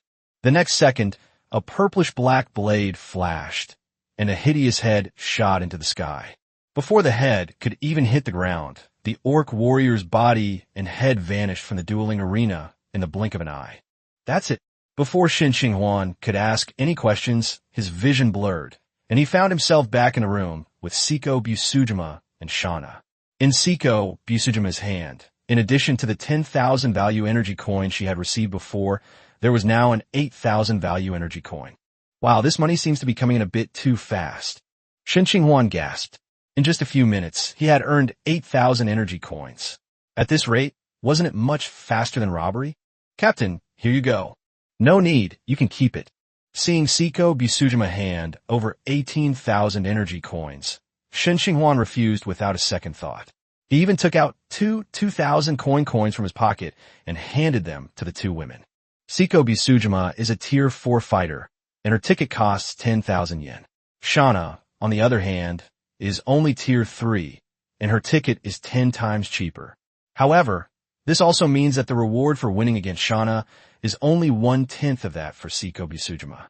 As for why each person was given 2,000, it was because he wanted to have a margin for error, so that if they lost, they wouldn't run out of energy coins to start the next round.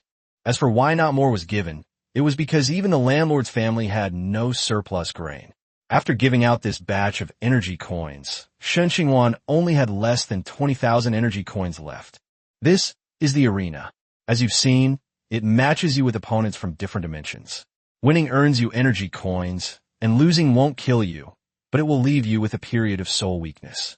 The energy coins you use to buy the tickets won't be refunded. You too can come to the arena to test your skills and hone your abilities whenever you have free time. Yes, Captain. Okowo. After giving a brief introduction to the arena's functions, and seeing the two women nod to indicate that they understood, Shen Qinghuan, having finished his explanation, was about to return to the captain's cabin to continue studying his magic. Before leaving, thinking that since she was already there, Shen Qinghuan inexplicably decided to try out a game. Admission ticket purchased successfully. Please select the companion you wish to bring. A system message suddenly popped up, and then in Shen Qinghuan's sight, Seiko Bisujima and Shauna suddenly appeared with a faint white light, as if they were waiting for his choice.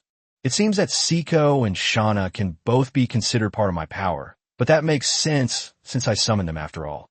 After stroking his chin and thinking for a moment, Shen Qinghuan directly selected the two women. The next second, the white light emanating from the two women intensified. Enter the arena? Yes/no. No. Shen Qinghuan directly selected no, then canceled the selection of the two women, choosing to enter alone. The next instant, Shen Qinghuan disappeared from the room and reappeared in the gladiatorial room, but this time not in the audience seats, but on the battlefield. You have been matched with an opponent. The match will begin in 5 minutes. Please prepare yourselves. As the system notification appeared, a young man dressed in ornate light armor and holding a long sword suddenly appeared opposite Shen Qinghuan. The man had long blonde hair and exquisite makeup, making him look more like a noble young master than a warrior. At this moment, the young master opposite her was opening and closing his lips as if he were saying something, but unfortunately, due to the system's obstruction, Shen Qinghuan could not hear what he was saying at all.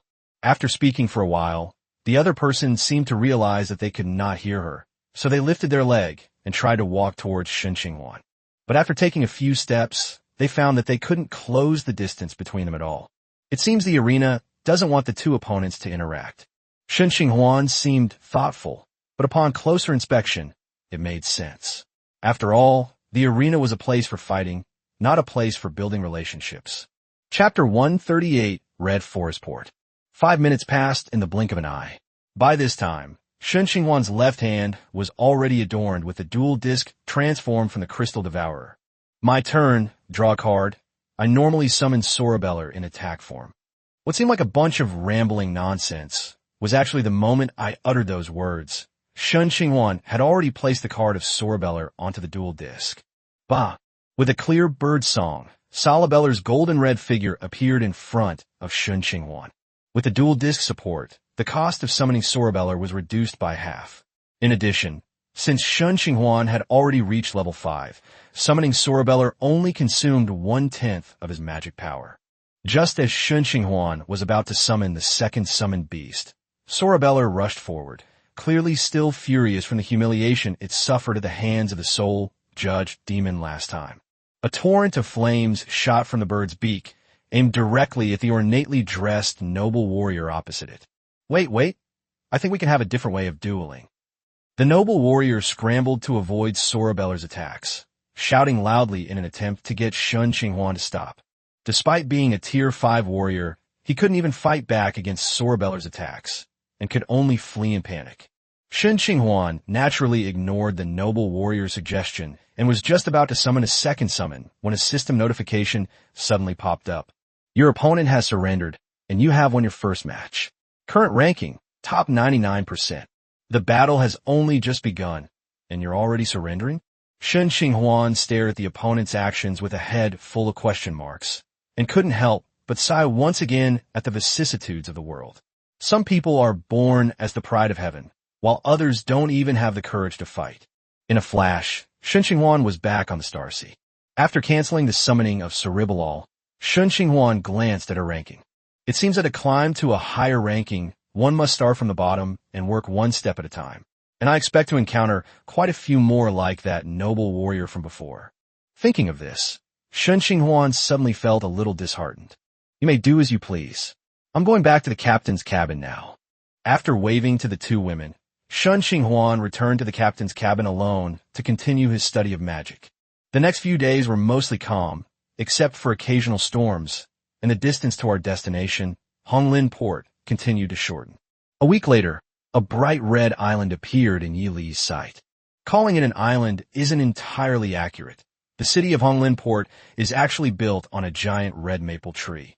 There's no land on the island, only thick, huge tree trunks that spread out in all directions.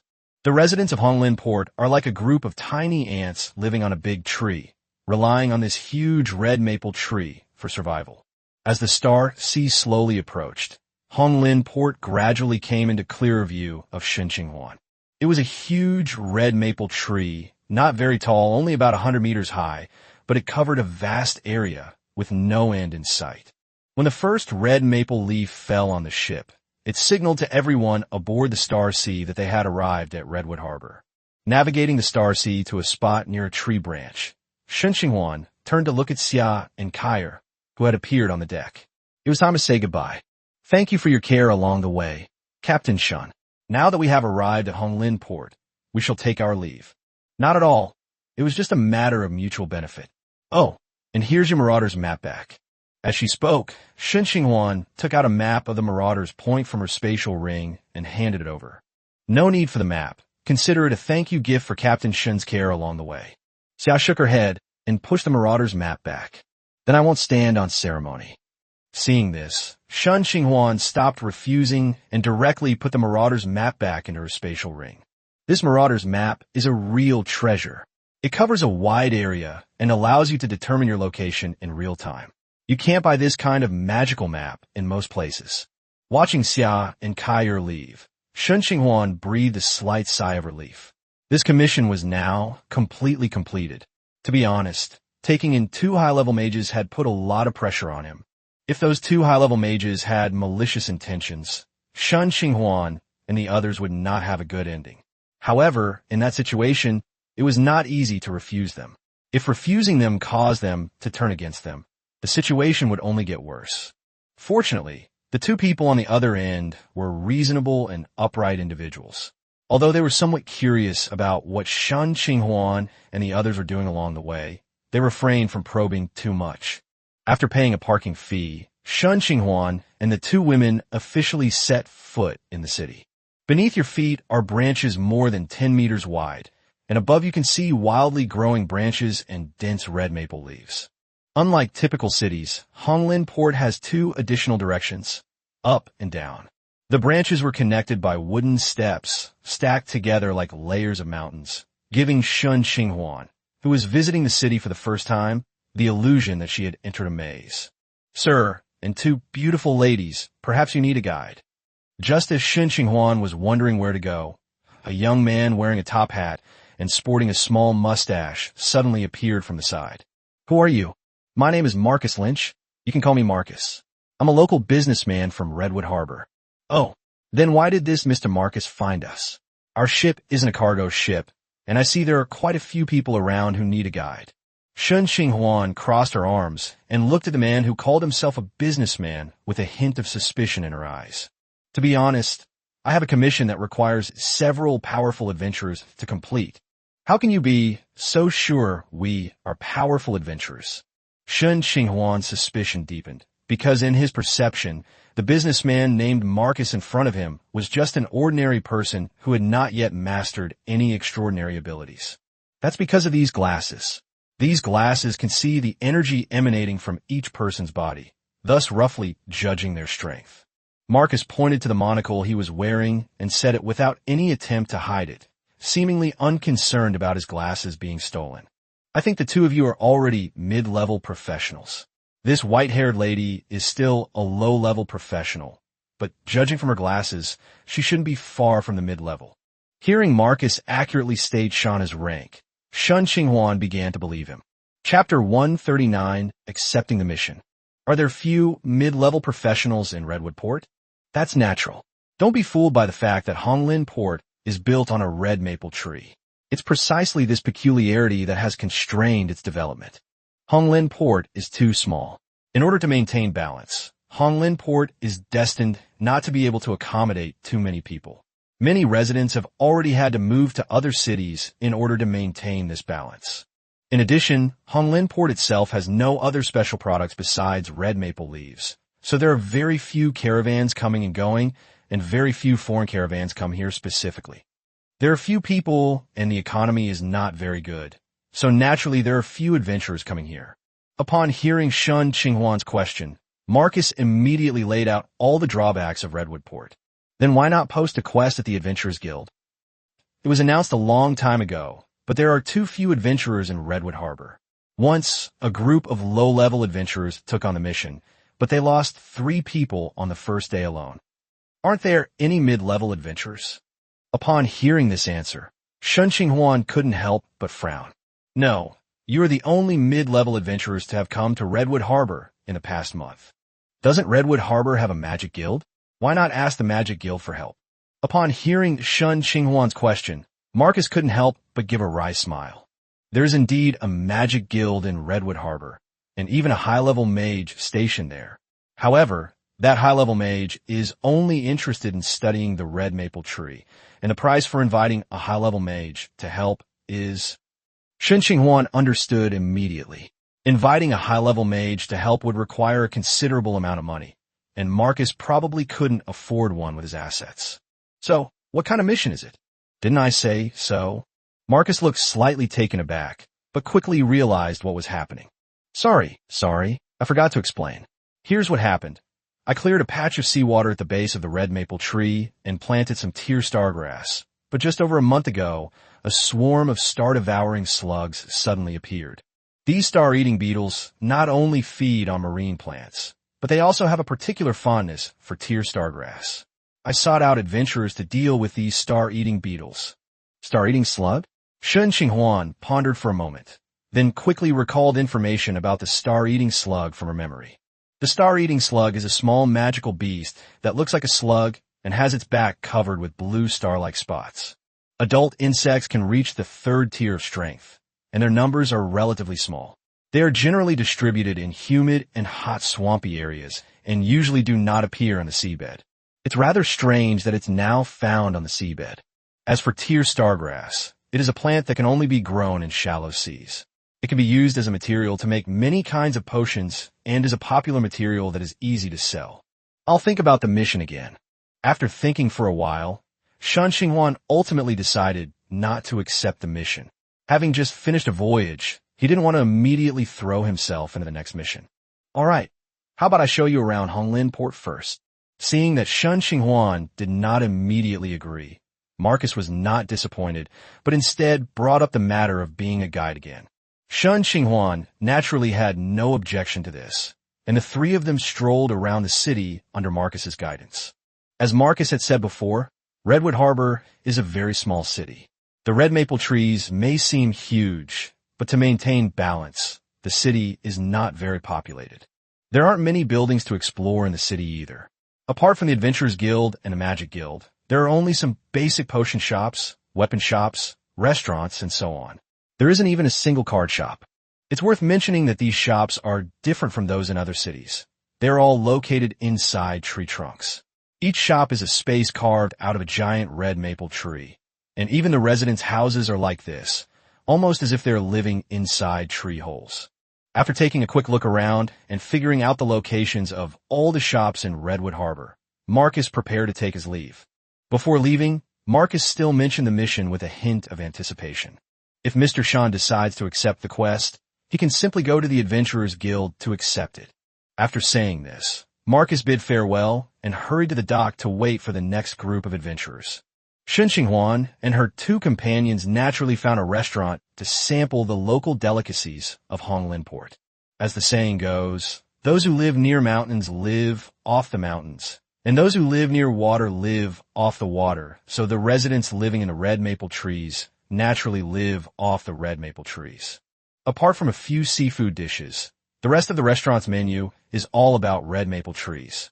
Among these dishes, the most frequently appearing ingredient is red maple leaves.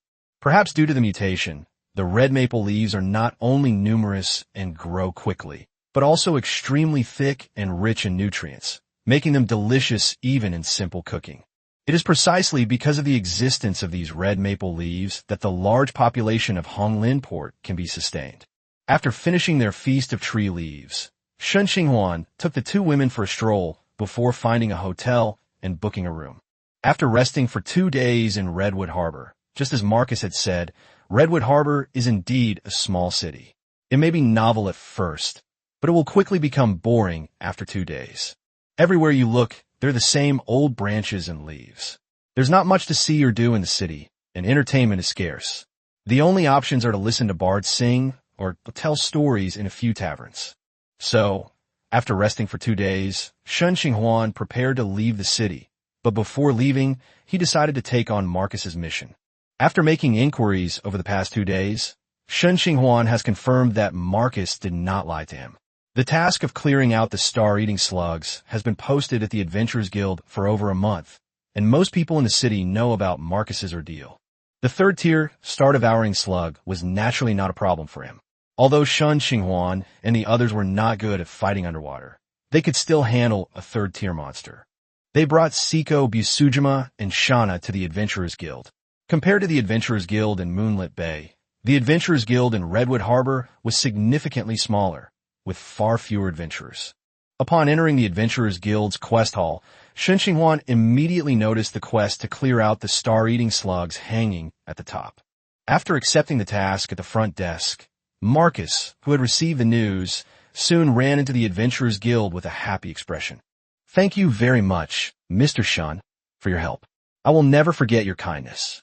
Marcus jogged up to Shen Qinghuan, grabbed his hand, and said excitedly, "Mr. Marcus, you're too kind. I just accepted the task." Seeing that Marcus was about to say something, Shen Qinghuan quickly interrupted him. "No need for words of gratitude. Just take us to the mission location first." Chapter 1, 40 Star-Eating Slug. Led by Marcus, Shen Qinghuan and her two companions followed the tree trunks all the way down to the lower level of Redwood Harbor. After winding their way around for about 10 minutes, the group arrived at the lowest level of Honglin Port, at the sea level where the red maple trees are located. "My tier stargrass sea field is right below here. Please wait a moment." As Marcus spoke, he took a whistle out of his pocket, put it in his mouth, and blew hard. A silent vibration immediately emanated from the whistle and disappeared into the surroundings. After blowing the whistle, Marcus then took out a dozen potions from his spatial equipment and placed them on the tree trunk. These are underwater breathing agents. Each bottle lasts for 1 hour. I have more if you need more. Shen Qinghuan reached out and picked up a bottle, placing it in front of her to examine it closely. Name: underwater breathing agent. Type: consumable. Quality: Tier 1 common. Effect: grants the ability to breathe underwater for 1 hour after ingestion. Note, this is a fairly common underwater adventure potion, but the alchemist who brewed it was rather unskilled. Shen Qinghuan nodded slightly. It was indeed an underwater breathing agent, without any strange additives. Gurgle, gurgle. Minutes later, a series of bubbles rose from the sea, followed by a short-haired beaver about half a person's height emerging from the ocean. Lulu, you've arrived. Let me introduce you. This is my good friend Lulu. It's thanks to him that I was able to carve out a piece of sea farm in the ocean. Marcus patted the beaver's head as he spoke, then casually took out a piece of seaweed from his spatial storage and fed it to the beaver. Shen Qinghuan took a closer look and found that the beaver was just an ordinary creature, not even a first-tier magical beast, at most a little smarter than ordinary creatures. After waiting a few minutes until Lulu had finished eating, Marcus stood up and looked at Shen Qinghuan and the other two who were waiting on the side. I'm all ready. Shall we go into the water now? Wait a minute. Shen Qinghuan raised her hand to stop Marcus from going into the water without explaining and just stood there looking at the sea. A few minutes later, quack! With a harsh cry, a large, jet-black bird appeared in midair, with a surging wave beneath it, as if some ferocious aquatic creature was approaching from the sea. What's this? Marcus panicked and quickly grabbed Lulu and hid behind Shen Qinghuan and the others. Don't be nervous. This is the backup I called. After reassuring Marcus, the surging waves on the sea stopped, revealing the true face hidden by the ocean. Came. All right, let's go. After drinking the underwater breathing potion, Shen Qinghuan carefully put away the remaining potions and leaped onto the Blastoise's back. Shauna and Siko Busujima followed suit, jumping onto Blastoise's back. Fortunately, Blastoise's back is big enough. Otherwise, 3 people really couldn't stand on it. Upon seeing that they were allies, Marcus breathed a sigh of relief, then grabbed Lulu and jumped into the sea. In the ocean, Marcus pulled Lulu's tail as they slid down, with Blastoise close behind. On the back of the water lily, Shen Qinghuan felt a tickling sensation on her cheeks as soon as she entered the water, as if something was about to grow. A few seconds later, the itching disappeared, along with the stuffiness that followed when I was in the water. Shen Qinghuan reached out and touched it. The sensation in his fingers told him that gills had grown on his cheeks. As they descended, the surrounding light immediately began to dim, but soon, specks of blue light appeared in their sight. Looking down in the sunlight overhead, a large expanse of seaweed shimmering with a blue glow came into view. Marcus stopped descending and pointed ahead. Following the direction Marcus pointed, Shen Qinghuan immediately saw more than a dozen slugs as thick as thighs gnawing on the tier stargrass in the sea field. After gesturing to Marcus to leave, Shen Qinghuan patted Blastoise's head, signaling it to go up and test the strength of these star-eating slugs. Came. Blastoise nodded and swam toward the nearest star-eater. The cannon on its back rotated, aimed at one of the star-eating slugs, and a ring of water shot out from the cannon on its back. The water wave struck the star-devouring slug, knocking it over. The star-devouring slug's aura visibly weakened after being hit by the water wave. Blastoise's water pulse was like stirring up a hornet's nest, instantly spawning a large number of star-eater slugs. Countless star-eating slugs emerged from the seaweed and swarmed towards Blastoise and Shen Qinghuan's group. No wonder there are so many low-level adventurers who can handle them. Looking at the nearly 100 star-eating slugs surrounding them, Shen Qinghuan suddenly realized what was happening. Such a large number is indeed difficult to handle, and if you're not careful and get surrounded by them, you may even be wiped out. The ocean is not humanity's domain, and being able to unleash 80% of one's strength in the sea is already considered mastery of naval warfare. Seeing the dense swarms of star-eating slugs around them, Siko Busujima and Shauna immediately joined the battle. Shen Qinghuan didn't just stand by and watch.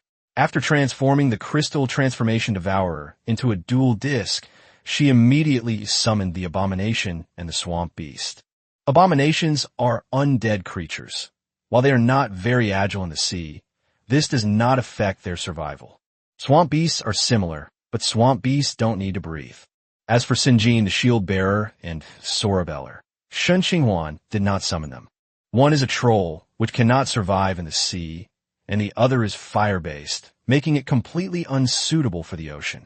With the addition of these 5 generals, the speed of the operation to eliminate the star-eating slugs immediately increased significantly. The star-eating slug is only a 3rd-tier monster with average strength and speed. The only thing to watch out for is its poison, which is the least feared by abominations and swamp beasts. Under the combined attack of the 5, the number of star-eating scorpions rapidly decreased, and wisps of blue blood continuously flowed from their corpses, merging into the ocean. Behind the group, Shen Qinghuan, who hadn't made a move, clearly observed that the attack speed and power of the others, except for the Blastoise, had been significantly reduced.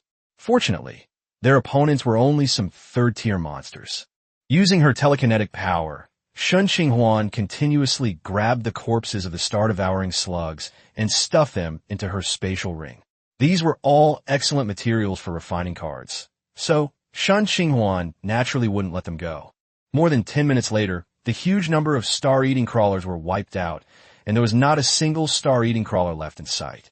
After letting the Blastoise carry him back and forth across the sea several times, and using his telekinesis to detect the absence of star-eating slugs, Shen Qinghuan was about to surface and leave when a star-eating slug suddenly entered his field of vision.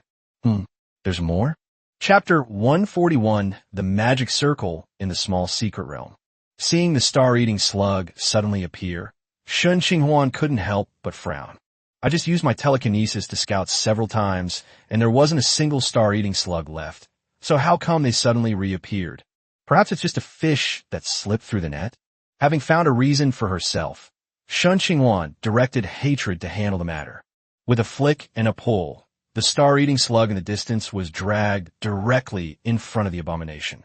With a swift slash of his right hand, the once lively star-eating slug was cleaved in 2, its blue blood mixed with venom drifting into the sea. After carefully collecting the corpse of the star-eating slug, Shen Qinghuan thought for a moment, and then rode the Blastoise toward the direction where the star-eating slug had appeared.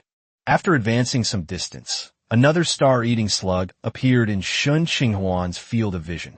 Besides, watching the star-eating crawler slowly crawling towards the tier stargrass, Shen Qinghuan suddenly felt that this matter might not be so simple. The star-eating scorpions, which shouldn't be on the seabed, have suddenly appeared, and there are so many of them. Could it be that there's a secret realm with star-eating scorpions nearby? But a low-intelligence creature like the star-eating slug shouldn't be able to open the gate to the secret realm. Scratching his head, Shen Qinghuan, still somewhat puzzled, continued to direct the Blastoise forward. The tracks left by the star-eating slugs on the seabed pointed him in the right direction. Following the trail, a rather thick root system appeared before them, and it was obvious at a glance that it was the root of a red maple tree. However, the root doesn't look so good now. The thick root is covered with dense bite marks, and near the seabed, it has been corroded into a large hole, from which the star-eating scorpion's mark appeared. Could it be? The previous thought resurfaced in Shen Qinghuan's mind. After casting a spell of light, she immediately commanded the Blastoise to enter the cave. The entrance to the cave is large enough that even a sturdy creature like Blastoise could squeeze in without feeling cramped. Once inside the tree hollow, the signs of gnawing on the tree roots became even more severe, with blackened marks everywhere. After swimming a distance deeper into the water, a pitch-black portal appeared before them. It really is the gate to a secret realm. Looking at the secret realm entrance, completely hidden beneath the roots of the red maple tree, Shen Qinghuan suddenly had a bold guess. Could this giant mutated red maple tree in Honglin Port have grown out of this secret realm? With this conjecture in mind, Shen Qinghuan directly sent the swamp beast into the secret realm gate first. After waiting outside for a few minutes to make sure the swamp beast was all right, Shen Qinghuan commanded the Blastoise to plunge into the secret realm gate. Her vision blurred and then brightened. When Shen Qinghuan could see her surroundings clearly again, she found herself on a shallow beach. Apart from a thick root, there were only some sparse shrubs around her. It really did grow out of the secret realm. With a sigh, before she could even take in her surroundings, Shen Qinghuan felt a sense of constraint. Her aura then weakened uncontrollably, and most of her magical power was sealed away. This is just a small secret realm. Shen Qinghuan was somewhat surprised that the secret realm that could nurture such a huge mutated red maple tree was actually just a small secret realm. Shen Qinghuan's strength was restricted, and the others were no exception. Their auras weakened, and even the swamp beasts shrank in size. Only Shauna and Blastoise, who were only at the 3rd tier, were completely unaffected. Is this why the star-eating slug appeared? Looking at the swampy surroundings, Shauna couldn't help but ask. Yes, that should be it. Shen Qinghuan nodded and looked around. Soon, a series of translucent insect eggs, each about the size of a thumb, came into his view. Are these the eggs of the star-eating slug? Shen Qinghuan was clearly pleasantly surprised by these unexpected gains. Although these insect eggs are too low level as crafting materials, they can be sold to players who need them. Once raised, they can be used as medicinal herbs or experimental materials, making a good choice. Because the spatial ring cannot store living creatures, Shen Qinghuan could only collect the insect eggs and hang them on the cannon barrel of the water turtle. After collecting all the visible insect eggs, Shen Qinghuan and her group followed the roots into the secret realm. The swamp was not easy to traverse. Shen Qinghuan and her 2 companions could fly, Blastoise could swim, and the swamp beast seemed to be back home, moving much faster than before. The only one who suffered was Hate, whose clumsy and heavy body caused him to sink into the swamp after only a few steps. After the abomination got stuck in the swamp for the 3rd time, Shen Qinghuan finally couldn't hold back and canceled the summoning of the abomination. Without the hindrance of hatred, Shen Qinghuan and her group's speed of progress immediately increased several notches. As Shen Qinghuan ventured deeper into the secret realm, she encountered numerous star-eating slug eggs and larvae. Naturally, she wouldn't let such readily available wealth slip by. After collecting the insect eggs, they are sold. The larvae are killed and used as materials for crafting cards. Collecting as they went, the group quickly arrived at the very center of the secret realm by following the roots of the red maple tree. It was a large basin from which the roots of the mutated red maple tree grew. Strangely, despite being surrounded by swamps, this huge basin was completely dry, resembling a desert. What's going on? I don't know. Let's go down and check. After observing the basin from above for a while and finding nothing unusual, Shen Qinghuan led the group into the basin. Sliding down the edge of the basin, Shen Qinghuan and the others soon landed in the basin. It wasn't until we landed that we realized the land in this basin was not just dry like a desert. It was practically a desert. If you reached out and grabbed a handful, it was exactly like sand in the desert. Captain, look ahead. Shauna, with the best eyesight, was the first to spot something and pointed to the location of the roots, shouting to Shen Qinghuan. Shen Qinghuan looked up and saw some messy black and green lines faintly appearing in her line of sight. This is a magic circle. Who set up a magic circle in this secret realm? Shen Qinghuan was clearly surprised when she saw what the black and green lines were. In this hidden secret realm, someone had actually set up a magic circle. As Shen Qinghuan and his companions approached, the magic circle carved on the mutated red maple tree gradually became clearer in his sight, and at the same time, a fresh, woody scent wafted from ahead. The aura was so intense. It was as if an entire forest had been compressed into the size of your palm and placed in front of you. Just as the group was about to get close, a thorny vine suddenly appeared from under their feet. Chapter 142, Creations of the Evil God. Captain, watch out. Siko Busujima reacted the fastest. The moment she noticed the movement beneath her feet, she immediately grabbed Shen Qinghuan and quickly retreated. Following closely behind was Shauna, who lightly touched the ground with her feet and floated into the air. As for the slow-reacting Blastoise and Swamp Beast, they were unlucky and got tightly bound by the suddenly appearing vines. Blastoises are all right. They have a thick shell, and as long as they retract their limbs and head into their shell, these thorny vines can't do anything to them. The Swamp Beast, however, was limited to level 3 due to the secret realm, which also weakened its defenses considerably, allowing thorny vines to embed themselves directly into its body. What the hell are these things? Using her telekinesis to fly into the air, Shen Qinghuan frowned as she looked at the vines that were tightly coiled around the Blastoise and the swamp beast like venomous snakes. Seeing that Blastoise and swamp beast couldn't break free, Shen Qinghuan simply canceled their summoning. As the Blastoise and swamp beast disappeared, the vines that had been tightly binding them suddenly felt empty. The vines searched back and forth, but after failing to find their prey, they began to thrash about like a mad snake. Celiberol. Bah. Place the card of Sorabellar on the dual disc, and the golden red phoenix will appear. As soon as Sorabel appeared, it couldn't wait to unleash a dazzling burst of flames at the vines. The raging flames landed on the vines, instantly igniting the entire vine patch. Scorched by the flames, the vines struggled even more violently, looking less like plants and more like animals. Is this some kind of living plant? Watching the vines swaying wildly in the flames, Shen Qinghuan made a guess in her heart. Just when he thought he could burn all the vines to ashes, a foul-smelling, black liquid suddenly seeped out from the vines. The flames collided with the black liquid, producing a sizzling, corrosive sound, and a strong, fishy stench spread out. Oh, what's that smell? It stinks. As the stench hit them, Shen Qinghuan and the other two instinctively covered their noses and moved away from the vines. The appearance of the black water quickly stopped the spread of the flames. Seeing that the fire was getting smaller and smaller, Sorabellar quickly continued to spew out flames, trying to intensify the fire. This time, Shen Qinghuan, who was in the air, did not stand idly by. With a gentle wave of the dual disc on her arm, 3 fireballs the size of wash basins fell directly from the sky. Boom, boom, boom. The 3 fireballs landed and instantly shattered the dense vines below like miniature missiles.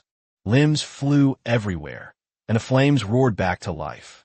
The vines, which had been twitching a few times after being struck by this attack, became completely still. It's over. Seeing that the vines had stopped moving, Shen Qinghuan, who was in midair, was about to lower her altitude to observe them more closely when suddenly clumps of black mud surged out from the bottom of the basin. The mud quickly extinguished the flames on the vines, merging the vines into the mud. Then, the mud rapidly gathered, forming the shape of a humanoid monster. Roar! Seconds later, the monster took shape, its tall body made of mud covered with writhing vines. Looking at the mud monster that was over 10 meters tall in front of her, Shen Qinghuan suddenly had a sense of déjà vu. Could this be some kind of creation of an evil god? But wait, if it really is a creation of an evil god, it shouldn't be this weak. Looking at the mud monster struggling to catch Sorabellar with its outstretched hands below, a hint of doubt flashed in Shen Qinghuan's eyes. Captain, how can you tell it's a creation of an evil god? Shauna, standing to the side, was somewhat curious. In her eyes, it was just an ordinary mud monster, showing no trace of an evil god. The book mentions that creations of evil gods are often filled with an aura of decay and distortion, and prolonged contact can lead to both mental and physical pollution. However, the monster in front of me is too weak, and I'm not sure if it is a creation of an evil god. Faced with Shauna's question, Shen Qinghuan hesitated for a moment before giving an explanation. However, he was not sure whether the mud monster in front of him was truly created by the evil god. After all, this mud monster's strength was really too low, but the nauseating aura emanating from it couldn't be faked. While Shen Qinghuan and the other two were talking, Sorabellar continued to attack relentlessly. Faced with Ceribal's attacks, the mud monster had no good way to deal with it. Its clumsy body could not grab Ceribal at all, and when it stretched out its vines to catch it, they would be burned off by the flames. The small secret realm limited the strength of Shen Qinghuan and her companions, but it also limited the strength of the mud monster. Under the relentless burning of Ceribal's flames, the mud monster's aura grew weaker and weaker, and after more than 10 minutes, it completely turned into a mud sculpture. Shen Qinghuan was not surprised at all that Sorabellar was able to deal with this monster, which was suspected to be a creation of an evil god, all by himself. No matter what, Sorabel is a golden legendary card. The reason it seemed so powerless against the Soul Reaper last time was simply because its resistance to demonic flames was too high. Otherwise, it might not have been unable to fight back. Seeing that the battle was over, Shen Qinghuan gracefully landed on the ground. He glanced at the enormous creature in front of him, took out 2-star devouring slug corpses from his spatial ring, and then activated the chaos refining card. The magic power within him surged forth, quickly enveloping the 3 corpses. Despite the enormous size of the mud monster's corpse, it is still only a 3rd-tier corpse, and refining it will only consume a little more magic power than refining the star-devouring slug. A few seconds later, the card refining process ended, and a black card he had never seen before appeared in his hand. Name: Curse Corrupted Face. Type: Equipment card. Rank: Tier 3 Curse. Effect: Curse of Immortality. Upon wearing the corrupted mask, the wearer will gain eternal life, but in return, their body will continuously corrupt and mutate. Note: while immortality is tempting, this immortality is probably not the immortality you want. Note: wearing this mask will continuously pollute your mind and soul, eventually turning you into a follower of a certain deity. What kind of garbage is this? The wearer will even become corrupted. Could this evil god be the merciful father of the 4 little vendors? However, this doesn't make sense. The time he traveled to wasn't Warhammer. Scratching her head, Shen Qinghuan tossed the curse card into her spatial ring with a look of disgust.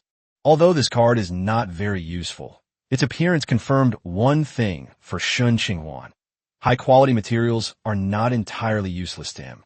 High-quality materials should increase the probability of producing high-quality cards, but Shen Qinghuan estimated that the probability was not high, and it was better to use ordinary quality materials to increase the probability. The appearance of this unprecedented curse card confirmed Shen Qinghuan's suspicion that the mud monster was indeed a creation of an evil god, though he didn't know which evil god it was. Chapter 143: The Life Essence of the Red Maple Tree. So there really are such weak, evil god creations. Shen Qinghuan muttered something under her breath, and then carefully put the card away. Thinking about it carefully, it makes sense. This is just a small secret realm. No matter how strong you are, you will be suppressed to the 3rd tier. Rather than wasting energy to create a high-tier monster and then being suppressed to the 3rd tier, it is better to create a 3rd-tier monster from the beginning. With the mud monster no longer blocking their way, Shen Qinghuan and the others were finally able to get close to the roots of the mutated red maple tree. As the group approached, the fragrance of grass and trees in the air became increasingly strong. Only when she got very close did Shen Qinghuan see clearly the function of the array that covered the roots of the red maple tree. In the very center of the formation, a large hole had been carved out, and a pool of emerald green liquid had accumulated in this bowl-shaped hole. What is this? Such a rich life force. I don't know. Maybe it's the life essence of this mutated red maple tree. Looking at the red maple tree roots that faintly exuded an aura of decay, Shen Qinghuan made a guess. Does the captain mean that someone is robbing this red maple tree of its life? It should be, otherwise it's hard to explain where this rich life force comes from, and it would also explain why an evil god's creation would appear in a small secret realm. Touching her chin, Shen Qinghuan took out a crystal bottle from her spatial ring and used her telekinesis to grab the pool of emerald green liquid, filling it completely into the bottle. This vital essence, brimming with life, is a treasure. It's an invaluable material for both medicine and alchemy. Even when you're injured, you can simply dilute it with water and drink it to greatly accelerate the recovery process. However, Shen Qinghuan had a better use for this life essence. The world tree seedling in the magic garden was still hungry and needed nourishment, so she could use this life essence to promote its growth. Otherwise, if it relies solely on its own slow growth, it might not even reach maturity by the time Shen Qinghuan becomes a god. After carefully storing the life essence, Shen Qinghuan hesitated for a moment, looking at the magic patterns covering the roots, wondering whether she should remove the magic circle. After this period of study, cutting off the operation of a magic circle was naturally not difficult for Shen Qinghuan. All she had to do was find and destroy a few key nodes in the magic circle. He hesitated because destroying the formation would undoubtedly offend the followers of the evil god, needlessly inviting trouble upon himself. Captain, look, The life essence is bubbling up again. Shauna tugged at Shen Qinghuan's sleeve and pointed to the large hole in the middle of the magic circle, shouting something. What's so fast? Shen Qinghuan was somewhat taken aback upon hearing this. She looked up and indeed saw a glittering liquid in the large hole. Despite the rapid extraction speed, Shen Qinghuan didn't have much life essence in her hands, which meant that either someone had already extracted it once, or the magic circle hadn't been established for very long. Considering the sudden large-scale appearance of the star-eating slugs a month ago, Shen Qinghuan leans more towards the latter. This explains why, despite the mutated red maple tree being constantly drained of its life force, it never shows any signs of decay. It's probably because the time is too short. The mutated red maple tree's massive size allows it to hold on for now, but it's hard to say what will happen after a while. Never mind, let's go. After considering it for a while, Shen Qinghuan finally decided to leave the magic circle alone. Shouldn't we destroy it? Not worth it. Shen Qinghuan shook her head, offering no further explanation. Disrupting this magic circle could very well alert the cult behind it. Rather than getting into trouble, he figured it was better to stay out of it. His original mission was simply to eliminate the star-eating slugs. After flying back into the air, Shen Qinghuan roughly swept through the small secret realm, clearing out all the star-devouring slugs that she could see. After retrieving Sorabeller, Shen Qinghuan returned to the entrance of the secret realm, ready to go back and settle her rewards. By this time, the effects of the underwater breathing agent had worn off, and Shen Qinghuan took out 3 bottles from her spatial ring and handed them to the 2 women. The group drank the potion and plunged into the gate to the secret realm. On the way back, without the Blastoise as their mount, the group was much slower. Fortunately, there were no monsters along the way, and it only took them a little while to successfully surface. Mr. Shun, you're back. How did things go? Marcus, who was anxiously waiting on the shore, couldn't help but show a hint of joy when he saw Shen Qinghuan and the other 2 emerge from the sea. He then nervously stepped forward and asked them questions. Things went fairly smoothly, except for another discovery during the process of clearing out the star-eating slugs. Afterwards, Shen Qinghuan told Marcus everything she had seen and heard in the small secret realm. Although he wouldn't destroy the magic circle himself, that didn't mean he would hide its existence from the cultists.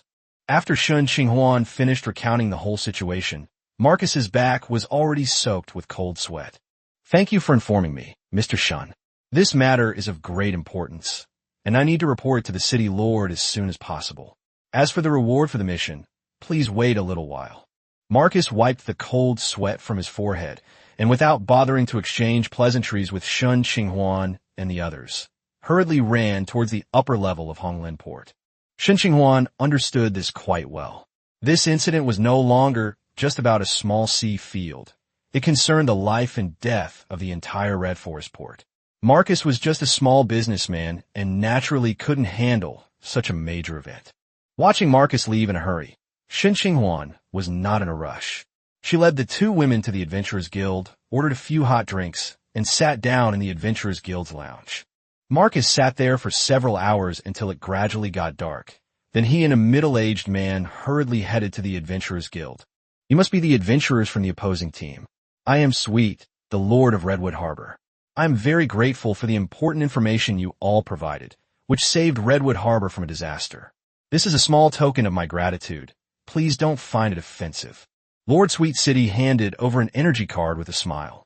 Shen Qinghuan looked down and saw the bright number 100,000 on the card. Not at all. Lord Sweet is too kind. Protecting Redwood Harbor is the duty of every adventurer.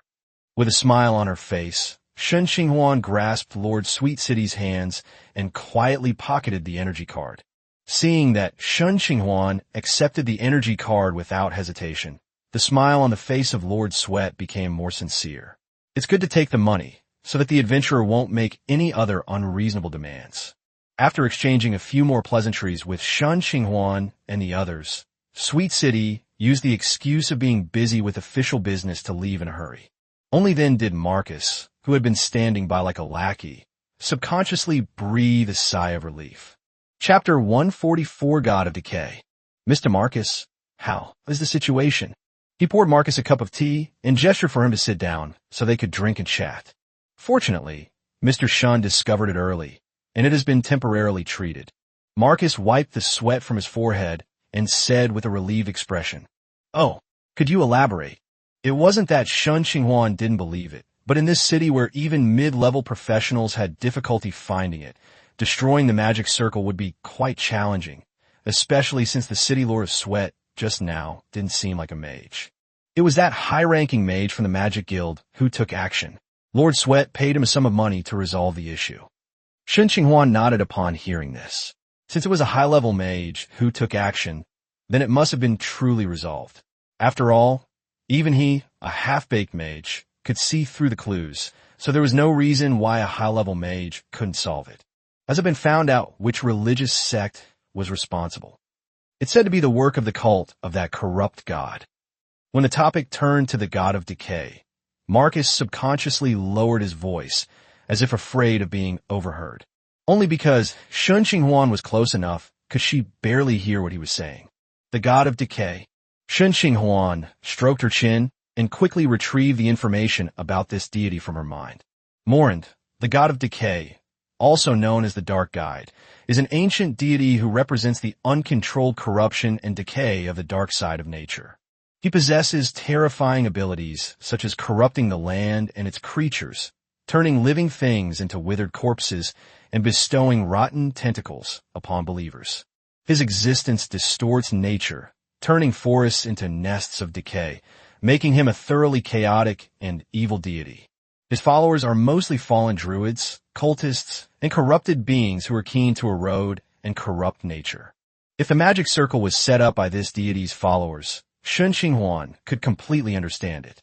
After all, this deity's job was to corrupt nature, so it was quite normal for his followers to have their eyes on this mutated red maple tree. After talking for a while, seeing that it was getting late, Marcus finally remembered the real purpose of his visit. I would also like to thank a few people for their help with this mission. Here is the commission, and also a personal gift for me. As Marcus spoke, he pushed an energy coin and a wrapped gift in front of Shen Qinghuan. Then I won't stand on ceremony. Shen Qinghuan accepted the gift from Marcus with a smile. Helping someone out of trouble and taking their money is perfectly reasonable. As she took it, Shen Qinghuan glanced at the amount of 10,000 on the energy card. Shen Qinghuan raised an eyebrow. Marcus was generous. Originally, the Adventurers Guild was supposed to take 5% of the 10,000 commission, but it seems that Marcus paid out of his own pocket to make up the difference. Although 5% isn't a lot, it's enough to show that Marcus is a shrewd and capable person. After exchanging a few more pleasantries, seeing that it was getting late, Marcus suggested that he treat everyone to a meal.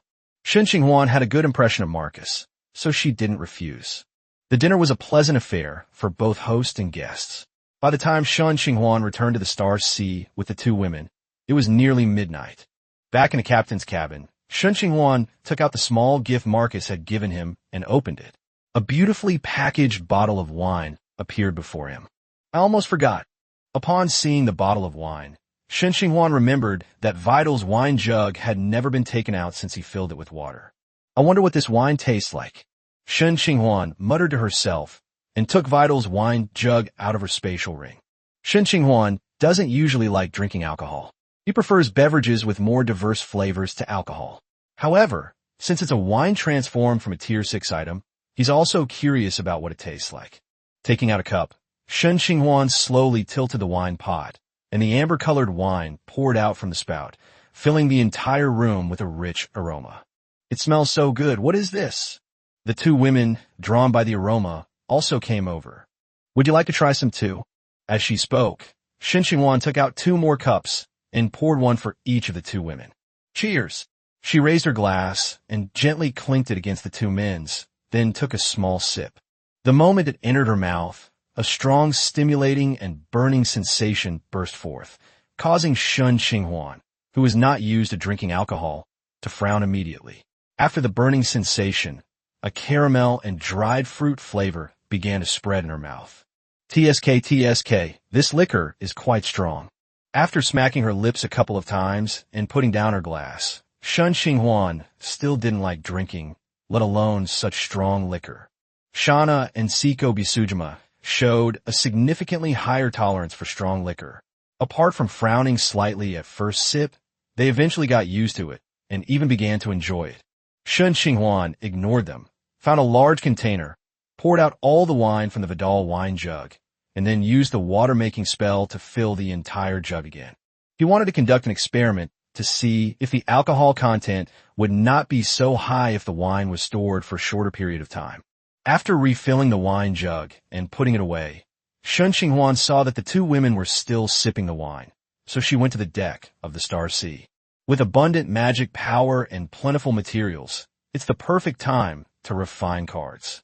He poured out all the corpses of the star-eating scorpions from his spatial ring, and nearly 100 corpses were piled up on the deck to form a small heap.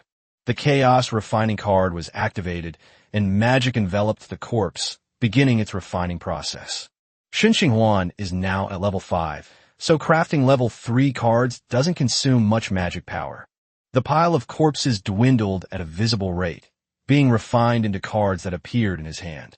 Several tens of minutes later, nearly 100 corpses had completely disappeared, with only a thick stack of cards in Shen Qinghuan's hand proving their existence. There were more than 30 cards in total, most of which were useless to Shen Qinghuan, but could be sold for money. Only a few of them aroused his interest. Name: Samsung Dragon Ball. Type: Item card. Rank: Tier 3 Epic. Effect: Limited Wish spell. Fragment makes 1 limited wish. Note: this is from the Dragon Ball universe. You know the effects. The Samsung Dragon Ball is actually at Tier 3. Shen Qinghuan took out the 2-star Dragon Ball she had refined last time, which was clearly marked as 2nd tier on the system panel. Fisk, could the 7-star Dragon Balls be a 7th tier item? Shen Qinghuan scratched his head in frustration.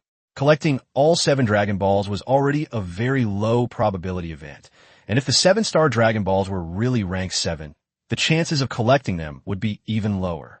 Tier 7 materials are already considered high-tier materials, and they're not only quite expensive but also difficult to source.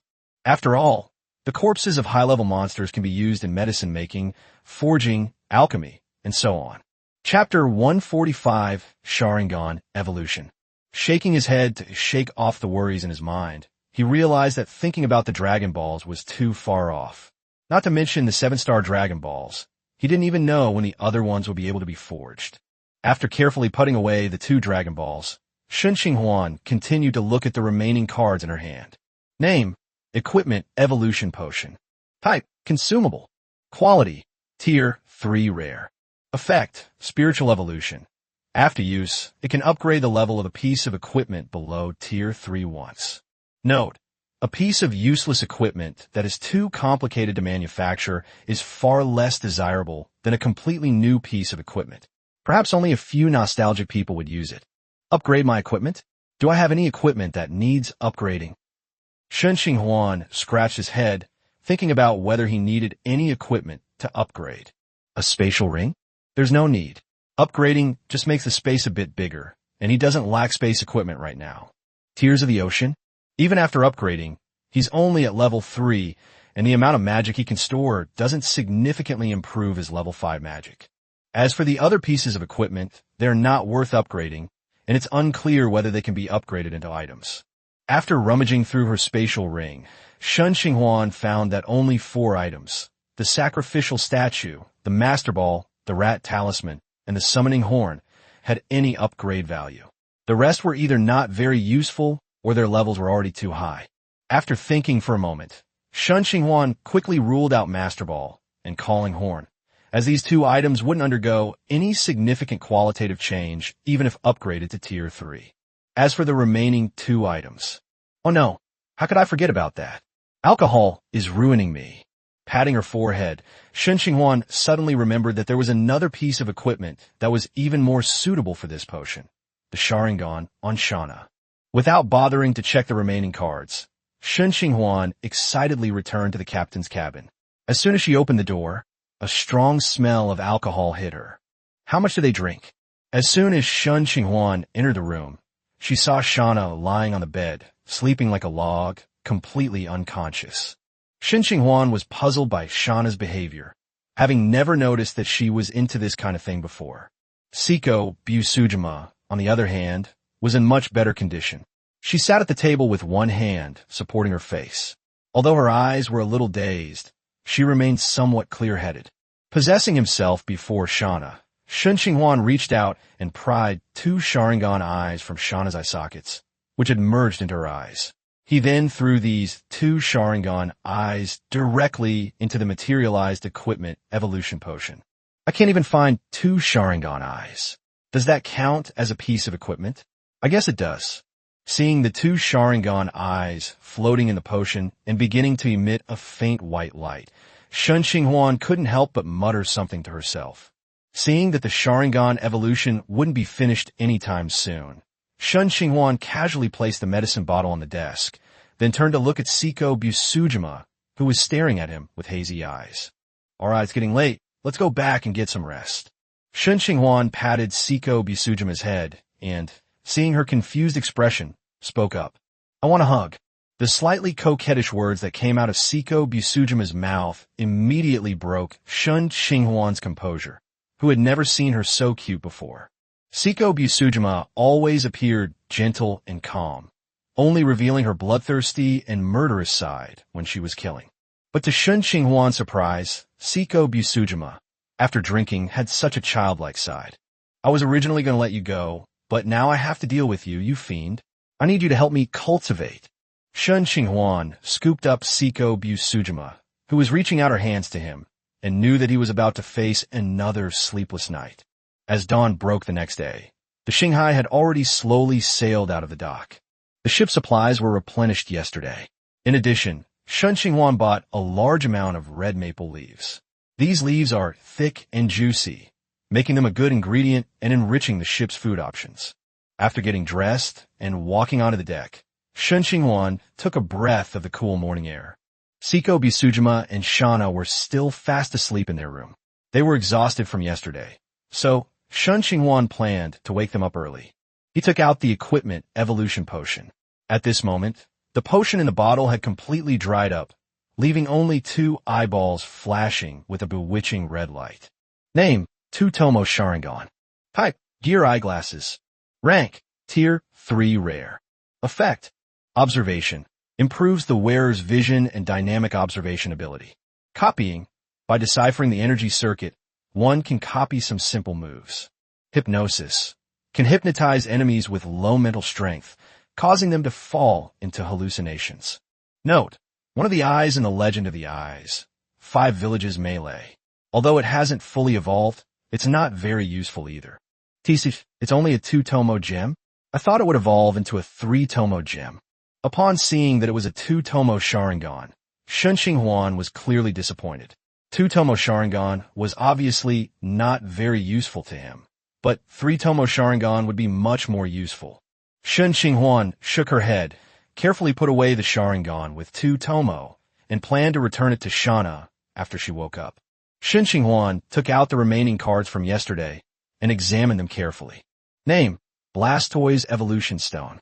Type, item card. Rank, none. Exclusive item, no rank. Effect, Mega Evolution. Blastoise can Mega Evolve after equipping a Keystone. Note, this is an exclusive evolution item for the little turtle. No, the big turtle, but unfortunately you're still missing a Keystone. Huh, Blastoise's Mega Stone was made so easily? Is it just luck or something else? For the first time, Shen Qinghuan began to doubt the randomness of Chaos Card refining. With so many types of evolution stones, it just so happens that he refined one that he could use perfectly. Was it coincidence? Or is the Chaos Card refining skill related to his underlying thoughts? On the day Wartortle evolved into Blastoise, he did have the thought that it would be great if he had a Blastoise Megastone. He had absolutely no hope of creating a Blastoise Megastone. The probability was too low. The probability of creating a Megastone was already low, let alone accurately identifying it as a Blastoise Megastone from nearly 100 available. The odds were simply too low. Chapter 146 Dense Fog at Sea. After temporarily putting away Blastoise's Megastone, Shen Qinghuan took out the red maple tree's life essence and walked towards the magic garden. Gently push open the gate to the magic garden, and a fragrance of grass and flowers wafts towards you. Looking at the lush greenery filling the room, Shen Qinghuan suddenly felt that this rather large magic garden was actually a bit crowded. It seems that restoring the magic garden should also be put on the agenda, but looking at the balance of over 100,000 yuan in her account, Shen Qinghuan pinched the bridge of her nose and temporarily put the idea aside. Tens of thousands seems like a lot, but the materials for repairing a magic garden are all expensive, and he also wants to go to the card kingdom to make some purchases. There aren't many players who choose the card maker profession, and there are basically no card makers who can provide a large number of Tier 1 common cards. Even if every card maker can make Tier 1 common cards, Tier 1 cards are not easy to sell and have low profit margins, so basically no one will make them. Passing by a group of thriving vegetable and fruit trees, Shen Qinghuan stepped into the sapling of the world tree. So many days have passed, and the sapling is still much the same as when Shen Qinghuan left last time. Apart from having a few more natural leaves, it hasn't grown any taller. Uncork the bottle. Shen Qinghuan held it and slowly poured it onto the roots of the sapling.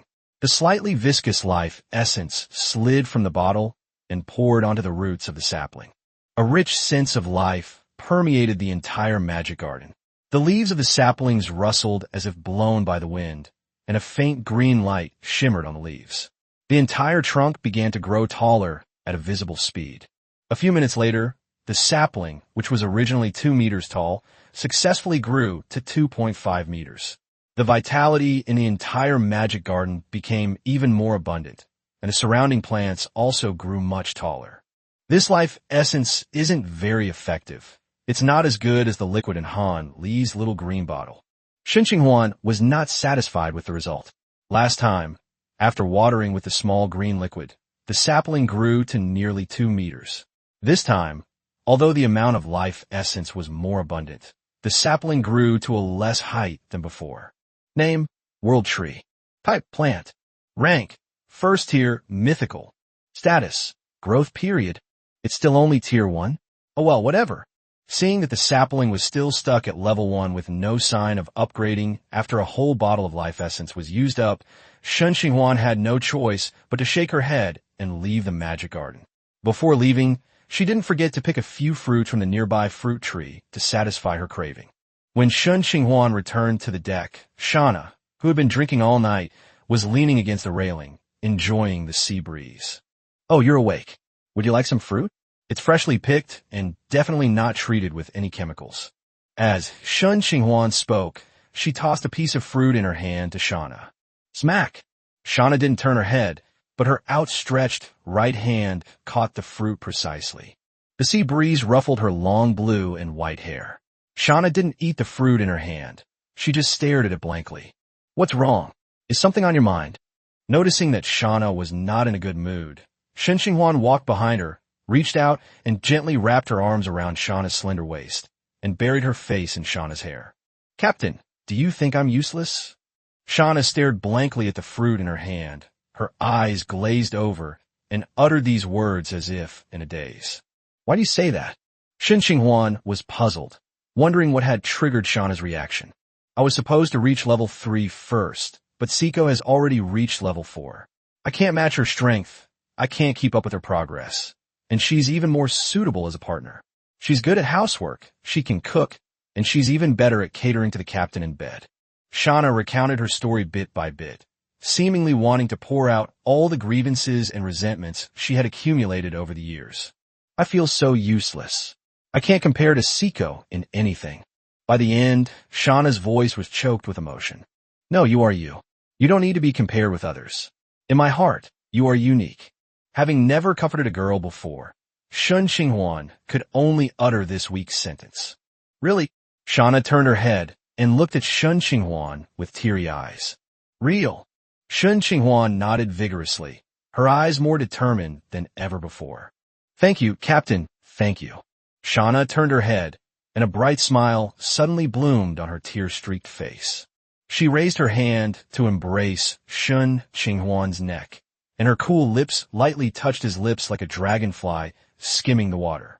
Warm tears fell onto Shen Qinghuan's face as Shauna moved. Then she turned away, leaving only the fragrance of plum blossoms lingering around Shen Qinghuan's nose. Why? Seeing Shauna running so fast, Shen Qinghuan was about to raise her hand to stop her when she realized that Shauna had already disappeared from sight. Never mind, I'll give it to her later. There wasn't time to properly store Shauna's double tomo, Sharingan. Shen Qinghuan scratched his head, somewhat puzzled as to what Shauna was thinking. Inside the cabin, Seiko Busujima, leaning against the shadows, took in everything that was happening on the deck. Seeing that the Sharingan hadn't been given away, Shen Qinghuan, not in a hurry, began to deal with another matter. Yesterday, in order to find suitable equipment for upgrading potions, Shen Qinghuan searched through her spatial ring for a long time. In the end, she determined that it was the Sharingan, but the item she found reminded her that she still hadn't used her Master Ball. If you're looking for a suitable object that's no more than second order, then calling the horn is naturally the most suitable option. Although it wasn't very effective when used in the beginner village, now that we've arrived at the Endless Sea, there are many more monsters and demons to encounter, so the probability of finding a suitable target has naturally increased a lot. Thinking of this, Shen Qinghuan took out the summoning horn from her spatial ring, put it to her lips, and blew it hard. Woo! The silent ripples spread in all directions, eventually settling into calm. Looking at the still sea around her, Shen Qinghuan, who had experience, was not in a hurry. After all, even wild companions need time to get on their way after hearing the horn. After slowing down the Starsea's speed, Shen Qinghuan sat cross-legged on the deck, holding the call horn, patiently waiting for the wild companions to appear. After waiting for more than 10 minutes without any movement, Shen Qinghuan blew the horn again. Anyway, the horn has no cooldown time, so you can keep blowing it as long as you have magic power. After that, as long as no wild companions appeared, Shen Qinghuan blew the horn every 10 minutes. Until, that's strange, why is it foggy? Instead of finding any wild companions, we were greeted by a sudden thick fog. Chapter 147, The Squid of Knowledge. The sudden thick fog enveloped the entire Shanghai ship. Having experienced sailing in fog before, Shen Qinghuan immediately became alert, fearing that something unexpected might happen again. Seiko Busujima also came out of the cabin, holding her Zanpakuto and guarding Shen Qinghuan warily. It seems there's nothing going on for now. After waiting for a while and finding nothing unusual, Shen Qinghuan subconsciously breathed a sigh of relief. Gurgle, gurgle. However, in the next second, after a series of bubbling sounds, a palm-sized creature suddenly burst out of the water and pounced directly at Shen Qinghuan. Seiko Busujima reacted swiftly, immediately standing in front of Shen Qinghuan, her right hand gripping her Zanpakuto tightly, ready to unleash a swift slash as soon as the little thing got close. Seiko, wait, don't hurt it yet. Upon recognizing what it was, Shen Qinghuan quickly stopped Seiko Busujima to prevent her from harming the little creature in front of her. Snap! The next second, a creature that looked like a squid landed lightly on the deck. As soon as it landed, the little thing tilted its head and looked at the call horn in Shen Qinghuan's hand. Were you summoned here by this horn of call?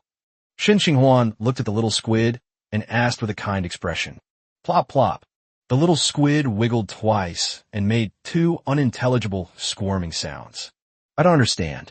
Whatever, I don't care if you were summoned by the call to arms or not. Take this Master Ball. With the fastest speed she had ever used, Shen Qinghuan quickly took out a Master Ball from her spatial ring and threw it at the little squid in front of her. He was even afraid the little squid would escape, so he used his telekinesis to firmly fix it in its original position. Smack! The Master Ball accurately hit the little squid, instantly capturing the palm-sized creature. Without a single struggle, it was captured directly. That's how domineering the Master Ball is. Shen Qinghuan quickly stepped forward, picked up the Master Ball from the ground, and struck the same pose as the silly thing. I caught a Pokemon. Was that little thing a Pokemon? Seiko Busujima asked with a curious expression. Interrupted by Seiko Busujima, Shen Qinghuan suddenly felt a little ashamed. Ahem, no, it's the knowledge squid, not some kind of Pokemon.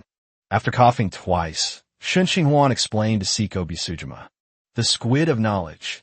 Yes, the knowledge squid is a rather peculiar creature. It feeds on knowledge and can help mages quickly memorize and learn various kinds of knowledge.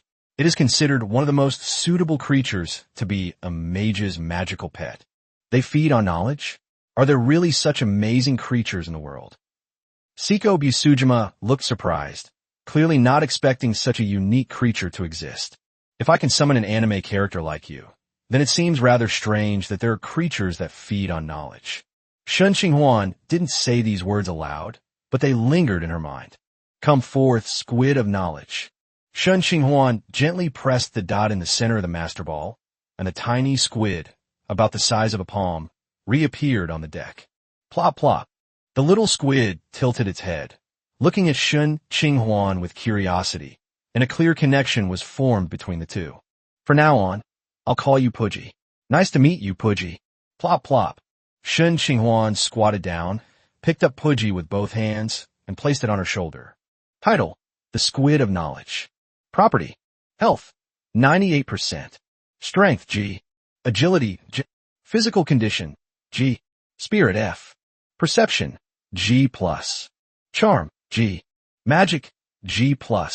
Talent: Knowledge acquisition and knowledge sharing. Rank: Tier 1 Legendary. Skills: Sword of Knowledge, Shield of Knowledge. This knowledge squid is clearly a baby squid in its juvenile stage. It's unclear why it appeared alone in this sea area, but whatever the reason, from this moment on, it belongs to Shen Qinghuan. Now that she had the knowledge, Shen Qinghuan couldn't wait to return to the captain's cabin and start studying. However, before that, she needed to arrange the affairs on the ship. Now, he was shrouded in mist and didn't even know which direction the Star Sea was heading. Fortunately, he had a rather rare liveness map. If it were an ordinary map, it would be completely useless in the current situation. With a thought, a large map appeared in Shen Qinghuan's hand. However, when Shen Qinghuan looked at the Marauder's map, she found that the bright spots representing herself and the magic guild on the map were flickering erratically, sometimes in the east and sometimes in the west, just like a device that was being interfered with. What's going on? Could it be that this fog has the effect of interfering with magic? A look of surprise and doubt flashed across Shen Qinghuan's face. The mist in the beginner village did not have this effect. Could it be something unique to the endless sea? Just as he was filled with doubt and uncertainty, a wave crashed against the hull of the Star Sea, causing the entire ship to rock violently. The people on the ship were quite capable, so they were naturally unaffected by the minor turbulence. However, when a pair of eyes larger than an adult's emerged from the thick fog, Shen Qinghuan, who had been relatively calm, immediately broke out in a cold sweat. There's a saying in nature, the strong aren't necessarily big, but the big are definitely not weak. This statement still applies to the endless sea. Any creature that has grown this big and is still alive must be quite powerful, starting at high level. As those eyes drew closer, the figure hidden behind the thick fog gradually became clearer in Shen Qinghuan's eyes. Its white-gray body was slender and cone-shaped, with a pair of large, somewhat lifeless eyes. Apart from the vast difference in size, it was almost identical to the pimple on Shen Qinghuan's shoulder. Oh no, the parents have come knocking, and judging by their demeanor, it must be a legendary knowledge squid. Shen Qinghuan inwardly groaned. Just a minute ago, she thought Pudgy didn't have any parents, but the next second, his parents came knocking on her door, and they were legendary family patriarchs at that. Woo! A melodious hissing sound emanated from the legendary knowledge squid, its large eyes fixed intently on Shen Qinghuan. Plop plop. On its shoulder, Pudgy bounced around energetically, seemingly engaging in some kind of communication with the legendary knowledge squid. Woo! The legendary knowledge squid hissed once more, its large eyes giving Shen Qinghuan a meaningful look before its massive body sank back into the sea. Phew, I'm saved. Seeing the knowledge squid disappear, Shen Qinghuan wiped the cold sweat from her forehead, her face full of relief. As the legendary knowledge squid departed, the mist surrounding the Star Sea began to gradually dissipate. Shen Qinghuan then realized that this was no ordinary fog, but clearly the domain knowledge fog of the legendary knowledge squid. Chapter 148: The Joy of Being a Top Student. The biggest difference between legendary and non-legendary beings lies in their domain. Only legendary beings and above possess their own domain, and the domain is the prototype of laws and rules. Therefore, in a sense, legend is both the end and the beginning. As the fog of knowledge dissipated, the Marauder's map in Shen Qinghuan's hand returned to normal, which made him secretly breathe a sigh of relief. It seemed that he had passed the test of Pudgy's parents. This is still considered normal, as the knowledge squid are relatively gentle creatures, and their growth is closely related to knowledge. Most knowledge squid will choose a learned and intelligent creature as their partner. Although Shen Qinghuan is not yet considered erudite, she is still a mage, which give her more access to a large amount of knowledge than other professions. Go back to your books. Siko, I'd like you to take control of the starship's course. After handing the Marauder's map to Siko Busujima, Shen Qinghuan couldn't wait to take Pudgy back to the captain's cabin. Behind her, Siko Busujima looked at the energetic Shen Qinghuan with a gentle smile on her face, looking at him as if he were a child who had never grown up. Back in the captain's cabin, Shen Qinghuan took out the most basic books and planned to read them again from the beginning. Firstly, to review what she had learned, and secondly, to provide Pudgy with nourishment for growth. Upon seeing the books, Pudgy, who had been quietly perched on Shen Qinghuan's shoulder, became excited. After wiggling its body a couple of times, the suction cups on its tentacles tightly adhered to Shen Qinghuan's shoulder. At the same time, Shen Qinghuan felt that her connection with Pudgy had become closer, and a mysterious feeling suddenly welled up in her heart. Shen Qinghuan quickly opened the most basic magic book, Magic, from Beginner to Burial, and prepared to review it from beginning to end. On his second reading, Shen Qinghuan clearly noticed the difference from the first time. This time, it was as if he had suddenly had an epiphany.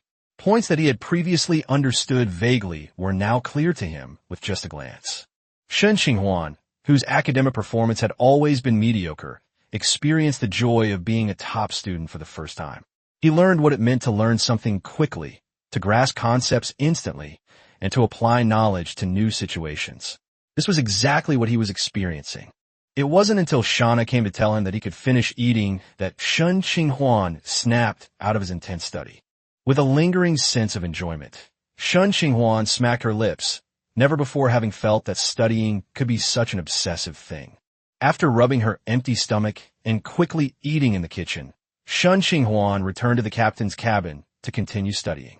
Over the next few days, apart from necessary meals and rest, Shen Qinghuan spent all her free time immersed in magic books. A week later, Shen Qinghuan, looking somewhat tired but with bright, piercing eyes, closed the last book in her hand. A week of continuous reading had exhausted all the books in Shen Qinghuan's hands. These books might take an ordinary person months or even years to learn and master, but with the help of the knowledge squid, they only needed 7 days. For a mage, knowledge is wealth, knowledge is power. These 7 days of reading not only taught Shen Qinghuan various kinds of knowledge, but also gave him new power. Name: Shen Qinghuan. Attributes: omitted. Talents: Card Master, Reversal Judgment, Rapid Healing, Virus Symbiosis, Destiny Card Forging, Immortality, Invulnerability to all poisons, Aura of Rejuvenation, Eternal Youth. Profession: Chaos Card Alchemist LV.5, 25 out of 100. Skills: Chaos Card Forging, Rasengan, Telekinesis, Cross/, Tiger Strike Card Fusion. Spell: omitted. Passive skills: One-Handed Sword Mastery, One-Handed Axe Mastery, Instant Spell Casting, Spell Upgrade. Instant Spell Casting cancels the casting animation for spells of level 3 and below. Now you can cast spells without chanting or animation.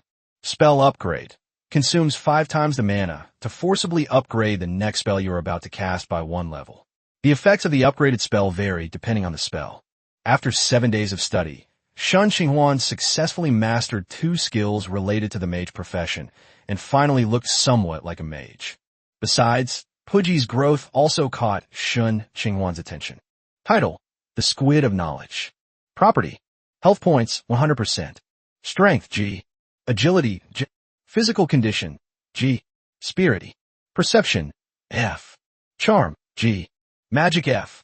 Talent: Knowledge acquisition and knowledge sharing. Rank: Tier 3 Legendary. Skills: Sword of Knowledge, Shield of Knowledge. In just 7 days, Pudgy leveled up to level 3 and its size has also increased significantly. It used to be only the size of a palm, but now it is about the size of a soccer ball. It's no wonder it's a legendary creature.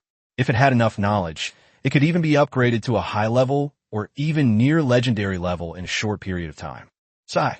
If only there were more magic books. Shen Qinghuan sighed, still somewhat unsatisfied. Plop plop. Pudgy nodded, clearly agreeing with what Shen Qinghuan said. For Pudgy, these 7 days were like a 7-day banquet. He didn't need to worry about anything else. He just needed to inhale as much as possible. After a hearty meal, it reached level 3. Siko, how is the voyage going? Stretching, Shen Qinghuan walked out of the captain's cabin and asked Siko Bisujima, who was standing on the deck. Captain, you've gone out? Siko Bisujima was visibly surprised to see Shen Qinghuan leave the house. After all, he hadn't left the house for 7 days. It will probably take another 3 days to reach the next island we stop at. 3 days? What's the name of the next island? The next island is called Liberty Island. As for the others, there's not much more information on the Marauder's map. Okay, I understand. Thank you for your hard work these past few days. After stroking Siko Bisujima's smooth, long hair, Shen Qinghuan then opened the area chat channel. After a 3-day flight, they should have already connected to the Freedom Islands regional chat channel, which is a good opportunity to gather information from there.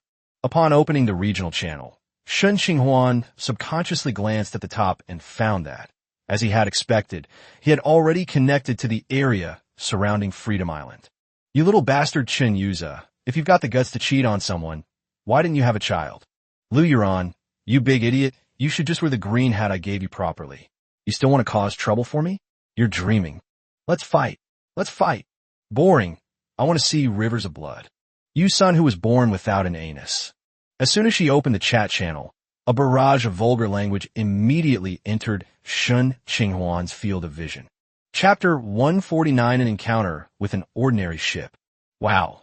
Are all the players around Liberty Island this short-tempered? Seeing the vulgar language flashing through the chat channel from time to time, Shen Qinghuan's astonishment deepened. It seemed that there were a lot of hot-tempered guys in this area. However, after reading the abusive chat for a while, Shen Qinghuan still managed to discover some of the rules on Freedom Island. For example, fighting is strictly prohibited in the island's cities during the day, but whether it is allowed after nightfall is unknown. In addition, based on the conversations of other players in the chat channel, it can be roughly analyzed that Freedom Island is currently divided and ruled by 3 forces, and it seems that the 3 parties are not very harmonious, and there are frequent frictions. Actually, given the supplies on the Star Sea, Shen Qinghuan didn't necessarily need to stop at Freedom Island. However, the unexpected appearance of the knowledge squid caused Shen Qinghuan's magic books to be consumed rapidly, and now there are no new books left for her to study. If calculated according to the previous progress, these magic books should be enough to support the Card Kingdom. Siko, you go and rest first. I'll pilot the Star Sea for the next few days. Yes, Captain. Siko Bisujima readily accepted the order, returned the Marauder's point map to Shen Qinghuan, and then went back to the arena. Since the arena was built, the 2 women would go there to match up with other people for duels whenever they had free time. At first, the 2 girls didn't encounter any particularly strong opponents, but as their rankings improved, the opponents they faced became increasingly stronger. Thanks to this, Shauna's strength successfully broke through to the 4th tier a few days ago, finally catching up with Siko Bisujima's pace. However, the 2 girls' subsequent battles were not very smooth. Shauna is currently in the top 20%, while Siko Bisujima is in the top 10%. Although there is still room for improvement, the opponents they encounter are becoming increasingly difficult. Shen Qinghuan finally understood what the effect of soul weakness was. It was a state in which all the attributes of the body were halved, and the duration seemed to vary from person to person and was not fixed. Siko Bisujima, who was also at the 4th level, obviously had a shorter duration than Shauna. Over the next few days, with complete free time, Shen Qinghuan spent her days wandering around the deck with Pudgy, occasionally fishing with the Silver Hand recruits or surfing with Blastoise. During this time, Shen Qinghuan did try to make energy coins, but the efficiency was too low. Not only did it require full concentration, but she could not condense more than a few coins in an hour. It was a pipe dream to think that she could get rich by making energy coins. It was more efficient to buy some cheap materials in the chat channel to make cards and sell them. With the reversal judgment in place, Shen Qinghuan is at least not worried about failing to refine cards. Even if the quality of the cards she makes varies, she still makes a profit overall. After 2 or 3 days of free time, the starship was getting closer and closer to Freedom Island on the Marauders map. Just when it seemed like they would be able to land on the island in about half a day, a loud noise caught Shen Qinghuan's attention. Boom, boom, boom. The continuous sound of cannon fire rang out from afar. Shen Qinghuan looked in the direction of the sound and saw 3 ships exchanging fire fiercely on the distant sea. Cannonballs flew everywhere, but very few of them actually hit the target. Most of them landed in the sea next to the ships and did not actually hit the hulls. What's going on? A love triangle. Watching the 3 ships attacking each other, Shen Qinghuan was a little confused. Generally speaking, it is common for 2 sides to fight each other, and it is rare to see 3 sides attacking each other like this. Judging from the relatively small size of the 3 ships, Shen Qinghuan estimated that they were at most third-class vessels. In addition, none of the 3 ships were on the Shanghai's route, so he didn't pay much attention to them. However, Shen Qinghuan didn't take these 3 ships seriously, and they gradually approached while fighting. Shen Qinghuan frowned, realizing that things were not simple, but he did not panic. The Star Sea was, after all, a level 4 ship, and even if it faced 3 level 3 ships at the same time, it would be no problem. As the ships approached, the amount of fire they exchanged gradually decreased until they were a certain distance from the Star Sea. They then completely stopped firing and abandoned their artillery attacks, heading towards the Star Sea at full speed. Shen Qinghuan remained indifferent and did not make any other unnecessary moves until the ships were completely within the attack range of the magic cannons. Emission. At Shen Qinghuan's command, the magic cannons on the Star Sea all turned their muzzles and aimed at one of the ships closest to the Star Sea. Bang, bang, bang. A dazzling beam of energy shot out from the cannon muzzle, spanning hundreds of meters and landing directly on one of the ships. The shield's light flashed and disappeared in less than a second. The shield on the enemy ship was pierced through, and a huge hole was blasted in the middle of the hull. Countless seawater rushed into the cabin, and it looked like it was about to be swallowed by the sea. Seeing that the Star Sea had penetrated the barrier with a single salvo, the people on the other 2 ships immediately changed their expressions. Holy crap! How can that cannon be so powerful? Captain, what should we do? Should we retreat? On one of the ships, a first mate asked the captain with a worried expression. Retreat my ass. With that kind of firepower, our ship would be breached before it even turned around. On my command, full speed ahead. Under the deterrent effect of the Shanghai's cannons, the remaining 2 ships could only rush forward at all costs, hoping to get close to the Shanghai before the next salvo. However, their hopes were destined to be dashed, as the magic cannons on the Star Sea did not have a long charging time. After a brief recharge, the magic cannons fired again. This time, the target ship seemed even more rudimentary, lacking even shields, and was directly pierced through by the magic cannon. The remaining ships were utterly desperate and could only futilely approach the Star Sea, only to watch helplessly as their ships were sunk by magic cannons. At this point, the 3 unidentified ships had completely disappeared, with only various floating objects remaining on the sea surface as evidence that these ships had once existed. It's surprisingly easy. This was the first time Shen Qinghuan, who had always dealt with other players' ships, had fought against a non-player's ship. It has no special abilities. It's as primitive as a medieval ship. Perhaps this is the norm at the bottom of the endless sea. Compared to this vast world, players are ultimately a minority, and most people cannot afford special ships like the Star Sea. Ignoring the minor incident, Shen Qinghuan glanced at the Marauders' point map and continued towards Liberty Island. Gurgle, gurgle. Just then, a series of soft bubbles sounded, and several slightly disheveled figures appeared on the outside of the ship's side. Chapter 150, The Power Distribution in Liberty City. But. Wow, they're quite resilient. They haven't died yet. Shen Qinghuan raised an eyebrow as she listened to the continuous clattering sound of the climb. A few dozen seconds later, a bald head, no, a pig's head, suddenly popped out from the railing on the ship's side. However, it wouldn't be wrong to say he's bald because the pig's head that pops out is also completely bald without a single hair. Huffing and puffing. You little brat, you actually dared to fire a cannon at your grandpa pig. That's right. Do you even know who we are? You dare to fire your cannons at us? You're asking for trouble. A large group of strange-looking creatures climbed aboard the Star Sea. When they saw that there were only 4 humans on board, they became arrogant and threatened Shen Qinghuan and his companions with their weapons. There are so many beastmen, including pig-headed people, sheep-headed people, and horse-headed people. More than a dozen orcs appeared noisily on the deck, with a few pure humans mixed in among them.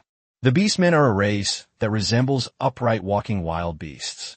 They have stronger physiques than adult males and are fierce in nature, but they are less intelligent than the average adult, making them excellent candidates to be cannon fodder. Siko, Shauna, don't make a move this time. Let me try first. Seeing that the group opposite them were just a group of low-level warriors who had not yet reached level 4, Shen Qinghuan, who had just learned a lot of spell techniques, immediately spoke up and said that he would take care of these dozen or so strange creatures. You arrogant brat. Let me show you what your grandpa pig is capable of. An ignorant child, unaware of the immensity of heaven and earth. The group of beastmen opposite them had obviously heard what Shen Qinghuan said and were furious. They charged forward with their weapons while cursing under their breath. Shen Qinghuan slightly raised her right hand, and with a light flip, the crystal transformation devourer on her finger instantly transformed into a small magic staff. He then waved his staff, casting a first circle spell to amplify gravity. An invisible wave swept over a dozen beastmen. The beastmen who were charging forward suddenly felt their bodies become heavy, as if they were carrying 100 pounds of weight. Their steps were disrupted, and they stumbled and almost fell to the ground.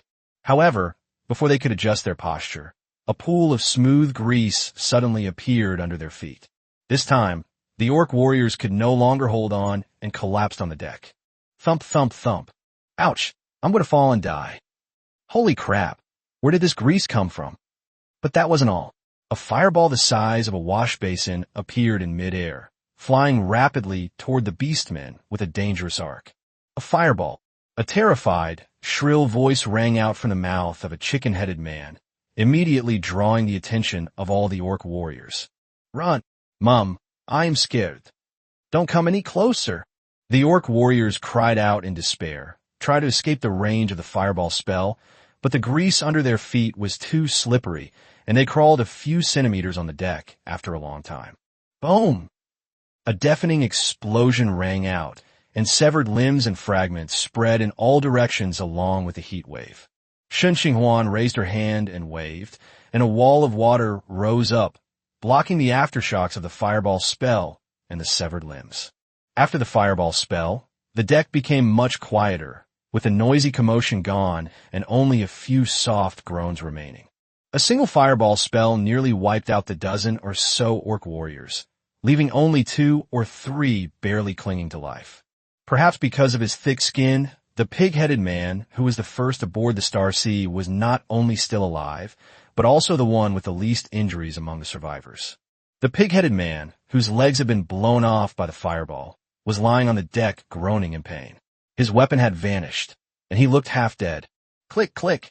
A crisp footstep rang out, and Shen Qinghuan stepped forward to the pig-headed man, looking down at him. Sensing the movement, the pig-headed man immediately opened his eyes wide and turned to look. When he saw Shen Qinghuan coming over, he shuddered. A ferocious pig face showed a fawning smile, but because of the pain of his broken leg, the smile looked even uglier. Grandpa, spare me. Grandpa, spare me. The pig-headed man twitched, trying to turn over, but the grease beneath him was still there, and it only made him smear more grease on his body without any other effect. You want to live? Shen Qinghuan asked from her superior position, her tone carrying a hint of indifference that was barely perceptible. Think about it. As long as Grandpa spares my pig's life, I'm willing to do anything. Upon hearing that there was hope of survival, the pig-headed man nodded hastily in response. All right, tell me your entire identity and the reason you're here, and I'll consider letting you go. Okay, I'll tell you right now. My name is Pig Intestine. I'm a Tier 3 warrior, and I currently work under Boss Taser. Wait, who is Taze? Upon hearing an unknown name, Shen Qinghuan immediately interrupted the narration of the pig intestines. Boss Taz is the leader of the Wild Boar Gang in Free City, and he occupies the entire territory of the civilian district in the east of Free City. Faced with Shen Qinghuan's question, Pig Intestines dared not be negligent and directly revealed Tae's identity. Wild Boar Gang? Boss. What race is he, and how strong is he? Boss Taz is a boarman like me, a high-level warrior with a nickname 9-Story Waste Tower, but I don't know exactly what level he is. 9-Story Demon Tower? What a strange nickname. What does that have to do with the Boarman? Shen Qinghuan was clearly puzzled by such a strange nickname. Generally speaking, there are only wrong names, not wrong nicknames. Could it be that the Wild Boar Gang leader's abilities are related to a tower? But there's no point in thinking about it now. We can ask for more detailed information once we get to the city. Go on. Seeing the pig intestines staring at him expectantly, Shen Qinghuan raised her chin, signaling him to continue. Over the next 10 minutes, Pig Intestines explained in detail to Shen Qinghuan the rules and power divisions within Freedom City.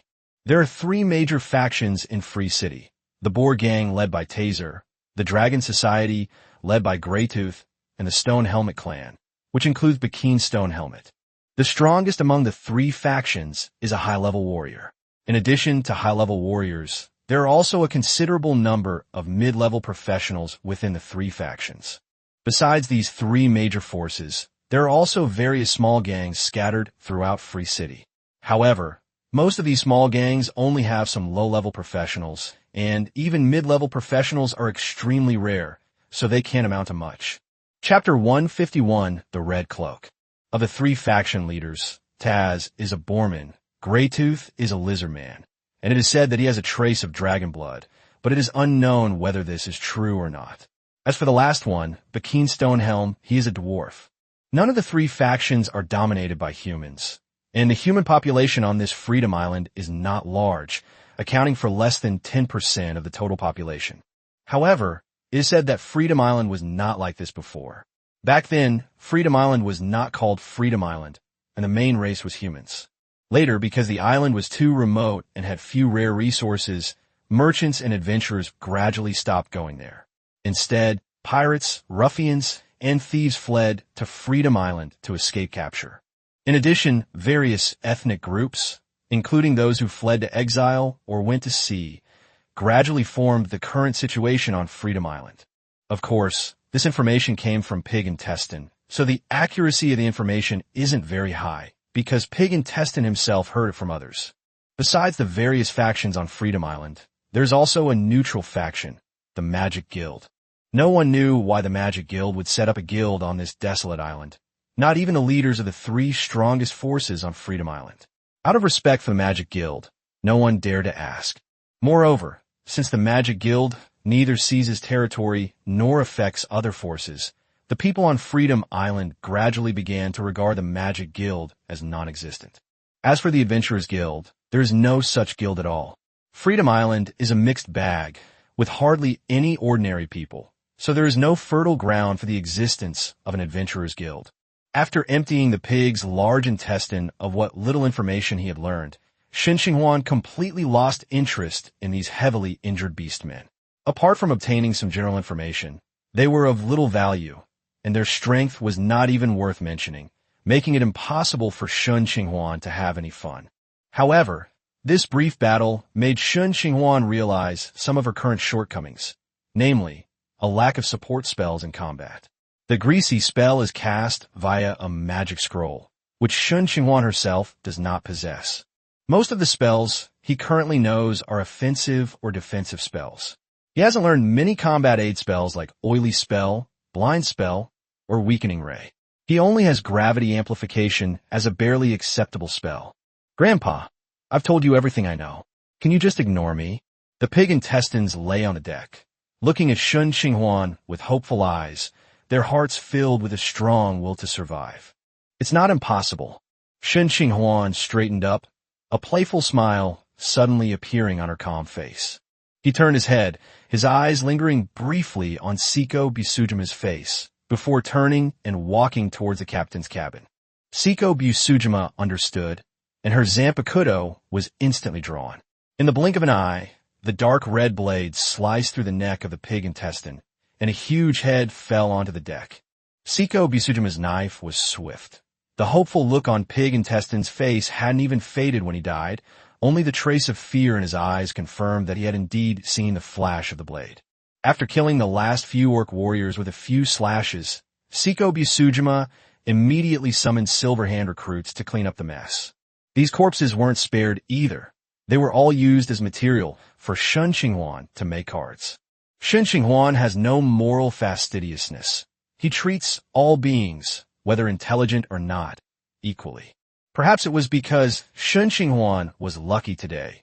Despite having only 10 corpses, one of the 4 cards she created turned out to be a legendary card. Name: Little Red Riding Hood's Red Cloak. Type: Equipment card. Rank: Tier 3 Legendary. Effect: Red Hood. When the person wearing the red cloak removes the hood, they will transform into a werewolf, greatly increasing their strength, agility, and regeneration, and gaining dark vision. When they put the hood back on, they will revert to being human. Note: transformation has no cost or cooldown and can be used by any intelligent life form. Note: Little Red Riding Hood has a large red robe that prevents her from turning into a wolf. Little Red Riding Hood's cloak? Are they even making things out of fairy tales now? Looking at the golden card in her hand, Shen Qinghuan was a little surprised, but then she thought that if things from anime could appear, it wouldn't be surprising if items from fairy tales appeared as well. The card materialized, and a red cloak instantly appeared in Shen Qinghuan's hand. The red cloak was about 1 meter long and was clearly designed for a child. It was far too small for an adult like Shen Qinghuan. However, even if the size was not right, it could not stop Shen Qinghuan's curiosity. Fortunately, this red cloak is a legendary item, so there's no way it would be the wrong size. When Shen Qinghuan draped the cloak over his shoulders, the cloak, which was originally only 1 meter long, immediately began to stretch. When he was fully dressed, the hem of the cloak reached just to his ankles. Shana and Seiko Busujima, who were standing nearby, were wondering why Shen Qinghuan had suddenly put on a red cloak when they saw him slowly take off the red hood he was wearing. The jawbone began to protrude, the height began to increase, the knees began to bend backward, and gray hair grew wildly all over the body. A few seconds later, Shen Qinghuan disappeared completely, replaced by a werewolf nearly 2 meters tall wearing a red cloak. This feeling, Shen Qinghuan lowered her head and looked at her hands, which had turned into claws. A sense of power surged from within her. Although the sense of power is not strong, it is still quite remarkable. It should be noted that after being exposed to a variety of precious items, Shen Qinghuan's physical condition is now in no way inferior to that of melee professions of the same level. This cloak is, at best, only a third-tier piece of equipment, and it is already quite good that it can provide him with such a boost. My strength has increased by less than 10%, my agility by about 20%, and the most amazing thing is my jumping ability. With a slight push of her legs, Shen Qinghuan leaped onto the lookout tower atop the mast as if she were on a spring. If he were in his original body, it would be impossible for him to have such a powerful jumping ability. After transforming into a werewolf, he jumped more than 10 meters high without even using his full strength. Captain, how did you turn into a werewolf? Is it because of this cloak? What a strange cloak. There is actually a cloak in this world that can turn a person into a werewolf. As soon as Shen Qinghuan finished her test, the 2 girls, unable to contain their curiosity, immediately surrounded her, reaching out to touch and look at everything.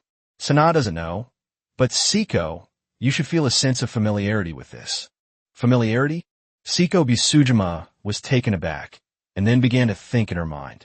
Chapter 152 is about to arrive. Cloak, red hat, werewolf. A series of factors flashed through Seiko Busujima's mind, and suddenly, a guess appeared in her mind. Could this be Little Red Riding Hood? Bingo, you got it right. Shen Qinghuan smiled, not surprised that Seiko Busujima had guessed so quickly.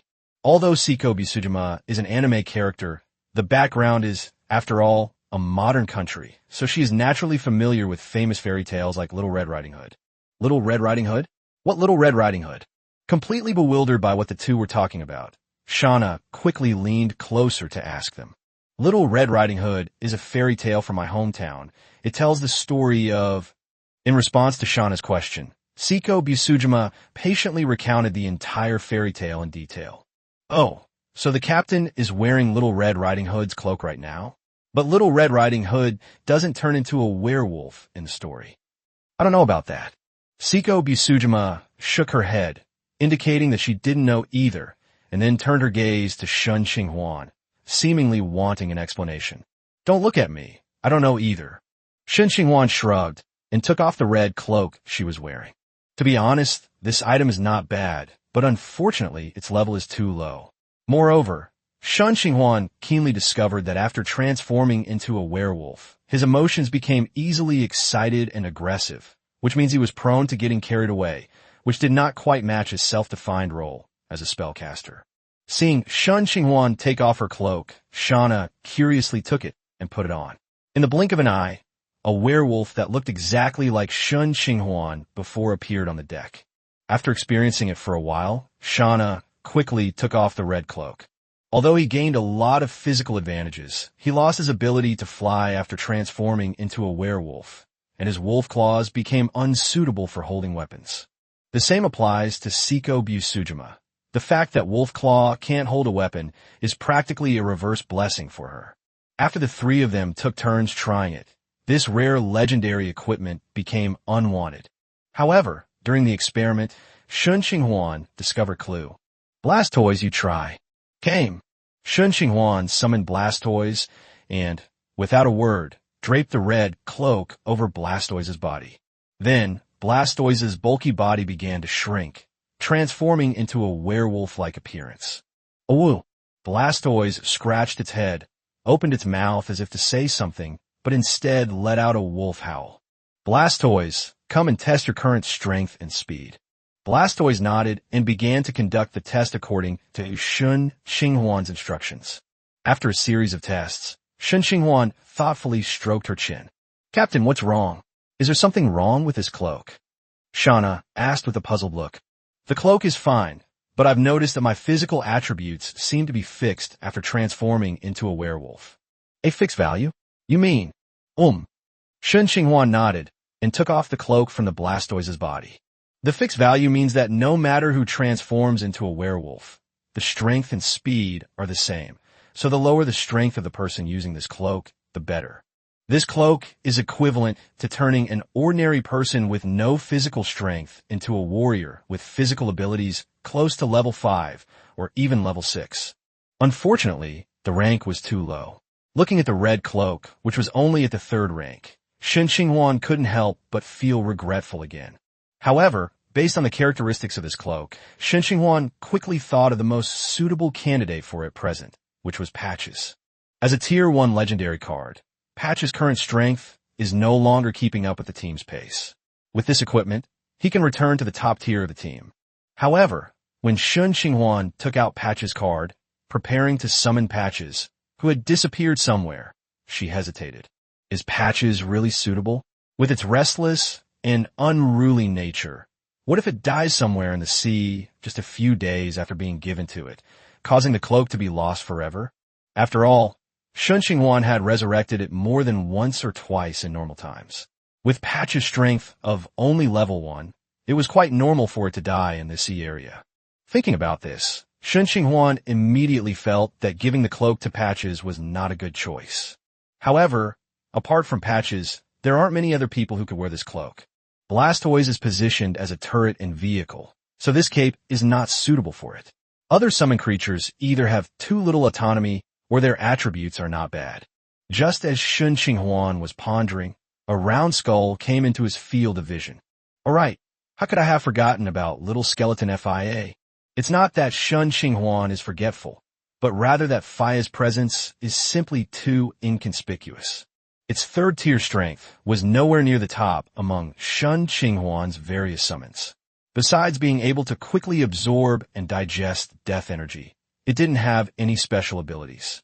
In addition, it didn't need to eat, and it was never seen during meal times, which led Shen Qinghuan to almost forget about its existence.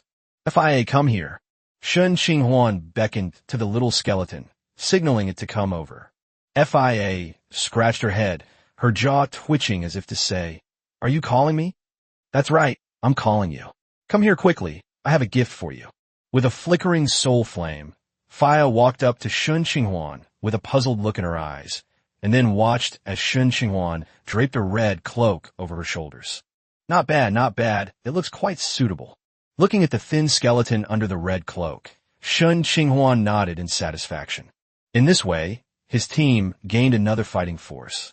Although level 5 and 6 warriors were not much of a help to him, who would complain about having too many warriors under their command. Wearing a red cloak, Fia touched the cloak on her body, somewhat confused as to why Shen Qinghuan had given her such a cloak. As a professional with strong mental power, Shen Qinghuan naturally sensed Fia's doubts, and then he explained the function of the cloak to Fia in detail.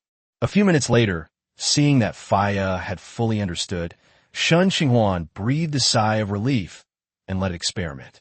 Fia's intelligence was much higher than that of ordinary undead, but still somewhat inferior to that of intelligent beings.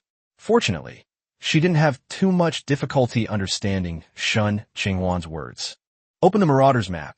Liberty Island is almost there, and we'll arrive soon." However, due to the pig intestine incident, our arrival at Liberty Island, which was originally scheduled for the evening, will now be delayed. The starship sailed across the sea, getting closer and closer to Freedom Island.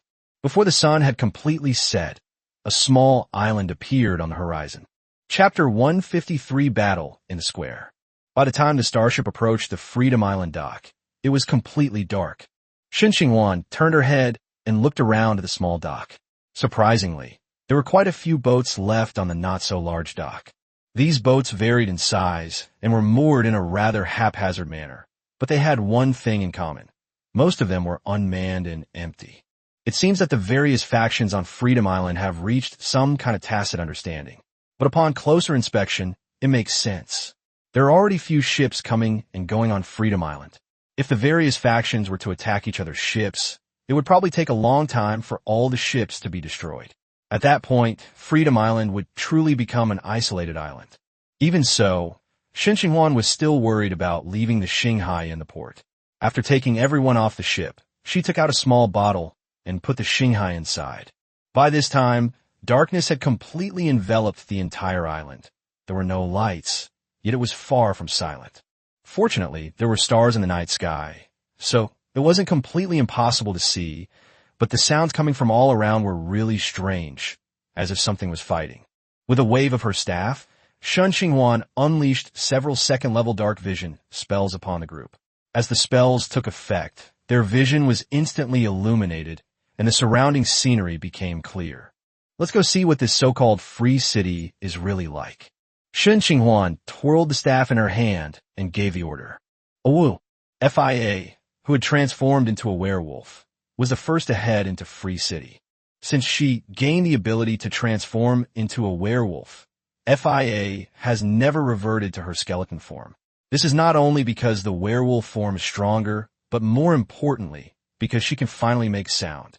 In his skeleton form, he had no vocal cords, so the only way to make a sound was by colliding his bones. Now that he has transformed into a werewolf, he can finally make a sound, although he can only howl like a wolf, but it is still much better than before. Fia led the way, with Watergun, Turtle bringing up the rear, and the group slowly made their way into the city. All that could be seen were low-rise buildings and narrow alleyways, bearing the marks of battle destruction. This free city is more like a large town than a city. The further into the city they went, the clearer the strange sounds from within became. Shen Qinghuan was right. These sounds were indeed the sounds of battle, mixed with some strange screams, which was why they sounded so bizarre. It seemed that a fight had broken out in the city tonight. Who are you people? Just as Shen Qinghuan and the others continued walking in, a weary voice came from a small alley. Shen Qinghuan turned her head and saw several lizard men wielding long knives emerge from the alley, looking at Shen Qinghuan and her group with wary expressions. Lizard men are humanoid creatures that resemble upright lizards, with fine, sharp teeth and scales covering their entire bodies. They typically live in swamps or forests. Lizard men are born swimmers, but they cannot breathe underwater. However, their ability to hold their breath far surpasses that of ordinary humans. They generally belong to the neutral or neutral evil faction.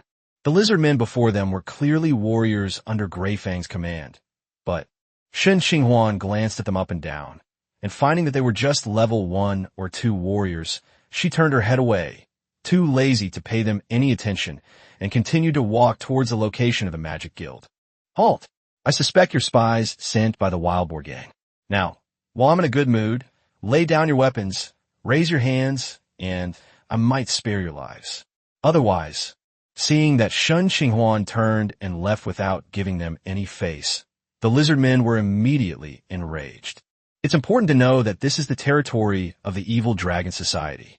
As one of the 3 largest forces on Freedom Island, the Evil Dragon Society's power is growing stronger and stronger, and it is gradually gaining the upper hand over the other 2 gangs.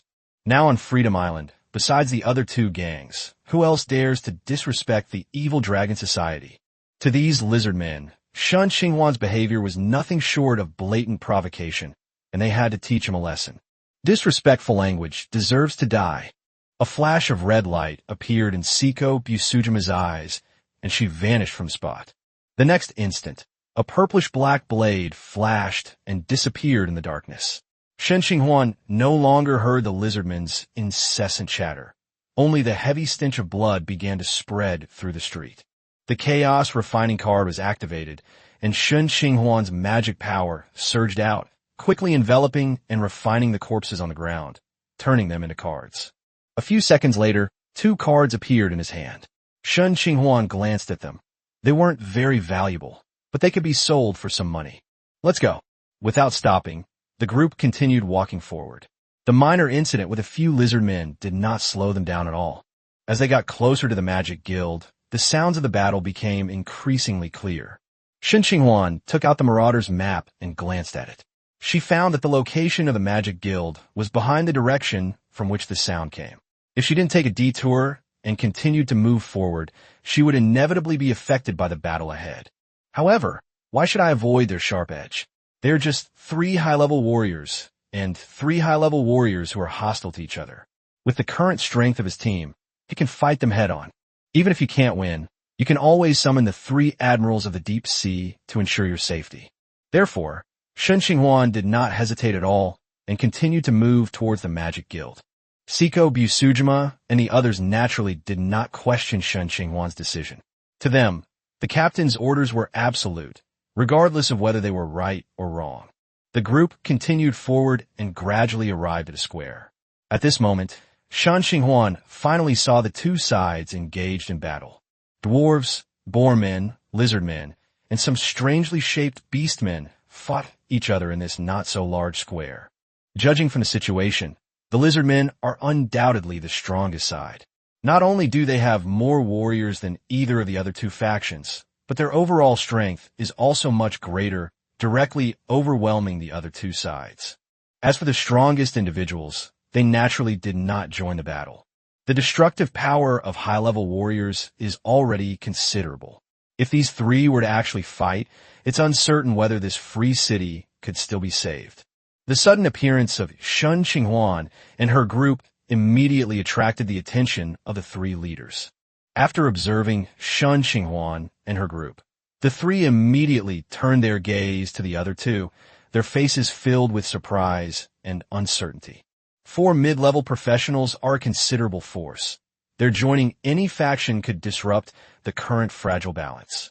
However, after they looked at the other 2, they both saw the puzzled look on their faces.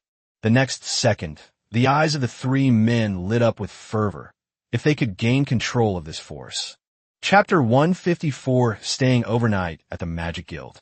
Just as the leaders of these 3 forces saw Shen Qinghuan and her group, Shen Qinghuan also got a clear look at their appearances. There was an ordinary-looking dwarf wielding a large hammer, a lizard man with a curved sword who was larger than his peers, and an exceptionally fat boarman. After seeing the tower of the 9-story Demon Tower, Shen Qinghuan finally understood where its nickname came from. It turned out that it was not a 9-story Demon Tower, but a 9-story waist tower. Looking at the layers of fat around Tay's waist, Shen Qinghuan could only say that he truly lived up to his reputation as a 9-story waist tower. However, given that it is a high-ranking warrior, it is still so obese, so the fat on its waist must have some other purpose. The sudden arrival of Shen Qinghuan and her group immediately cooled down the fight in the square, and more people stopped fighting until the entire square returned to silence. They stopped fighting and just stared at me like that. What's the meaning of that? Shen Qinghuan looked at the group of people who suddenly stopped, feeling somewhat bewildered. However, he didn't pay much attention to it. Whether they fought or not was none of his business. He led his group straight across the square and continued towards the Magic Guild. Seeing that Shen Qinghuan was about to leave through the square, the Boorman Taser finally couldn't hold back any longer. "Friends, where do you come from, and where are you headed?" Upon hearing Tay's words, Shen Qinghuan turned her head and gave him a strange look before continuing to walk towards the Magic Guild. Seeing that his question was ignored, Tez felt embarrassed and secretly annoyed that these adventurers from out of town were not giving him any face. With 2 old rivals nearby, Taze couldn't show his anger openly, but he could only hold a grudge against these adventurers in his heart. After crossing the square, Shen Qinghuan and her group continued forward. Soon after, a magic guild, about 3 or 4 stories high, appeared in front of them. Compared to the somewhat dilapidated buildings around it, the Magic Guild was much more intact, with little damage to its exterior and almost no dust. Squeak! Pushing open the door of the Magic Guild, Shen Qinghuan was the first to walk in. "Welcome to the Magic Guild. What brings you here?" At the front desk, a young, low-level mage sat behind the counter, holding a spellbook, looking at Shen Qinghuan and her group with a surprised expression. As a relatively small city, Free City doesn't have a large number of professionals, let alone spellcasters. In the entire city of Liberty, apart from the 3 mages stationed in the Magic Guild, there are a total of 2 other mages. He knew those 2 mages.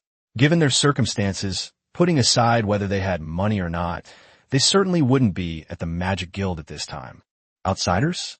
Noticing the significant magical energy fluctuations within Shen Qinghuan's body and her unfamiliar face, the low-level mage quickly deduced that Shen Qinghuan and her group were likely outsiders who had recently appeared on Freedom Island. "I need to buy some magic books and some spell models. This is my magic badge." As she spoke, Shen Qinghuan took out her magic badge and handed it over. "Okay, please wait a moment." The young mage waved his staff, verifying the magic badge. "Verification successful. Please follow me." The verification was completed quickly, and the young mage nodded to Shen Qinghuan, returning the magic badge to him. Following the young mage toward the Magic Guild, Siko Busujima and the others went to the lounge to wait. Having had the experience before, Shen Qinghuan was much more familiar with the Magic Guild when she returned. Perhaps because of the standardized construction, Shen Qinghuan found that this Magic Guild was not exactly the same as the Magic Guild in Moonlit Bay, but rather virtually identical. Because of the existence of the Knowledge Squid, Shen Qinghuan focused on buying magic books this time, and did not buy many spell models. "I only purchased 6 support spells. First circle spells Oily and Sleep, second circle spells Detect Thought and Weakening Ray, and third circle spells Underwater Breathing and Eagle Eye." It wasn't that Shen Qinghuan didn't want to buy more. Her main purpose in coming to the Magic Guild this time was to purchase magic books to enrich her knowledge, and buying spell models was just a side thing. After a shopping spree, Shen Qinghuan's energy coins were mostly used up like water. This was only because Shen Qinghuan was considering that she would restrain herself from buying more once she arrived in the Card Kingdom. "Is there anything else you need, Mr. Shen?" "Oh, right. I also need 2 more empty rooms." "Okay, please follow me." The Magic Guild does have rooms available for lodging, but these rooms are usually reserved for mages of the Magic Guild, and the lodging fee is relatively expensive. Therefore, few people stay overnight at the Magic Guild. With that money, they could book several rooms at a nearby inn. However, it was already late, and, judging from the chaotic state of Liberty City at night, Shen Qinghuan didn't think there would be any other hotels open in the city. Just as Shen Qinghuan and her group were staying overnight at the Magic Guild, the 3 major gangs in Free City all found out that Shen Qinghuan was staying at the Magic Guild. Shen Qinghuan's sudden intrusion directly interrupted the battle between the 3 forces tonight. Since a fight couldn't break out, everyone naturally went back to their own homes. However, they didn't let Shen Qinghuan and her group run around freely. They all sent out their underlings to track down and find out where Shen Qinghuan and her group were staying. Meanwhile, in a 3-story building not far from the dock, a candle illuminated the dark room. "Boss, I found out that the group of outsiders have moved into the Magic Guild." Inside the room, a burly lizard man reported to Greytooth. "Are you sure they've settled down at the Magic Guild?" "It's absolutely true, boss. I saw the lights on in those guest rooms at the Magic Guild with my own eyes. Those out-of-towners must have checked in," the lizard man said with an air of absolute certainty. Upon hearing his subordinates say this, Greytooth frowned. If there are spellcasters, it will probably be difficult to recruit them. As the leader of one of the 3 major forces in Free City, Greyfong naturally has no shortage of money. However, while the money is enough for Greyfong, it is completely impossible for him to recruit a mid-level mage.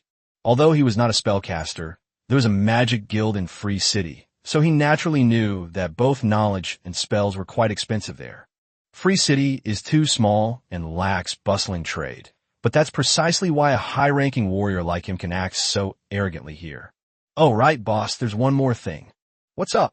Just when Greytooth was having some troubles, his subordinates brought him another piece of bad news. Green Scale and the others have gone missing. Chapter 155, Guild Mission. "What did you say?" "Missing."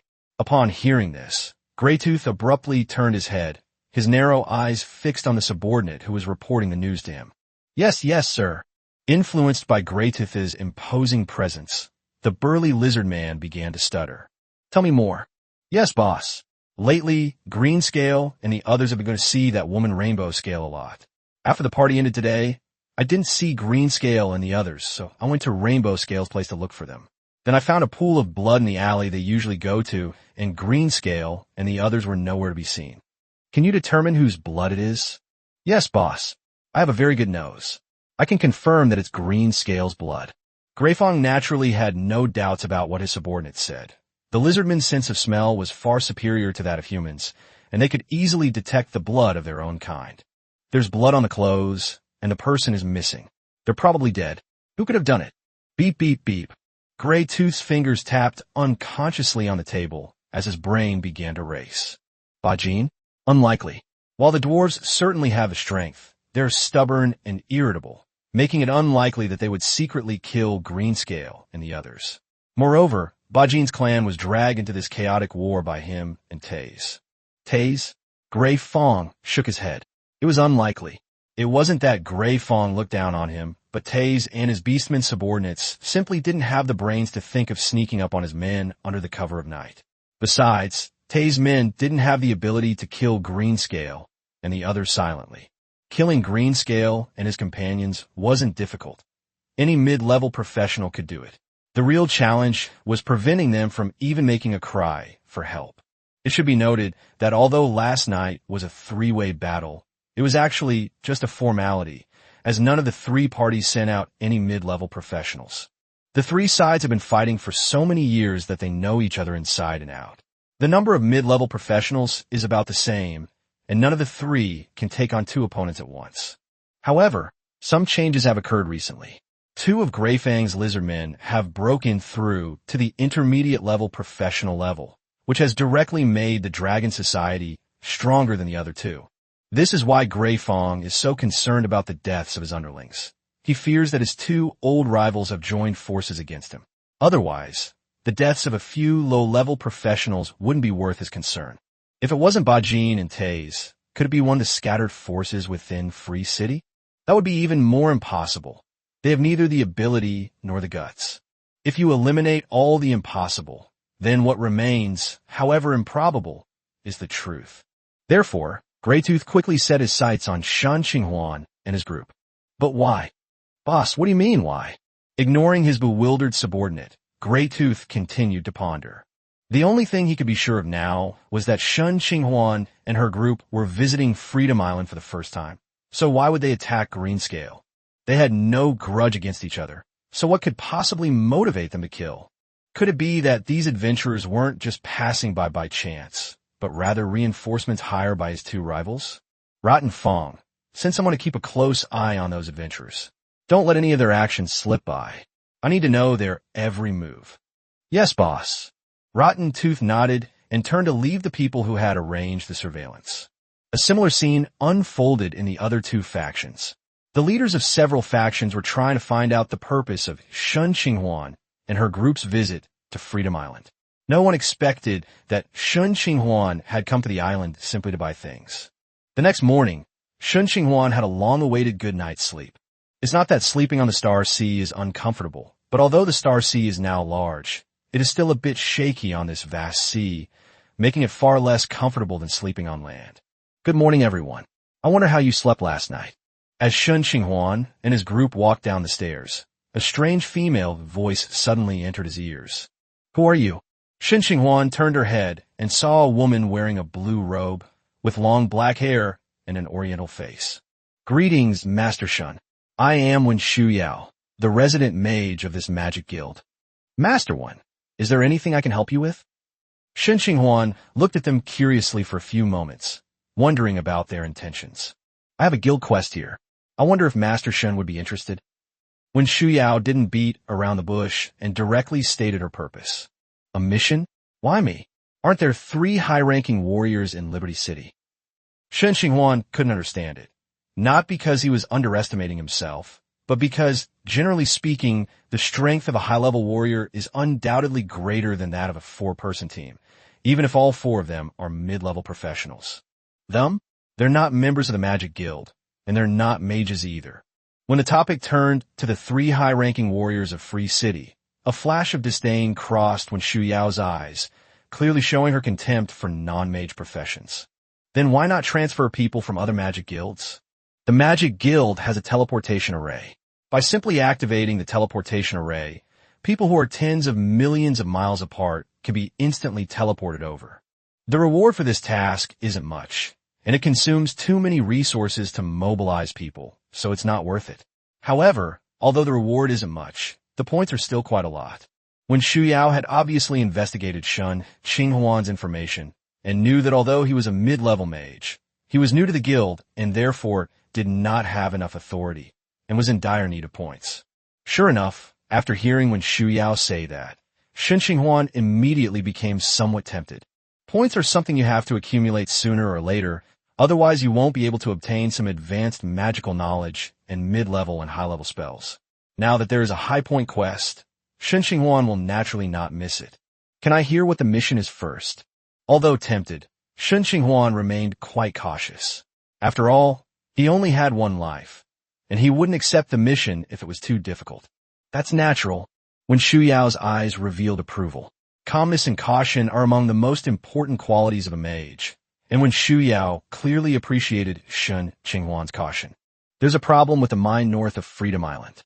The alchemical dolls inside the mine have been attacked by an unknown creature. The mission is to find out what's inside the mine. The reward is 10,000 energy coins and 50 guild points. If the unknown creature is defeated, additional guild points will be awarded depending on its rank. Amine? Shen Qinghuan was somewhat surprised. From the information she had gleaned from pig intestine, she had never heard the word mine before. Could it be that there was a mine on Freedom Island that even the 3 major powers were unaware of?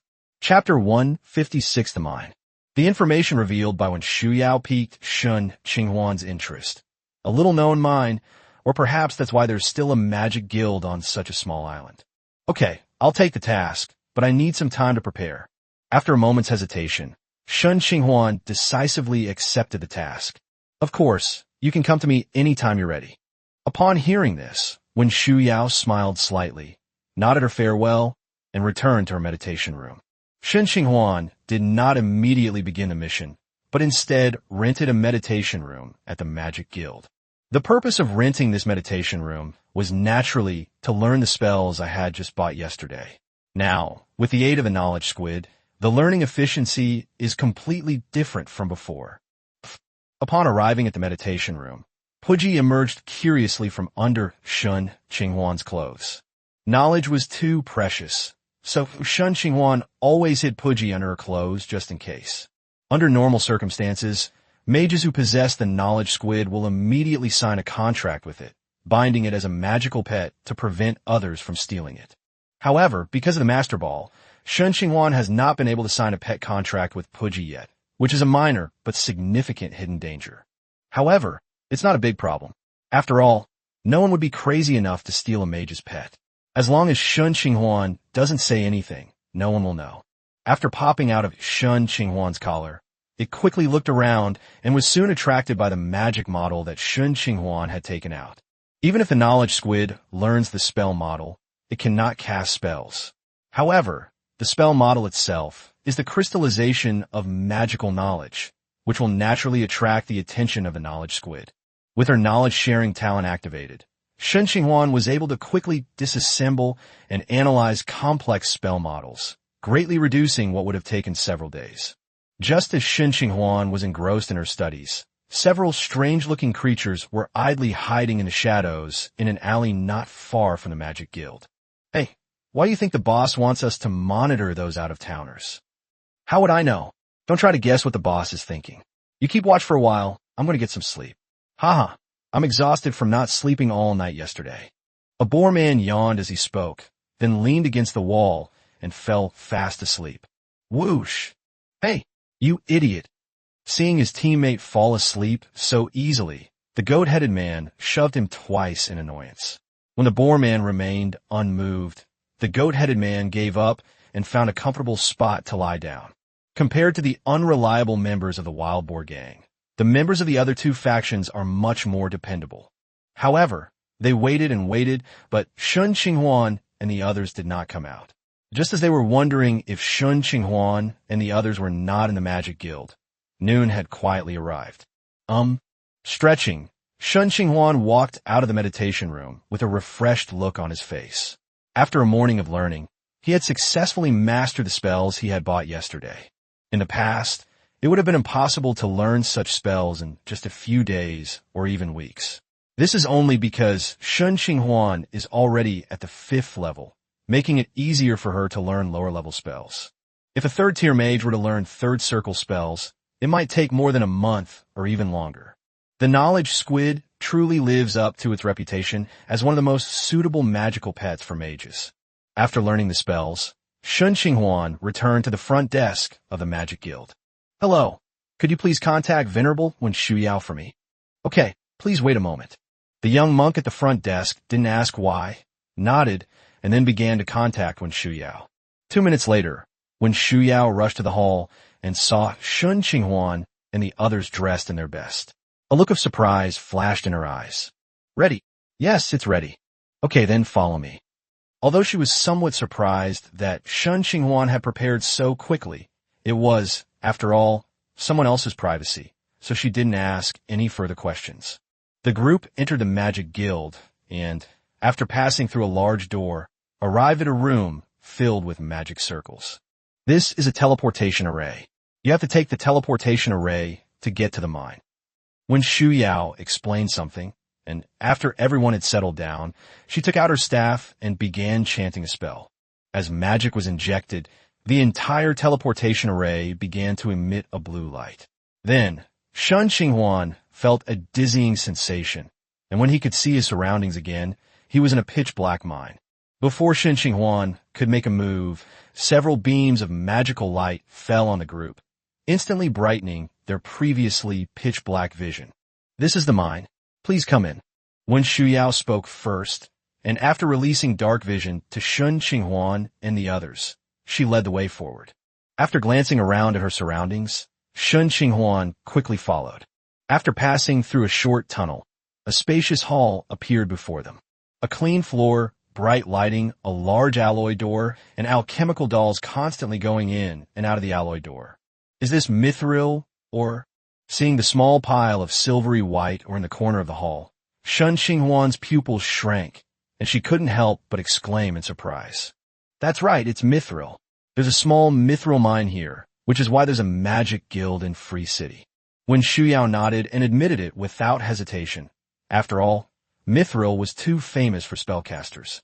Its excellent energy conductivity makes it popular among spellcasters. In addition, it weighs only 1/3 of ordinary metals, but its hardness is in no way inferior to fine steel. Therefore, it is often used to make staves and various enchanted equipment. Besides mithril or Shen Qinghuan also saw many other types of ores in the hall, but compared to mithril ore, these ores seemed relatively cheap.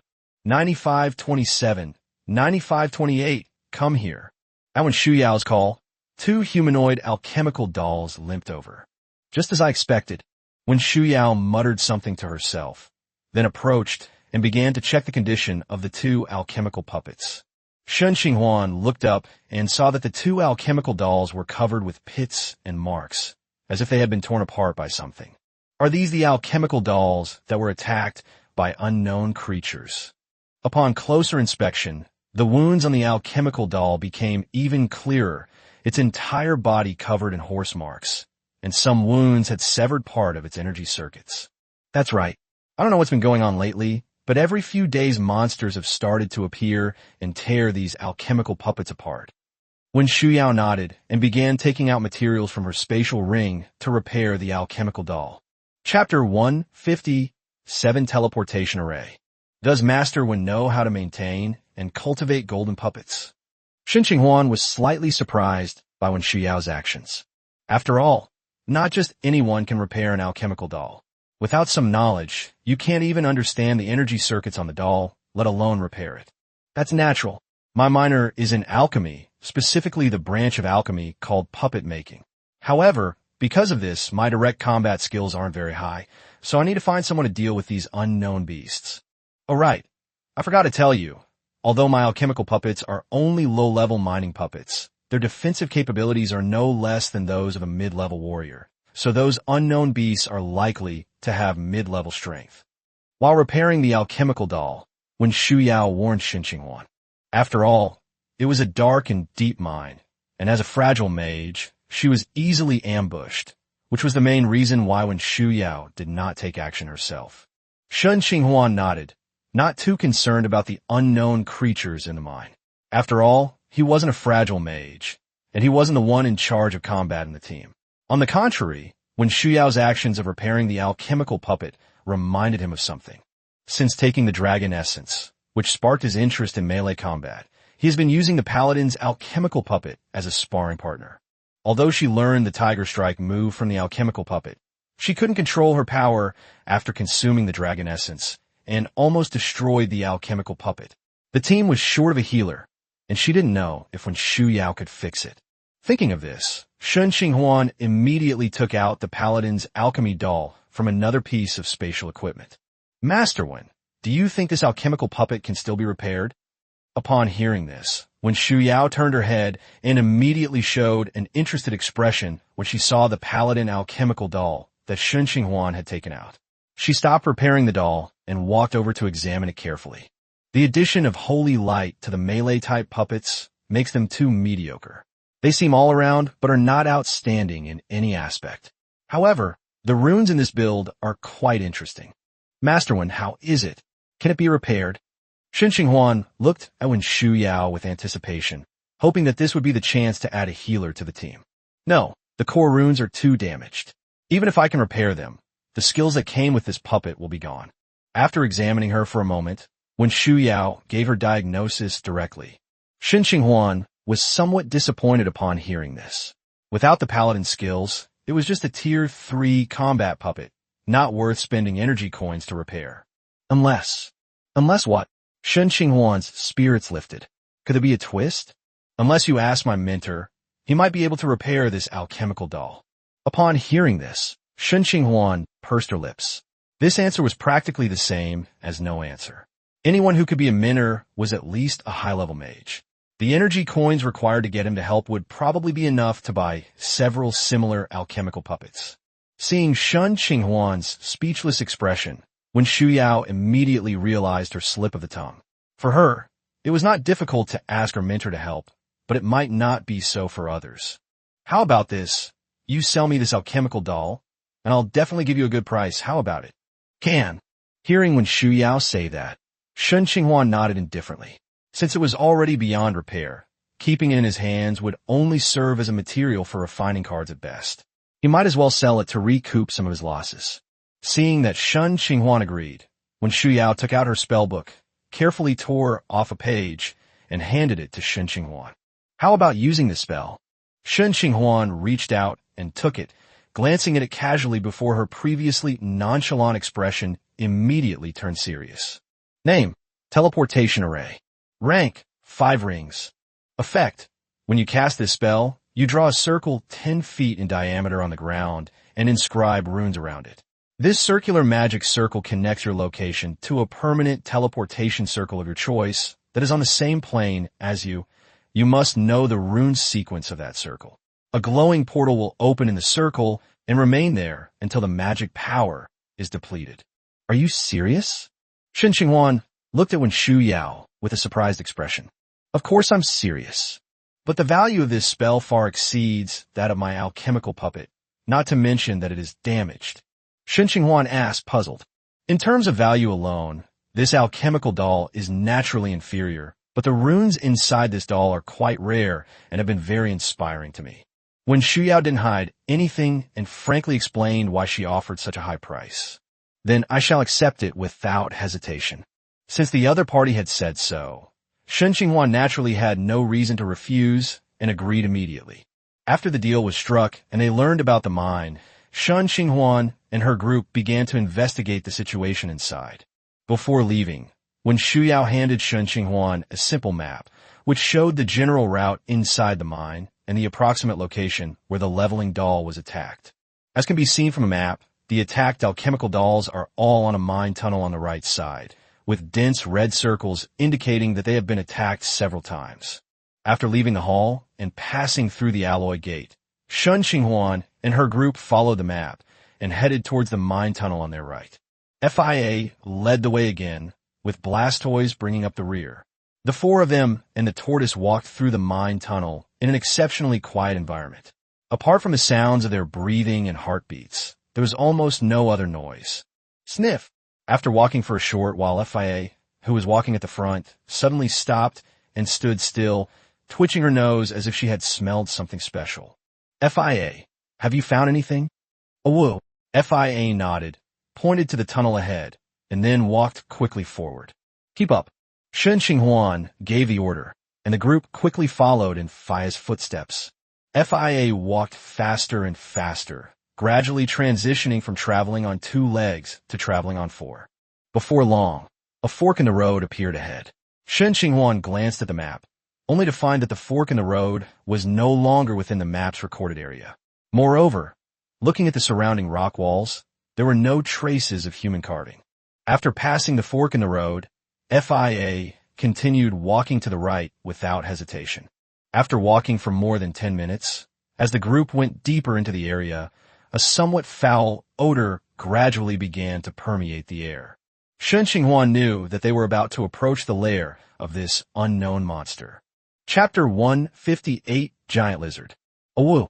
Fia suddenly let out an excited howl, and her already fast speed increased again. After turning a corner, she disappeared from Shen Qinghuan and the other's sight. Immediately afterwards, a very deep, muffled roar came from the tunnel ahead. Keep up. Seeing the commotion ahead, Shen Qinghuan didn't bother waiting for the slowest turtle and immediately accelerated forward. After turning a corner, the scenery ahead was fully revealed to Shen Qinghuan. Several enormous lizards were perched inside a huge natural cave. FIA's agile figure darted among the monitor lizards, her sharp claws scratching at the surrounding lizards from time to time, causing the lizards to roar in anger. However, compared to the agile FI, the giant lizard's movements appeared quite clumsy, and they were completely helpless except for roaring. However, because there were too many monitor lizards, FIA dared not stop and could not exert maximum force in her attacks. She could only keep moving around, afraid of falling into the lizard's encirclement. In addition, the monitor lizard has thick skin, so FIA's attacks were like tickling, only leaving bloody marks on the monitor lizard scales, but not causing serious damage. Where did all these monitor lizards come from? There are even 2 level 4 monitor lizards. Shen Qinghuan was somewhat surprised that there were so many monitor lizards in this desolate cave. What did they eat? However, the immediate concern is not how the giant lizards will survive. The urgent task is to eliminate these monsters as soon as possible to prevent them from attacking the alchemical puppets again. Without Shen Qinghuan's command, Siko Busujima, wielding her zanpakuto, drew her sword and transformed into a streak of red light, charging towards the swarm of giant lizards. On the other side, Shauna was not to be outdone. She raised her hands, and a longbow made of condensed ice appeared in her hands. As Shauna repeatedly drew back the bowstring, arrows made entirely of frost pierced the air and shot towards the giant lizard. The arrows were precise, each one avoiding Seiko Busujima's charge and striking the giant lizard's vulnerable eyeballs. The instant the arrow struck, a burst of intense cold air erupted from the giant lizard's eye sockets, freezing its brain completely. By the time Seiko Busujima reached the level 4 giant lizards, most of the level 3 giant lizards were already dead. Dark slash. The purplish-black blade, wreathed in scorching flames, slashed at the giant lizard, which was as tall as a person. The zanpakuto sliced through the lizard's jaws like a hot knife through butter. The long snout was severed, and before any blood could flow, the scorching flames instantly sealed off all the blood vessels, leaving only a burnt smell in the air. Suddenly struck by a severe blow, the giant lizard, which had been chasing began to writhe in pain. The next second, several ice arrows suddenly appeared, accurately hitting the rolling giant lizard in the eyes. A bone-chilling cold erupted, and the giant lizard, which had been rolling around, froze instantly, losing all its breath within seconds. Seeing its companion die so quickly, the last fourth-tier creature was startled. FIA stopped chasing and turned to disappear into a small pool in the cave. Don't chase after them yet. Seeing that FIA was about to chase the giant lizard, Shen Qinghuan quickly stopped her, as the water was not their territory and it would be unwise to enter rashly. Came. The battle lasted less than a minute from start to finish, and Blastoise only just managed to reach the cave at that point. Captain, one escaped. What should we do? Should we chase after it? Shauna came to Shen Qinghuan's side and asked. No rush. Let's wait a bit. Shen Qinghuan shook her head, then stretched out her right hand towards the giant lizard corpse on the ground and activated the Chaos Refining card. Apart from the 4th-tier giant lizard, the remaining 3rd-tier giant lizards on the ground turned into cards and fell into Shen Qinghuan's hands. Without time to check, after refining the card, Shen Qinghuan flipped her hand, turning the crystal transformation devourer into a staff. At the same time, she took out a reed as a casting material and waved it at the group. As the magical light descended, the 3rd circle spell underwater breathing quietly took effect, and a virtual fish gill appeared on either side of the group's cheeks. Seeing that the spell had taken effect, Shen Qinghuan transformed the crystal transformation devourer back into a ring and put it on her hand. She then picked up the remaining corpse of the 4th-tier giant lizard on the ground. All right, let's go. Shen Qinghuan waved her hand, and the group immediately stood on the back of the water turtle. It was a bit crowded, but we had to do it in a hurry. As Blastoise sank into the pool, an underwater tunnel appeared in Shen Qinghuan's eyes. Shen Qinghuan was not surprised by this. The fact that the monitor lizards were fleeing into the water meant that there was another way out of the cave, and this way was likely the path through which the monitor lizards entered the cave. He patted the Blastoise beneath him, and the Blastoise understood, immediately accelerating along the underwater tunnel. There's only one way through the tunnel, so there's no need to worry about getting lost. A few minutes later, a faint light appeared ahead. Blastoise accelerated and rushed straight out of the tunnel. Looking at the light overhead, Shen Qinghuan was somewhat surprised. The tunnel was unexpectedly short, and judging from the surrounding environment, it seemed to be not far from the coast. They patted the Blastoise to signal it to surface, and soon the Blastoise carried them out of the sea. It really is near the coast of Liberty Island. Looking around, Shen Qinghuan had a thought, and his eyes flashed with blue light. He used his mental power to fly into the air.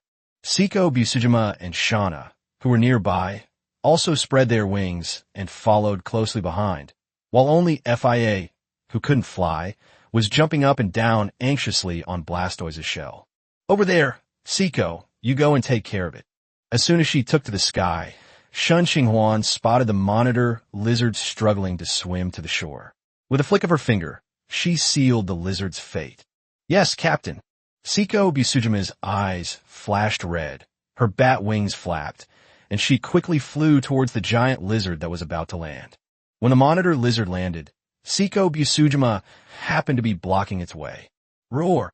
Seeing its path blocked, the giant lizard became enraged. It pawed at the ground with all four limbs, and its huge body rammed into Seiko Busujima like a dump truck. Despite the giant lizard charging at her, Seiko Busujima remained remarkably calm. Without even uttering a release command, she deftly dodged the lizard's attack, then swung her Zanpakuto, sending one of the lizard's thick legs flying into the air. Roar! With one of its hind legs suddenly severed, the monitor lizard immediately lost its balance and collapsed onto the beach, thick blood flowing uncontrollably from the severed hind leg. It's over, Seiko Busujima said softly, then calmly raised her long sword and thrust it towards the giant lizard's head. A mere fourth-tier beast is far inferior to the diverse array of opponents in the arena. Stop! Just as Seiko Busujima was about to strike, a roar came from the jungle on the shore. Chapter 159 Rank 6 Lizardman Sand Scale. The sudden roar did not make Seiko Busujima hesitate for even a moment with her longsword.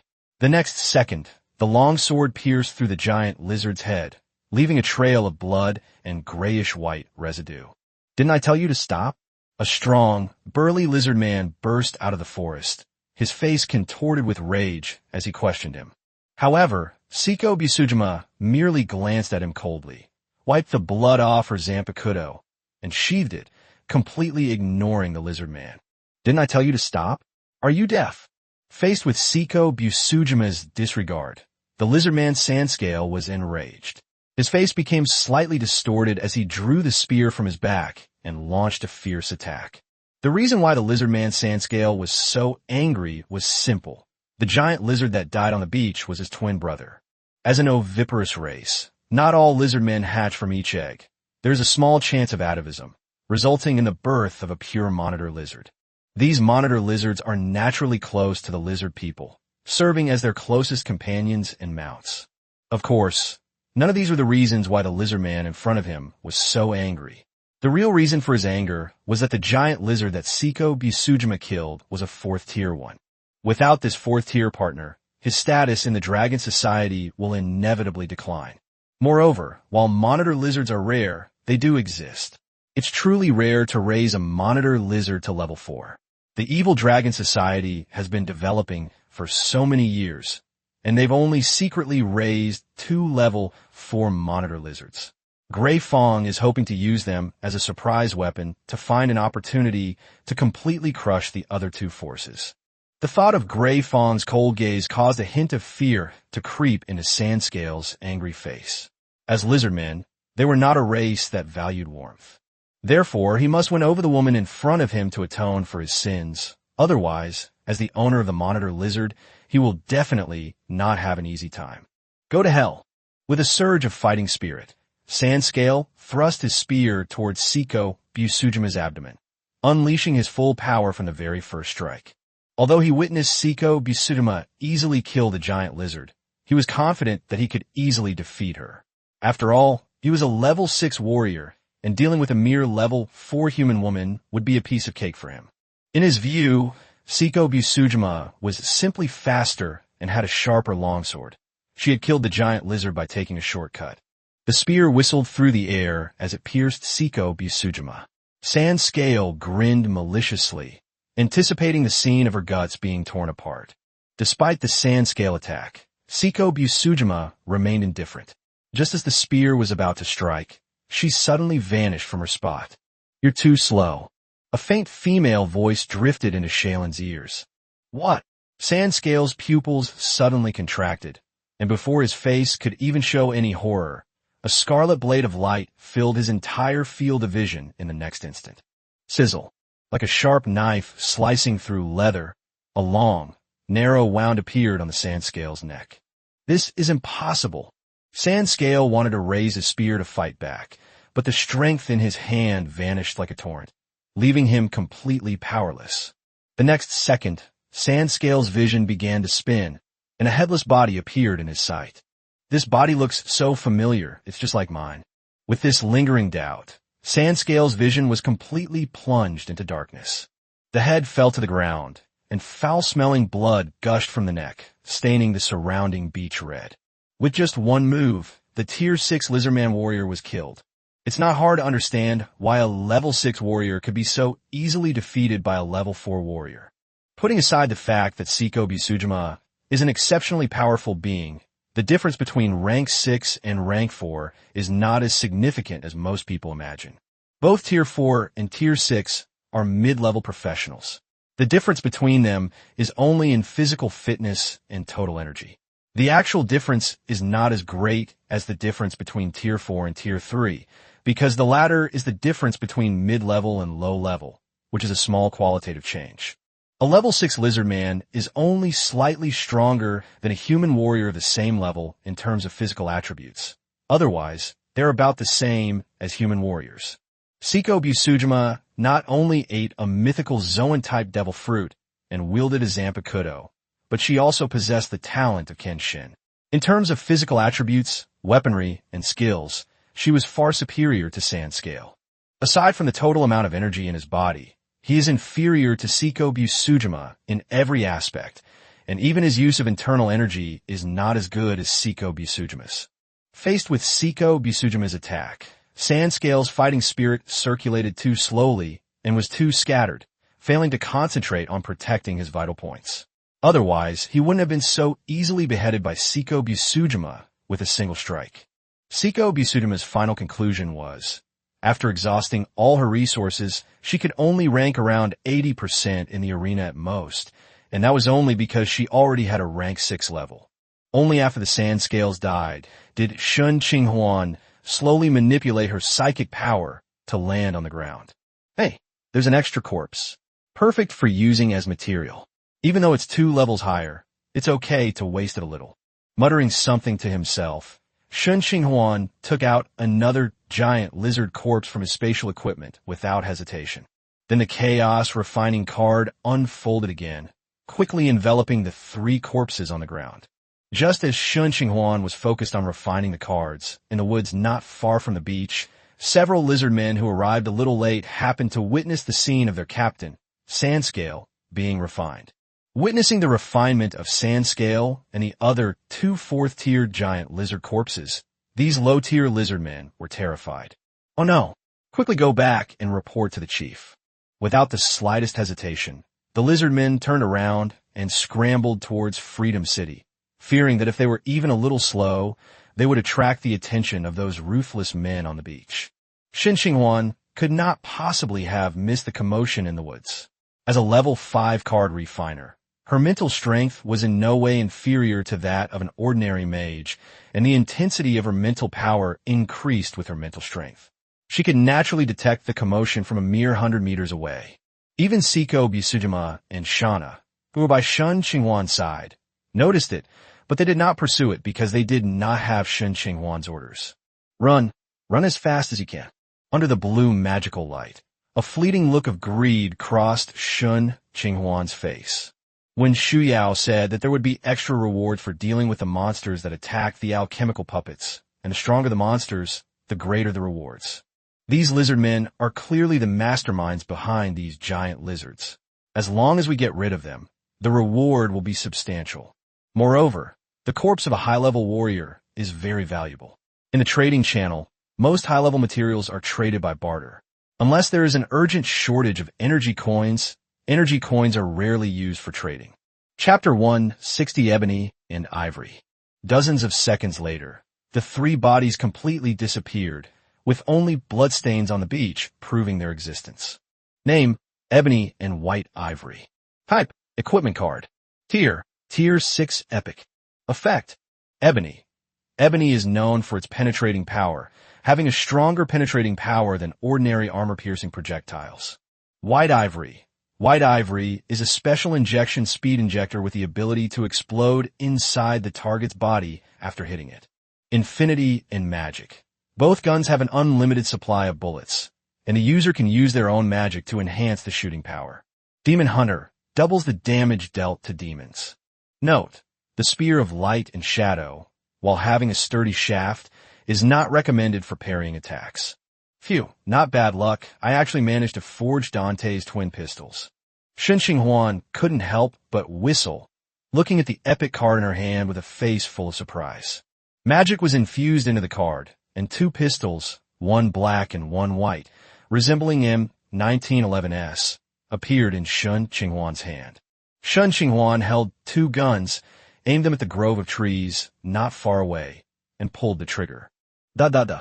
Dozens of bullets rained down on a small tree like a storm, riddling it with holes in the blink of an eye. At the same time, a terrifying recoil came from the two pistols. This terrifying recoil would be unbearable for an ordinary person, and might even break their wrist. However, given Shen Qinghuan's current physique, this recoil is nothing at all. Da-da-da, da-da-da. The two guns fired continuously, seemingly without end. The more Shen Qinghuan used them, the more her love for them grew. Who could resist two guns with unlimited ammo? My darling. Stroking the still cool gun barrel, Shen Qinghuan nodded in satisfaction. It seemed that the ebony and ivory had no problem overheating, so she could fire the gun freely. Just as Shen Qinghuan was testing the gun, several lizard men in the woods ran back to Free City at their fastest speed ever. Leader, something terrible has happened. Leader, something terrible has happened. You're the one who's not doing well. I'm perfectly fine. Upon hearing this, Gray Fong flew into a rage, glaring fiercely at the mute underling.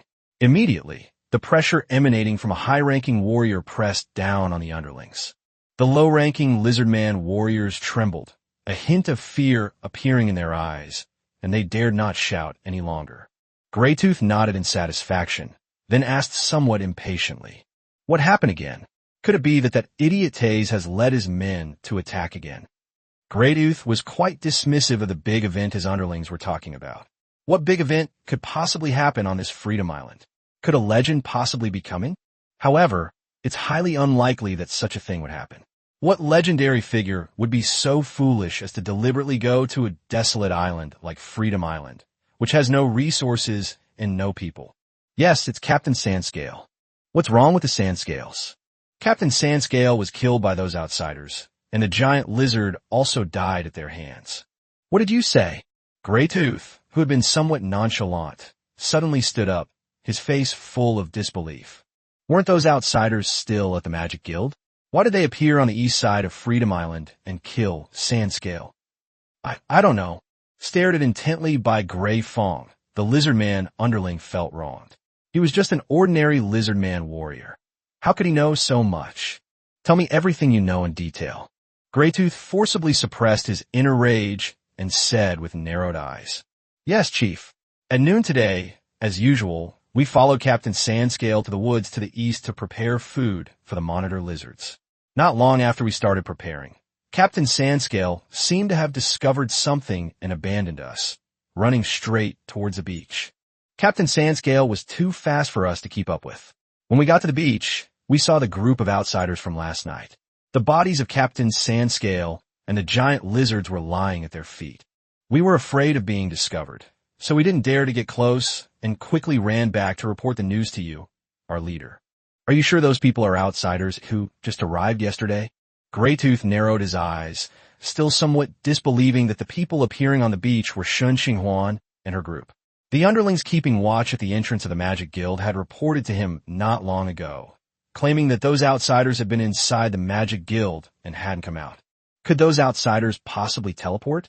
As for the fact that his underlings deserted in the face of battle, Gray Fong didn't pursue the matter.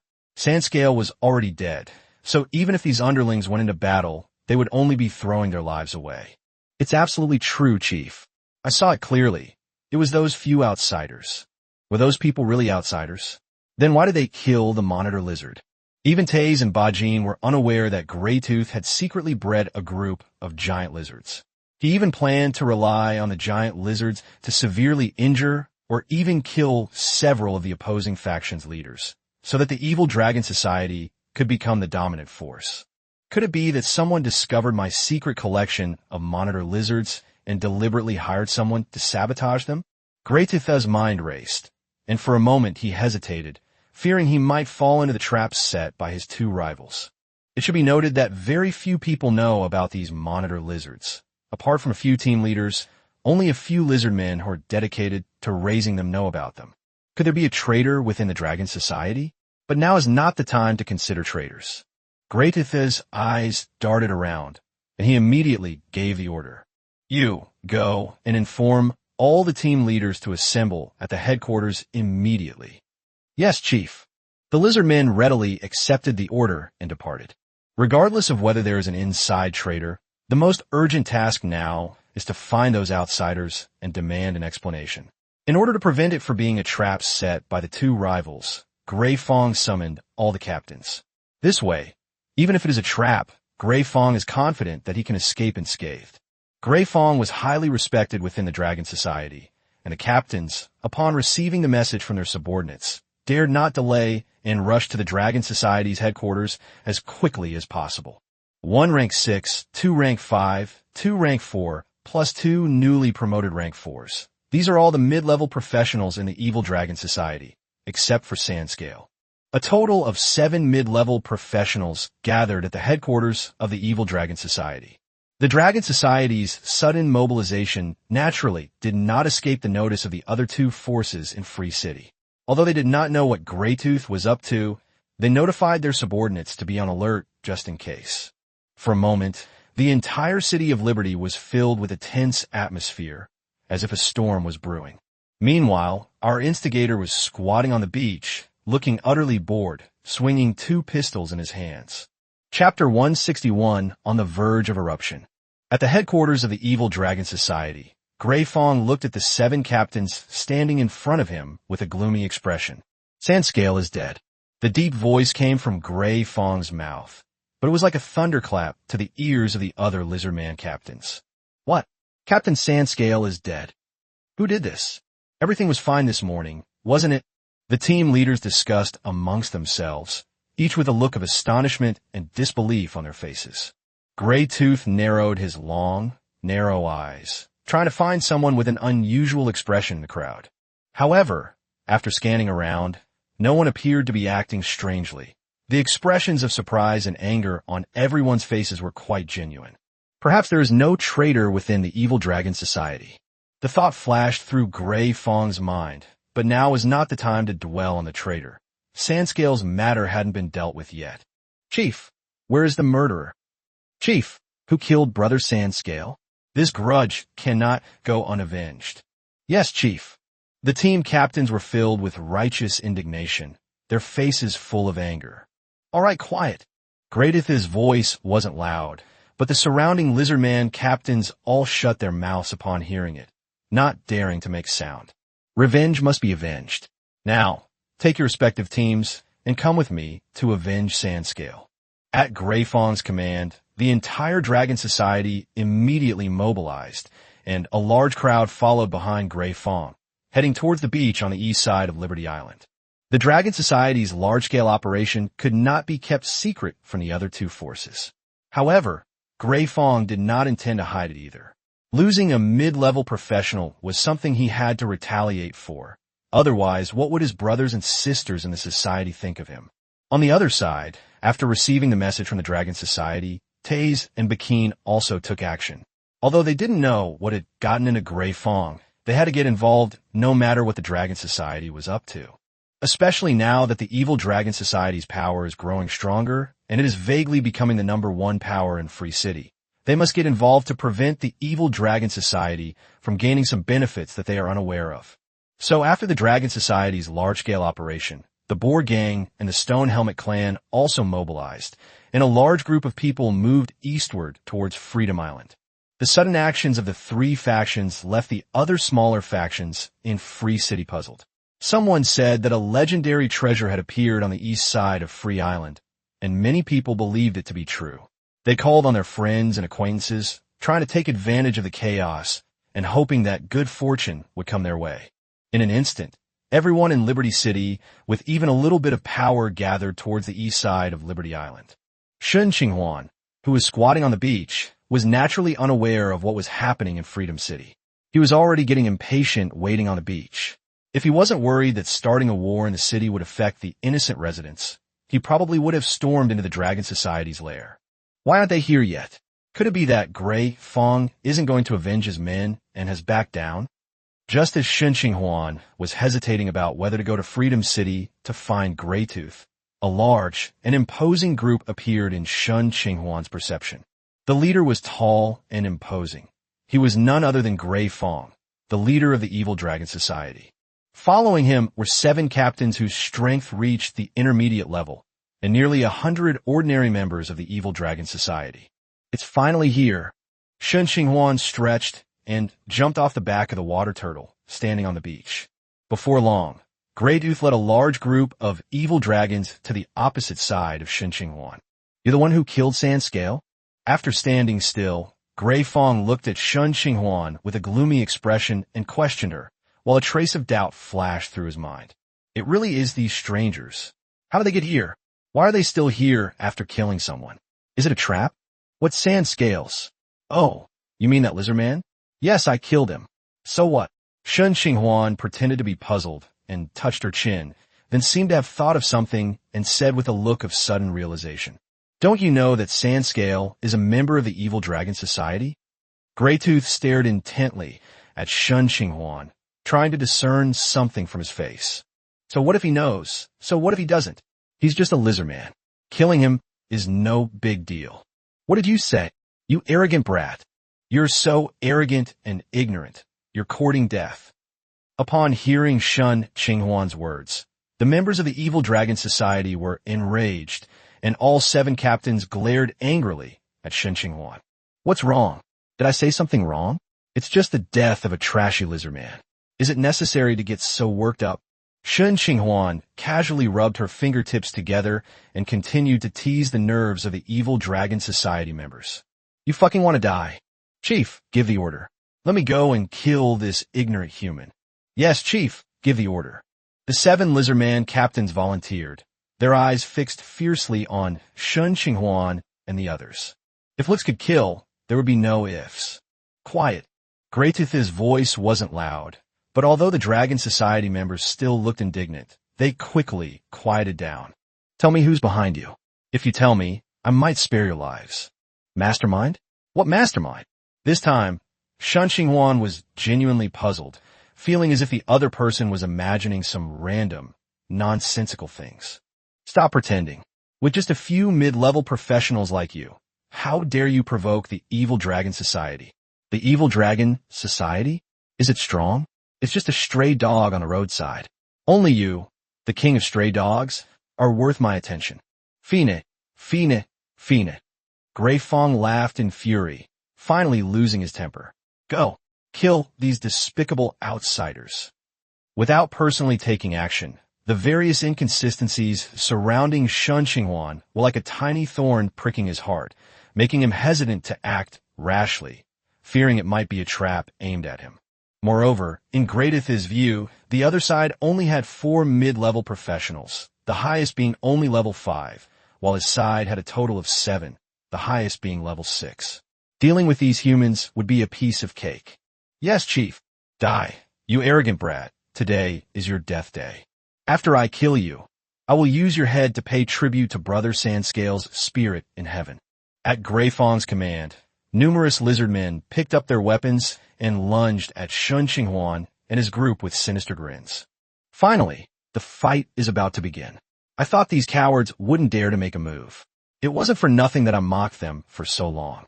Shen Qinghuan's spirits lifted, and the crystal transformation devourer transformed into a dual disc on his left arm. Come fort, Senjin Shieldbeater, Soribelor, Abomination, Swamped Beast. Taste and go. Bah. Tear it apart. Rip it off. Roar.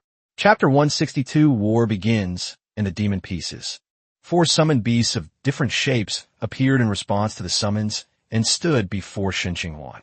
Now it's 7 against 7, which is very fair.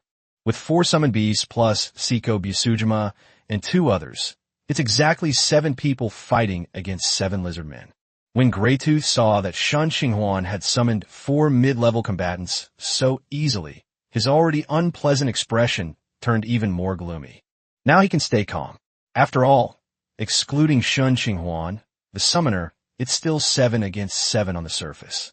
Although he's no longer at a numerical advantage, he still has the home advantage. Even if he can't win quickly, Victory shouldn't be a problem. However, less than 3 seconds into the exchange, Greytooth's expression changed drastically. The other lizard men were alright, but when they faced Cerebalol, Shauna, and Seiko Busujima, they found themselves in dire straits as soon as they clashed. In particular, the 5th-tier lizard man who fought Seiko Busujima was severely injured by her in the very first move. Seeing that his few remaining Tier 5 subordinates were about to die under Seiko Busujima's blade, Grey Fong could no longer sit still.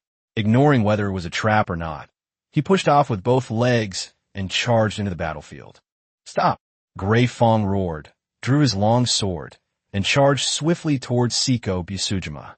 Unfortunately, he hadn't anticipated that Seiko Busujima was so powerful.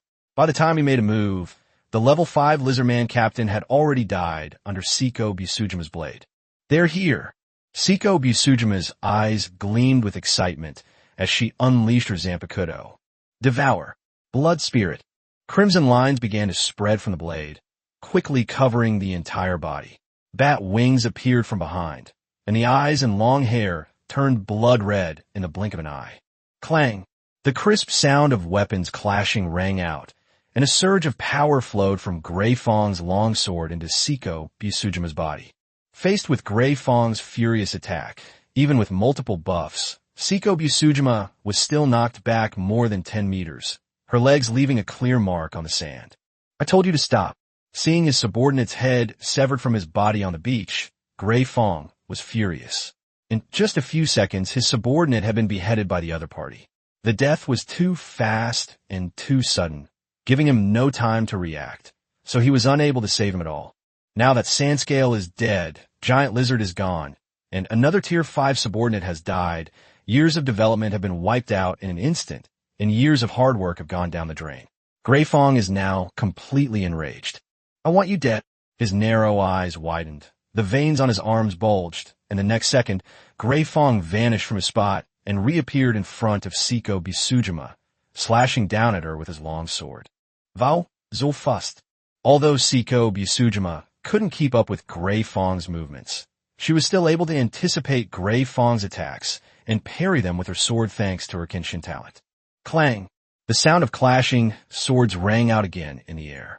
Seeing Seiko Busujima block his attack once more, Grey Fong's ferocious expression grew even more ugly. A mere 4th-tier opponent managed to block my attacks twice.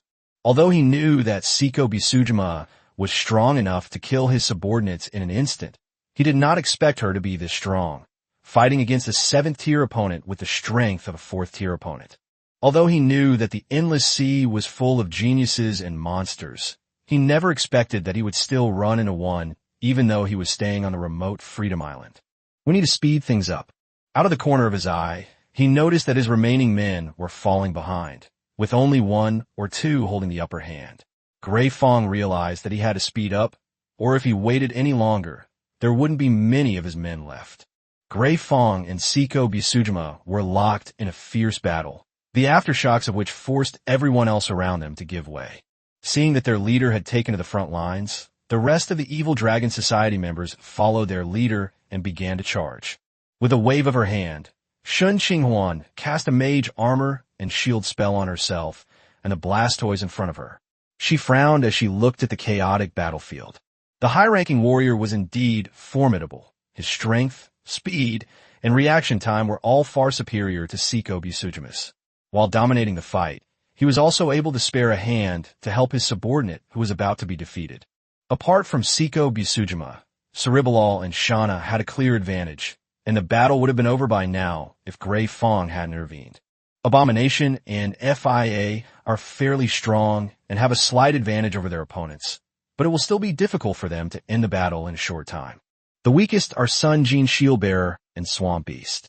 They are completely outmatched by opponents of the same level, but fortunately, they are both tough and durable, so they won't be defeated in a short time.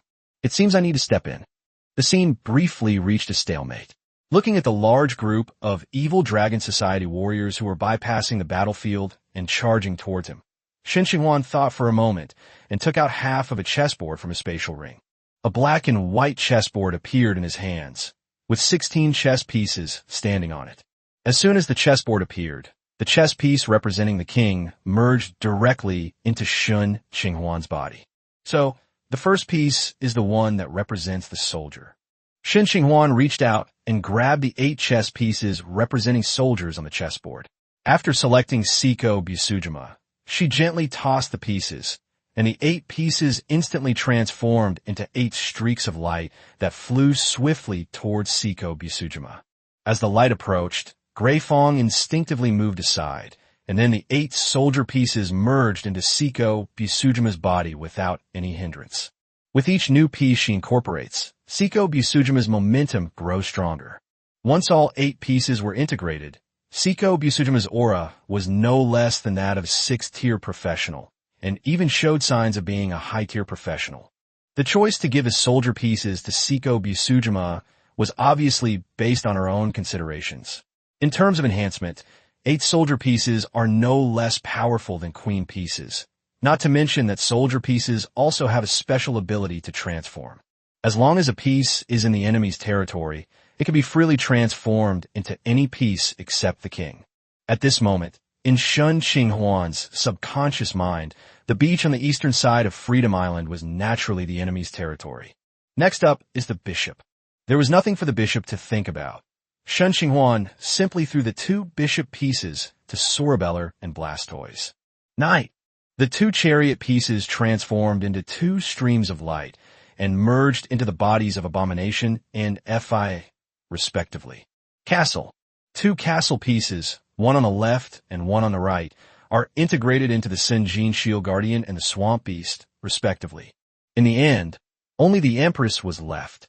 As the most powerful piece in the Devil chess game, the Queen piece was naturally reserved for Shen Qinghuan. The Queen chess piece turned into a white light and disappeared into Shen Qinghuan's palm. The next second, a powerful force surged from within her body. A comprehensive enhancement of strength, speed, defense, and magic. Chapter 163, Shooting and Massacre. With all 16 demon pieces used, Shen Qinghuan's team immediately received a boost, especially Siko Busujima, whose 8 soldier pieces gave her the strength to rival Gray Fong. How is that possible? Seeing a human girl in front of him suddenly surge in aura, from being suppressed by him to now being roughly equal to him, Gray Fong was filled with disbelief. What upset him even more was that, with similar strength and speed, he discovered that his swordsmanship, honed over 20 years, was no match for the young girl in front of him, who was not even 20. With Gray Fong, the strongest fighter, completely tied down by Siko Busujima, the remaining Lizardman captain was immediately met with a heavy blow from the enhanced group. Bah! A high-pitched phoenix cry rang out, and with the support of the chess piece, the flames on Cerebellar's body intensified. With a single beak, a pillar of fire, much thicker than usual, shot out. Cerebellar's opponents were already outmatched by its attacks, and now that Cerebellar's magic has been further enhanced, the Lizardman captain, aided by Greytooth, was instantly reduced to charred remains by the pillar of fire. After the pillar of fire burned the Lizardmen to death, its power remained undiminished. Cerebellar turned his head and directly controlled the pillar of fire to fall into the crowd of the Dragon Society. Put out the fire quickly. Help! Flames proved to be a powerful weapon against most creatures. A pillar of fire directly halted the charge of many Dragon Society members, and also burned more than a dozen of them to death. However, the Dragon Society had a considerable number of members, and even with Cerebellar's flames blocking their way, many still managed to bypass the flames and reach Shen Qinghuan. I've been slacking off for too long. It's time to test my skills. Pulling out the ebony and ivory ornaments from her waist, Shen Qinghuan held her hands outstretched, floated behind the Blastoise, and began firing her guns with abandon. Da-da-da, da-da-da. Bullets rained down on the members of the evil Dragon Society who were charging toward Shen Qinghuan. Don't be fooled by the fact that white ivory is known for its high rate of fire. It's more than enough to deal with these low-level warriors who are at most level 3. Moreover, few of these low-ranking warriors even have a full set of armor, so how could they possibly withstand white ivory's bullets? The screams of the Lizardmen echoed across the beach, and Shen Qinghuan experienced the long-lost thrill of fighting zombies in the game. One wave of Lizardmen after another fell, and any arrows that occasionally flew in front of Shen Qinghuan were quickly stopped by the water blastoise using water wave. Under Shen Qinghuan's bullets and Sorabeller's flame attacks, members of the evil dragon society began to die in droves, with the fastest charging group not lasting long at all.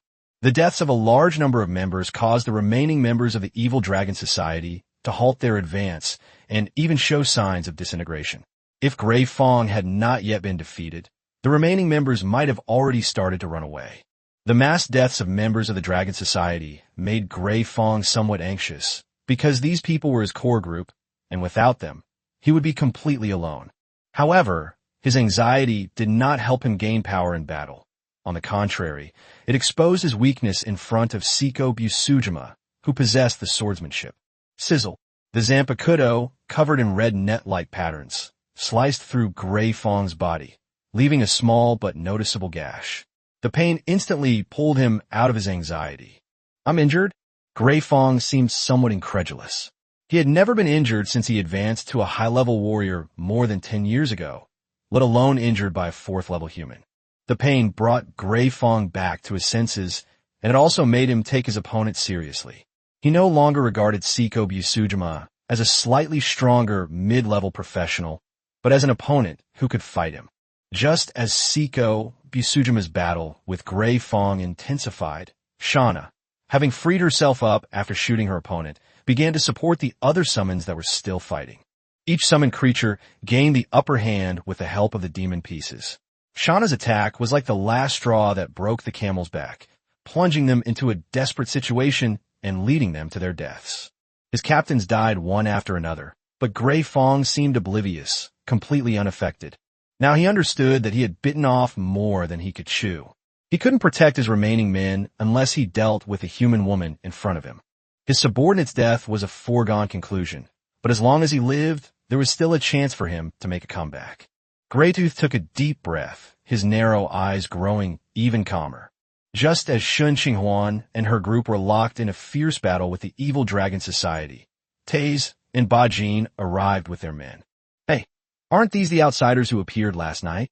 Why are they fighting with Gray Fang's people? Look, isn't that corpse on the ground from the rotten claws?"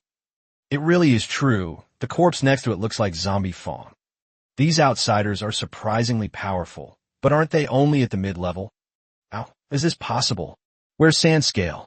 Where's Sandscale? Did he run away? A group of Boar Gang members and Stonehelm clan members appeared at the edge of the battlefield, and they soon spotted the two sides clashing. However, once they got closer and saw the details clearly, they were all shocked and stopped in their tracks.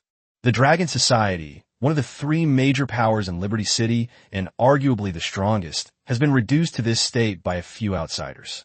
Nearly 100 members of the Evil Dragon Society were either dead or wounded. Of the 8 mid-level captains in the society, 4 dead and 3 were wounded. The scene was a complete mess, with corpses everywhere. Where's Greytooth? Where's Greytooth? Look, isn't that Greytooth fighting that woman? It is indeed Gray Fong. Wasn't his opponent only a mid-level opponent?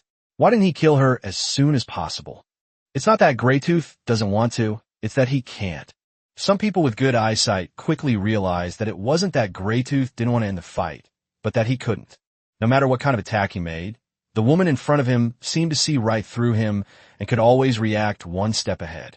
He can still hold on now thanks to the stamina and vitality of a high-level warrior, but once others are free to act, the situation will only become more and more unfavorable for him. This can't go on any longer. Gray Fong's eyes hardened, and he prepared to fight desperately. Seiko Busujima, who was opposite Gray Fong, suddenly felt a sense of crisis, like being pricked by needles. She immediately became excited, and the red light in her eyes grew stronger. Wisps of red mist began to slowly drift around her.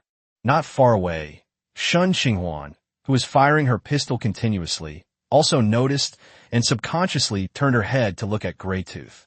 Chapter 164 Entanglement. Wisps of black aura emanated from Gray Fong's body, and his originally slender figure gradually became thicker and stronger. His gray-green scales were gradually stained with black, and a special kind of pressure spread from Gray Fong's body. This unfamiliar aura, could Greytooth really have dragon blood? Sensing the aura emanating from Greytooth, which resembled that of a predator, he couldn't help but frown, recalling what Pig Intestine had said earlier. Previously, I thought the news that he possessed dragon blood was just something Gray Fong boasted about and spread as a rumor, but now it seems that it is very likely true. Shen Qinghuan wondered what kind of abilities Gray Fong had inherited from the dragon bloodline. A hint of worry for Siko Busujima flashed in Shen Qinghuan's eyes as the last Admiral summoning card quietly appeared in his hand. On the battlefield, Siko Busujima, facing Gray Fong's imposing aura head-on, remained unmoved, her Zanpakuto unshaken by the dragon's might emanating from her dragon bloodline. Gray Fong is going to fight desperately. It looks like that human girl is going to be in trouble. Far from the battlefield, on a large tree, Tay sat on a thick branch and spoke to Bajin beside him. I don't think so. The leading human male hasn't even made a move yet. Bajin didn't think so. He pointed to Shen Qinghuan sitting on the back of the water arrow turtle and said with a solemn expression, in Bajin's view, the captain of an adventurer's team is usually the strongest person, while Shen Qinghuan has only been shooting casually with 2 guns so far, which, in Bajin's opinion, means that she has not shown her true strength at all. Taz hummed twice at Bajin's statement without offering any objection. Although he disliked this impolite human, he had to admit that Bajin made some sense. On the battlefield, facing the gradually increasing momentum of Gray Fong, Siko Busujima launched the first attack. Illusion Sword Technique. One after another, illusory figures detached from Siko Busujima's body raised their illusory longswords and aimed them at Gray Fong. Together with Siko Busujima's real body, a total of 10 figures launched a siege. Gray Fong coldly watched Siko Busujima's movements, his much thicker body suddenly tensing up. Shaking the 8 wastelands, an arc-shaped blade of light shot out from the longsword in Gray Fong's hand. The blade of light had a wide range, large enough to cover all of Siko Busujima's phantom images. Puff, puff, puff. The blade's edge collided with the phantoms without causing the slightest hindrance. All the phantoms crumbled upon contact. While the Shaking the 8 Desolations move is powerful, its style is too sweeping and aggressive. Gray Fong would normally be hesitant to use it against a warrior like Siko Busujima, who possesses keen perception, as it would easily expose a weakness. But things are different now. They arrived as expected. A savage glint flashed in Gray Fong's eyes, and the next instant he saw Siko Busujima, just as he had predicted, dodge the attack range of the blade and thrust it toward his heart. The Zanpakuto pierced through Gray Fong's black scales and penetrated 1 inch into his chest, but Siko Busujima's achievement ended there. The black scales on Gray Fong's body were harder than she had imagined. After piercing through the black scales, the power in her Zanpakuto was almost gone. It was directly blocked by Gray Fong's muscles.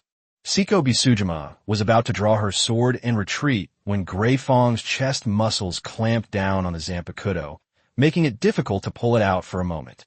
Got you.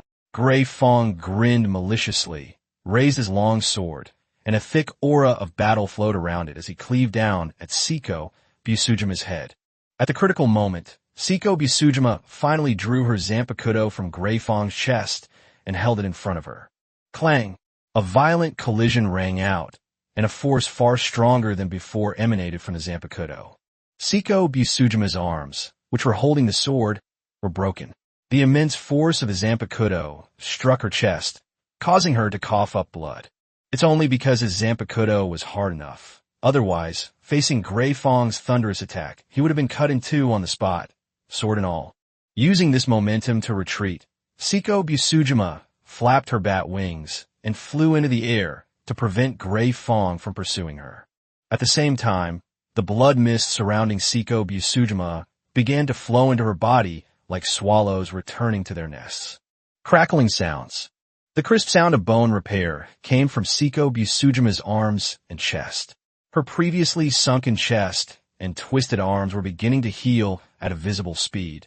But at the same time, the blood mist surrounding Siko Busujima was also thinning at an extremely fast speed. However, this is not a big problem. On this battlefield, there may not be much else, but there are plenty of corpses.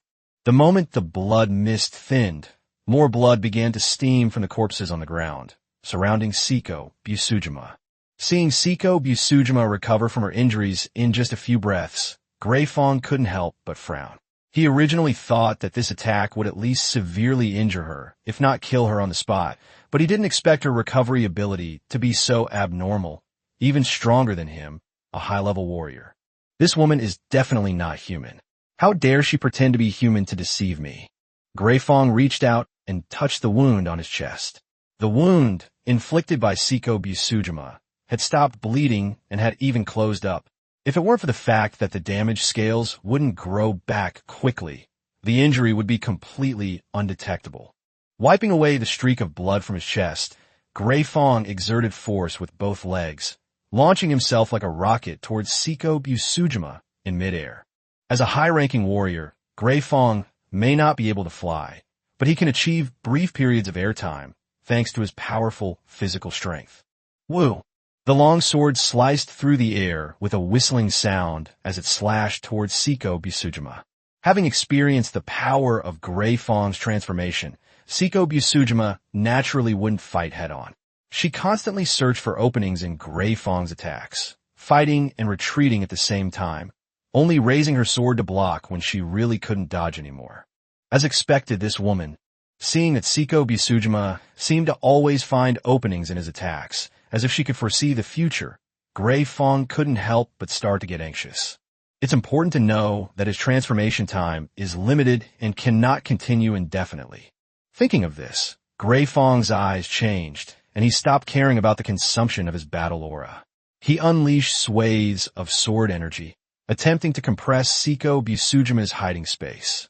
As the battle intensified and its reach expanded, Fi, Abomination, and the others retreated. With their current strength, they are not capable of participating in high-level professional battles. If they rashly join in, they will only become cannon fodder. As the surrounding sword energy increased, Siko Busujima's space to dodge became smaller and smaller until there was no space left to dodge at all. Seeing that his goal had been achieved, Gray Fong's eyes flashed with a fierce light, and then he took a deep breath. Chapter 165, Dragon Breath. Call.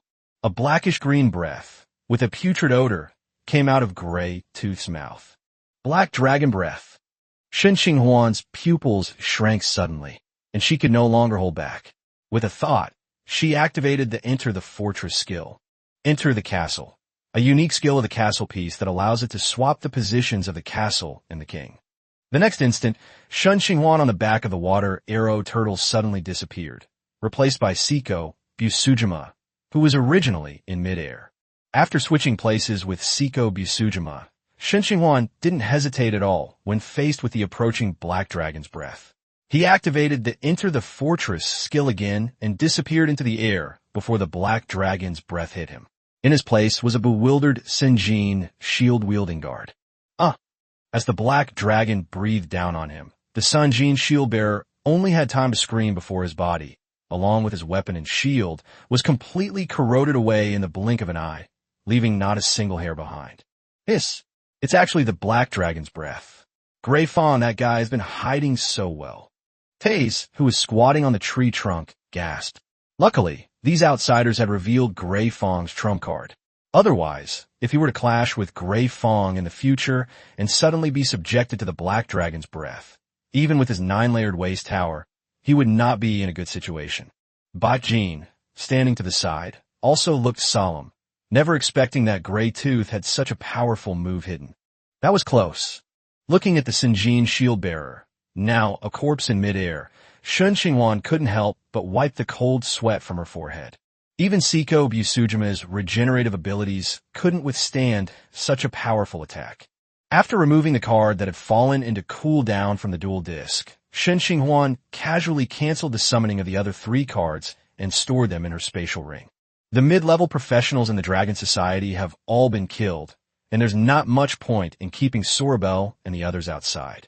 It's better to cancel the summoning and save some magic power.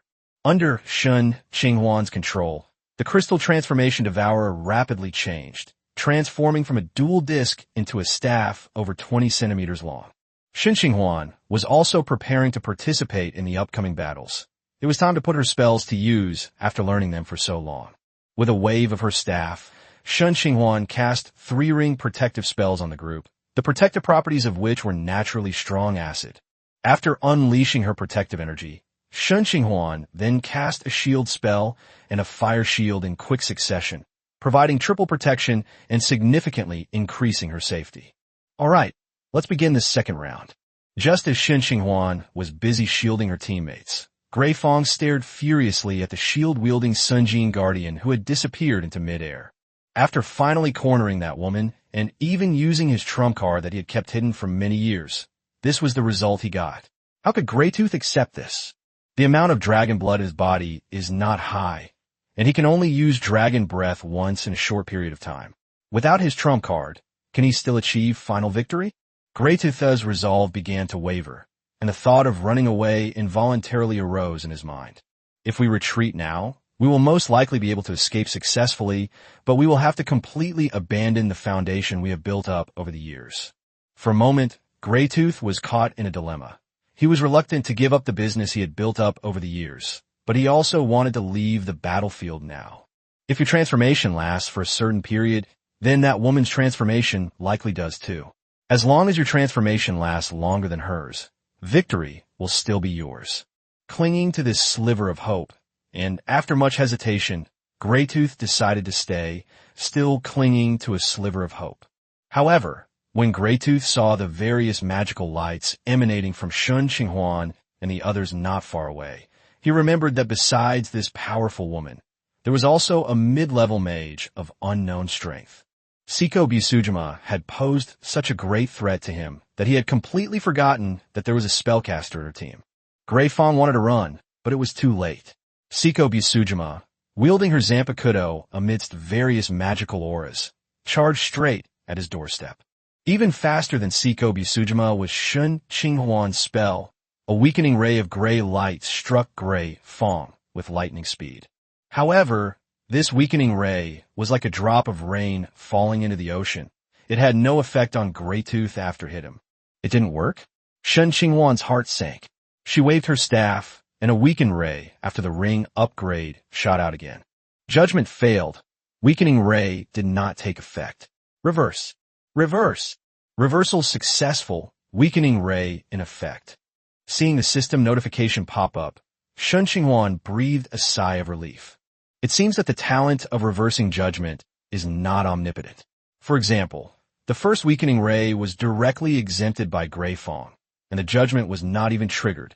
Fortunately, the weakened ray after the ring upgrade finally broke through Gray Fang's defense and successfully triggered the judgment.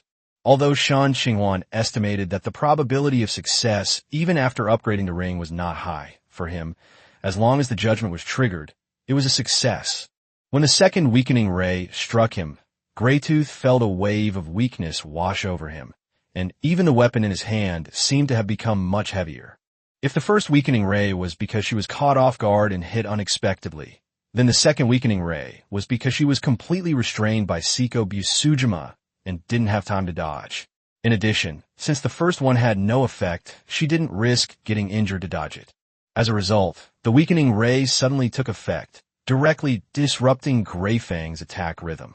Siko Busujima didn't miss this sudden opportunity, and her Zanpakuto successfully left 2 wounds on Gray Fang's body. Damn it! His physical weakness made Greytooth more hesitant, and his offensive tactics changed from overwhelming others with force to becoming more conservative. 2.5 seconds later, the effect of the weakening ray wore off, and Greytooth's body returned to its previous state. Seeing this situation, Shen Qinghuan couldn't help but frown. Greytooth's physique was too high. Even if the weakening ray took effect, the duration was quite short. Originally, it could last for a maximum of 1 minute, but in reality, it only lasted for 2.5 seconds. He waved his staff, and a weakened ray of light, now enhanced by the ring, shot out towards Greytooth. Having already suffered a loss once, Greytooth dared not take Shen Qinghuan's magic head-on again, and even risked being slashed by Siko Busujima to avoid it. The high-level warrior's body was still too agile. Even with Gray Fong focused on dodging, the spells were still quite difficult to hit. If only I knew spells like Time Stop, Imprisonment, or Law Enforcement. Seeing her spells being dodged repeatedly, Shen Qinghuan couldn't help but let her imagination run wild. Chapter 166, The Death of Greytooth. However, since the spell was dodged, Shen Qinghuan released the weakening ray even more frequently. This time, however, it wasn't the upgraded version, but the regular version. Anyway, the two looked very similar, and she was just taking advantage of Grey Fong's lack of knowledge about magic. As expected, Greytooth, who knew nothing about magic, couldn't tell the difference between the two at all, and having experienced it once, he was too afraid to be hit again. The frequent dodges thwarted Greytooth's attacks, and Greytooth also sustained numerous wounds from dodging the weakness ray. This can't go on any longer. We have to take down that mage first. The constant pain irritated Greytooth's nerves, and he knew that if this continued, he would surely die. Seiko Bisujima's regenerative abilities are too exaggerated. Every time she's injured, she can recover in a very short time, and the people who serve as her recovery agents happen to be members of her Arlonkai. With Seiko Bisujima unable to break through, Grey Fong naturally turned his attention to Shen Qinghuan, who was constantly interfering with him. Having made up his mind, Grey Fong's eyes narrowed. He deliberately created an opening, taking a hit from Seiko Bisujima in exchange for using the force to quickly move away from her. He then attacked Shen Qinghuan. Grey Fong was incredibly fast. In just 1 or 2 seconds, he covered a distance of over 100 meters and appeared in front of Shen Qinghuan. Is it coming for me? Shen Qinghuan's lips curled into a mocking smile as she waved her staff, leaving a pool of slippery grease in Grey Fong's path. A mere greasy spell couldn't possibly stop Greytooth, so Shen Qinghuan's magic was naturally not limited to that. Water wall, gravity amplification, spider web, weakening ray, all sorts of spells were unleashed from Shen Qinghuan's staff, constantly hindering Grey Fong. When Greytooth finally broke through all the obstacles of various spells and braved a fireball spell to reach Shen Qinghuan, he only received a mocking smile from him. Then, in the next second, Shen Qinghuan disappeared, replaced by Seiko Bisujima, who was holding her Zanpakuto and ready for battle. Mean! Greytooth couldn't help but roar, and 2 more knife wounds appeared on his body. Seiko Bisujima remained unmoved by Grey Fong's impotent rage, her Zanpakuto slashing at Grey Fong's vitals like a venomous snake. Just as Grey Fong was about to retaliate, a grey magical ray shot towards him, covering a distance of nearly 100 meters. Grey Fong could only pull back his strength to dodge, wasting a chance to counterattack. Everything seemed to have returned to the way it was before, with almost no difference except for the change of position. No, this can't go on any longer. As his injuries worsened, Greytooth realized that his chances of winning were slim, and continuing like this would only lead to his death. With a full-force strike, Grey Fong temporarily forced Seiko Bisujima back, then took another deep breath. The next instant, a foul-smelling acidic breath appeared again. Having witnessed the black dragon's breath before, Seiko Bisujima naturally wouldn't take it head-on and dodged the breath, which wasn't particularly fast, with a quick movement.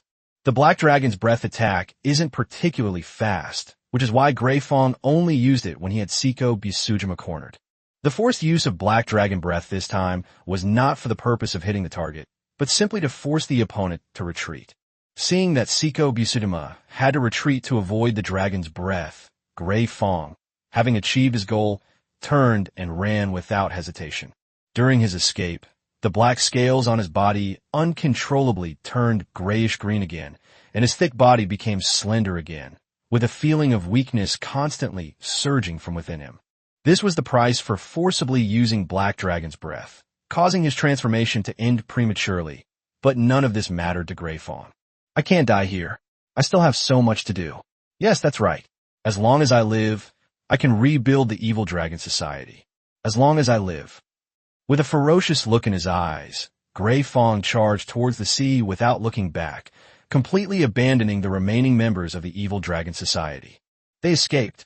Shen Qinghuan was somewhat surprised, but her hands did not stop moving at all. You're the Tier 7 material I reserved. How can I let you escape?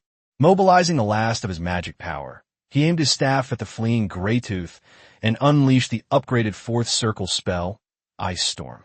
Snow and hail swirled around Greytooth, rapidly striking the ground, and the sudden drop in temperature caused frost to quickly form on the surface. Countless magical hailstones rained down, so densely packed that Greytooth couldn't dodge them at all. Ice Storm is, after all, a large-scale spell, and its power is not great for Grey Fawn. However, Shen Qinghuan did not expect Ice Storm to cause any damage to Grey Fawn. Due to the snowstorm, Greytooth's escape speed inevitably slowed down, and Shauna took the opportunity to continuously shoot ice arrows to interfere with him. When Grey Fawn finally managed to break through the range of the Ice Storm spell, covered in frost, Siko Busujima was already calmly standing in his escape route. Do you really have to be so ruthless as to exterminate them all? With his escape route cut off, Greytooth couldn't help but let out a roar tinged with despair. What the hell? Are you saying we'd let you go without killing you completely? This guy must be crazy. Hearing Grey Fawn shout like that, Shen Qinghuan was completely bewildered. They were mortal enemies, so wasn't it normal to want to kill them all? When Grey Fawn faced Siko Busujima again, this time he was covered in wounds and in a weakened state, and he was no match for her at all. He was outmatched in just a few moves and was completely suppressed by Siko Busujima. To make matters worse, that familiar gray spell ray reappeared. This time, Greytooth was unable to escape. The weakening ray struck, making Greytooth's already weakened body even heavier and making it even more difficult for him to block. When, after several exchanges, Grey Fawn finally lost his grip on the long sword and was knocked away. The next instant, a crimson line of blood bloomed from Greytooth's neck. As he felt his strength gradually disappear, a hint of resentment flashed in Grey Fawn's narrow eyes before he completely lost his spirit. Thump! The slender, gray-toothed corpse fell to the ground, raising a small cloud of dust. It's over. The evil dragon society is finished. On a tree trunk in the distance, Taze spoke with some difficulty, his voice becoming slightly hoarse. Yes, it's over. Bajin picked up the conversation, equally shocked by Greytooth's death. They had considered the possibility that Grey Fawn might lose, but they never imagined that he might die. He was a high-level warrior. After all, he shouldn't have died so easily. However, reality proved them right. Nothing is impossible. They exchanged a glance, then suddenly remembered something. They stopped watching the battle and instead led their men back to Free City. If the dragon is destroyed, it means that a large amount of unclaimed land will be vacated in Free City. Chapter 167 Ninja Mask. Putting aside the conflict between Taze and Bajin in Liberty City, on the beach, Shen Qinghuan looked at the dismembered body of Greytooth and let out a long sigh. Grey Fawn's strength was much greater than he had expected. He had thought that with the help of the Devil Piece, Siko Busujima would at least be able to hold her own, if not easily killed, after the attribute gap was filled. I never imagined that Greytooth had such a powerful hidden method. After transforming, not only are their physical attributes greatly enhanced, but their magic resistance and defense are also improved, and they gain the ability of Dragon Breath, which can be described as a powerful weapon. It's just that the dragon blood in Greytooth's body wasn't pure enough. Otherwise, it would have been hard to say who would win. On the other side, after severing Grey Fawn's head, Siko Busujima also snapped out of her excitement. The excitement faded, replaced by a deep sense of exhaustion. As the one who directly bore the brunt of Grey Fawn's attack, Siko Busujima undoubtedly suffered the greatest pressure and harm. The damage wasn't too bad. With the Devil Fruit Tree and the Zanpakuto's abilities, as long as there was enough blood around, Siko Busujima could absorb blood to recover from her injuries and regain her strength, unless she was instantly killed. The only mental pressure she had to bear was the pressure on herself. The dragon's might, the pain of her injuries, and the mental exhaustion for being fully focused during the battle all came crashing down on her after the fight ended. In other words, Siko Busujima possesses the talent of Kenshin, which makes her spirit extremely resilient. Anyone else would have died in battle due to excessive mental exertion. Fortunately, after such a long battle, the final result was gratifying. With the help of Shen Qinghuan, Siko Busujima successfully killed Grey Fawn. In this way, Shen Qinghuan not only completed the extra mission of the Magic Guild, but also obtained a large amount of card refining materials, and could also receive a fortune that Gray Fong had accumulated over the years. It was a win-win-win situation. Now, it's time to receive his first fortune. Shen Qinghuan looked at the corpses scattered on the ground and took out an elemental orb from her pocket. My magic power is almost completely depleted, so I naturally need to replenish it first. The elemental power within the elemental orb was continuously transformed into magic power by Shen Qinghuan, filling the void within her body. More than 10 minutes later, the elemental power within the elemental orb was completely depleted. Shen Qinghuan shook her head as she sensed that most of her magic power had been restored. Since upgrading to Tier 5, the elemental orb has become increasingly insufficient for Shen Qinghuan. Not only is the quantity limited, but the charging time is also quite long. He estimates that by Tier 7, this elemental orb will be completely obsolete. With her magical energy restored, Shen Qinghuan began crafting cards. However, before that, Shen Qinghuan drew a card and summoned the Silver Hand Recruit. Report. The Silver Hand Recruits have been called up. Go and collect all the corpses nearby. The Silver Hand Recruits received their orders and began diligently collecting corpses.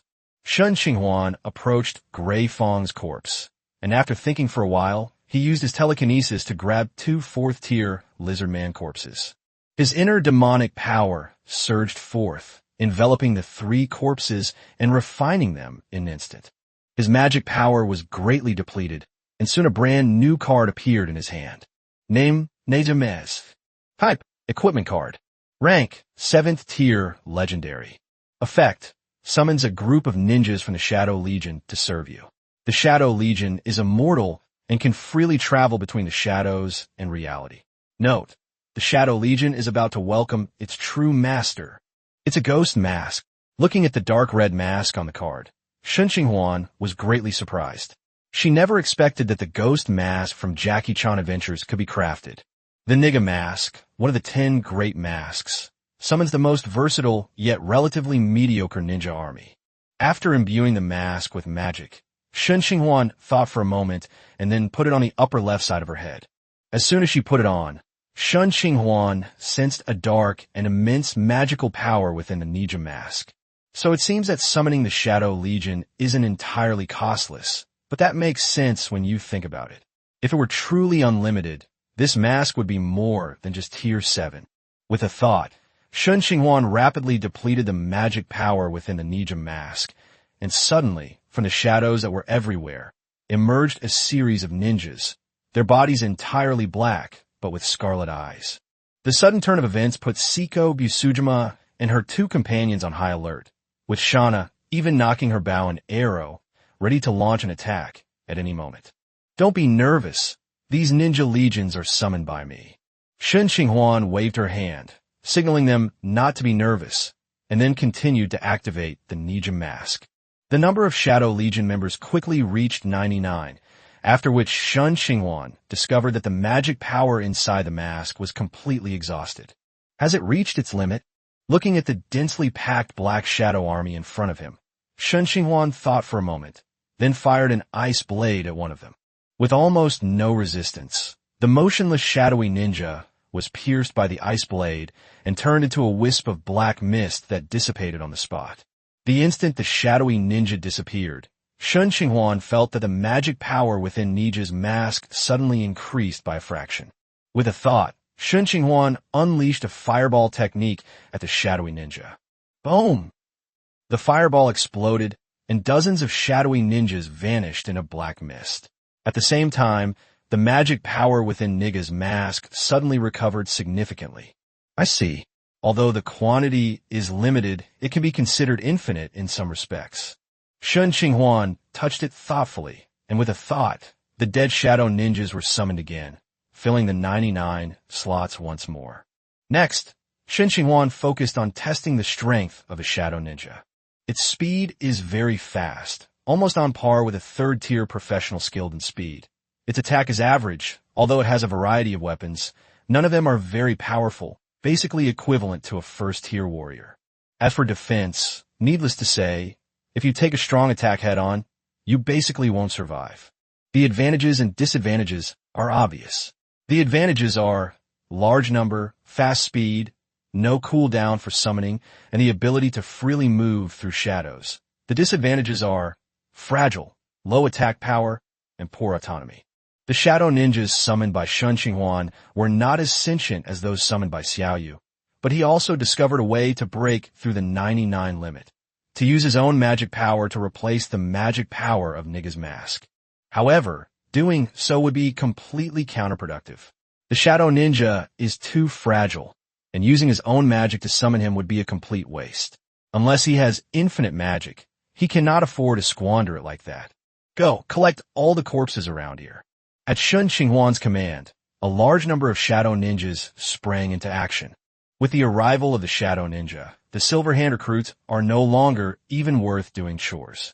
Chapter 168 Super Evolution. With the addition of the shadow ninja, the battlefield cleanup speed was undoubtedly greatly accelerated. After taking a look and finding no problems, Shen Qinghuan chose to continue refining the cards. This time, he chose 1 level 6 corpse and 2 level 5 corpses, so that he would be guaranteed to get a level 6 card at the very least. He drank a potion to restore his magic power, activated Chaos card refining again, and the 3 corpses quickly disappeared, revealing a purple card in his hand. Name, Dragon Essence, 1/7. Type, Consumable card. Quality, Tier 6 Epic. Effect, Longevity. After taking it, it concentrates vital energy, greatly increases lifespan, and slows down the aging process. Immunity to all poisons. After consumption, it can resist toxins and poisons below the legendary level, and the blood can also be used to detoxify others. A sign of recovery. After being injured, one can quickly recover from internal and external injuries. Comprehensive enhancement. After consumption, it enhances physical attributes in all aspects. The weaker the individual, the stronger the enhancement effect. Note, the more the better. Dragon Essence again? Shen Qinghuan didn't expect to obtain the second Dragon Essence so quickly. Judging from its effects, this Dragon Essence was no different from the first one. He was thinking of giving the Dragon Essence to Siko Busujima or Shana, but he hesitated when he saw the note. Judging from past experience, notes are definitely not static, unchanging information. Most of the time, notes carry a very strong personal touch. And now the phrase, the more the better, has appeared in the notes. Could it be that something will happen if we collect all 7 dragon coins? Shen Qinghuan was somewhat puzzled. No one in Fengyan had collected all 7. At most, Duan Lang had eaten 2, and his hands turned into dragon claws because he couldn't digest them. Do you want some? Holding the card, Shen Qinghuan hesitated. After thinking for a while, Shen Qinghuan finally decided to trust the notes. Conjuring the card, Shen Qinghuan held the Dragon Essence, about the size of a ping-pong ball, and swallowed it. As the Dragon Essence entered her abdomen, it immediately emitted scorching energy, beginning to strengthen Shen Qinghuan's body. Perhaps because it had already consumed the Dragon Essence once, this enhancement was not as intense as the first time. A few minutes later, Shen Qinghuan opened her tightly closed eyes, revealing golden vertical pupils. The Dragon Essence was successfully swallowed. This time, only the eyes changed, and no dragon scales appeared on the body surface. The successful crafting of a ninja mask, a Dragon Essence, and 2 high-quality, high-level cards directly propelled Shen Qinghuan to the 6th rank. Furthermore, after consuming another Dragon Essence, her physical attributes received another boost. With a thought, Shen Qinghuan opened her personal attribute panel. Name, Shen Qinghuan. Property, health points 100%. Strength D. Agility D. Constitution D. Spirit C. Perception C. Charm D. Magic C. Talents, Card Master, Reversal Judgment, Rapid Healing, Virus Symbiosis, Destiny Card Forging, Immortality, Invulnerability to all poisons, Aura of Rejuvenation, Eternal Youth. Profession, Chaos Card Alchemist LV.6, 2 out of 100.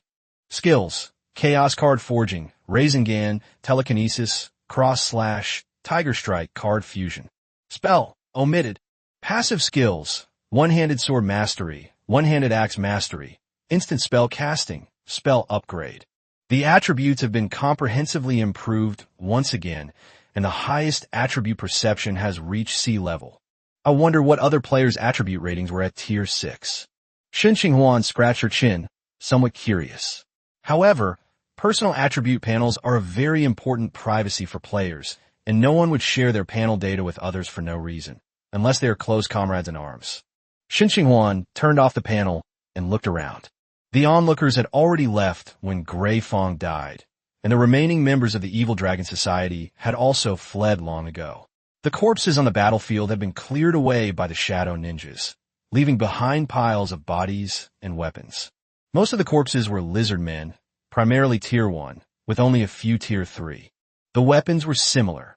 Only a few were magical weapons, while most were just ordinary iron weapons. This was quite normal on such a semi-enclosed island, considering that even Greatith's own weapons weren't particularly impressive. Shen Qinghuan naturally wouldn't mind. Although these weapons weren't worth much, they could still be used as materials for refining cards.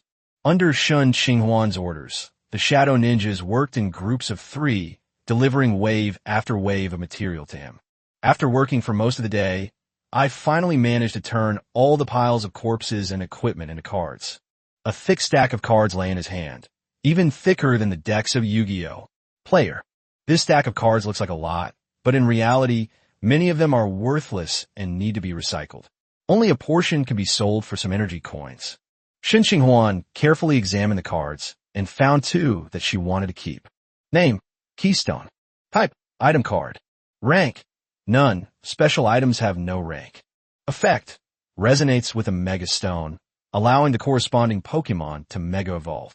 Note: witness our bond, a super evolution. Super Water Turtle. The good news is the Keystone. With the Keystone, we can finally pair it with the previous Mega Stone and Mega Evolve Blastoise. Upon seeing the card for the first time, Shen Qinghuan immediately infused it with magic to materialize the Keystone, and at the same time took out the Super Evolution Stone that she had kept hidden in her spatial ring for a long time. Blastoise, come and try. Came.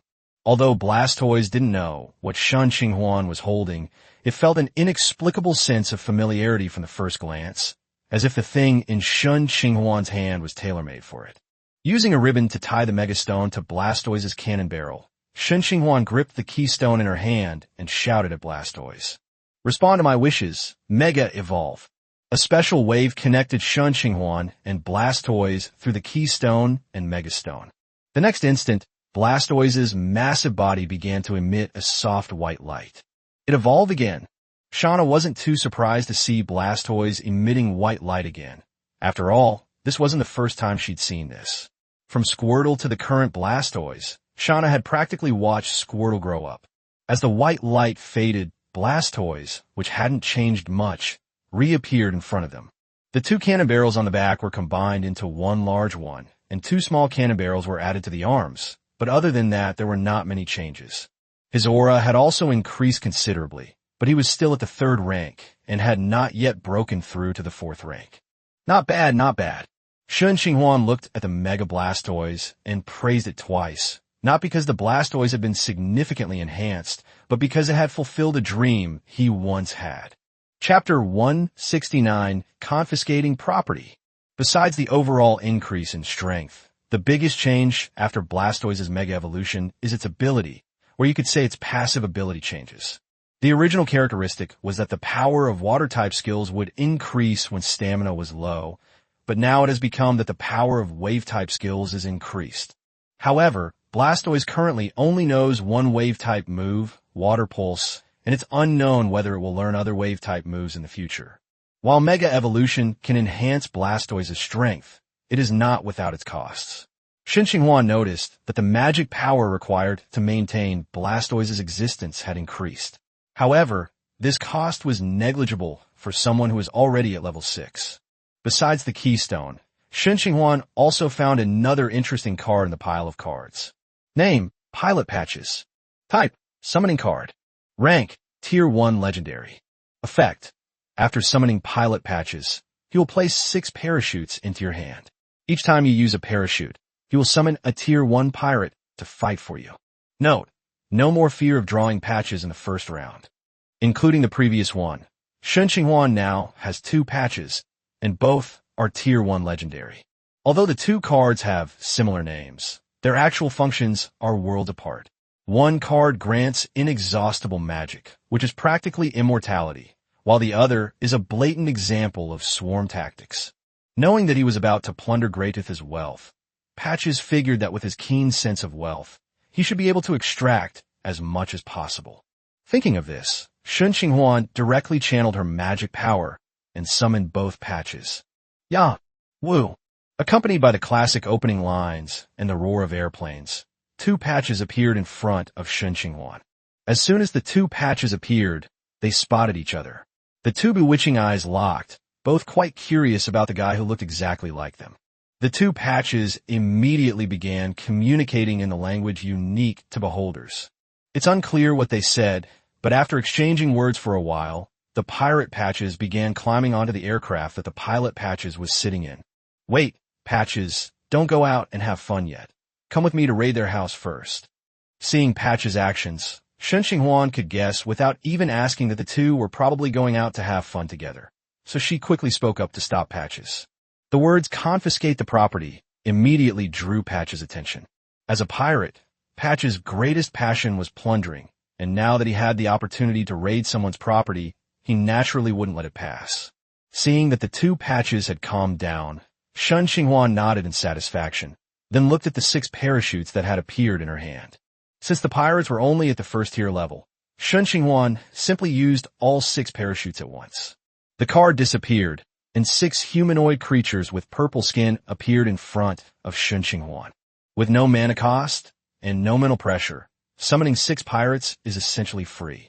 It's very powerful, equivalent to summoning 7 Tier 1 combatants at once. It would be very useful if it were still Tier 1. Unfortunately, it's already Tier 6 now, so this pilot Patches is destined to be just a fun card. Alright, let's head back to the city. With everything settled, Shen Qinghuan and her group began their journey towards Freedom City. Because of Blastoise, the group speed was not very fast, and by the time they returned to Liberty City, it was already close to dusk. Back in the city, Shen Qinghuan looked at the unfamiliar buildings around him, and only then did he realize a problem. He didn't know where the evil Dragon Society's lair was. I should have captured a prisoner back then. Muttering something to himself, Shen Qinghuan was about to ask a citizen when a dwarf emerged from an alley and hurried up to him. Good afternoon, venerable master. The dwarf approached Shen Qinghuan empty-handed, raising his right hand to pound on his armor. What do you want? Shen Qinghuan looked at the dwarf in front of him with curiosity, but he didn't remember having any interaction with the dwarf. Sir, you're looking for the lair of the evil Dragon Society, right? I can lead the way. Interesting, then lead the way. Shen Qinghuan glanced at the dwarf with interest, then nodded, signaling him to lead the way. Master, please follow me. Without further ado, the dwarf led the group eastward towards Freedom City after Shen Qinghuan agreed. After more than 10 minutes of winding and turning, the dwarves led Shen Qinghuan and her group to a 3-story building that covered a large area. Outside the building, there were more than a dozen dwarves wearing armor and holding large hammers. These dwarves weren't particularly strong. The strongest of them was only at level 4. Upon seeing Shen Qinghuan and her group appear, the 4th-tier dwarf immediately came forward to greet them. Greetings, master. I am here on orders from our leader, Bajin, to guard the headquarters of the Evil Dragon Society. I can guarantee that no one will enter or leave during this time to steal your spoils. Please convey my gratitude to Bajin for his stone helmet. Shen Qinghuan was somewhat surprised. He originally thought that it would take some effort to obtain the Evil Dragon Society's assets, since the other 2 forces had high-level combat power, so it was normal for them to come and share the spoils. Unexpectedly, the other party was so sensible, which made it difficult for Shen Qinghuan to make a fuss about it. Yes, I will convey your message. Our leader said he would very much like to befriend you, sir. After saying this, the 4th-tier dwarf bid farewell to Shen Qinghuan and then hurriedly left with his team members. Watching the dwarves depart, Shen Qinghuan waved her hand, signaling the people behind her to begin ransacking their homes. Woo! The 2 Patches squeezed into a small plane and took the lead, flying first into the Dragon Society's lair. Numerous shadowy ninjas emerged from the shadows. 2 of them opened the door for Shen Qinghuan from the inside, while the rest rushed toward the massive building, plundering every last bit of wealth for her. With a large number of shadow ninjas joining the ranks, Shen Qinghuan naturally no longer needed to search for them personally. Upon entering the gates of the evil dragon society, Shen Qinghuan took out a reclining chair from her spatial ring and sat down to wait. Seeing this, Siko Bisujima, who was standing nearby, thoughtfully took out tea leaves from her spatial ring and brewed him a pot of red leaf tea, a specialty of Honglin port. The aroma of tea wafted through the air, and thanks to the efforts of numerous shadowy ninjas, a large pile of items was stacked in front of Shen Qinghuan. Weapons, armor, energy coins, ores, potions, and several female lizard men bound by shadowy ninjas. Chapter 170, Submitting the Task. There's not much to say about the weapons, armor, and energy coins. As for these few ores, Shen Qinghuan used her telekinesis to bring the ore close to her for a closer look. The ore was silver in color, and there was almost no delay when she injected magic power into it, so it was undoubtedly mithril ore. In addition, the fine serrations on the ore confirmed that it was the mithril ore that the giant lizard had snatched from the alchemy doll. As for whether Grey Fong ordered the giant lizard to steal the mithril mine, or whether it was the giant lizard's own doing, Grey Fong had no idea. For Shen Qinghuan, there was no difference between the two situations. Grey Fong was dead, and these mithril mines full of giant lizard tooth marks were the best evidence. Compared to the weight of a high-level warrior, they could allow Shen Qinghuan to obtain more mission rewards. Release them. Glancing at the bound female lizard man, Shen Qinghuan ordered the shadow ninja to untie her and release her. These lizard men, who weren't even rank 1, weren't even qualified as materials for card refining. Shen Qinghuan wasn't a bloodthirsty person, so he let her go. After the shadowy ninja untied them, the female lizard men knelt down to express their gratitude and then hurriedly left. With no outsiders around, Shen Qinghuan immediately began to take stock of the wealth on the ground. More than 10 minutes later, the inventory was completed. This batch of wealth was much less than he had expected. There were only a little over 120,000 energy coins. Even including other items, such as equipment and potions, the total value of everything was less than 200,000. This evil dragon society is a force of over 100 people, yet it only has so little money. Seeing that the harvest was not as expected, Shen Qinghuan expressed her disdain for the evil dragon society founded by Grey Fong. Woo!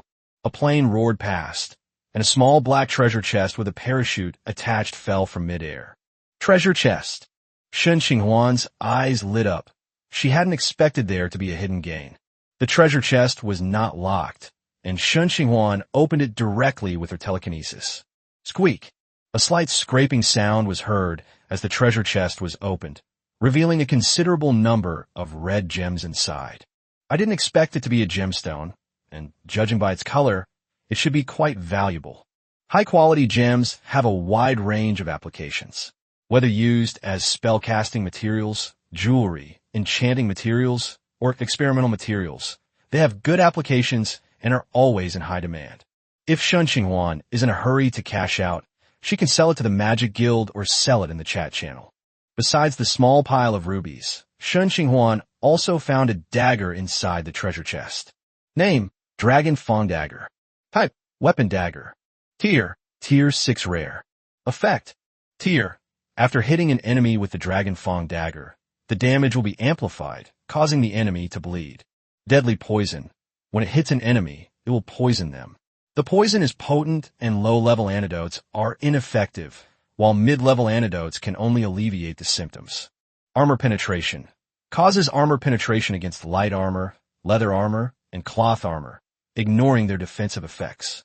Note, it is said that this dagger was forged from a green dragon's tooth, but whether this is true or not, only the person who forged it knows.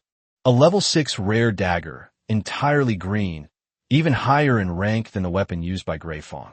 Shen Qinghuan guessed that the dagger was not suitable for Grey Fong's fighting style, which is why he kept it in the treasure chest as a collectible. However, now that all these things belong to him, Shen Qinghuan estimates that the value of this small treasure chest is about the same as the value of a whole bunch of things that the Shadow Ninja plundered. After taking inventory, Shen Qinghuan stuffed everything into his spatial storage. He had quite a few spatial storage devices. Otherwise, it would have been difficult to store so many things. After leaving the headquarters of the Evil Dragon Society, Shen Qinghuan led the 3 people and 1 turtle to the Magic Guild. The 2 patches flew off somewhere in a small plane, and the shadow ninjas all disappeared into the shadows. As for the 6 pirates summoned by the parachutes, Shen Qinghuan found them too weak and canceled the summoning. The team has reverted to a 4-person, 1-turtle configuration, at least on the surface. Several tens of minutes later, Shen Qinghuan and her group returned to the Magic Guild. Hello, could you please contact Venerable Wen Shuyao for me? Okay, please wait a moment. The young mage sitting at the counter was obviously unaware that Shen Qinghuan had accepted the mine mission, and without giving it much thought, he directly used the Magic Guild's communication device to contact Wen Shuyao. More than 10 minutes later, Wen Shuyao hurriedly appeared from inside the Magic Guild. Why did you all come out? Wen Shuyao was somewhat surprised to see Shen Qinghuan and her group.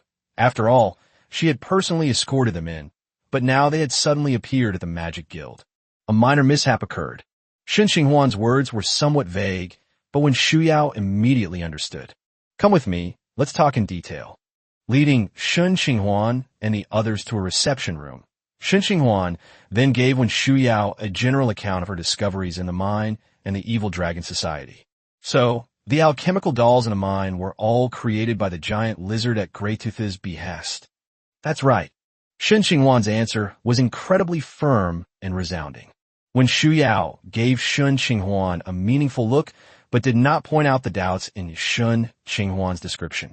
As far as she was concerned, as long as she could deal with the monster that attacked the alchemical doll, the amount of reward for the mission was irrelevant to her. After all, the mission rewards are provided by the guild, not by her personally. After listening to Shen Qinghuan's description of the task, Wen Shuyao immediately reported it verbatim. The Magic Guild headquarters seemed to be very efficient. A message reached Wen Shuyao in just a few minutes. This mission rewards 10,000 energy coins and 50 guild points. Given that a high-level warrior is involved, an additional 50,000 energy coins and 150 guild points will be awarded. Master Shen, do you have any objections to this result? After reading the message in her hand, Wen Shuyao looked up and asked Shen Qinghuan. I have no objection. Shen Qinghuan shook his head. He had brought in Grey Fong, a high-level warrior, as a pretext to increase the rewards. Judging from the irregular frequency of the giant lizard's attacks, it was obviously an isolated incident and not something he was doing under someone's orders. Therefore, having already gained an advantage, Shen Qinghuan naturally wouldn't ask for more. Knowing when to stop was the wise choice. Then congratulations, Master Shen. You now possess intermediate level access, and more knowledge and services from the Magic Guild will be available to you. Thanks. Upon hearing this, Shen Qinghuan's eyes flashed with excitement. The purpose of accepting this mission was to improve her authority, which would allow her to purchase higher-level knowledge and spell models. Shen Qinghuan hesitated for a moment, then immediately began choosing her favorite magic book and spell model. The energy coins plundered from the Evil Dragon Society were quickly exhausted, forcing Shen Qinghuan to sell some of her rubies. Chapter 171 Departure and Undercurrents. With her increased privileges, Shen Qinghuan not only purchased many advanced magic books, but also a considerable number of spell models. Second ring, Immobilize Humans, Enhance Attributes, Web Spell. Third ring, Speed Up, Fear Spell. Low-level spells were only supplementary. Shen Qinghuan's main focus was still on mid-level spells. Fourth ring, Banishment, Charm. Fifth ring, Force Wall, Immobilize, Bigby's Hand. Sixth ring, Ice Wall, Sunfire Ray, Chain Lightning, Tonson's Polymorph, etc. There were many spells she wanted to buy, but Shen Qinghuan's financial resources were limited, so she could only choose some spells with relatively greater effects. Of the dozen or so spell models I bought, only Sunfire Ray and Chain Lightning are purely damaging spells. Most of the others are support spells. Given the current configuration of Shen Qinghuan's team, they are not lacking in offensive capabilities, so, with limited resources, he prefers to learn some support spells. By the time Shen Qinghuan finished selecting the spell models, it was already completely dark. Shen Qinghuan wasn't in a hurry to leave, so she decided to stay at the Magic Guild for another night. The next morning, Shen Qinghuan and her group, having recovered their energy, bid farewell to Wen Shu Yao and continued their journey to the Card Kingdom. As he watched the Xinghai gradually disappear into the distance, Ba Jin, who was standing on a high place looking out, breathed a sigh of relief, and his previously uneasy heart finally calmed down. As the leader of the Stone Helmet clan, Ba Jin, though stubborn, was far smarter than that idiot Taze. The Stonehelm clan and the Boar gang took advantage of Greatith's death to seize the Dragon Society's real estate in Free City, essentially stealing Shen Qinghuan spoils of war. However, the Wild Boar gang's occupation forced the Stone Helmet clan to follow suit. Otherwise, once the Wild Boar gang gained power, the Stone Helmet clan would be the first to be suppressed. That's why Ba Jin arranged for people to guard the Dragon Society's liquid assets to prevent anyone from touching the money. Fortunately, Taze wasn't completely stupid, or perhaps he was frightened by Shen Qinghuan and his group's performance, so he didn't send anyone to plunder the property of the evil Dragon Society headquarters. Ba Jin only came down from the rooftop when a Xinghai ship had completely disappeared below the horizon. Currently, the only remaining major powers in Free City are the Stonehelm clan and the Boar gang. Before, when there were three major powers, Free City was able to maintain a barely balanced state. Now that the balance has been broken, a battle is likely to break out in Liberty City soon. We need to prepare in advance. Holding the warhammer that had been with him for many years, Ba Jin suddenly felt a surge of ambition. Shen Qinghuan was naturally unaware of what was about to happen in Free City, and even if he had known, he wouldn't have cared. Having acquired a vast amount of knowledge, he was enthusiastically swimming in the ocean of knowledge with Pudgy, completely absorbed in it. It wasn't until dinner time that a news article from a magic newspaper caught his attention. The Duchy of Lesto has fallen, completely falling into the hands of the abhorrent serpent people, and all citizens of the duchy have been enslaved. As the first power Shen Qinghuan encountered after entering the Endless Sea, and also the first human power he came into contact with, he had a good impression of the Principality of Lesto and Moontide Bay. Seeing this news, suddenly now, still made him feel somewhat emotional. Recalling how he was chased like a dog by that abominable snake man in Moonlit Bay, Shen Qinghuan felt a burning hatred. Once he advanced to Legendary, the first person he would target was the legendary abominable snake man. The Principality of Lesto, though not a young nation, had a founder who was also a legend. Unfortunately, his descendants have been disappointing, and the highest-ranking one they've ever reached is only a 10th tier near legendary. The difference in strength between a near legend and a legend is like heaven and earth, unless the near legend is exceptionally gifted and has the potential to be a protagonist, allowing them to fight against opponents of higher levels. However, such figures are few and far between, and the near legend of the Duchy of Lesto is clearly not one of them. Although they managed to hold on for a while thanks to the backup plans left by their ancestors, these methods were clearly insufficient against a true legend. In just a few dozen days, this principality, dominated by humans, was completely destroyed and replaced by a nation led by people who hated snakes. Seeing the news in a magic newspaper that the royal family of the Kingdom of Lesto had been completely killed and its citizens enslaved, Shen Qinghuan couldn't help but sigh at the ever-changing winds and clouds on the Endless Sea. Now that the Principality of Lesto has been occupied by the abominable snake people, it's time for the neighboring countries to suffer. Countries with legendary figures in their ranks don't need to worry too much, but those without are somewhat uneasy. As an evil race, the abomination serpent people are not so sure that they will be satisfied after occupying country. However, there is no need to worry too much. The Endless Sea is boundless, and the distance between islands is not close. If you want to conquer other countries, long-distance ships are essential. Therefore, there's no need to worry about the abomination serpent people continuing to attack the surrounding countries in the short term. None of the above had much to do with Shen Qinghuan, so after reading the news, he returned to the captain's cabin to continue studying magic books with Pudgy. Sailing is always boring, but fortunately Shen Qinghuan has magical books to keep him company, with a wealth of knowledge waiting for him to read and learn. So he is not idle. It has been 3 days since we set sail from Freedom Island. During these 3 days, the Endless Sea has been sunny and calm, with no signs of wind or rain. Just when Shen Qinghuan thought today would be another smooth day, The entire star sea suddenly trembled, and then he felt a noticeable acceleration. Oh, what's going on? Shen Qinghuan looked surprised and doubtful, knowing that the Xinghai had a sea speed of 60 knots, which was already quite fast. Now, Shen Qinghuan could clearly feel that the speed of the star sea was still increasing. Siko, what's going on? Seeing Siko Busujima rushing over, Shen Qinghuan felt increasingly uneasy. Captain, our ship has entered an undercurrent, and the star sea is now accelerating uncontrollably. Shen Qinghuan's heart sank upon hearing this. Siko Busujima's words were undoubtedly bad news. The excessive speed of the ship made the Xinghai completely uncontrollable. If any reefs or hidden rocks appeared ahead, their fate would be shipwreck and death. Oh no, the people might not necessarily die. With the current strength of Shen Qinghuan's team, sailing without a ship is not impossible. However, before Shen Qinghuan could come up with a solution, another piece of bad news arrived. Warning, the ship is under excessive stress, and its durability is beginning to decrease. Warning, the ship is under excessive stress, and its durability is beginning to decrease. Warning, the ship is under excessive stress, and its durability is beginning to decrease.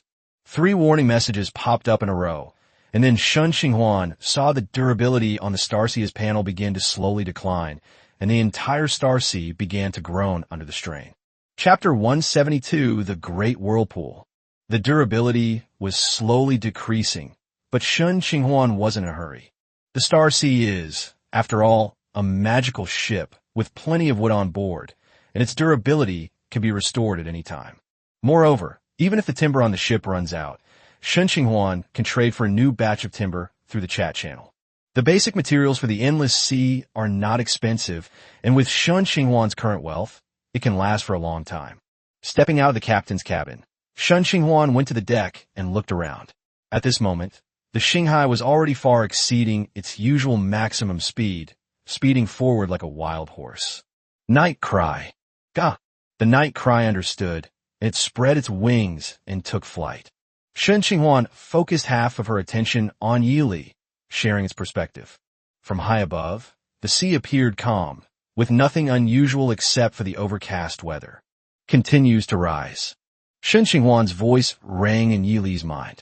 Yili nodded in understanding and continued to raise the altitude. The night cry stopped, rising only when it approached the height of the clouds. With increased altitude, one's line of sight naturally extends further. Even with the help of Yi Li's vision, Shen Qinghuan still couldn't detect anything unusual. However, Shen Qinghuan's mood did not relax at all, because the speed of the Starsea was still increasing, and its durability was decreasing even faster. Consuming wood to fully restore durability is a solution that Shen Qinghuan is helpless in the current situation. The Starsea is large, and at such a high speed, it's simply impossible for Shen Qinghuan and the others to stop it by force. The Starsea couldn't stop, and the small bottle in Shen Qinghuan's hand couldn't contain a ship traveling at high speed. For now, we can only take it one step at a time. Shen Qinghuan felt heavy-hearted, but showed no sign of it on her face. The Xinghai continued its high-speed journey for several hours, until it became completely dark, and this high speed showed no signs of decreasing. I don't know how long this will last. Shen Qinghuan sighed inwardly and used wood to fully restore the Starsea's durability once again. Boom! A deafening clap of thunder resounded, followed by a torrential downpour. The thunder seemed to be a signal. After the heavy rain came strong winds, and then the sea began to surge. The entire Xinghai ship suddenly became like a high-speed roller coaster, constantly bobbing up and down and tilting left and right. Fortunately, the people on the ship were not ordinary people. They could stabilize themselves by releasing their energy. Blastoise is the only one who suffers. It is large, heavy, and not very agile. It bounces around like a marble in a pinball game. Seeing that Blastoise had smashed a large hole in the partition inside the Starsea, Shen Qinghuan had no choice but to put Blastoise back into the car to prevent the Starsea's durability from dropping even faster. The storm raged until the next day, when the boat finally calmed down a bit, but the rain continued unabated. Moreover, Shen Qinghuan felt that the speed of the Starsea had increased again. Night cry. Shen Qinghuan frowned and sent Yili out to investigate again. This is the advantage of magical pets. They can go out even in this thunderstorm, and even if they unfortunately die, Shen Qinghuan can revive them. Gah! With a cry, the night serpent flew out of the cabin and began to climb upwards despite the torrential rain. Large raindrops kept hitting the wings of the night cry, but they could not stop it from continuing to climb. Connecting with Yi Li's vision, a huge vortex appeared in Shen Qinghuan's line of sight. Because of the heavy rain, Shen Qinghuan's view was not clear, but it was enough for him to notice the vortex. There's no other reason than that this vortex was simply too large, so large that it was hard not to notice it. Perhaps what accelerated the Starsea earlier wasn't some ocean current at all, but simply being affected by this giant vortex. It was just that the vortex was so large that it wasn't noticeable because it was only on the outer edge. Now that the reason for the Starsea's inexplicable acceleration has been found, Shen Qinghuan is completely helpless. Abandon ship and escape? What about the special modules on the ship, such as the Magic Garden, the World Tree, and the Arena? The ship can be rebuilt, but special modules are hard to find. Shen Qinghuan has only managed to acquire a few in all his years of sailing. Moreover, even if we abandon ship without supplies on this vast ocean, who knows how long it will take to find an island? After much deliberation, Shen Qinghuan ultimately couldn't bear to give up the Starsea. The Starsea is, after all, a level 4 magic ship, and it has ample basic materials on board, so it may not be unable to survive this disaster. After making up her mind, Shen Qinghuan kept a close eye on the condition of the Starsea, repairing it with wood whenever its durability dropped.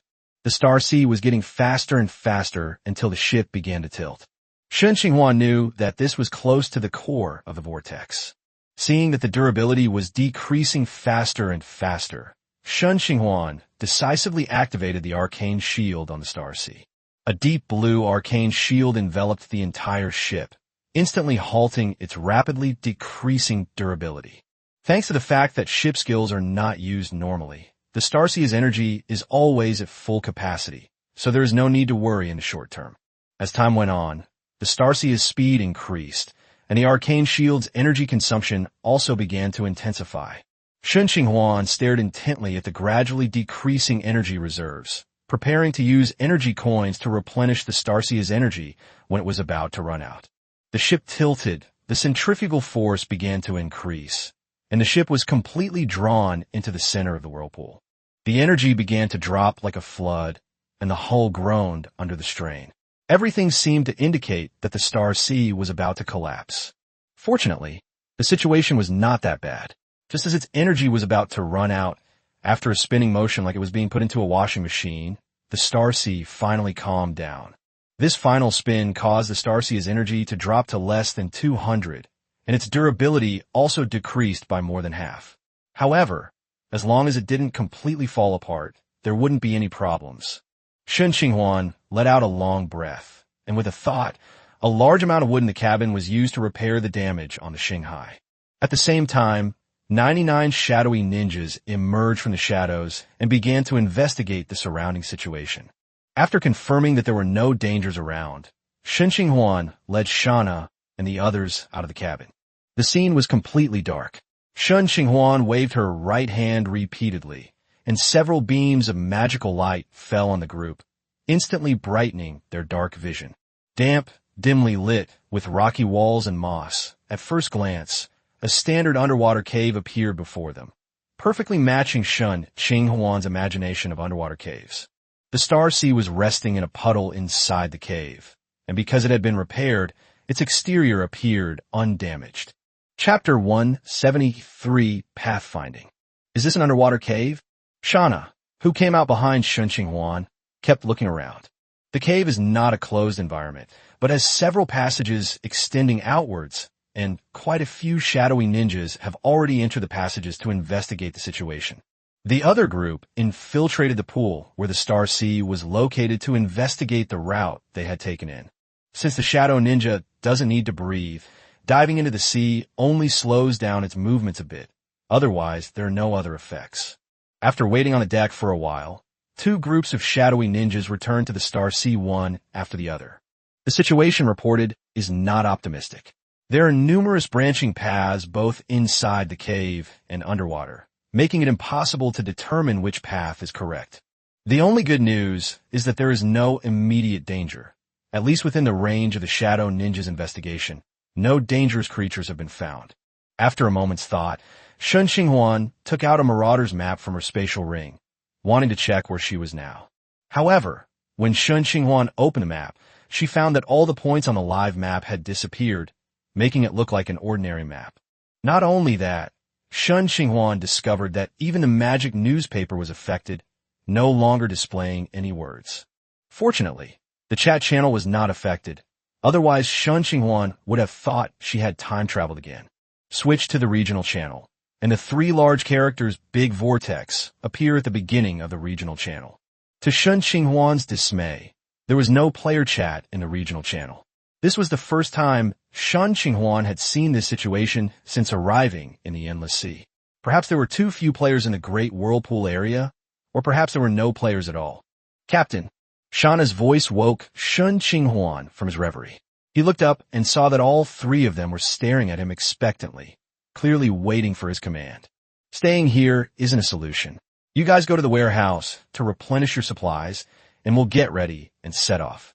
As Shen Qinghuan spoke, she handed all the spatial equipment in her hand, except for the cards, to the two women. Yes, Captain. The two women accepted the order and left. Before long, they returned to Shen Qinghuan's side with a full load of supplies. Besides essential food and water, the two women also brought all the consumables they could use, such as potions and scrolls, filling all their spatial storage to the brim. Seeing that everything was ready, Shen Qinghuan took out a small bottle and put the Star Sea into it. Let's go. Shen Qinghuan waved her hand, and a large number of shadowy ninjas surged towards the tunnel ahead. Regardless of the strength of the shadow ninjas, their sheer number makes them excellent cannon fodder. Not to mention that summoning these shadow ninjas requires Shen Qinghuan to expend no magic power. This is the most important point, and it's also why the ninja mask can maintain its legendary status. This means that anyone, even an ordinary person, who obtains this mask can summon 99 shadow ninjas who are fearless of death and can resurrect infinitely. With the shadowy ninja leading the way, Shen Qinghuan and his companions quickly arrived at a fork in the road. Without hesitation, Shen Qinghuan simply chose one based on his intuition. Because these forks in the road were all quite long and secluded, and no useful information could be found in a short time. And since both left and right were about the same, Shen Qinghuan just randomly chose one. Oh right. After going through several forks in the road, Shen Qinghuan patted his head and finally remembered something, taking out a palm-sized compass from his spatial ring. This compass is none other than the Lucky Compass. Since acquiring the Marauder's map, Shen Qinghuan has no need to use the compass anymore. He hadn't used it for so long that he only remembered it now. If the Marauder's map hadn't failed this time, the Lucky Compass would have remained in use for who knows how long.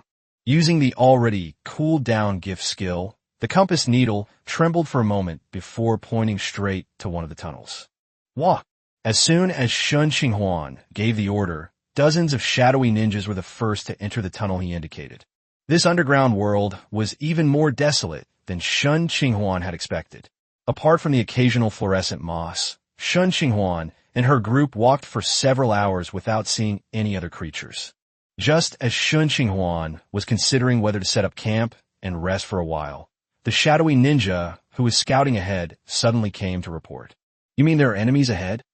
Seeing the hand gestures made by the shadowy ninja, Shen Qinghuan's spirits lifted, and her spirits, which had been slightly tired from not resting for more than a day, were also invigorated. It's good to have enemies. As long as there is life, it proves that this area is not a dead zone and there may be a way back to the surface.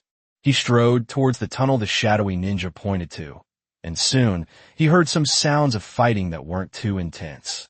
Before long, the enemy the shadowy ninja pointed to appeared in front of Shen Qinghuan, but this enemy was somewhat different from what he had expected. Is this the enemy you're talking about? Shen Qinghuan pointed at the skeleton that was bound hand and foot, her face showing disbelief. The shadowy ninja nodded, indicating that what you said was absolutely right. Fine, a skeleton is a skeleton. At least it proves that there are intelligent beings in this place. After comforting herself with these words, Shen Qinghuan waved her hand, signaling the shadow ninja to continue their reconnaissance. Unlike Shen Qinghuan's great disappointment, the little skeleton Fi seemed quite happy. Since reaching Tier 3, it has never absorbed any pure soul fire again. Although the skeleton in front of it is only a Tier 1 skeleton, it still has soul fire. It is impossible for it to level up, but it can satisfy its craving. After this little incident, Shen Qinghuan and her group resumed their previous journey. After hiking for several hours, a cave with a large pool of water appeared in front of them. If it weren't for the numerous pieces of debris floating on the pool, Shen Qinghuan would have almost thought they had gone in circles and returned to the starting point. Glancing at the lucky compass and seeing the pointer firmly pointing into the pool, Shen Qinghuan immediately realized that this was the place the gift was pointing to. He waved his right hand, and immediately more than a dozen shadowy ninjas jumped into the water. Several seconds later, a magical power suddenly appeared in Nija's mask. Having conducted the experiment before, Shen Qinghuan naturally understood that a shadow ninja had been killed. What's going on in the water? Summon this fallen shadow ninja back to life, Shen Qinghuan asked. Upon hearing this, the shadowy ninja squatted down, picked up a small pebble, and began to draw on the ground. Before long, a lifelike octopus was born from the shadowy ninja's pen, and on the side of the drawing, he wrote the Arabic numeral 6. Chapter 174 Diary. A Tier 6 octopus-type monster? The shadowy ninja nodded, indicating that Shen Qinghuan was right. Gurgle gurgle. Numerous bubbles rose to the surface, along with strands of bright red blood. Don't assume that just because the shadow ninjas aren't strong, they can't harm high-level professionals. The shadow ninjas possess a variety of weapons, especially their signature katana, which is extremely sharp. Although not a magical weapon, it can still inflict considerable damage. As more and more bubbles rose to the surface of the water, the shadowy ninjas began to die in large numbers. Shen Qinghuan was indifferent to the deaths of the shadow ninjas. He would summon as many as they died. One group after another of the shadowy ninjas jumped into the sea, and the amount of blood that rose to the surface gradually increased. Gradually, the boiling pool calmed down, and the once clear seawater was stained red with blood. Gurgle. The bubbles rose again, and a shadowy ninja emerged from the red pool, followed by a bluish-brown tentacle thicker than a human thigh. As the first shadowy ninja appeared, more and more shadowy ninjas surfaced from the sea, along with a huge, octopus-like corpse. The compass needle, which was originally pointing to the pool, changed its direction to point to the octopus carcass after the carcass appeared. So, the Lucky Compass's gift skill is aimed at this octopus. Zizi. Shen Qinghuan glanced at her a few times, then gave Siko Busujima a wink. Yes. Several flashes of cold light appeared, and the enormous octopus corpse was instantly broken into a pile of fragments. Blue light flashed in Shen Qinghuan's eyes as she began to search through the octopus's corpse with her mental power. Before long, a perfectly round, dark bead was drawn out by telekinesis. With the appearance of this bead, the pointer that had been pointing straight at the octopus corpse resumed its swaying state. Name: Black Jade Bead. Type: Materials and Equipment. Rank: Tier 6 Rare. Effect: Water Repellency. Wearing this gem can greatly reduce water resistance when moving in water. Preservation. Inserting a precious pearl into a corpse can preserve the body from decay for thousands of years. Color change. After wearing the jewel, observe the surrounding environment, and you can change yourself to match the surrounding environment. Note: a precious pearl born from a deep-sea squid. It may not be as useful as you imagine. Looking at the precious pearl in her hand, Shen Qinghuan couldn't help but frown. She never expected that after hiking for several hours, this was the thing they finally found. The effect of this black jade bead is not entirely useless, but it's not particularly useful. There's no need for incorruptibility, and color-changing magic is inferior to the fourth circle spell of advanced invisibility. Only water repellency has a slight use. Overall, it's not very valuable, but if sold to someone who needs it, it might fetch a good price based on its incorruptibility. After carefully putting away the black jade bead in her hand, Shen Qinghuan looked at the enormous octopus corpse on the ground and pondered what to do with it. It's definitely impossible to take it with me. My space equipment is already full of supplies. It's impossible to give up so many supplies for a level 6 monster corpse. Since we can't take it with us, we can only refine it on the spot. Taking out a stack of unsold cards from her spatial ring, Shen Qinghuan picked out 2 of the lowest value cards, materialized them one by one, and then used magic to envelop and refine them together with the octopus corpse on the ground. The chaos card refining was activated, and the 3 materials merged into one, quickly transforming into a card that fell into Shen Qinghuan's hand. Name: Stone Fist Ogre. Type: Summoning card. Rank: Tier 6 Common. Effect: None. Note: I'm extremely capable, absolutely worth a price. Upon seeing this card, the words "not a loss" immediately came to his mind. Trading a level 6 monster corpse and 2 low-value cards for a level 6 summon card is a profitable deal no matter how you look at it. The only question is how much profit you make. Let's rest by this pool for a while. After putting away the cards, Shen Qinghuan considered that because of the whirlpool, the group had not rested for a day and a night and had walked for several hours. In this unknown situation, the first priority was to keep themselves in good condition. Upon hearing Shen Qinghuan's order, the group immediately sprang into action, clearing the ground, lighting a campfire, and preparing tents, food, and drinking water in the cave. Everything was proceeding smoothly. Shen Qinghuan took a cup of hot tea from Siko Bisujima and was about to take out her magic book to relax when a shadowy ninja walked over with a wet notebook. Was this notebook fished out of this pond? Shen Qinghuan took the notebook handed to her by the shadowy ninja and asked an obvious question. Based on the debris floating in the pool, it is highly likely that an unfortunate ship was destroyed here. He opened the notebook, and lines of handwriting that Shen Qinghuan didn't recognize came into his view. Fortunately, Shen Qinghuan possesses a consistent language proficiency system. Although she doesn't recognize the characters, she can still understand their meaning. On the 33rd day of the conflict month in the year 681 of the endless calendar, a man claiming to be an adventurer came to town. He wanted to recruit some sailors to search for treasures at sea. I suddenly realized that this might be my only chance to go to sea. On the 35th day of the conflict month in the year 681 of the endless calendar, I succeeded. For a sailor about to set sail, I will no longer have to endure a monotonous life. On the 3rd of the morning month in the year 681 of the endless calendar, the voyage at sea was more boring than I had anticipated. I began to doubt whether this was really the life I wanted. I started to miss life in town, which, although equally boring, still had the delicious bread made by Aunt Mary. The notebook contained a lot of information, all of which recorded a young man's journey to sea. The content was trivial and unremarkable.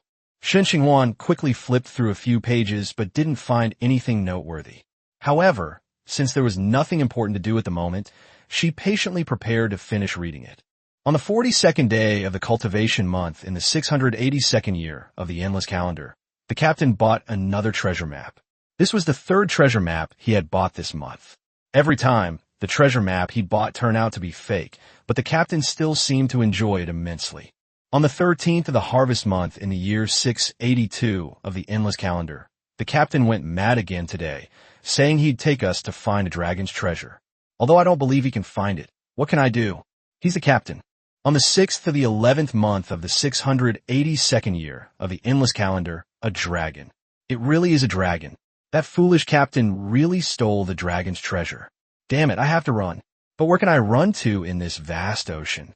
Chapter 175 Information about the dragon. They really stole it? Then, this captain is quite something. At this point, something finally started to interest Shen Qinghuan. I don't know what kind of dragon it is, but those that can be called dragons must be real dragons. Touching her chin, Shen Qinghuan picked up her notebook and continued reading. On the 7th of the 11th month of the 682nd year of the endless calendar, long live the captain. We've actually escaped the dragon's pursuit, albeit temporarily, but it's not impossible that we'll completely shake it off in the future. On the 10th of the 11th month of the 682nd year of the endless calendar, damn it, I knew the dragon wouldn't be so easy to get rid of. Now it's caught up again. Fenris is dead too. I hope I won't be next. On the 15th of the 10th month of the year 682 of the endless calendar, the ship suddenly began to accelerate. Gran said they had encountered an undercurrent and hoped to use it to escape the dragon. Damn it. Why is this dragon so stingy? It's taking so long to chase after such a small amount of treasure. On the 16th of the 11th month of the 682nd year of the endless calendar, it wasn't an undercurrent, but a massive vortex. It's over. Everything is over. On the 17th of the 10th month of the year 682 of the endless calendar, thanks to the Queen of the Sea, I am still alive. But where am I? How do I get out? The following content records how the sailor survived in the cave with the few remaining supplies. Shen Qinghuan flipped through several pages, all of which were survival records, before quickly flipping to the end. Endless calendar 682? Perhaps. I've lost count of how much time has passed in this dark cave, but it doesn't matter anyway. I'm about to die. I really want to eat Aunt Mary's homemade bread again. Wait, what's that? A dragon. What's a dragon here? Did the dragon come in here too? Shen Qinghuan's expression turned somewhat serious. As a race created by the dragon god, dragons are blessed with unique advantages. As long as they are pure-blooded dragons, they will naturally advance to a higher rank after reaching adulthood, except for white dragons. After entering the ancient dragon stage, they will directly step into the legendary rank, except for white dragons. And this is just a true dragon with ordinary talent. If a genius with exceptional talent is born, it is even more likely to become a legend in adulthood. If it were a juvenile dragon that appeared underground, it would be fine. Most juvenile dragons are only level 6 at most, and Shen Qinghuan and her group could handle them. If it were a fully grown dragon, that would be quite troublesome. Dragons are not like Grey Fong, who only has a trace of dragon blood. As one of the most powerful races, dragons are born with incredibly powerful breath attacks and dragon language magic. Their bodies are also much stronger than warriors of the same level, and their dragon scales can also provide immunity to and weaken spells to a certain extent. Based on card quality, the dragon race cards are definitely legendary. The power of dragons is undeniable, but at the same time, dragons are also full of treasures. Dragon scales, dragon horns, dragon crystals, dragon blood, and dragon meat can all fetch a very high price. Even the most filthy dragon dung can be used as a beast-repelling tool. However, dragons are not so easy to hunt. Not only are they powerful, but they are also very intelligent. If it is a benevolent dragon like a metal dragon, it is easy to kill a small one, and then an old one appears, and then kill an old one, and then an even older one appears. It's important to know that dragons tend to grow stronger with age, and a mid-level young metal dragon might very well have a group of legendary elders behind it.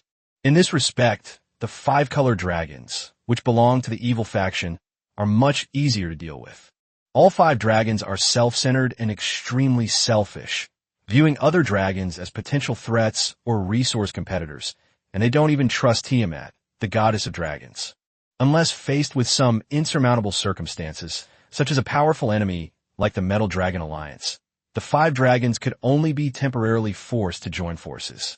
In addition, the 5-color dragons are arrogant, so in some dragon-slaying incidents, it is often the 5-color dragons that are successfully defeated.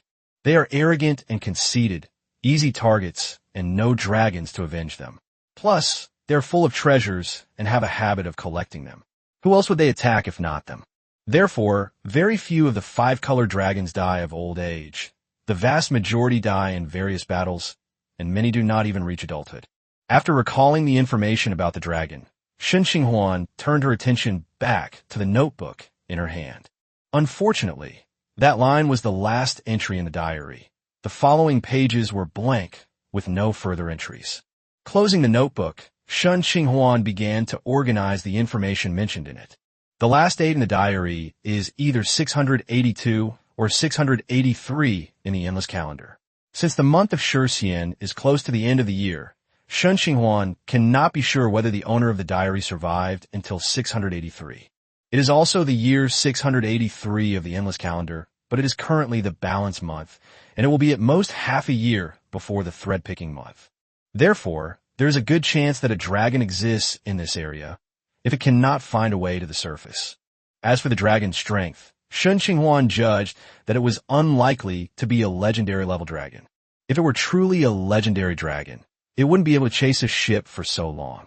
Shen Qinghuan probably thought it was just a teenage dragon, which is why the owner of the diary was repeatedly outpaced by the ship. While juvenile dragons are equally difficult to deal with, they are clearly much easier to handle than adult dragons. But there's no use thinking about it now. It's questionable whether the dragon is even still in this region. Maybe it has already found its way back to the surface and left this area. Therefore, Shen Qinghuan did not give any additional instructions, but simply ordered the shadow ninjas to strengthen their vigilance. Captain, the meal is ready. Siko Busujima's voice snapped Shen Qinghuan out of her thoughts. I reached out and took it. Dinner was a thick soup of mixed vegetables. It looked ordinary, but it tasted pretty good. After a simple meal, Shen Qinghuan and the other two went into the tent to rest. Little skeleton Fi doesn't need to. As an undead, she doesn't have the concept of fatigue. After getting plenty of sleep, everyone was back to their best condition. After a brief preparation, Shen Qinghuan took out the lucky compass again. Hopefully, this time I'll have some good luck. He cut his fingertip and dripped his own blood into the compass as a sacrifice. This time, Shen Qinghuan did not use the compass's gift skill, but instead activated the compass's other skill, item finding. He dripped his own blood in the hope that he could find other humans with the help of the compass. After all, only by finding intelligent life can we find a way to leave the Earth. Chapter 176, Ko, Tao, the Fishman. After a period of erratic movement, the compass needle pointed straight to one of the channels. Let's go. Shen Qinghuan gave a call, and a group of shadowy ninjas rushed into the tunnel first. The underground world was pitch black, and Shen Qinghuan didn't know exactly how long they had been walking. She only knew that the group had stopped and rested 6 times. Aside from a few weak skeletons I occasionally encountered, the rest of the creatures were either glowing moss that was everywhere or mushrooms whose edibility was unknown. However, things soon changed. You mean there's a large swamp ahead? Shen Qinghuan frowned as she looked at the shadowy ninja reporting the situation to her. Swamps are not a suitable terrain for human habitation. Not only are they full of traps that are invisible to the naked eye, but they are also home to a large number of poisonous insects, miasma, venomous snakes, and so on. If you are not careful, you may perish here. Not to mention that the swamp may contain other unknown dangers. But, looking at the direction the pointer of the lucky compass in her hand was pointing, Shen Qinghuan had no choice but to bite the bullet and continue forward. In this intricate underground network, who knows how much longer it will take to go around it, or even whether it will be possible to get around it at all. Fortunately, all members of Shen Qinghuan's team, except for the little skeleton Fia, can fly, which can avoid most of the trouble. After following the shadowy ninja for a short distance, a terrain that appeared to be a shallow beach came into view. Let's go through the air. Fia, put your hat on. Yes, Captain. The 2 women responded readily, and Fia also put on the little red hat, as Shen Qinghuan had requested. After Little Red Riding Hood put it on, the originally tall and burly werewolf disappeared and turned into a short skeleton less than 1.5 meters tall, wearing a red hood. Blue light flashed in Shen Qinghuan's eyes. He used his telekinesis to pull the little skeleton Fia and himself into the air, about 2 or 3 meters off the ground. Shana and Siko Busujima also spread their wings and followed Shen Qinghuan. The shadowy ninjas on the ground spread out to form a circle surrounding the group. Sizzle. As they moved forward, a shadowy ninja on the swamp turned into black mist and disappeared. Shen Qinghuan was not surprised and activated the ninja mask again to summon him out. Danger lurks everywhere in the swamp, and accidents can happen at any moment. This is already the umpteenth time Shen Qinghuan has summoned the shadow ninja. It's just that summoning the shadow ninja doesn't consume his magic power. Otherwise, either his magic power would be completely drained or the shadow ninja would be dead. This swamp covers a considerable area, and even though Shen Qinghuan and the others had been flying for more than half an hour, they still couldn't see where the boundary was. Gualalalala. A series of slightly muffled shouts suddenly rang out, followed by the clash of weapons and screams of agony. At the same time, the shadowy ninjas began to die in large numbers. Something's up. Let's go check it out. As Shen Qinghuan spoke, she summoned back the dead shadow ninjas. The group changed direction and flew towards the direction from which the sound came. Before long, a group of amphibious creatures with skin covered in mucus, bulging eyes, webbed hands and feet, resembling fish, appeared in their line of sight. Is that a fishman? Why does he look so crazy? Looking at the fishmen in front of her who were fearless and kept charging towards the shadowy ninja, Shen Qinghuan was somewhat surprised. He wasn't unfamiliar with murlocs. He had been chased by a large group of them when Patches stole the sacrificial statue. However, although those fishmen were numerous, they still had the nature of living beings. They could feel fear, excitement, and terror, unlike the fishmen in front of them, who only had madness in their eyes. Rather than calling these living beings, Shen Qinghuan felt that the new ones were some kind of biological weapons. There were quite a few fishmen on the swamp, numbering in the hundreds. Coupled with their geographical advantage, the casualty ratio between the two sides reached an astonishing 1-to-5. It would take the deaths of 5 shadow ninjas to eliminate just one fishman. There's no way around it. The shadow ninjas are just too fragile. Any slightly heavy blow can turn them into a cloud of black mist. However, for the shadow ninjas, the casualty ratio is meaningless since they are immortal. As long as the person wearing the nigga mask is alive, they can be summoned continuously. Strange, what's wrong with these fishmen? These fishmen were so crazy. They didn't seem like normal creatures at all. Shen Qinghuan pondered for a long time, but couldn't figure out what kind of fishmen these were. After all, there are too many types of fishmen. Although they look roughly the same, their habits and appearances will be slightly different due to their different living environments. Scratching her chin, unable to recall anything, Shen Qinghuan simply took out a magic book about different types of monsters from her spatial ring and began to examine it on the spot. Since they were just some fishmen, he didn't need to take action himself. He could leave it to the shadow ninjas to handle. I've got it. It's the Kotao fishman. After searching through the murloc section for a while, Shen Qinghuan quickly found the corresponding murloc.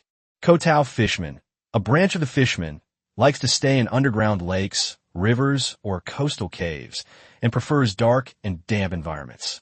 They lived in groups, forming religious tribes centered around a high priest or prophet, and worshipped self-created gods or entities. Because of being enslaved by inner demons for a long time, their minds are distorted, their beliefs are confused and fanatical. Is there more? Shen Qinghuan's brief explanation immediately caught the attention of the two women. Let me see. Shen Qinghuan turned a page and quickly saw the content that followed. Be careful. Although the Kotao fishmen are not strong and rely on their numerical advantage and underwater ambushes, their confused and fanatical beliefs mean that if enough Kotao fishmen believe something is a god, that thing may gain real divine power.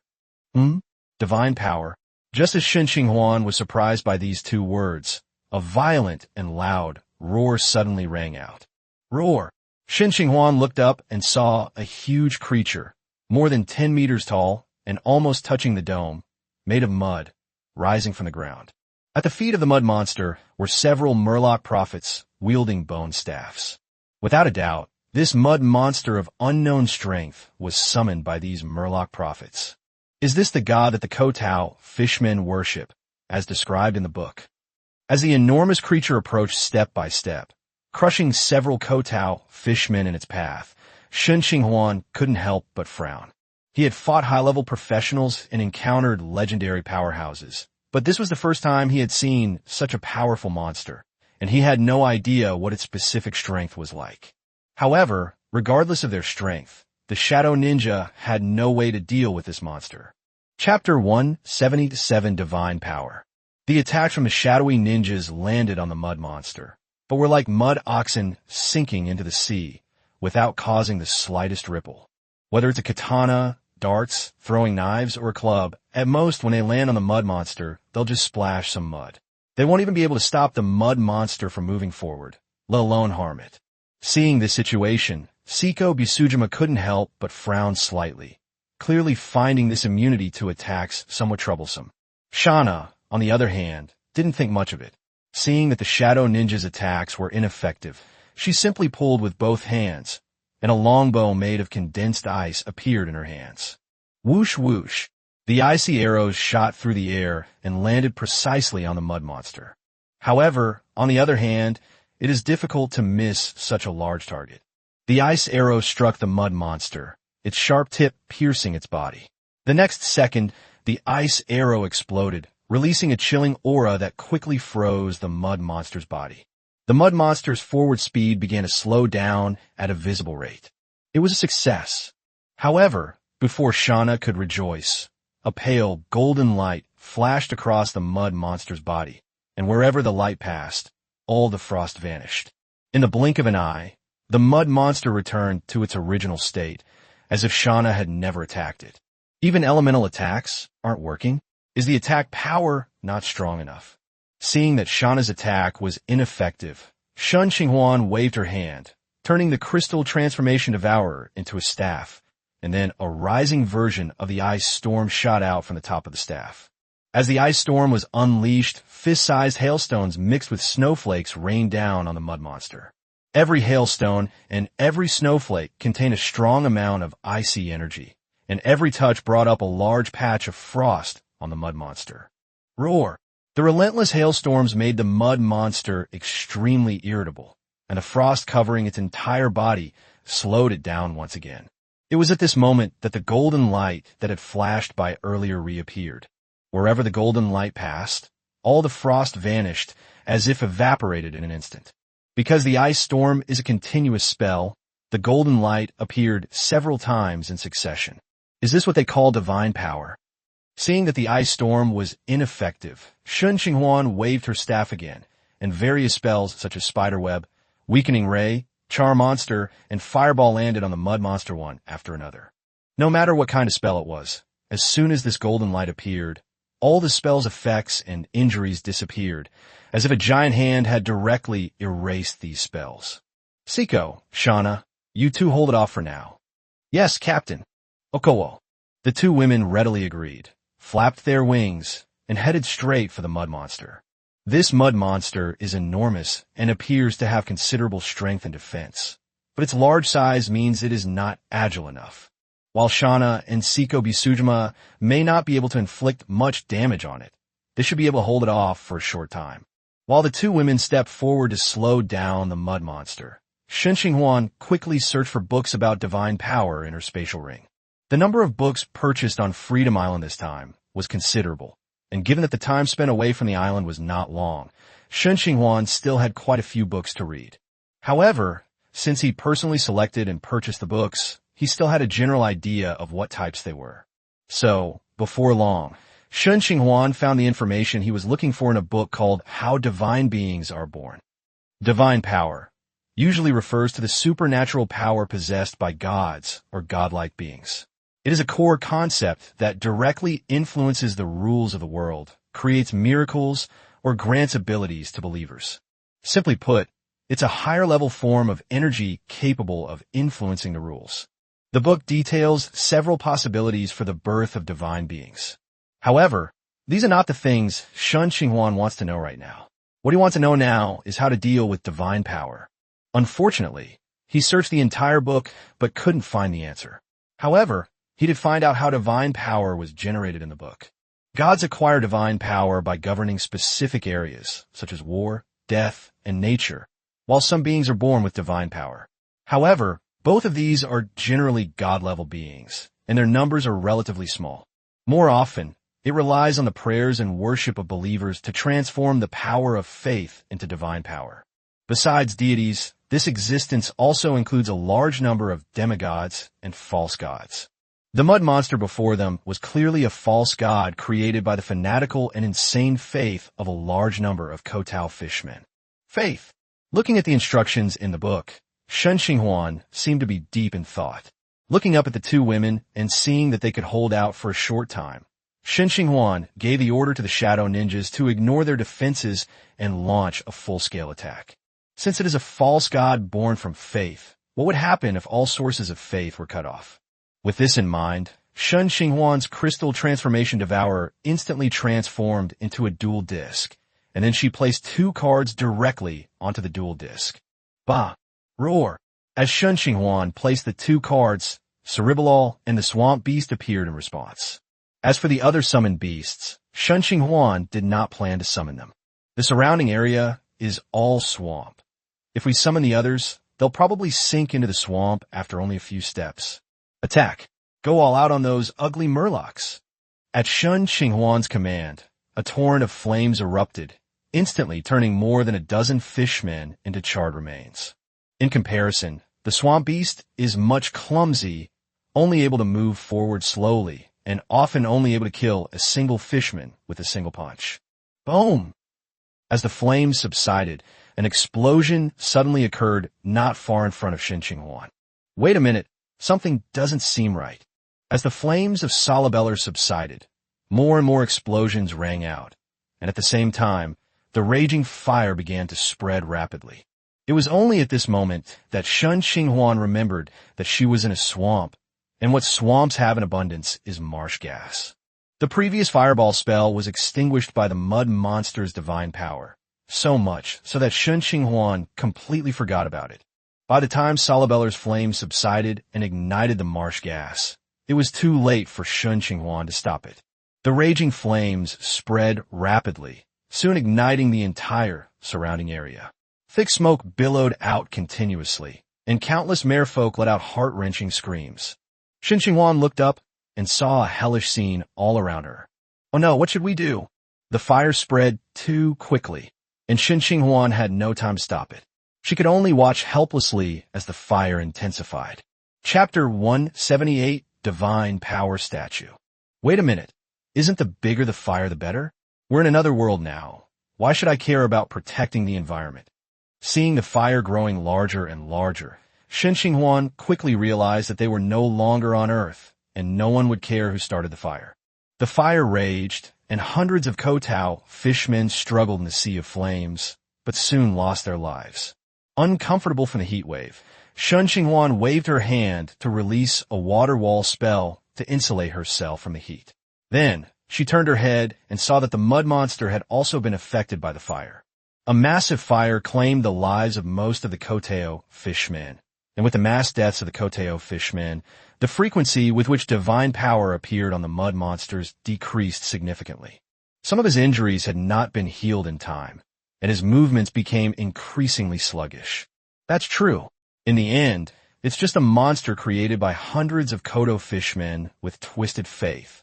Its size is what it is, so it can't be that strong. I was almost intimidated by its divine power. Gualalala. Huh, there are still Kotao fishmen alive.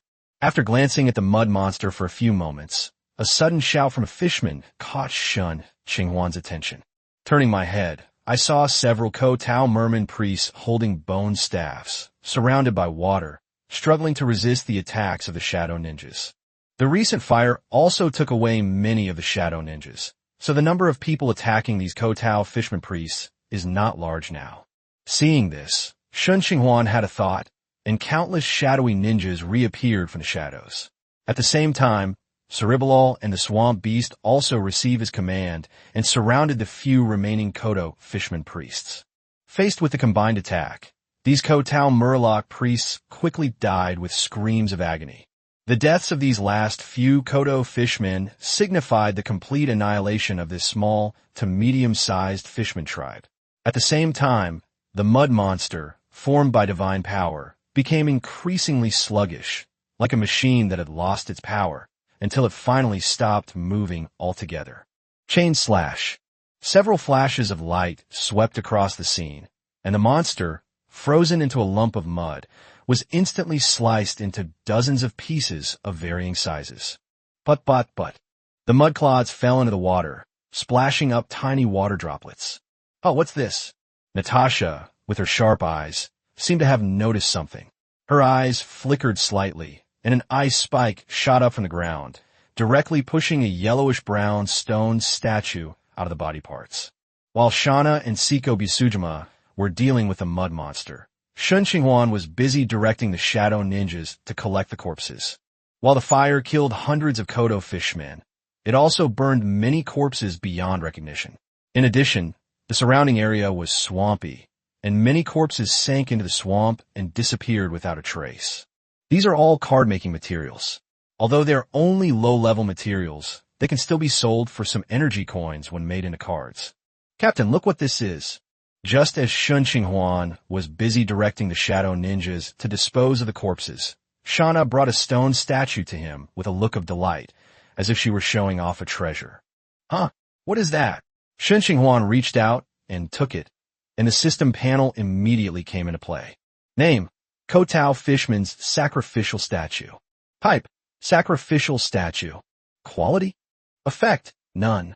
Note: a statue that has been imbued with a trace of divine power after being influenced by distorted beliefs may have some positive effects in certain situations. A statue imbued with a trace of divine power? Shen Qinghuan stroked her chin, then pulled out a magic book from her spatial ring. When in doubt, Shen Qinghuan would consult a book, and soon she found several uses for it in the book. One type can be refined into a container to temporarily store the power of faith. However, the power of faith is too advanced, and only legendary experts are generally qualified to access it. Another method is to use it as an anchor point that absorbs the power of faith, serving as a token for believers to worship. However, this method has higher requirements and is generally used by demigods who have not yet become true gods. There's a simpler way to use it, which is to incorporate it directly into weapons as a material. Weapons made in this way will contain a trace of divine power, making them virtually indestructible against equipment below the legendary level. However, this method is extremely wasteful and fails to unleash the true power of divine strength. Besides these three methods, the other methods are much more difficult and have many strange and unusual requirements.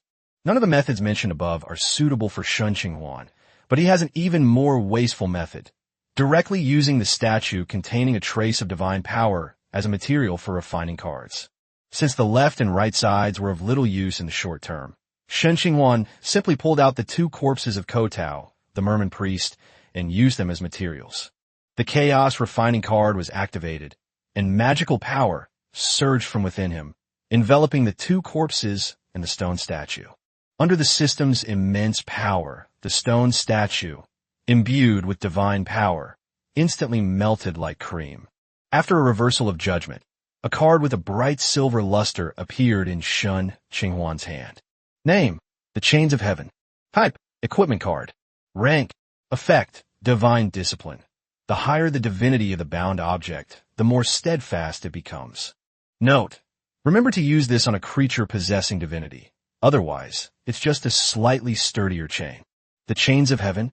Isn't that the noble phantasm wielded by Gilgamesh, the king of heroes? He actually managed to forge this chain. My previous guess was right after all. The materials used to forge cards can influence the type of card to some extent. Looking at this silver card that had never appeared before, Shen Qinghuan immediately thought of the black curse card that she had previously created using the artifacts of the evil god. Both of these crafting attempts involved special materials, and the result was the creation of cards that had never appeared before. One is an anti-god artifact, and the other is a cursed mask. Both items are quite unique. Although the Chains of Heaven, unlike the cursed face of corruption, has no negative effects, both pieces of equipment are currently unusable. Creatures possessing divinity are extremely rare. It's already quite lucky that these Kotao fishmen were able to conjure up even one. Shen Qinghuan didn't believe there was a second one in this swamp. After carefully putting away the heavenly lock card, Shen Qinghuan continued with her work. The damage caused by the fire was more severe than Shen Qinghuan had anticipated. Of the hundreds of Kotao fishmen, only 200 corpses were found in the end. Most of the corpses had disappeared into the swamp. Despite the heartache, Shen Qinghuan had no regrets. If it weren't for the fire, the battle wouldn't have ended so quickly. Otherwise, with only the Shadow Ninja and the two summoned beasts, the battle would have dragged on for who knows how long. Chapter 179, Adventurer Team. Shen Qinghuan methodically transformed more than 200 charred corpses into cards.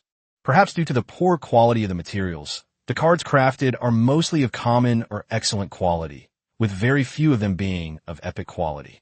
However, after more than 80 card refinements, with such a large number of cards, 2 useful cards were still obtained. Name: 1-star Dragon Ball. Type: item card. Rank: Tier 1 Epic.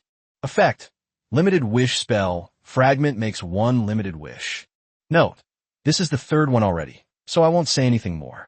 I've got the 1-star Dragon Ball too. Before I knew it, I'd already crafted 3. It seems like it's really possible to collect them all. After examining the card in her hand, Shen Qinghuan put the 1-star Dragon Ball card away with the other 2 Dragon Ball cards, and then looked at the only legendary card she had created this time. Name, Substitute Totem. Type, Item Card. Quality, Tier 1 Legendary. Effect, Substitute Death. When a player receives fatal damage, the totem will transfer the damage to a nearby creature or a bound target. Note, isn't this a very useful effect? Let others suffer a little, and you'll protect yourself. The card features a small, ginger yellow figure with 2 emerald-like eyes. It looks ordinary, but its effect is truly miraculous, essentially granting an extra life out of thin air. No one would complain about having too many of these life-saving items, and Shen Qinghuan was no exception. After seeing the effect clearly, she immediately infused it with magic power to materialize it, bound the target to Yi Li, and carried it close to her body. In this way, if Shen Qinghuan suffers a fatal injury in the future, she can transfer the injury to Yi Li. Anyway, as long as Shen Qinghuan is alive, she can revive Yi Li at any time. Moreover, Yi Li usually does not participate in battles, so few enemies will focus their attention on a magical pet with little attack power. The rest of the cards were kept for sale or reforged. After a flurry of activity, Shen Qinghuan finally managed to sort and store all the cards. After glancing at the mess around them, Shen Qinghuan directed the Shadow Ninjas to set up camp on the spot. In this battle, Shana and Siko Bisujima didn't expend much energy, but Shen Qinghuan had used various spells, summoned creatures, maintained her mental power, and crafted so many cards that her magic power was running low. Being in an unknown region, Shen Qinghuan did not want to use elemental orbs to replenish her magic power. Although elemental orbs replenish magic power more slowly than potions, there's still a quick way to do so. Given the current safety, Shen Qinghuan preferred to spend some time meditating to restore his magic power, since he had plenty of time. After a short rest involving meditation, meals, and rest, the 4 of them set off again, guided by the lucky compass. As always, 99 shadowy ninjas led the way, and Shen Qinghuan and her 3 companions flew through the air in the direction indicated by the pointer. However, the scene this time was completely different from before.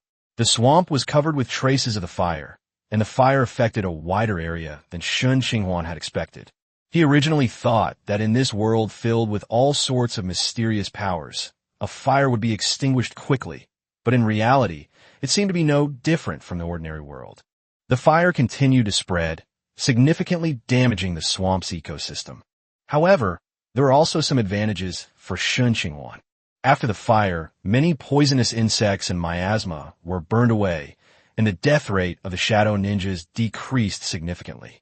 Although injuries still occurred occasionally, it was much better than before the fire when there were deaths almost every minute. After several hours of flight and passing by a small tribe of underground lizardmen, Shen Qinghuan and her group finally left the vast swamp. As they left the swamp area, the dome of this underground world visibly lowered, and the roads became rugged and difficult to traverse. However, Shen Qinghuan and her group were finally no longer bound to fly in the sky. Maintaining flight using telekinesis while carrying a small skeleton wasn't strenuous for Shen Qinghuan, but it wasn't exactly a comfortable experience. Now that I'm grounded, I feel a strange sense of peace. Without the swamp as an obstacle, the Shadow Ninjas moved forward much faster. After traveling for more than half an hour, the Shadow Ninja, who was scouting ahead, suddenly turned around and reported the situation to him. "You mean there's an adventurer party fighting ahead?" Seeing the graffiti of the shadowy ninja, Shen Qinghuan finally cheered up. After such a long journey, she had finally encountered intelligent life. The presence of an adventurer team means there's a city nearby, a stable food source, a relatively safe environment, and perhaps even a way to leave this underground area. Let's go take a look. Overwhelmed with excitement, Shen Qinghuan immediately wanted to go and meet this adventurer team. However, after taking a few steps, he quickly realized something was wrong. In such a dangerous region, Approaching a fighting force rashly is not a good choice for either side. If you go directly to help, you're likely to be mistaken for stealing the monster's kill. But if you just stand by and watch, you'll be seen as the mantis stalking the cicada, unaware of the oriole behind. Neither option is a good choice, since Shen Qinghuan still needs to ask this adventurer team for directions, and it would be difficult to handle if a misunderstanding occurs. Thinking of this, Shen Qinghuan transformed the crystal transformation devourer into a staff, tapped it lightly on the group, and quietly released a high-level invisibility spell. The next second, Shen Qinghuan and the other three suddenly disappeared from their spot. At Shen Qinghuan's signal, the surrounding shadowy ninjas all disappeared into the shadows. Once everything was ready, the group, guided by the shadowy ninja, headed towards a slightly rugged tunnel. Before long, the sounds of clattering and clanging, accompanied by a loud shout, reached their ears. Emori, when the hell are you going to get your spells ready? I can't hold on much longer. And you, Aubrey, you idiot, stop shooting your damn arrows at my ass. I'm really unlucky to be paired with a bunch of idiots like you. Hey, Balba, shut up a bit. Your loud voice is attracting the other Deinonychus. Then why don't you hurry up and take care of this one as soon as possible? Before she even arrived, the sound of their argument reached Shen Qinghuan's ears, especially that adventurer named Balba, whose voice was exceptionally loud. Even from this distance, it made Shen Qinghuan's ears ring. Chapter 180 Devilclaw Monster. As she got closer, Shen Qinghuan finally saw the adventurer team engaged in battle.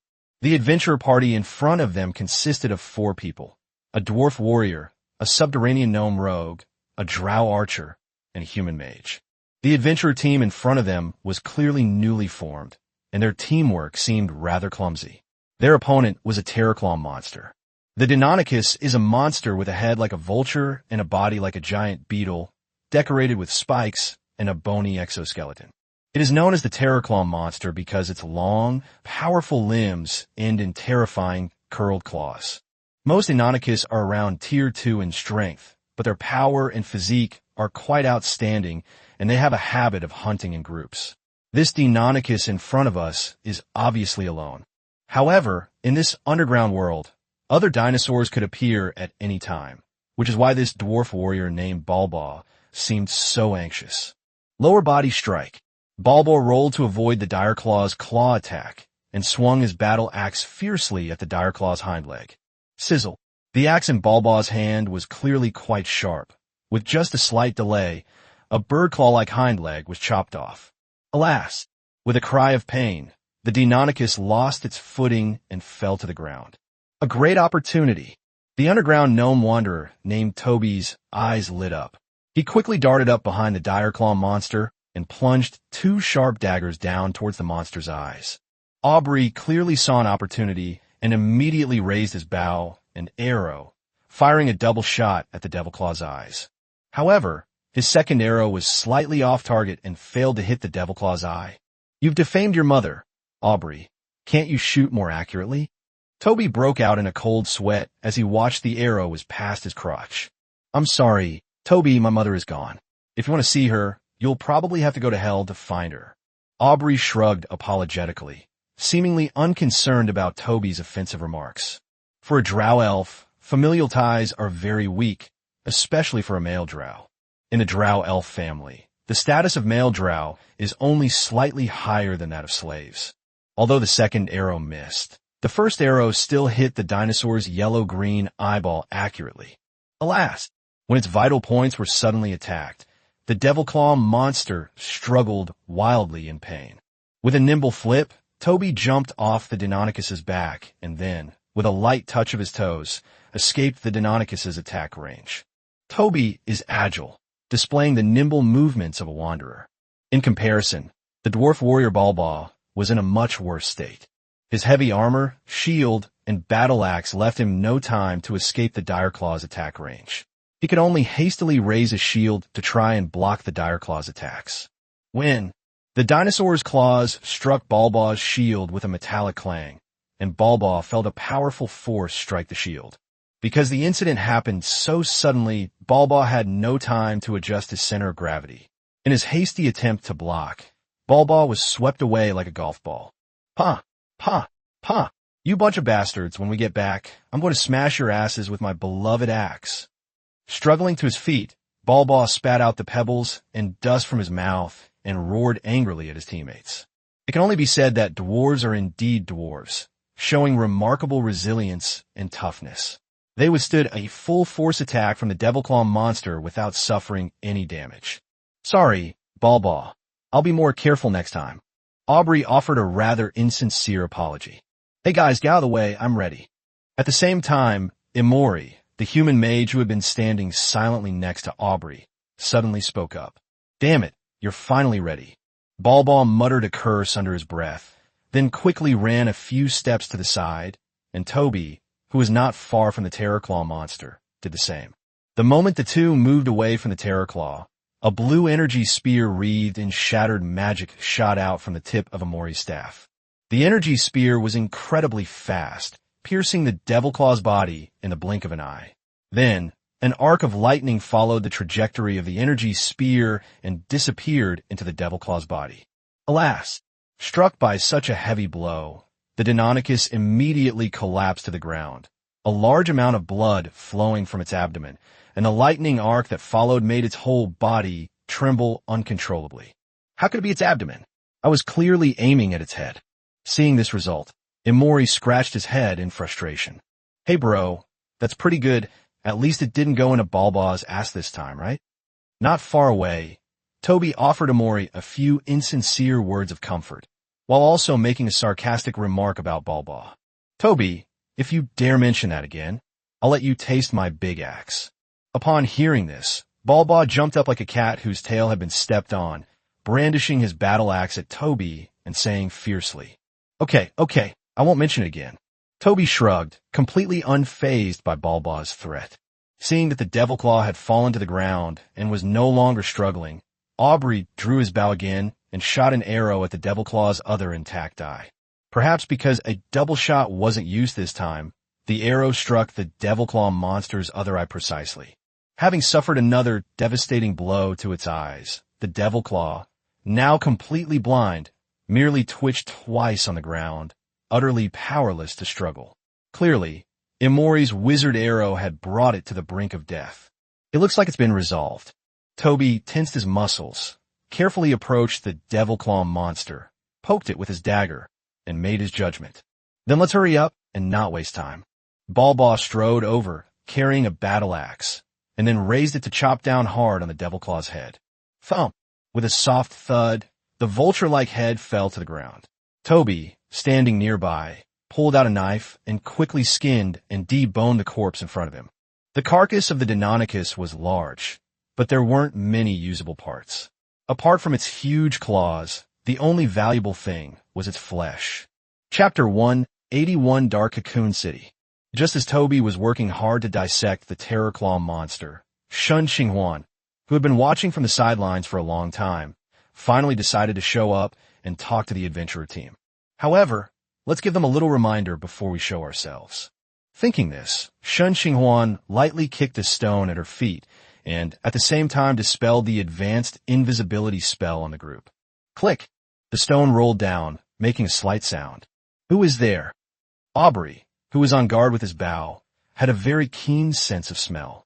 The moment he heard the sound, he drew his bow and nocked an arrow, the arrowhead pointing steadily at Shen Qinghuan and the others. Upon hearing Aubrey's voice, the others also put down what they were doing, picked up their weapons, and became wary. Don't be nervous, we're just a few lost adventurers. Shen Qinghuan shrugged at them, without making any move to get closer. Shen Qinghuan's actions put the adventurers, including Balba, at ease, but their vigilance remained undiminished. Is there anything I can help you with? Balba, the warrior and captain, stood at the front of the group, carrying his shield. I'd like to buy a map of the area from you. Of course, if you could take us to the nearest city, that would be great too. I'm willing to pay you. Wait a moment. I need to discuss this with my teammates. Balba glanced warily at Shen Qinghuan and the others, then picked up his shield and retreated back into the group. What do you think? I think it's a good idea. Anyway, it's not far from Dark Cocoon City, and it won't take long to go back. Plus, there's a reward. Toby was the first to offer his opinion. Where are you two? Balba didn't rush to make a decision, but instead looked at his remaining two teammates. I'm fine with either. You could decide. Aubrey, holding a short bow, replied casually. I think so too, and those two human ladies don't seem like bad people. Emery raised his hand and said softly, You bookworm who's gone mad from reading too much. Anyone who can walk in this dark place is no simpleton. Balba gave Amori a disdainful look, then continued. Since you all agree, it's settled then. But be careful on the way back. After giving a few instructions, Balba stepped forward and said to Shen Qinghuan, We agree. You can come with us, but you have to wait until we deal with this Terrorclaw monster first. Of course, we can wait. Shen Qinghuan nodded, stood still, and gestured for him to make himself at home. After reaching an agreement, Toby once again took out his skinning knife and began to dispose of the Deinonychus's corpse. Balba stood beside Toby, holding his shield, glancing at Shen Qinghuan and her group from time to time. 10 minutes later, Toby finished disposing of the Deinonychus's corpse, putting the edible and usable parts into his backpack and burying the rest of the remains on the spot. Okay, we're done.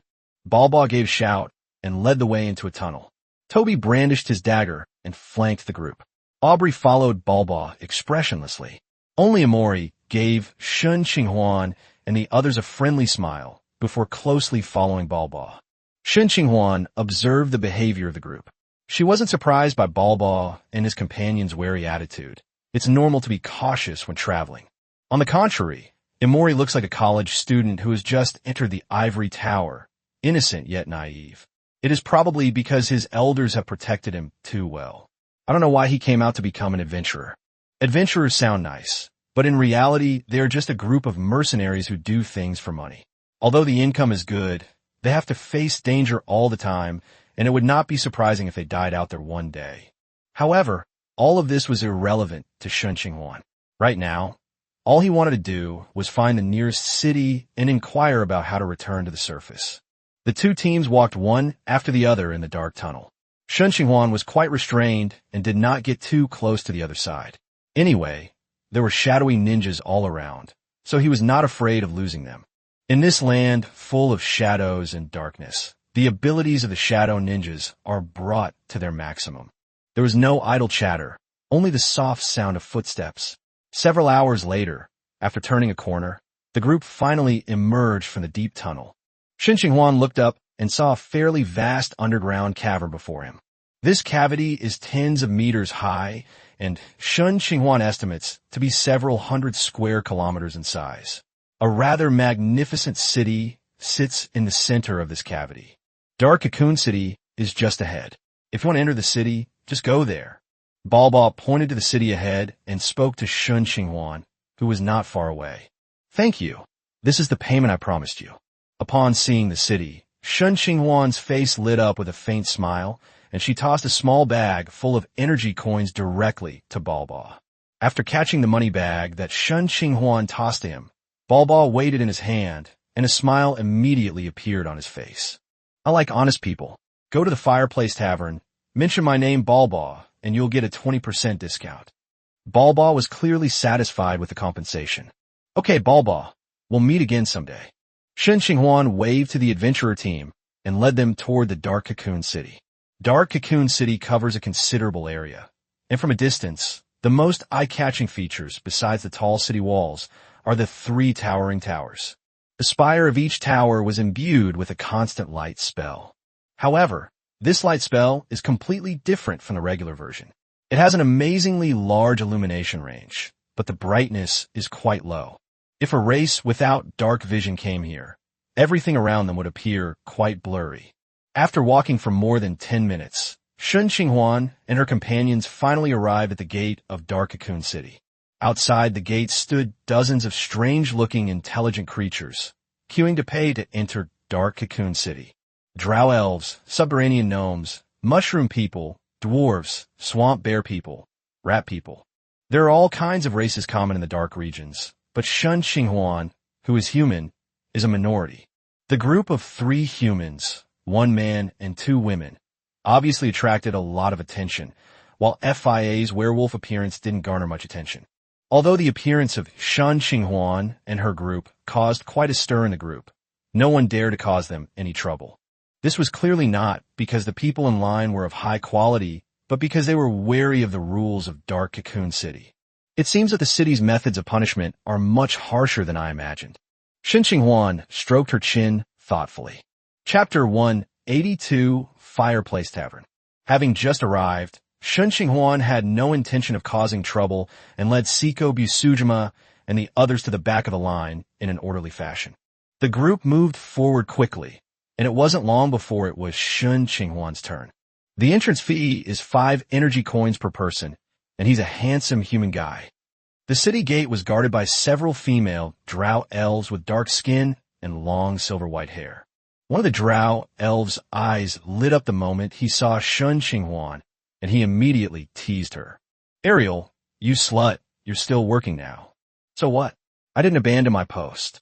Ariel pursed her lips indifferently, and as she took the energy coin from Shen Qinghuan, she touched his hand like a lovesick fool. "Hey, handsome, want to grab a drink after I get off work?" Seeing Shen Qinghuan walk into Dark Cocoon City without looking back, Ariel quickly called out an invitation, completely ignoring the 2 women who were with Shen Qinghuan behind her. Shen Qinghuan waved her hand without replying and disappeared into the crowd of people in Dark Cocoon City. If we disregard skin color, the appearance of the drow elves is quite in line with Shen Qinghuan's aesthetic standards. The female drow elves she encounters are mostly curvaceous, and their looks are quite attractive by human standards. Although Shen Qinghuan didn't care about everyone's past, he had a slight obsession with cleanliness and was really not interested in women like drow elves. As a matriarchal race, the private lives of female drow are quite chaotic. The phrase "having seen countless men" is not an exaggeration, but a factual description. In contrast to female drow, the fate of male drow is quite tragic. Apart from a small number of male drow born into nobility, most young male drow, if left unprotected, are often captured and forced into sexual slavery.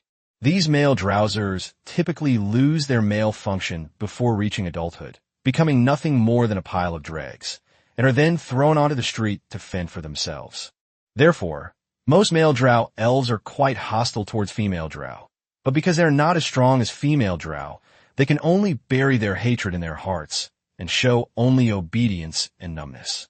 Female drow are naturally aware of what male drow are thinking, but they don't care.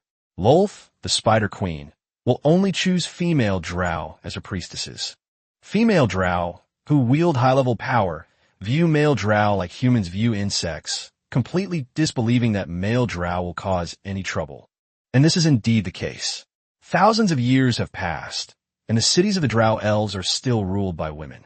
There has never been a situation where men have been superior to women. Strolling through the streets of Dark Cocoon City, one encounters a wide variety of races, but the most numerous are the drow elves. That makes sense, considering this is a city ruled by drow elves. Besides various ethnic groups, there are also many different kinds of stalls on the streets, with food being the most numerous.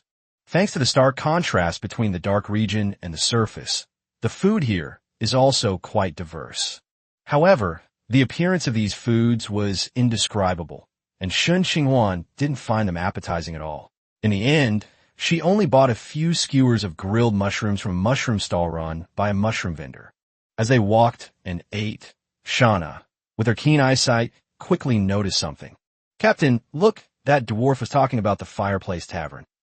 Shauna tugged at Shen Qinghuan's arm and pointed to a tavern not far away. "Let's go in and take a look." After a moment's hesitation, Shen Qinghuan immediately decided to go in and take a look. Just when I was wondering who to ask for advice on how to leave this underground world, the tavern was clearly a good place to gather information. Squeak! Pushing open the tavern door, a different kind of heat and noise from the street hits you, along with a strong smell of alcohol. The cacophony of sounds made it difficult to hear clearly at first. Shen Qinghuan looked up and found that most of the tavern's customers were dwarves and gnomes, with only a few male drows and not a single human. Shen Qinghuan looked around and soon found an empty table. Just as the 3 of them sat down, a halfling girl appeared beside them like a butterfly flitting among flowers. "What would you like to order?" "Oh, you're actually human? That's quite a rare sight." "Excuse me, but you know how rare humans are here."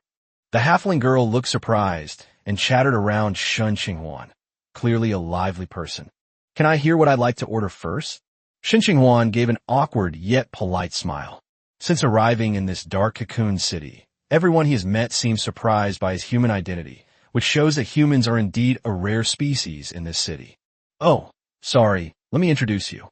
Today's signature dish is charcoal-grilled demon beef leg, and other dishes include salt-baked swamp lizard, steamed saltwater snail, blind fish sashimi, petrified lizard liver pate, and brain-eating worm sashimi.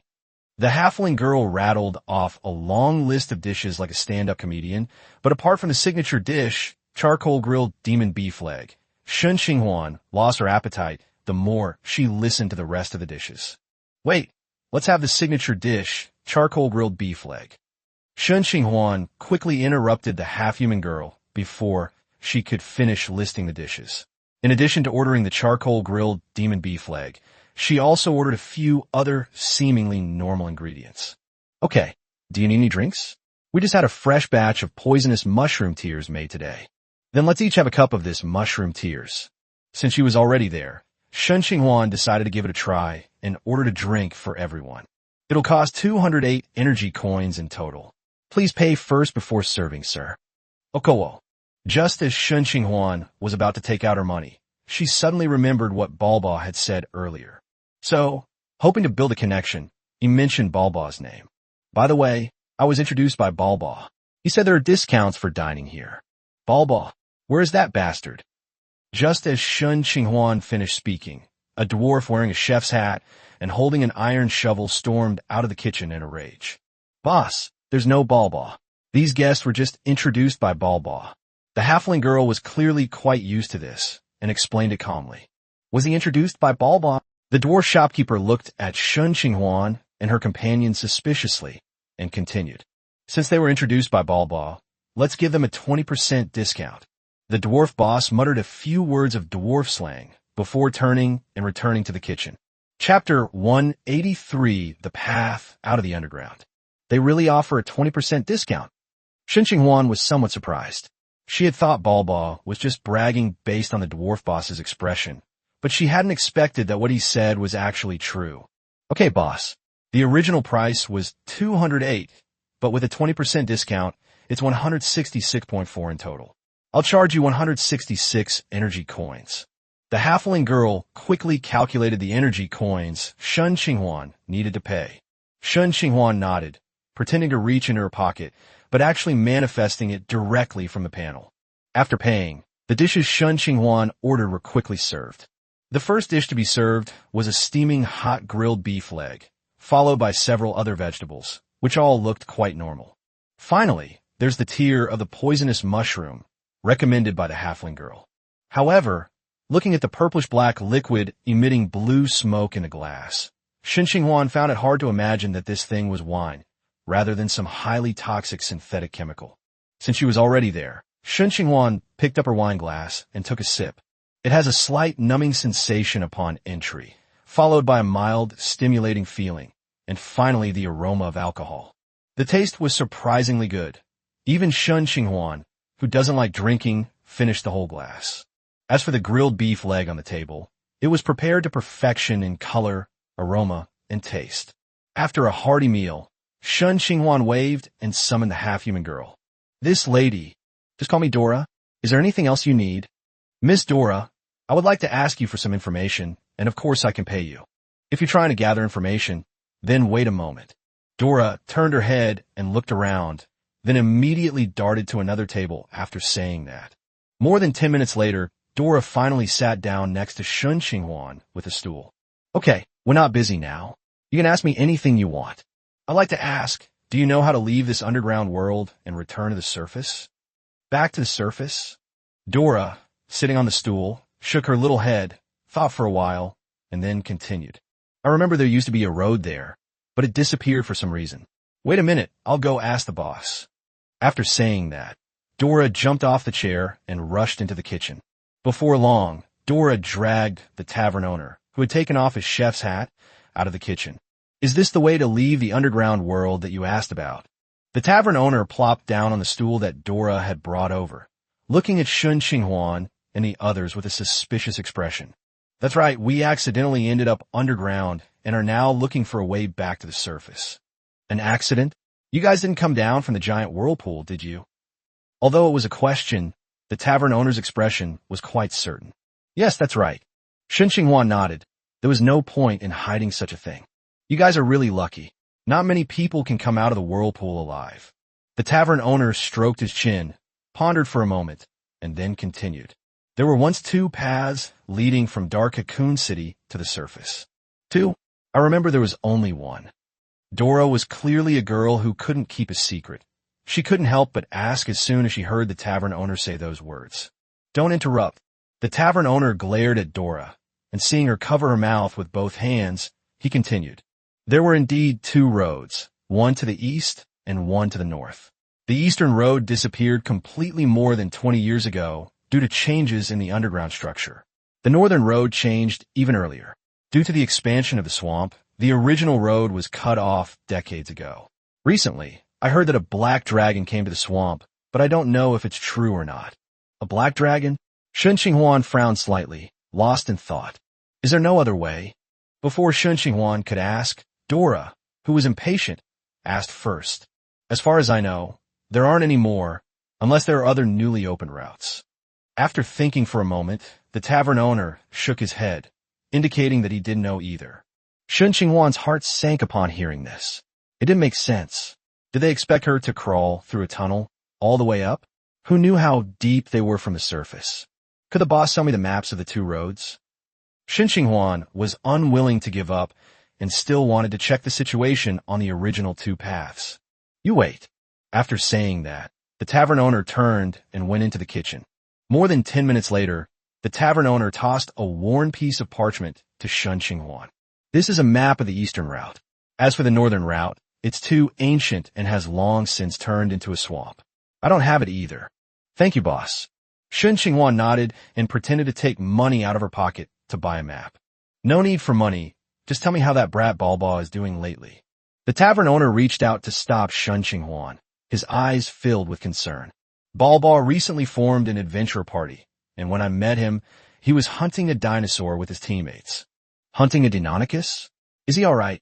Don't worry. He was still alive and kicking when I met him. That's good. When the tavern owner heard Shen Qinghuan say that, a smile appeared on his bearded face. He nodded and prepared to return to the kitchen. Just before leaving, he suddenly remembered something and turned to Shen Qinghuan, saying, By the way, if you want to find a map of the road to the north, you could go to those mage towers and see if the mages there have one. Thank you, boss. Watching the boss return to the kitchen, Shen Qinghuan became somewhat curious about the relationship between the boss and Balba. Miss Dora, why is the boss so concerned about Balba? Are they father and son? Dora clearly had a strong urge to confide in others, and when Shen Qinghuan asked her questions, she told him everything she knew without hesitation. No, but it's not much different from father to son. Balba is the son of the boss's comrade-in-arms. His father entrusted the boss to take care of him before he died. Then why did the boss seem so angry when he heard Balba's name just now? Oh, that's because a few days ago, Balba accidentally broke several barrels of wine that the boss had just brewed. Upon hearing this, Shen Qinghuan fell silent. Several barrels of wine brewed by the dwarves had been smashed, yet the dwarves were still alive and kicking. Their relationship was even closer than that of a biological son. It is well known that dwarves are extremely fond of alcohol. For them, fine wine is like a second life, and some dwarves even consider it more important than their own lives. Thank you for informing me, Miss Dora. Having satisfied her curiosity, Shen Qinghuan formally bid farewell. Next, we'll go check out the road that used to lead to the surface to the east, but before that, let's rest for the night. Chapter 184, Finding a Way Out, and the Adventurers Guild. There is no difference between day and night in the underground world. So when Shen Qinghuan came out of the Dark Cocoon City boutique hotel, the entire Dark Cocoon City was still shrouded in a hazy mist as before. After a day of rest, Shen Qinghuan felt much better. It has to be said that there is a big difference between staying in a hotel and camping in the wild. Let's go. Let's check out the road to the east first. Stretching, Shen Qinghuan led Shauna and the others away from Dark Cocoon City, heading east according to the map. Unlike entering the city, which requires paying an entry fee, leaving the city is much freer. Basically, no one questions me. Apart from attracting a lot of attention because of my human identity, it didn't take much effort. Heading east out of the city, Shen Qinghuan and her companions soon entered a tunnel. Perhaps because no one had traveled this road for a long time, they soon encountered many natives of the underground world. However, with the shadowy ninjas clearing the way, Shen Qinghuan usually only saw corpses when she met these natives. After several hours of trekking, Shen Qinghuan skillfully crafted the corpses of 3 shadow bats on the ground into cards. Along the way, there weren't many other things, but there were quite a few monsters.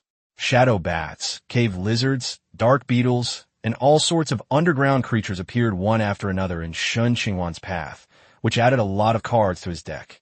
Although most of these cards are not very valuable, they can still be sold for some money.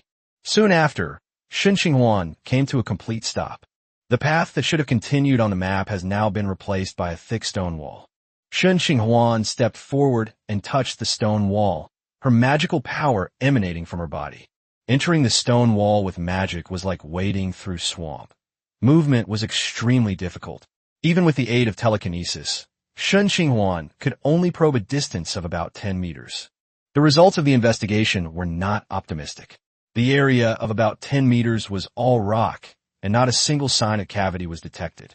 Withdrawing her magic, Shen Qinghuan bent down to observe both sides of the tunnel, only to find that the entire tunnel seemed to have been cut in half, unlike a normal landslide. This looks like a landform displacement caused by a mountain fracture. If it is indeed a displacement, I wonder how far it has deviated. Shen Qinghuan shook her head helplessly.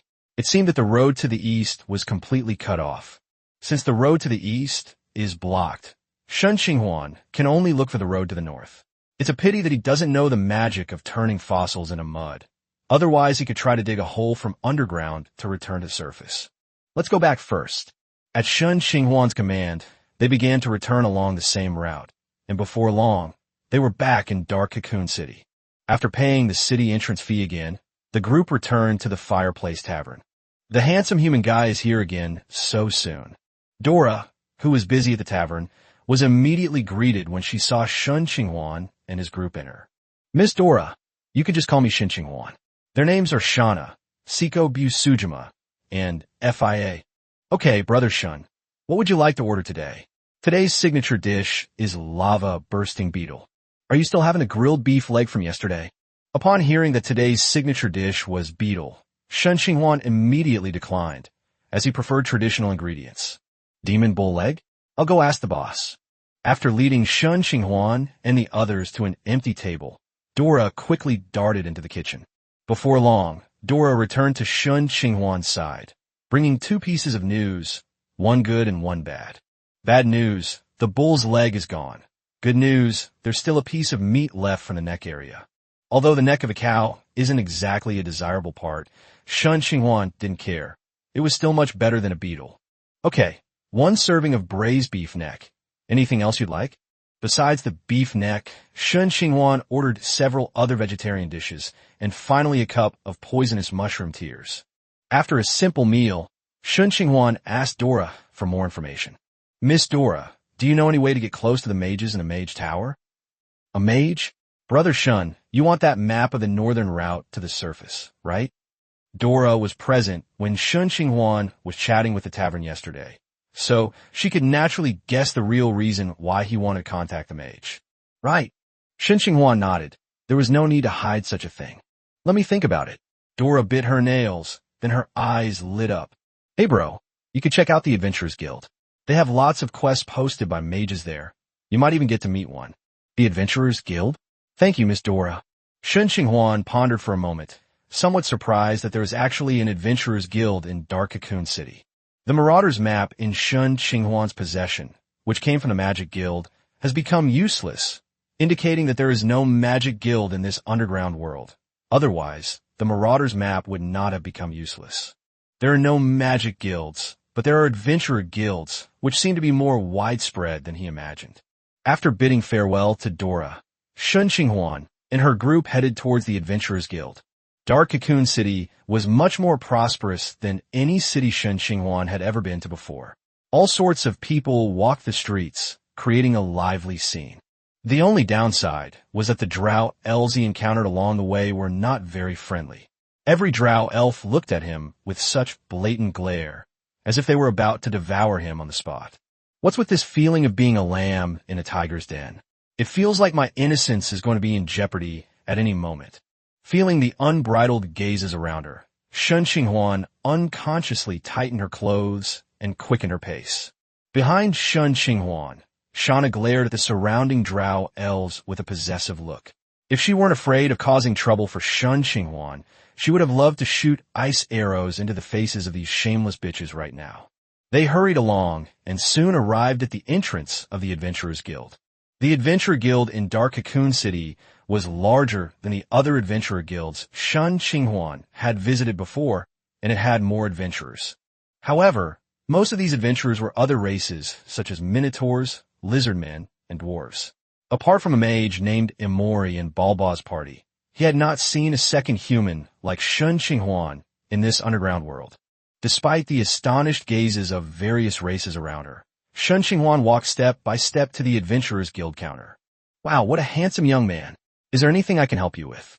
The drow elf at the front desk whistled teasingly, bit her lips seductively, and casually unbuttoned her blouse. Chapter 185. Issuing Missions and Special Rewards. Slut. Shauna looked at the drow elf on the stage with disdain. Although she didn't say those two words out loud, her expression clearly conveyed that meaning. A mere expression has no effect on the drow elves. After all, intrigue and betrayal are commonplace for them. A disdainful expression is less damaging than a fart. Faced with the receptionist flirting, Shen Qinghuan gave an awkward yet polite smile, completely ignoring her coquettish gestures. Hello, may I ask if it's possible to contact the mages in the Mage Tower from here? No, young man. The Adventurers Guild is just a third-party intermediary and cannot directly contact a client unless the reward for completing the task is a special item that is not stored in the guild. As she spoke, the receptionist squeezed her hands together, making her already ample frontal armor appear even fuller. This is troublesome. Shen Qinghuan frowned, thought for a moment, and then took out the black jade pearl from her spatial ring. I'm issuing a mission, and this black jade bead will be the mission reward. Okay, please wait a moment. When the conversation turned to business, the receptionist's expression immediately became much more serious. Please follow me, gentlemen. After pressing a small bell at the front desk, the receptionist led Shen Qinghuan and the others to a private room inside the guild. Beep, beep, beep. Please come in. After the receptionist knocked on the door, a slightly hoarse voice came from inside. Pushing open the door, a small room with a glass partition appeared before them. On the other side of the partition stood a slightly aged male drow elf. Please place the item you wish to have appraised on this velvet cloth. The receptionist carried a wooden tray to Shen Qinghuan, on which was placed a piece of purple velvet cloth. Shen Qinghuan did as she was told, and then the receptionist placed a black jade bead in front of the appraiser. Without a word, the appraiser raised a magnifying glass hanging on his chest, a faint magical glint flashing in his eyes, and activated the first circle spell, appraisal. Conventional identification techniques do not require a magnifying glass and require a certain amount of contact. It is rather rare to see an old appraiser like this who conducts identification without contact. Water repellency, corpse preservation, and mimicry. These three special effects are quite valuable, with an estimated price of around 80,000. The appraisal was complete, and the appraiser put down his magnifying glass and told the receptionist the price. Okay, the reward is around 80,000. So, what kind of task would you like to post? The receptionist picked up the black jade pearl again and walked up to Shen Qinghuan. Find a map that leads to the surface or someone who can take a few of us there, and this gem will be your reward. Shen Qinghuan had already prepared her answer in her mind, and when asked by the receptionist, she directly stated the contents of the commission. With so many adventurers, it's possible that someone might find a new path to the surface or a way to get there. Therefore, Shen Qinghuan's request is not limited to the map of the route to the north. Okay, should the commission be deposited with the guild? What's the difference between the two? Adventurers prefer to accept quests whose rewards are held by the guild. As soon as the receptionist said that, Shen Qinghuan immediately understood. The reward is within the guild, meaning you will receive the reward upon completion of the task. On the other hand, if something happens to the client and the reward is not in the guild, the adventurer team will have some concerns if they work hard to complete the task but do not receive the reward. Then let's store it. The black jade bead was of little value to Shen Qinghuan, and he wasn't worried about his things being stolen. He didn't believe that such a large adventurers guild would ruin its reputation for a mere tens of thousands of energy coins. Okay, guest, please wait a moment. I will issue you the task shortly. After leading Shen Qinghuan and the others back to the lobby, the receptionist took the black jade pearl to the backstage area. Before long, Shen Qinghuan noticed a new quest on the magic quest board in the hall. Perhaps due to the perceived value of the rewards, Shen Qinghuan's tasks were ranked quite high on the list. The appearance of a high-value quest naturally attracted the attention of many adventurers, but after reading the quest requirements, not a single adventurer stepped forward to submit the quest. No one dares to forge or impersonate someone. The Adventurers Guild will send people to verify every task. If it is found to be fraudulent, the person will be severely punished by the Adventurers Guild. It seems finding a way to the surface won't be so easy. Shen Qinghuan muttered to herself, then inadvertently glanced at a task and immediately froze. It's not that this task is anything special, but the reward for this task is exactly the star sand that Shen Qinghuan needs. Stardust is one of the key materials for repairing the magic garden. Shen Qinghuan had bought it in the trading channel before, but perhaps because it was too rare, almost no one was selling it. This was the first time he had seen someone take out Stardust, and it was as a mission reward. After looking at the mission rewards, Shen Qinghuan looked up to examine the mission more closely. Clear the sewers. Rick's Magic Tower sewers are clogged again, and adventurers are needed to enter and clear out the monsters. Due to the disposal of some experimental potions, mid-level monsters may mutate in the sewers. Please advance to accept the quest. Mission rewards. 5 experimental potions with unknown effects, 200 G Stardust Sand, 1 kilogram Chloride Oregon. After reading the task requirements and rewards, Shen Qinghuan was unsure how to evaluate the task. If you say he's rich, the rewards don't include a single energy coin. If you say he's poor, the rewards include rare materials like Stardust. No. Shen Qinghuan suddenly realized that while Stardust was indeed rare, it did not necessarily mean it was valuable. It might simply be because it had very few uses. From this perspective, the reward for this task isn't very valuable, which explains why no one is willing to take it. However, Shen Qinghuan didn't care about the value of the mission reward, or rather, the value of the star sand was much higher to him than tens of thousands of energy coins. Just as Shen Qinghuan was checking the tasks, the drow elf at the front desk walked out from backstage in high heels. Hey handsome, you're still here? Want to wait for me to get off work and grab a drink together? Seeing that Shen Qinghuan was still there, the receptionist's eyes lit up immediately. Ignoring Shauna's sour face, she gave Shen Qinghuan a flirtatious wink. No, I don't like drinking. Could you please take on the sewer cleaning task for me? Okay, we'll process it for you right away.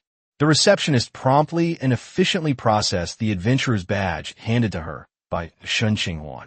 It seems that the receptionist becomes much more serious when it comes to work.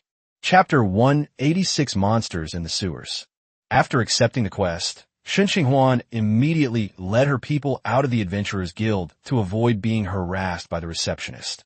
Miss Dark Spider, since they don't like you, why don't you take a look at me?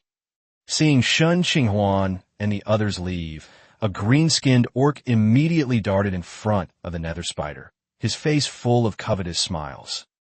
The spider looked him up and down, then a disdainful look appeared on its face, and it casually said, Forget it, you didn't impress me much last time.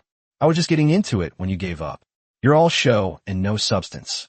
Upon hearing this, the green-skinned orc immediately blushed and began to explain that he was in a bad state and was just too nervous that day, saying that he would be better next time. This caused the surrounding adventurers to burst into laughter, and the guild was instantly filled with a joyful atmosphere. Shen Qinghuan was naturally unaware of what was happening in the Adventurers Guild. At this moment, he was heading to the mission location with the simple map given to him by the Adventurers Guild. After traversing several streets, Shen Qinghuan and her group followed the map to the west side of Dark Cocoon City. This was the convergence point of the city's sewers and the closest entrance to their mission destination. Clang! The shadowy ninja emerged from the shadows, removed the manhole cover, and entered the sewer first. After the shadowy ninjas had mostly gone inside, Shen Qinghuan and the others leisurely entered the sewer. As soon as they entered, a stench hit them, making Shen Qinghuan and the others immediately cover their noses. Fortunately, apart from the stench, the sewer system was reasonably designed and not so bad that there was nowhere to even step. Of course, this may also be related to the ratmen in Dark Cocoon City. As a race that looks like humanoid rats, the ratmen actually prefer the stinking sewers. Most ratmen are not very strong and cannot compare to ordinary adult human men. Occasionally, a small number of ratmen will advance to the professional level, but most of the extraordinary professions they advance to are just wanderers. Ratmen are not very strong in combat, but they are excellent at scouting and exploration, so they can be found in many adventurer teams. However, strangely, not a single ratman could be seen in the sewers at this time.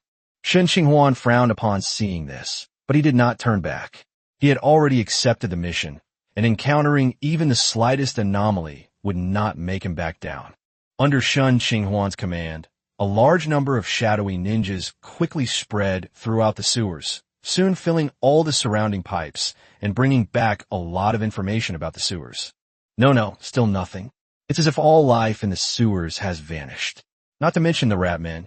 Not even a single rat has been seen. Holding the mission map, Shen Qinghuan followed the mission route, walking step by step deeper into the sewers. About half an hour later, Shen Qinghuan and her group gradually approached the mission location, while the Shadow Ninja also discovered a new situation. You mean there's a huge bunch of soft-bodied creatures blocking the water outlet? Looking at the drawing by the Shadowy Ninja, Shen Qinghuan immediately thought of creatures like slimes and mud monsters. Perhaps it was these monsters that blocked the exit of Rick's Magic Tower sewers. Thinking of this, Shen Qinghuan quickened her pace. After turning several corners, the slime-like creature the Shadowy Ninja had mentioned finally appeared before Shen Qinghuan.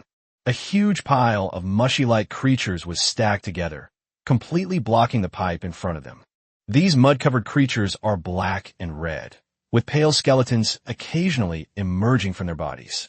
Judging from the size and shape of the skeletons, they are very likely the skeletons of the ratmen. Could it be that all the ratmen in this sewer have been eaten by these soft monsters? Shen Qinghuan had some doubts. Given the timid and cautious nature of the ratmen, he could understand if some of them were killed by these mud monsters, but it was impossible for all of them to die. However, Shen Qinghuan did not see any trace of the rat people along the way. Forget it, let's finish the task first. Shen Qinghuan shook her head, deciding to stop thinking about it. As soon as Shen Qinghuan gave the order, the surrounding shadowy ninjas immediately launched an attack. However, this attack was far from ideal.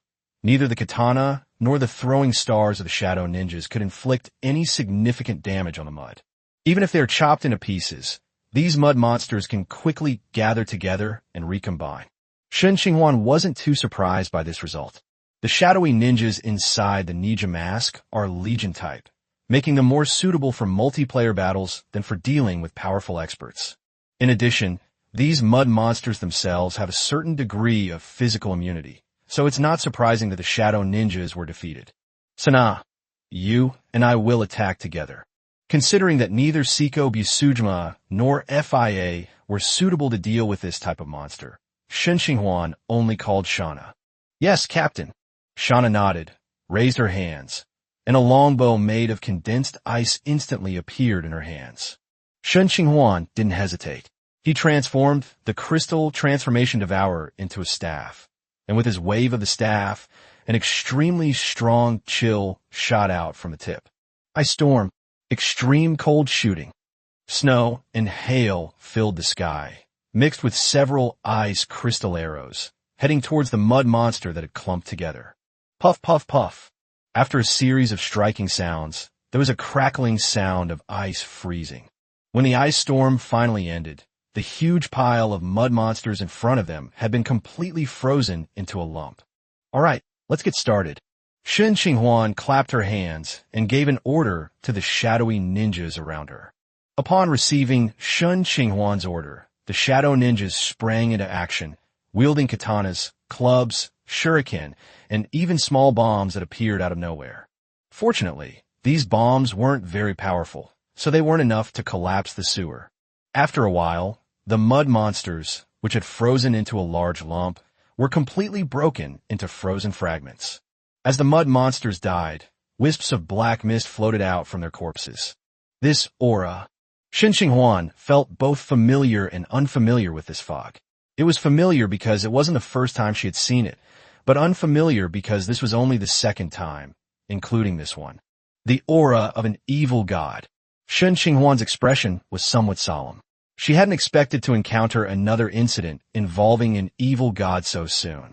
However, Shen Qinghuan thought about it again and realized that the Spider Queen Lolth, whom the Drow Elves worshipped, was an evil god, so it seemed quite normal for these mud monsters to have the aura of an evil god.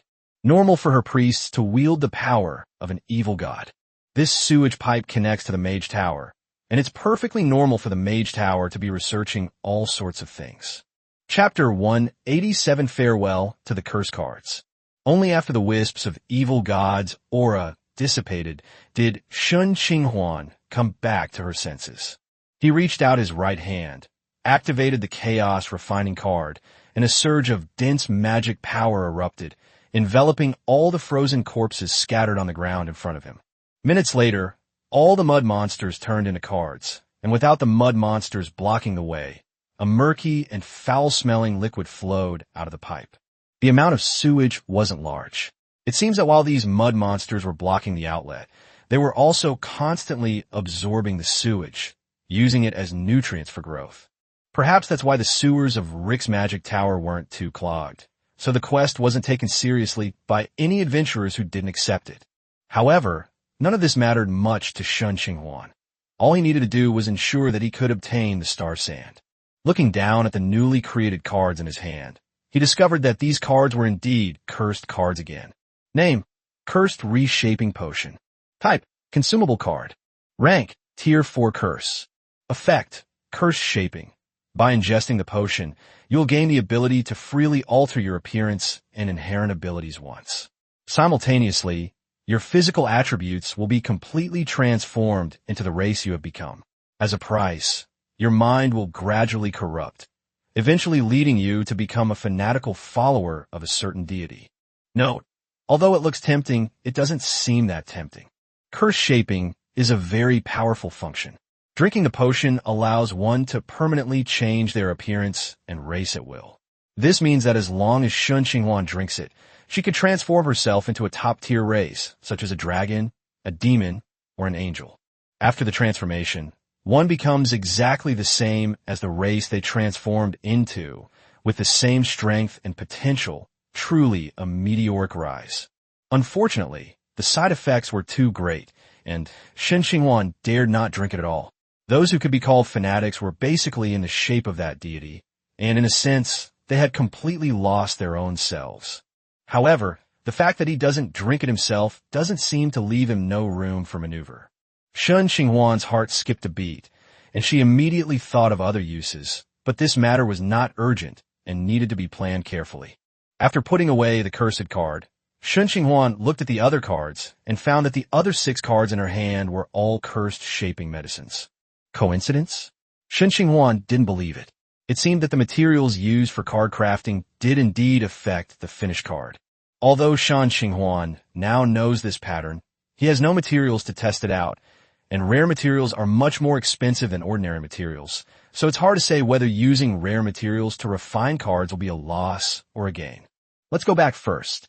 Shaking her head, Shen Qinghuan stopped thinking about it. All she wanted to do now was get her hands on star sand. The evil aura emanating from these mud monster corpses gave Shen Qinghuan a bad feeling. Leading the group back the way they came, Shen Qinghuan quickly returned to the Adventurers Guild. Hey, handsome young man, you're here again. Have you changed your mind? Upon seeing Shen Qinghuan and her group arrive at the guild again, Mingzhu, who was sitting at the front desk, immediately brightened up, completely disregarding Shen Qinghuan's previous coldness. No, I just came back to submit a task. Noticing the intense gaze of the dark spider, Shen Qinghuan, felt a chill run down his spine. Ever since entering this dark cocoon city, he really felt like he had entered a land of women, as if every female drow elf he encountered was interested in his body. The mission is complete. Zulfust. Okay, I'll process the formalities for you right away. Hearing Shen Qinghuan say that she had submitted the task, Mingzhu was obviously a little surprised, but she quickly recovered and reported the task completion information. Please wait a moment. The task reward will be issued after the task issuer completes the verification. Rick's magic tower responded quickly, and soon they received confirmation that the mission was indeed completed. Upon receiving the information, the spider quickly retrieved the reward for the mission from the guild's internal storage warehouse. 5 slightly cloudy potions, a small bottle of star sand, and a piece of chlorite ore. I got it. Shen Qinghuan finally felt relieved after storing the stardust in her spatial ring. The chlorine ore beside her could also be sold for some money. As for the unknown potion, Shen Qinghuan reached out and picked up one, checking its effects using the system panel. Name: Incomplete Blood Purification Potion. Type: Consumable. Rank: Effect: Bloodline Purification. Purifies the bloodline possessed by the user. Note: the effects of this medicine are incomplete. The purification effect is unknown, and it also has unknown side effects. Please use with caution. Note: bloodline purification? That's an outdated concept, and this is still an unfinished version being explored. All 5 potions are bloodline purification potions, which suggests that someone in Rick's magic tower is conducting research on bloodline purification. However, judging from the notes, these potions seem to have existed for a long time. It seems the only thing I can do is sell it for money, but I don't know how much I can get. After seeing the effects of these potions, Shen Qinghuan naturally wouldn't give such unfinished products with unknown effects to her own people. However, thinking that she could make some money from them, she put them into her spatial ring. When the nether spider saw the spatial ring in Shen Qinghuan's hand, its already fiery gaze became even more naked and blatant. Handsome, powerful, and rich, she'd be willing to drive a luxury villa or a top-of-the-line alchemical sports car if she had a fuck buddy like that. Thinking of this, the nether spider unconsciously rubbed itself a few times, as if something was about to come out. It's no wonder the dark spiders are so exaggerated. In this underground world, most races are either short halflings or dwarves, or strangely shaped lizardmen, swamp airmen, or orcs. The only race that fits the aesthetic of the drow elves is their own kind, the male drow. However, male drow are well known to those who know. Most male drow are quite disgusted by female drow, but they usually don't dare to show it. In addition, Shen Qinghuan's charm attribute is already D, making him a rare and handsome man. The mysterious and calm aura he exudes, which comes from a mage, is also unmatched by ordinary people. In addition, Shen Qinghuan's physical fitness is by no means low, which results in her upright posture, broad shoulders, and narrow waist, making her look like a perfect clothes hanger. It's no wonder that he has been so coveted since entering Dark Cocoon City. It's like when a stunning beauty comparable to Ife or Dilraba suddenly appears in a major with few female students, such as mechanical engineering or civil engineering. It would be strange if she didn't attract attention. Since Shen Qinghuan and her group had only been there a short time, and their movements were mostly confined to the main streets, if they stayed any longer and ventured on secluded paths, someone would inevitably take the risk and try other methods. Chapter 188 Map. Don't overestimate the drow elves' bottom line, or rather, as an evil race, the drow elves are completely without bottom line in some respects. Intrigue and betrayal are commonplace for them. Their favorite thing is to do dirty tricks behind the scenes or exploit loopholes in the rules. However, compared to demons, drow elves seem much more law-abiding. After all, they're an orderly race and outwardly abide by the rules. Demons, as representatives of chaos and evil, have never understood what rules are. Only fists can make them temporarily submit. After collecting all the task rewards, Shen Qinghuan looked up at the task board in the hall. His posted tasks were still listed at the top of the list, but Shen Qinghuan didn't care. It was normal that no one had accepted them in such a short time. Skipping over the task she had posted, Shen Qinghuan looked at the other tasks on the task board, trying to find some useful rewards. Unfortunately, after looking around, Shen Qinghuan didn't find any mission rewards worth his time. Most mission rewards were just some energy coins. These tasks are either poorly paid or very difficult. You'd be better off reading a couple of books instead of doing them. That makes sense, though. With so many adventurers eyeing the quest board, any good quests would have already been taken, and he wouldn't have a chance. After glancing at the quest board and confirming there were no suitable quests, Shen Qinghuan turned and led his men away from the Adventurers Guild, leaving Mingzhu watching his departing figure with a look of disappointment. Back at the inn, Shen Qinghuan read a book while pondering how to make contact with the mages of the Mage Tower. Although the Adventurers Guild had issued the quest, Shen Qinghuan felt that she couldn't place all her hopes on the Adventurers Guild's quests. Since the owner of the Fireplace Tavern said that there might be a map of the northern route in the Mage Tower, Shen Qinghuan felt that she should try to access it, regardless of whether it was true or not. However, Shen Qinghuan had no idea how to approach these mages who had been staying in the Mage Tower. 2 peaceful days passed. During these 2 days, Shen Qinghuan spent her time reading with Puji, eating at the Fireplace Tavern, and occasionally glancing at the Adventurers Guild. Life was peaceful and stable. 2 days later, when Shen Qinghuan went to the Adventurers Guild again, he found that the quest that was originally posted on the quest board had disappeared. Shortly afterward, an employee of the Adventurers Guild contacted him. When Shen Qinghuan arrived at the lounge and saw the adventurers who had submitted their quests, she was quite surprised. "It's you. It was you guys." The person who submitted the task was none other than Balba and his group, who had brought Shen Qinghuan to Dark Cocoon City. "I didn't expect it to be you who issued the mission. What's wrong? Do you want to leave here and go to the surface?" "That's right. We came here by mistake, so of course we have to go back. I just didn't expect you to have a route back to the surface. If I had known, I would have just bought it from you." Shen Qinghuan sighed with some emotion, never expecting that after all the twists and turns, the way they found out to leave the underground was actually through Balba and his group.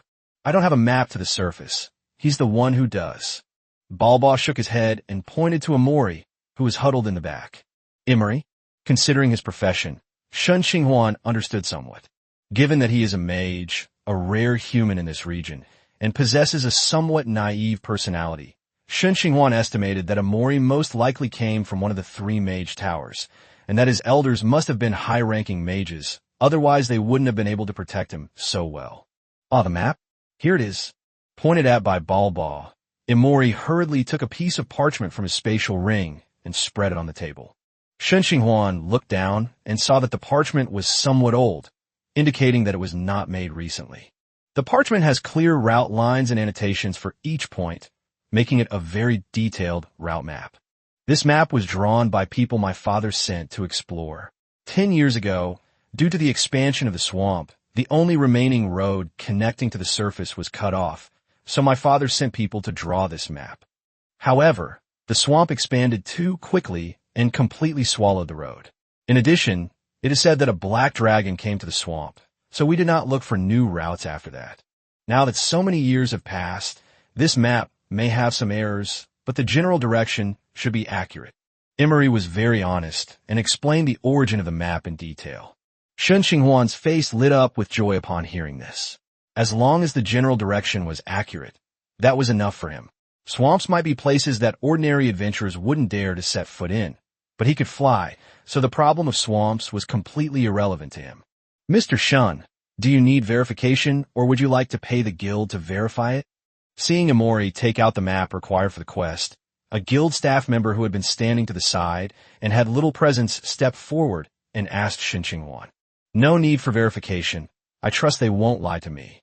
Shen Qinghuan shook her head to indicate that she did not need it. Upon hearing this, Balba's impression of Shen Qinghuan improved greatly.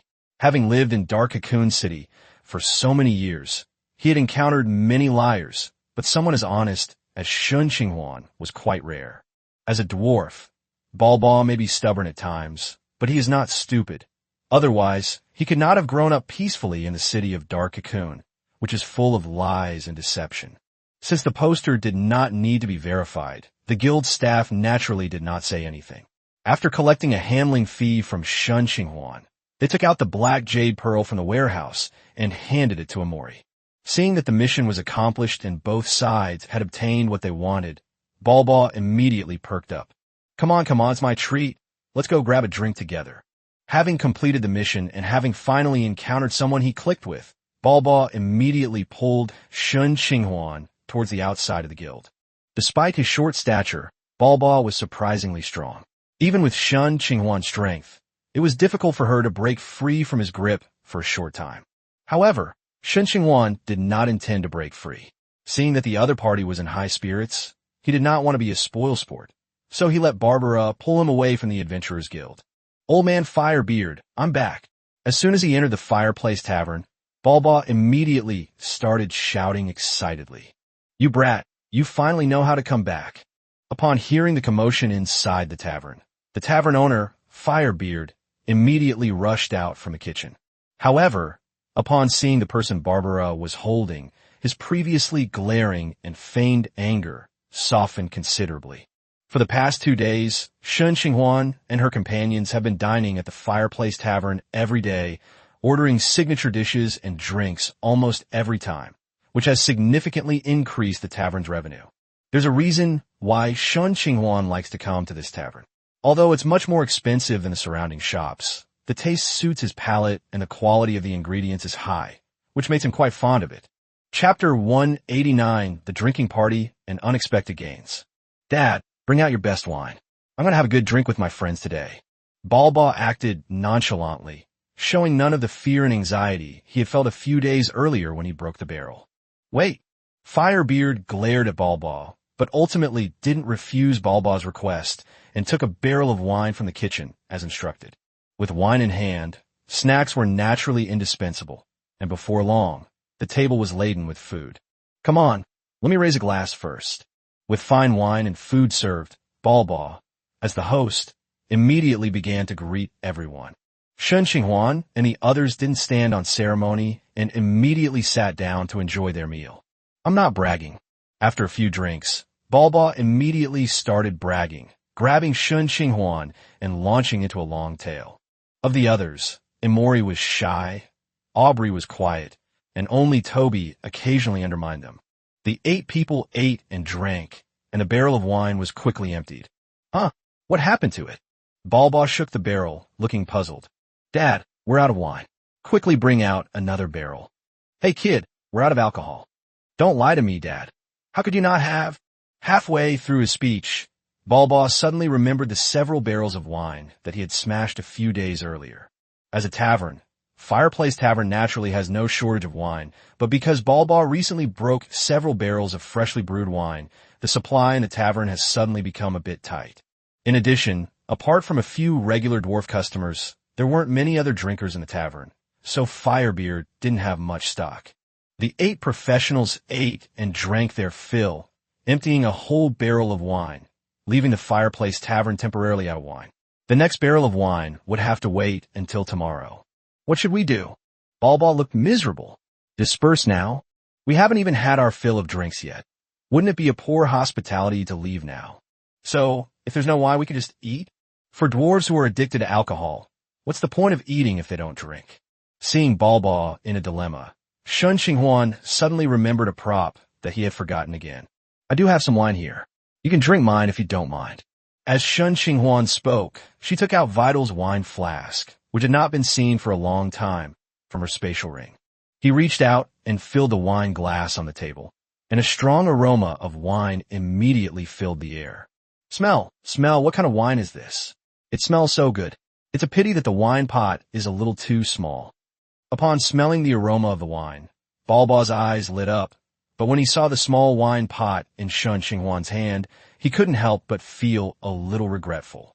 Such a small wine jug must not contain much wine. Don't let its small size fool you. This wine jug contains quite a lot of wine. Shen Qinghuan smiled slightly and filled all the empty wine glasses on the table. The golden liquid poured down from the spout, and a rich aroma of the liquor began to spread throughout the tavern. The aroma of the wine immediately attracted all the patrons in the Fireplace Tavern, and soon, patrons from the surrounding area gathered around, drawn by the fragrance. "What kind of wine is this? It smells so good. Young man, where did you buy this wine?" This wine. Most of the patrons who gathered around were dwarfs. They stared longingly at the wine jug in Shen Qinghuan's hand, but none of them dared to ask for a piece. Come on, it's my treat today. Everyone gets a meal." Shen Qinghuan clearly noticed the expressions on the faces of the dwarves around him, who were both eager and embarrassed to speak up. Since he didn't particularly enjoy drinking, he decided to be generous. Using her telekinesis, Shen Qinghuan grabbed all the wine glasses in the tavern and filled them one by one. "The young man is kind-hearted. What a kind person. Then I won't stand on ceremony." Shen Qinghuan's actions immediately drew praise from the surrounding dwarves. Dora, the halfling girl standing not far away, looked at the group of drinkers and couldn't help but purse her lips. She didn't understand what was so good about drinking something that could make people lose their minds. The atmosphere in the tavern immediately became lively, with a group of people clinking glasses and enjoying themselves to the fullest. The drinking lasted for several hours, and they managed to empty Vital's jug completely. You should know that because it hadn't been replaced in a long time, the alcohol content in the jug was quite high. But even so, the dwarves managed to drink almost 100 liters of wine. Perhaps feeling embarrassed about getting something for free, Shen Qinghuan received quite a few return gifts when the event ended. The return gifts mostly consisted of rare minerals, as well as a few pieces of finely crafted equipment. After carefully collecting these unexpected gains, Shen Qinghuan watched as the drunken Balba and the others were carried into the room by Huasu, one in each hand. Compared to the old dwarf who had been hanging around the tavern for years, Balba and his companions were noticeably less capable of drinking. Seeing that Balba and the others had been settled, Shen Qinghuan and her companions formally took their leave. Because of the dragon essence, Shen Qinghuan didn't get drunk, and Shana and the others remained sober because they drank less. "Please wait a moment, gentlemen. May I ask how this wine is made? I can pay for the recipe." Just as Shen Qinghuan and the others were about to leave, Huasu called out to them. After tasting the liquor from Vital's jug, Firebeard clearly also took a liking to the strong spirit. "This wine isn't brewed. This wine jug itself is a magical item. Just fill it with water, and it will turn into wine after a day. Moreover, the longer it's stored, the stronger the wine becomes." Shen Qinghuan didn't hide anything and directly revealed the effects of Vital's wine jug, a magical item. After hearing Shen Qinghuan's explanation, Huasu's eyes lit up. After saying, "Please wait a moment," he hurriedly ran to the backyard. Before long, Huasu came to Shen Qinghuan and the others again, holding a talisman the size of a baby's palm. "Guest, what do you think of this amulet? Could you exchange it for the wine jug you have?" "Talisman?" Shen Qinghuan looked curious, took the talisman handed to her by Huasu, and examined it carefully. "Name: Firebeard's Power Amulet. Type: Equipment Amulet. Quality: Tier 7 Epic. Effect: Courage. Brave warriors never lack courage, and the wearer is immune to fear-related skills. Strength Enhancement. Strength is the foundation of a warrior. Wearing this item will greatly increase strength. Veteran. Injuries cannot be your stumbling block. Wearing this item will not affect your performance unless you suffer a limb amputation. Note: this is an amulet soaked in blood and sweat, an epic-level item that was accidentally created after accompanying its owner for decades. Its appearance may not be flashy, and its effects may not be dazzling, but it is certainly practical. Chapter 190: Earthquakes and Teleportation Portals. Clearly, in terms of value, this power amulet is far more valuable than the wine jug that Shen Qinghuan can only use to brew wine. Are you sure you want to exchange it? This wine jug I have is no match for your amulet. There's no comparison. It's better to give you this amulet than to let it rot away with this old man like me." Huasu looked at the talisman in Shen Qinghuan's hand with great emotion, his eyes seemingly filled with anka and vicissitudes of the past. "Since that's the case, then I'll shamelessly accept it." Seeing that Huasu said this, Shen Qinghuan no longer stood on ceremony and handed him Vital's wine jug. Upon seeing Vital's wine jug, Firebeard's eyes lit up, and he immediately accepted it with a beaming smile, showing no trace of lingering attachment or reluctance towards the amulet. If it weren't for the detailed list of the amulet's attributes on the system panel, Shen Qinghuan would have suspected that Huasu had just grabbed a random piece of iron to fool her. Watching Huasu carry the food like it was a precious treasure towards the kitchen, Shen Qinghuan smiled helplessly and then left with Shana and the others. After leaving the Fireplace Tavern, Shen Qinghuan held the power amulet for a moment, then finally handed it to Siko Busujima. This power charm is more suitable for close combat, and among the 4 people, only Siko Busujima and FIA are close combatants, so Shen Qinghuan naturally prefers Siko Busujima. After all, Siko Busujima was the true loyalist, while FIA could only be considered mercenary. Take this amulet. Yes, Captain. As the sole voice on the ship, no one objected to Shen Qinghuan's words. Siko Busujima took the power amulet, her magical energy surging into it as she sensed its power. A moment later, Siko Busujima handed the power charm back to her. This amulet is not of much use to me. The captain should use it himself. Shen Qinghuan was slightly taken aback. Then, thinking of Siko Busujima's various talents, she suddenly realized something. Kenshin's talent is enough to make Siko Busujima immune to most mental effects. And with her Zanpakuto and Devil Fruit, she can recover quickly when she has enough blood. Therefore, the only benefit this power charm can provide to Siko Busujima is the enhancement of her physical strength. However, if it's just about enhancing strength, then this amulet would be too wasteful, and Siko Busujima's swordsmanship has never been one that only requires consideration of strength. To disrupt the original attribute balance in order to enhance a single power is hardly a form of strengthening for Siko Busujima. Alright, I'll use it myself then. Considering that Shana was in a similar situation, Shen Qinghuan thought for a moment and then put the power amulet on herself. Once successfully worn, the amulet's protective power immediately took effect, and a slightly violent force surged from the amulet, instantly filling Shen Qinghuan's entire body. Although Shen Qinghuan was a magic-based class, his physical attributes were in no way inferior to those of warriors of the same rank. Therefore, although this power was somewhat violent, he quickly adapted to it. Let's go to the hotel to rest for the night, and we'll set off tomorrow to leave this underground place. After putting on the talisman, Shen Qinghuan closed her eyes to feel the surge of power within her body, then opened them and spoke to the others. Just as Shen Qinghuan and the others were walking towards the inn, a sudden change occurred, and the entire earth trembled violently as if it had been struck by an impact. What's going on? Was there an earthquake? This is Dark Cocoon City. How could an earthquake happen here? Run! Help! The sudden earthquake caught the residents of Dark Cocoon City completely off guard, and countless residents ran around in panic, trying to find a safe place. Earthquakes underground are far more terrifying than those on the surface. If you're unlucky, they can bury an entire city. Feeling the tremors beneath her feet, Shen Qinghuan's expression turned solemn, and the crystal transformation devourer on her fingertip had transformed into the shape of a staff. Waving his staff, several beams of magical light fell upon the group, and an invisible shield enveloped them.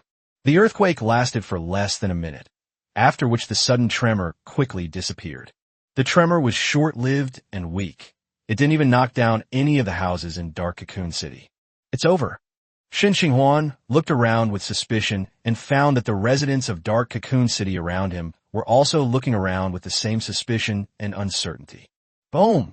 Boom! Boom! Just as everyone was looking around to find out the cause of the sudden earthquake, 3 earth-shattering explosions rang out in succession. Shen Qinghuan suddenly turned her head and looked in the direction from which the explosion came. Shen Qinghuan then saw that 2 of the 3 towering mage towers had begun to gradually collapse. No way. Shen Qinghuan was somewhat incredulous. These were mage towers, the ultimate weapon of mages. 2 of them had been easily blasted down. The remaining 1 hadn't fallen, but all the runes on it had been extinguished, so it was obviously useless for the time being. Kill, wipe out these heretics, and offer a perfect bloody sacrifice for the great demon prince. Just as everyone was shocked by the collapse of the mage tower, a large group of war lizard men suddenly appeared from some unknown corner. These war lizards chanted the name of the demon prince Demogorgon, and their weapons were swung without hesitation at any creature that appeared before them. Whether these creatures are professionals or ordinary people, they cannot make these war lizard men hesitate, even slightly. Blood instantly bloomed in every corner of Dark Cocoon City, and the rich stench of blood quickly spread throughout the underground city. As the war lizard men made their move, a large group of strange creatures, resembling rays and about the size of an adult, emerged from the sewers and began attacking in all directions. Is this an Ishi ray? Aren't these creatures supposed to only appear in the deep sea? The moment this question popped into Shen Qinghuan's mind, he immediately remembered that Dark Cocoon City wasn't far from that special vortex. So saying that this underground space was in the deep sea to some extent wasn't wrong. Sizzle, a flash of light, and the lizardmen near Shen Qinghuan and her group were instantly reduced to pieces of varying sizes. Most of these lizardmen and Ishi rays are not very strong, with the majority only possessing low-level strength and only a small number reaching mid-level. Shen Qinghuan wasn't too concerned about these two types of enemies. Although there were many of them, Shen Qinghuan could easily deal with them all in a short time using only the Nija mask. At this moment, Shen Qinghuan frowned and looked solemnly toward the three mage towers. In the center of the three mage towers, a huge magic circle appeared out of thin air. Above this magic circle, a massive portal stood suspended in mid-air, emanating an extremely malevolent aura. Shen Qinghuan was familiar with this aura. It was the aura of a demon. Chapter 191, The Unexpected Demon. In mid-air, three mysterious figures draped in black cloaks suddenly appeared near the portal. The three stood in a triangle, enveloping the huge portal in the middle. Then, a surge of powerful magic erupted from the three of them and rapidly flowed into the portal. The infusion of magic caused the massive portal to emit a faint magical glow, indicating that it was about to activate. Stop them! Someone shouted something, and all sorts of spells rose up from the ground, covering the sky. However, before these spells could get close, a huge transparent shield suddenly appeared, firmly blocking them in midair. Because the incident happened suddenly, most of these spells were only low to mid-level spells. High-level spells require a certain amount of preparation time and could not be cast in time. With these spells blocked, the portal in midair was able to be fully activated. The next second, with a sound like a heavy object hitting the ground, the portal opened completely, and countless demons began to emerge from it. Fearful demon, evil spirit demon, giant mouth demon, ghoul demon, evil ape demon, mad toad demon. Countless low and mid-level demons surged forth like waves, and occasionally, high-level demons were mixed in with these surging tides of demons. The mages on the ground finally finished preparing their high-level spells. After shattering the large magical shields of the three mysterious figures with a burst of solar energy, they joined forces to cast an enhanced Dispel spell, which barely managed to close the portal in midair. However, this delay allowed hundreds of low and mid-level demons to emerge from the portal, including three high-level demons who also mingled with the demon tide and arrived in Dark Cocoon City. Fortunately, no legendary-level demons appeared. It's unclear whether the time was too short or if the portal simply couldn't accommodate legendary-level demons. Even so, such a number of demons is enough to keep the entire Dark Cocoon City busy, and if things go wrong, this city could become history today. Although there are many low and mid-level demons, they could be eliminated by the high-level combat forces in Dark Cocoon City after some time. The three high-level demons are the real challenge. There's a 7th-tier Soul Judgment Demon, an 8th-tier Six-Armed Serpent Demon, and the strongest one, the near-legendary Below Flame Demon. These three high-ranking demons are not only incredibly powerful, but they also possess an extremely disgusting teleportation technique, allowing them to teleport to any location within sight at will.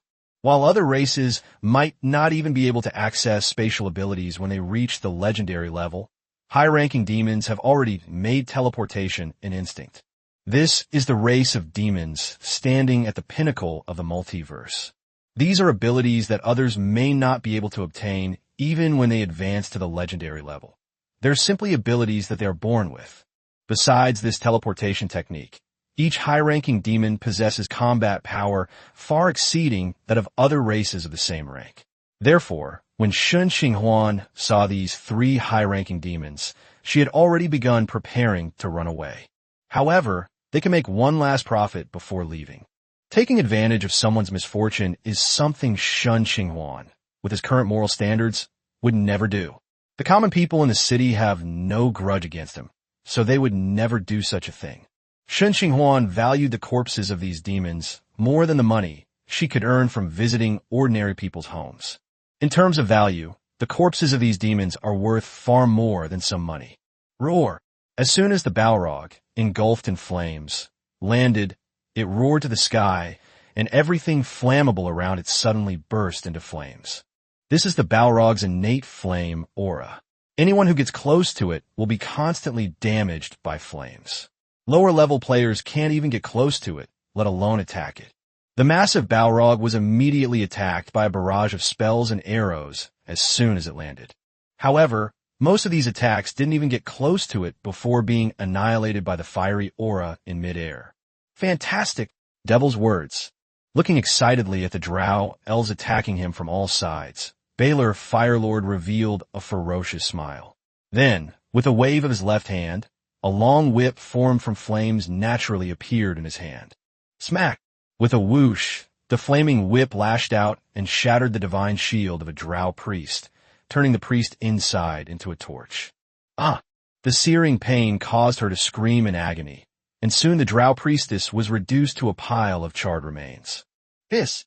The Balrog inhaled deeply into the charred corpse, and a flickering sphere rose from within it, the very soul of the drow priest. The trembling soul flew a distance before finally falling into the mouth of the Balrog. Upon tasting the delicious little soul, Balor the fire demon immediately revealed a satisfied smile.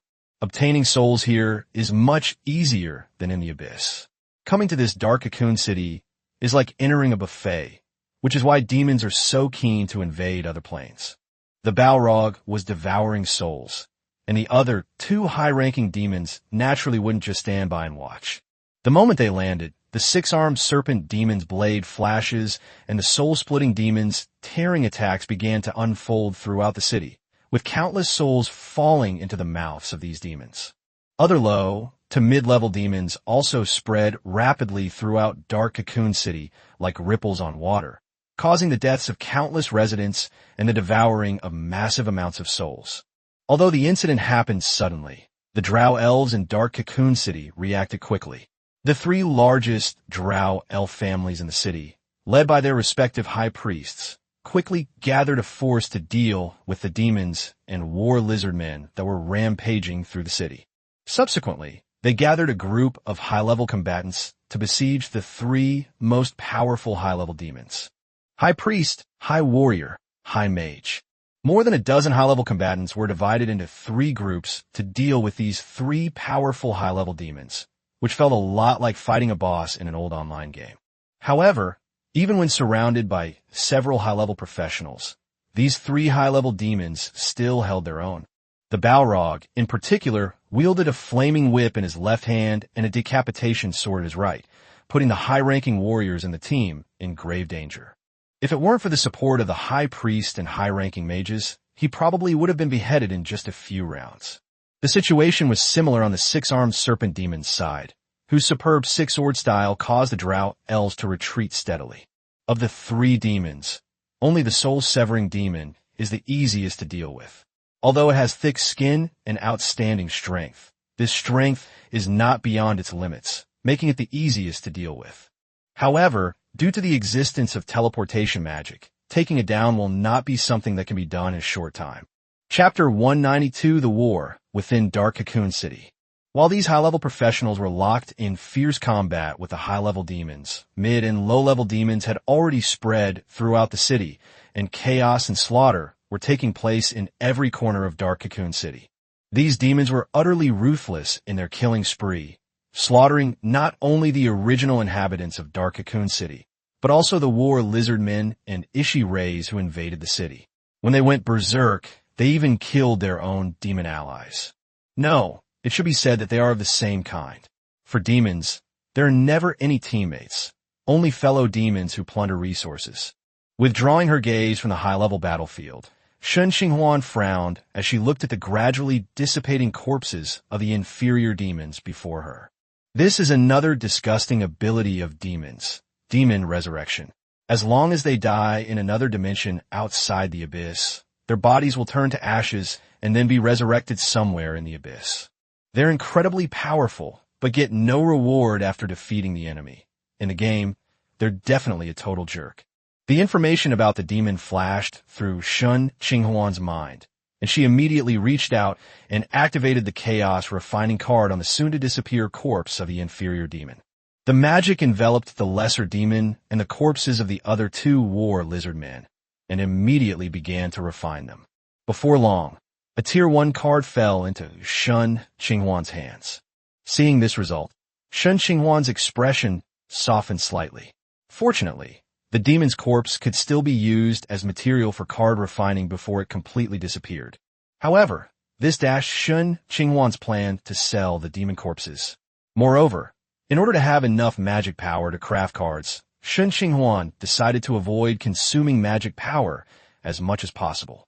Fortunately, even without consuming magic power, Shen Qinghuan has many attack methods.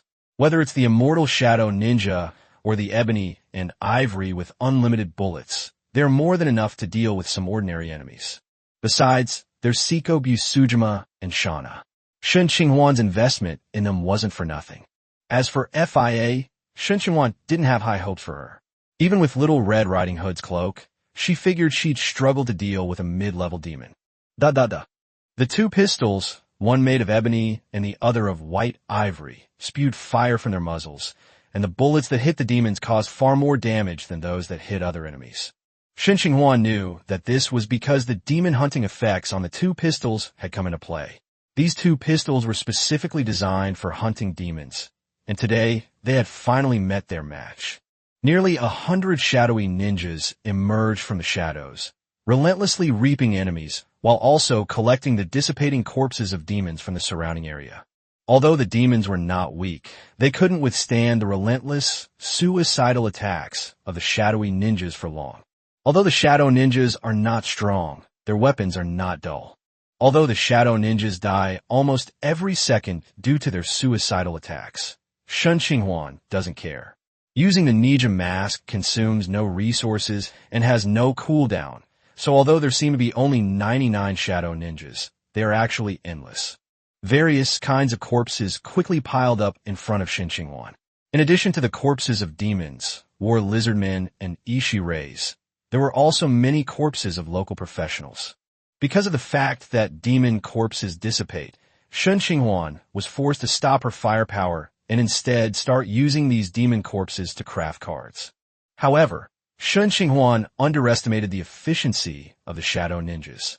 In this multiplayer battlefield where the strength level was not high, the 99 immortal beings were like a giant meat grinder, continuously turning the enemies who entered the area into warm corpses. Occasionally, some powerful mid-level demons appear that cannot be killed in a short time, and that's when Seiko Busujima and Shana have to step in. With the help of the reckless shadow ninjas, and surrounded by the crowd, even a mid-level demon couldn't hold out for long. Meanwhile, the high-level demons were busy dealing with the high-level professionals in Dark Cocoon City and had no time to pay attention to this situation. However, given the nature of demons, they would much rather all of their kind die so that they can share the spoils. A large number of corpses were transported over by the shadowy ninjas, and Shen Qinghuan was so busy that she had no time to pay attention to anything else. The situation is like this for those in the rear. The shadow ninjas in front only need to devote themselves to the battlefield, obey orders, and fight bravely to kill the enemy. But those in the rear have many more things to consider. Perhaps because of the outstanding achievements of the shadow ninjas, they attracted many natives of Dark Cocoon City to seek refuge there, most of whom were ordinary people with little power. Shen Qinghuan didn't care. The main target of the shadow ninjas was still the demons ravaging the city.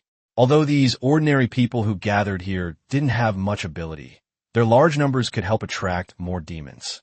With a large influx of indigenous people, there is naturally a demand for professionals. These professionals, relying on the safe zone cleared by the shadow ninjas, began to form teams and cooperate. While an individual professional may not be particularly strong, their combined strength should not be underestimated. Aside from the professionals who fought valiantly in Dark Cocoon City to resist the demon invasion, most people, seeing the situation was dire, began to flee outside the city. They're all from the evil faction, so why pretend to be righteous heroes? For them, whether Dark Cocoon City can be defended or not is not important. What matters is protecting their own lives. Among the fleeing races are common races such as dwarves, orcs, and swamp airmen, as well as many drow elves. These drow elves were not from the three major families that ruled Dark Cocoon, so naturally they wouldn't risk their lives for Dark Cocoon. Even if Dark Cocoon were completely destroyed, they could go to deeper regions where there were also cities ruled by drow elves. With so many people gathered around Shen Qinghuan, who had either fled or died in Dark Cocoon City, she naturally stood out even more. This conspicuous sight quickly attracted the attention of many demons, among whom the most powerful were a small group of Iron Knight demons. Ironclad demons are fourth-tier demons with a robust, centaur-like bodies and demonic upper bodies. They wear complex, full-body armor, with intricate abyssal runes engraved on their weapons and armor. After discovering a large gathering of underground natives, this small group of iron cavalry demons immediately formed a squad and charged towards Shen Qinghuan like a real cavalry unit. Rumble! The sound of horses' hooves thundering across the ground was like the roar of thunder. Many people turned pale upon seeing this scene, and some of the more timid ones even trembled and fell to the ground. Epilogue of Chapter 193. The thunderous sound of hooves naturally attracted Shen Qinghuan's attention. However, seeing the demon corpse in front of her still rapidly dissipating, Shen Qinghuan hesitated for a moment but did not interrupt the rhythm of card crafting. By this time, there were already 30 or 40 professionals gathered around. With so many professionals, blocking a dozen or so iron cavalry demons that were less than 3 meters tall shouldn't be a problem. As the iron cavalry charged, the distance between the two sides rapidly closed. The rubble and corpses along the way could not stop the iron cavalry's charge at all, turning into a puddle of mud that was trampled under the iron cavalry's feet. The first to react were the shadowy ninjas, summoned by the Nigga Mask, who were completely fearless of death and launched a suicidal attack on the charging iron cavalry demons. Bang, bang, bang. A series of impacts rang out, and without exception, all the shadowy ninjas blocking the path of the iron cavalry demon were instantly smashed into a cloud of black mist. In just 2 or 3 seconds, or even less, nearly 100 shadowy ninjas were all dead, leaving no trace in the city. However, the deaths of the shadow ninjas were not without effect. Although they did not cause any damage to the iron cavalry demons, their charging speed was at least reduced significantly. Actually, if these 99 shadowy ninjas were real people, they would be even more effective at slowing down the iron cavalry demons. Since the shadow ninjas don't have real bodies, are lightweight, and don't leave corpses when they die, they don't pose a significant obstacle to such a charge. With the shadow ninja gone, the group of adventurers who had been hastily assembled will now be the ones facing the ironclad demons. Although these adventurers were panicked and timid, they were ultimately living on the edge of a knife and were not lacking in courage to fight. So before this small group of ironclad demons arrived, the adventurers had already raised their shields, with many weapons protruding from the gaps, attempting to use a human wall to block the ironclad demons' charge. However, it turns out that the demons were not stupid at all. On the contrary, they were quite clever. Just as this group of ironclad demons was about to crash into the shield formation formed by the adventurers, the leader of the ironclad demons suddenly made a gesture. The next second, nearly 10 bolts of lightning instantly formed, directly enveloping all the adventurers directly in front of the ironclad demon's charge within the spell's range. Run! Help! Ironclad demon's innate spell, Lightning Spear, caught the group of adventurers completely off guard. More than a dozen adventurers were hit by the spell and could only fall to the ground screaming in pain, unable to launch a counterattack. Following the Thunder Spear was the ironclad demon itself. These armored monsters, completely disregarding their own injuries, charged straight into the group of adventurers. Even more shrill screams rang out, and in just an instant, 7 or 8 adventurers were smashed into a bloody pulp. However, it was precisely because of the obstruction of these adventurers that the ironclad demon's charge was completely halted, but for these adventurers, this might not be a good thing. The spears in their hands transformed into heavy flails, and together with their claws, hooves, and long, whip-like serrated tails, this group of ironclad demons unleashed a bloodbath upon the crowd. Ordinary residents who had gathered around for safety were terrified and scattered upon seeing this scene, causing a minor stampede due to the large number of people involved. Devour. Blood Spirit.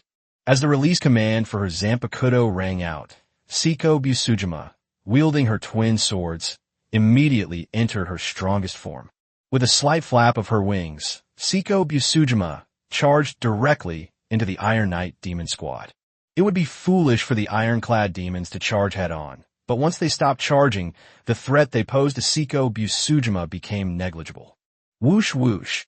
More than a dozen ice arrows fell first, shattering and releasing a burst of intense cold that instantly slowed the movement of the iron cavalry demons. Taking advantage of the opportunity, Seiko Busujima accelerated and instantly appeared in front of the Iron Knight demon, wielding her long swords with both hands, a crimson light flashing across the blades. The heavy iron armor engraved with abyss runes is as fragile as paper in front of Zanpakuto, completely unable to protect its master. In just a few breaths, this iron cavalry demon squad was reduced to a pile of corpses. Call! Seiko Busujima sheathed her Zanpakuto and exhaled a scorching breath. Even for her, the burst of skill required considerable exertion.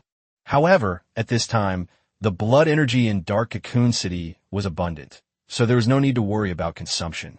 She took a deep breath, and the blood scattered around her instantly turned into a cloud of blood mist. This blood mist surged into Seiko Busujima's body like swallows returning to their nests, quickly replenishing her energy. The very next second after these iron cavalry demons died, shadowy ninjas reappeared from various shadowy places, tirelessly piling the shattered corpses of the iron cavalry demons in front of Shen Qinghuan. Shen Qinghuan had just finished dealing with a batch of corpses and didn't even have time to catch her breath before the next batch of corpses piled up in front of her. After glancing around and finding nothing amiss, Shen Qinghuan took out an energy recovery potion from her ring and drank it before continuing to refine the cards. Perhaps because the local residents who had gathered around had all fled, the number of demons gathering in this direction immediately decreased significantly. After a flurry of activity, Shen Qinghuan finally managed to refine the demon corpses into cards before they dissipated. Although the demon corpses were temporarily used up, there were still quite a few corpses of war lizardmen, Ishireis, and native professionals. After letting out a long breath, Shen Qinghuan continued to bury himself in refining. However, there's no need to rush this time, as these corpses don't disappear like demon corpses. The battle on Shen Qinghuan's side gradually subsided, but the battle within Dark Cocoon City continued in full swing.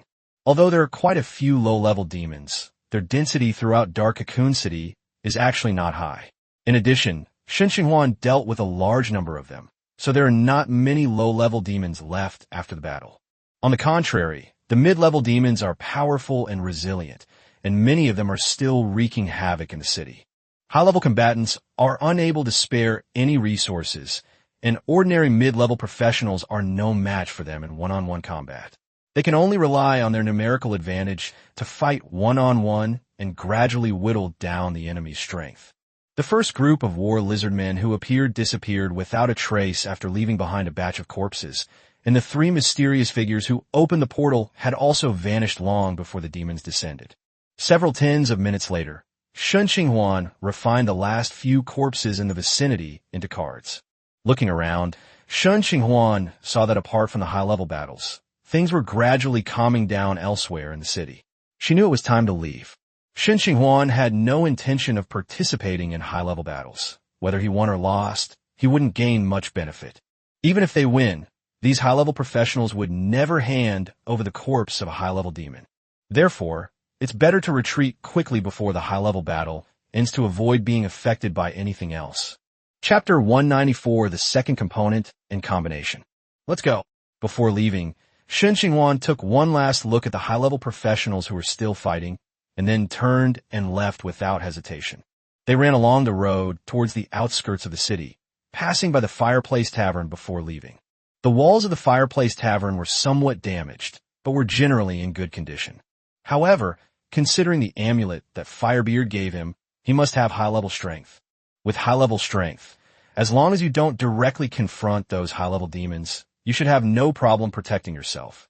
After glancing briefly at the Fireplace Tavern, Shen Qinghuan continued leading her people out of the city, with the shadow ninjas clearing the way and dealing with any potentially threatening creatures. With Shen Qinghuan and her group traveling at full speed, they soon arrived outside the city of Dark Cocoon. Taking out a map from her spatial ring, Shen Qinghuan glanced at it before leading the group northwards. Only after leaving the vast underground space where Dark Cocoon City was located did Shen Qinghuan take one last look back.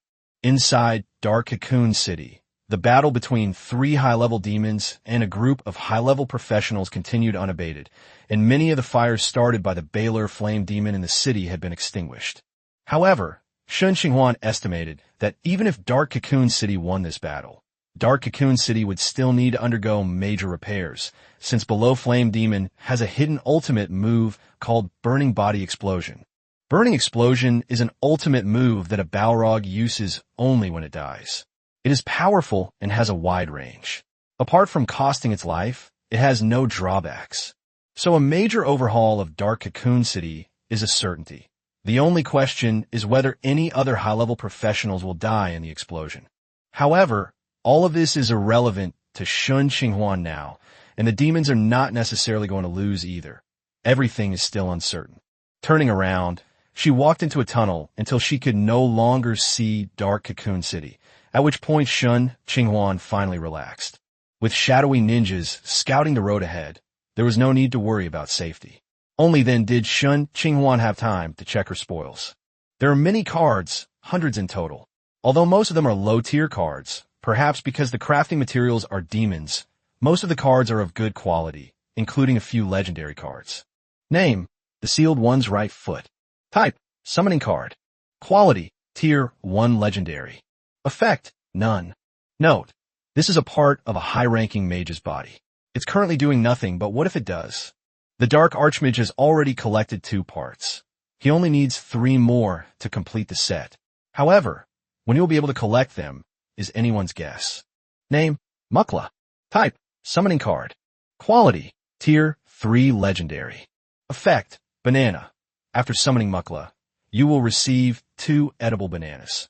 Note: Mukla doesn't possess any special abilities, but its physical strength is in no way inferior to that of a Tier 5 warrior. This card, Shen Qinghuan stroked her chin, but ultimately didn't give any special evaluation. If he had crafted this card when he was at Tier 3, it would definitely have been his main card at that time. But now that he's at Tier 6, he no longer needs a card of this strength. However, although Shen Qinghuan herself doesn't need it, she should be able to sell it for a good price. After all, it's a legendary card, and it only requires 3 levels of magic power to summon a level 5 combat power. Name: Patera Earrings. Type: Equipment Card. Quality: Tier 1 Legendary. Effect: Fusion. When both users wear the earrings on different ears, they will automatically move closer together and fuse. After fusion, their strength is greatly enhanced, and they will possess all the abilities of both users. The fusion lasts for 1 hour, with a 24-hour cooldown. Note: this fusion process has a time limit. Please use it wisely. It's these earrings. Upon seeing the bright yellow earrings on the card, Shen Qinghuan immediately thought of Vegito, the fusion of Goku and Vegeta. The increase in strength was not just significant, it was exponential. The question now is, who will wear these earrings? Shen Qinghuan naturally turned her attention to Seiko Busujima and Shauna. The 2 combatants, one melee and one ranged, were both women and both at the 4th tier of strength. Although Seiko Busujima is far stronger than Shauna in terms of actual combat strength, the difference in strength is not significant, since the requirements for fusion do not involve strength. As for letting Shen Qinghuan use it himself, firstly, the combination partner is not good. Although he can combine with Seiko Busujima or Shauna, he does not like this kind of combination. Secondly, he himself is not particularly enthusiastic about fighting. He prefers to refine his cards and improve his strength. Otherwise, why would he train Shauna and Seiko Busujima? It's so that he doesn't have to take action himself when encountering enemies. Just like the demonic calamity in Dark Cocoon City this time, Shen Qinghuan only fired a few shots with ebony and ivory from beginning to end, and the rest were handled by the Shadow Ninja and Seiko Bisujima. Shen Qinghuan only needed to focus on refining cards. Everything else would naturally be taken care of. Perhaps this was the true essence of a summoner. Shen Qinghuan suddenly realized. These are for you, one for each of you. Please keep them safe. With the infusion of magic, a pair of bright yellow earrings appeared in Shen Qinghuan's hands. He then handed one earring to each of his hands to the two women following behind him. Are these earrings? Shauna took it with some curiosity, wondering why she was only given one earring when it was supposed to be a pair. Yes, these are a pair of special earrings that can bring you together. Combine, too. Shauna and Seiko Bisujima both looked at Shen Qinghuan with suspicion. That's right, fusion. Wear these earrings behind your respective ears, and the two of you will become one. Your strength will increase significantly, but the fusion will only last for 1 hour. Upon hearing Shen Qinghuan's words, Shauna immediately became interested and, without thinking, tried to put on the patera earrings. Wait a minute, I haven't finished speaking yet. Seeing that Shauna was about to make a move, Shen Qinghuan quickly reached out to stop her. After combining, these earrings will be in a 24-hour cooling-off period, so it's best not to use them unless absolutely necessary. Oh, I see. Shauna reluctantly stopped what she was doing and carefully put away the patera earrings. Seiko Bisujima, standing nearby, also put away her patera earrings. After hesitating for a moment, she took off the idol-themed earrings she was wearing. These falling star earrings were a gift from Shen Qinghuan a long time ago. They came with a shield spell skill, and although they're no longer of much use to her, she still wears them every day. Now, it's time to retire these earrings. Chapter 195, The Undead in the Swamp.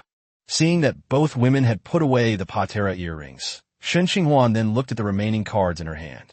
Of the more than 100 cards, only 3 are legendary cards, which is a bit few. However, both the sealed one's right leg and the patera earring are still useful, one representing potential for the future and the other representing immediate combat power. Perhaps because demons were used as the material, the remaining cards included a type of card that Shen Qinghuan had never seen before. Name, Evil Reaper's Scythe. Type, Weapon card. Rank, 4th rank evil. Effect, Steel. Upon a successful attack, the weapon absorbs the life force and energy of the attack party to nourish itself. As a price, the wielder must sacrifice their own life force to refine the weapon before using it. Note, this is a double-edged sword. You should think carefully before using it to determine if it's truly necessary. Although there aren't many cards with evil as a prefix, there's indeed more than one of them, and these cards all have significant side effects. Although they are not fatal, prolonged use will still damage your health. Shen Qinghuan had no intention of using it. He had many options, and there was no need to use such a double-edged sword card, even though its effect was indeed remarkable. After carefully storing the thick stack of cards, Shen Qinghuan and her group soon returned to the edge of the swamp. After so many days, the fire marks on the swamp have faded considerably. Shen Qinghuan glanced at the map and realized that there was still a long way to go to reach the surface. Considering that the people in the team had gone through a battle and that his magic power was not full, he decided to rest for the night on the edge of the swamp. After a simple setup, Shen Qinghuan closed her eyes, sat cross-legged inside the tent, and fell into meditation. The tent was surrounded by layers upon layers of shadowy ninjas who had eliminated any possible threats in the vicinity. Several hours later, Shen Qinghuan slowly opened his eyes. By this time, the magic power in his body had been fully restored, while Seiko Bisujima and Shauna had already finished resting and were guarding him. All right, let's go. After a simple breakfast, Shen Qinghuan and her group set off in a grand procession. The shadowy ninja army continued to clear the dangers from the swamp, while Shen Qinghuan and the others floated in midair. That means they're shadow ninjas. Otherwise, a professional wouldn't be able to move so freely in a swamp. Although Shen Qinghuan's group was large, their speed was not slow at all. However, the number of shadow ninjas was relatively high, requiring Shen Qinghuan to spend some effort to summon them again. After walking for several hours, Shen Qinghuan opened the map again, only to find that the places that should have been normal roads on the map had now turned into swamps. It seems the swamp is expanding very rapidly. Shen Qinghuan frowned and muttered something. According to Emery, this map was drawn by someone his father had arranged more than 10 years ago. However, many places that should be normal roads on the map have now become swamps. No wonder this road has not been able to be restored to connect with the surface for so many years. It is estimated that both sides have given up. That makes sense. Swamps are not safe places. Not only are they infested with poisonous insects and miasma, but there are also many indigenous people who are difficult to communicate with. If you enter their territory, you will be attacked by them. Poisonous insects and miasma are not a problem. Shen Qinghuan and the others are floating in midair, so the poisonous insects and miasma cannot affect them. The only problem is that the shadow ninjas are losing health faster. The native inhabitants of the swamp, however, slowed down the advance of the shadow ninjas by shouting and fighting from the start, but this also provided Shen Qinghuan with a lot of material. Because they didn't have enough spatial rings, Shen Qinghuan had to refine cards on the spot, which slowed them down considerably. With the help of the map, after flying for a while in this drastically changed swamp, another group of native lizard men appeared ahead, but this time the lizard man tribe seemed to be exceptionally large. Shen Qinghuan frowned as she looked at the nearly 1,000 large lizardmen tribe in front of her. There are too many of them, but if we take a detour, we could easily get lost in this vast swamp. Just as Shen Qinghuan was pondering, the shadowy ninja at the forefront and the lizard man had already begun close combat. Faced with the overwhelming attack of the lizard men, a large number of shadow ninjas perished, turning into plumes of black smoke. However, for every shadow ninja, a new one would emerge from the darkness. So although the lizardmen's attacks were fierce, they could never break through the shadow ninja's defenses. As the two sides clashed, a strong aura of blood began to spread across the swamp. I'll go take care of it. Siko Busujima, seeing the large number of lizard men in front of her, couldn't resist drawing her sword and stepping forward. The lizard man tribe in front of them, although mostly low-level or even non-professional ordinary beings with only a few reaching the mid-level, was still quite numerous.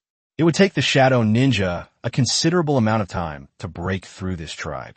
Just as Siko Busujima stepped forward and drew her Zanpakuto, a strange disturbance came from the swamp not far away.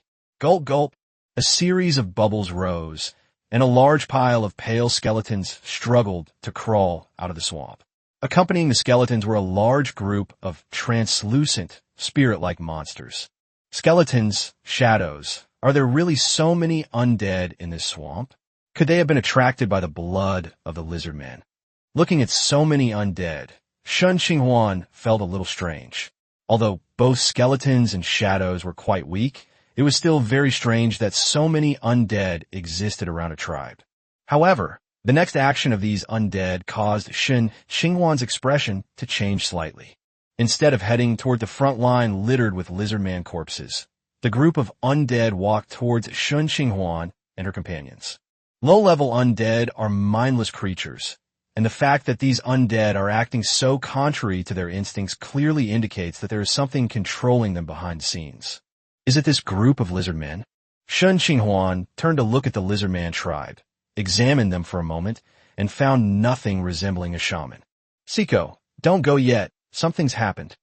After restraining the restless Siko Busujima, Shen Qinghuan dispatched a small group of shadow ninjas to deal with the skeletons, while the shadows with physical immunity were left to Shana to handle. The shadows are not very strong, and Shana can easily deal with them. Often, she only needs to detonate an ice arrow to eliminate many shadows.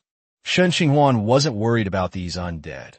What concerned him was the unseen manipulator behind them. Chapter 196, Unease and Attack. Although there were quite a few skeletons, they were weaker than ordinary adults, and under the attack of the shadow ninjas, they were reduced to piles of bones in large numbers. As for the shadows, although they are immune to conventional physical attacks, they're quite vulnerable to energy attacks. When faced with Shana's ice arrows, a single exploding ice arrow can often take away a significant number of shadows. Faced with the attacks of the shadowy ninja and Shana, the undead speed decreased rapidly. In the current situation, they would be completely annihilated before they could even reach Shen Qinghuan. However, Shen Qinghuan was not at all relaxed. These numerous miscellaneous soldiers were never the key to the problem. Before long, this large number of undead creatures were completely wiped out. On the other side, as more and more lizardmen died, the lizardman tribe began to commit most of its professionals to the battle, and even a small number of mid-level lizardmen joined the fight. Although the shadow ninjas managed to hold off the attack thanks to their immortality, the battle line inevitably continued to advance towards Shen Qinghuan's side. Sana, provide remote support. After glancing at the lizardmen gradually advancing in their direction, Shen Qinghuan calmly gave an order. Yes, Captain. Shana nodded in agreement, and then drew her bow again. Looking at the large number of lizardmen, Shen Qinghuan thought for a moment, then transformed the crystal transformation devourer into a dual disc and summoned Sorabeller. Bah! With a phoenix cry, the fiery red phoenix reappeared in the swamp. As soon as Sorabel appeared, he unleashed a burst of flame at the lizardman fighting the shadow ninja without any hesitation. Whether the shadow ninja would be affected was completely beyond Sorabel's consideration. The flames landed among the lizardmen, instantly setting several of them ablaze. These lizardmen, engulfed in flames, struggled, and soon their companions were also set ablaze. Put out the fire quickly. The lizardman leader, who was overseeing the battle from the rear, changed his expression and hurriedly ordered the soldiers at the front to put out the fire. However, this command was far too slow for the rapidly burning flames. It's important to know that swamps are never short of combustibles. Both vegetation and biogas are excellent fuels. Therefore, as the burning lizardmen struggled, they unsurprisingly set everything around them ablaze. Once a fire starts, it becomes extremely difficult to control. As the fire intensified, Shen Qinghuan's eyes flickered slightly, which was why he didn't summon Sorabeller immediately. The lizardmen's offensive was instantly thwarted. All the lizardmen were busy putting out fires and protecting themselves, and had no time to pay attention to the shadow ninjas. But, just as the battlefield was in complete chaos, a splashing sound came from afar. Shen Qinghuan looked up and saw two huge toads hopping and leaping towards her. A giant swamp toad? How could something like that suddenly appear? There are quite a few giant swamp toads in the swamp, and Shen Qinghuan has encountered quite a few. However, because of their clumsy bodies, these creatures mostly hide in the swamp and wait for prey to come to them. They rarely come out of their hiding places like they do now. Before Shen Qinghuan could figure out, she saw the two giant toads stop in the distance. Then their bodies twisted and transformed into the shape of drow elves. Drow elves? Looks like druids, but has this aura been corrupted? Sensing the decaying aura emanating from the two druids from afar, Shen Qinghuan frowned. To make matters worse, these two corrupted druids seemed to be heading straight for him. A swarm of diseased insects. Two druids in the distance waved their staffs, and then a large swarm of locusts carrying the plague was summoned. That wasn't all. After summoning the swarm of plague insects, the two corrupted druids showed no sign of stopping, continuing to wave their staffs and attempt to unleash even more spells. Siko, those two drow elves are yours to handle. Shen Qinghuan naturally wouldn't just stand by and watch the spell be cast, but the two corrupted druids were too far away from him, completely out of the spell's range. Yes, Captain. Siko Busujima licked her lips excitedly. There were just two tier 6 druids. She could take them down in no time. Assigning Siko Busujima to deal with the two corrupted druids, Shen Qinghuan felt increasingly uneasy. So, although the current enemies were not strong, he decided to go all out and eliminate them as soon as possible. The first to appear was naturally the demon chess.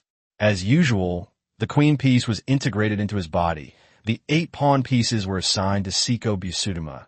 The 2 knights were given to Shana, and the bishop was given to Sorabeller. Just in case, Shen Qinghuan even summoned the abomination and the swamp beast, giving them castle pieces respectively.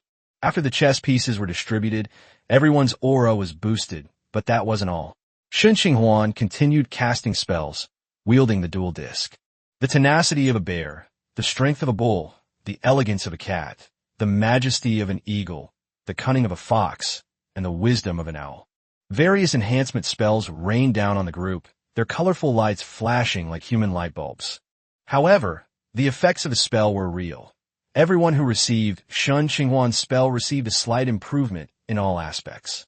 After casting the spell, Shen Qinghuan scanned the battlefield with her eyes. Although the Lizard Man tribe has a large population, they have completely lost the will to fight in the face of this great fire. They have been completely suppressed by the combined forces of the Shadow Ninja, Shana, and Sorobeller, and it seems that they can no longer cause any trouble. Meanwhile, Seiko Busujima's strength increased dramatically after receiving various spells from Shen Qinghuan. If it weren't for the two corrupted druids casting the giant insect spell and summoning several giant centipedes as meat shields and distractions, they would probably be dead by Seiko Busujima's blade by now. Even so, the two corrupted druids were completely unable to cast spells under Seiko Busujima's attacks and could only transform into leopards and flee in a sorry state. The situation on both battlefields was very favorable, but Shen Qinghuan's unease did not lessen at all. She had a vague feeling that something bad was going to happen. What exactly happened? Shen Qinghuan frowned deeply, firmly believing in her premonition, and remained completely vigilant. Perhaps there are some hidden enemies.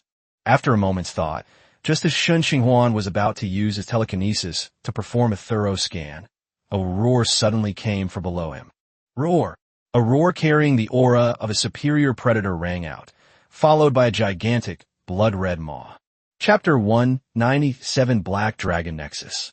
This overwhelming sense of impending doom caused Shen Qinghuan to stiffen instantly. Seeing that she was about to be swallowed by that enormous mouth, Shen Qinghuan decisively activated the castle's ability. The next second, Shen Qinghuan's figure suddenly disappeared, replaced by a fat figure. Crack! The body that the abomination was so proud of posed no obstacle to the owner of the gigantic maw, and was easily crushed like scrap under a hydraulic press. Bang! The abomination's corpse exploded, and acidic liquid containing plague flowed from between the teeth at the edge of the maw.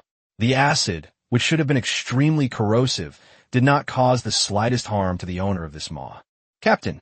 Seeing Shen Qinghuan being swallowed by a huge mouth, Shana immediately screamed in terror. However, the moment Shen Qinghuan appeared where the abomination had been, she immediately breathed a sigh of relief. She didn't care about the remaining lizard men anymore, and went straight to Shen Qinghuan's side. Interesting humans, they actually managed to avoid it like that. A deep, thunderous sound rang out, and Shen Qinghuan turned to look at where she had been standing. There, she saw a black dragon more than 10 meters long floating in midair. Nexus, the black dragon, floated in midair, its eyes fixed on the human male in front of it. For some reason, when he first saw this human male, an extremely strong appetite suddenly arose within him. His instincts told him that he could gain an enormous benefit by devouring this human male. The appetite was so strong that it even changed his originally cautious nature. After realizing that the group had encountered his henchmen, he immediately began to probe them. First, he summoned a group of undead, but seeing that the undead had failed to glean anything, he then summoned the only two corrupted druids he had. To get a taste of this, Black Dragon Nexus has mobilized all his available subordinates in the vicinity, but unfortunately, too many of them are too far away to arrive in time.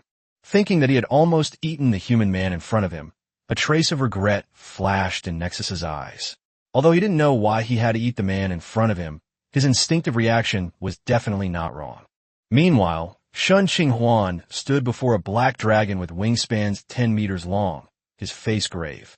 Although he had heard of the existence of giant dragons in the Great Swamp in Dark Cocoon City, he never expected to actually encounter one.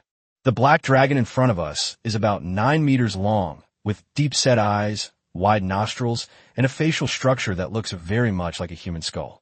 It has curved, segmented horns on its head, with the base of the horns being bone white and gradually darkening towards the tips until they become dead black.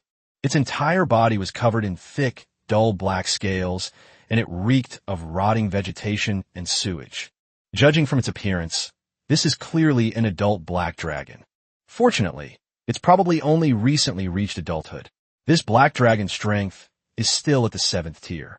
I wonder why this dragon is stopping us. Shen Qinghuan looked at the giant dragon in front of her with a wary expression, her fingers already secretly pinching the summoning cards of the three generals. Human, you are lucky. You are about to become my next meal. Nexus stared at Shen Qinghuan with a look of utter covetousness, his eyes burning with ever-increasing greed. Why? This should be our first time meeting. Shen Qinghuan was somewhat puzzled. He didn't want to fight this black dragon unless absolutely necessary. The phantoms of the three generals lasted too short, and Siko Busujima was only at level 4. If she were to fight this black dragon, she would have no chance of winning. Black Dragon is no ordinary professional after all, and Siko Busujima had a hard time dealing with the 7th-tier lizard man who contained a trace of dragon blood. If Siko Busujima had grown to level 7, he would have tried to hunt this black dragon no matter what. Unfortunately, Siko Busujima had too little time to grow. Not much time had passed since she was summoned by Shen Qinghuan. Humans, you have too many questions. Nexus was clearly unable to contain itself any longer. After letting out a roar, it flew straight towards Shen Qinghuan. Holy crap, this idiot black dragon. Shen Qinghuan cursed inwardly, then activated the summoning cards of the three generals without hesitation. The last summoning card was completely reduced to dust, and then three tall figures blocked Shen Qinghuan's path. Huang Mian, Qing Zhang, and Qi Xing, who descended once more. The sudden appearance of three high-level professionals caused Nexus to pause in his charge. He looked at the three strange-looking creatures that had suddenly appeared in front of him with some surprise and uncertainty, and for a moment he was not sure what their origins were. However, the urge to eat within him quickly overwhelmed his initial caution, and after another roar, he charged towards Shen Qinghuan without regard for anything else.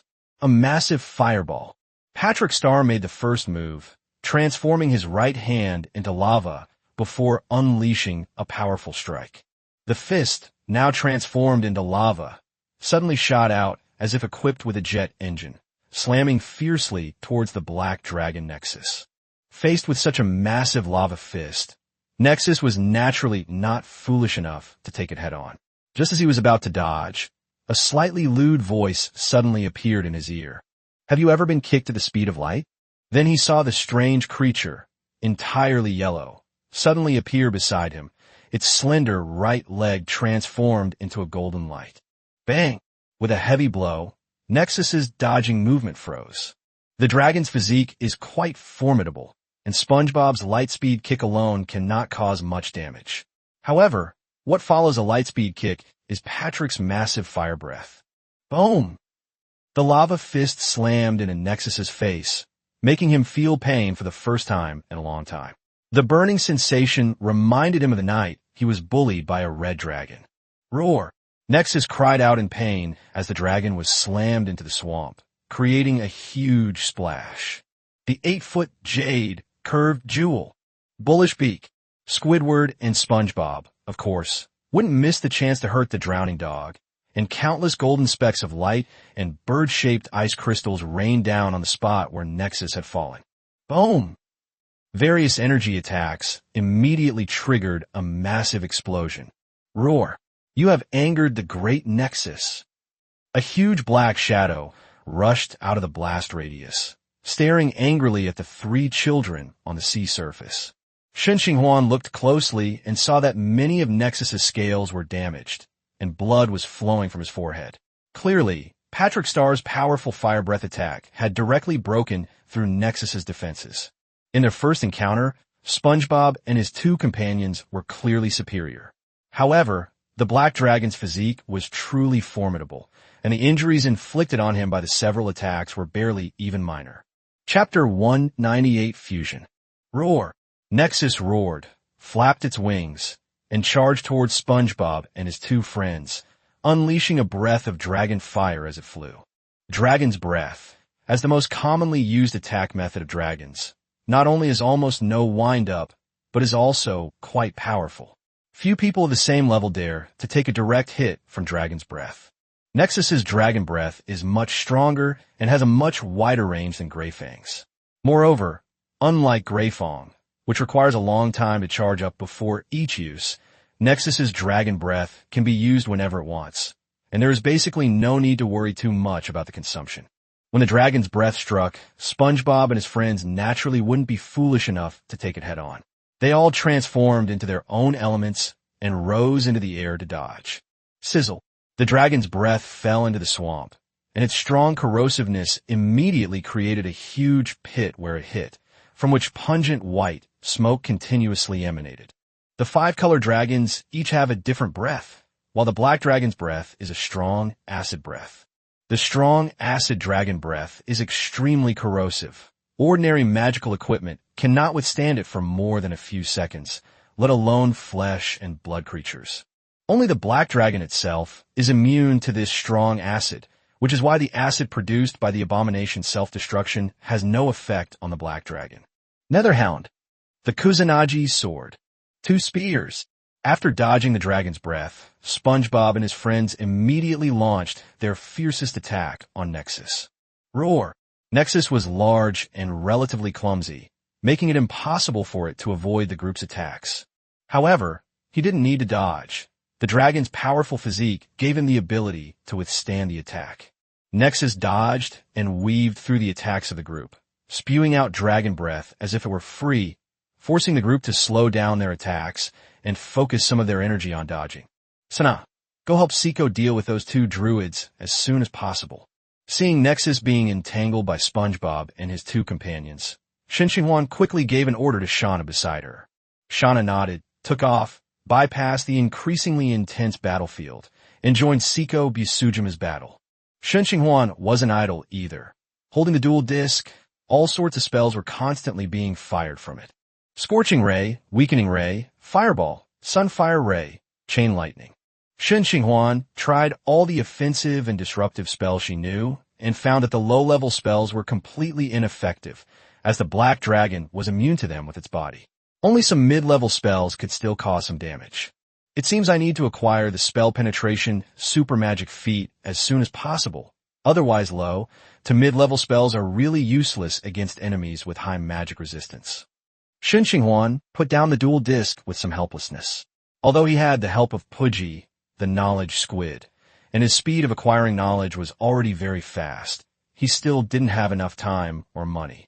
Frost, lava, acid, and occasional flashes of light fueled the intensifying battle in midair. Faced with the aftershocks of the battle between the 3 people and the dragon, Shen Qinghuan had no choice but to retreat again and again, and many of the lizardmen's corpses on the swamp were destroyed in the aftershocks. That's all money. Looking at the corpses that disappeared without a trace in the aftershocks, Shen Qinghuan couldn't help but feel a pang of heartache, and her displeasure with the black dragon grew even stronger. Captain, just as Shen Qinghuan was watching the battle between the 3 people and the dragon, Seiko Busujima and Shauna had already dealt with the 2 corrupted druids and returned to his side. Bang! Bang! The 2 corpses were thrown in front of Shen Qinghuan, splashing a tiny bit of water. Shen Qinghuan didn't even glance at them before directly putting the 2 corpses into her spatial equipment. Are you leaving? Shen Qinghuan was torn. Taking advantage of the fact that Heilung was entangled with SpongeBob and his 2 companions, she decided to make a quick escape. This was undoubtedly the safest course of action. However, once SpongeBob and his 2 companions' time limit expires, the Black Dragon might continue to chase after them. The swamp is so big that it's not something that can be done in a short time, not to mention that SpongeBob and his friends have already spent almost half of their time there. Not to mention, Shen Qinghuan stared at the Black Dragon with a hint of greed in her eyes. This was a giant dragon, and a fully grown one at that. If she could really hunt it down, she wouldn't have to worry about money for a while. Thinking about the amount of spell knowledge, spell models, and card crafting materials she would need to purchase in the future, Shen Qinghuan made up her mind. Let's give it a try, just in case. Seiko, Shauna, prepared to combine. Seiko, Bikama, and Shauna were taken aback upon hearing this, then nodded vigorously. Yes, Captain. Shauna never expected that she would be able to combine with Shen Qinghuan so soon after she tried to do so yesterday. I put the patera earrings on my ears, but because we had discussed it beforehand, I didn't wear them on the same side. As soon as they put on the patera earrings, Seiko, Busujima, and Shauna immediately felt a suction force coming from each other. Since Shen Qinghuan had explained beforehand, the two of them were not alarmed and let the suction pull them towards each other.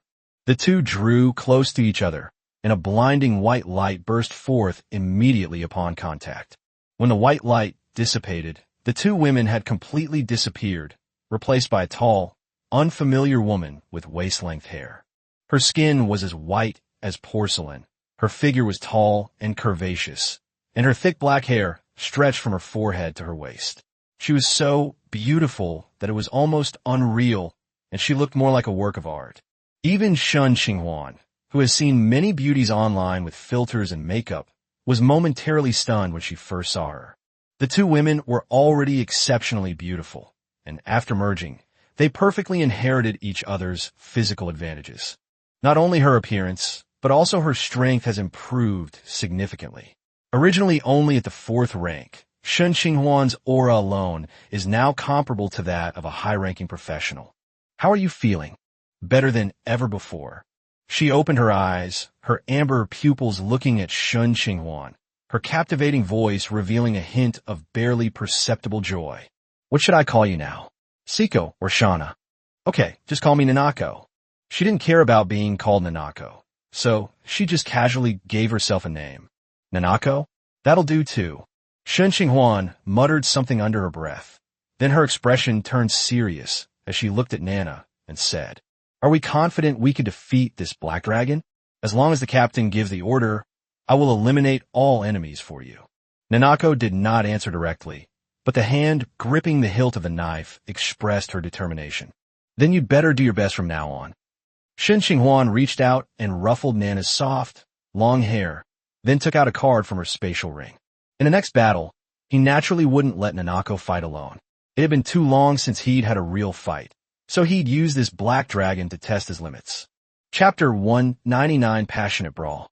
In mid-air, the battle between the three humans and the dragon intensified.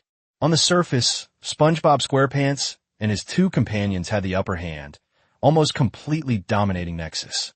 But Shen Qinghuan knew that all of this was only temporary. After 5 minutes, SpongeBob and his two friends would disappear completely, and then he and Nana would have to face the ferocious black dragon. However, even so, Shen Qinghuan did not rashly join the fight. The three members of SpongeBob SquarePants worked together seamlessly, steadily suppressing the black dragon Nexus. Although they couldn't inflict too much damage due to the card's rank, if you were to join in rashly, it would disrupt their rhythm.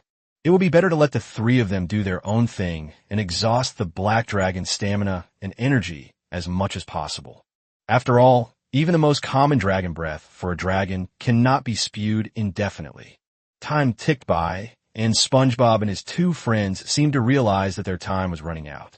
Their already fierce attack escalated to an even higher level, causing Nexus to roar repeatedly in fury. The earth trembled, rocks flew everywhere, and stone pillars kept falling from the top of the cave as the fighting continued.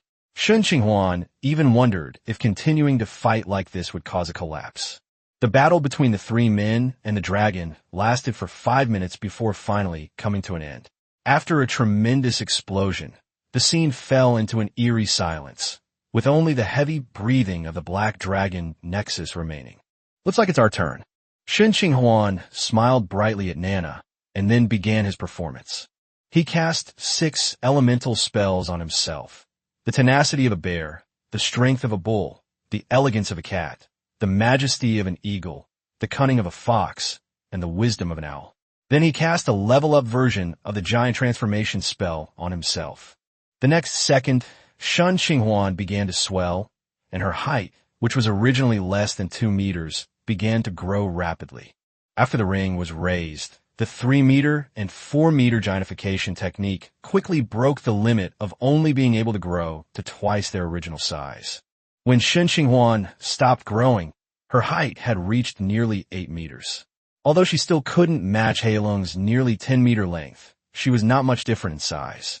However, this was not the end of it. Shen Qinghuan then cast the Tan Sin transformation technique on herself. Tan Sin's transformation spell was successfully released, and the magic power within Shen Qinghuan's body began to burn fiercely, transforming into a special force that began to nourish her entire body. With the blessing of this power, Shen Qinghuan gained a more robust physique and strength, and his attacks were accompanied by additional force field damage. The price was that he lost the ability to cast spells during the duration of this spell. Although he lost his spell-casting ability, Shen Qinghuan's performance was not over because he was never just a mage from beginning to end. Holding the card, which was about the size of a fingernail, Shen Qinghuan directly chose to activate it. Tasha unleashed her sixth circle spell, Transcendental Form, and two different powers appeared before Shen Qinghuan.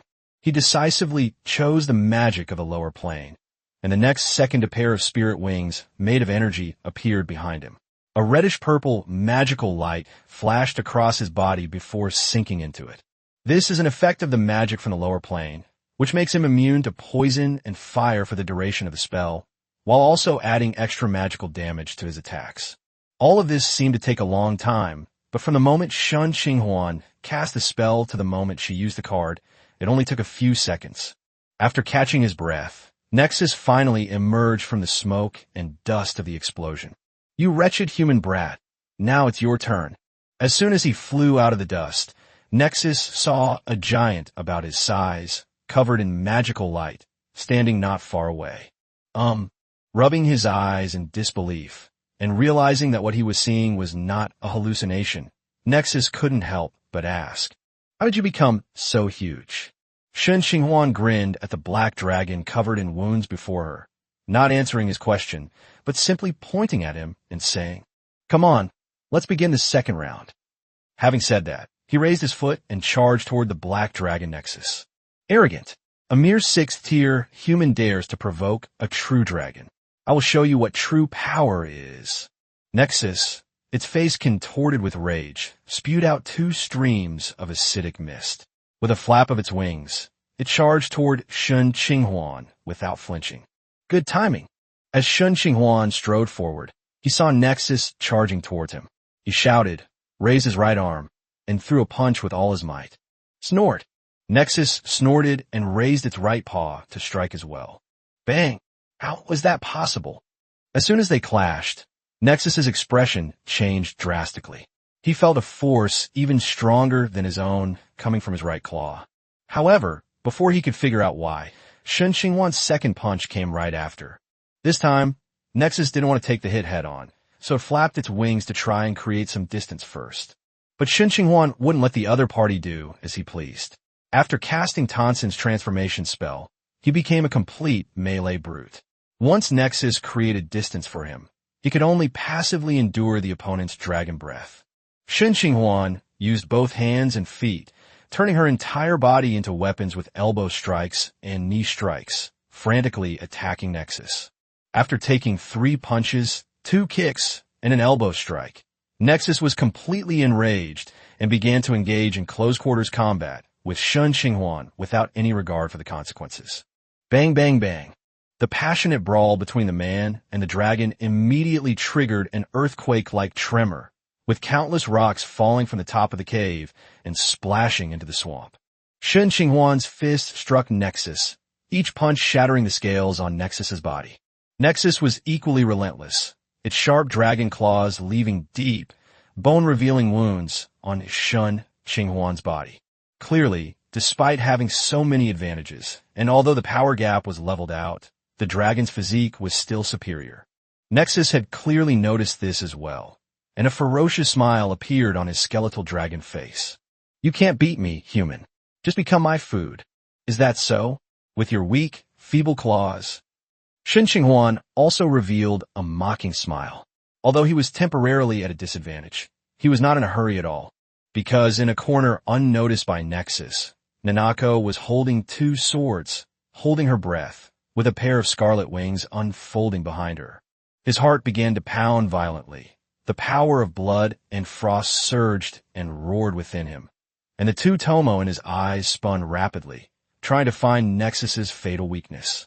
She was searching for an opportunity to severely injure or even kill the black dragon, and that opportunity was about to arrive.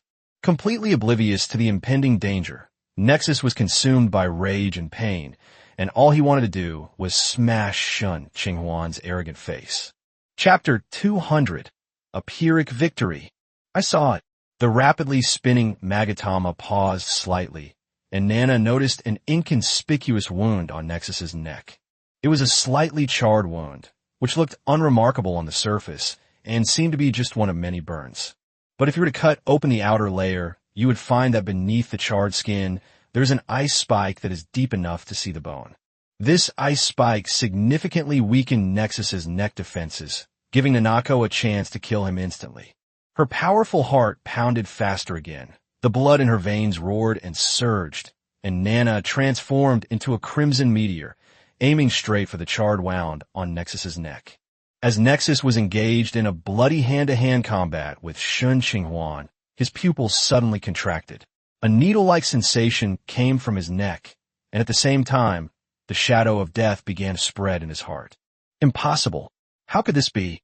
Driven by the threat of death, Nexus desperately tried to escape, but Shen Qinghuan, who had been waiting for this opportunity, would not allow him to leave freely. Where do you think you're going? Shen Qinghuan sneered, and instead of attacking, he gripped Nexus's body tightly with his large hands. Let go.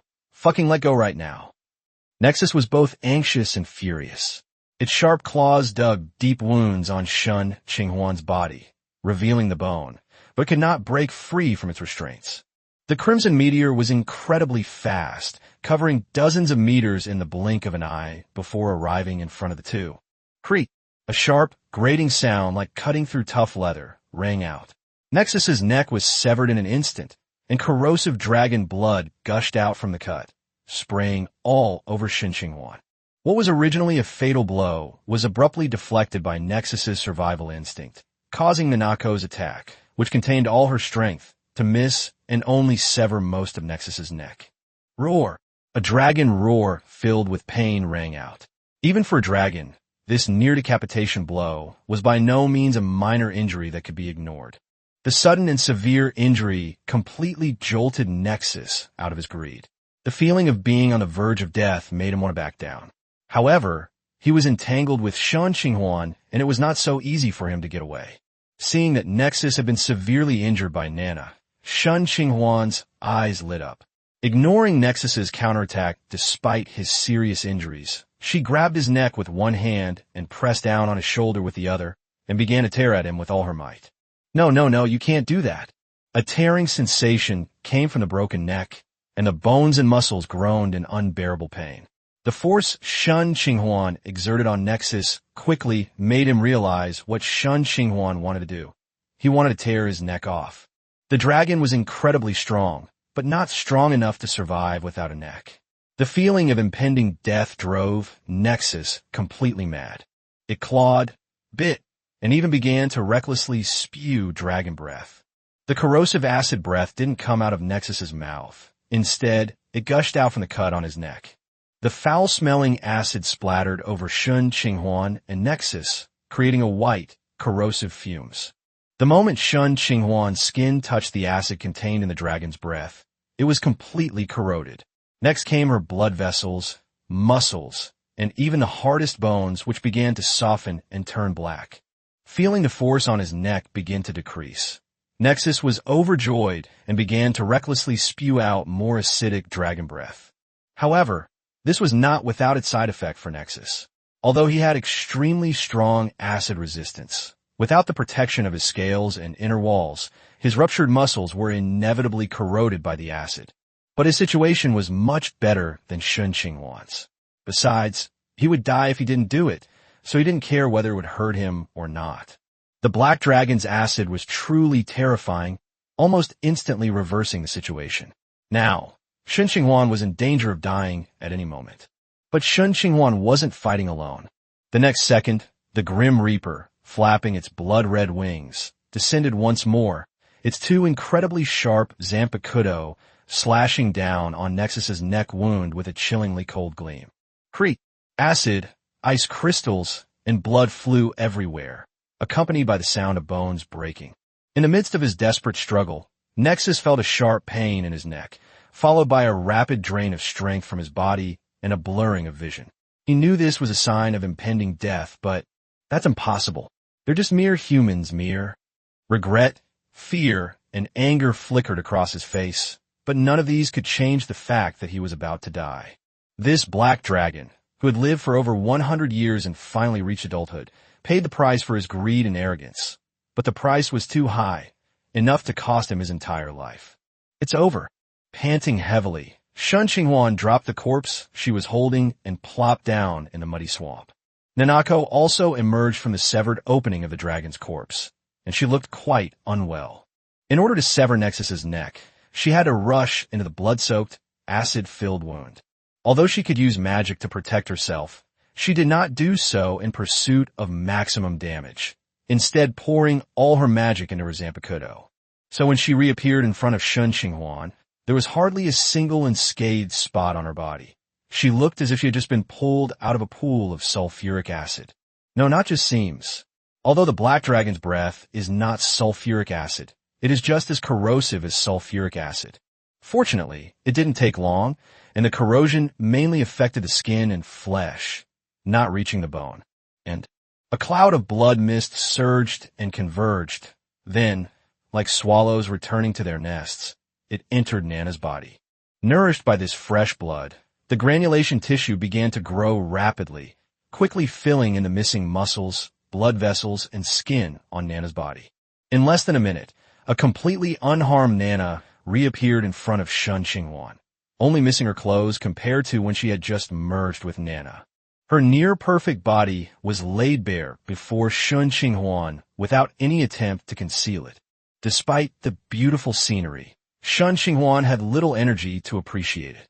At this moment, he was in very bad condition. His body was covered with wounds of all sizes, and he had lost an unknown amount of blood. Because of the acid attack, his body had many deep, corrosive wounds that exposed bone, especially his arms.